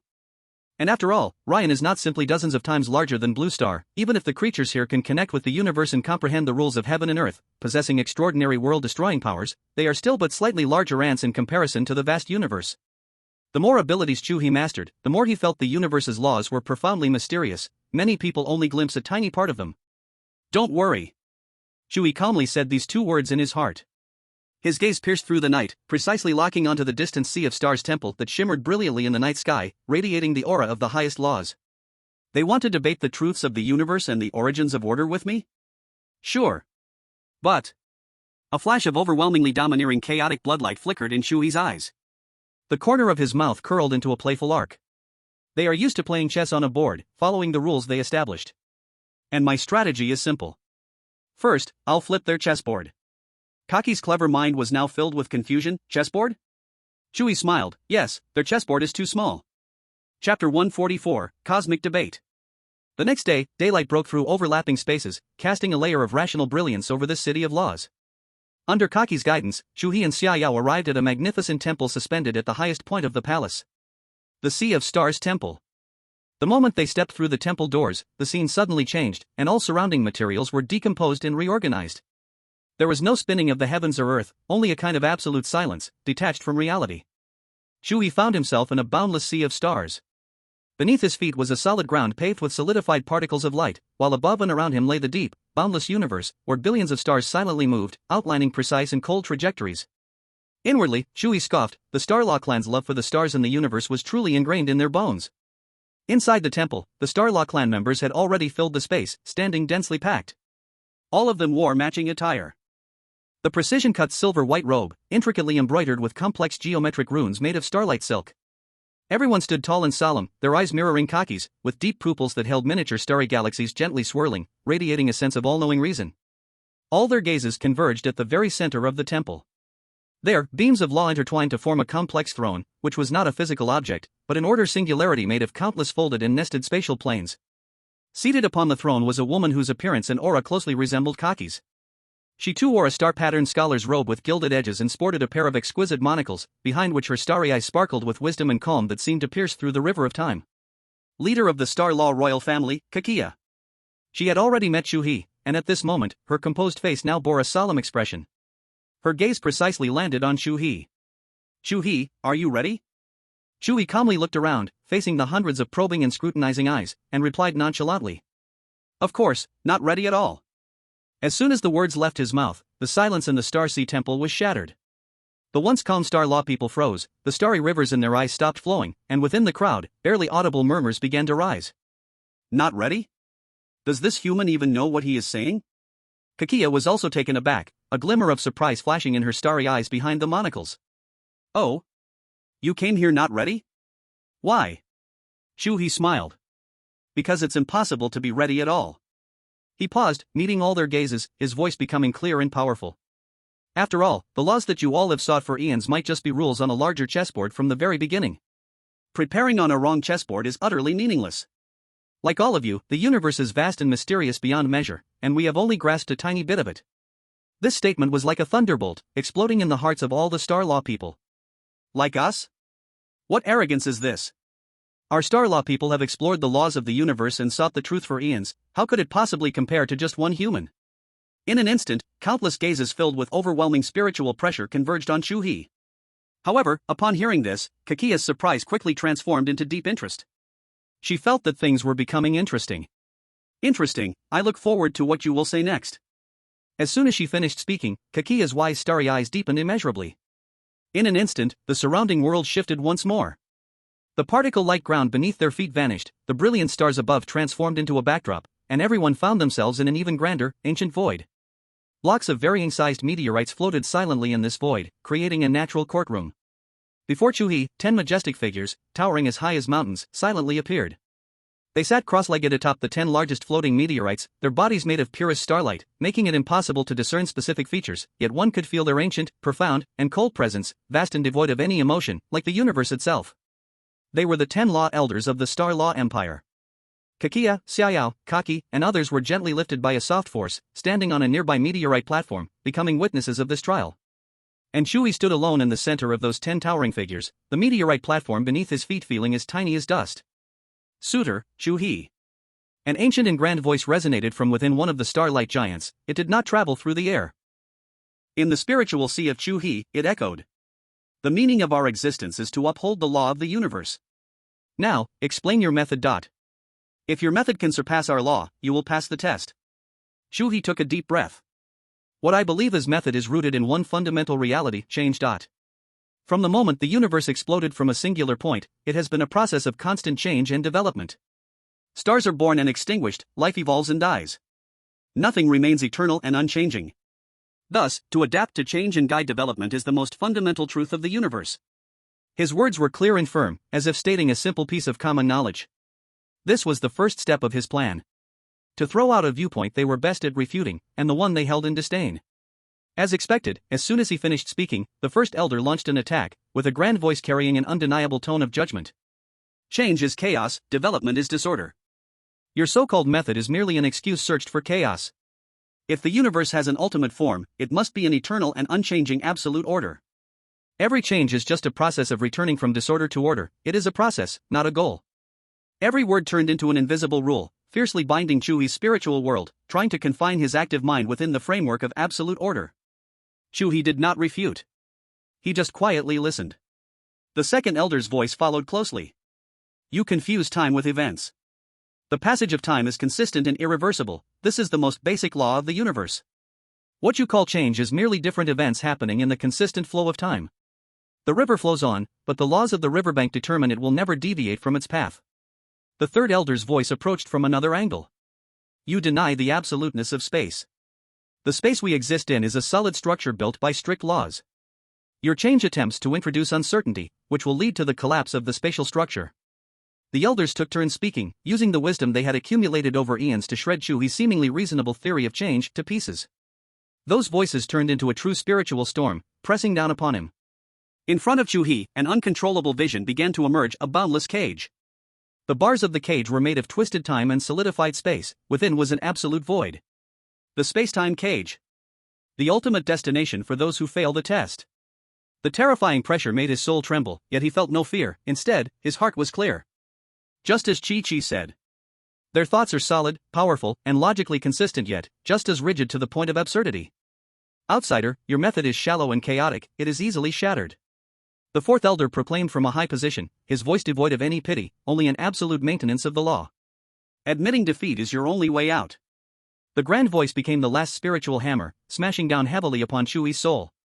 In the distance, Kachi's nervous small face turned pale, hands tightly clenched together. Xia Yao also instinctively tightened her fists, the power of extinction faintly flickering in her eyes. However, just when everyone thought Chu He was about to be completely crushed by this psychological force, Chu He smiled. He raised his head, facing the 10 starry giants that looked down upon all beings, smiling with ease and grace. You are all correct. He spoke, his voice not loud, but it clearly spread across the void. What I just said truly can be shattered. Because that is not my method at all. What? Chapter 145, Flip the Chessboard. The original Chaos Realm. At these words, even the 10 calm and unruffled rule elders jolted together. It's just an appetizer I prepared for everyone. It's to test how much your law really is, unchanging. His words swept over the 10 enormous figures, asking the question he had prepared for a long time. I have a question. You believe that law is the highest truth of the universe, and that law creates and maintains order. So I ask. Chu He paused, and the entire judgment hall fell into a deathly silence. What was the universe before law was born? This question precisely pierced to the core of the entire theory system of the Starlaw clan, the most untouchable point. The singularity of the first cause. Seeing the elders fall into silence, Chu He continued. If there was nothing before law, then where does law come from? How can something born from nothing define something? If there were something else before law, does that mean law is not supreme? Chu He's voice grew louder, like thunder, resonating deep in the souls of every Starlaw clansman. The 10 towering giants of starlight, composed of pure starlight, began to vibrate violently, becoming unprecedentedly unstable. Why aren't you speaking? Is it impossible to explain? Your chessboard is built on the eternal and unique foundation of law. Yet you can't even explain where your law comes from. A law that can't even explain its own origin, a law that needs to avoid its own source. Chu He's words carried a hint of extreme ridicule. You call this truth? No, this is not called truth. This is called faith. Faith. These two words, for a race that holds reason and logic as their highest creed, are like the most vicious curse and the most thorough denial. And my law is to break all the vague and unclear beliefs. Now, answer my question. Chu He stepped forward, facing the 10 mountain-like figures alone, his momentum completely overpowering them. Law, where does it come from? If you can't answer, does that mean I win? The final question transformed into a tangible impact, sweeping across the entire Void Judgment Hall. On a distant meteorite platform, Kachi's star-like eyes burst forth with unprecedented brilliance. Her little hands unconsciously gripped the railing, her knuckles turning white from the strain, her whole body was filled with excitement. So right. So thrilling. Turn the chessboard. He is really turning the chessboard. Next to her, Xia Yao tilted her head, her beautiful brows slightly furrowed. She scratched her head, looking confused. What law? What method? What faith? Although she couldn't understand anything, she felt that Chu He seemed very powerful. Kachia's calmness was shattered for the first time, the wise starry eyes behind her single glasses sparkling brightly. She had envisioned countless possibilities of methods that Chu He might propose, even simulated hundreds of debate directions. Yet she never expected this human to be so direct, so barbaric. He doesn't debate the scriptures. He directly attacked the legitimacy of the scriptures' existence. This is pulling the rug out from under them. After a brief, suffocating silence, the first elder's grand echo resonated once more. But this time, it was no longer the high-handed judgment, but an explanation that was chillingly precise. Law before was nothing. Law was born from nothing, the beginning of something. This is an axiom, no need for proof. Every word of this statement was as hard as the most stubborn material in the universe, trying to forcibly smooth out the paradox that Chu He had raised with an undoubted posture. However, they were facing Chu He. Ha ha ha ha ha. Chu He immediately burst into loud laughter, his laughter filled with disdain and pleasure, echoing sharply in the silent judgment hall. Axiom? No need for proof? He laughed so hard he leaned forward, pointing at the 10 massive figures. With just no proof needed, you want to cover up the foundation of your entire theory. Is it built upon a void of endless sand? When logic cannot hold, define it as an axiom. How is this different from those who kneel before statues, praying for the god's existence? Is your pride, your wisdom, really built upon such a self-deceiving faith? How utterly ridiculous. Every word from Chu He turned into the sharpest blades, tearing apart the last veil of shame for the Xinglu tribe. Arrogant. Blasphemy. Shut up. This time, it was not a single echo, but 10 waves of a storm filled with overwhelming fury, erupting together. The 10 elders of the laws were completely enraged. They had existed for endless ages, witnessing the rise and fall of countless civilizations, their wisdom and existence itself had long merged with the law. They were the embodiment of the law. To question the origin of the law was to question the very foundation of their existence. The cold echo of the second elder resonated, carrying an uncontrollable rage that echoed through the void. Outsider, you cherish change, embrace chaos. Then we shall let you see with your own eyes, let you experience firsthand. What kind of despair? What kind of terror? A world without law. As soon as those words fell, the starry bodies of the 10 elders burst forth with billions of dazzling lights. Their spiritual power was no longer a separate oppression, but converged and fused in an unprecedented way, constructing an indescribable vortex in the center of the void. That vortex had no color, no shape, it was purely twisting. Time and space were torn within it, and the laws were crushed in it. An irresistible, terrifying force of attraction instantly enveloped Chu He. His consciousness, his soul, at this moment were forcibly stripped from his body, dragged helplessly towards the twisted vortex. Chu He! Xia Yao and Kachi exclaimed simultaneously. Kachia instantly stood up, the amusement on her face vanished, replaced by unprecedented seriousness. The Primal Chaotic Realm. Chapter 146, Creation in the Palm. This is a world without time, and without space. As far as the eye can see, it is an endless, violent energy storm. Matter is torn to nothingness the moment it is born, the laws are so chaotic that they lack any system, even existence itself is an unbearable torture. Here is pure chaos. It is the primordial soup before the birth of the universe. It is the absolute nothing in the theories of the Xinglu tribe. Chu He looked at everything in front of him, murmuring, "Is this the world of chaos?" The voices of the 10 elders transformed into the divine punishment of heaven, exploding simultaneously within Chu He's soul, carrying the ultimate meaning of judgment. Feel it, human. This is the truth you revere. An energy dump where life cannot even be born. Here, your soul will be annihilated to nothingness in a trillionth of a moment. They aimed to crush Chu He's will with the most primitive, pure chaos. They sought to prove the supremacy of the law, to prove the supremacy of order with the harshest of realities.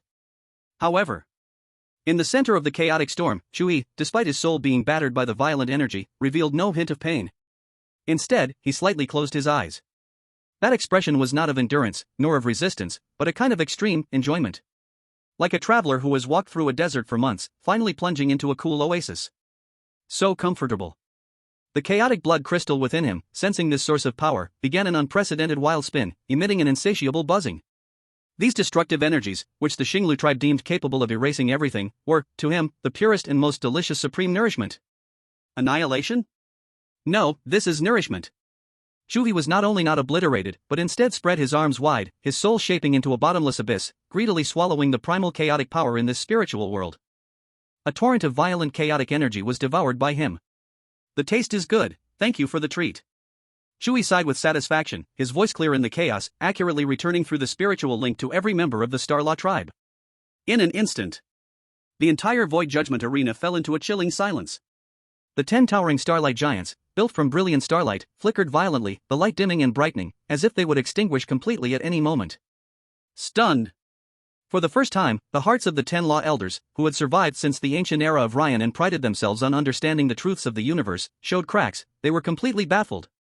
The ultimate deadlock they used to punish heretics and showcase the greatness of law had actually become the other party's buffet? How could this be possible? On the distant meteorite platform, Kachia's serious expression was torn by an extreme shock. She tightly gripped the edge of the platform, and her delicate monocle even made a crack sound as a tiny fracture appeared. This human, what kind of monster is he? Under the horrified gaze of all the Starlaw tribe members, Chu He's golden soul body not only did not collapse in the original chaotic realm, but instead became more solid, radiating brilliant light. He, like an insatiable glutton, absorbed all the raging chaotic energy around him into his body. Inside his dantian, that chaotic blood crystal shone with an increasingly dazzling, eerie light under the infusion of massive amounts of similar energy, with mysterious, ancient patterns beginning to surface, undergoing a transformation of the unknown. You are wrong. Chu He's voice sounded again, grand and magnificent. He seemed to have merged with this chaos. You only see the destruction of chaos, but you have never seen the other side of chaos. Creation. At the moment the voice fell, he suddenly opened his eyes. 2 tyrannical beams of chaotic blood light shot out, instantly piercing through the rolling energy storm. Centered around him, the chaotic energy he absorbed and forcibly tamed began to reorganize according to a new, mystical, incomprehensible law. No longer was there violent tearing and annihilation. Instead, amid endless chaos, the first thread of gravity was spontaneously born. In absolute disorder, the first spark collided into being. A nearly imperceptible speck of dust appeared out of nowhere. Immediately after, there was a second, a third. Millions upon millions of dust particles gathered, forming a rotating miniature nebula. Under the influence of gravity, the nebula continuously rotated, collapsed, and heated up. Finally, under the shattered worldview of all the Starlaw tribe, a miniature star burning with chaotic flames slowly birthed in the palm of his hand. This star, though small, contained infinite vitality and possibility. Its appearance gave this dead, cold, and only destructive original chaotic realm the concept of light and heat for the first time. This is impossible. The 3rd Law Elder roared in disbelief, his starlight body fluctuating violently, the edges even beginning to dissipate, almost about to disintegrate on the spot. How can order be born from chaos? You are blaspheming the universe. This is heresy. Chu He raised the small universe in his palm calmly, looking towards the 10 starlight giants who had completely lost control. This is not order. This is evolution. It is a new structure that chaos spontaneously forms through endless collisions and changes. It is unstable, it will continue to change, but it exists and is full of infinite possibilities. This is what I call law, to follow change and guide development. His actions had a greater impact than any words. He did not argue further. He directly used facts to shatter their foundation in the realm of theory that the Starlaw tribe was most proud of. Chaos is not absolute destruction. The world before the birth of law is not a meaningless garbage dump. The Xinglu clan believes in eternity, viewing it as the ultimate truth of the universe, the law, so where does its supreme status come from? He is not debating. Kakia murmured, her starry eyes reflected the newborn star, filled with daze and confusion. He is using his own way to create a law on the spot. A law powerful enough to overturn the very foundation of the Xinglu Empire. The 10 elders of the laws, whose understanding had been entirely upended, faced the most severe and direct challenge to their ancient authority, and finally felt true rage. Their anger no longer stemmed from being offended, but from a fundamental fear generated after their theory was overturned.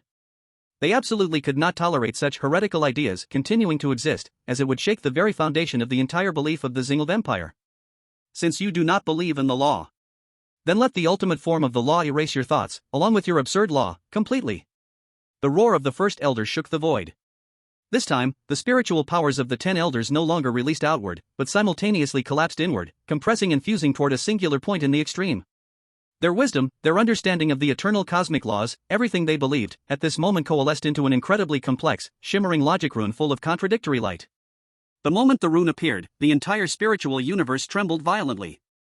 It seemed to be a collective of paradoxes, an absolute deadlock. Existence and non-existence stood side by side within. Beginning and end overlapped within. Any attempt to understand it, or even just to observe it, would be utterly torn apart by its internal, irreconcilable absolute contradictions. The Xingf clan's ultimate logical weapon, paradox of truth. Now, use your law to untie this knot. The grand voice carried the meaning of final judgment, and that paradox rune transformed into a streak of light, fiercely imprinting onto Chu He's spiritual soul at his brow. Chapter 147, Complete Victory. On the distant meteorite platform, besides Kakia and Xiaoyao, all other Xingf clan members instinctively closed their eyes, their souls trembling violently, just seeing that rune was causing their logical chains to show signs of breaking, their minds nearly collapsing. It's over. A scholar of the Xingf clan mumbled in a daze, this is the spear of godslaying. Any attempt to understand its existence through logic will backfire on one's own mind, extinguishing the soul. There is only one possibility, that his law truly surpasses the law of the Xingf royal family. Kakia's small face instantly lost all color, she knew better than anyone how terrifying this rune was. Kakia shook her mother's arm anxiously, saying, "Mom, hurry and stop it, you promised not to use force, the elders have already broken the rules." "Calm down." Kakia pressed her hand on Xiaoyao's shoulder, her face also lost its calmness, becoming unusually serious. "This is purely a spiritual judgment, we cannot intervene. I believe Chu He's law will surely surpass our clan's law, just wait peacefully for the result." In the center of the judgment arena, that paradox of truth rune, like a bomb locked onto the soul, slowly floated toward Chu He. The aura it emitted was enough to make any wise life instinctively feel a shiver. However, Chu He looked at that rune and smiled once again. "What a bunch of old stubborns. Everything you show is just a part of chaos. Untie? Why should I untie?" In front of everyone's astonished gaze, not only did he not think of any way to break it, but instead he moved forward willingly. His spiritual body opened its embrace toward that rune capable of destroying all thoughts. "Your chessboard is too small, we are not even thinking in the same dimension." Chu He's spiritual fluctuations were filled with unmatched dominance, an ultimate truth that cannot self-consist. "You are fundamentally unqualified to be called the truth." Before the words even faded away, he suddenly opened his mouth wide. In an instant, the chaotic blood crystal in his dantian erupted with an unprecedented terrifying suction. That suction ignored the distance of space and directly acted on the mental level. He actually swallowed that truth paradox rune, capable of making any SSS-level powerhouse's spirit collapse, whole. Boom! Chu He's sea of consciousness erupted with towering waves, shaking violently at that moment. That paradox rune unleashed an unparalleled force of contradiction within his soul, attempting to tear his entire consciousness into pieces. But in the next second, the chaotic blood crystal burst forth with a rich gray-black bloodlight, forcefully wrapping and suppressing the rampaging rune. On the surface of the blood crystal, countless runes flickered madly, appearing to forcefully analyze and refine this violent and contradictory power in the most unreasonable way. Devour. Digest. My law does not explain, only devours, fuses, and evolves everything. Chu He proclaimed with the declaration of a victor.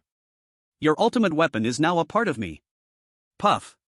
The 10 towering starlight giants trembled violently, their bodies starlight shaking with an unprecedented amplitude. Their most proud crystallization of wisdom, their ultimate weapon they had upheld for ages, was devoured in the most barbaric, unreasonable, and incomprehensible way by the opponent. This dealt a devastating blow to their long-held beliefs. Crack! A crisp sound of shattering, not from elsewhere, but from the core of their solid and immortal beliefs. Following that, the entire mental judgment arena began to collapse violently. The meteorite beneath them turned to specks of light, and the distant void shattered like a broken mirror, peeling away inch by inch. Everyone felt a blur before their eyes, as their consciousness was fiercely pushed out of that chaotic void by a gigantic repelling force. As the light faded away, inside the Starseed Temple, everything returned to normal. All the members of the Star Law tribe maintained their postures from the judgment arena, but each of their faces was filled with a sense of shock and confusion as if they had survived a disaster. Their gazes instinctively converged in the center of the temple. Chu He stood there quietly, his expression unchanged, as if the breathtaking battle of souls just now was merely a dream. And facing him, the 10 statues of the Law Elders representing the supreme wisdom of the Star Law Empire had already lost their former majesty and brilliance. The starlight on them had dimmed to the extreme, as if it would extinguish at any moment. Visible cracks even appeared on the surface of the statues. They had lost. Lost so completely. Lost without any reasoning to speak of. Kachi and Xiaoyao rushed to Chu He's side the moment their consciousness returned. Little He. Are you alright? Kachi's small hand grasped Chu He's arm, scanning him up and down, her starry eyes filled with excitement and admiration. So cool. Xiaoyao said nothing, simply extended her hand, tightly hugging Chu He's waist, burying her face in his chest, feeling his real heartbeat. Only by doing this could she feel at ease. The entire temple fell into dead silence. All the members of the Star Law tribe looked at Chu He with the eyes of a monster. Their worldview had been completely overturned by this human today. Just then, on the throne, Kachiya slowly stood up. She gazed deeply at Chu He, her wise starry eyes behind the monocle shone with complex and incomprehensible light. She slowly spoke, her clear declaration resonating throughout the entire temple. The trial has passed. Kachi jumped up in excitement, hugging Chu He's other arm, laughing and shouting. Xiaoyao also lifted her head, a faint smile blossomed on her cool and beautiful face, enough to overshadow the stars. Kakiya stepped down from the throne and came before Chua. Chua, I am very curious, she said, why do you know so much about chaos, and from the very beginning, you are confident that it can surpass my clan's laws? This question is also the doubt in the hearts of all the Star Law clan members. Chua gently patted the two girls in his arms, then looked at Kakiya and answered calmly. Because I currently possess 3 completely different powers within me. The power of annihilation from Void Glance, the spatial power of Star Laws, and the power of transformation from the Thousand Illusions White Ape.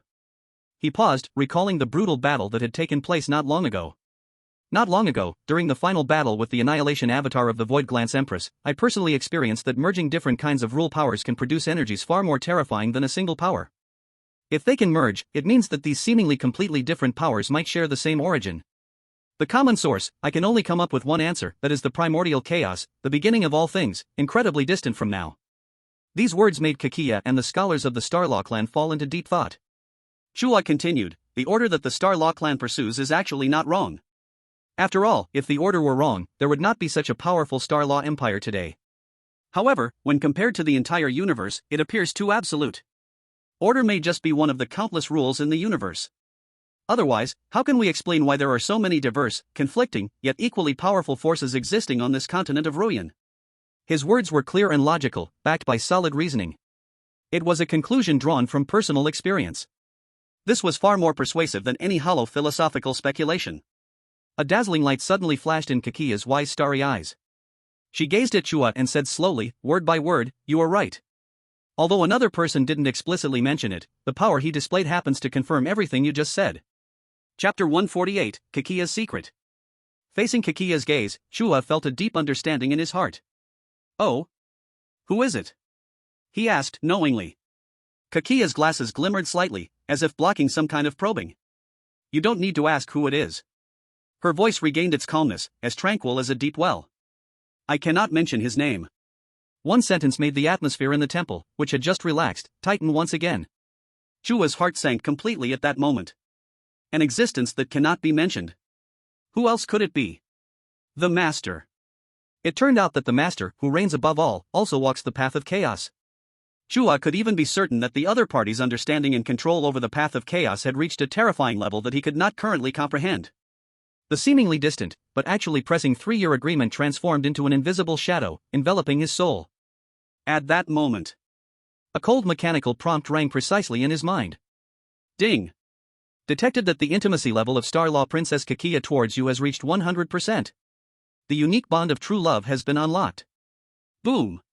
A vast and profound power surged from deep within his limbs and bones.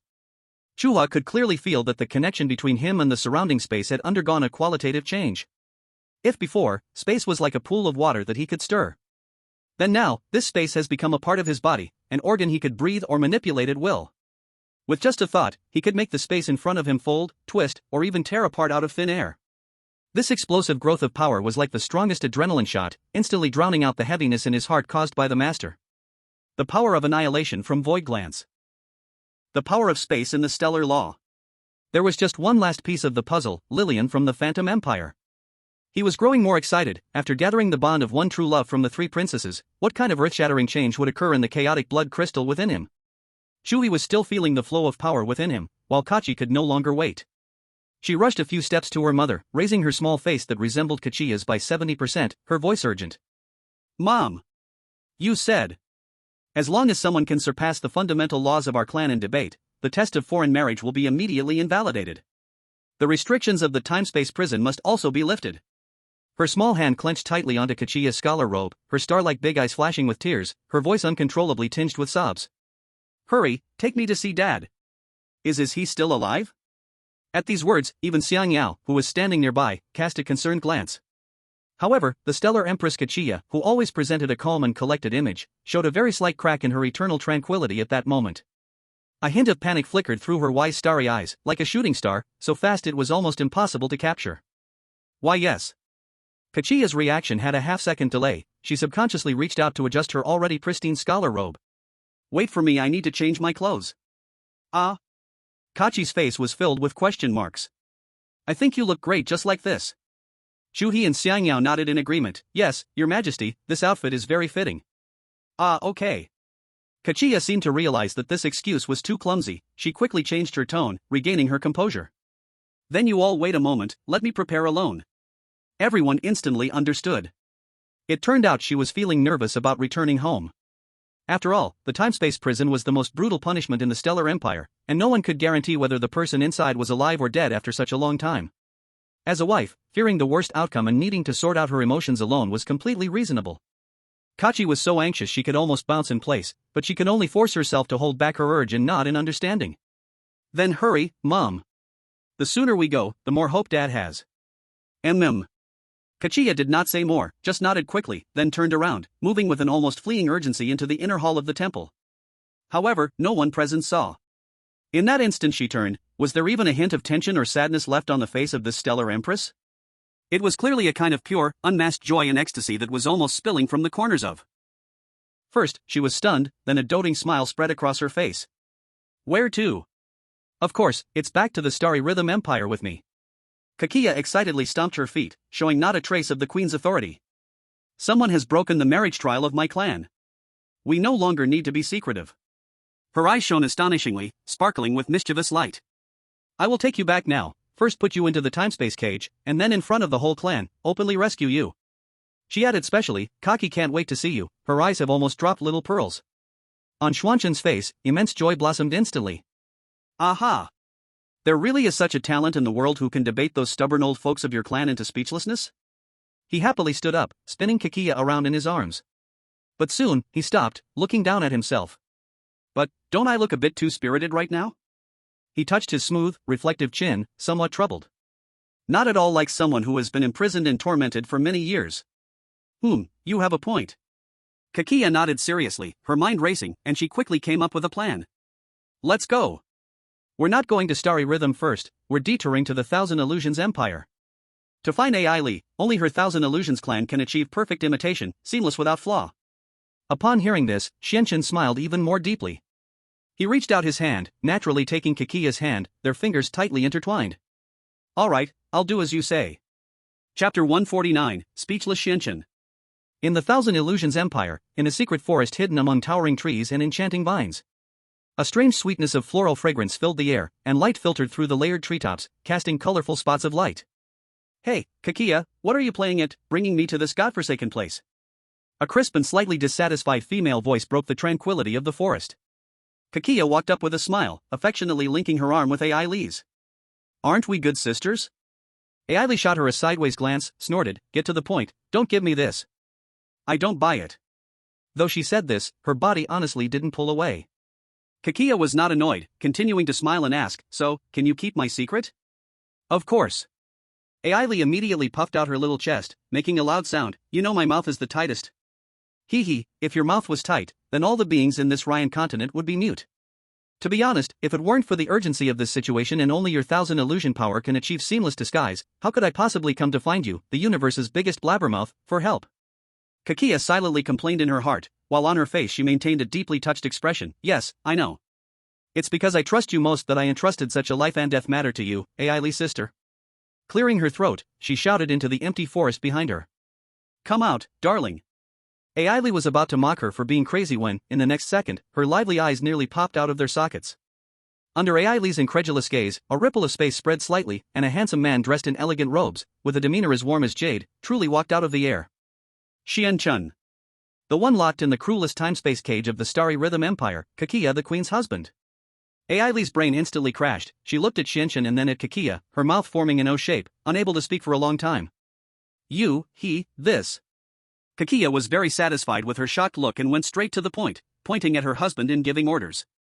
Make him look very miserable, the more miserable, the better. Like someone who has been locked away in a dark prison for 20 years. You haven't eaten or drank, you haven't slept or rested, and you've suffered inhuman torment. Your face is yellow and thin, your body is hunched, your clothes are ragged, your hair is so long it can drag on the ground, your eyes are hollow and numb. In short, it's as miserable as it gets. After a brief shock, Ailey's clever mind quickly started to turn, her eyes spinning as she instantly figured out everything. She suddenly realized, and then showed a smirk that said, I understand. After all this fuss, your husband isn't in some space prison at all. You secretly rescued him long ago and kept him hidden. Ailey walked around Xianxian twice, clicking her tongue in amazement. I wondered why you were so unconcerned about that ancient taboo against intermarriage with outsiders. Now it turns out you had a backup plan all along. So, someone has passed your family's twisted test, right? Ahem. Kakia was caught off guard. Even with her thick skin, it was hard not to feel a bit embarrassed, so she could only laugh awkwardly. Sister Ailey, you are truly sharp-witted, with eyes like torches, instantly grasping the key to the matter, ha. Ailey raised her chin proudly. Of course, just now my daughter Lillian excitedly messaged me, saying that Chu He completely crushed the 10 stubborn old folks of your family, breaking their beliefs. Such explosive news is easy to connect the dots. Kakia no longer concealed her thoughts, urging, since you understand, hurry up and make your move. Time is tight, my precious daughter is still waiting for me to take her to save her father. Alright, since you asked me. Ailey snapped her fingers, looking eager. With a wave of her hand, an unseen mist of colorful light enveloped Xianxian. Within the glow, Xuanqian's form began to change dramatically. His originally upright figure became hunched, as if crushed by an invisible burden. His elegant robe, embroidered with star maps, visibly became tattered and dirty, filled with burn and tear marks, resembling gray rags hanging from his body. His handsome face quickly withered, cheekbones rising, eye sockets deepening, skin turning a pale yellow as if it hadn't seen the sunlight for ages, with several abnormal bruises. His once smooth silver hair became tangled like dried grass, greasy and matted together, its length increasing rapidly, almost reaching his ankles.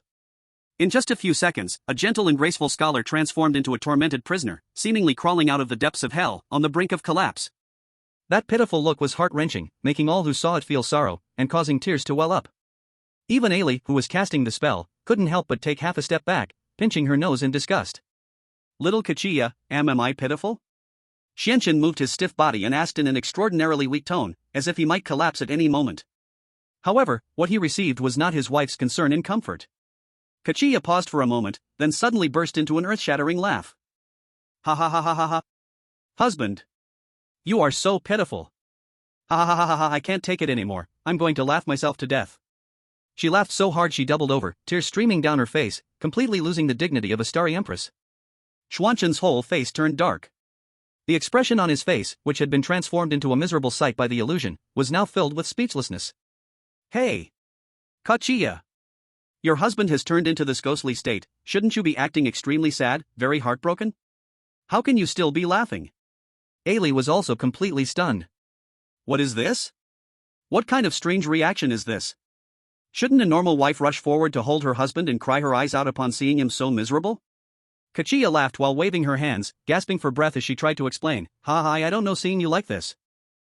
I just can't help but laugh. A dignified and handsome scholar actually turned into such a ghastly sight. It's too funny. Xianxian's temple had veins pulsing faintly. He was completely at a loss for words. Hurry up and stop.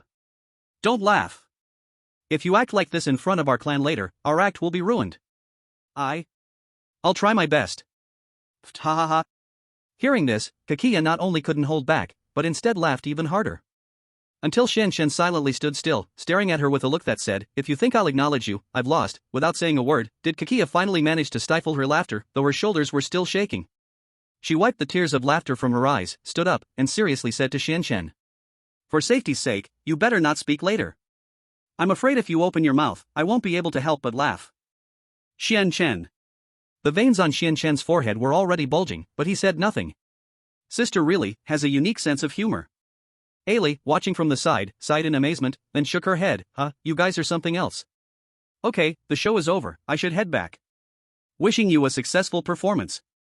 After speaking, before Kakia could respond, Ailey's figure transformed into a stream of camouflage light, instantly blending into the surrounding trees and shadows, disappearing without a trace. Let's go, husband. Kakia no longer delayed and quickly grabbed Xianchen's bony arm that looked like it was thin as a stick. Xianchen's body stiffened, but he allowed her to pull him along. Kakia focused her mind, and a smooth, mirror-like spatial vortex tore open in front of her. On the other side of the vortex was an independent space filled with twisted time and chaotic currents, where the time and space prison of the Star Law Empire held serious offenders.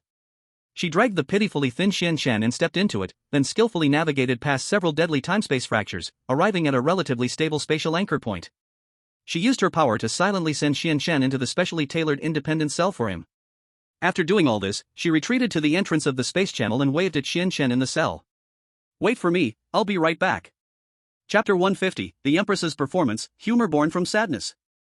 In the back hall of the Sea of Stars temple, there was a tranquil silence. Kakia had just managed to suppress her overwhelming joy and was about to return to the front hall to enact the carefully planned heartbroken act. She had just begun to wear the heavy and resolute expression unique to a grieving wife. Just as she turned around. At the entrance of the back hall, three heads were peeking in curiously, sneaking around. Kaki, Xiaoyao, and Chu He's faces were clearly marked with worry. When their gazes fell on Kakia's face, which still bore the remnants of tears, they knew immediately what had happened. It seemed their mother had indeed broken down and cried alone here. Mom! Kaki could no longer hold back, rushing forward to grab her mother's arm, voice urgent. Are you okay? We couldn't wait any longer, so we came to see you. Kakia's heart skipped a beat, but she played along, her sadness deepening instantly. She nodded heavily at her daughter. Let's go. Her voice trembled slightly but contained an astonishing power. No matter what the outcome, we face it together. This sentence was filled with a mother's resolute strength and tragic spirit, instantly striking Kaki and Xiaoyao's hearts. The two nodded heavily, their eyes moistening. Kakia no longer hesitated. She walked to the center of the great hall, under the watchful eyes of all the Star Law tribesmen, raised her hand and gently carved through the space in front of her. SHHHH. The space silently tore apart, revealing a smooth, mirror-like vortex. On the other side of the vortex was no longer a brilliant galaxy, but a bizarre realm filled with distortion and chaos, a shattered dimension. Countless chaotic time currents swirled like a raging giant python. In the midst of devastation and entanglement, an eerie silence spread that could freeze the soul. A cage of time and space. The most dreaded ultimate prison of the Star Law Empire. Kakia remained silent and stepped forward first. This time, she was no longer as calm as before, her steps seemed particularly heavy and difficult. She deliberately slowed down, taking each step with extreme caution, as if fiercely resisting the furious energy of time and space surrounding her, beads of sweat even seeping from her forehead, and her face visibly turning pale. Chu He followed behind, clearly sensing the exquisite acting of this mother-in-law. It seemed that maintaining the stability of this cage and accurately locating an independent cell, even for the SSR-level Star Law Empress, was a huge burden. He silently gave a thumbs up to his mother-in-law in his heart. The group traversed through layers of twisted space, finally stopping at a place deep in a dimension where the energy was most violent and nearly formed a pitch-black fault. Kakia pointed to the chaotic center, her arm trembling slightly. He is right inside. Everyone's hearts rose to their throats. Kakia took a step forward and formed a complex sign with her hands in front of her chest. With each sign she made, the surrounding turbulence of time and space let out groans of unbearable weight. Finally. Open.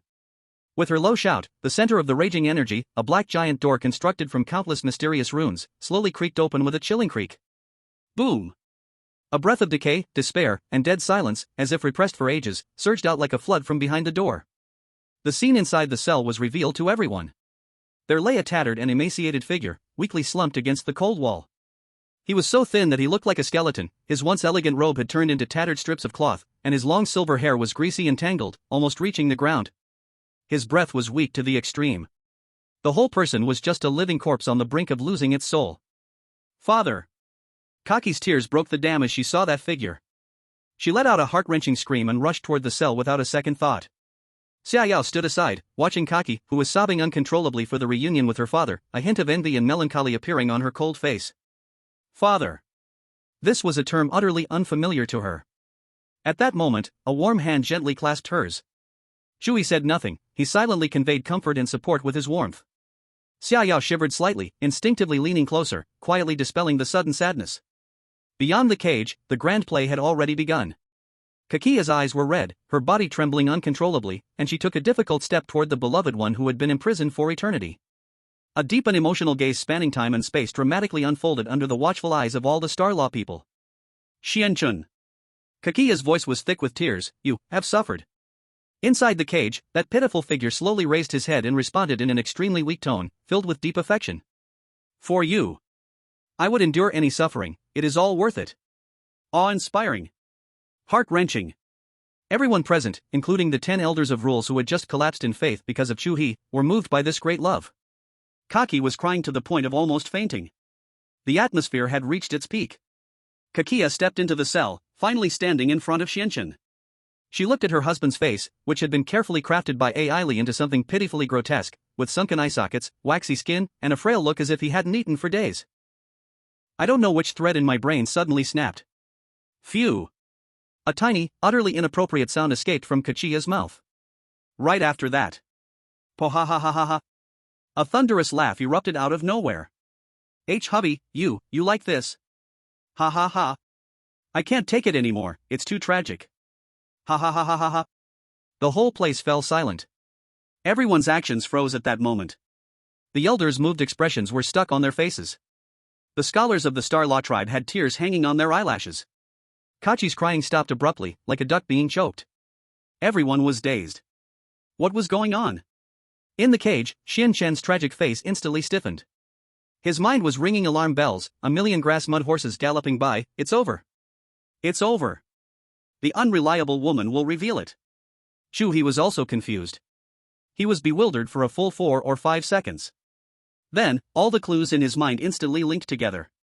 Kachi is almost fleeing back, the tear marks in the inner hall, and her explosive laughter at this moment. Chu He rubbed his chin and instantly found the answer. As he saw the scene about to spiral completely out of control, with the elders' faces showing deep confusion and bafflement, Chu He decided quickly and stepped forward. His voice was steady and serious. Everyone, please don't misunderstand.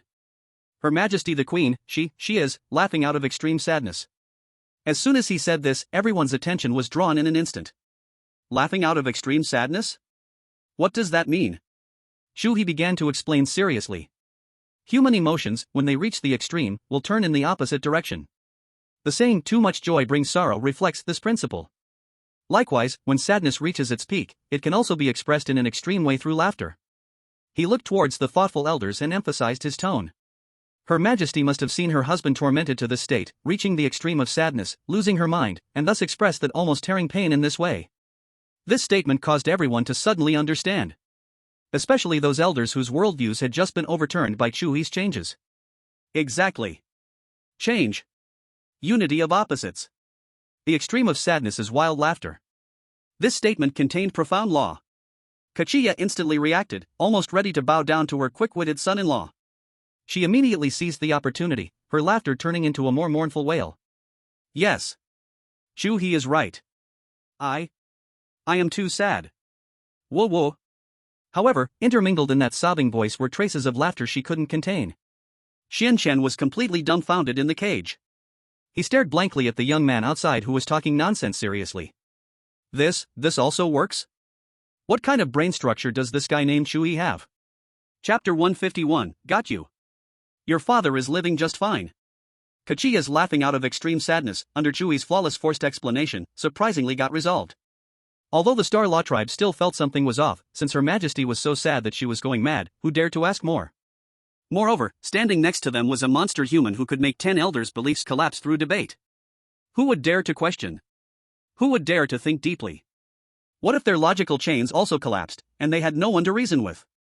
Thus, a family comedy farce that could be recorded in the history of the Star Law Empire was forcefully concluded in a bizarrely harmonious atmosphere of "I see now, Your Majesty, take care, and welcome back, Prince." Kachia instantly seized this opportunity. Wiping away the non-existent tears with her sleeve, she issued commands in a heavily nasal voice. Everyone, Xianchun, his body is too weak and needs absolute rest. Let's end today's events here. Everyone can disperse now. She waved her hand, perfectly blending the Queen's majesty with the fragility of a sorrowful wife. Yes, Your Majesty. The members of the Star Law tribe bowed deeply, as if granted amnesty, and quickly exited the Stellar Sea Temple at the fastest speed of their lives. They were truly afraid that staying even a second longer would reveal something even more shocking and unbelievable. In the blink of an eye, only Chu He and a few core individuals were left in the empty temple. Kakia immediately put away her heartbroken expression and waved to her daughter. Kaki, hurry, come help your father. He can't even stand right now. Father! Kaki had now snapped out of her shock, her little face full of concern. She rushed forward, using all her gentleness, carefully supporting Xuancheng's thin-as-a-stick arm. Xuancheng's body was as stiff as a stone. Feeling the real warmth of his daughter's arm and her heavy concern, he was filled with mixed emotions and deep guilt. He could only brace himself and cooperate with his wife, letting most of his body's weight weakly lean on his daughter's small shoulders. We're leaving. Kakia waved her hand again, tearing open a rift in space, leading the four of them through. Light and shadow swirled around. When they appeared again, they found themselves in a heavily guarded private chamber where the walls and floor flowed with runes of space law. This was the absolute realm of the Star Law Queen. Without permission, even the elders of the law could not step in here. Buzz. Kakia waved her hand again, and an invisible, brilliant barrier instantly enveloped the entire chamber, completely isolating it from the outside world. After doing all this, she finally clapped her hands, feeling a sense of relief. At that very moment, when the barrier was completed. Puff! A barely audible sound followed. It was as if a soap bubble had been gently poked. The tragic illusion enveloping Xuancheng, worthy of winning the universe's most miserable prisoner award, immediately shattered. Just a second ago, he was still the hunched-over, ragged, gaunt figure who seemed like a gust of wind could blow him over. In the next second, he transformed back into the handsome man dressed in elegant robes, with a warm and gentle aura, who looked so fine he could perform a celestial observation right there, except for his slightly strange complexion.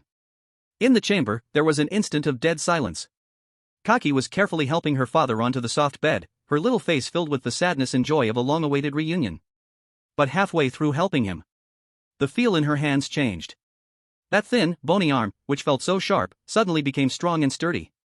The torn, dirty robe, which emitted a musty smell, suddenly became smooth and new. She looked up in confusion.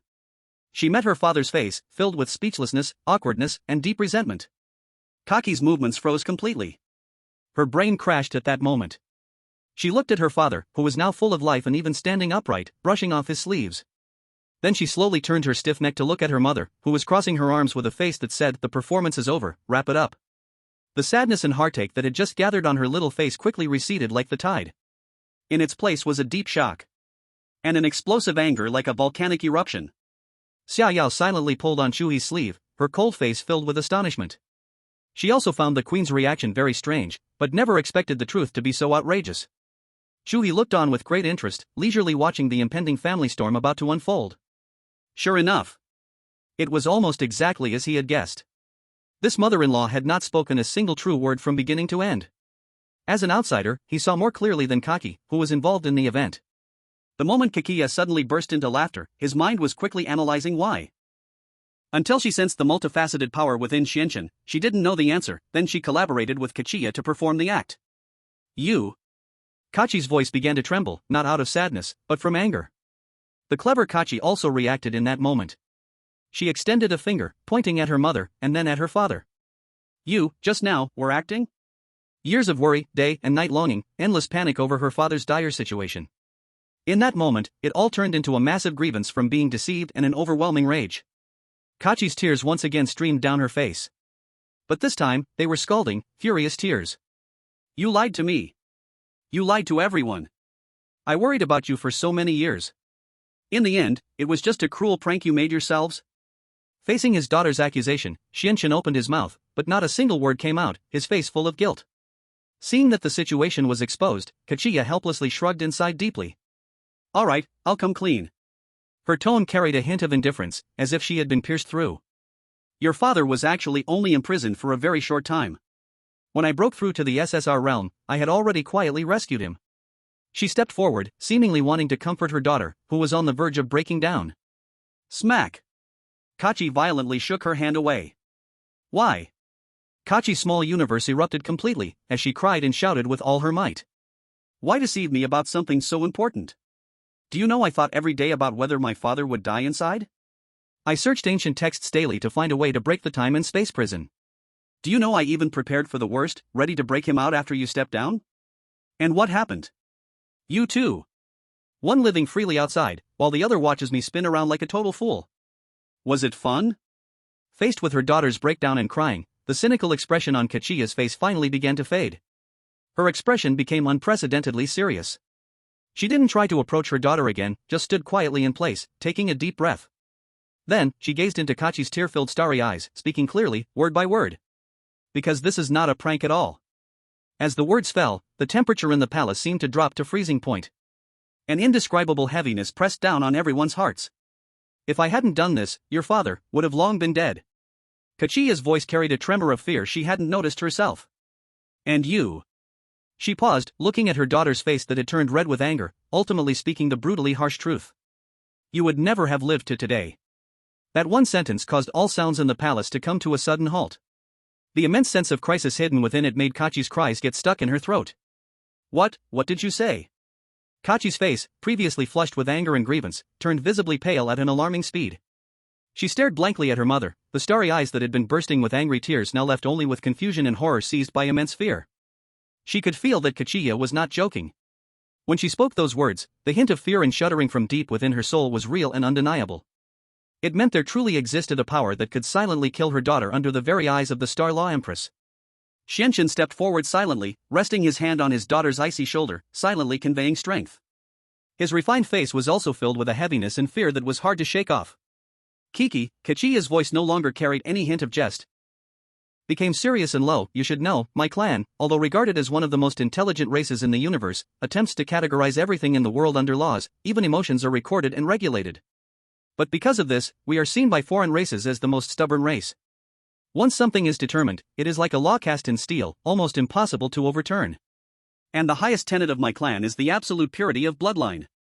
Combining with those from foreign races, in the eyes of those old stiffs, is the ultimate blasphemy against laws, a pollution that must be eradicated. Kaki's body trembled slightly, she seemed to sense something. You may not know, there is a secret that only the kings of the star laws of each generation are qualified to know. Kaki instinctively tightened her grip on her father's arm, trembling as she asked, what, secret? A terrible curse. Its name is the Pact of Annihilation? The curse of no trace. When this name was spoken, Kaki, Chu He, and Xiaoyao all narrowed their pupils. A person struck by this curse, once the curse is triggered, their body and soul will fade from the universe like burned ash, bit by bit. This is not just simple death. Kakia emphasized, its most terrifying aspect lies in no trace. Not only the physical disappearance, but all memories, items, and traces related to the cursed person, whether written records, video materials, or personal belongings, will be simultaneously erased from the universe. In the end, it's as if this person never existed at all. Chu He's pupil shrank, a chill running up his spine. This erasure on the level of causal laws is far more domineering and malicious than the simple destruction of the soul. This is a space-forbidden technique that I only had permission to access after becoming the king of the star laws. Once this technique is cast, there is no solving it. Unless one's own power vastly exceeds that of the spellcaster and the curse itself. And you, Kaki. Kakia's gaze landed on her daughter's pale little face. From the moment you were born, you were planted with this curse. Boom! Kaki's mind went blank, her whole person staggered back a step as if struck by lightning, firmly supported by Xianxian. Xiaoyao also covered her mouth, her cool face filled with disbelief. Who was it? Kaki's voice was so weak it was almost inaudible. It was the last king of the star laws. Kakia calmly spoke this utterly cruel answer. Only after I broke through to the SSR realm and completely took control of the Star Law Empire did I perceive and break the curse on my own body through absolute power. But I cannot help you, because an SSS-level body cannot withstand my powerful force. Kaki trembled as she asked, this curse, how will it be triggered? Kakia explained, the condition for triggering this curse is to break the rules. According to clan rules, if you have any form of contact with him, the curse will immediately come into effect, erasing you completely from this universe. There are 2 ways to break the curse. The first is, just like today, if a foreign suitor can through ultimate trials thoroughly defeat the 10 elders who represent the ancient laws at the law level. Prove that there exists something stronger than the laws of the Star Law clan. When the old laws are shaken, the curse based on them will naturally collapse. The second, Kakia looked at her daughter, is to wait until you break through to the SSR realm yourself, gaining power beyond the constraints of the laws, so you can sense the curse seal that exists deep in your flesh and soul and break it with strength. My original plan was to wait until you reach the peak of SSS level, then seek the Lord to allow me to pass on the secret of breaking through to SSR to you. That way, you could break the shackles yourself, and our family could truly be reunited. The truth was revealed. All the deceit, all the concealment, all the farce, stemmed from a reason so heavy it was suffocating. Kaki could no longer support herself. Falling limp in her father's arms, tears burst forth again. But this time, it was no longer anger, but fear, guilt, and endless emotion. It turned out she had been living in a safe greenhouse built by her parents with lies. The pain and longing she thought she felt were nothing compared to the pressure and danger her parents carried. I'm sorry. Dad. Mom, Kachi cried, her voice choked with sobs, I'm sorry. I was too reckless. Xuancheng held his daughter tightly, his usually silent eyes also reddened. Kachiya walked over and embraced her husband and daughter together, her serious expression finally melting into a mother's tenderness. She gently patted Kachi's soft back and said softly, silly child, your reaction is very normal. If I had been kept in the dark for over 20 years like you, I would only have made a bigger fuss. Chu He and Xia Yao stood by, quietly watching this overdue embrace. Even though he had seen life and death and the treachery of the world, a stir of emotion rose in Chu He's heart at this moment. This is what family is all about. After a long while, the emotions of the three finally began to settle. Kachiya hugged her daughter and solemnly turned to Chu He, deeply bowing to him. Thank you so much today. It's you who allowed our family to reunite so early. Chu He nodded seriously. I want to marry Kachi, it is my responsibility to protect her. So, this is something I must go through and must do. Upon hearing this, Kachi felt all warm inside, like she had just tasted sweet honey. Xuancheng also offered Chu He a gentle and grateful smile. Alright, the biggest hurdle is behind us. Kachiya regained her lively spirit and waved her hand, today is a day of celebration, we won't stop until we're drunk. Chu He, could you please cook a hot pot? Royal Banquet Hall. In the center of the oval table, there were no elaborate palace dishes, only a huge copper pot steaming with heat. Chu He skillfully mixed various dipping sauces, while Xia Yao and Kachi curiously surrounded him, watching as he neatly arranged thin slices of snowflake beef, rare mushrooms of unrecognizable names, and translucent marine meat. The rich bone broth mixed with spices boldly filled the entire room. Kachiya and Xuancheng sat nearby, watching this scene full of warmth and joy, their faces filled with smiles. Soon, the hot pot feast officially began. This is so delicious. Dad, you should try this, Kachi cooked a piece of tripe and handed it to Xuancheng. Dad, try this, the shrimp paste is so tender. This is also good, and this one too. Though Xuancheng spoke little, he wore a satisfied smile the whole time, patiently eating everything his daughter offered. The atmosphere was warm and enthusiastic. Xia Yao quietly sat beside Chu He, mostly eating silently, occasionally picking something he liked for him. However, when her gaze swept across the loving interaction between Kachi and Xuancheng, a trace of envy and loneliness subtly crossed her cold face. This slight change did not escape Kachiya's keen eyes. This starry empress had a remarkably sharp mind. She put down her chopsticks, pondered for a moment, and suddenly spoke. Xia Yao. Hearing her name, Xia Yao looked up with a hint of confusion. Kachiya wore a mysterious smile as she picked up her glass, took a gentle sip, and then casually dropped a bombshell. Your father is not dead. Chapter 153, Missing Home. Xia Yao's chopsticks fell with a sharp clatter on the table, the crisp sound echoing loudly in the dead silence. She stood there in shock, her beautiful face that had been flushed with emotion and happiness lost color visibly. She couldn't believe her ears. Those cold, clear eyes now sharply contracted, staring intently at Kachiya, as if trying to discern from her face, carrying a hint of mysterious smile, whether this was yet another prank or a truth that could topple her entire world. What did you just say? Xia Yao's voice trembled, filled with an extreme, disbelieving hope. My father. Yes, you heard correctly. Kachiya leisurely set down her wine glass, her smile unchanged, and repeated with an undeniable tone. Your father is not dead. At the moment of confirmation, Xia Yao suddenly sprang up from her seat. The intensity of her movement even caused the luxurious chair behind her to slide back half an inch, emitting a slight sound of friction. Her chest heaved violently, her lips moved as if countless words and questions were stuck in her throat, but she couldn't utter a single word, only gazing at Kachiya with eyes filled with shock and ecstasy, motionless. Sit down, child, sit down and talk. Kachiya softly comforted upon seeing this. Her voice seemed to carry some calming power, allowing Xia Yao, whose emotions were on the verge of losing control, to stiffly and slowly sit back down. Chu He silently reached out his hand, holding Xia Yao's cold and trembling hand that was placed under the table. Kachiya did not keep them in suspense, relaying the information she received from her friend, Xia Qingyuan, in full. Your mother, Xia Qingyuan, told me herself. On Xia Yao's face, shock, joy, confusion, and heartache, a mix of complex emotions intertwined, ultimately turning into two streams of hot tears, silently sliding down. So it turns out, her father was still alive. When it came to Kachiya's words, Xia Yao had not a shred of doubt. She knew that her mother, Xia Qingyuan, and Kachiya were close friends, having followed the master to fight south and north in past years, calming the chaos of Ryan, experiencing countless battles together. Of course, Kachiya would never joke about such a thing. Your mother didn't tell you, Kachiya looked at Xia Yao and added, probably because she didn't want you to see him now, worried it might affect your training. Xia Yao shook her head desperately, tears splattering everywhere, her voice carrying a hint of choking relief and loss. I know, thank you for telling me this. I don't blame my mother, I believe she meant no harm in keeping it a secret. Child, it's good to think that way. The usually silent Xianchen now spoke, his voice gentle yet full of strength. Rest assured, your father, having survived great danger, will surely have good fortune to come. Yes, Yao Yao. Chu chimed in, nodding vigorously. The Zhuke clan is recognized as one of the most resilient races. Their recovery capability ranks among the top 3 in Ryan continent. Your father will definitely get better. Chu He wrapped his arm around Xia Yao's shoulder, letting her lean against him, genuinely happy for her. Today's family feast began with Kachia's family reunion, and now Xia Yao received the shocking news that her father was still alive. Everything seemed to be heading in the best direction. However, amidst the joy, Chu He's heart became increasingly complex regarding the mysterious master. Listening to the experiences of Kachia and Xia Qingyuan, they both seemed to be old associates of the master, and there was an unmistakable sense of deep admiration and awe in their words. A being that could command such respect from an SSR-level powerhouse like Xia Qingyuan and a top-tier strategist like Kachia must have an extraordinary charisma. In this light, that high and mighty presence did not seem so bad.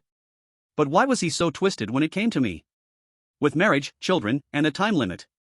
The last time we met, the master even personally admitted to having some sort of relationship with me. What kind of relationship? Chu He really thought hard but couldn't come up with an answer. His parents were the most ordinary citizens of the Dragon Country. His mother was a language teacher in elementary school. His father used to work at a construction site. Then the National Luck Dungeon arrived, and the world's pattern changed drastically, leading to many players in the Dragon Country failing, causing vast coastal lands to be frozen. Countless people were forced to migrate inland. Former rich city folks from Shanghai and Beijing had to move with their families to the relatively slow-developing Central Plains. The population of the Dragon Country suddenly became incredibly crowded, especially in Hunan Province, a traditional grain-producing area. Because of this, the self-built house in their small inland village became highly sought after. His parents simply quit their jobs and became landlords, spending their days collecting rent and playing mahjong. Ordinary, mundane, even a bit petty. No matter how you looked at it, they had nothing to do with the master, the supreme existence that could easily erase causality and control the laws of the universe. Thinking of this, Chu He murmured to himself. I wonder how mom and dad are doing now. He even missed the time when he failed an exam as a child, how his father chased him around with a feather duster, shouting, I'll beat you to death, you brat. As Chu He's thoughts flew, a small hand waved in front of him. Little He, what are you thinking about? Kaki's curious little face leaned over, her big starry eyes blinking. With one sentence, all attention was drawn to Chu He. Kakiya and Xianchen looked over with interest. Xia Yao also came back to her senses from her great joy, raising her face that was like a pear blossom with rain, yet could not hide her happiness, looking at him with concern. Chu He pulled himself out of his complex thoughts. He glanced at the delighted Xia Yao and then at the warm Kaki family. A feeling hard to explain surged in his chest. He smiled, his smile carrying a hint of warmth, yet also a touch of loneliness that he himself didn't realize. It's nothing, I just see you all reunited as a family and I feel a bit homesick. He paused, his gaze sweeping over Xia Yao and Kaki, and said softly, soon we're all getting married, but my parents won't be able to see it. Chapter 154, 2 Ways to Evoke the Master? Chu He felt a pain in his waist. As soon as Chu He finished speaking, the noise in the banquet hall was instantly sucked away. The bubbling bone soup in the copper pot, making a gurgle sound, seemed incredibly abrupt in the pin-drop silence. The rich aroma that rose also seemed to freeze in the air. Xia Yao's arm, which was draped over Chu He's shoulders, suddenly tightened. Kaki forgot to chew the hot beef tripe in her mouth. Her bright starry eyes blinked as she looked at the trace of undeniable loneliness on Chu He's face, then at her mother beside her. Everyone understood the undetectable disappointment in Chu He's words. Yes. Kaki's family had gone through trials and finally reunited. Xia Yao had also received the astonishing news that her father was still alive. Only Chu He, the one who created all this happiness, had become the loneliest person. He could only miss his parents on Blue Star from this distant alien planet, separated by an unreachable sea of stars. Mom! Kaki swallowed hard, tugging at Kakiya's sleeve, her tone urgent. You're so amazing, you must have a way, right? Can you let him see his dad and mom? A rare look of difficulty appeared on Kakiya's face. She looked at her daughter's hopeful eyes, then at Chu He's yearning gaze, and gently shook her head. No. The essence of space-time travel is folding this paper of space so that 2 points overlap. Kakiya explained patiently, her voice lacking the usual teasing, now filled with a reverence for the laws of the universe. But the bigger this paper is, the thicker it is, the more power is geometrically needed to fold it.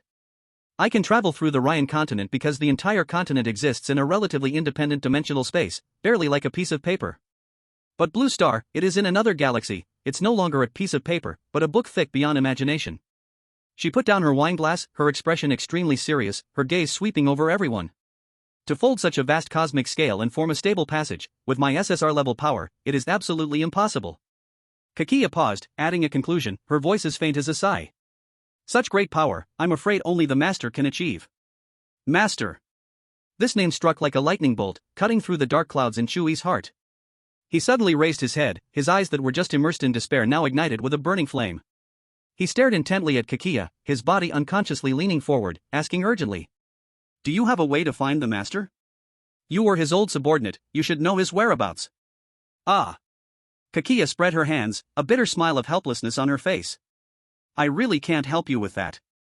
Master is always a shadow, never showing himself. When he wants to see you, you can't escape. When he doesn't want to see you, even if you dig 3 feet into the ground, you won't find a trace of him. Chu He nodded silently, no longer asking. He picked up his chopsticks again, mechanically reaching into the hot soup pot, picking up a piece of meat, but then halted in midair. His mind was filled with the voices and images of his parents, there was no trace of appetite left. Once the thoughts of his parents broke ground from the soil of his heart, they grew like wild vines, tightly wrapping around his whole soul, unable to be restrained. He had to think of a way. He must meet the Master. How could he force that high and mighty, elusive figure to reveal himself? Chu He's mind raced, replaying the few encounters he had with the Master frame by frame. The first time, he improperly used his ability, leading to Xia Yao and Kakia turning into obedient dolls, and his spirit completely collapsed. The Master appeared. The second time, he pointed to the sky and scolded the Master. The Master also appeared, then gave him an unforgettable waist-cutting experience. That extreme pain of having his upper and lower body separated, the bizarre perspective of watching himself being severed, even just recalling it made Chu He instinctively tense up, his abdomen muscles twitching. It hurt so much. The third time, he doubted his own identity, denying the past 20 years of his life, leaning once again towards a mental breakdown. The Master appeared again. The pattern seemed quite clear. To actively draw out the Master, there were only 2 methods. First, mental breakdown. Second, directly insulting him by name. Breakdown? Chu He's lips curled into a self-mocking arc. After numerous life-or-death experiences, his will had been tempered to be as strong as iron. It would be impossible for him to break down easily just because of external stimuli like before. His heart had hardened. Then, only the second choice remained. Insult him again? This thought just emerged, and Chu He felt a clear phantom pain in his waist and abdomen, as if an invisible blade was slowly slicing through his spine. Once was being cut in half. Next time? Being skinned alive? Extracting his soul? With that being's creativity and malicious humor, it would definitely be worse than that. Chu He shook his head, forcefully driving away this terrifying thought. The risk was too high, the cost too great. This path wouldn't work. If being tough didn't work, then how about being soft? Chu He's brain quickly began to spin. If insulting him would bring him out, then how about the opposite, wildly praising him? With the most sincere emotions, with the most magnificent words, to sing his greatness. He immediately organized his language in his mind. Oh, great and kind Master. You are the lighthouse of the universe, the ultimate of all things, your supreme wisdom. Not good. Before he could finish his sentence, Chu He got goosebumps, and his stomach churned violently. He was almost sickened to the point of vomiting by his own thoughts. This felt worse than being killed. His mind was stuck in a deadlock. Chu He irritably put down his chopsticks, deciding to not think about it for now. The urgent matter was to complete the task first. He raised his head, scanning everyone, and said in a deep voice, tomorrow, I will go to the Qianhuan Empire. Perhaps along the way to complete the task, he could find new clues. Xia Yao almost immediately responded. I will go with you. She paused, looking at Chu He, her tone unconsciously softening a bit. Before we get married, how about we go visit my dad together? Of course. Chu He replied without hesitation, squeezing her hand tightly. I want to go too. I want to go too. Kaki, afraid of being left out, immediately raised his hand high and shouted excitedly, clearing the previous gloomy atmosphere. A night passed without a word. The next morning, soft light penetrated the fantastic clouds above the city of laws, refracted by countless prism-like buildings, casting colorful spots of light. The 3 bid farewell to Kakia and Xianchen. Kaki skillfully extended a small hand, tracing a series of complex and beautiful runes in the air. Buzz. The space ahead emitted a low hum, like a stone tossed into water, rippling silver waves. In the center of the ripples, the space was torn apart by an invisible force, revealing a deep, dark whirlpool, twinkling with star-like lights inside. Let's go. Kaki smiled back, jumping in first. Chu He held Xia Yao and followed closely behind. The next second, a strong scent, mixed with damp earth, exotic flower fragrance, and wild musk, hit their faces. In their ears was a symphony of countless insects chirping and birds singing, filled with primordial vitality. Chu He opened his eyes. They were standing on the edge of a cliff. Before them lay endless green mountains, each peak like an ancient beast lying in wait. Between the mountains, oddly shaped tribes and cities could be vaguely seen. Huge, glowing fungal plants formed a forest. Colorful spores floated in the air like fireflies. In the distance, a giant bird with a wingspan of over 100 meters let out a loud cry, soaring into the sky from a massive waterfall that spanned the heavens, stirring up clouds of mist. This was the Qianhuan Empire. A wild, primitive world filled with infinite possibilities and unknown dangers. Chapter 155, Initial Exploration of Qianhuan.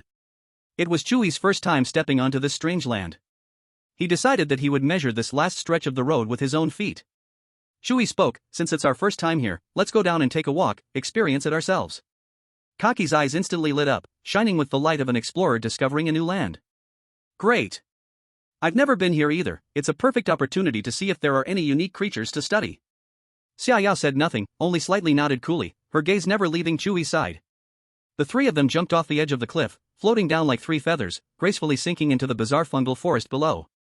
As soon as they landed, Kaki's star-like eyes were completely captivated. She immediately crouched down, extending her delicate fingers to curiously poke a giant mushroom emitting a faint blue glow beside her feet. The mushroom's cap felt unique, like smooth jade. In the air, countless colorful specks of spores floated slowly, disturbed by her movement, swirling and dancing around her fair fingertips as if they were alive. Wow! The energy particles here are so lively! She exclaimed in surprise, quickly pulling out a set of intricately designed miniature instruments from her spatial pocket. She carefully adjusted the probes of the instruments, starting to collect samples of the spores in the air, muttering to herself. Completely immersed in her own world. Composition unknown, structure stable, possessing extremely high mimetic energy. My goodness, this is simply a textbook-level environmental gene sample bank. In stark contrast to Kachi's excitement, Xia Yao, at the moment of landing, fully spread her perception to the extreme. Her cold phoenix eyes, like the best radar, vigilantly scanned every inch of the dark forest depths around her. The flow of the wind, the fluctuations of energy, even the slightest tremor of a mushroom leaf, could not escape her capture. Chu He unfolded the coordinate map given by Lillian, comparing it with the mountain contours ahead. The coordinates are correct, the destination is deep inside that mountain range. He put away the map, his gaze deep, directed at the distant mountains that undulated like the back of a giant beast. We have to be careful, everything here may not be what our eyes see. Let's go. The three immediately set off. Chu He held a dark long knife condensed from the power of virtual gazes, clearing the way ahead. Xia Yao followed, the force of extinction forming an invisible shield around her, ready to respond to any sudden situations. Curious Kachi was protected in the middle, all the while collecting various peculiar plants and spores with her instruments as she walked. They traversed through a forest made up of enormous fungi, with a soft and elastic fungus carpet underfoot, making no sound as it absorbed all footsteps. The surroundings were eerily quiet. The countless insect chirps and bird calls that could still be heard on the cliff suddenly fell silent, like a mute button was pressed, the moment they entered this area. In the air, only the barely audible breaths of the three of them remained. Danger often breeds in this dead silence. Just as they passed through an area draped in countless vines, a sudden change occurred. Those deep green vines that originally looked like ordinary plants, even adorned with a few harmless white flowers, came to life without warning. Whoosh! Whoosh! Whoosh! Dozens of the tips of the vines transformed into sharp spearheads at once, like venomous snakes that had been tensed for a long time, suddenly striking out from all directions with a shrill whistle cutting through the air, aimed at the three. Be careful! Xia Yao shouted sharply, and the force of extinction erupted around her. A dark purple divine light spread out from her as the center. The several vines shooting towards her were met with that layer of divine light, and in an instant, without an opportunity to struggle, they turned to the finest ash from their tips and vanished into the air. Kachi's reaction was equally quick. Her fair little hand waved gently in front of her, and the surrounding space instantly twisted and folded, forming invisible, untouchable, yet unbreakable barriers. The incoming vine struck hard against the spatial barrier, producing a series of dull booming sounds, but could only create ripples, unable to penetrate. However, there were simply too many vines. They seemed endless, wildly emerging from every shadowy corner of the woods, from under the blanket of fungi below. In the blink of an eye, they wove a dense green web, continuously closing in, compressing their space for survival. These vines were incredibly tough, with each strike containing overwhelming force. The spatial barrier set up by Kachi began to tremble violently under the continuous fierce strikes, rippling with instability. Kachi frowned slightly, softly commanded, "Time to freeze." A ring of silver ripples spread out from her as the center. Next second, within 100 meters, all the wildly thrashing vines were instantly frozen.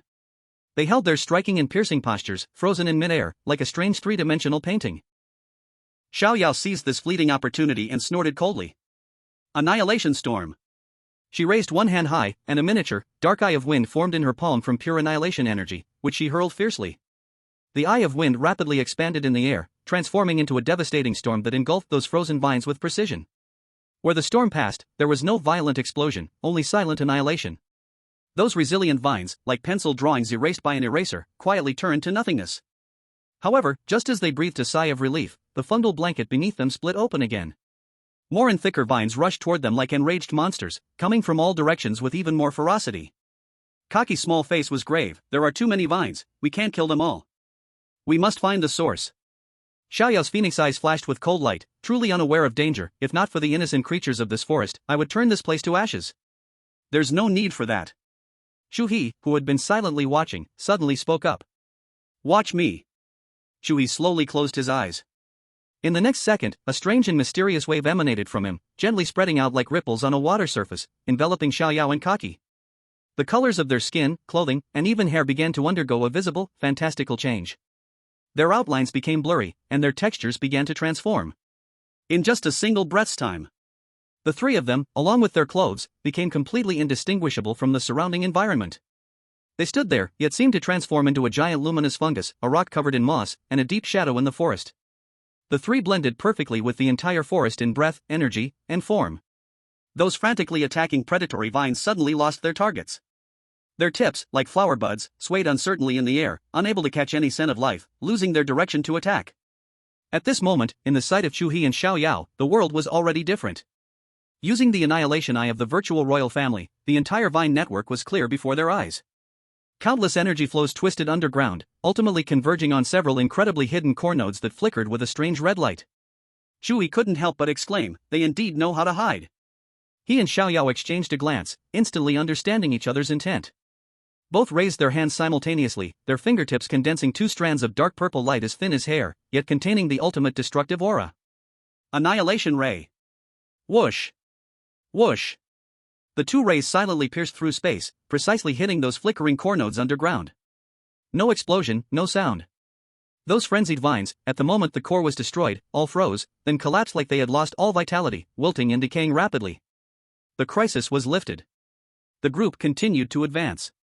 As the terrain gradually rose, the humidity in the air became thicker, and the distant sound of thunder, like a stampede of thousands of horses, grew clearer and more deafening. Along the way, they began to see many white monkeys leaping and darting through the forest. These white monkeys were agile, their fur as white as silver, moving silently like ghosts of the forest. When they spotted Chu He and the others, they would stop on distant treetops, gazing at them with pure curiosity, neither approaching nor showing any hostility. Are these the 1,000 phantom white monkeys? Chu He asked softly. Sort of, but not entirely. Kaki pointed to one of the white monkey's eyes, explaining to Chu He and Xiaoyao. The 1,000 phantom white monkey clan has two basic forms. One is the beast form we are seeing now. Another way is to transform into a human, but that requires reaching SS level strength. She paused, pointing to another white ape resting on the glowing mushroom cap. Look at their eyes. Chu He carefully observed in the direction she pointed and found clues. The eyes of those white apes had different colors. Some were pure sapphire blue, some were fiery red, and others were earthy yellow. But without exception, each white ape's pupil was only one pure color. Single-colored pupils are only considered ordinary members in the tribe, Kaki added, her scholar demeanor evident. Xiaoyao chimed in, since we can see so many white apes, it shows we have officially entered the territory of the 1,000 fantasy white ape tribe. The three exchanged glances, fell silent, and quickened their pace. As they got closer to the source of the roaring sound, the path beneath them became more difficult, and the terrain suddenly steepened. They continued towards the earth-shaking sound for about half an hour. Rumbling.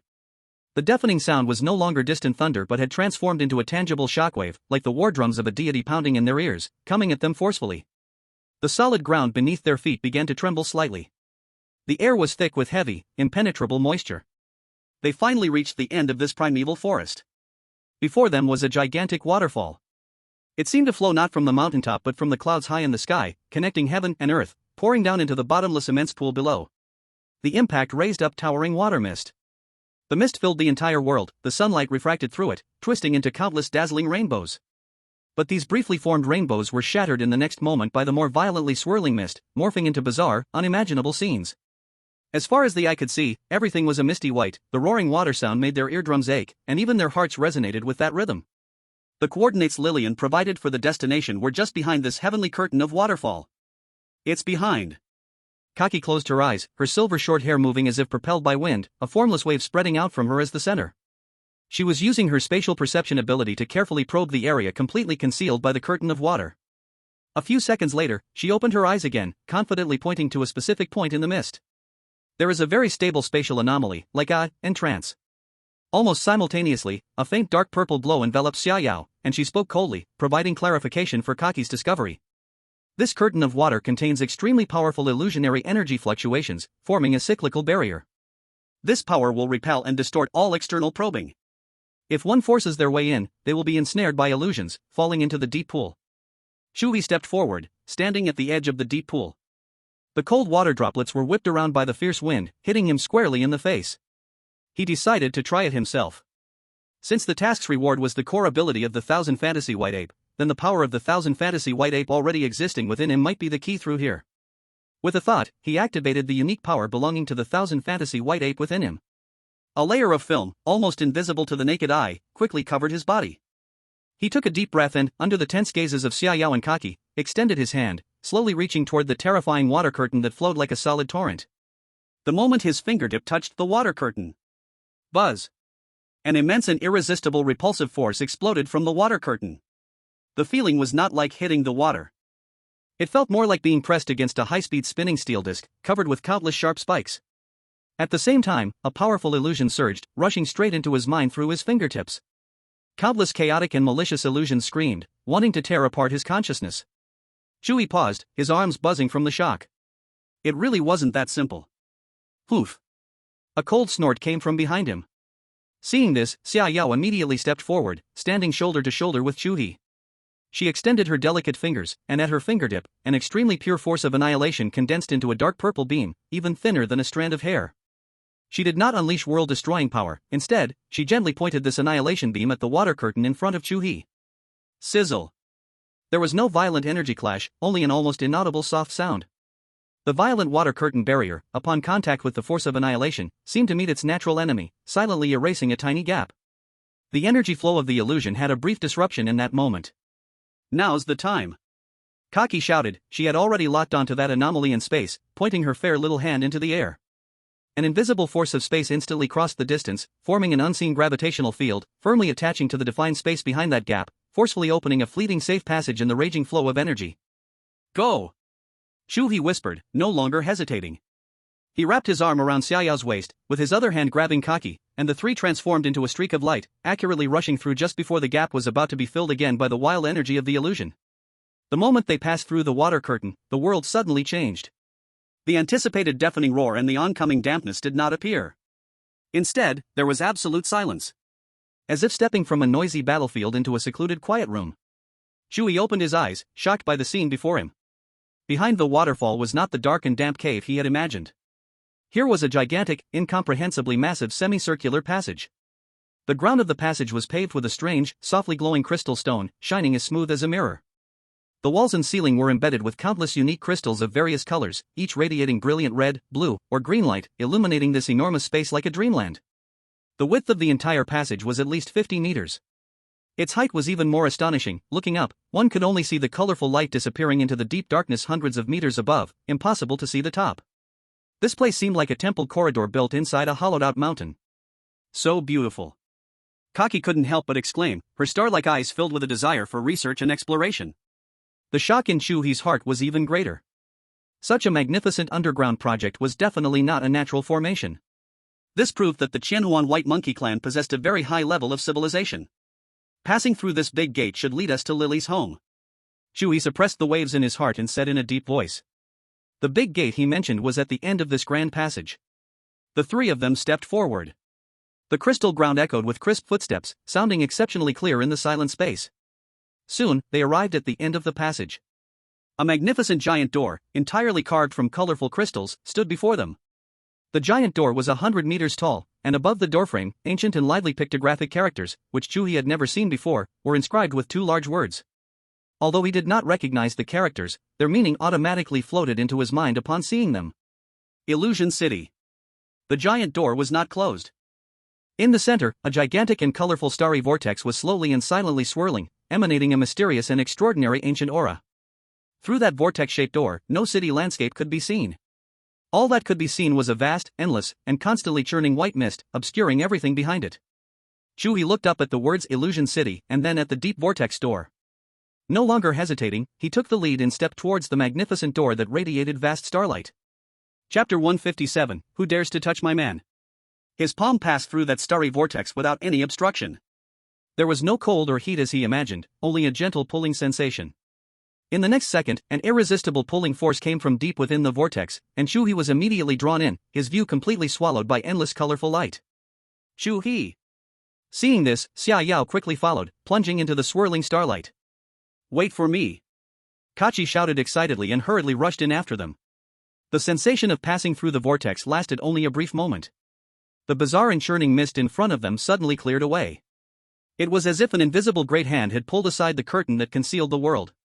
A paradise, like an otherworldly fairyland, suddenly appeared before the eyes of the three. They were standing on a white jade square suspended in the air. Beneath their feet lay a swirling sea of clouds. In the distance, countless intricately carved green peaks were arranged harmoniously between heaven and earth. Strangely shaped and imaginative buildings either nestled against the mountains or appeared to grow directly from the mountains, perfectly blending with nature. Rainbow bridges, formed of pure light, connected these peaks and islands.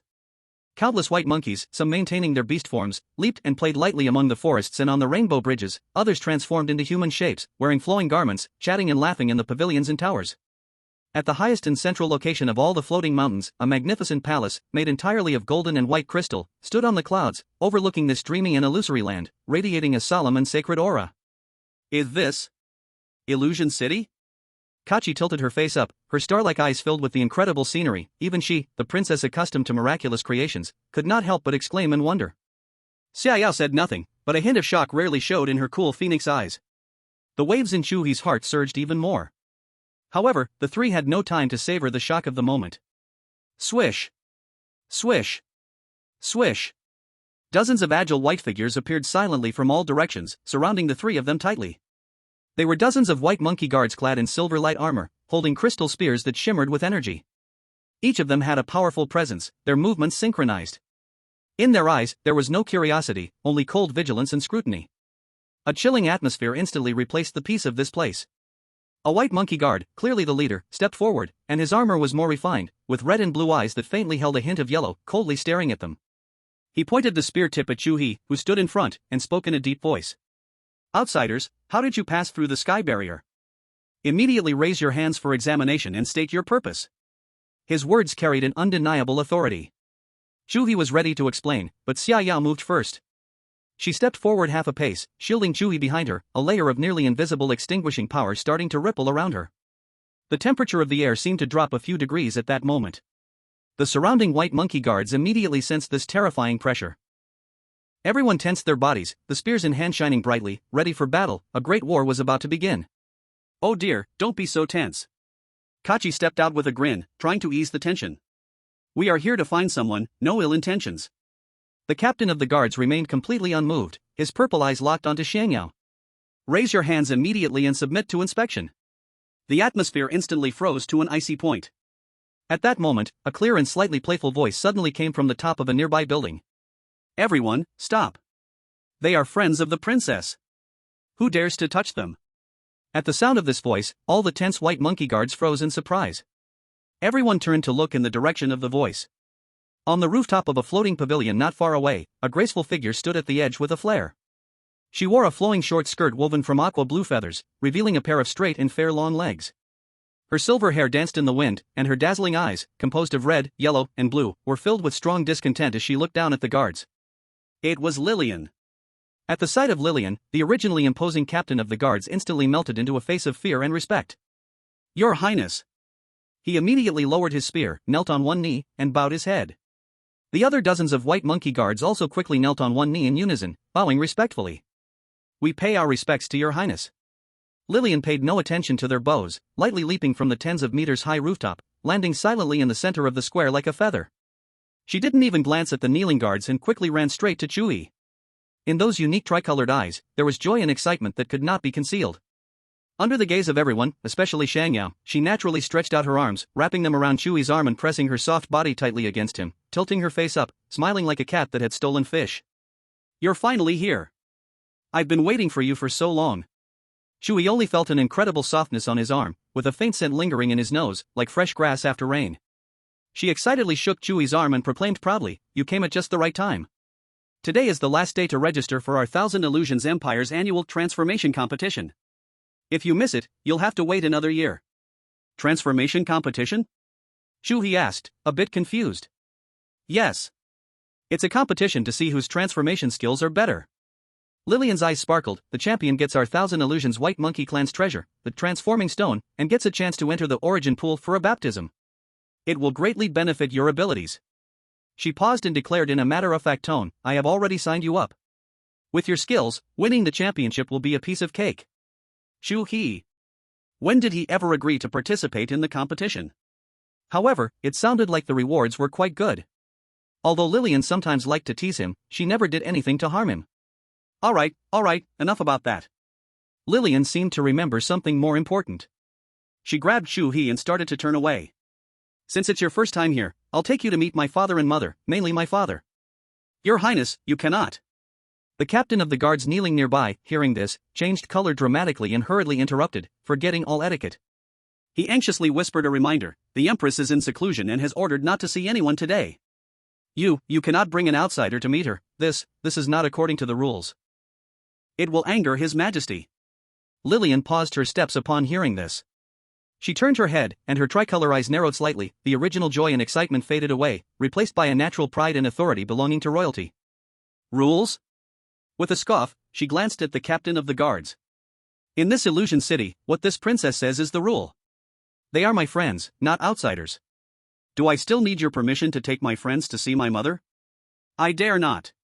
The captain of the guards buried his head lower in fright, his body trembling slightly. Lillian no longer paid him any mind, turning back with her sweet smile returning to her face.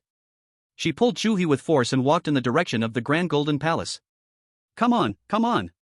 You've met my mom. My dad is really nice too. He will definitely like you when he sees you." Chu He was yanked along, stumbling slightly, feeling overwhelmed. He wondered how things were going with her and Ao Ching. Seeing Lily's demeanor, it seemed there wasn't any major problem. Not sure, he took another look. Chapter 158, Proposing Directly. Along the way, countless eyes of the thousands of illusion white apes in Illusion City were glued to this unprecedented scene. My gosh! Who is that human holding the princess's arm? Am I seeing things? Look at the princess's smile and posture. Is that still our princess who can poke a hole in the sky? This is simply a little bird relying on someone. And the two women beside her. Look at her eyes. That is a member of the virtual clan. The other one, with silver short hair, is a member of the Starlaw clan. Not to mention, her face looks like it's made from the same mold as Starlaw Empress Kachia. My god, that is definitely the Starlaw princess.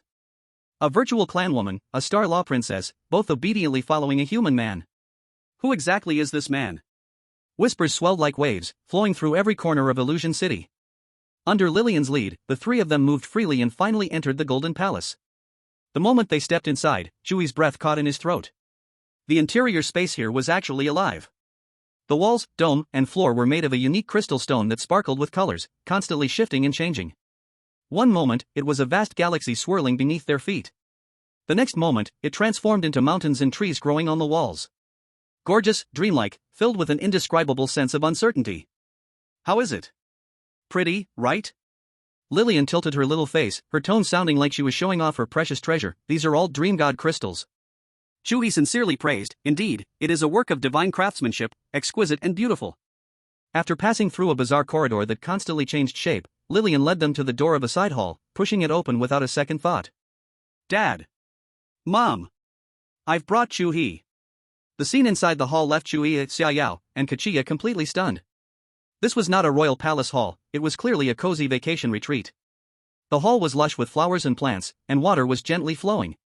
Between two warm jade pillars hung a large hammock. A stunning woman in a silver silk nightgown, with silver hair casually spread out, was lazily lying on it with her eyes slightly closed. It was the illusion empress, Eerie.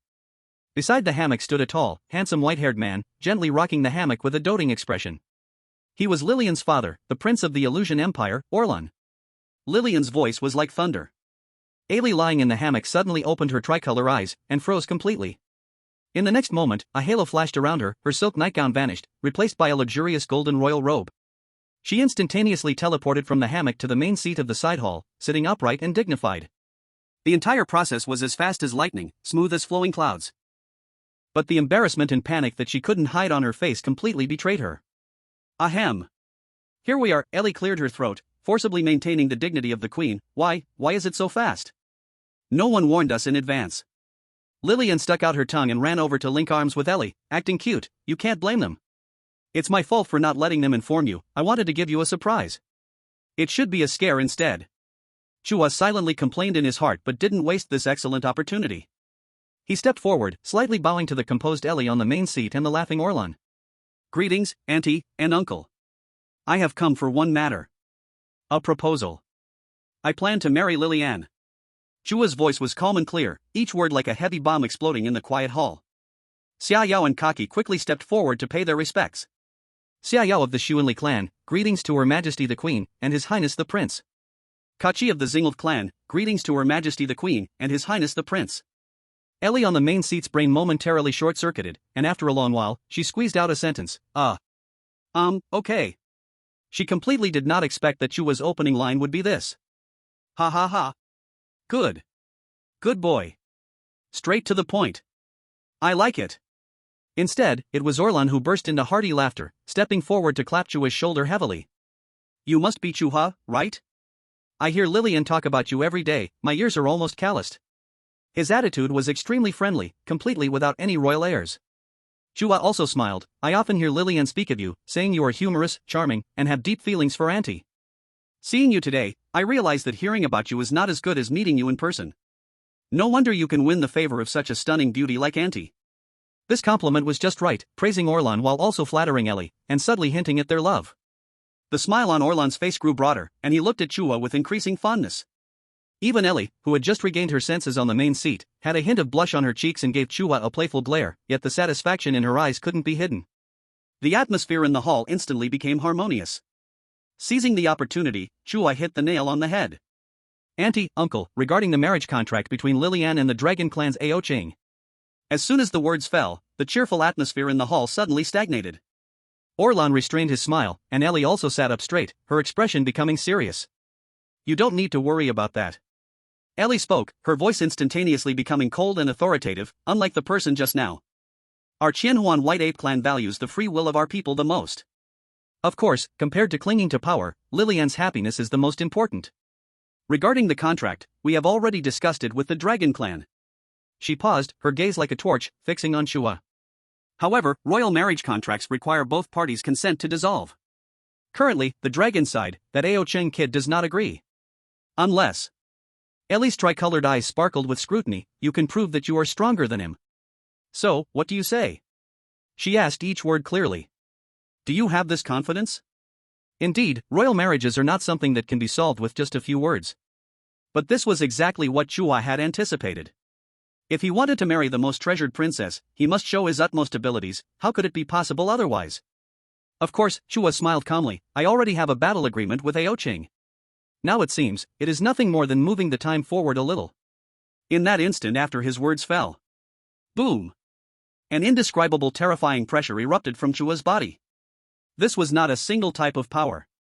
It was the deathly silence of Xuanli, the Order of Xingld, and the changes of Qianhuan, three utterly different supreme powers, forcibly needed infused by an even more primitive, more tyrannical force. A wisp of chaotic gray light flickered around him. The entire hall was moaning, as if it would be torn apart by this force at any moment. Lillian, Ailey, and Orlanen, the three ultimate beings of the Thousand Illusions royal family, all had their expressions changed drastically. What kind of power is this? Lillian said in shock, looking at Chu He beside her, as she could feel that the pressure he was giving off had subtly exceeded her own, an SSS level 7-star princess. How long has it been since they last met? Orlanen's face was also filled with astonishment. What a kid, such terrifying strength. Ailey stood up abruptly from her seat, staring at Chu He with disbelief written all over her face. In just a few months, you have grown to this extent, you absolute monster. Chu He slowly retracted his power, and the stagnant air in the hall began to move again. He smiled humbly, just lucky. Ailey looked at him deeply, sat back down, and remained silent for a long time. After a while, she finally opened her mouth slowly. Very well, your strength has initially earned my recognition. Although our clan has long abolished the ancient law requiring an ultimate trial for intermarriage with outsiders, however. A hint of cunning playfulness flashed through Ailey's beautiful tricolored eyes. If you want our Thousand Illusions White Ape clan to truly accept you as a worthy candidate to be the prince consort, you still have to show everyone your abilities well. And there are quite a few from the Thousand Illusion clan who like Lillian, you know? Chapter 159, Cousin. Ailey said, since Lillian has already signed you up for the illusion shape competition, you just need to perform well in the competition and earn the respect of the clan. Chu He nodded happily. There's a saying, in order to mix in, you need to have power and background. I have neither, but I just happen to have a little strength. That's perfect, then please let everyone await your performance. He spoke lightly, as if declaring a trivial matter. Ailey couldn't help but twitch her mouth wildly at his words. He had no background, what a joke. His background is big enough to scare all the queens, because in her eyes, Chu He might very well be the son of the master.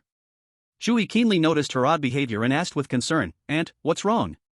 Why does your face keep twitching? Is it a muscle cramp?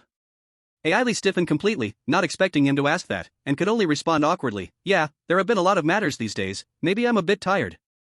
Lillian? Orlanen at the side? Orlanen was mentally complaining, these days, dear wife, all you've done is lounge on the hammock eating and sleeping. Where did this tiredness come from? The puzzled gazes from her daughter and husband made Ailey feel like she was sitting on pins and needles, but both of them very tacitly said nothing. Chu He, however, took it seriously. Is that so? I actually understand a bit of medical knowledge.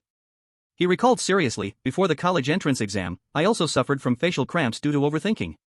I summarized 3 steps that worked very well. As he spoke, Chu He began to explain and demonstrate earnestly. First, gentle massage, use your fingertips to gently knead the cramped facial muscles, slowly pushing from the corner of your mouth towards behind the ears, for 1 to 2 minutes, to help relax the tense muscles. His fingers demonstrated on his own face, the moves were standard. Second, hot compress treatment, use a warm towel, around 40 degrees, not hot enough to burn the skin, place it on the side of the face where cramping occurs for 5 minutes each time to promote local blood circulation. Third, adjust movements, slowly perform actions of opening and closing the mouth, and stretching the tongue, avoiding sudden force to allow facial muscles to gradually return to normal. Looking at Chu He's sincere teaching appearance, Ailey felt completely numb. Here I am, the Chancellor of the Thousand Illusions, an SSR-level ultimate being, actually being treated with high school exam recovery methods? She could only awkwardly nod, indicating she had learned. There are still 2 days until the illusion shape competition begins. Lillian took Chu He, Xiaoyao, and Kachi to play in the illusion city. Xiaoyao and Kachi naturally followed along. Xiaoyao continued to stay closely beside Chu He, while Kachi was like a groundhog discovering a new world, filled with vibrant curiosity about everything around. The sights within the illusion city were truly miraculous. The streets beneath their feet were not made of stone, but paved with flowing ribbons of light, giving a wonderful feeling as if they were walking on a river of stars. The buildings on either side of the road were incredibly varied, some resembling huge mushrooms, others like upside-down crystal mountains, slowly changing shape at a visible pace. Lillian bought a string of crystal-clear fruits and handed them to Chu He. Chu He took a bite, and the taste was extremely sweet. But before he could savor it, the second bite exploded with a fiery flavor on his taste buds. With the third bite, it transformed into a refreshing sour taste. This is the heart's desire fruit, its flavor changes based on the eater's mood from the previous second. Lillian explained cheerfully. Kachi had already taken out a small device, scanning and analyzing the fruit while murmuring, a peculiar energy structure, able to resonate instantly with mental waves. They passed through a floating market and finally arrived at a gigantic open square. In the center of the square stood an extremely luxurious rotating attraction. Rather than a carousel, it would be more accurately called the Dream Corridor. There were no wooden horses on it, but instead, mythical creatures formed of pure light, such as a phoenix engulfed in flames, a qilin with a spiraled horn, and a giant dragon radiating starlight. The 4 of them climbed onto the back of a light qilin. As the attraction slowly started, the surroundings suddenly transformed. They were no longer in the square, but instantly immersed in a vast cosmic nebula, countless stars streaking by them, within reach. The next second, the nebula dispersed, and they dove into the depths of the ocean, dancing with massive crystal jellyfish and glowing schools of fish. Then, it shifted to a sky city above a sea of clouds, an ancient forest filled with gigantic, unique flowers and plants.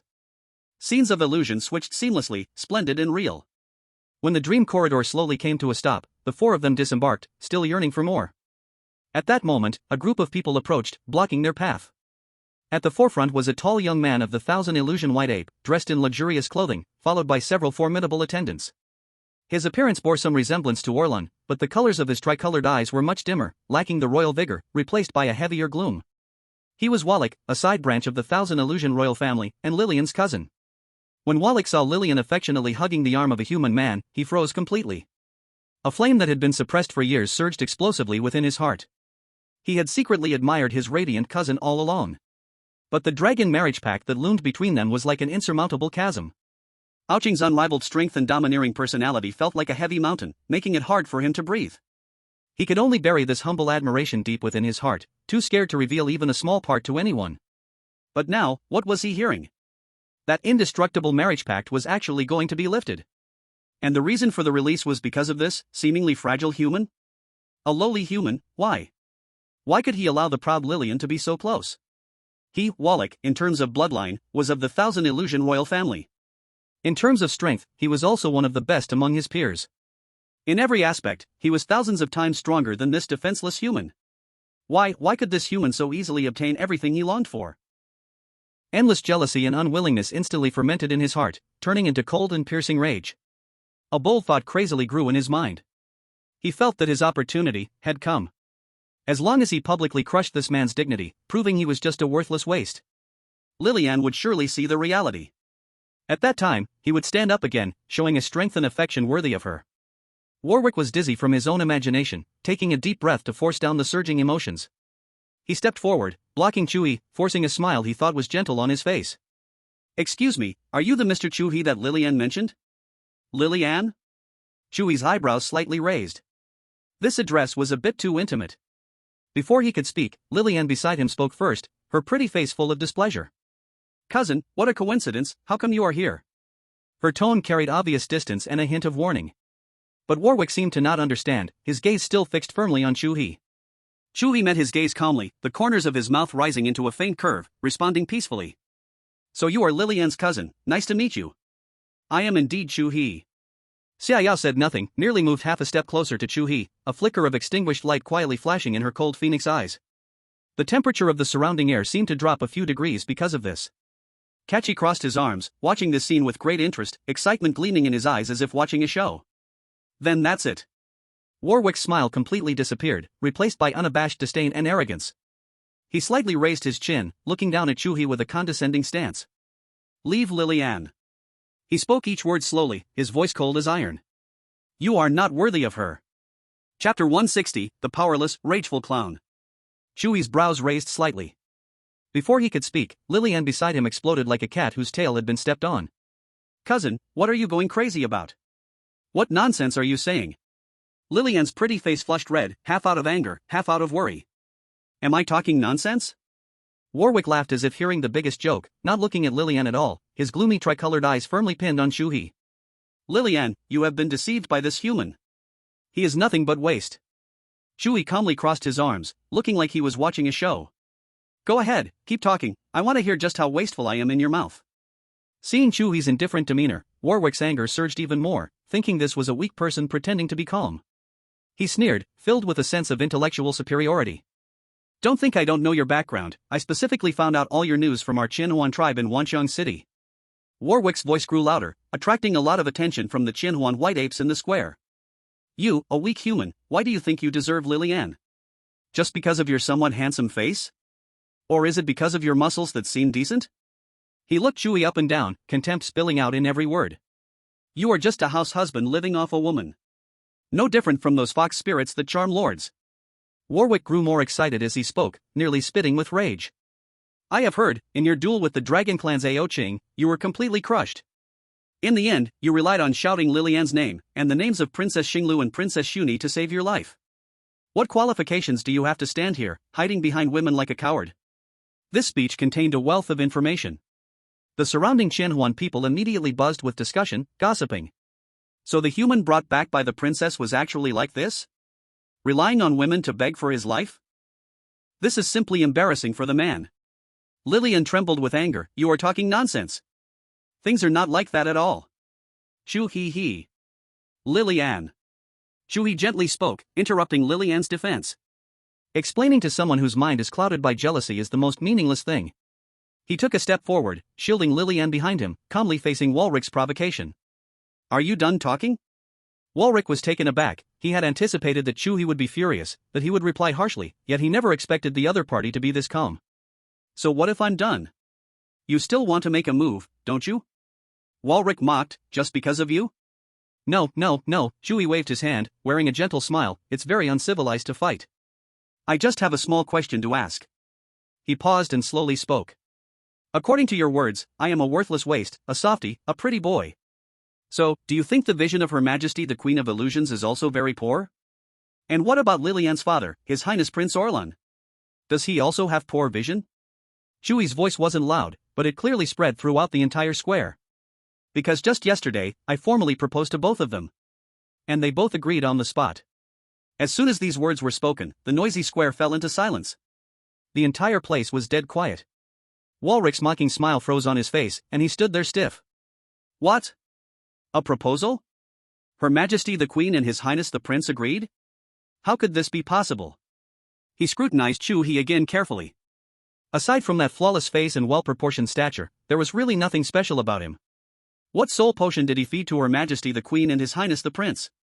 Could it be that the royal elders really like this kind of pretty boy? An endless sense of absurdity and frustration surged up, twisting Walrick's face. I don't care what sweet words you use to deceive Her Majesty. Walrick almost squeezed these words out between his teeth, as his rational strings were completely severed by the fire of jealousy. In my eyes, you are nothing but a fragile ant. I heard you also want to participate in the illusionary contest? How interesting. I want to see what kind of clown you will be. A clown? Chu He smiled. Having gone through so many life and death trials, such a level of verbal provocation was nothing more than a gentle breeze to him. His mind had already transformed beyond recognition. Just when everyone thought Chu He would get angry and retaliate, he made a move that left everyone dumbfounded. Chu He suddenly stretched out his arm and pulled the Lilian behind him into his embrace forcefully. The surrounding air seemed to have become sluggish for a few moments, a trace of barely detectable extinction aura dissipated. Kaki completely let herself go. She crossed her arms, demonstrating her spirit of enjoying the spectacle to the utmost, and opened her mouth with a crisp and loud voice. I really didn't see the jumping clown. However, there is a powerless, furious clown here. After she finished speaking, she solemnly extended her finger, pointing far at Walrick, whose face was iron blue. Put. Chu He was the first unable to hold back, laughing out loud. Immediately after, Lilian trembled with laughter in his arms, and Kaki was laughing so hard she leaned forward and backward. The laughter of the three intertwined, filling the air with joy. For Walrick, this laughter was 1,000 times more piercing than any vicious curse. It was ultimate humiliation. It was blatant contempt. You all. Walrick was furious, trembling all over. A powerful energy wave erupted from his body, causing the light strip street beneath him to flicker violently. He was about to attack. However, at the moment his breath erupted. 3 equally terrifying, even purer and more powerful pressures, locked onto him from 3 different directions at the same time. One was dead silence, as if it could devour all things. One was distorted, seemingly capable of tearing apart space. One was ever-changing, as if it could invert dreams. Walrick's body froze. He suddenly woke up and realized that he was facing not just a human he looked down upon. Also, the princess who looked down on royalty, the princess of the Starlaw family, and his own clan's princess. Each of these 3 people, he had no certainty of winning against. Add the 3 together. If he dared to touch even a hair on Chu He today, he would absolutely not be able to leave this square intact. That anger and fighting spirit that had just ignited was doused by the cold water of harsh reality, chilling him to the core. Walrick bit his teeth, swallowing back the blood that almost sprayed out. In the end, he still admitted defeat. Forcing down all his humiliation and unwillingness, he glared fiercely at Chu He and left a hollow statement. The illusory shape contest, we will see. As soon as his voice fell, his figure along with his servant turned into a colorful light, disappearing from the horizon in a miserable manner. Chu He curled his lips, holding the gentle and soft Lilian in his arms, humming indifferently. We will see then. Chapter 161, You play with changes, I play with creation. The next morning, in the center of Illusion City, a circular arena composed of giant floating crystals reflected rainbow hues in the morning light. The illusory shape contest officially began. Almost all the residents of Illusion City poured out, surrounding the floating spectator seats around the arena tightly, the clamoring voices converging into waves, almost overturning the sky. Countless floating light screens hung in the air, broadcasting the scene inside the arena from various angles in real time, the atmosphere reaching a fever pitch. The competitors were arranged in a designated area below the arena. A total of 100 contestants, besides Chu He, the unique human. The other 99 were all outstanding young members of the Qianhuan White Ape clan. None were weaker than SS level, and there were even a few with unfathomable auras, pseudo-SSS level, and true SSS level prodigies. What a narrow road for enemies. Chu He's seat was conveniently arranged next to Wallach. Wallach turned his head, with a gloomy gaze that openly showed his hostility. What a coincidence, I didn't expect us to be placed together. Soon, I will let you see clearly what kind of insurmountable gap exists between us. Chu He completely ignored him, instead raising his head and looking at the highest VIP seat in the arena. There, Queen Ellie and Prince Orlan sat high on their thrones. Beside them were several esteemed Xiwan princes, including Warwick's father. Xiaoyao, Ka Chi, and Li Lian stood gracefully behind the elders. The three girls' gazes were fixed, unblinking, on Chu He in the competition area. Chu He grinned, showing his white teeth, and waved firmly at the high platform. Then, he cupped his hands to his lips and blew a kiss. This scene was precisely captured by countless floating light screens, clearly displayed before all the spectators. Warwick felt the unusual gazes directed at him from all around, and he was boiling with anger. This bastard. He dared to flirt openly with Her Highness the Princess in front of the entire clan. He even dared to ignore me. Warwick's heart burned with jealousy, ready to explode again. But Chu He suddenly turned his head, his face carrying an innocent smile. Ha? What did you just say? Sorry, I zoned out and didn't hear. Warwick. He felt like all his pent-up anger hit nothing but soft cotton, almost spitting blood from the frustration. So despicable. How could this human be so despicable?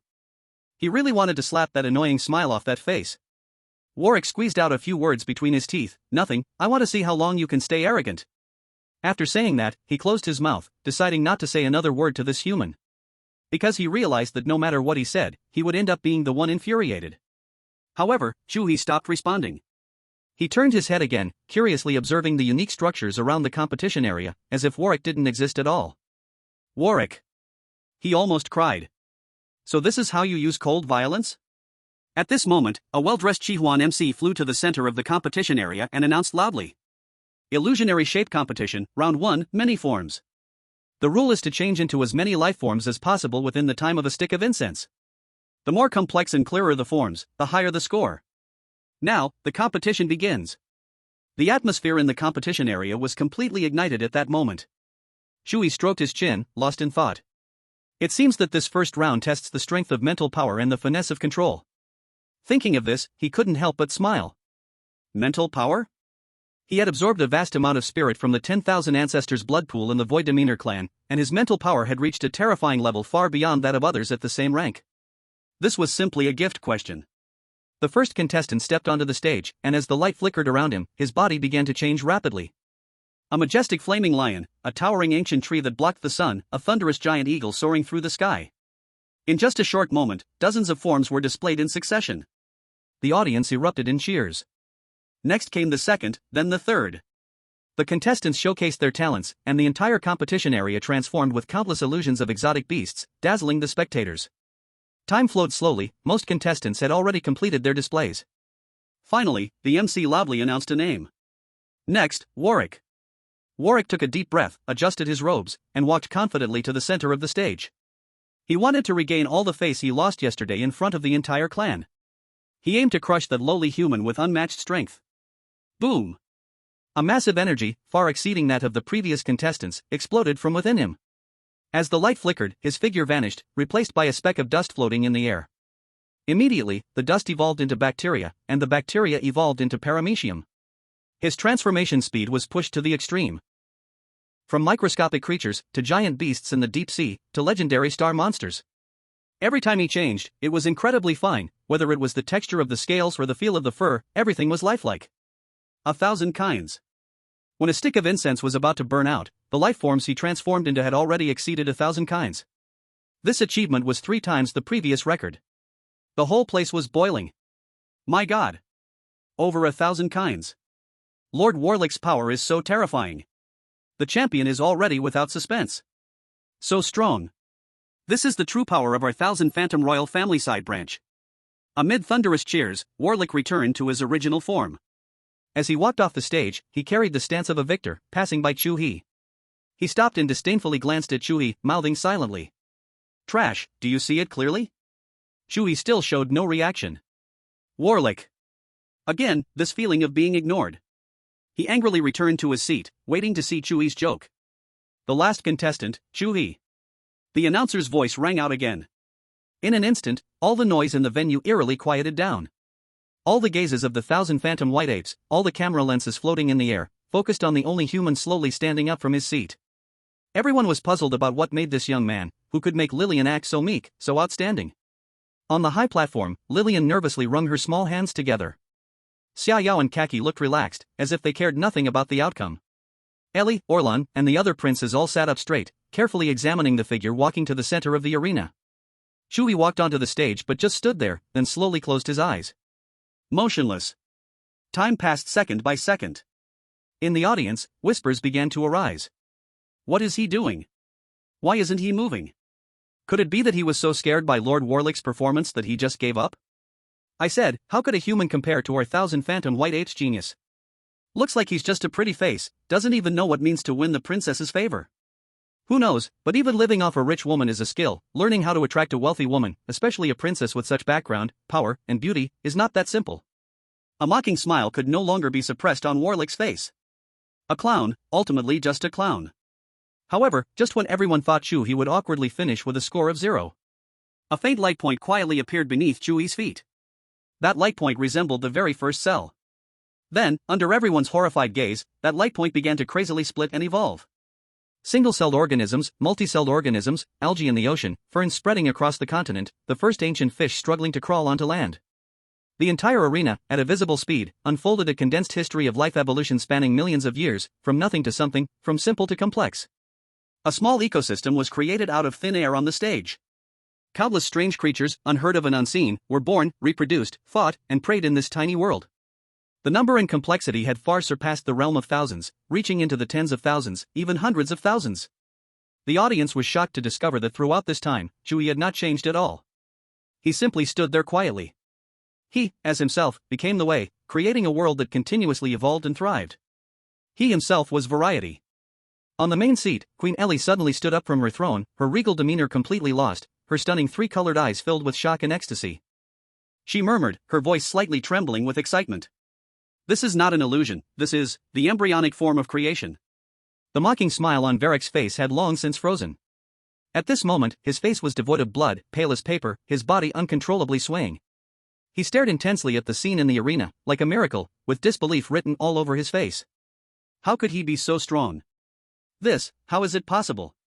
To create so many life forms requires a level of mental power that is beyond description. As the incense, which signified the change, burned down and vanished into the universe, Chu He slowly opened his eyes, the vibrant world of evolution faded away like a dream, disappearing without a trace. In a manner that no one could understand, yet was undeniably true, he claimed the crown of the first round. Ellie still stood there, her gaze towards Chu He blooming with unprecedented brilliance. This kind of mental power, I'm afraid, has already surpassed SSS level, and has entered the SSR level. Chapter 162, 9 against 1? Congratulations, you are surrounded by me. On the high platform, the atmosphere was completely different from the boiling excitement below. Lillian tightly clenched her small hands, her three-colored eyes sparkling with uncontrollable pride and admiration. I knew it. I knew Chu Bao was the best. Her little face flushed with excitement as she bragged to Xia Yao and Kaki, as if the victory was hers. But this is just too amazing. To create so many life forms is already impressive, the key is to make them perform. That kind of delicate control over mental power is beyond my reach. And those evolutions, I feel there is some kind of supreme principle contained within. Xia Yao responded with a look of course. Chu He absorbed countless souls from the blood pool of all ancestors, his mental power has reached a terrifying level. Perhaps only someone at SSR level can compare with him. Kaki crossed his arms and nodded like a little adult, his silver hair swaying. Little he really used his brain to the max this time, he saw through it right from the start.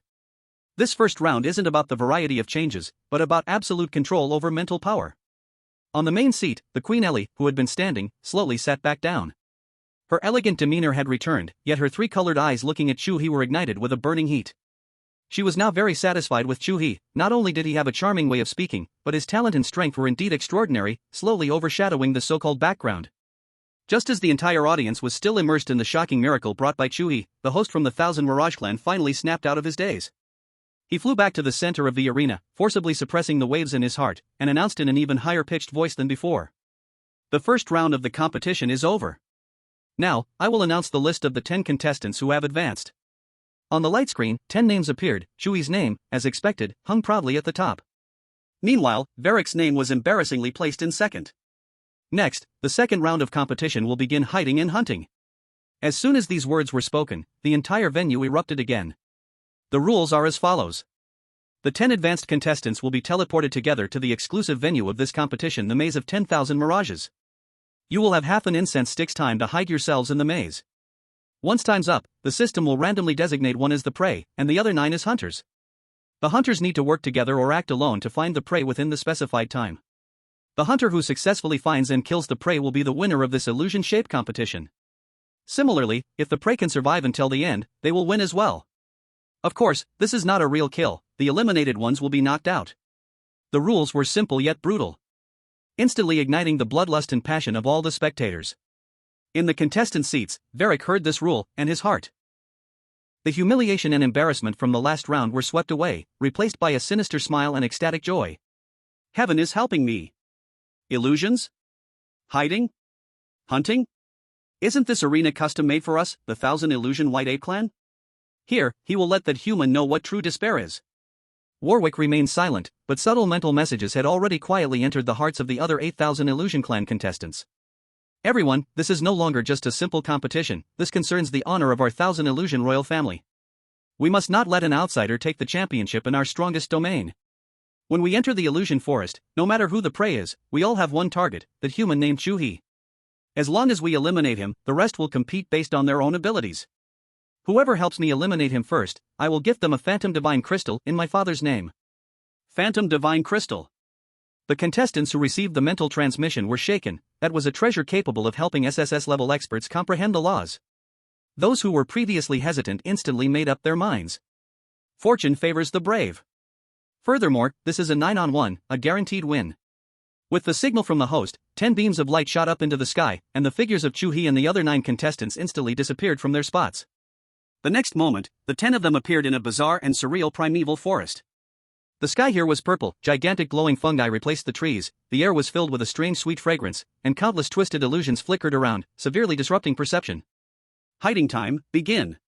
A cold voice echoed in everyone's minds. As soon as the voice fell, the other 9,000 Illusion Clan contestants displayed their unique abilities. Some transformed into puddles of water, merging into the ground. Others perfectly merged with the glowing fungus, their breath completely vanishing. Warwick, even more confident, just stood still, and his figure gradually faded away until it completely disappeared, as if he had never existed. However, Chu He found an empty spot and leisurely sat down. Then, he closed his eyes. Hide? Why hide? After the first round of creation, he had a deeper understanding of the laws of this world. What is called illusion is merely a shallow imitation and deception of the laws. And the real strong are the ones who set the rules. His mental power was like invisible tentacles, slowly reaching out, not to create any illusions, but gently and carefully linking with the laws of the surrounding space, energy, and even every speck of dust within 100 meters. He is not in this forest. He is the forest. Time flew by, and half an incense stick's worth of time passed in an instant. Hiding time is up. Hunting officially begins. In the air above the arena, a subtle light shot into the minds of the 9,000 Illusion Clan contestants, informing them of their hunter status for this round. Hidden in the shadows, Warwick almost laughed out loud the moment he received the information. He forcefully suppressed his excitement and loudly announced to all his allies, "Everyone, our luck is fantastic. Our prey is that human, Chu He. It's truly divine will. Everyone carry out the plan, and let him experience the passion of our 1000 Illusion Clan." Meanwhile, Chu He, sitting cross-legged, slowly opened his eyes. He looked down at his wrist. A bright red hunt mark was slowly appearing. He is the only prey. 9 hunters? The corners of Chu He's mouth curled into a playful smile. He murmured in his heart, "Looks like my mother-in-law thinks highly of me." As soon as the hunt began, Warwick took 2 other strong clansmen and formed the first search team. With the 1000 Illusion White Ape's keen perception of the flow of illusion energy, they hardly exerted any effort to locate Chu He's general position. Over there. That fool is actually still standing still. So arrogant. Who does he think he is? Go. Set the trap, let him have nowhere to fly. The 3 spread out in a triangle, overwhelming energy surged forth, countless phantom beasts mixed with destructive beams, crashing down towards the area where Chu He was located. However, all the attacks bizarrely passed through that area, hitting nothing but air. What's going on? Mist? Is it an illusion? The three were startled, rushing forward to investigate. But when they stepped into that area, something strange happened. No matter how they ran or flew, the surrounding scenery remained unchanged, that strangely shaped purple fungus always just a little ahead of them. Something's wrong. It feels like we're going in circles. One of the contestants exclaimed. Warwick's expression darkened. It's not an illusion. It's the power of space. This bastard, he quietly built a spatial maze using the capabilities of the Starlaw clan. This kid is very strange, possessing the core abilities of the three royal families. We need to be more careful. On the floating screen, the entire city's audience saw an unbelievable scene. The light points representing Warwick and the others were spinning madly in a small circle, like headless flies. While the light point representing Chu He remained just a few meters away, completely unmoving. The audience erupted in shock. My God! What happened? Lord Warwick and the others are trapped. One person trapped 3 SSS-level geniuses? How is that possible? That human, he isn't treating this as a competition, he's playing. Inside the maze, a contestant from the Phantom clan finally lost his patience after several failed attempts. Damn it! I don't believe it. Break for me! He roared, channeling all his power to the limit, punching fiercely at the spatial barrier in front of him. He wanted to use pure violence to forcibly break this damned cage. But just when his fist touched the invisible barrier, a wisp more delicate than a strand of hair, almost ethereal black energy, silently wrapped around his arm. It was the extinguishing power that Chu He reserved at the spatial node. The contestant didn't even have time to let out a scream before his proud protective energy, under the invasion of that black aura, quickly melted like ice and snow in the blazing sun. His body suddenly stiffened, then transformed into countless glowing points, being teleported out of the arena. Ding! One contestant is out. Hearing the elimination announcement, Chu He raised the corner of his mouth. Humph, the rules never said that the prey couldn't kill the hunter. Warwick felt as if he had fallen into an ice cave, a chill rushing from his feet straight to the top of his head. They were the prey. At that moment, in the center of the maze where they were trapped, a figure slowly appeared. It was Chu He. He did not look at the remaining Warwick and the other contestant. He just raised his head, as if able to penetrate countless spaces, precisely finding the floating screen aimed at him. He showed a gentle and harmless smile to the hundreds of thousands of spectators in the Illusion City. This smile, however, made Warwick and the other contestant inside the maze feel their hair stand on end. Chapter 163, Ailey's heartfelt struggle. Rage and humiliation churned in Warwick's chest like magma, nearly burning through his reason. Ah! He let out a roar, his palm glowing as he smashed the energy clone of Chu He, which still hung with a mocking smile. The light points scattered, but the mockery seemed to be etched in the air. Warwick's tricolored pupils violently contracted, blood threads spreading out like a spider web from the depths of the whites of his eyes. He understood. Using conventional methods, he would only become a stepping stone for this human to showcase his power, a clown. Since that's the case. Warwick gritted his teeth. Determined, he made up his mind. Eye of Truth, activate. He squeezed out a few words from his throat, as his immense mental power surged toward his eyes without holding back. In an instant, his brilliant three-colored pupils transformed into 2 high-speed swirling nebulae, with red, yellow, and blue light frantically intertwining and colliding, emitting a heart-pounding wave of laws. An indescribable sharp pain shot through his brain, as if a glowing red steel needle pierced his eyeball, but Varric didn't care at all. His vision was reconstructed at that moment. Countless intertwined threads of spatial laws clearly appeared before him, like a layered spider web. At the core of that web, a figure stood leisurely. Found you! A twisted and cruel smile appeared on Varric's face as he stepped forward with the remaining tribesmen, following the guidance of the Eye of Truth. Crack! The spatial maze set by Chu He emitted a sound like shattering glass, breaking apart. Die! The moment he broke free from his restraints, Varric and his companion launched the most furious attack. The two, filled with anger, unleashed dozens of light beams that tore through the air, producing a piercing shriek, turning the 100 meters around Chu He into a sea of destructive energy. Chu He raised an eyebrow. This guy really is desperate. The Eye of Truth, the core secret technique of the illusory royal clan, allowed one to temporarily see through all illusions and the essence of laws at the cost of one's own soul. It is the nemesis of all illusions and spatial abilities. But the cost is equally enormous. The mental energy consumption is secondary, and if used too long, one risks severe soul injury or even regression in cultivation. Boom! Boom! Boom! The energy light beams crashed down, causing the ground to collapse, with smoke and shattered light soaring into the sky. However, in the moment before the attack reached him, Chu He's figure had already vanished. He appeared 100 meters away, and as soon as he steadied himself, Varric's eyes, burning with 3-colored flames, were already locked onto him. An even more frenzied attack followed. Chu He lightly tapped with his toes, rolling and dodging in what seemed like a desperate manner, but each time, he narrowly avoided the core of the lethal attacks. Under the watch of the Eye of Truth, the fluctuations of the spatial shifting laws could be perceived in advance, and he could no longer lay out his moves as comfortably as before. A barely noticeable chaos power flowed deep within his veins, ready to unleash a thunderous blow that fused the powers of the three clans at any moment.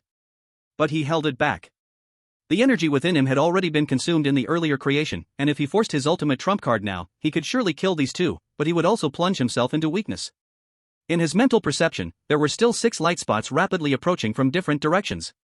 Varric looked at the leaping figure, finally venting the frustration in his heart, and laughed out loud. Chu He. Why aren't you being arrogant anymore?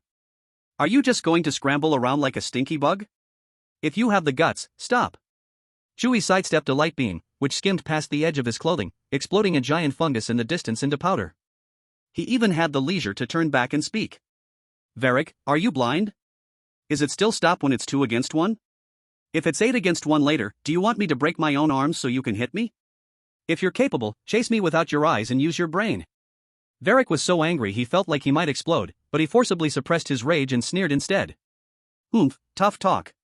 You just run. With all this noise, do you think the other 6 are blind?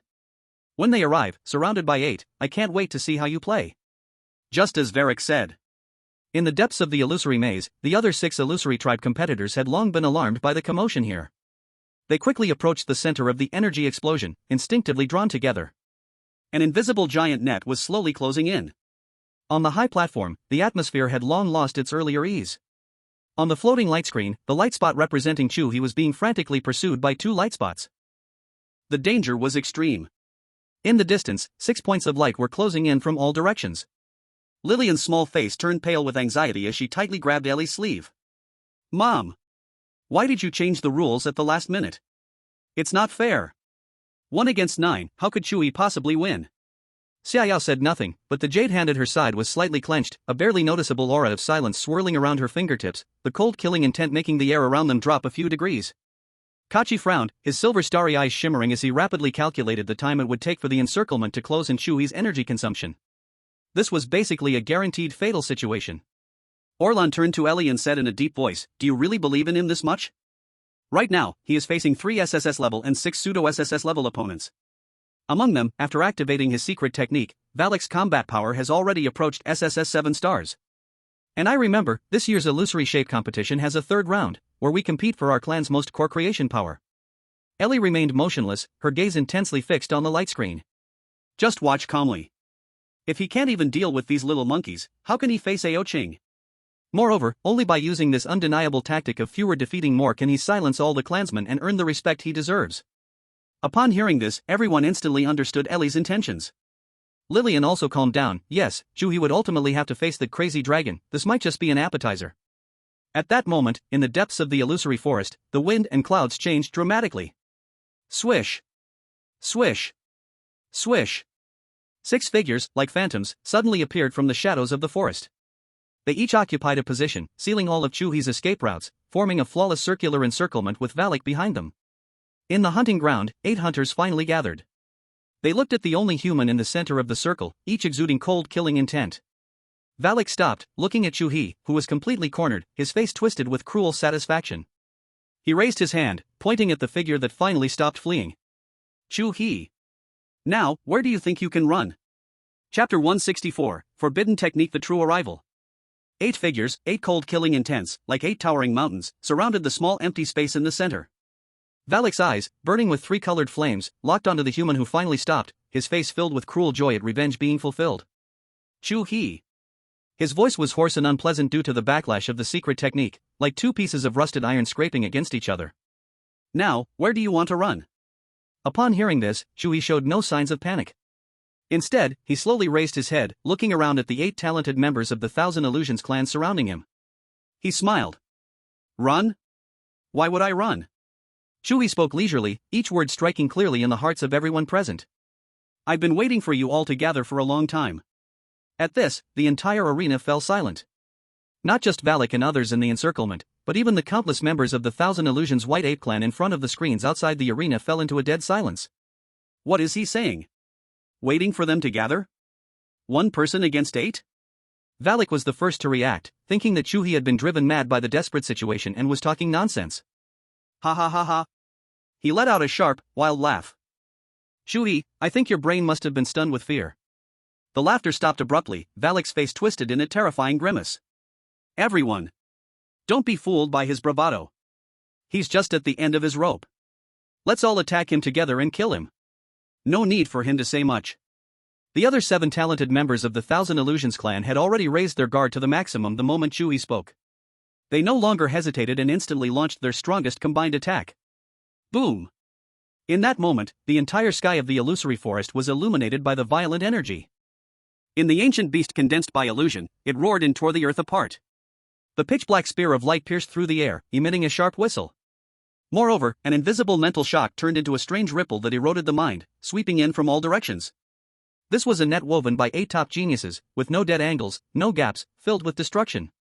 All the spectators held their breath, their eyes almost popping out of their sockets, as they seemed to foresee the scene of that arrogant human being torn to shreds in an instant. However, facing this world-destroying attack, Chu He did not dodge or retreat. At the moment when all the attacks were about to land, he simply, gently, stomped his foot. Bang! A soft sound, almost inaudible. The next moment, the entire illusionary forest came to life. Centered around Chu He, the ground beneath his feet transformed not into dirt, but instantly into a vast whirlpool of quicksand, spinning wildly and devouring all approaching energy. The giant glowing fungi around surged forward, extending thousands of colorful phantom tentacles, like a writhing mass of snakes, slashing, entangling, and blocking the illusionary beast. The most bizarre thing was the air. In the air, countless tiny prisms appeared out of thin air, refracting and distorting space at unimaginable angles and frequencies. Chu He was no longer simply using illusions, nor was he moving using spatial power. He was altering the rules of this area. Through the spatial power of the Starlaw clan, he conducted microscopic spatial folding, causing the trajectory of the attacks to deviate by mere millimeters. Then, using the extinction power of the illusory clan, he set countless deadly traps at the nodes of the rules he had altered, which even Valak's true eye could not perceive. A pseudo-SSS-level contestant from the Thousand Illusions clan confidently shot out a beam of destructive light. But as that beam passed through an invisible prism in front of Chu He, it unexpectedly reflected back at a speed faster than it had come. Puff! The contestant didn't even understand what happened before being hit squarely in the chest by his own strongest attack. His protective energy shattered in an instant, turning him into countless specks of light, sent out of the game. Ding! A contestant is out. Immediately, Chu He's voice, filled with a hint of mockery, echoed in the ears of the remaining 7. Fool, can't even control your own power? What you call teaming up is nothing more than a pile of loose sand, scattered by the wind. Valak's true eye had become his greatest burden at this moment. In his line of sight, the entire world was a tangled mess. Countless lines of rules, mixed and layered with truth and illusion, were crazily interwoven, with the false rules created by Chu He entangled with the real rules, crashing against his spirit. The intense headache nearly made him faint. Ah, he clutched his head, screaming in pain, what have you done, Chu He? Chu He's figure flickered under the refraction of countless prisms, sometimes near, sometimes far, unpredictable. Ha, what a pity, have you read Dream of the Red Chamber? When the true is false, the false is also true, where there is nothing, there is something. You must have heard of the art of war? War is the way of deception. Do you understand the virtual and the real? Valak was driven almost to the brink of collapse by these unheard of terms. What truth and falsehood? What nonsense are you talking about? I'm saying you lack education. Chu He's voice rang out again, filled with pity. Just then, Chu He seized the opportunity, intentionally creating a slight error in the refraction of a prism, revealing what seemed like a deadly flaw. Good opportunity. He can't hold on any longer. 2 eager contestants' eyes lit up, and without hesitation, they transformed into streams of light and rushed towards that flaw. They wanted to seize this chance and win the game in one fell swoop. However, just as they stepped into that area, the surrounding space underwent a silent, deadly fold. They seemed to step on a hidden landmine in the void. 2 strands of obliteration power, as fine as hair, preset at the spatial nodes, silently wrapped around their bodies. No screams, no struggles. The 2 bodies suddenly stiffened, then quickly turned into nothingness like pieces of paper ignited by black flames. Ding! 2 players have been eliminated. In an instant, 3 out of 8 had fallen. A huge gap appeared in the encirclement. The remaining 4 players and Varric finally felt a fear that came from the depths of their souls. They all unconsciously stopped their attacks, stumbling backward, looking at Chu He as if they were gazing at a demon playing with all lives in his palm. This person is not competing at all. He is toying with them. He is slaughtering. Varric's eyes finally couldn't withstand the double burden of secret techniques and soul impact, tears of blood streaming down his cheeks. All reasoning, jealousy, pride, were completely burned away at this moment. He let out a beastly roar that didn't sound human, and pale flames suddenly ignited on his body. That was the flame of sacrifice for his soul. Even if I die, I will make you die with me. Varric howled, each word filled with madness for mutual destruction. Forbidden technique, true descent. Boom. The entire illusionary forest began to shake violently, a wave of terrifying law fluctuations far beyond SSS level erupted with Varric as the center. This power was no longer an attack, but a purification, a correction. It aimed to forcibly erase the rules distorted by Chu He and restore it to the most primitive truth. On the high platform, the queen, Eerie, who had been sitting elegantly, lost her majestic demeanor for the first time. She suddenly stood up, her beautiful tricolored eyes swirling with shock and gravity. Chapter 165, A Strike to Win. The world of the illusionary forest was forcibly corrected by a violent power.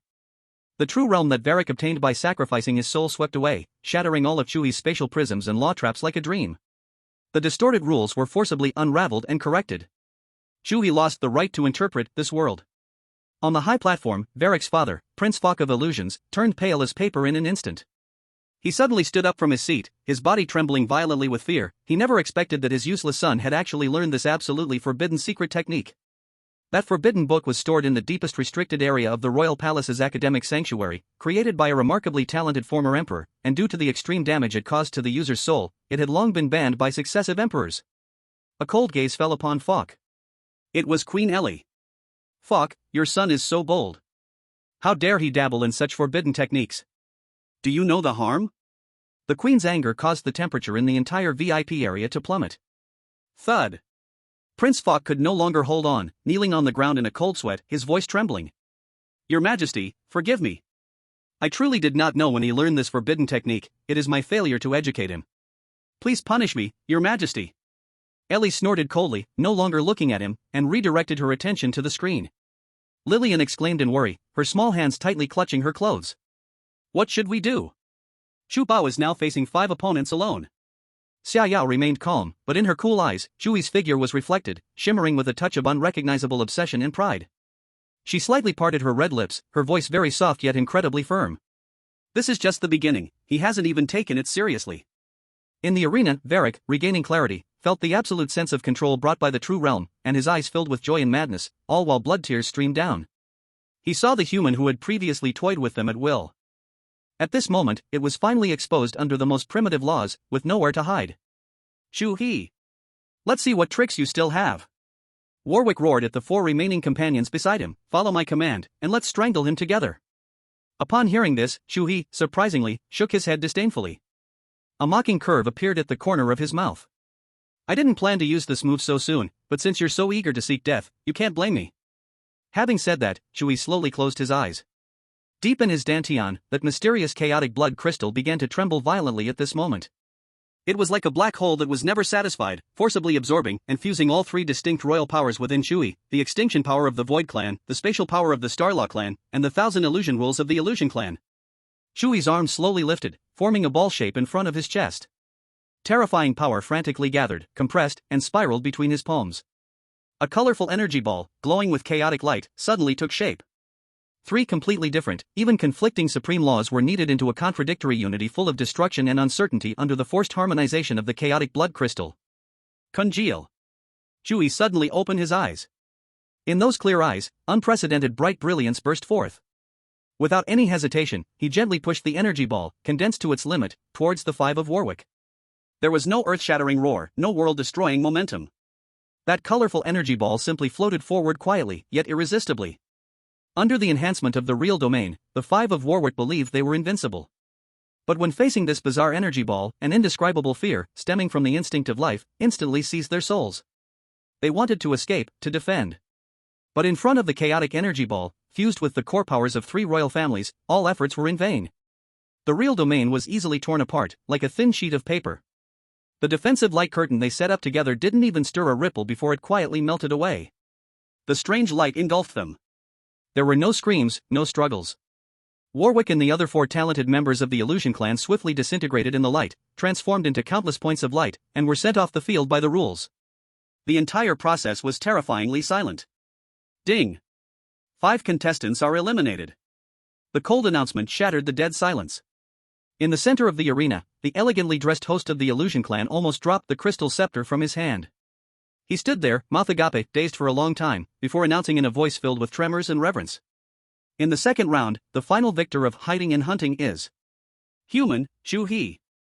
At this moment, the entire Illusion City, all the audience seats fell into a dead silence.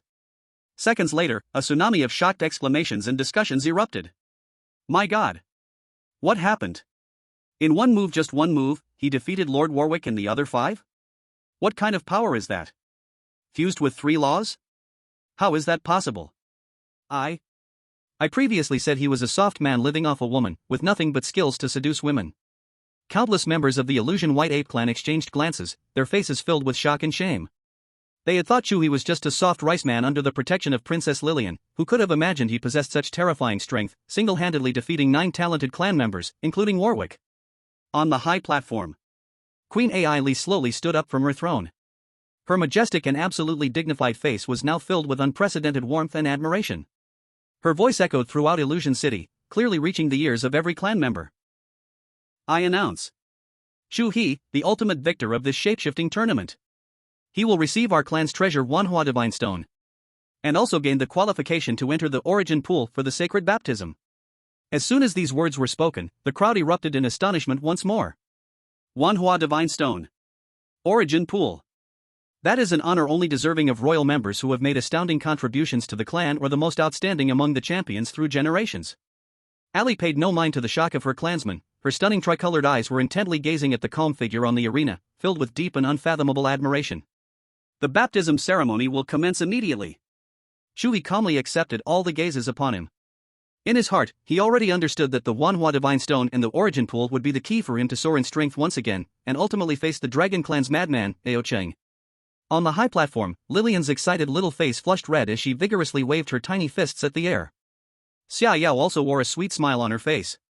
Kaki, however, remained calm. He had already assessed Chu He's overall strength, which had likely reached SSS 8-star, and even an SSS peak expert would find it hard to handle a strike infused with the strength of the 3 clans. He stroked his chin, his eyes glimmering with curiosity. He became profoundly interested in the upcoming so-called baptism in the Origin Pool. Chapter 166, Ancestors Worship Me. The Dragon Clan love rival has arrived. Under everyone's watchful eyes, the Thousand Illusion Empress Ali actually stepped down from her throne herself.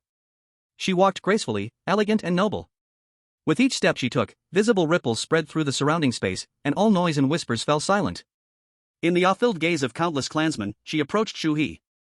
Ali extended her jade hand, and a beautifully carved box made of colorful crystalline stones appeared out of thin air, quietly suspended in her palm. Chu He, this is what you deserve. The box slowly opened. A peculiar divine stone, the size of a fist, came into view. Inside that divine stone, a complete universe was being created and destroyed. At times, it gathered into brilliant stars, and at times, it collapsed into silent dust. Creation and termination constantly cycle within it, profoundly mysterious. Wanhua Divine Stone. Chu He reached out to take it, a wondrous sensation flowing from his palm. What he held was not merely a stone, but a source of life that was breathing. Wanhua Divine Stone is not an ordinary object, Ali's voice rang out again, clarifying for Chu He and all the clansmen. It contains the supreme laws of creation and decomposition, and is the stairway leading our clan from shapeshifting to creation of the world. With it, you will be able to glimpse the true source of matter and energy, significantly aiding your future growth. And to absorb it, in all the world, there is only one place that can do so, and that is my clan's Origin Pool. The Origin Pool is the source of life for our Thousand Illusion White Ape clan. The energy flowing within it is the purest illusionary law energy from the chaotic beginning. Baptism there will allow your soul and body to perfectly align with the illusionary law, safely absorbing the Wanhua Divine Stone.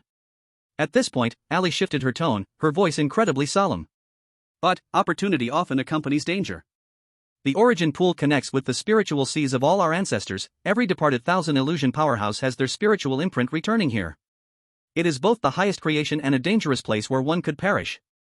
If your will is weak, you will be assimilated by the overwhelming spiritual will of the ancestors, completely losing yourself and becoming part of them. Are you willing to try? Ali's tricolored eyes were intensely focused on Chu He, awaiting his answer. What is there to be afraid of? Chu He smiled indifferently, putting away the Wanhua Divine Stone. In his heart, he mocked, isn't it just meeting the parents? After meeting the in-laws, he might as well pay a visit to the ancestors. The process is quite familiar. Good. Prince Orlan had also arrived beside them at some unknown time. A loud and hearty laugh rang out as they heavily patted Chu He on the shoulder. "You have guts.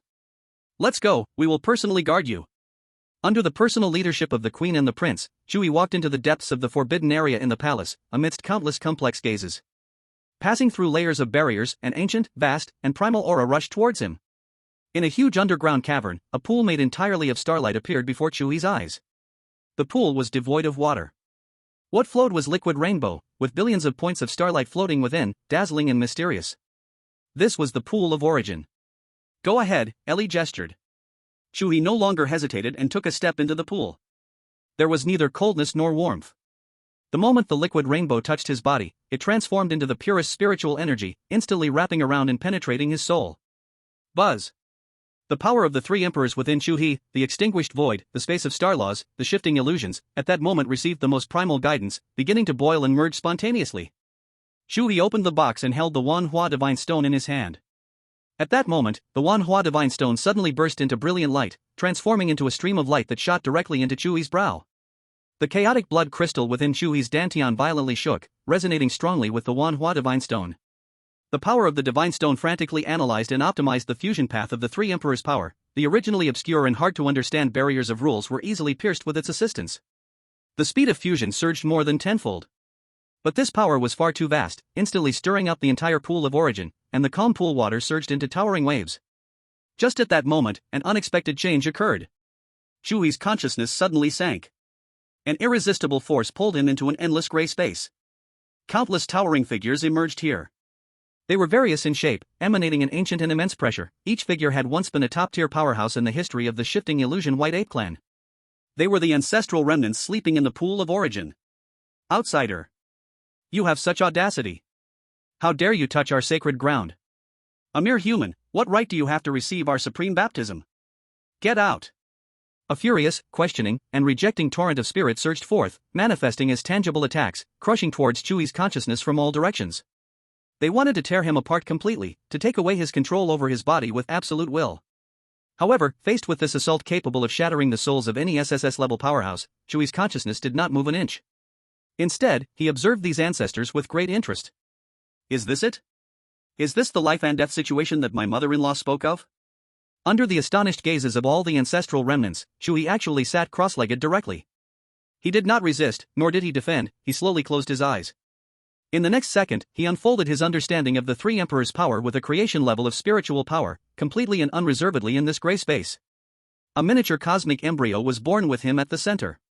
The extinguished power transformed into a black hole that ended everything. The power of space constructed the framework of all existence. And the thousand illusion laws evolved countless possibilities for life upon this framework. Destruction and creation, existence and void, reality and illusion.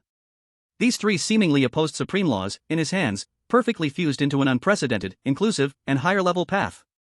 The entire gray space fell into a deathly silence. All ancestral remnants stopped their attacks, staring blankly at the astonishing scene. What did they see? A whole new world. A path they had never imagined. The end of the illusionary laws they pursued their whole lives appeared so shallow before the path displayed by this human before them. The initial anger and doubt. A rapid transformation into incomprehensible shock. In the end, it became a deep admiration from the depths of the soul and a pilgrimage. So, this is how it is. I am not alone on this path. This is the true creation. Ancient and weathered sighs echoed. In the next moment, all ancestral remnants ceased their attacks and instead, deeply bowed to Chu He's consciousness. Then, they transformed into pure spiritual marks, voluntarily merging into Chu He's spirit, offering all their lifelong insights into the illusory law without reservation. Outside, by the origin pool, Ali and Orlanen were anxiously watching the pool. Suddenly, the starlight rainbow of the entire origin pool surged frantically into Chu He's body.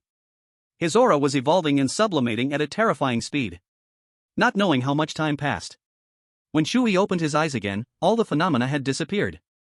His aura had returned to its original state, no longer sharp, yet profound like the universe itself, making it impossible for anyone to see through. He had completely mastered this brand new power. Ali gazed at the transformed Chu He, an expression of satisfaction, admiration, and even a touch of respect appeared on her usually authoritative face. "Very good." She spoke slowly. "Now, you deserve the title of my Thousand Illusions White Ape clan son-in-law. However, before preparing for the wedding, there is one last thing. Before her words could finish, a royal guard rushed into the forbidden area in a panic, even disregarding etiquette, kneeling on one knee with a thud, his voice sharp and hoarse from fear. "Reporting to your majesty the Empress. The Dragon Clan Prince. Ao Qing is here." Chapter 167, Come, let's fight right now. As the words fell, the ancient and vast aura in the forbidden area seemed disturbed by this sudden news, instantly freezing. The newly transformed Chu He, who had not yet thoroughly savored the harmonious and satisfying new power within him, was pulled back to reality by this name. Ao Qing. Lillian's former fiancé, the prince of the Dragon Clan, the man destined for battle. A flicker of swift but clear surprise crossed Ali's regal face, quickly transforming into seriousness. She expected Ao Qing to come, but did not expect him to arrive so quickly, so directly. He even broke into the outskirts of the royal palace's forbidden area. This madman. This control freak. Lillian's pretty face instantly puffed up with anger, her tricolored eyes blazing with fury. He must have planted spies around me. How else could he know this so quickly? Bastard. Orlanen reached out, gently patting his daughter's shoulder, signaling her to calm down. His deep tricolored eyes turned to Chu He, containing a hint of inquiry. Everyone's gaze focused here, eager to see how Chu He would react. Nervous? Serious? Or retreat? However, Chu He's reaction left everyone stunned. Not only was he not nervous at all, but he also gave an assuring smile to the fuming Lillian. It's okay. Chu He gently moved his wrist, feeling the new power of creation and extinction intertwined within him, which moved space freely, his mouth curling into a playful arc. What is meant to come cannot be avoided. He is delivering himself right to me, saving me the trouble of running to the dragon's nest. These words were filled with unreserved calmness and dominance. Karki seriously commented, "Dominant." Lillian instantly stopped being angry, looking at Chu He with her big eyes filled with little stars. Prince Orlanen laughed heartily, openly showing his admiration for Chu He. This kid was just to his liking. Empress Ali looked at Chu He deeply. She saw no pressure on the young man, only an expectation of beginning a hunt. She slowly nodded. Let's go, let's meet this Dragon Clan prince. I want to see who gave him the courage to be reckless in the palace of my Thousand Illusions empire. The Golden Palace's main hall. The atmosphere was so oppressive that the air was almost freezing solid. In the center of the hall, a tall figure stood with his back to the crowd, dressed in blue dragon-patterned armor, each scale gleaming with a metallic cold light, the engraved dragon language runes exuding a heart-trembling pressure. Just a silhouette exuded an overwhelming power. Seemingly hearing the footsteps, the person slowly turned around. A face so handsome it was almost otherworldly, but as cold as ancient ice. Prominent blue dragon horns grew wildly on his head, showcasing the primal and tyrannical nature of his bloodline. A prince of the dragon race, Ao Qing. Ao Qing's gaze pierced through everyone, including the noble Empress Ellie and Prince Olanan, locking tightly onto Chu He. It was a gaze of looking down upon the dead. Chu He. You are very bold. How dare you covet my fiancé? Boom. A visible dragon might descended like a tangible tsunami, pressing down directly on Chu He. Ordinary SSS-level powerhouses, under this dragon might, would probably not even be able to stand and would kneel on the spot. Lillian's small face turned pale in an instant. Yet, Chu He remained unmoved. The tyrannical dragon might surged to 3 feet in front of him, then vanished silently as if it had fallen into the sea. The harmonious and new power within him spontaneously dissolved and extinguished all external pressure. However, someone was faster than her. At that moment, Empress Ellie coldly stepped forward. An even more vast aura instantly enveloped the entire hall, completely pressing back Ao Qing's arrogance. Xia Yao and Casey's gathered power also quietly receded. Ao Qing. The Empress's voice was filled with undisguised anger and authority. This is the Thousand Illusions Empire, the royal palace of Thousand Illusions, not your dragon lair. Put away your show of power. Do not think that because I am on good terms with your mother, you can be rampant in front of me. Facing the SSR-level Empress of Thousand Illusions, even someone as arrogant as Ao Qing had to restrain himself somewhat. He slightly nodded to Ellie as a form of greeting, but his attitude remained as firm as iron. Your Majesty, I did not intend to offend your authority. But my engagement with Lillian was established under the witness of you and my mother, and it has not been formally dissolved yet. His golden vertical pupils turned back to Chu He, their rage and killing intent nearly overflowing. This person is untrustworthy. He verbally agreed to a 1-year agreement with me, 1 year later to settle the matter, and the winner can marry Lillian. But how long has it been? He couldn't wait and rushed to the Thousand Illusions Empire to propose, trying to lay claim to Lillian. Such behavior is an insult to me and the entire dragon race. His words were resounding, immediately placing him at the high point of reason. Many ministers of the Thousand Illusions tribe secretly nodded, feeling that Chu He's actions were indeed improper. After all, an agreement is an agreement. What was unexpected was that Chu He, upon hearing this, couldn't help but laugh. In the dead silence of the hall, this light laughter sounded particularly jarring. He stepped forward slowly, passing by Empress Ellie and standing at a distance of less than 10 meters from Ao Qing. "Prince Ao Qing, I'd like to ask you a few questions." Chu He wore a playful smile on his face. "First, when did I say that before competing with you, I couldn't propose to my beloved? Proposing is to express my feelings and respect. Marriage is the final outcome. Can't you tell the difference between these two? Second, the 1-year agreement with you was to give you a year to prepare, so you wouldn't say I bullied you when I won. So, do you now feel that a year is too long, and you can't wait to be defeated by me? Is your logic your own set of rules, or is it the dragon race's rules that are so tyrannical and unreasonable?" The second reason of Chu He made. Lillian, Kachi, and Xiaoyao were all surprised. Chu He was so unrestrained. However, since he was their man, they remained silent. Ailey also felt a bit startled, and her lips curled up slightly. A series of rhetorical questions, like a violent storm, instantly washed away the moral high ground that Ao Qing had set up. Ao Qing was directly choked by this counterattack that turned the tables. For the first time, clear anger appeared on his cold, handsome face. In his golden vertical pupils, anger burned fiercely. He squeezed out 4 words through his clenched teeth. "Cunning tongue. I don't care how you argue. Lillian is mine. Before you prove with strength that you're stronger than me, don't even think about touching her." A violent aura surged from within him once again. "That's just perfect." Chu He's smile slowly faded at that moment. What replaced it was a deep and solemn fighting spirit like an abyss. He looked at the enraged Ao Qing as if he were gazing at a prisoner who had already been sentenced to death. "A chosen day is not as good as a day that arrives." Chu He's voice was not loud, but it clearly echoed throughout the palace, reaching everyone's ears. "Today, you and I will settle this." As soon as these words were spoken, all sounds in the great hall came to an abrupt halt. Upon hearing Chu He's words, Ao Qing's golden vertical pupils, burning with fury, seemed to collapse and shrink inward in an instant. His anger had not disappeared. Instead, it was compressed and solidified, transforming into a terrifying fighting spirit even hotter than magma. He stared fiercely at Chu He, and on his handsome yet eerie face, an expression of almost cruel appreciation suddenly appeared. "Very good. Now, that's a real man." An invisible dragon's might erupted from within him but was fiercely constrained within a 3-foot radius around him. Even so, the rainbow-colored crystal ground beneath his feet still silently spread with spiderweb-like cracks. "But our battle wagers the dignity of the royal family and the belonging of Lillian." He spoke deliberately. "We need to choose a place where we can fight without restraint. Both of you are extraordinary talents. This battle is not only for Lillian's happiness but also concerns the dignity of both families." The Queen, Ailey, spoke, her voice seemingly piercing through the magnificent dome of the palace, reaching into the endless expanse beyond time and space. In her mysterious 3-colored eyes, shattered star rivers and chaotic law streams reflected. Outside the thousand fantasy domain and between the endless sea, there lies a place called Wasteland Sea. That is the battlefield ruins of ancient gods and demons, where time and space are chaotic, and laws are broken. It is most suitable for you to fight without any worries. Prince Orlan stepped forward, his voice deep like a bell. "In this battle, I and the Queen will personally witness. The winner will gain everything. The loser must take a blood oath of the soul, never to entangle with Lillian again for eternity. Blood oath of the soul. Once violated, the true spirit will be burned to nothingness in endless flames, never to be reborn." This was not just a duel, but a gamble of fate, wagering everything. "All right." Chu He's response was calm and unhurried. This composure made the corners of Ao Qing's eyes twitch violently. "Just as I wish." In Ao Qing's golden vertical pupils, the bloodthirsty killing intent was no longer concealed. He seemed to savor Chu He's flesh and blood, announcing word by word, "I'll be there, to personally tear apart all your pride, letting Lillian see with her own eyes who is the only true dragon." Before his words had fallen, he had already transformed into a tearing blue lightning, crashing through the palace dome with the most brutal posture. Boom! Countless crystal fragments fell like raindrops, but midair, they were ground into the finest dust by an invisible force field. A voice filled with provocation and brutality roared down from the 9 heavens and clouds, shaking the entire illusory city to hum.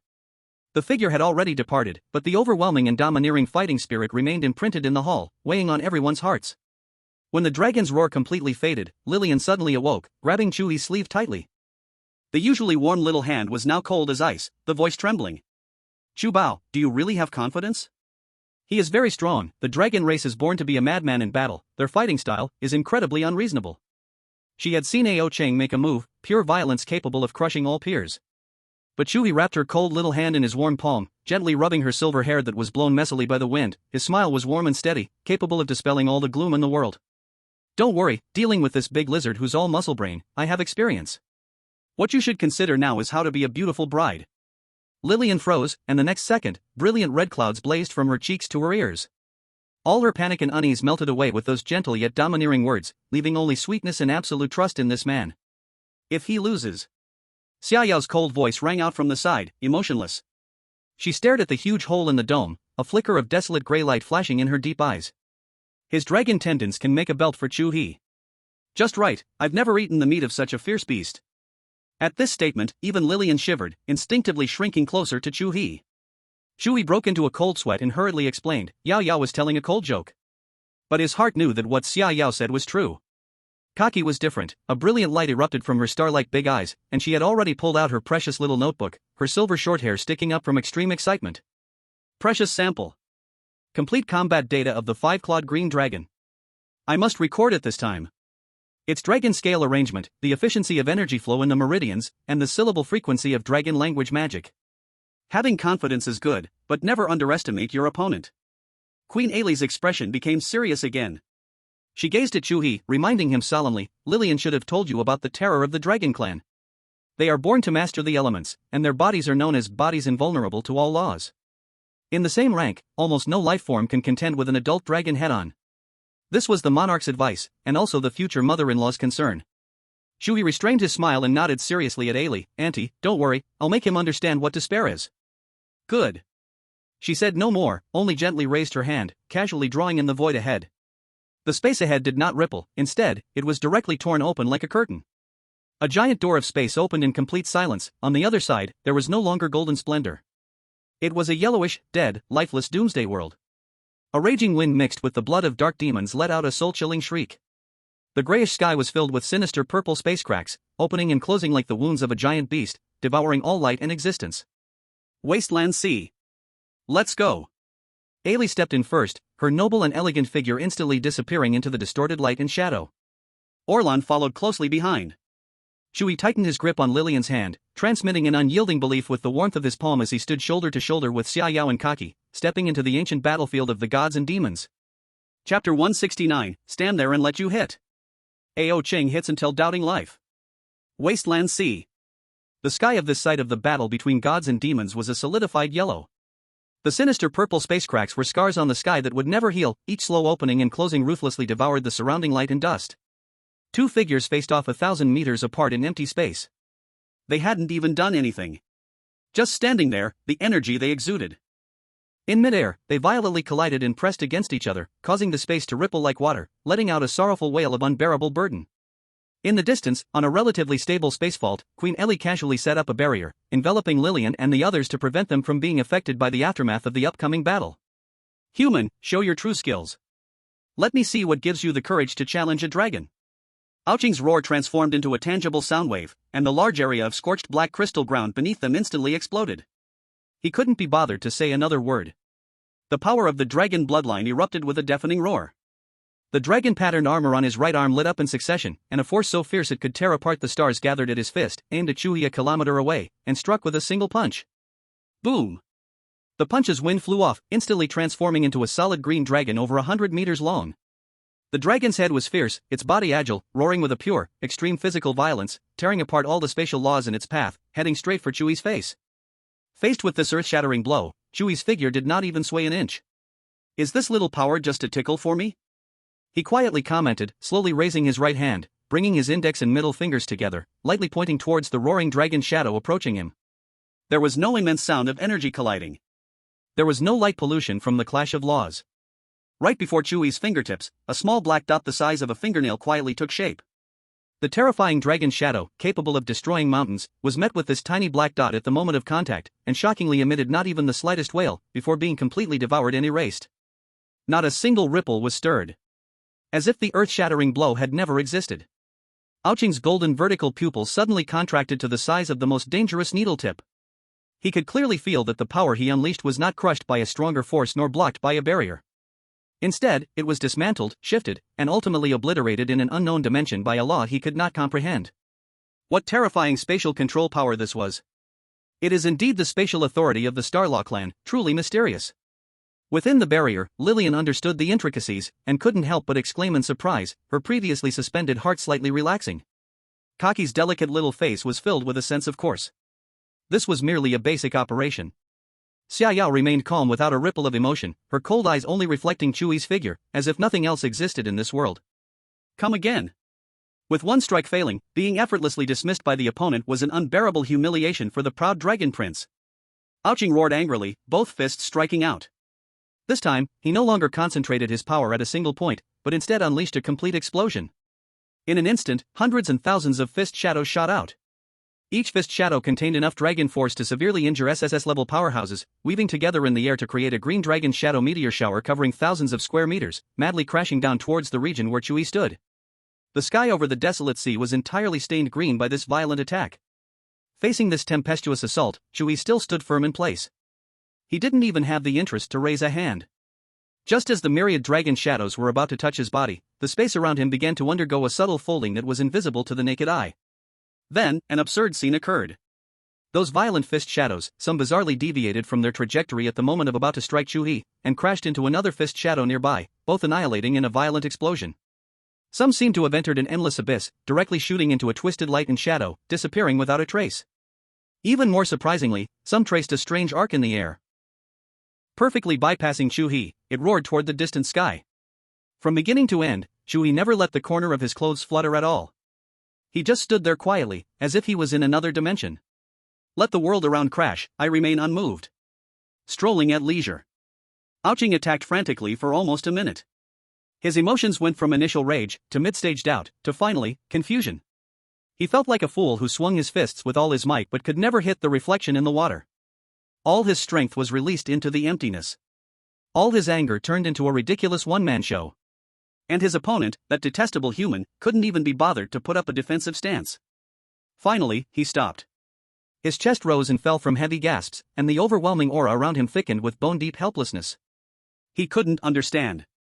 How could this human strength have increased to such an unbelievable level in just a few months, __.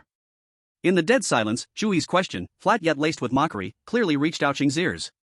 Is this the prince of the dragon tribe? Is your warm-up finished? These words turned into the sharpest dagger, stabbing fiercely into Ouching's proud dragon soul. In his golden vertical pupils, all confusion and doubt were instantly burned away, leaving only compressed rage and killing intent.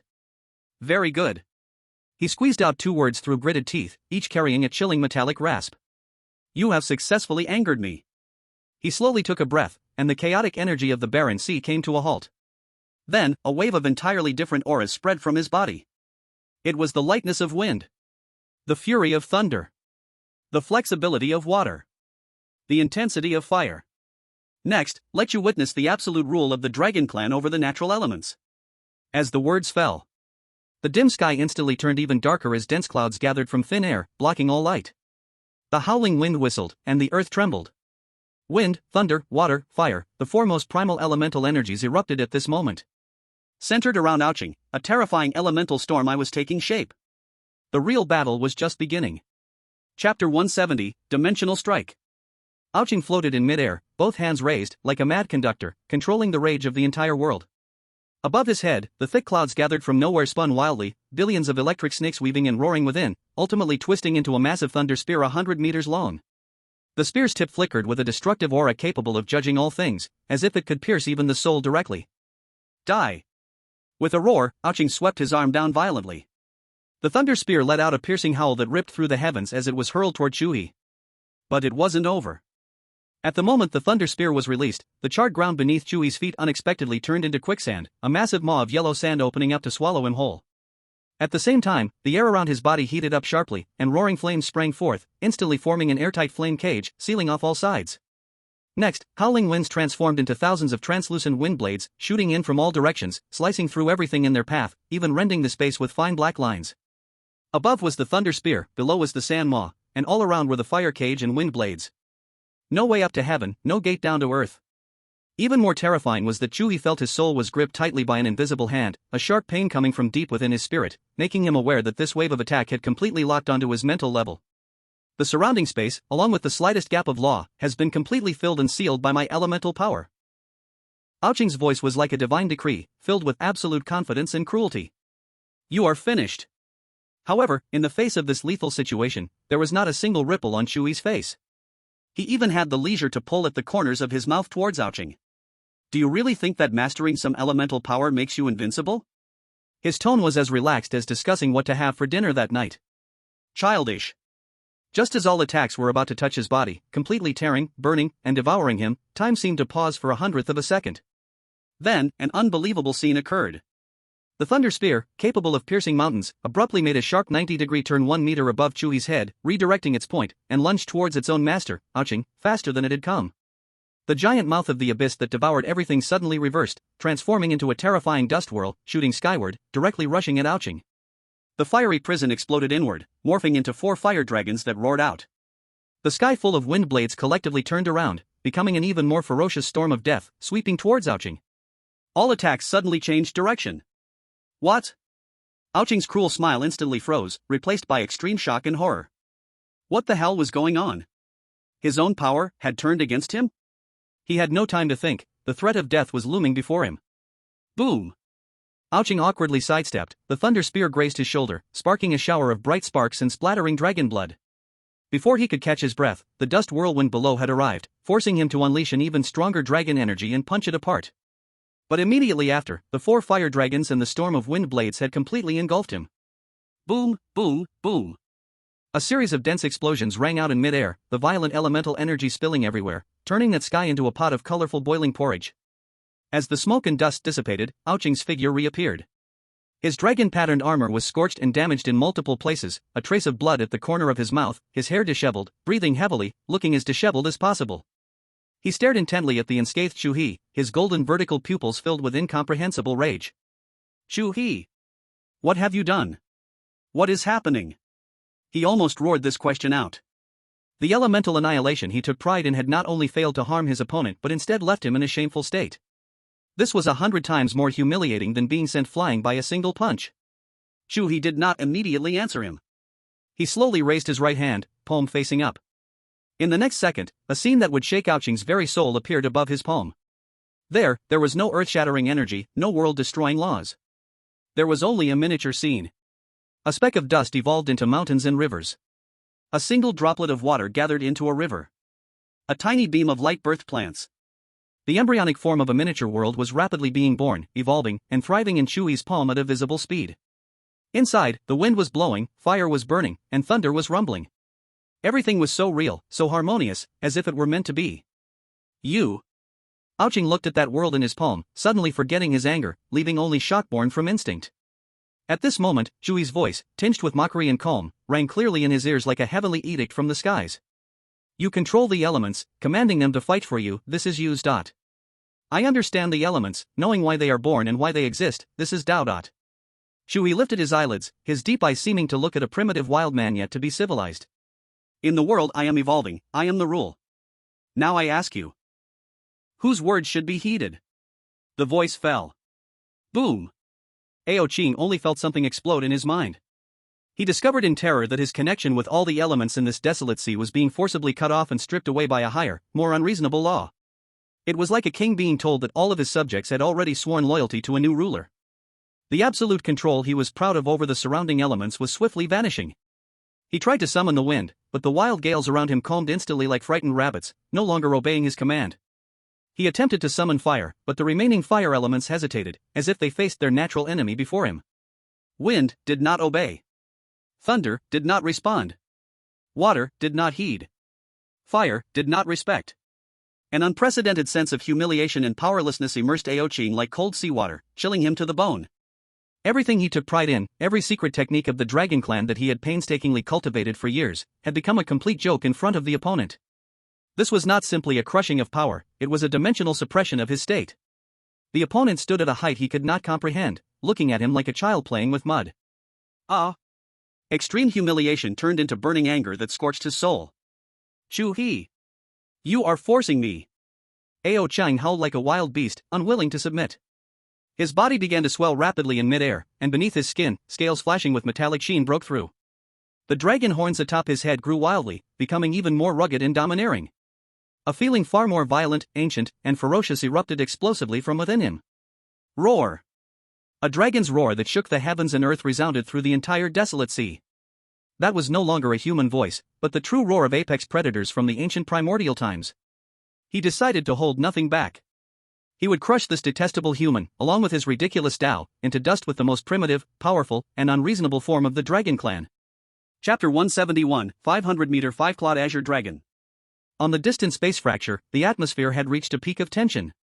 Lillian's delicate hands unconsciously twisted together, the knuckles turning a little white.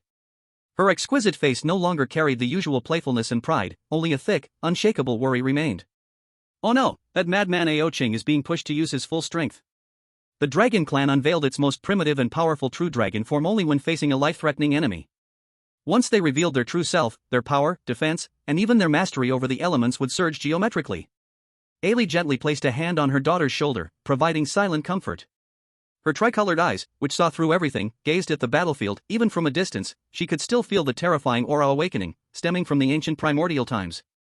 Chu He has comprehended the essence of existence through chaos, and can now control the evolution of things within a certain range. In terms of laws, there is probably no one who can rival him within the same level. The Queen's evaluation was extremely high, but her tone was not relaxed.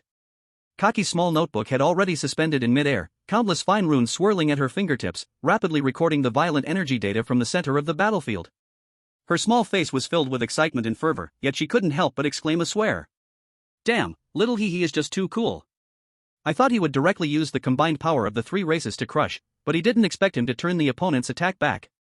This move is just too slick. Xia Yao didn't speak.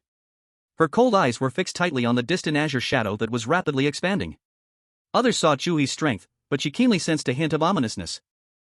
The imposing aura of Ao Ching did not wane due to the recent humiliation, rather, it was wildly rising in a terrifying manner, making her heart tremble with fear. On Oren's calm face, a hint of seriousness emerged. The most terrifying thing about the Dragon Clan is never their elemental magic. It is their bloodline, their true forms, and those forbidden secrets that should not exist in this world. Before the words fell. In the center of the battlefield, the earth-shattering dragon roar had already reached its peak. Roar! Under the horrified gazes of the crowd, Ao Ching's body completely transformed into a soaring blue light that pierced through the heavens and the earth amidst the dragon's roar. That light was so intense, so dominating, that the entire dim sky of the barren sea was forcefully dyed into a brilliant azure hue. In just a few breaths of time, the blue light suddenly retracted and condensed inward. When the light faded, a massive creature replaced Ao Ching's former position, coiling between heaven and earth. It was over 500 meters long, like a continuous mountain range stretching across the void. Its body was covered in palm-sized azure dragon scales, each scale gleaming with an immortal metallic luster, the edges sharp as blades, as if they could easily cut through space. On the menacing dragon head, two towering dragon horns pointed toward the sky, with electric sparks swirling around them. Beneath its belly, 5 powerful dragon claws emerged, each claw gleaming with a cold light capable of tearing apart stars. 5-clawed azure dragon. This was the strongest battle form of the Dragon Clan prince. Xia Yao, rarely dazed, said, last time, he only showed a 100-meter dragon body. Kaki said seriously, yes, if he uses all his strength, I'm afraid I won't be able to control him. If he truly gets serious, it might be very difficult for us to defeat him together, and we might even lose a city. Just as they were talking, a terrifying dragon might that could not be described in words swept out like an invisible tsunami, spreading in all directions. Where the dragon light passed, space shattered and cried out, the chaotic laws were smoothed out, and even the menacing purple spatial rifts seemed to shrink in fear. The powerful pressure gave a feeling of suffocating oppression that came from the depths of the soul.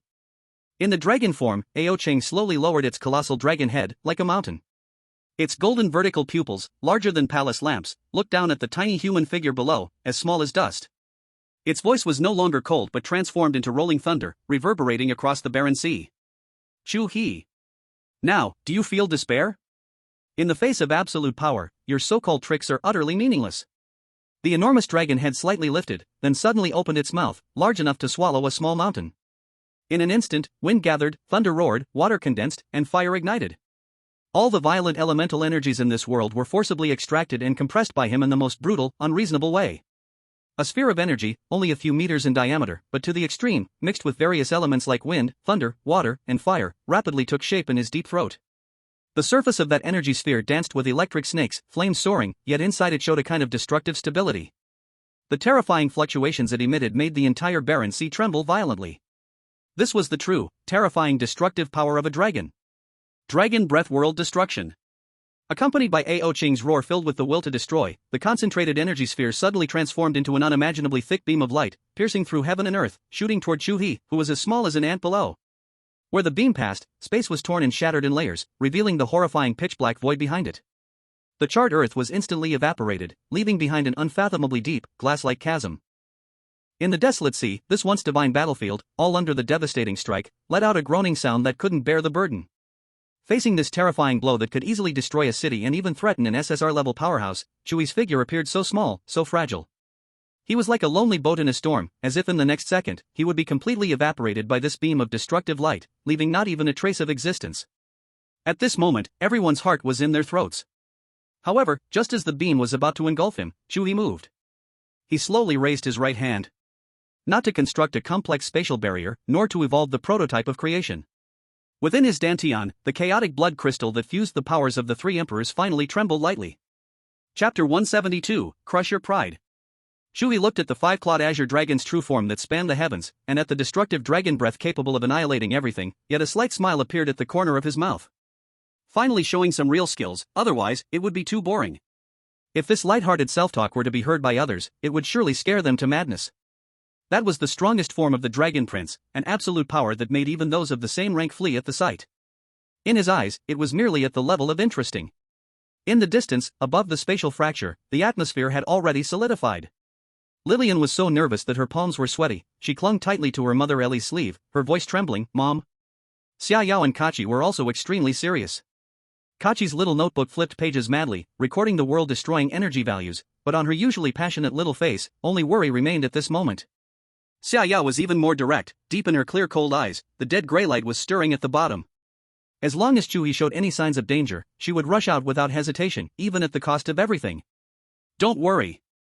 Queen Ellie pressed down on Lillian's icy little hand, her voice steady. "Let's see how he responds, this is the true test. With me here, neither of them will die." In the center of the battlefield, Chu He moved. He didn't use the previous mysterious Tao to deflect or resolve but chose the most direct, most violent, and most shocking method to confront it head-on. Chu He took a deep breath. Within his dantian, that long silent chaotic blood crystal erupted with an unprecedented brilliant light, spinning wildly as it accelerated. The powers of the Void Clan's extinction, the Starlaw Clan's space, and the Thousand Phantom Clan's evolution, three sources of supreme power from royal bloodlines blended together at this moment in a depth never seen before. His left eye instantly turned into a dead abyss gray, that was the power of extinction flowing, the end of all things. His right eye transformed into a dazzling galaxy, where countless stars were born and died, where the laws of space intertwined. And at the center of his forehead, a mysterious mark composed of red, yellow, and blue colors quietly appeared, the supreme symbol of the Thousand Phantom power evolving all things. At this moment, Chu He's aura became incredibly strange and powerful, as if he was embodying both the god of creation and the demon of destruction. "Today, let you witness what true power is." His calm voice clearly pierced through the roar of the dragon breath, reaching the proud blue ears of the dragon form. He slowly raised his right hand, palm facing up. A colorful chaotic energy ball reappeared. But this energy ball was worlds apart from the one that had smashed Valric and the others during the Phantom match. It was more solid, deeper, and while its brilliance was subdued, it emanated an aura that made the entire desolate sea tremble at its very essence. Even more terrifying, the energy ball was no longer just a simple aggregate of power. Those within the barrier. Even a glimpse could be seen of the birth and death of stars, the folding of space, and the miniature scenes of the evolution of all things. It was as if a newborn universe embryo emerged. "What the hell is that?" Lillian was left dumbfounded. Kachi also forgot to take notes, her starry eyes filled with disbelief. Facing the dragon breath beam that was now within arm's reach, Chu He showed no hesitation whatsoever. He did not throw out the energy ball, but instead, with splayed fingers, gently pushed forward towards the universe in his palm. The motion was as soft as if he was rocking a cradle. The chaotic energy ball slipped from his palm, expanding against the wind. In an instant, it transformed into a huge, colorful chaotic vortex with a diameter of over 100 meters, resembling a giant mouth that devoured heaven and earth, and it crashed head-on into the earth-destroying dragon breath beam from Ao Qing. Boom! The earth-shattering explosion expected did not resound. An absurd and eerie scene unfolded, leaving all the spectators' scalps tingling. That ferocious dragon breath beam, capable of evaporating mountains and tearing the earth apart, upon making contact with the chaotic vortex, vanished like a cow drowning in the sea, without even stirring a single wave. The violent powers of wind, thunder, water, fire, and other elemental forces contained in the beam had no chance to struggle. They were mercilessly decomposed, devoured, and transformed by the swirling colorful vortex, ultimately returning to chaos. As if they had originated from here, now they were merely weary birds returning to their nests. In just 1 second, that beam of destructive dragon breath that pierced the heavens disappeared. It vanished without a trace, utterly clean. After devouring all the dragon breath, the chaotic vortex not only retained its might, but its rotation speed actually increased, and its volume seemed to expand a bit more, continuing to crush toward the gigantic five-clawed green dragon with an unstoppable stance. This is impossible. In his giant dragon form, Ao Qing's golden vertical pupils, larger than palace lanterns, revealed disbelief and terror for the first time. He could clearly feel that his prideful dragon breath was not only easily dissolved by the opponent but was also absorbed as if it were nutrients. What the hell is this logic? Roar! In a mix of shock and fury, Ao Qing's massive dragon body suddenly swung. The instinct for survival overwhelmed everything. A thick layer of solid dragon energy crystal formed over his huge dragon claw, with the power to tear the sky, slamming forcefully toward the oncoming chaotic vortex. However, the moment the dragon claw made contact with the chaotic vortex, zizz! A sound that made one's teeth ache rang out. His dragon claw, capable of crushing divine weapons, along with the indestructible blue dragon scales and the heavy dragon energy crystals, began to silently decompose and dissipate, turning into the most primitive energy particles, consumed by the vortex. A fear that came from the essence of life, like a mouse seeing a cat, instantly spread throughout his body from the claw tip. Ao Qing was so scared that his soul left his body, retracting his dragon claw at lightning speed. The giant claw that had just seemed so formidable was now bloodied and mangled at the front, even exposing eerie white bones. Ao Chang was utterly frightened. He no longer dared to entertain any thoughts of a direct confrontation. His immense body suddenly shook, creating a terrifying spatial storm, transforming into a green streak of light that sought to distance itself. He lived for so many years, and for the first time, felt a true threat of death. This human is a monster. A monster he could not comprehend at all. However, would Chu He give him a chance to escape? Only now do you want to run? It's too late. Chu He's voice remained calm, yet it sounded like a death knell echoing in Ao Qing's dragon soul. He reached out toward the chaotic vortex, grasping at the void. Buzz! The massive chaotic vortex suddenly accelerated, tearing apart space, and in an instant appeared behind the panicked fleeing green dragon, crashing violently into him. No! Ao Qing let out a desperate roar. His protective dragon aura crumbled instantly upon touching the vortex, followed closely by the indestructible dragon scales on his body breaking apart in large chunks, turning to ash. The intense pain and fear of the unknown drove him completely insane. In this moment of crisis, a resolute madness flashed through the proud dragon's eyes. You forced my hand. Forbidden technique, Dragon Soul Reversal Blood. He was willing to burn his own dragon soul in essence. A much older, more primal aura exploded violently from his broken dragon body. Chapter 173, The Promise Between Men. In an instant, his aura broke through the SSS level shackles, reaching a peak that made the entire desolate sea tremble. The space wailed, the laws retreated. Chu He! Ao Qing's roar was no longer just a sound wave, it was an impact containing the will of the dragon soul. To force me to this point, you deserve to be proud. Now, let my broken body show you the true final forbidden technique of the dragon clan. His already broken, bloody giant dragon body disintegrated with a roar. It was not collapse, but an active disintegration. Every piece of dragon scale shimmering with final light, every drop of essence containing ancient energy, every wisp of burning dragon soul fragments, all drew together towards his one relatively intact right claw under the pull of a supreme will. Finally, everything transformed into a striking green claw shadow that tore through ancient times and spanned across the heavens. The claw shadow was not solid, even somewhat illusory, yet it emitted a terrifying aura that could silence even gods and demons. This was Ao Qing's all-out gamble, sacrificing everything to exchange for the most powerful, dominating blow. Ancient Dragon Soul Annihilation Claw. The green claw shadow sliced through the sky, making no sound, for wherever it passed, even space itself was completely erased, leaving behind a pitch-black, ever-expanding void crack. Its target was that unstoppable chaotic vortex. On the distant space fracture, Lillian's breath had stopped. She stood frozen in place, motionless. Xiaoyao's cold eyes were filled with a grim gray light that had already formed, and subtle distortions began to appear in the space around her. Kachi's starry eyes had lost their fervor, leaving only pure horror as he murmured unconsciously, "Madman all madman." Orlan's face was more serious than ever. Whether it was Ao Qing or Chu He, this blow had already exceeded the scope of SSS level. Only Empress Ellie, with her three-colored eyes locked firmly on the center of the collision, even she, powerful as she was, showed an unmistakable surprise. The power Chu He displayed had completely surpassed her expectations. Boom! In the moment the annihilation claw shadow collided with the chaotic vortex. The entire desolate sea, this ancient battlefield that had buried countless gods and demons, let out a mournful wail from the unbearable burden.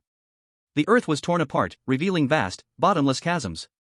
The sky, the dim yellow canopy, was completely shredded, with countless purple space cracks wildly spreading, resembling the apocalypse. The claw shadow and the vortex fell into a strange stalemate. That claw shadow, capable of erasing everything, was still mercilessly disintegrating and dissolving before the chaotic vortex, but its power was too terrifying, managing to resist the vortex's advancing momentum. But this was only temporary.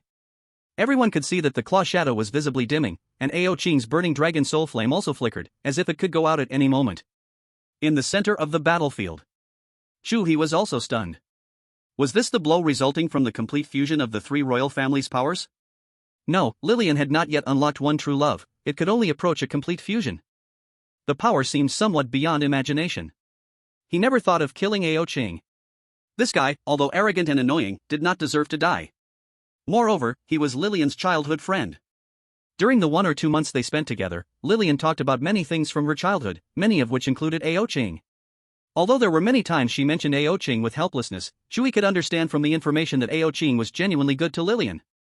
However, at this moment, he was horrified to discover that he could not retract this strike at all.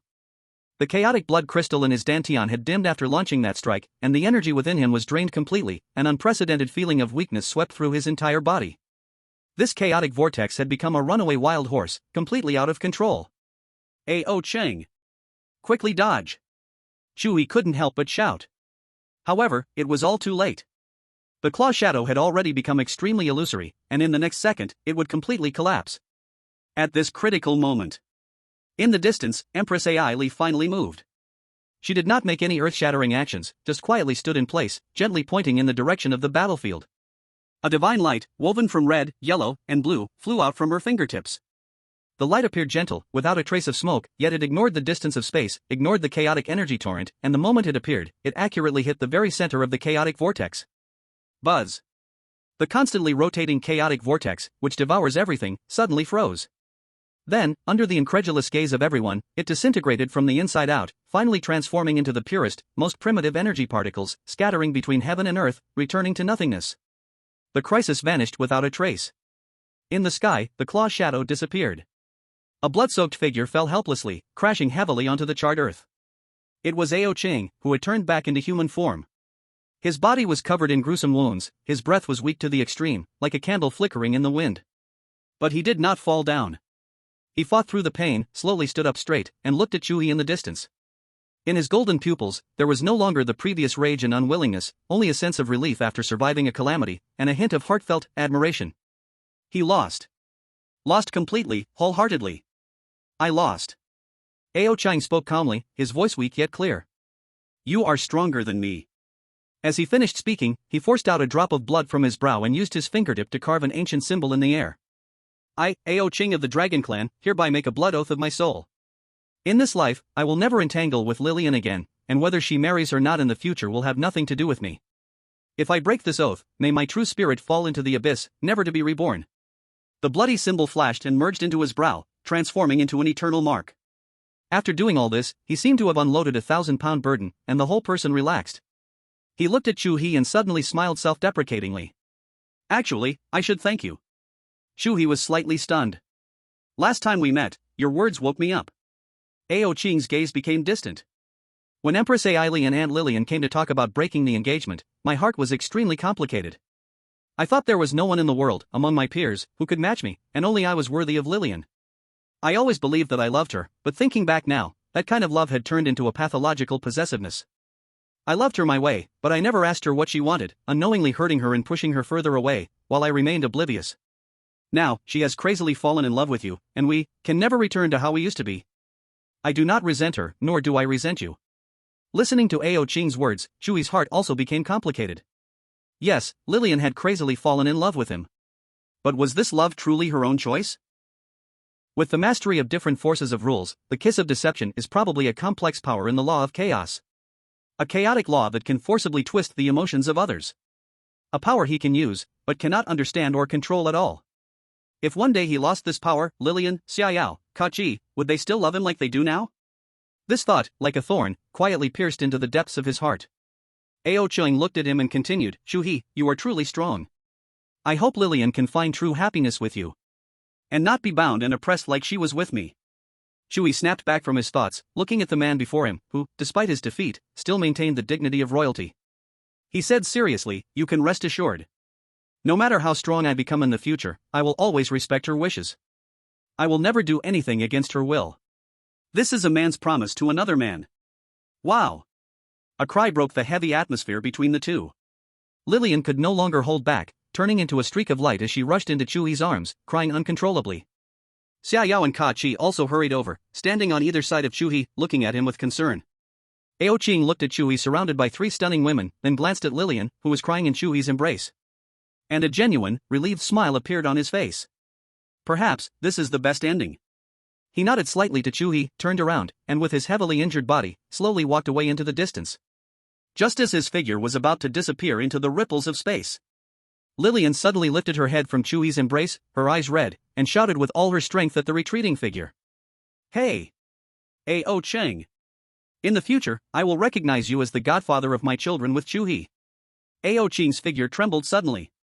He did not turn back. He simply raised his hand, gently waving at the back. A light laugh mixed with bitterness and comfort floated with the wind. In the next second, his figure completely disappeared. Chu He froze completely. He looked down at the girl in his arms, whose face was wet from crying, with only one thought left in her mind. This girl is chasing after trouble. Chapter 174, Discussing Marriage. Alright, everything is over. The queenly aura of Queen Ellie was back. She scanned the devastated wasteland and flicked her finger.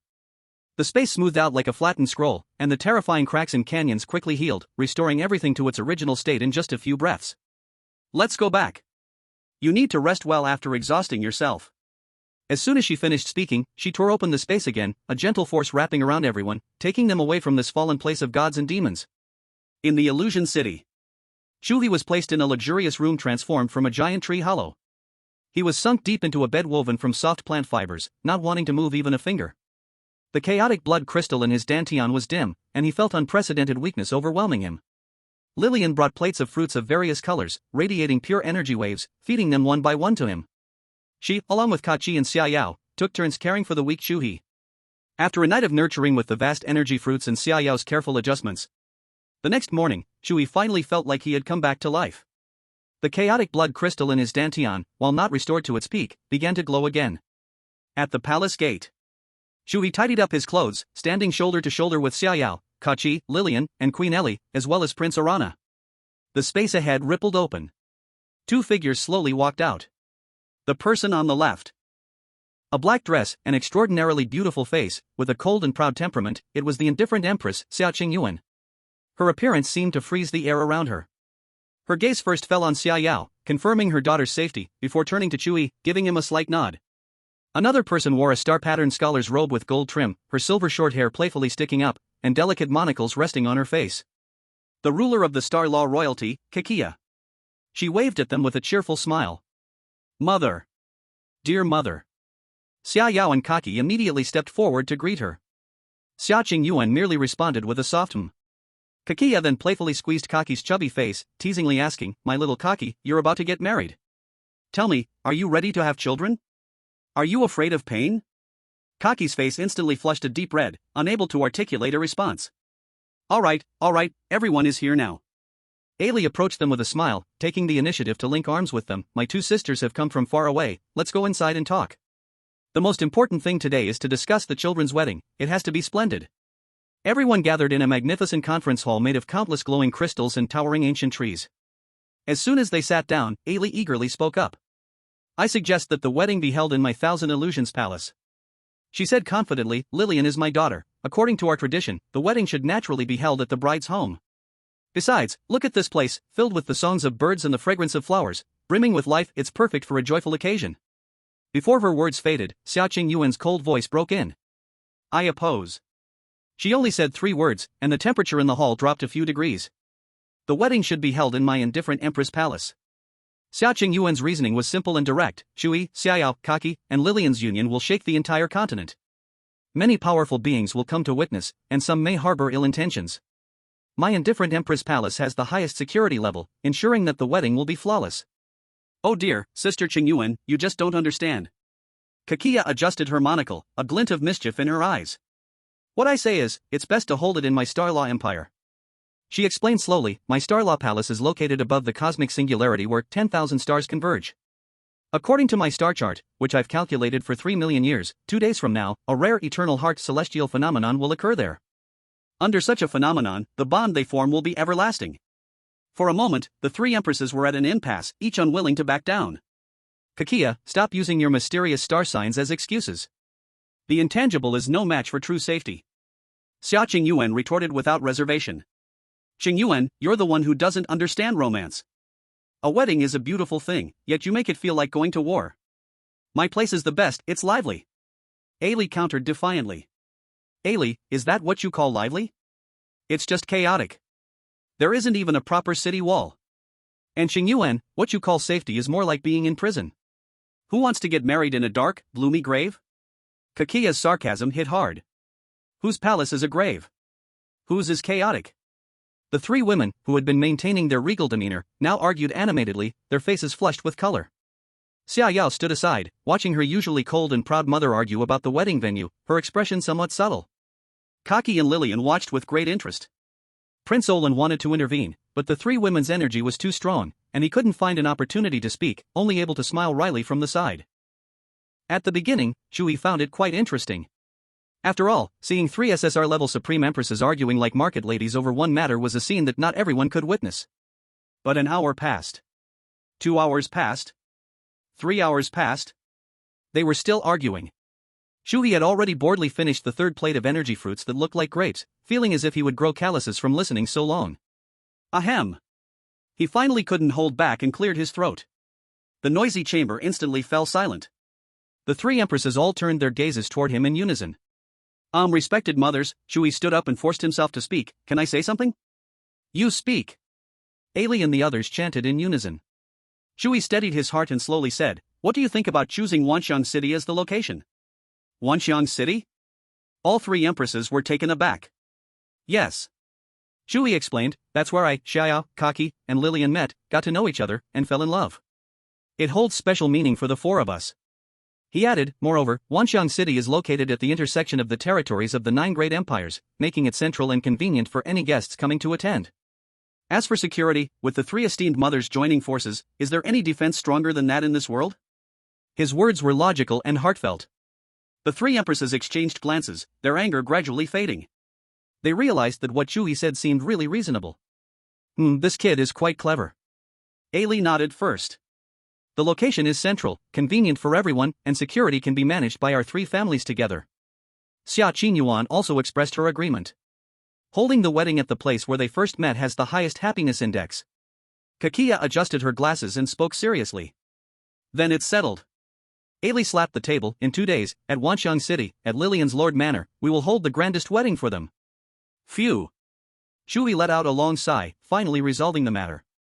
However, he hadn't finished exhaling yet. The location is settled, next is the wedding dress styles, ceremony procedures, and banquet menu. Wedding dress. It must be made from my Qianhuan Empire's finest Wanhua Yunjin. Empress Ailey was the first to take the floor, clapping her hands, causing a stunning silhouette of a bridal gown to appear in front of her. The gown shimmered with colors, as if woven from morning dew and rainbow light, adorned with countless miniature breathing and blooming gemstone flowers, full of dreams and vitality. I propose that the wedding be held as a grand carnival party. There should be the roar of 10,000 beasts, blooming of hundreds of flowers, and fairies showering blessing petals from the sky, allowing the entire continent to feel this joy. The more Ailey spoke, the more excited she became, her three-colored eyes sparkling brilliantly. I oppose. Xia Qingyuan's cold voice was not loud, but it instantly dropped the temperature in the chamber several degrees. She didn't even glance at Ailey's luxurious wedding dress, just lightly waved her hand, and another gown silhouette replaced it. It was a long black dress made up of countless small black crystals, with an ancient and solemn design, carrying a chilling solemnity and dignity. The wedding must follow the oldest traditions of my Shuni royal family, grave and solemn, with black as the main color. All guests, regardless of strength, must suppress all their auras, which is the utmost respect for the union of the newlyweds. Your party? Xia Qingyuan glanced at Ailey. That is nonsense, not a wedding. Ailey exploded on the spot. What do you mean, Xia Qingyuan? Marriage is a joyous occasion, and you're making it seem like a funeral. Who gets married wearing all black? Isn't that unlucky? If you don't understand, just shut up.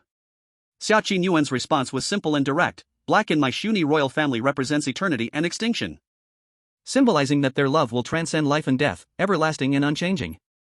Your flashy things are the real frivolous ones. You. Both sisters, stop arguing. Kachia slowly spoke, her fingertip gently tapping on her monocle, shattering the illusions of the first two wedding dresses in an instant. A new wedding dress emerged. The material of this dress was incredibly unique, like liquid starlight, as if solidified from the galaxy. It had no fixed color, only swirling and transforming into all known colors of the universe. A wedding is a precise, sacred celebration that aligns with the laws of the stars, not a child's game, nor a send-off for the dead. Kachia's words offended both people at once. In my opinion, the wedding dress should be made of the star silkworm silk unique to my star law empire. It can sense the couple's feelings and change into colors that match their emotions like the vast stars, eternally shining. As for the ceremony, the timing must be accurate to the microsecond, and the venue should be arranged into the star map of the star domain beneath us, where every guest's positioning must conform to the direction of gravitational waves. Kachia! Ellie was so angry that her little braid nearly stood up. Who are you calling a child playing house? Xia Yuan also coldly spoke. The traditions of the virtual Glance clan have been passed down for countless years. You say it's a send-off for the dead? Isn't it? Kachia fearlessly retorted. One is noisy, and the other is dead silent, lacking any sense of beauty. Chu He sat below, silently putting another energy fruit into his mouth. His head felt more and more painful. This was not a discussion about marriage, it was clearly a three-party negotiation, about to escalate into a Three Kingdoms epic. If we can't agree on the wedding dress, then let's talk about the banquet. Ellie shifted the battlefield. The first dish must be the rich soup made from my Thousand Illusions Empire's heart of the ancient life tree. One sip and it extends life. Vulgar. Xia Yuan ruthlessly criticized. The first dish should be the tenderloin of the void shadow beast, roasted by the 99 steps of the extinction fire, capable of purifying the soul. Your understanding of cuisine is truly lamentably barren. Kachia adjusted her glasses. According to calculations, the perfect appetizer should be created by compressing countless exquisite fruits of the Starlaw clan into a compressed singularity, allowing the taster's palate to instantly experience the splendor of the universe's Big Bang. Bang! The crystal table in front of Ellie cracked under her slap. The air around Xia Yuan began to crystallize into black ice.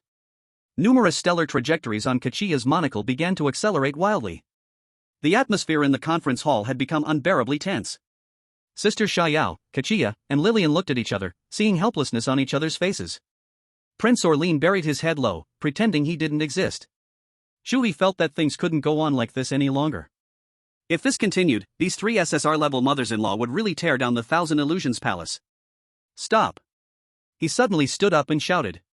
The voice containing a hint of chaotic power instantly overshadowed all the arguments, freezing the movements of the three queens. All eyes focused back on Chu He. Faced with three pairs of eyes, some curious, some scrutinizing, some cold, Chu He felt his scalp tingle. Three mothers. Chu He cleared his throat and presented the beast skin paper to them. Why can't we integrate all the good ideas together? Integrate? The three queens were taken aback. For the wedding dress, we can use Kachia's mother's star silkworm silk as the main material. Then, adorn the hem and cuffs with those blooming gems from Ellie's mother that breathe and blossom. Finally, use Xia Qingyuan's mother's black crystal stone to outline ancient totems symbolizing eternity at the neckline and waistline of the wedding dress. Seeing the attitude of the three queens soften, Chu He seized the moment. As for the ceremony, we can also divide it into three parts. In the morning, in a solemn and respectful atmosphere, we will hold the ancient ritual mentioned by Xia Qingyuan's mother, to receive the oldest blessings. In the afternoon, it will turn into a fantastic party envisioned by AI Li's mother, with the sounds of many beasts and the dances of countless flowers, enjoying ourselves to the fullest. By evening, when the stars rise, we will hold a romantic stargazing ball under the star map arranged by Kachia's mother, making vows under the witness of the eternal heart celestial phenomenon. Once he finished speaking, the entire conference hall fell silent. The three queens looked at each other, each seeing a hint of surprise and approval in the other's eyes. This proposal not only perfectly merged their three ideas but was even more grand and perfect than any single idea from any of them. Then it's settled. AI Li decisively concluded. Phew. Chu He let out a long breath, feeling as if he had just fought a battle. Finally, he had served these powerful women well. As for the final banquet menu, Chu He quickly added, let's assign it to Xia Yao's uncle, Xia Yan, to take full responsibility. His cooking skills should be trusted by the three mothers. Mentioning Xia Yan, the three queens rarely stopped arguing. After a whole day of intense discussion, the many details of this century wedding finally settled down. In the deep of night, Chu He stood alone at the top of the illusion palace. He stood with his hands behind his back, his clothes fluttering in the night wind, overlooking the brilliant lights below that looked like a fairy tale city. The daytime noise and joy gradually faded, replaced by an indescribable complex emotion surging in his heart. He was about to get married. This wedding would be the grandest in the Ryan continent. He had reaped abundant rewards these past few months. He possessed power, status, and a lover that he once never dared to imagine. But why, at this very moment, did he feel an unshakable emptiness and disappointment filling his heart? He raised his head and looked at the starry sky. If only his parents could see all of this, how wonderful it would be. Once this thought arose, it could no longer be suppressed, entwining around his heart like vines, making him feel breathless. And then there were Lillian, Xiaoyao, Kachia. Was their love for him truly pure? Or was it the coercive distortion of the charming kiss chaotic rule? But Chu He knew, he really had given them genuine feelings. If that day ever came, when his power vanished, a deep sense of helplessness and a crisis quietly emerged. He could no longer walk passively down this path. He had to take the initiative. He gently closed his eyes, sending a thread of thought to the three women, speaking directly into their minds. I'm going out for a bit, I have something to do, I'll be back soon, don't look for me. Having done all this, his figure quietly faded away, ultimately disappearing completely. The next moment, at the top of an desolate mountain range, 1,000 miles away from the illusion city, the space slightly warped, and Chu He's figure appeared out of thin air. The cold night wind blew through his hair, and his face appeared extraordinarily calm under the starlight. But deep in his eyes burned an unprecedented determination. Master, are you there? Chapter 176, Communication Across Distant Stars. I know you're there, as long as someone mentions your name, you can sense it.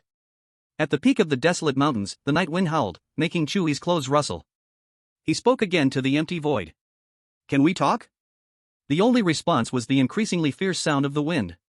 So he tried several more polite phrases, attempting communication. But every single word sank like stones thrown into the deep sea, not even making a ripple before being swallowed by the endless silence. Chu He sighed helplessly. He laughed self-deprecatingly. Do you have to make me curse you before you'll show up? Before the words fell. Without warning. A pure black light, indescribable in words, flashed before his eyes. It had no sound, no heat, and no trace, it simply existed for a moment. That pitch black, relying on the night, struck precisely on a towering mountain peak not far from him. Immediately after, a sound like a soul-rending thunder suddenly exploded in the sky. That towering mountain peak vanished. Not with a thunderous collapse, nor was it reduced to dust. It was wiped away cleanly from this world, as if it had never existed, leaving no trace behind. Chu He shuddered in fear. That black lightning was too fast, so fast that his mind couldn't react at all. Only when the mountain peak disappeared did the chilling breath of destruction finally reach him, making his hair stand on end, a chill rushing from his tailbone to the top of his head. At that moment, Chu He could understand with just his toes. This was a warning. A bare, undeniable warning. As if an invisible voice whispered in his ear, try cursing again. He swallowed hard, forcing himself to suppress the overwhelming fear surging within him. You can indeed hear me speaking, do you think this can scare me? Wrong, very wrong. His voice sounded strong, but only he knew the cold sweat in his clenched fists and how his back was already soaked. It's just casually destroying a mountain peak, I can do it too. This was not a lie, with his current strength, he could indeed do it, but it would never be so cleanly done. Chu He paused, then shifted his tone, adding, actually, I don't plan to curse you, I'm just saying it lightly, so don't be anxious. First things first, I'm not cursing you because I'm scared, I just think it's not good to curse someone for no reason. He cleared his throat, trying to make himself seem more confident, more like he was engaged in an equal conversation. Since you see me as your future opponent, I hope to get the respect I deserve. To be honest, my feelings toward you are very complex, I'm living in your script. You've granted me the mysterious power of the charming curse, allowing me to have the three stunning beauties, while indirectly giving me what I consider immense power. In both feelings and reason, I should be grateful to you. From the Empress of Gaze, the Starlaw Empress, and the Illusion Empress, I can sense their heartfelt respect and awe for you. From this, I deduce that you are not a bad person. So I don't want to curse you, even though you are so unique to me. Chu He continued to talk to the empty night sky, as if confiding in an invisible friend. I'm starting to suspect you might be my father, you know? Your words and actions make me unable to stop making this assumption. Because you truly understand me, knowing that I'm the kind of person who won't understand progress unless pushed hard, I seriously suspect you want to cultivate a successor, then live your own carefree life. But I know that's impossible, my father is too ordinary, except for being a bit handsome like me. Saying this, his words and emotions grew heavy, his eyes revealing a hint of confusion and vulnerability. To be honest, ever since the battle with Ao Qing, one of his words made me question something and awakened me a bit from the happiness surrounded by love. Their love comes from the mysterious power you gave me, the charming curse. I don't know, if one day I lost the power you gave me, would they still love me? The most cruel speculation I ever made is that they would forget everything that happened between us. I am very afraid of this. Anyway, I have truly developed feelings. That's right, they are so beautiful, and they care for me, love me, and protect me. As a normal man, I cannot help but be moved. I can never convince myself to treat them as tools for me to become stronger. So, no matter what, I will do my utmost to respond to their love, even if in the end I lose the power you gave me and they truly forget everything. The wind on the mountain peak seems to have softened a bit, no longer howling like before. Chu He looked up at the deep starry sky and made his final request. Alright, I will stop here. In 2 days, I will be getting married. I hope you can let me see my parents, even if it's just for 1 minute. He stood quietly, straightening his back, waiting for a response that might never come. Time passed slowly in the silence, drop by drop. The sound of the wind, the starlight, and his increasingly heavy heart. An hour passed.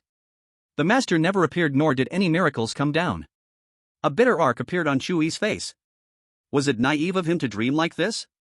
Maybe. That high and mighty master must be scolding himself for being childish and naive. At that moment, he sharply sensed 3 streams of light rushing towards him from the distant night sky. One was as cold as the moon, another dazzling like a star, and the last brilliant like a rainbow. Chu He's disappointed face was instantly replaced by a faint smile, and he transformed into a stream of light, actively welcoming them. He knew it was Xiang Yao, Kachi, and Lillian who had come. They were worried about him and had come looking. At the same time, on a blue planet named Blue Star, in a simple country villa bedroom in the Dragon Kingdom, a soft bedside lamp cast a warm glow. A man who bore a resemblance to Chu He was lying in bed, holding a beautiful woman who appeared peaceful in her sleep. The man was Chu Changsheng. He slowly opened his eyes. In that instant, terrifying images of the universe's creation and destruction, and the cycle of stars flashed in his deep eyes. In just a moment, all strange phenomena disappeared, returning to the gentleness and calmness of a husband looking at his wife. He lowered his head and gently kissed his wife Jai Jingmei's smooth forehead. A voice only he could hear gently echoed in his heart. Stinky kid, you completed all the trials so quickly, even quicker than I expected. So it seems you have entered the path of chaos, which justifies my efforts in guiding you. Well, for such a big event as your wedding, how could your parents be absent? Chapter 177, The Mothers Are Gossiping, Where is My Daughter? Chu He met Kachi and the others face to face, and the 4 of them hovered in the howling night wind, the starlight outlining their clear silhouettes. Xiang Yao, Kachi, and Lillian relaxed a little when they saw Chu He was safe. What happened? Xiang Yao was the first to speak, her cold voice filled with concern. Did something happen? Why were you gone for so long? Kachi also asked. Chu He wore his usual gentle smile and shook his head lightly. It's nothing, just came out for some fresh air, sorting out some thoughts. He glanced over the worried faces of the 3 women, warmth swelled in his heart. This isn't the place to talk, let's go back and discuss it in detail. In the luxurious room of Lillian in Illusion City, the bathroom was filled with mist. A giant bathtub carved from a single piece of warm jade was filled with glowing petals, and a refreshing fragrance permeated the air. The warm water enveloped his body, completely dispelling the lingering cold and fatigue from the mountain peak. Chu He slowly began to speak, his voice sounding particularly steady in the vapor. He roughly narrated the experience he had on the mountain peak just now, only skipping over the complex inner turmoil, and said that he originally wanted to meet his parents, who were far away in another world, before the wedding, but was unable to fulfill that wish, feeling a bit of loss in his heart. The 3 women listened quietly, clearly sensing the regret in his words. For a moment, the bathroom was filled only with the soft sound of water gently lapping against the walls of the pool, creating a gentle and tranquil atmosphere. Lillian reached out and gently patted his arm, softly comforting him. Don't be sad. I believe that one day, you will definitely be able to bring us together with your parents. Kachi's eyes sparkled with bright hope as he earnestly analyzed, maybe there will be a surprise on the wedding day. According to my calculations, such important life milestones are prone to triggering miraculous events with low probability. Maybe your parents will suddenly appear at the wedding. Shaya didn't speak, just gently leaned closer, lightly hugging Chu He, silently conveying comfort with her warmth. Chu He felt an indescribable emotion welling up in his heart. He chuckled softly. I'm fine, you don't need to worry too much. He extended his arms, gently embracing the shoulders of the 3 women. In life, it's inevitable to have regrets. But really, thank you for always being here with me. The next day, around noon, in the conference hall of the Illusion City Palace, countless glowing crystals and towering giant trees built a magnificent space together. The 3 queens, Xiaoqing Yuan, Eerie, and Kachiya, rarely gathered, leisurely tasting the unique flower nectar of the elf clan. Hey, what do you think those 5 queens who are still unaware of the situation will react when they receive our invitation? Kachiya shook the cup with sparkling nectar, smiling as she spoke. Eerie clapped her hands, excitedly saying, don't even need to think about it. They will definitely be very surprised. A person marrying the princesses of the Su and Xinglu, and Xianhuan clans at the same time will cause a stir across the continent. She even imitated the shocked expressions of others, looking quite vivid. Kachia adjusted her single lens glasses, as a wise light flashed behind the lenses, and analyzed slowly. I've thought it over carefully.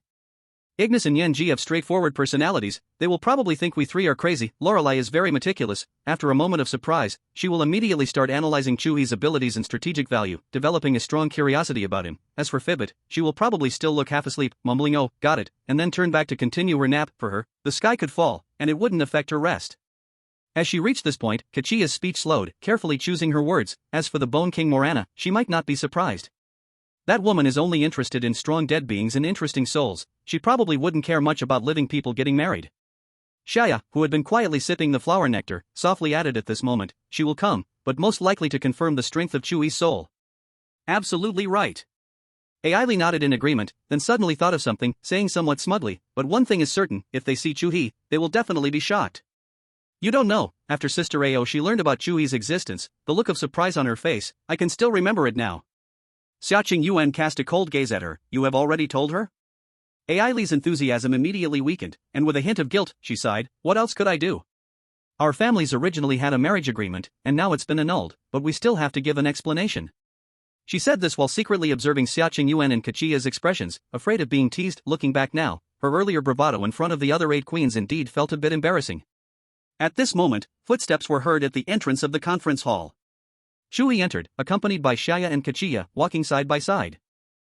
After a night of rest, his complexion was surprisingly good, his physique was now so strong it was hard to describe. Xia Yao and Kachia were also radiant, but there was still a hint of lingering laziness in their brows. Oh, our groom is here. Ailey immediately joked with a smile. After glancing around at the 3 of them, she asked with some confusion, where is Lillian? Why isn't she here with you? Hearing this, Chu He scratched his nose, a blush that was somewhat unusual appeared on his handsome face. Facing Ailey's tricolored eyes that seemed to pierce through one's heart, he awkwardly averted his gaze and spoke much softer. She said she was a bit tired and wanted to sleep a little longer. As soon as he said this, the meeting hall fell into a moment of silence. Xia Yao and Kachia exchanged glances, seeing a knowing smile in each other's eyes. They both turned their heads away in unison, pretending to study the patterns of the glowing crystals on the wall. Oh, tired, hot Ailey, the Empress, deliberately elongated her tone. She looked Chu He up and down, her gaze as if evaluating a rare treasure, or examining a naughty child who had stolen the best fruit from home. With one hand propping up her chin, a meaningful smile curved her lips, and mischief sparkled in her tricolored eyes. Our Lillian is certainly not fragile. It seems, the groom is just too fierce. Kachia, who had just taken a sip of sweet nectar, sprayed it out directly upon hearing this. Luckily, she reacted quickly, using her sleeve to cover her mouth, avoiding losing her royal demeanor. She wiped her mouth and winked at Chu He, her starry eyes behind the lenses full of teasing. Xiaoqing Yuan remained expressionless, but her fingers holding the cup turned slightly white. Her cold gaze lingered on Chu He for a moment before quickly shifting away, as if she had heard nothing. Chu He felt a chill run down his spine. His mother-in-law's ability to make crude jokes without batting an eye was making him nearly lose his composure. He had to change the topic immediately. Ahem. Chu He cleared his throat, suddenly standing up straight, his gaze turned to Xiaoqing Yuan at the head of the table, and his expression became serious. Lady Mother Ting Yuan, actually there is something I want to formally ask now that everyone is here. He took a deep breath, meeting Xiaoqing Yuan's icy gaze, stating word by word, it's about Xia Yao's father. This was something he had previously promised, to meet Xia Yao's father before the wedding. Boom! It was as if an invisible thunder had exploded in the meeting hall. The light-hearted gossip atmosphere from a second ago instantly froze. Ailey's smile stiffened, Kachia also stopped her teasing demeanor, and even the usually oblivious Xia Yao and Kachia held their breaths. Xiaoqing Yuan's expression visibly darkened at an alarming speed, the surrounding air seemed to be sucked away, the temperature dropped sharply, and an invisible pressure spread, tightening everyone's hearts. However, her cold eyes capable of freezing everything did not look at Chu He but shot like 2 sharp ice swords directly at Kachia beside her. Kachia's entire body jolted, she reflexively straightened her back. The hand holding the teacup froze momentarily in the air, then with extremely slow and cautious movements, she gently placed it back on the table without making a sound. She did not dare to look into Xiaoqing Yuan's eyes. Her gaze started to drift around the meeting hall, first glancing at the largest glowing crystal on the ceiling, then studying the star patterns on her gilded robe, quietly mumbling, the energy nodes in the Thousand Illusion Palace are really well arranged, worth learning, worth learning. Kachia. Xiaoqing Yuan softly uttered 3 words. Her voice was not loud, but it made Kachia's body stiffen visibly. I'm here, Sister Qing Yuan, what is it? Kachia adjusted her single glasses, forcing out a smile that was more painful than crying. Xia Qing Yuan coldly glared at Kachia, and Kachia, like a kitten that had done something wrong, did not dare to move an inch. After a long time, the tense shoulders of Xia Qing Yuan seemed to relax slightly, almost imperceptibly. She let out a soft sigh, and within that sigh was a hint of weariness and relief that she herself had not even realized. Finally, she turned her head to look at her daughter. In the depths of her cold eyes, something was beginning to melt. Yao Yao. She spoke softly, since you already know, I will no longer hide it from you. Your father, he is indeed still alive. Xia Yao's eyes instantly turned red. Even though she had heard it from Aunt Kachia, hearing it confirmed from her own mother at this moment struck her like lightning, making it almost hard to breathe. As for the current situation, I'm afraid your ever-knowing Aunt Kachia has already told you everything in detail. Xia Qing Yuan glanced at Kachia, who shrank her neck in guilt. Well then. Xia Qing Yuan's tone returned to calm. Before the wedding, let's arrange for you two to meet. The tense atmosphere finally dissipated completely. Ailey secretly teased herself in her heart. Good, each one of them hides their husband away and won't let me know. They really don't treat me as a good sister at all. Although Ailey was a little angry, she could not bear to ruin this wonderful atmosphere. Oh. This is a huge good thing. Double happiness. Ailey clapped her hands joyfully, the bride and groom at the wedding, plus the bride's father, how perfect is that? Xia Qing Yuan's gaze swept over her cheerful daughter and the satisfied Chu He, subtly mentioning, but, that stinky boy Xianhua doesn't know where he ran off to again. When she brought up her unruly son, her cold tone also held a hint of helplessness. A few days ago, I don't know what stimulated him, seeing Yao Yao and Chu He together so sweetly made him envious, shouting sister has someone already, I can't lose too, insisting on going to find his true love. It's already been nearly a week, and we haven't seen a trace of him. PFF. Chu He couldn't help but let out a laugh.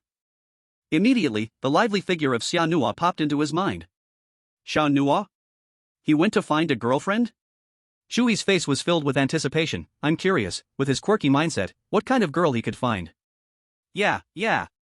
Kachia's gossip spirit was also ignited, her starry eyes sparkling. Xianhua is so interesting, the girlfriend he finds must be extraordinary. Even Xia Yao, after hearing about her lively brother's mishap, couldn't help but curl her lips into a smile.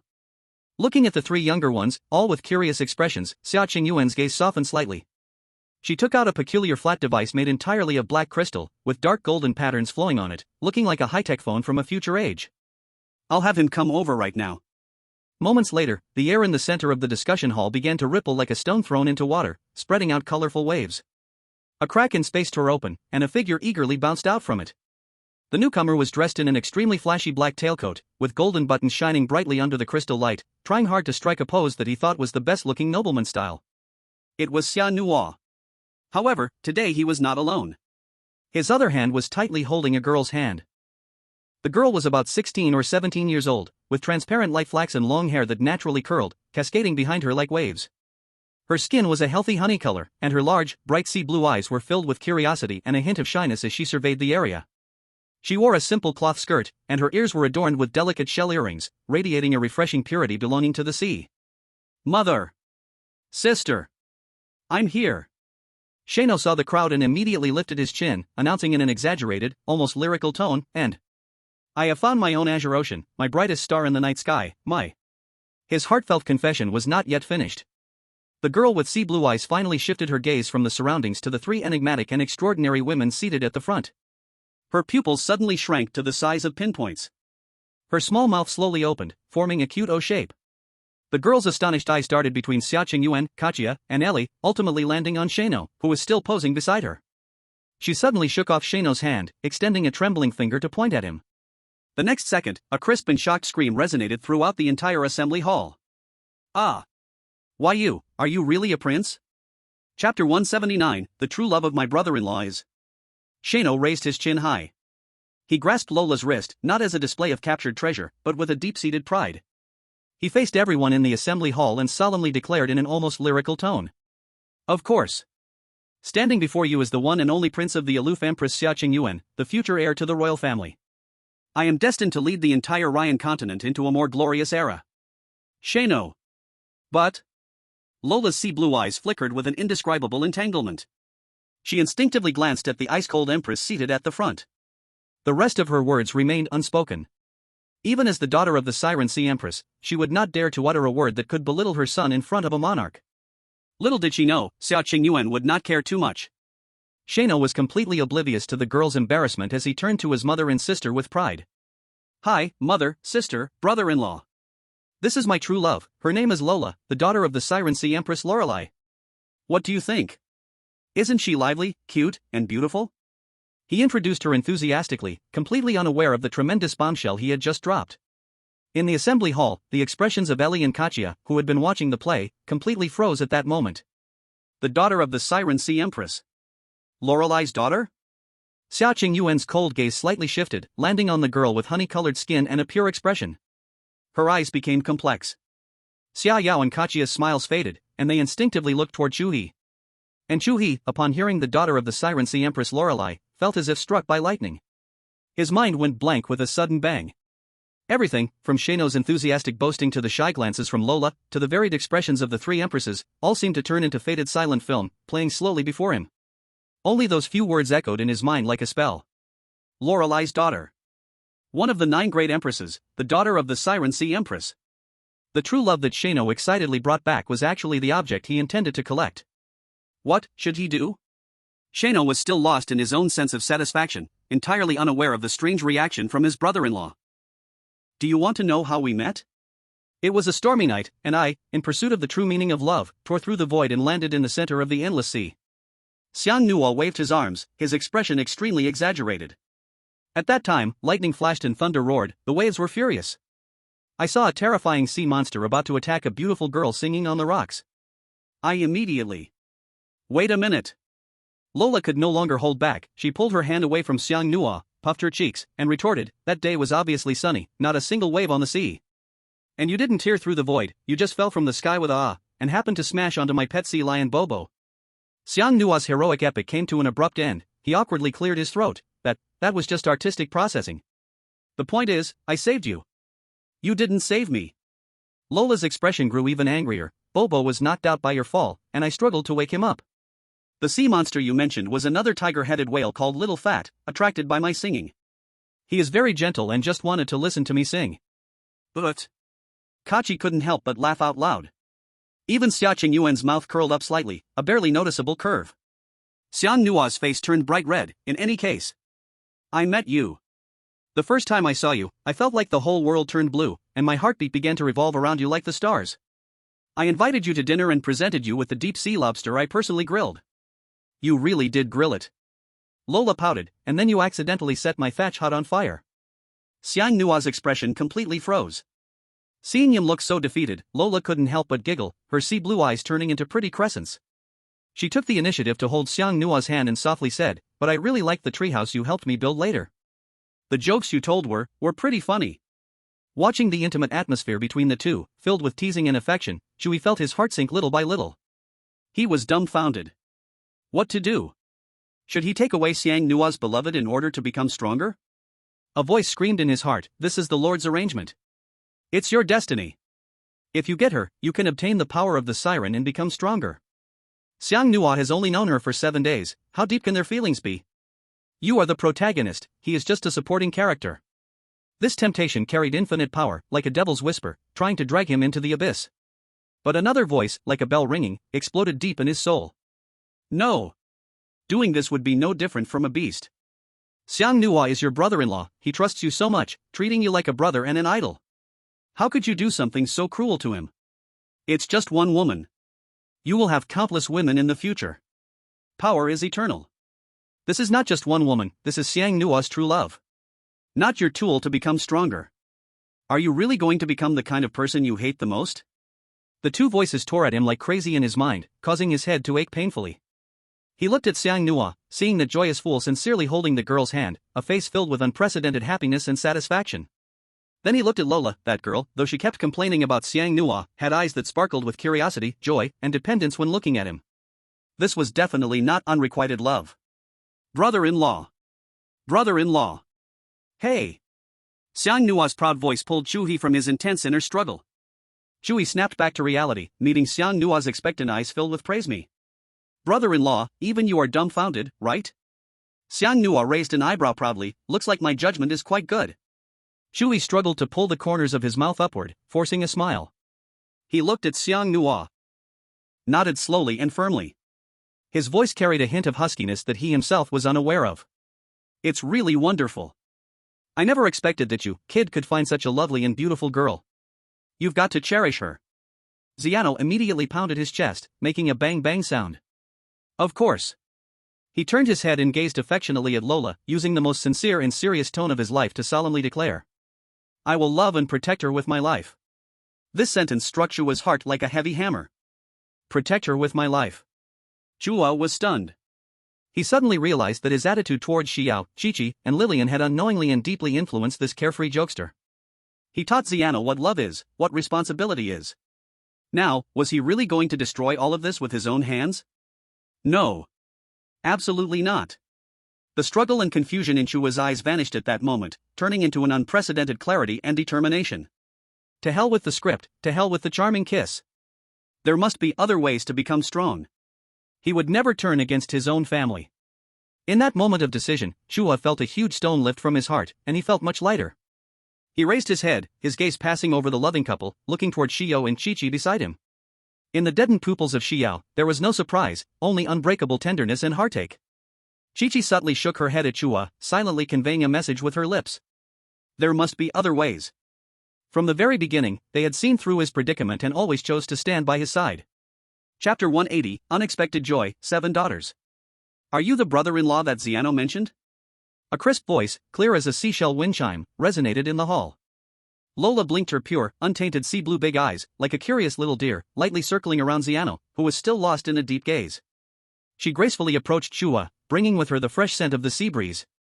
The girl tilted her head, her jet-black eyelashes fluttering, unabashedly examining Chua with a pure, exploratory gaze from top to bottom. You're really handsome and charming. She let out a genuine exclamation of admiration. Then, she mysteriously leaned in a bit closer, leaning forward, lowering her voice, and asked quietly in the tone of sharing a huge secret. I heard Ziano say that you possess a magical power that can make girls fall in love with you instantly. Is that true?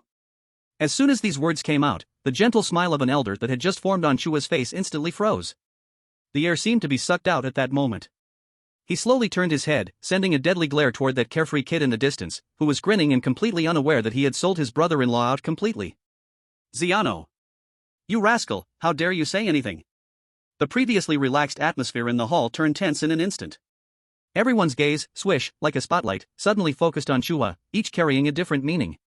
On the main seat, Queen Qianuan Ai Li's red lips curled into an extremely playful arc, her eyes seeming to say, oh? Show me a performance.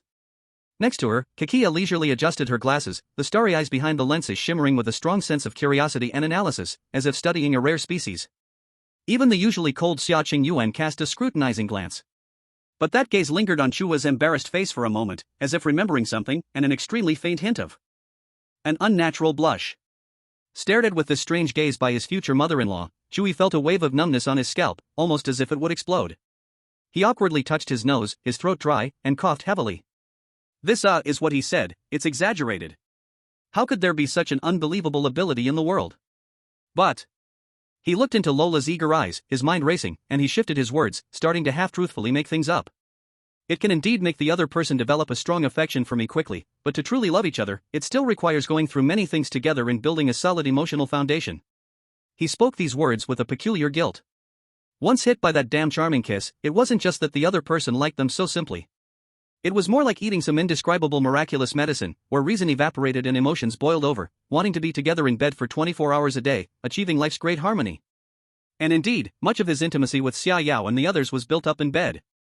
This kind of thing was truly hard to say and even harder to mention in front of 3 future mother-in-laws. Wow! Lola's eyes suddenly sparkled like 2 blue sapphires pierced by sunlight, radiating with wonder. Just quickly developing feelings for you is already amazing. I really want to see how it works. The little girl's face was filled with pure curiosity and longing, completely unaware that Chu He was already extremely embarrassed.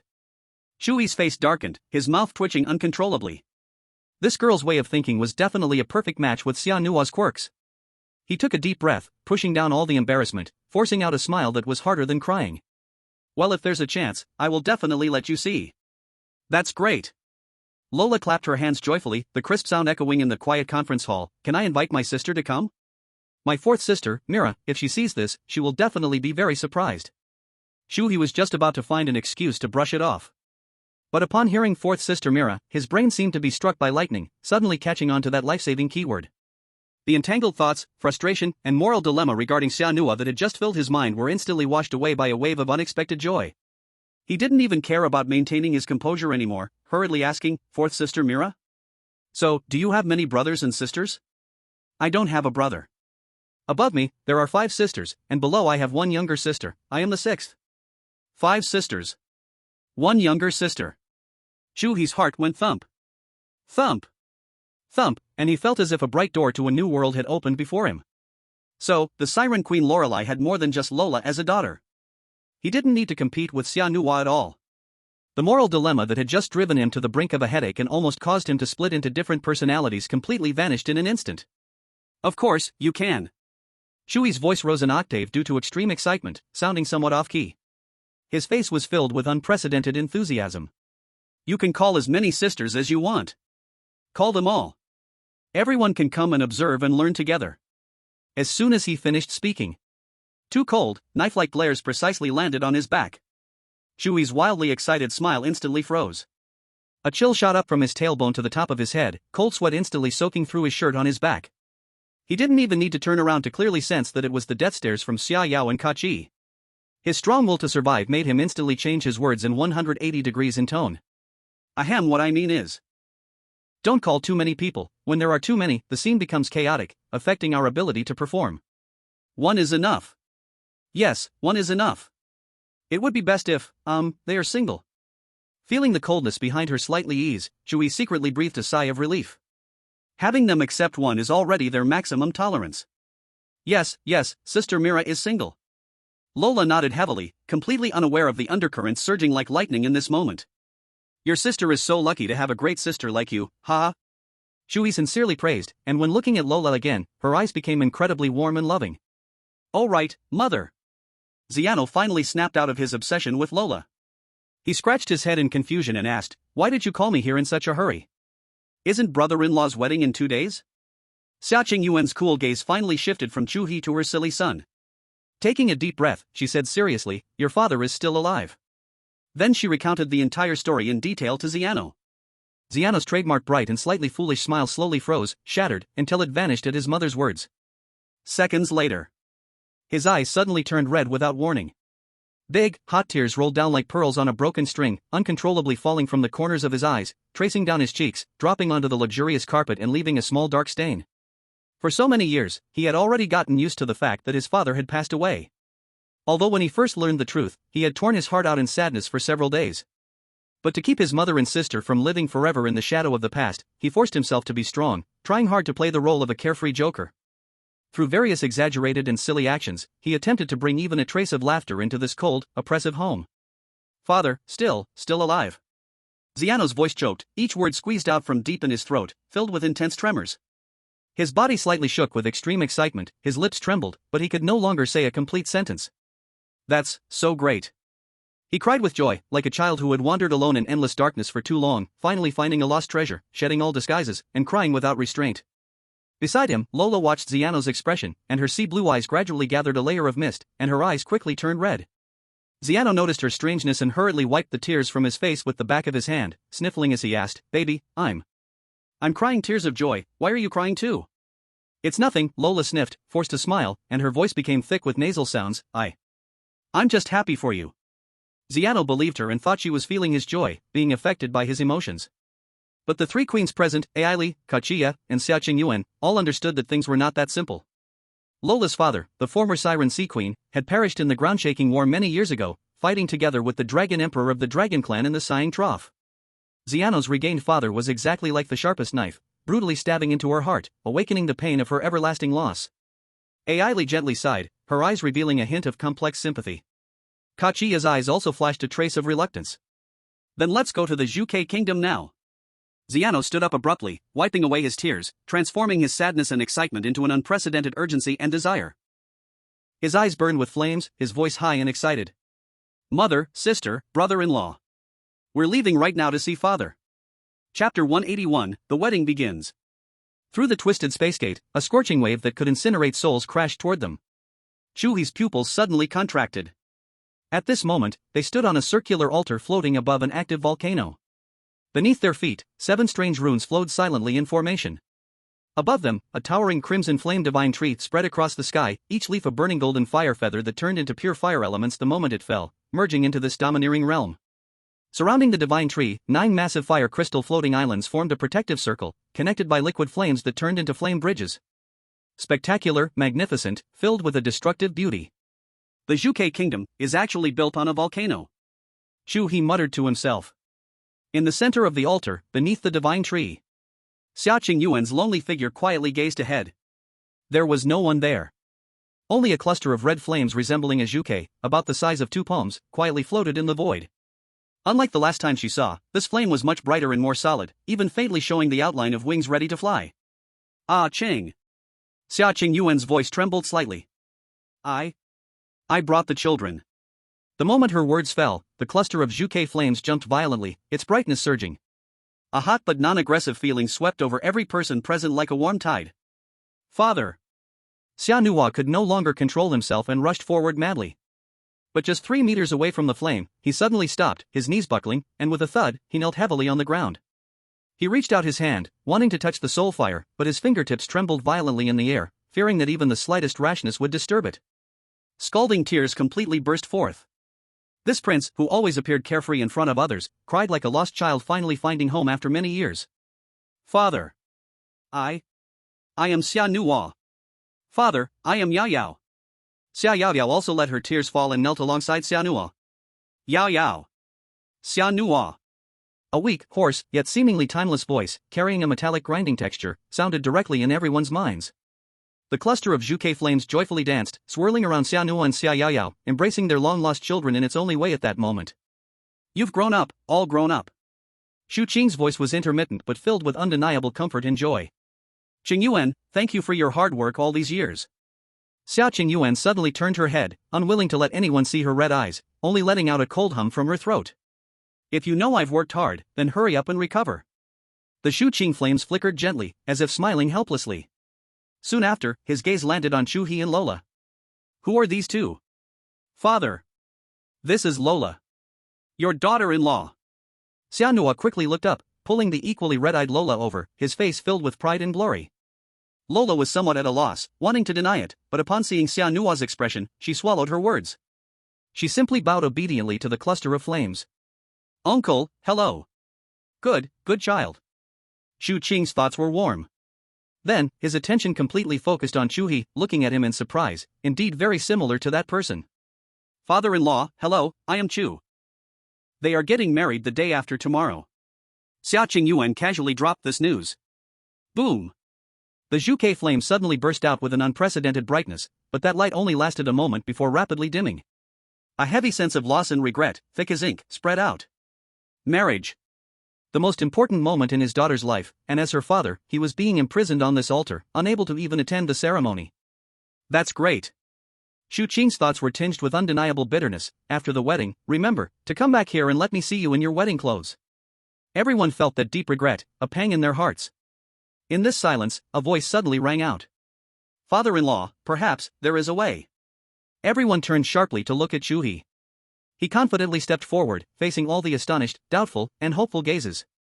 In theory, we can establish an ultra-long-distance, stable energy transmission channel. Xia Qingyuan's cool gaze suddenly became sharp, carrying a hint of warning, don't joke with his soul fire. I understand. Chu He nodded, his expression incredibly serious. He slowly raised his right hand, and on his palm, an incredibly complex silver space rune slowly emerged, twisting the surrounding light. Then, he raised his left hand. A colorful energy fused with the power of illusion swirled in his palm, changing in countless ways. First, I need a beacon. Chu He looked at Xia Qingyuan, an energy disguise that perfectly mimics my father-in-law's soul fire aura and can be accepted by the divine tree. Xu Qing's soul fire flickered gently, and a thought entered Chu He's mind, it's possible. With permission granted, the colorful energy in Chu He's left hand immediately split off a wisp, like a gentle tentacle, carefully reaching toward the Chu He flames. It did not absorb, it was quickly analyzing the unique fluctuations of that sacred and domineering flame energy at close range. After just a few seconds, the colorful energy tentacle retracted. The energy in Chu He's left palm began to surge violently, simulating and reconstructing. Finally, it condensed into a whole new phantom flame that looked almost identical to Xu Qing's soul fire, reaching a level of realism and brightness, temperature, and aura. Chu He carefully pushed this phantom flame to the center of the altar, letting it hover in the position where Zhu Qing once stood. The golden flame feathers falling from the red flame divine tree landed on the phantom flame, seamlessly merging into it, as if that was the object it had nurtured for thousands of years. The first step succeeded. Next, is to build the bridge. The space rune in Chu He's right palm shone brightly. He flicked his finger, and a silver thread, almost invisible to the naked eye, shot out from the rune, precisely nailing into the core of the phantom flame. This was the entrance of the space channel, firmly locked in place. Having completed all this, Chu He took a deep breath and took out a fist-sized, fully crimson top-tier fire essence crystal from his space belt. This fire essence crystal was something he had extracted from the brain of an SS-level lava lizard while learning the application of illusion power, capable of storing fire energy. He closed his hands, wrapping the fire essence crystal within them. The space power was responsible for cutting and shaping, while the illusion power was responsible for inscribing formations. After a moment, a perfect gemstone rested on his palm. It was a pendant beautifully sculpted into the shape of a soaring Zhu He, lifelike, as if it were about to soar into the sky at any moment. "Father-in-law, please temporarily reside here." Chu He presented the Zhu He pendant before Zhu Qing's soul fire. At the same time, he connected the other end of the silver space line, silently integrating it into the pendant's interior. Zhu Qing's soul fire flickered violently, as if feeling the wonder of this new body. In the next moment, it transformed into a streak of light, rushing unhesitatingly into the Zhu He pendant. Buzz! The pendant instantly erupted with a dazzling red light, a powerful and joyous intent spreading out from within. I can feel it. Zhu Qing's thoughts were clear and strong, filled with incredible shock and joy. The power of the divine tree is continuously flowing into my soul fire through this little thing. He did not weaken, instead, he felt unprecedented stability and comfort because of this more solid carrier. He was free. Xiaoqing Yuan extended her slightly trembling hand, taking the warm pendant, tightly clutching it in her palm, the ice in her eyes completely melting away, leaving only endless tenderness and excitement. Xianua and Xia Yao also gathered around, staring blankly at the pendant in their mother's hand, their faces reflecting the same joy.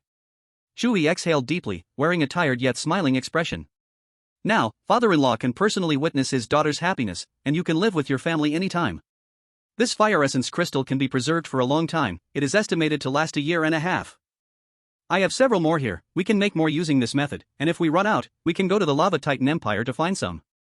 Xiaoqing Yuan's family cast grateful glances at Chu He, expressing profound thanks. 2 days later, in Wanxiang City, at Lilian's Lord Mansion estate. This fairy mountain, which had been moved to the city center, completely shed its coldness. Among the strange flowers and plants were the everlasting flower gems condensed by the illusionary clan's magic. At the mountain top, before the magnificent glazed palace, Ailey was dressed in a splendid gown adorned with all kinds of jewels, enthusiastically directing the servants to set up the party area, while her husband, Orlan, stood by her side with affectionate eyes. Kakia was elegantly dancing the starlight dance with her husband, Shenchen, in the center of the venue, the gems on her deep blue gown sparkling with each step as if draping the entire galaxy over her. Xiaoqing Yuan stood alone on the spacious terrace, wearing the main Zhu He pendant around her neck. Guests began to arrive. In the sky, a magnificent golden dragon gate opened up out of nowhere. Immediately, an overwhelming dragon might swept down like a tsunami. Several giant dragons, each over 100 meters long, rode alongside a floating dragon chariot made of gold and gems, slowly emerging. On the dragon chariot, a stunning woman dressed in a gold-green palace gown sat gracefully. She was the dragon queen, Aoshi. And beside her stood a tall young man. It was Ao Qing. He had changed out of his battle armor and was wearing formal Dragon Clan attire, his face still handsome. As his gaze swept across the festive venue, there was no longer a trace of arrogance or overbearingness in his golden dragon eyes. Only a sense of peaceful relief and a touch of heartfelt blessing remained. Chapter 182, All Emperors Arrive. The Century Wedding. As the dragon chariot finally came to a stop, the lingering might of the dragon still circled around the peak of the fairy mountain. Suddenly, the air was torn open by an even more violent force. A dark red rift in space appeared out of nowhere, like a terrifying giant eye of hell, slowly opening. A horrifying heat wave capable of melting fine gold transformed into tangible waves, sweeping towards the entire fairy mountain. The attendants beside Ailey turned pale at the gust of hot wind, crying out in panic as they retreated. Only the 3 emperors and their husbands stood still, their clothes billowing, undaunted. The source of the heat wave was a procession formed by lava giants. They walked through the void, and with every step they took, the space beneath them briefly revealed charred, cracked magma patterns, as if stepping on the world's wounds. In the center of the honor guard, a floating throne carved from solid black obsidian exuded an aura of primal dominance. On the throne sat a tall woman, turned to the side. Her red hair flickered like a raging flame, and the tips of each strand danced with restless sparks. She wore a long gown that seemed woven from liquid lava, and on the hem, crimson patterns flowed like living creatures, radiating a shocking heat and sense of destruction. The Lava Titan Queen, Ignis. Beside her stood a man of even greater stature, with skin resembling deep gray volcanic rock, the Earth Guardian of the Titan race, Charon. He was silent like a mountain, the most solid support beside his wife. Behind the throne stood two young men who were almost the spitting image of Charon, curiously and competitively surveying their surroundings. They were the eldest son, Eerie, and the second son, Igio. Next to them was a strikingly tall girl, standing out remarkably. She was Ignis's youngest daughter, Igrina. She also had a mane of fiery hair, fluffy and vibrant, with tips that sparkled with tiny sparks, glowing golden red in the sunlight. Her orange-red eyes mirrored her mother's sharp depth, with the corners slightly raised, showcasing undisguised arrogance and brilliance. On her honey-colored skin, the lava patterns were even more distinct than her two brothers, spreading along her long neck and arms, glowing faintly with molten light. She wore a molten armor skirt, accentuating her powerful figure, and her bare feet hovered in the void, glowing with a volcanic red light, making her appear like a flower of destruction about to bloom. As the heat of the lava had yet to dissipate, another scent began to waft through the air, completely different from the first. Warm, humid, carrying the salty and fragrant essence of a sea of life. The sky had unknowingly transformed into a giant water mirror. Ripples radiated outwards, slowly revealing a magnificent palace built of coral and pearls in the shimmering waters. The palace door swung open, and a breathtaking woman in a sea blue gown, wearing a pearl crown, stepped out first. Her eyes were the purest sapphire in the world, capable of calming all restlessness just by their sparkle. The Siren Sea Witch Queen Lorelei. Behind her was a spectacular sight. 6 girls, each with a different stunning beauty, surrounded her like stars clustering around the moon, appearing together. The eldest daughter, Elena, was enchanting, the second, Leah, was as cold as the moon, the third, Selah, was lively and passionate, the fourth, Mira, was gentle and serene, the fifth, Eve, was cute and charming, and the youngest, Nora, was pure and innocent, unfamiliar with worldly affairs. The sixth daughter, Lola, seeing her mother, joyfully floated away from Shano, affectionately linking arms with her mother, cooing a few words before lightly making her way to her fourth sister Mira, excitedly whispering something to her. Suddenly, the temperature in the venue dropped sharply. A pitch-black crack, exuding an aura of death and cold, silently opened in the corner. The Bone King Queen, Morana, draped in a black cloak woven from countless tiny soul crystals, appeared quietly with her eldest son, Kalen, and her second daughter, Liner. They brought no entourage, like three phantoms merging into shadows, standing silently, dimming the surrounding light. The next moment, the ground trembled faintly. A weighty pressure, heavy as a mountain, descended silently. The immortal giant queen, Yaki, arrived with her husband, Selran, and their 2 sons, Yengon and Yangtian, along with their youngest daughter, Yangyue, appearing out of thin air in the venue. Yaki's towering form, standing at 2 meters and 5 centimeters tall, and her physique filled with the strength of ancient sculptures instantly captured everyone's attention. She merely glanced around with her earthy yellow eyes. She found an empty seat and sat down, as silent as the mountains, yet no one dared to ignore her presence. Finally, a light purple mist, accompanied by a faint lavender fragrance, quietly spread out. The nightmare weaver Queen Fibert and her daughter Wimos appeared, as if emerging from a sweet dream, lazily revealing themselves to everyone.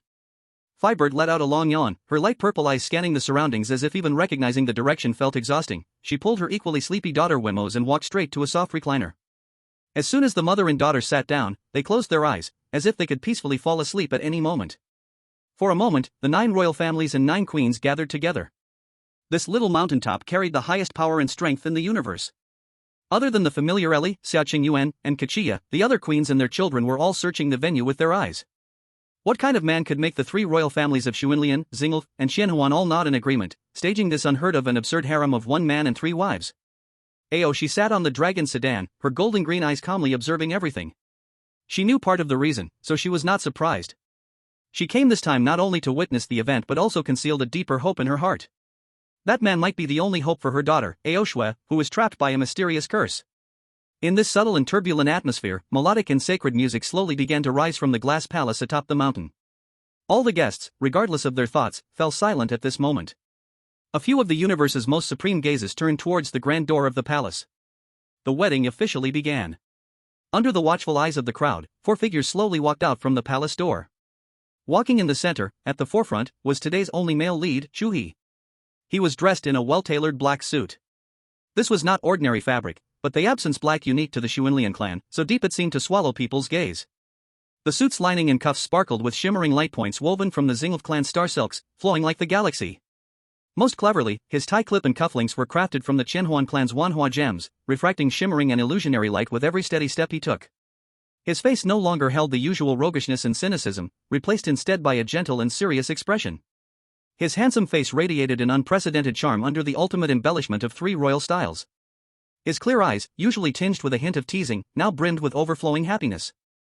On his left side, walking alongside him, was Xia Yao.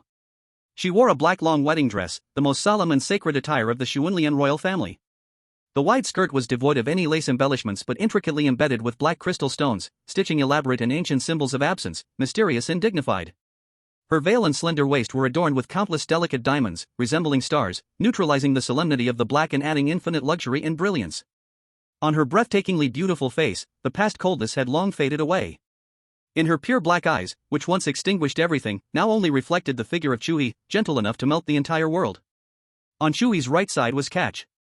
She wore a silver-white short dress that perfectly highlighted her petite and exquisite figure.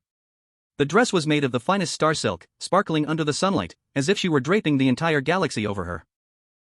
On the playful hem of the skirt, adorned with the everlasting illusion flowers conjured by the illusion tribe, those flowers would bloom more quietly close with her steps, incredibly lively. She did not wear a veil. On her sharp silver short hair, she pinned a simple black crystal hair clip, echoing Summer Yao's wedding dress from afar. In her starry eyes, there sparkled a sly insight and an undying glow of happiness. Right next to Summer Yao's left hand was Lillian. Her wedding dress was the most unique and dazzling.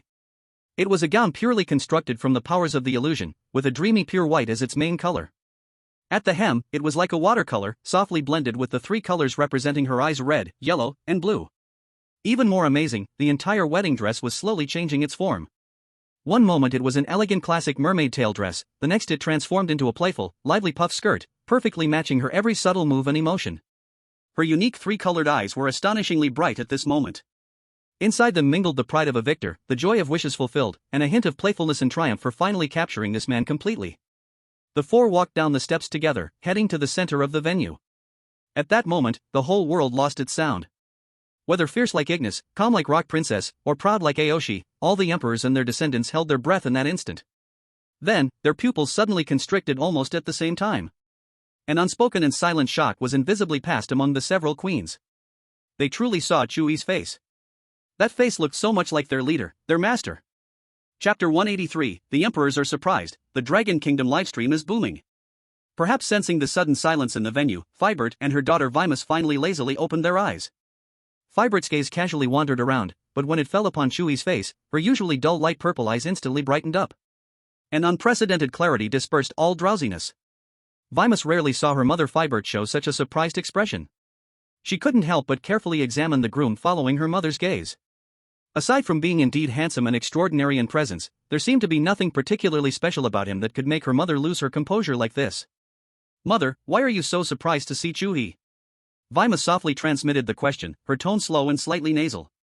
Fibert didn't immediately answer her daughter's question but looked around instead. She noticed that apart from Eerie, Kachia, and Xiaqing Yuan, who wore proud smiles as if to say, "See? Scared, right?" the other newly arrived queens all bore expressions of disbelief. Fibert withdrew her gaze, slowly transmitting to her daughter, her voice soft as if in a dream. "This person cannot be spoken of." Upon hearing this, Vimus simply nodded slightly. She perfectly inherited her mother's extreme indifference towards everything in the world. The vast majority of things could hardly stir a ripple in her heart.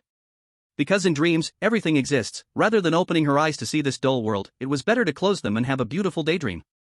However, today she planned to keep her eyes open and watch this grand wedding carefully.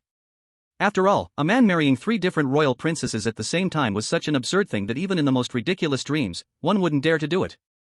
Amid this strange silence, an invisible chat group quietly formed among the 9 queens. Their thoughts intertwined in the air silently, like countless stars twinkling in the void. The first to fire was always the one with the hottest temper, the straightforward lava titan Queen Ignis. "Ignis, Xiaqing Yuan. Ai Li. Ka Chia. Not bad, I thought you 3 were crazy. Marrying your precious daughters to the same human? How come this human looks so much like the boss? What is his relationship with the boss? Morana, with a face identical to the master, do we even need to ask for the answer? Rock Princess, interesting. Lorelei, it seems the boss prepared a game for us to participate in together with this human while we were in seclusion. Xiaqing Yuan, the boss's will is unquestionable, there is a reason for doing this. This child is outstanding, I didn't go easy on him, he passed my clan's test. Kachia, yeah, he also passed my clan's cosmic debate. The path he walks is the same as the boss's, the path of chaos.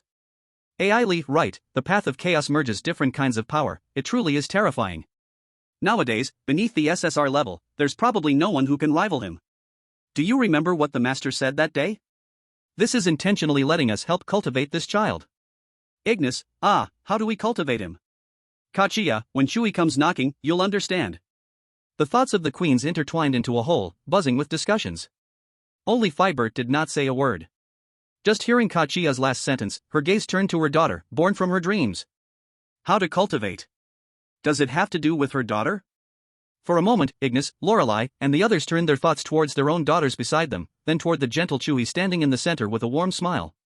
On the surface, Chu He remained calm, but inside, he was already a turbulent sea. He could clearly feel top-tier powerful beings' thoughts, filled with scrutiny, curiosity, and exploration, scanning him recklessly back and forth. The Lava Titan Queen's thoughts were so hot it almost ignited him. The Siren Sea Queen's thoughts were like a spotlight, eager to see him inside and out. And the Bone Queen seemed to have completely examined his soul, leaving nothing unseen. Among the 6 newly appeared queens, only the Nightmare Weaver Fibert gave him a sense of calm with her sleepy thoughts, not exerting any pressure. Knowing that he might have to interact deeply with these terrifyingly powerful queens in the future, Chu He's heart began to race uncontrollably. His calves even felt a hint of cramping. No. Stay steady. I am the groom now, the protagonist of today. I absolutely cannot show any fear at this critical moment. After several seconds of intense mental preparation, Chu He took a deep breath. In the air, the unique fresh aura of the fairy mountain mixed with a faint floral fragrance and exotic scents brought by various clans. He pushed all his tension and unease deep down, revealing a gentler and more serious smile on his face. Welcome everyone from afar, to witness the wedding of me and Xiaoyao, Kachiya, and Lillian. At the same time, far away on the blue planet, Dragon Country. The huge screen lit up again. The official live broadcast room of Dragon Country, which had been silent for months, reopened. The misty mountaintop, the magnificent and luxurious palace estate. And those guests in the venue, each with different forms, all radiating a terrifying aura. Instantly shocking the eyes of all the viewers. In the next second, the camera focused. In the center of everyone's attention. The man in a well-tailored black suit, extraordinarily handsome. And beside him, 3 brides as beautiful as goddesses, beyond mortal comparison. Clearly displayed in front of every viewer on Blue Planet. After a brief moment of dead silence, the barrage in the national livestream instantly exploded. Wow! Resurrected. This livestream can still be on? My eyes aren't playing tricks on me, right? That's God Chu? Chu He. It really is Chu He. He is still alive. Woo-woo. Nonsense, if God Chu died, would there still be a dragon nation? Wait. Something's wrong. What is he doing? Getting married? Who is he marrying? Those 3 brides OMG. It's Xiaoyao and Kaji, who is the other one? The brides are too beautiful. Each one is breathtakingly gorgeous. Who are those people in the seats? They look like gods from the movies. Is this a live stream? Is this really a live stream? 1 person marrying 3? And they are all SSS level? God Chu is awesome, breaking voice. What is this epic scene? A cosmic wedding? Dragon Nation officials, explain this. What is going on? How did our national luck competitor end up marrying the strange? Mom asked me why I'm watching the livestream on my knees. The barrage exploded like a tidal wave, quickly covering the entire screen. The sheer number even caused the livestream image to start lagging. However, no one stopped. All of Dragon Nation, at this moment, fell into a huge shock and frenzy because of this suddenly started cosmic wedding livestream. Chapter 184 Dad appears, mother-in-law stands up. In the Dragon Nation, in Yu Province, in a rural villa far from the hustle and bustle. The afternoon sun lazily spilled over the courtyard, cicadas chirping, carrying a hint of summer's heat. Inside the villa, a cool air from the air conditioning brushed by, and the huge livestream screen on the wall changed light and shadows, attracting everyone's attention. Wearing a floral apron, Zhai Jingmei clenched her hands tightly in front of her chest, her eyes wide open, staring at the screen, her cheeks flushed with excessive excitement. She suddenly grabbed her husband's arm beside her, with surprising strength, shaking it forcefully. Chu Chongshang. You crow's mouth. Look quickly. You actually hit the nail on the head. Our son, he really got married in that strange world. Her voice trembled, filled with disbelief. And it's 3 at once.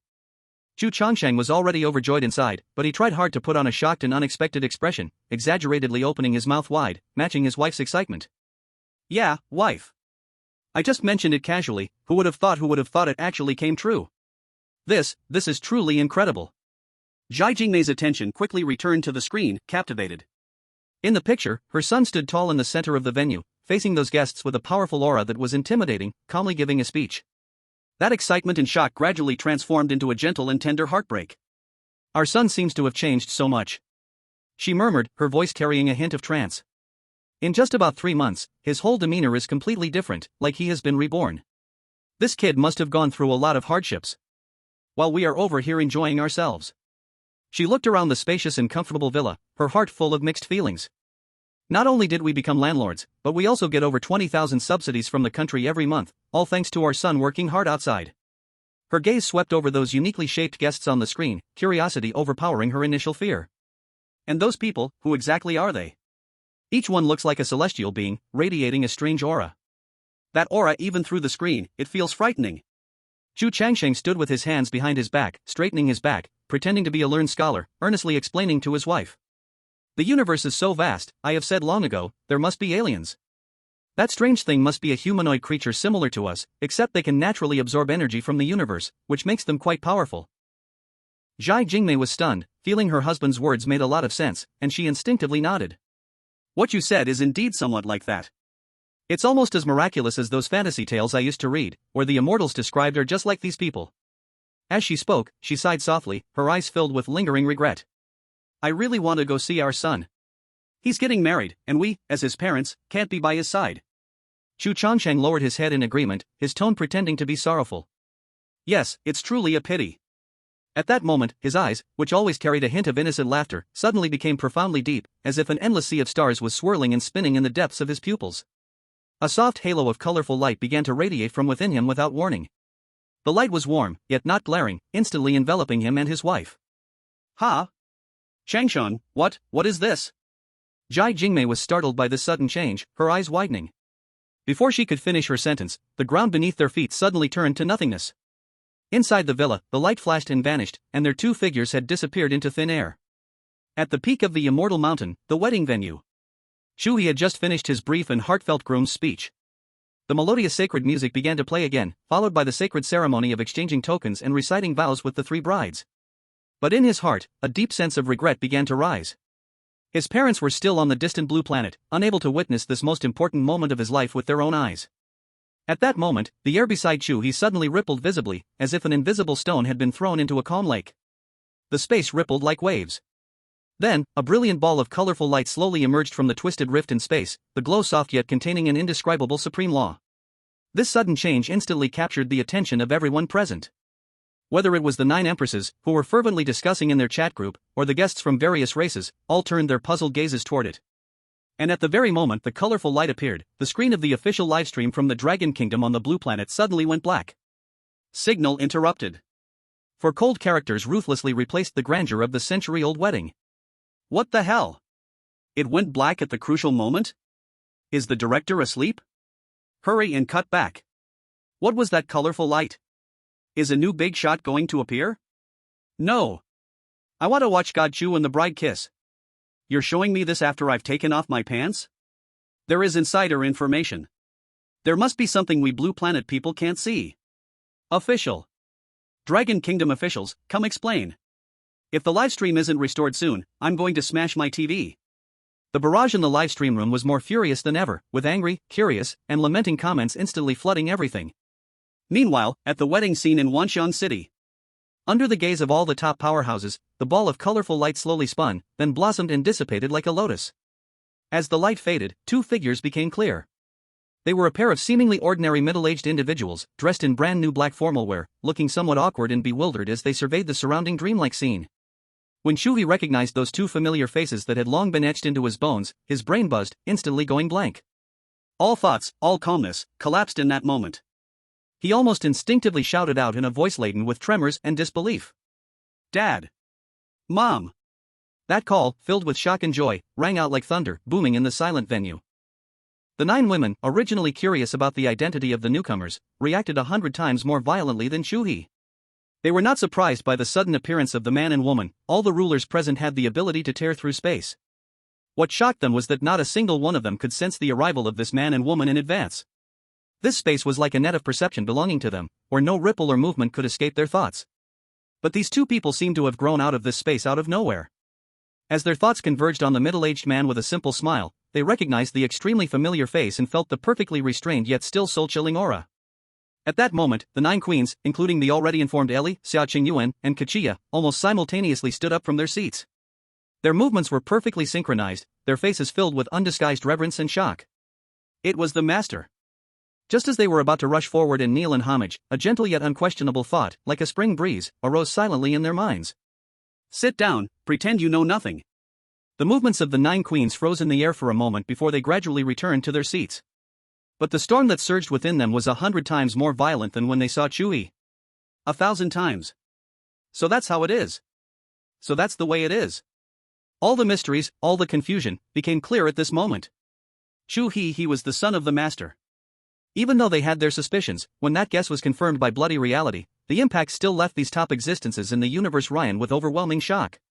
Their master, their leader, the supreme being who saved and guided them, had actually married a common human woman from Blue Star and started a family. This was 1,000 times more absurd than a man marrying 3 royal princesses at the same time. Chapter 185, the most hardcore meeting of in-laws in history. Those two faces, repeatedly drawn in countless nights of longing, now felt as real as an unrealistic dream. Chu He's steps were a bit unsteady as he instinctively rushed forward and grabbed his parents' hands. The warmth and genuine touch from their palms finally brought his heart, which was floating in joy, back to reality. Dad, Mom, how could you come? There was a tremor in his voice that still hadn't calmed down. Despite having an inkling of the answer deep down, he still asked aloud. A spark of gratitude quietly grew in his heart towards that mysterious master. Forget it, considering how understanding he was, maybe in the future, when defeating him, they could consider sparing his life. We don't know either. Zhai Jingmei was still in a state of shock, tightly holding onto her son's arm, speaking rapidly. Your dad and I were just watching your live stream when there was a flash of colorful light, and then we ended up here.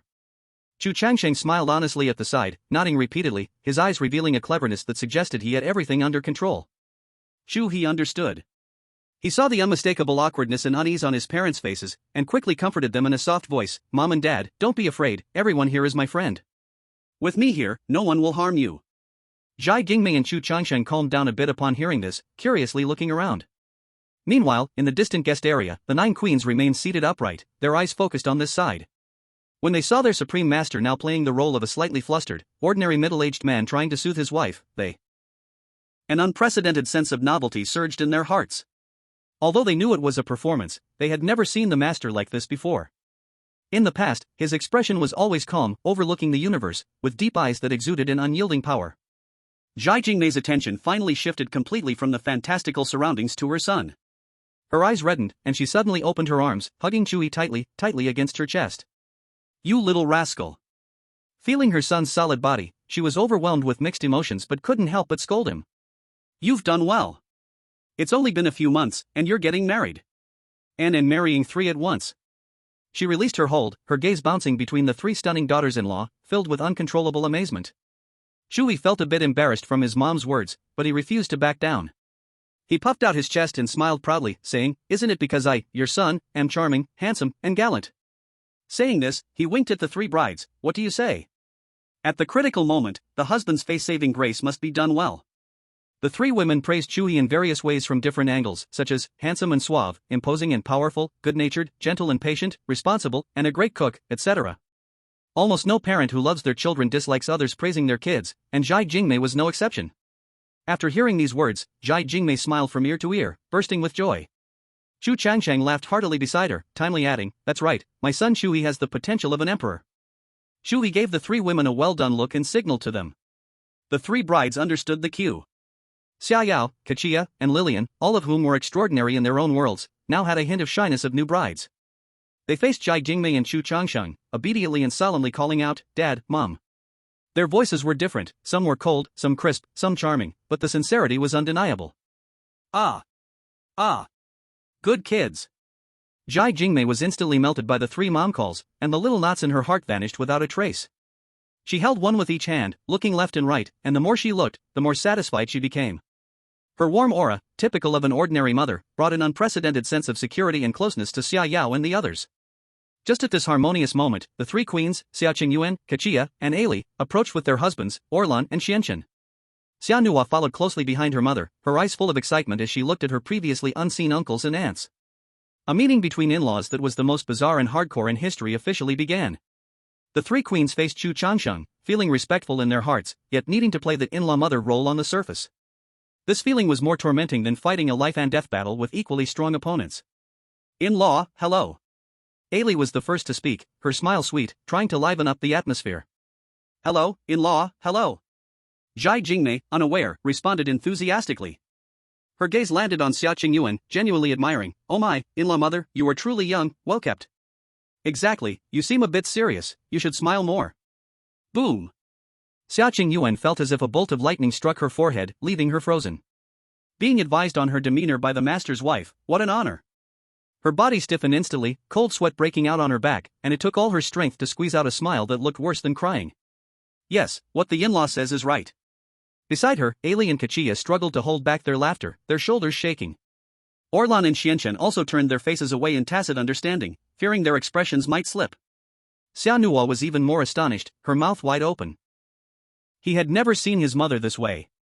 Cough cough, Chu Changsheng stepped forward, smiling to ease the tension. My wife is just blunt, please don't take offense, in-laws. His seemingly ordinary words, however, carried an undeniable will in the ears of the three queens. Eerie and the others instantly refrained from smiling, stood up straight, and said respectfully, we dare not, mother-in-law is straightforward, we like it very much. Chu He? What's happening? Dare not what? Chu Changsheng's face turned slightly awkward, hurriedly sending a message to the three queens, just act natural, we will truly be in-laws from now on, if you're so scared, am I really that intimidating? The three queens, hearing the message, quickly tried to appear as natural as possible. But this only made Chu He feel an indescribable oddness. However, on such a joyous day, he didn't want to think too much, just chalking it up to first-time nerves on both sides. Zhai Jingmei thought her words had worked, smiling brightly, nodding, and pulling Kachicha and Eerie's hands, beginning to chat enthusiastically. The strange yet harmonious recognition ceremony finally concluded successfully amidst everyone's various thoughts. The melodious holy music rang out again, reminding everyone that the ceremony needed to continue. Chu He took a deep breath, taking the hands of the three brides respectively, under the watchful eyes of their parents and the many royals, walking towards the central platform made of white jade. The sunlight shone down, the four figures, contrasting against the dazzling dresses, seemed wrapped in a layer of sacred brilliance. A host dressed in the starry tribe's ritual robe stepped onto the platform, his voice resounding, echoing throughout the entire divine mountain. The auspicious time has arrived, the divine witnesses. The newlyweds exchanged tokens, binding an eternal contract. As the voice fell, four maidens gracefully stepped forward, each holding a tray made of 1,000 illusion crystals, the light within the crystals swirling, dreamlike. Chu He turned to his left, to Xia Yao, taking a ring from the maiden's tray. It was a ring carved from the purest annihilation black crystal, entirely black, not reflecting any light, deep like the void of the universe. But on the inner side of the ring was embedded a circle of tiny star diamonds, twinkling softly in the darkness, a miniature Milky Way quietly hidden within the endless night. He held Xia Yao's hand, gently placing this ring that symbolized annihilation and starlight onto her ring finger. Next, he turned to the right side to Kachicha. On the tray was a bracelet woven from the finest star threads, adorned with a pendant made of 10,000 flower gemstones. Inside that gemstone, countless flowers bloomed and withered simultaneously, light and shadow shifting endlessly, illustrating the cycle of life and death. He placed this bracelet that symbolized star lore and metamorphosis on Kachicha. Finally, there was Lillian, sitting right next to Xia Yao. Her token was a pair of earrings made from living illusion crystals. The crystal was as clear as a droplet of water, yet at its core sealed a tiny annihilation black crystal. The earrings changed shape gently with Lillian's breath, sometimes resembling fluttering butterflies, sometimes blooming roses. Chu He placed these earrings that symbolized infinite illusions and eternity on her. The three brides also picked up their respective tokens. On the tray, there was only a uniquely shaped brooch. The base of the brooch was a steady annihilation black crystal, intricately etched with mysterious celestial tracks using star threads. In the center, it housed a gem that fused red, yellow, and blue colors, stunningly brilliant. The most core symbols of the three tribes perfectly merged together. Xia Yao, Kachicha, and Lillian together held up the brooch, their expressions solemn as they pinned it to Chu He's suit collar. At that moment, the three-colored gemstone on the brooch suddenly burst into dazzling light. In Chapter 186, The Oath of Love and Drunken Provocation. On the brooch, the gems of the three clans merged and blazed with light. That brilliance was no longer mere brilliance but a resonance of laws, a proclamation on a cosmic level. The host on the high platform stood straight, his voice echoing with a sacred rhythm. Please, the newlyweds, declare your vows. Silence engulfed the audience. All gazes gathered at the center of the storm. Chu He's eyes swept past the three stunning beauties beside him. He looked at Xia Yao, whose pure black, deathly still eyes, which once devoured all, now reflected only his figure. Xia Yao. Chu He's voice was gentle yet determined. I once thought your world was destined to be black and white, now I understand that you merely reserved all the colors for me. From now on, I will be your world, the only exception and eternal home under your power of extinction. Xia Yao's long eyelashes trembled, a smile melted across her ice-cold, ancient beauty, dimming the heavens and the earth. Chu He turned to Kaki, whose starry eyes sparkled with the light of wisdom and happiness. Kaki, you said I was the only variable in all your calculations. I promise, on your long journey to explore the truths of the universe, I will be your strongest support. Within your vast star map, I will be the brightest beacon. In all your adventures, I will be the coordinate that will always bring you home. Kaki playfully winked, her eyes twinkling more brilliantly than the stars. Finally, he looked at Lillian, whose unique three-colored eyes brimmed with the pride of a victor and the cunning of someone who had succeeded. Lillian, you are the freest wind I have ever seen, the nemesis of all rules in this world. I will not bind you. I will only accompany you in craziness, in mischief, and together, we will poke a hole in the sky. For every prank you pull, I will be your #1 accomplice. For every heartbeat of yours, I will be the only listener. Lillian's eyes suddenly turned red, she nodded vigorously, yet her lips stubbornly lifted high. The moment Chu He finished speaking, his mind erupted with a thunderous boom. A warm current surged from the origin of his soul, and the power of 1,000 illusions boiled uncontrollably, wildly merging with his own chaotic power, with no barrier left. His perception and control of power reached a whole new level in an instant. The deep closeness of Lillian's love was full. Vows have always been a two-way journey. Xia Yao stepped forward, her voice cold, yet each word fell like a mountain. My life, my power, this everything belongs to you, Chu He. Kaki followed closely, her words filled with the unique precision and ultimate romance of the Starlaw clan. I have calculated every second of our encounter, deduced millions of possibilities for our future. The conclusion is but one. You are my only answer. My future is in your hands. Finally, it was Lillian. She suddenly lifted onto her toes, leaned close to Chu He's ear, and announced in a voice only the two could hear, clear and domineering. I have captured the most interesting wind in the world, his name is Chu He. From today on, you are mine. My world, my rules, my man. The host's voice rose high, resounding through the sky. The ceremony is complete. At the peak of the fairy mountain, applause and cheers soared into the sky. As the ceremony ended, there was free activity time before the banquet began. Chu He accompanied his parents and the 3 brides, mingling among the various in-laws. Zhai Jingmei was surrounded by 3 beautiful and articulate daughters-in-law, smiling so brightly that her teeth were visible while her eyes sparkled. But at this moment, Chu He's perception spread out, capturing whispers from guests far away. Those young offspring from various royal families gathered in small groups, frequently glancing this way, their faces filled with confusion and a hint of suppressed defiance. From the Lava Titan clan, Ignis's second son, Igio, lowered his voice, Brother, I still can't understand. A mere human, why? Just because of his face? 3 princesses marry 1 man, our mother was also polite to other empresses, even too polite to his father and mother. Igray took a big gulp of strong liquor, the fire in his orange-red pupils rising. Who knows? I think he's just a gigolo. On the other side, several daughters of the Siren Sea Queen were whispering. The lively 3rd daughter, Sarah, quietly asked, 4th sister, is the 6th sister being tricked by that human? She really wanted to introduce us to him. The serene 4th daughter, Mira, simply smiled gently without replying, her gaze filled with thick curiosity, constantly eyeing Chu He. The 2nd daughter of the Bone King, Liner, the strange girl dressed in a short black skirt with butterfly wing bone patterns at the corners of her eyes, was silently communicating with her brother Karen, suddenly letting out a series of silver bell-like giggles. Only Vimus remained silent beside her mother, her pink-purple eyes fixed on Chu He, as if trying to see right through him. In a corner, Ao Cheng sat alone, with a calm expression. He held a wineglass, watching his gossiping peers, a silent sneer curling at the corner of his mouth. A bunch of fools. You have no idea you are discussing such a terrifying monster. When he comes knocking on your door one by one, you'll understand. His gaze met Chu He's in the air, he raised his glass in a distant salute, then drank it all in one gulp. As night fell, the Lioli Palace opened its grand banquet. The huge round table, carved from a piece of divine jade, sparkled with colors, the dishes on it were a dazzling array, all masterpieces cooked by Xiaoyan and Chu He's 1,000 phantom splitters, each holding immense power. Everyone sat around, the atmosphere was lively.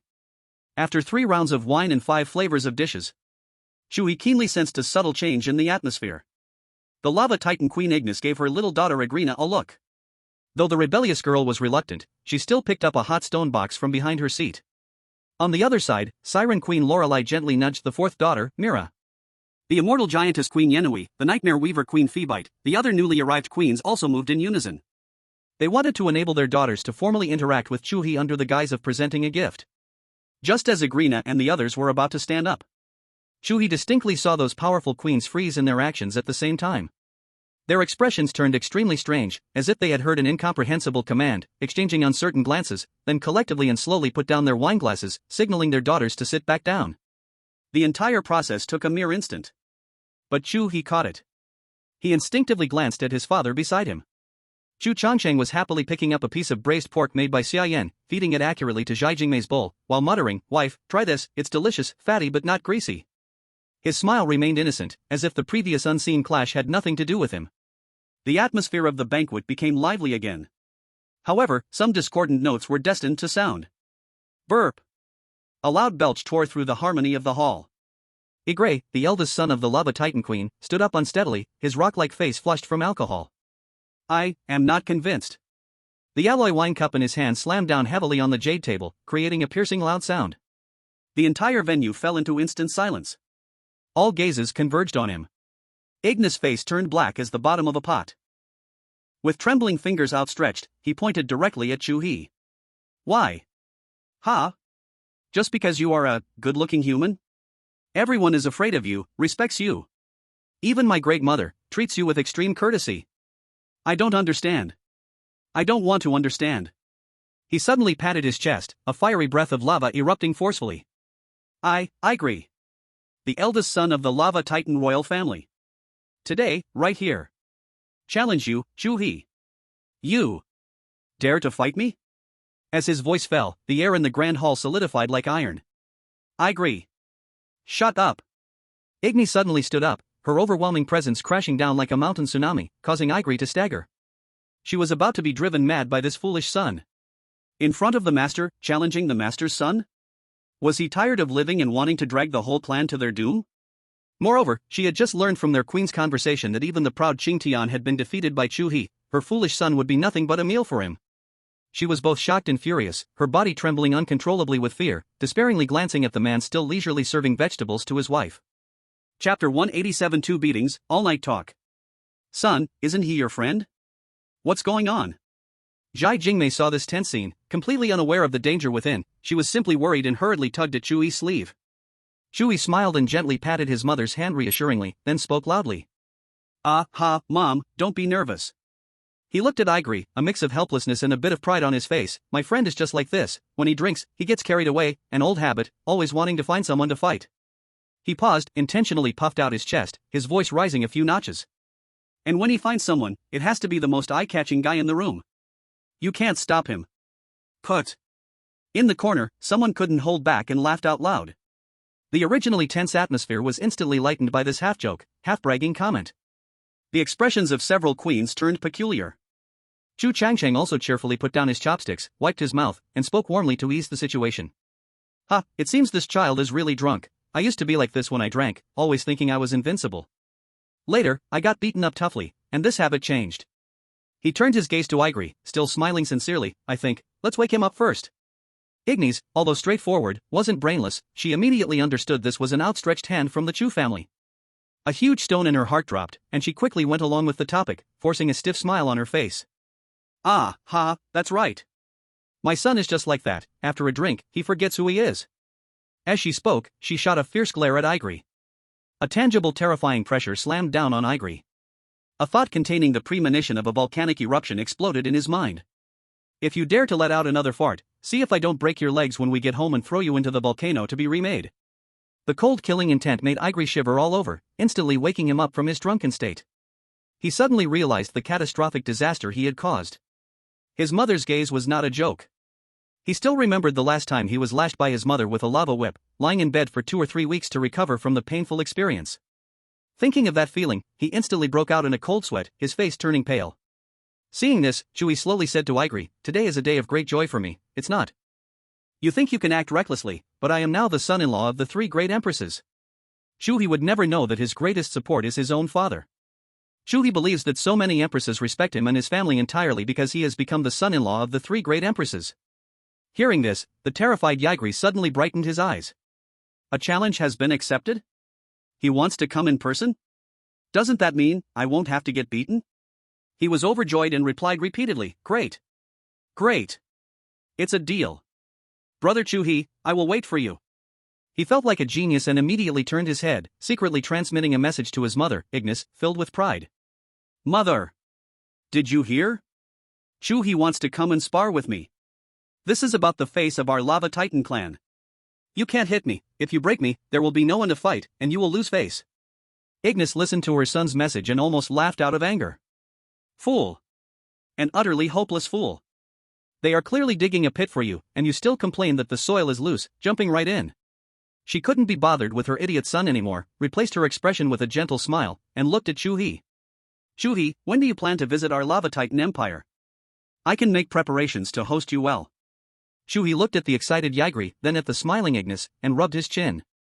"Well, after the wedding, there are some matters to deal with. At the earliest, it will be a month later." This was not false, he still had to be busy honeymooning with his wives. "That's wonderful." Ignis smiled even brighter, yet her orange-red eyes meaningfully glanced at Yaigri beside her. "A month, that's enough." Yaigri's heart sank, an ominous feeling instantly enveloping his whole body. He looked at his mother's profound gaze and hurriedly shouted at Chu He, "A month? Why so long? Brother, I can't wait to spar with you." "No choice," Chu He shrugged, feigning innocence, "I'm really busy." "Don't worry, once I finish, I will definitely come find you first thing." Yaigri looked at his mother's increasingly dangerous smile, his face drooping as his heart turned cold. "It's over. It seems he has dug himself into a hole." Inside the grand hall, everyone watched Yaigri's face shift from ecstatic to despair, a spectacle like constipation, struggling to hold back laughter as their lips curled upward. Lillian was especially unreserved, leaning close to Chu He, whispering gleefully, "Husband, you are truly mischievous." In the corner, Ao Chang held a wine cup, taking this all in. He watched Yaigri's foolish expression with an undisguised sneer. This idiot is likely to get a solid beating twice. Once from his enraged mother. And another from that man he has no idea is terrifying. Ao Ching shook his head and downed the drink in his cup. The banquet slowly approached its end in a subtle and harmonious atmosphere. The 6 empresses and their children, after bidding farewell to Chu He and his family, tore apart space and left this mountain peak of immortals. Before leaving, each empress solemnly handed a token symbolizing their royal identities, along with contact information, to Chu He. The lively glass palace finally returned to tranquility as the guests dispersed. Chu He did not choose to spend the night with his 3 newlywed wives, his thoughts were entirely on his parents. He held his parents' hands, intending to give them a good tour of this marvelous otherworld. With a thought, Chu He extended his palm. The power of Qian Huan and Xing Lv intertwined in his palm, light and shadow twisted, and matter congealed out of thin air. A sleek and beautiful silver spaceship, filled with a sense of future technology, quietly appeared in front of everyone under his imagination. The spaceship's hull sparkled like the stars, and the interior space was spacious and comfortable, entirely decorated in the most luxurious homestyle of Blue Planet. Jai Jingmei stared in shock at the magical scene of this creation out of thin air, covering her mouth, feeling as if she were living in a myth. She couldn't believe that her son now possessed such heavenly abilities like a celestial being. The spaceship carried the family slowly upward, silently gliding beneath the night sky of Ryan continent. Chu He pointed out the window at the rapidly passing wonders, telling his parents his experiences here, turning the dangerous parts into amusing adventure stories. Even so, those bizarre encounters still left Jai Jingmei and Chu Changxing feeling astonished and frightened for their son's experiences. Jai Jingmei held Chu He's hand, her eyes red, softly asking, "Son, when will you be able to come home?" Chu He gazed into his mother's hopeful eyes and earnestly replied that there were still many things he needed to handle here, but he promised his parents that he would resolve all issues as soon as possible and then return home. Hearing her son's promise, Jai Jingmei felt slightly relieved but couldn't help letting out a long sigh. "Son, you have really grown up. No matter how powerful you are outside, or what kind of big person you become, remember, there are always people better than you, and greater worlds beyond. Your parents can't help you with anything else, just be careful." Her words were filled with the pride, pain, and a deep sense of helplessness that comes from being a parent. A night of exploration and conversation quietly passed by without anyone noticing. When the first ray of sunlight broke through the clouds the following morning and shone on the deck of the spaceship, that group of colorful lights suddenly appeared again without warning. The soft light enveloped Jai Jingmei and Chu Changsheng. The moment of parting had finally arrived. Chu He stood on the deck with his 3 wives, waving vigorously at his parents in the light. Watching his parents' figures gradually blur in the glowing light, he could no longer suppress his emotions, and hot tears rolled down his cheeks. Chapter 188, The Dragon King's Request, The Frozen Dead City. The next day, the morning sunlight streamed through the dome of the Crystal Palace, dyeing the luxurious large bed, large enough for a dozen people to roll around in, a warm golden color. After a hard day and night, Chu He slowly opened his eyes, feeling a hot gaze on his back as if it would pierce him through. Are you awake? A cool voice mixed with tenderness rang in his ears. Chu He turned his head, and Xia Yao was lying beside him, her long black hair spilling over half the bed like a waterfall. Those pure black eyes that once could extinguish all things now only clearly reflected his sleeping face. In her hand, she held a crystal bowl, which contained a wriggling, glowing black substance. Your breakfast, I added a lot of nourishing ingredients to it. Xia Yao said simply, holding the bowl in front of him. Chu He's eyelid twitched. No way, is this an attempt to murder her husband right after marriage? Wait a minute. A silver flash appeared as Kachi's petite figure zoomed in between Chu He and Xia Yao, holding a sparkling silver pill. She proudly lifted her chin. Honey, don't eat that black thing. This is the concentrated nutrient from the highest technology of the Starlaw clan. One can replace 100 meals. Efficient, convenient, perfect. Before her words fell, a fragrant breeze wafted by. Lillian had somehow already sat down on the other side of Chu He, wearing a thin gauzy nightgown that changed colors with her mood. At this moment, a bright goose yellow is presented. With her jade-like fingers gently pinching, a 1,000 illusion glass flower constructed from pure illusionary energy, constantly blooming with countless petals, is elegantly brought to Chu He's lips. Chu Bao, try mine. This is a flavor I created after a whole night of inspiration. I guarantee every bite is a brand new experience. In an instant, 3 women, each with a distinct style of breakfast, surrounded Chu He. Eat mine. Xia Yao's tone left no room for refusal. Mine is the most scientific. Kachi refused to back down. Mine is the prettiest. Lillian's eyes were full of charm. A sweet yet powdery smell spread through the air, leaving Chu He feeling overwhelmed. Just as he was about to mediate, his phone suddenly vibrated violently without warning. The arguing voices of the 3 women ceased abruptly. Chu He's expression turned serious as he picked up the phone, noticing it was a call from Aoshi. Due to the urgency, he answered immediately. Amidst flickering light, the noble virtual image of Dragon Emperor Aoshi appeared, but at this moment, there was not a shred of calm from a ruler on her face, only deep exhaustion and unshakable anxiety. This was the updated system of Illusion Link, capable of projecting human figures. Chu He, it's me, Aoshi. Her voice was hoarse, trembling slightly. Can I see you now? It's urgent. Chu He immediately sat up straight. Your Majesty, where are you? I'll come right away. I'm just outside Wanxian City. Aoshi took a deep breath. I'll come over directly. As soon as her words fell, the light of her figure dimmed. The atmosphere in the palace instantly became heavy. Lillian pouted, putting away the illusionary flower. Looks like our honeymoon on the first day is going to be ruined. Xia Yao and Kachi said nothing, but they both simultaneously looked towards Chu He, their eyes filled with the same inquiry and concern. In just a few seconds, the space in front of the great hall twisted violently, and a golden dragon-patterned magic circle opened up in thin air. Oh, she stepped out. She didn't even have time to tidy her slightly disheveled palace attire from the rapid crossing of space, her golden-green eyes filled with blood. When her gaze fell upon the inner hall and saw Chu He and his 3 newlywed wives sitting together in disarray, she visibly froze for a moment. In her weary eyes, a hint of extremely complicated emotions flashed by. There was envy, bitterness, but more was the resoluteness of a mother. She disregarded all pleasantries, speaking directly with a voice choked with tears. Chu He, please, save my daughter. Chu He had already put on his outer garment and quickly approached, his expression serious. Take your time, what exactly happened? It's Aoshi. Aoshi grasped Chu He's arm, her fingertip icy cold, her curse went out of control. Just now, the dragon soul crystal I left beside her to monitor her completely lost its sensing. The coldness from that frozen dead city suddenly skyrocketed several times. I can't even sense her existence with my divine thought anymore. I fear she has been completely swallowed by that power, or driven mad by endless loneliness. Hearing this, Chu He's heart sank. He had long heard from Ao Chang and Lillian about Princess Aoshue's situation, and he had already included saving her in his plans. His original intention was to wait until his wife was pregnant, complete this side mission, and then save Aoshue. But now, it seemed that time was not on his side. Your Majesty, please don't panic. Chu He steadied the emotionally agitated Aoshi, his tone calm. I have known about this matter for a while, and I was preparing to deal with it. He looked towards his 3 wives behind him, with regret in his eyes. I had planned to wait a few more days. I know this is very abrupt and interrupts your honeymoon. Aoshi's tears finally couldn't help but roll down. This empress, who commanded one of the strongest races in the universe, was just a desperate mother at this moment, but Xiao Shui, she really might not hold on much longer. Chu He, now only you are left, only you, perhaps can create a miracle. Chu He patted her hand, his gaze becoming incredibly sharp. Don't be anxious, I will go take a look first. He turned around and said to Xiaoyou and the others, I am going to see the emperor. You all. Where you go, we go. The 3 women spoke in unison. Chu He smiled helplessly and looked at Aoshi. Alright, more people means more strength. Aoshi nodded heavily. There's no time to waste, let's set off. Chu He no longer talked nonsense, and the four quickly changed into outfits convenient for action. Aoshi stood in the center of the hall, took a deep breath. She raised her right hand, and the mighty dragon might soared into the sky, golden energy gathered in her palm, slashing suddenly at the void ahead. Sizzle!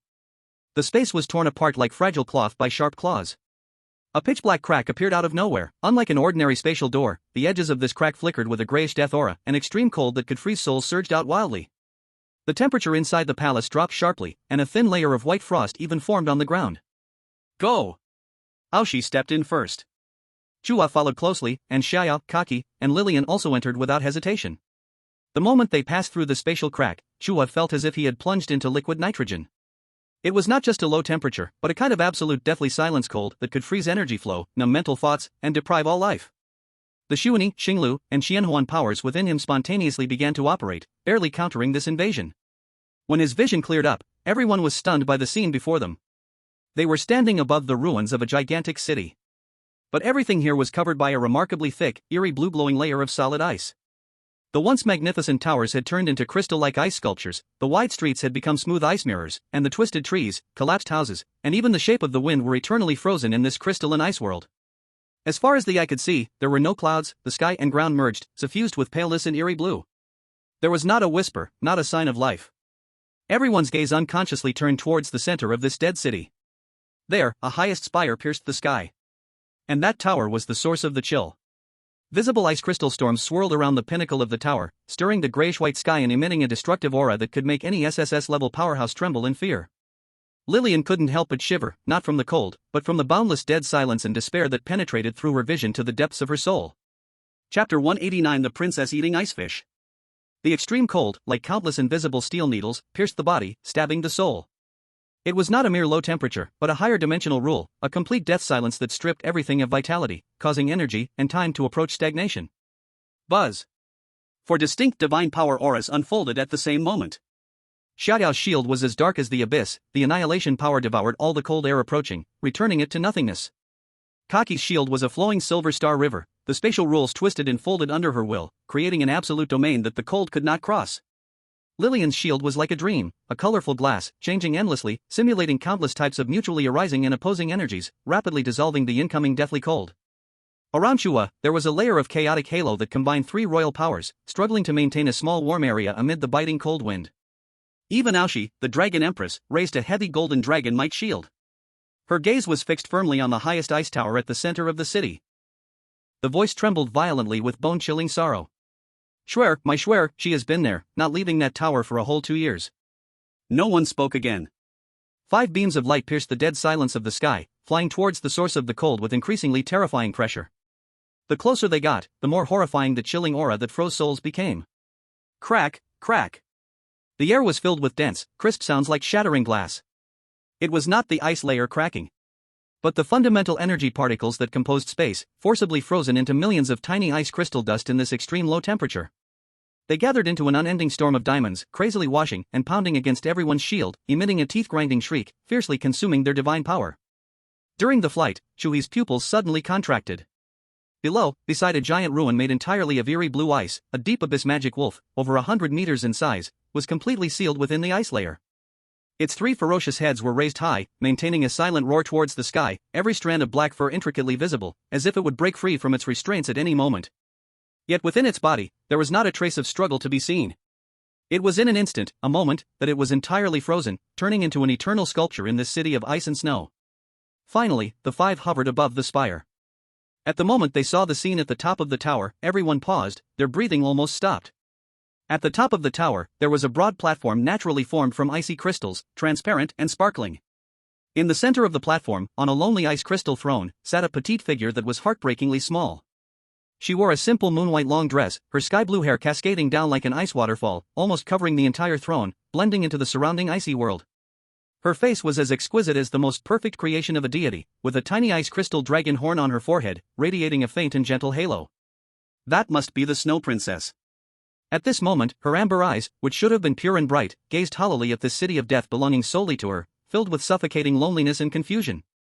Just then, the lonely princess seemed to feel hunger. She sluggishly picked up something from beside her throne, bringing it to her cherry-like small mouth.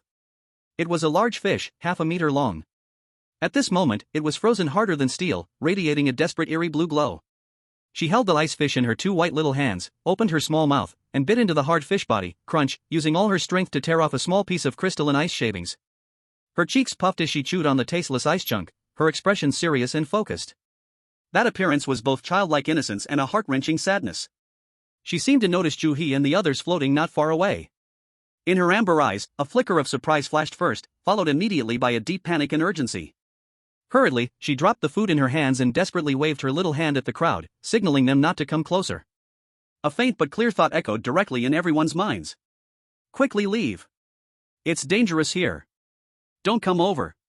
Her voice was soft and urgent, filled with kindness and purity that did not wish to hurt anyone. Chu He looked at her kind yet helpless appearance, his heart's softest spot was sharply touched.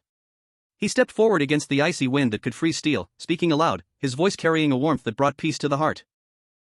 Snow Princess, don't be afraid, we are here to help you. Axis stared blankly at him.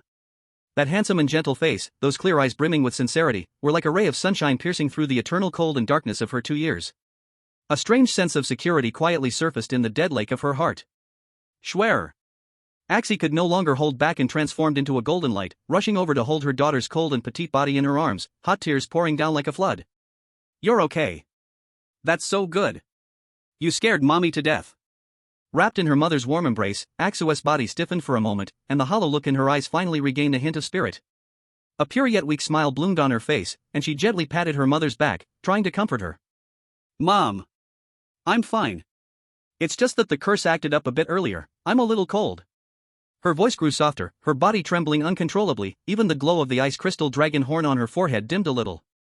Axia's body completely froze, her joy instantly turning into boundless fear. Her daughter's condition was worse than she had imagined. Chu He stepped forward, carefully observing Axu's state, his brow tightly furrowed. This curse was 1,000 times more tyrannical than he had imagined. It was not an external force, but deeply bound to Axu's dragon soul origin, like a malignant tumor parasiting on her life. It continuously drained Axu's vitality and soul power, transforming it into this deathly cold that could freeze everything. Unless Axu's soul was completely wiped out along with her dragon soul origin, this cold would never run dry. And Axu was that battery being continuously drained. No solution. With his current knowledge and ability, he couldn't think of any way to solve it. But the master had said that he must gather the divine power of the 9 royal families to have a chance of resisting it. This meant that Axu must be saved. And they needed to obtain her most original Dragon Clan divine power. Could it be that he really had to use that ability? In Chu He's mind, the definition of charm kiss flashed wildly. This ability not only allowed him to become a charming sea king, leaving affections everywhere, copying others' abilities, but was there no deeper use? This curse, perhaps, itself was an extreme negative energy conglomerate of chaos. And the intense emotional fluctuations and soul resonance brought by kissing might generate some unexpected chemical reactions with this chaotic energy from the root? This was the only and most insane possibility he could think of at this moment. Thinking of this, Chu He took a deep breath, looking at the despairing Axie, his expression becoming more serious than ever. Your Majesty, I might have a method. But this method is very special, even can be said, unfathomable. He did not explain the specific details of the ability, just used the simplest language to describe the core of this method. It was a plan that required the most intimate contact, to achieve soul-level resonance and guidance, in an attempt to tame or assimilate that violent curse. After hearing Chu He's description, Axie was completely stunned. Her noble and elegant face was filled with disbelief, as if she were hearing the ramblings of a madman. Soul resonance? Intimate contact? This sounded too absurd. But then she suddenly remembered, Chu He was the chosen one by the master. Anything unreasonable happening to him might hide the master's deeper meaning and layout. Behind this absurdity, there might really be the only hope to save her daughter. After a brief moment of shock and struggle, Axia's hesitation in her eyes transformed into resolve. For her daughter, she was willing to gamble everything. She solemnly held her daughter's icy hand, looking into her weak eyes, and spoke word by word. Schwer, Chu He is a man worth trusting. Your arrogant brother Ao Qing has already faced a fair defeat at his hands. His character and ability, Mother trusts. Right now, only he can save you. Do you want to believe him once? Ao Shue's actions of nibbling on the icy fish completely stopped, her amber eyes widened in shock as she looked at Chu He. This seemingly gentle big brother defeated her brother? The one who was invincible in her heart? She carefully examined Chu He, looking at his handsome face, his gentle smile, and her small face suddenly flushed bright red. Thinking about what might happen soon, she felt a wave of confusion, her heart racing like a startled deer. In the end, she shyly lowered her head and made a barely audible sound, Receiving permission, Chu He no longer hesitated. He took a deep breath, gathering the power within his body. The power of annihilation and the power of illusion, under his control, precisely converged towards his lips. The black energy provided a burning core, while the colorful illusions were responsible for amplifying the visual effect and temperature. In the next moment, under the astonished gaze of everyone, Chu He's lips began to swell, turn red, and shine at a visible speed. In just a moment, his previously moderately thick lips transformed into two fiery red sausages that seemed to be steaming. Chapter 190, The Tragedy of Sausage Lips and New Hope. Such a solemn and tragic atmosphere quickly became somewhat subtle because of Chu He's two shiny, hot sausage lips. Even the Dragon Emperor Aoshi, filled with grief and determination, couldn't help but twitch at the corners of his eyes upon seeing that ridiculous sight. Lilian was the first to lose her composure. But a soft laugh escaped her, and she quickly covered her mouth with her small hand, feeling that the moment was completely inappropriate. But her slightly trembling shoulder betrayed her inner struggle to hold back laughter. Xiaoyao and Kachi couldn't help but let the corners of their mouths lift slightly. There was no way around it, the contrast of sausage lips with Chu He's handsome and serious face was simply too funny, filled with a bizarre sense of conflict. Xiao Shui, here I come. Chu He completely ignored everyone's gazes, all his heart and soul were tightly locked onto the petite and lonely figure ahead. He shouted loudly, puffing out those two sausages that seemed capable of roasting beasts. He shot forward like an arrow released from a bow, tearing through the cold air, charging straight towards Ao Shui on the ice crystal throne. He compressed the chaos shield around him to the limit, closely fitting it to the surface of his skin. He prepared to completely withdraw this final defense just a moment before touching Ao Shui. At the top of the ice tower, the lonely dragon princess was stunned upon hearing Chu He's determined shout and seeing his unusual lips rushing toward her. Her mind went blank. The cherry-like small mouth, under the mysterious power of the alluring kiss, unconsciously puckered slightly. Her pure amber eyes were now filled with panic and confusion. The two figures quickly approached under the watchful eyes of the three wives and Aoshi. However, an unexpected event occurred at that moment. Chu He's lips, infused with the power of annihilation and illusion, plunged into the intense cold realm like a red-hot iron entering liquid nitrogen. Hiss! A sharp, piercing sound of energy annihilation echoed through the silent tower top. The terrifying high temperature on his lips, capable of melting refined gold, was neutralized and consumed at a visible speed. Even before he could fully approach Ao Shui, an irresistible, soul-freezing coldness broke through his last defense. Snap! Crack! The piercing frost, with a hue of deathly blue, crazily spread upwards from the tip of his rushing toes. Ankles, knees, waist, chest. Finally, just less than a meter away from Ao Shui, Chu He's rushing figure came to an abrupt halt. He was completely frozen into a crystal-clear human ice sculpture. His face still perfectly held that funny pouting expression from when he charged forward. And Ao Shui, due to inertia, couldn't stop her small body from lunging forward, and she collided solidly against him. Pop! A very light sound. In the silent ice city at the top, this sound seemed exceptionally clear, even carrying a slight echo. Her soft and warm lips just directly and solidly pressed against Chu He's, lips frozen into ice. Cold. Hard. This was the only feeling she had at that moment, as if kissing a piece of human-shaped stone. Husband! The three women screamed in shock at the moment Chu He was frozen, their faces changing dramatically. Aoshi's face turned particularly white as paper. She did not expect even Chu He, who possessed 3 royal divine powers and was considered a freak, could not get close fully. Without any hesitation, she flashed and instantly appeared beside the ice sculpture. A vast golden energy surged from her body, transforming into the purest, warmest life fire element, carefully wrapping around the entire ice sculpture. She used the most precise force to begin thawing him. With the help of the Dragon Emperor, that layer of deadly blue ice quickly melted and vaporized. Chu He regained his ability to move, his body softened, staggering back 2 steps. He uncontrollably spewed out large clouds of white cold air, his whole body shaking violently, like a shaking sieve. He looked down at his still smoking hands, feeling the energy flow within him that was almost stagnant due to freezing, bitterly shaking his head. With my current ability, I can't even get close. He had long expected it would not be so simple. A curse that even the SSR-level Dragon Emperor was helpless against, how could he possibly break it so easily? The tiny glimmer of hope that had just ignited in Aoshi's heart was completely extinguished in that moment. She stared blankly at her daughter, who was also frightened, her voice filled with endless despair. Could it be, really no one can save my daughter? Hearing her mother's heartbroken cries, Ao Shui instead calmed down. She walked to her mother's side, reaching out her cold little hand, gently patting her mother's trembling back. It's okay, Mom, I'm used to it. She tried hard to squeeze out a reassuring smile. It's all my fault, I shouldn't have touched that strange ice lotus, otherwise, it wouldn't have turned out like this. Maybe, this is my fate. She forced a smile, but tears could no longer be controlled, pouring out from her beautiful amber eyes. The hot tears that just slipped from her eyes instantly condensed in the air, turning into transparent, crystal-clear ice crystals that reflected a sorrowful light. Tink, tink. They fell onto the ice surface beneath, making a series of crisp sounds. The small ice crystal dragon horn on her forehead also dimmed in light. This scene made all the hearts present tighten painfully, as if being gripped by an invisible hand, unable to breathe. Silly child, what nonsense are you saying? Ayo, she tightly hugged her daughter into her arms, her voice hoarse and unrecognizable. There must be a way. There must be. Chu He, you say so too, right? She raised her head, looking at Chu He with the last glimmer of hope. Chu He took a deep breath, forcibly suppressing the coldness raging inside, and met Ao Shue's tear-filled eyes. His gaze was incredibly serious. Dragon Emperor, rest assured, I will do my utmost. He said to the girl who was still forcing a smile, word by word. Xiaoxue, you must not lose hope. To give up is truly the end. Aoyue stared blankly at Chu He's clear and serious eyes, then looked at the surrounding Lillian and others who were filled with pity and concern. She nodded vigorously, raising her hand to wipe away the crystalline tears that were starting to fall again. Okay, I promise you. Until the last moment, I will never give up.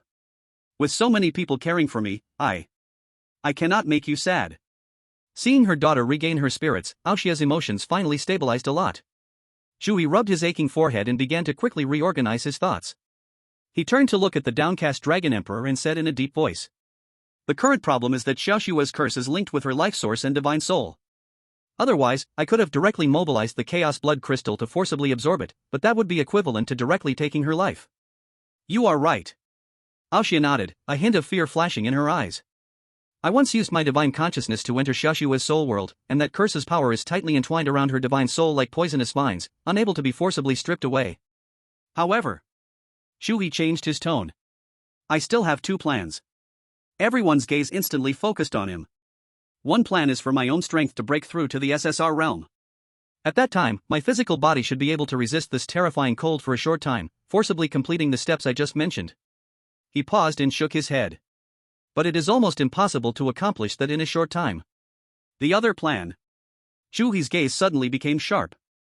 Is to gain the bloodline and source power of the Lava Titan. Lillian immediately reacted and exclaimed. You mean, because I mentioned to you that the strong ones of the Lava Titan clan have been here? Yes. Chu He nodded heavily. That senior only needed to get close to make Princess Xiaoxue suffer greatly. This precisely shows that this curse fears the extreme firepower of the Lava Titan clan. Perhaps, we can find clues to counter this curse among the Lava Titan clan. Or, just by possessing the Lava Titan's abilities, I can truly get close to Xiaoxue and complete what was not finished just now, that step. This plan had a very high feasibility, shining like the first ray of dawn, bringing a glimmer of hope to the despairing crowd. But Chu He's gaze slowly swept over Lillian, Xiaoyao, and Kachi beside him, his face showing an extremely complicated bitter smile. Aoxia's heart, which had just calmed down, tightened up again, and she hurriedly questioned. But what? Chapter 191, Having a child is the top priority. Chu He's bitter smile made the Dragon Emperor Aoxia's heart tighten.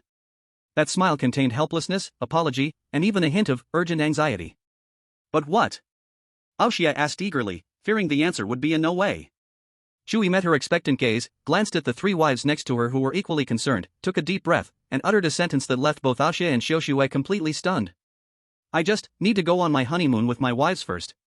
Aoxia's face turned pale, her expression frozen as she stared at Chu He, her lips trembling slightly. She thought this was Chu He's excuse, a polite refusal. Ah, this. The regal look on her face revealed a near-pleading expression for the first time. I know this makes me seem selfish, intruding on your honeymoon. Can you delay the honeymoon and first think of a way to save my daughter? Of course, whatever you need, our dragon race will give everything in return. Looking at this high and mighty Dragon Emperor. In this moment, feeling humbly crushed to dust, Chu He felt a pang of sadness in his heart. He shook his head, his expression incredibly serious. Your Majesty Dragon Emperor, you've misunderstood. I am not shirking responsibility, nor am I asking for a reward.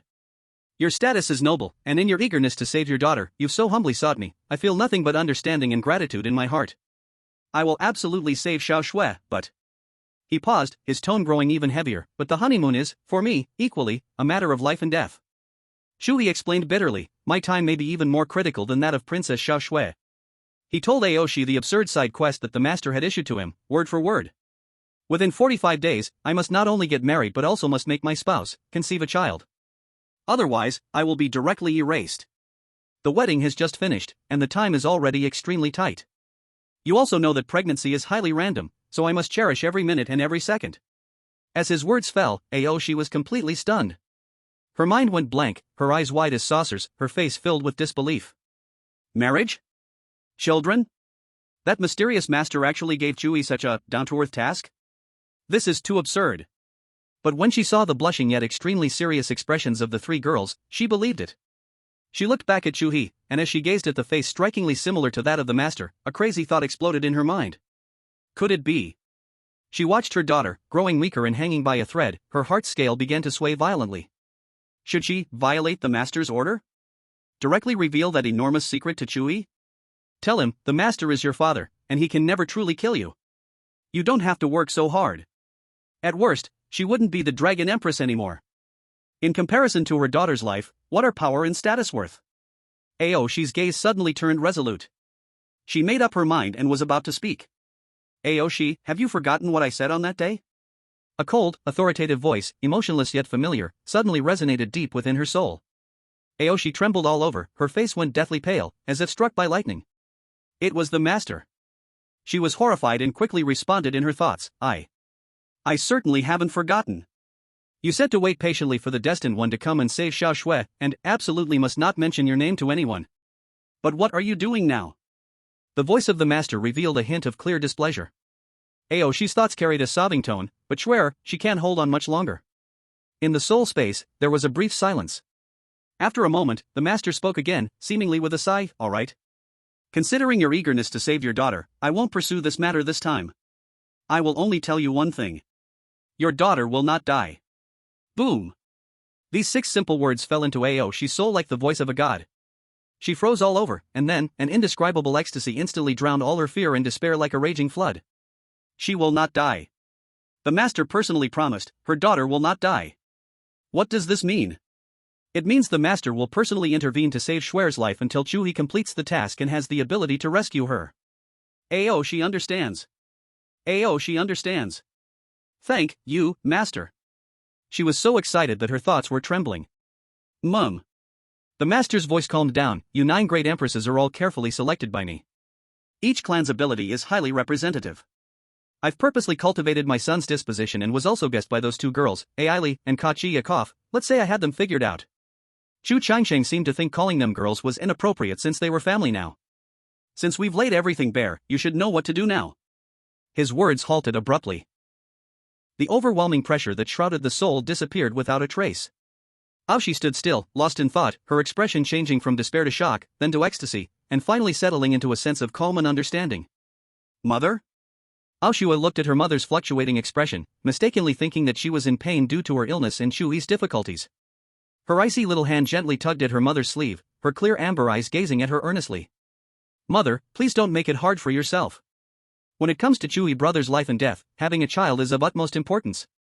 She turned to Chu He and forced a bright smile, even though it was tinged with a hint of pallor. What if we go to the Lava Titan tribe now but can't find a way to save me? Wouldn't that mean my life can't be saved, and Chu He brother's life would also be at stake? It's okay, I can feel that if I hold on for about a month, there will be no problem at all. The girl's words were so kind that they made people's hearts ache. Lillian and the others stepped forward, surrounding the little princess with concern, gently comforting her. Chu He watched the scene, determined that he would save this girl no matter what.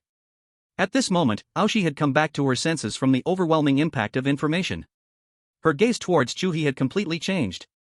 There was no longer a trace of request or humility, instead, there was a mix of love, admiration, and gentle warmth as if she were looking at her own junior. Chu He. She spoke with a smile, her tone softer than ever, it was my negligence. In that case, you can go ahead and complete your task with peace of mind. You don't need to worry about Shuai here. She gently stroked her daughter's icy blue hair, her eyes filled with unprecedented confidence, I believe in her, and she will definitely wait for you. This shift in attitude surprised Chu He, but he also breathed a long sigh of relief. He nodded heavily, promising the kind princess. Xiaoxue, wait for me.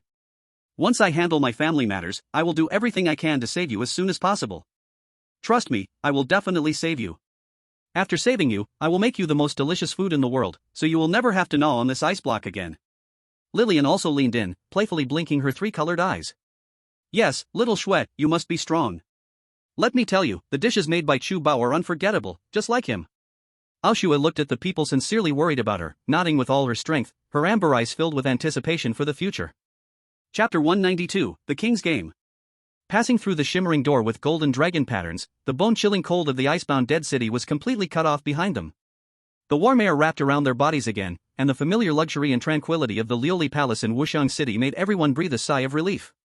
The oppression and despair just experienced felt like a cold nightmare, and the heaviness left by the nightmare still lingered in everyone's hearts. Xia Yao and Kachi had unmistakable worries on their faces, both for the kind princess gnawing on the icy fish and for Chu He's imminent life and death mission. Oh come on, don't all make such serious faces. A delicate voice broke the silence. Lillian stretched lazily, her alluring curves fully revealed, playfully blinking her unique three-colored eyes as she lightly snapped her fingers in the air. Pop! The crisp sound of her fingers snapping changed the entire magnificent Lioli Palace. On the hard white jade floor, a soft pink mist carpet appeared out of nowhere, feeling like stepping on clouds. The crystal lights in the dome turned to a soft crimson, the hazy glow spilling down, dreamlike and surreal. In the air, the sweet fragrance began to drift, tugging at the heartstrings. Countless glowing rose petals, conjured through illusion, danced and fell from the sky. The solemn palace instantly transformed into an exquisitely romantic space. Done! Lillian clapped her hands with satisfaction, then like a delicate little cat, wrapped herself around Chu He's arm, pressing tightly against him. She tilted her beautiful little face up, her alluring eyes like silk, exhaling like orchids. Chu Bao, look, the atmosphere is all set this way. My room is arranged with the utmost care, ensuring you can truly relax. Before her words fell, a graceful figure silently blocked Chu He in front. Xia Yao directly linked her other arm with Chu He's, extending a slender finger to point towards another direction in the hall. There, only a simple black door seemed to swallow all light, emanating in absolute silence, as if time and space were frozen within. Xia Yao simply stated, I have used the power of extinction to clear all disturbances. This is the best place to focus and do what needs to be done. Chu He's eyelid twitched, one made the place like a colorful wonderland, and the other crafted it into a tranquil corner that could isolate everything. These two's thought processes were truly exceptional. Hey! Xia Yao, are you mistaken? Lillian crossed her arms with discontent, her cheeks puffed out. What we are about to do is an important matter concerning the future, not just simple retreat. Aren't you worried about affecting our state with such silence? Xia Yao glanced at her indifferently, he will adapt. You! As the air between them sparked with tension, a silver flash appeared, and Kachi's petite figure floated between the two, one hand on her hip and the other holding its star law calculation board sparkling with star trails, her expression serious as if hosting the highest level of interstellar conference. Ladies, please pause the meaningless debate. She cleared her throat, pointing to a sharply rising red curve on the board, and earnestly said, according to my optimal solution model version 3.0, combining Chu He's current three kinds of divine power ratios, physical function activity levels, and our three's adaptation matrix tonight, the best preparation window is at the third quarter of the high hour, which is 10:37 and 9 seconds in the evening. She extended a little finger, solemnly emphasizing, at that time, with a constant temperature of 26.3 degrees Celsius, air humidity of 45.8%, and accompanied by alpha 7 type soothing brainwave music, our smooth advancement probability will peak, exceeding the standard situation by 12.7%. After finishing, Kachi raised her chin proudly, wearing an expression that said, I have the safest plan. Lillian and Xia Yao were both stunned, exchanging a glance, achieving an astonishing tacit understanding for the first time. Kachi, do you take this as a purely scientific experiment? Lillian said frantically, tugging at her silver long hair, there's no atmosphere whatsoever. Xia Yao also rarely frowned, data cannot measure all key factors. Kachi rebutted defiantly, scientific planning is the guarantee of efficiency. Your method of relying solely on feelings will only waste precious windows of time. We don't have much time left, do you understand? My plan has the best atmosphere.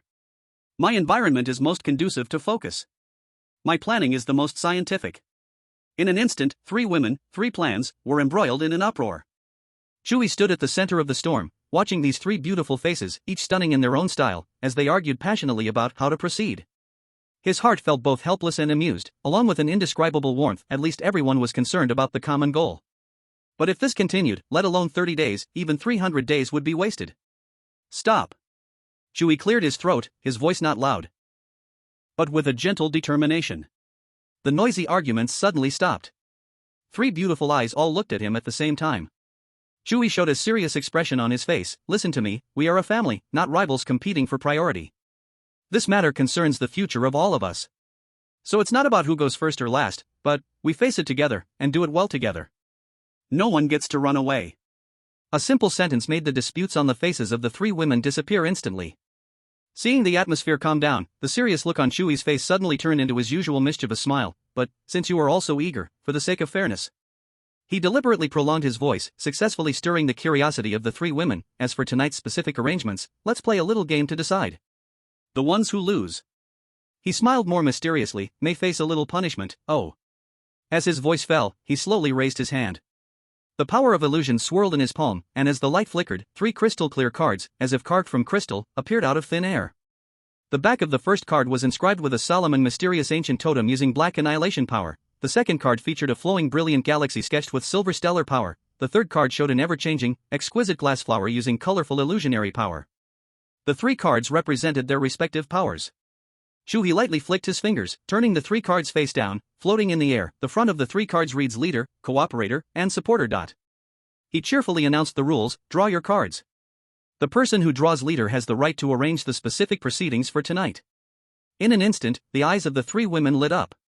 The right to arrange the proceedings? Not only could they move things forward according to their own ideas, but also coordinate the participation of the other two? This was too interesting. The tense atmosphere that had just been filled with swords drawn was instantly replaced by playful competition and anticipation. Three delicate hands, differing in skin tones and shapes yet equally flawless, reached toward those three cards that would decide the night's arrangements at the same time, each with their own thoughts. Chapter 193, Husband, I beg you, don't fight anymore. A week later. In the Glass Palace, time flew by.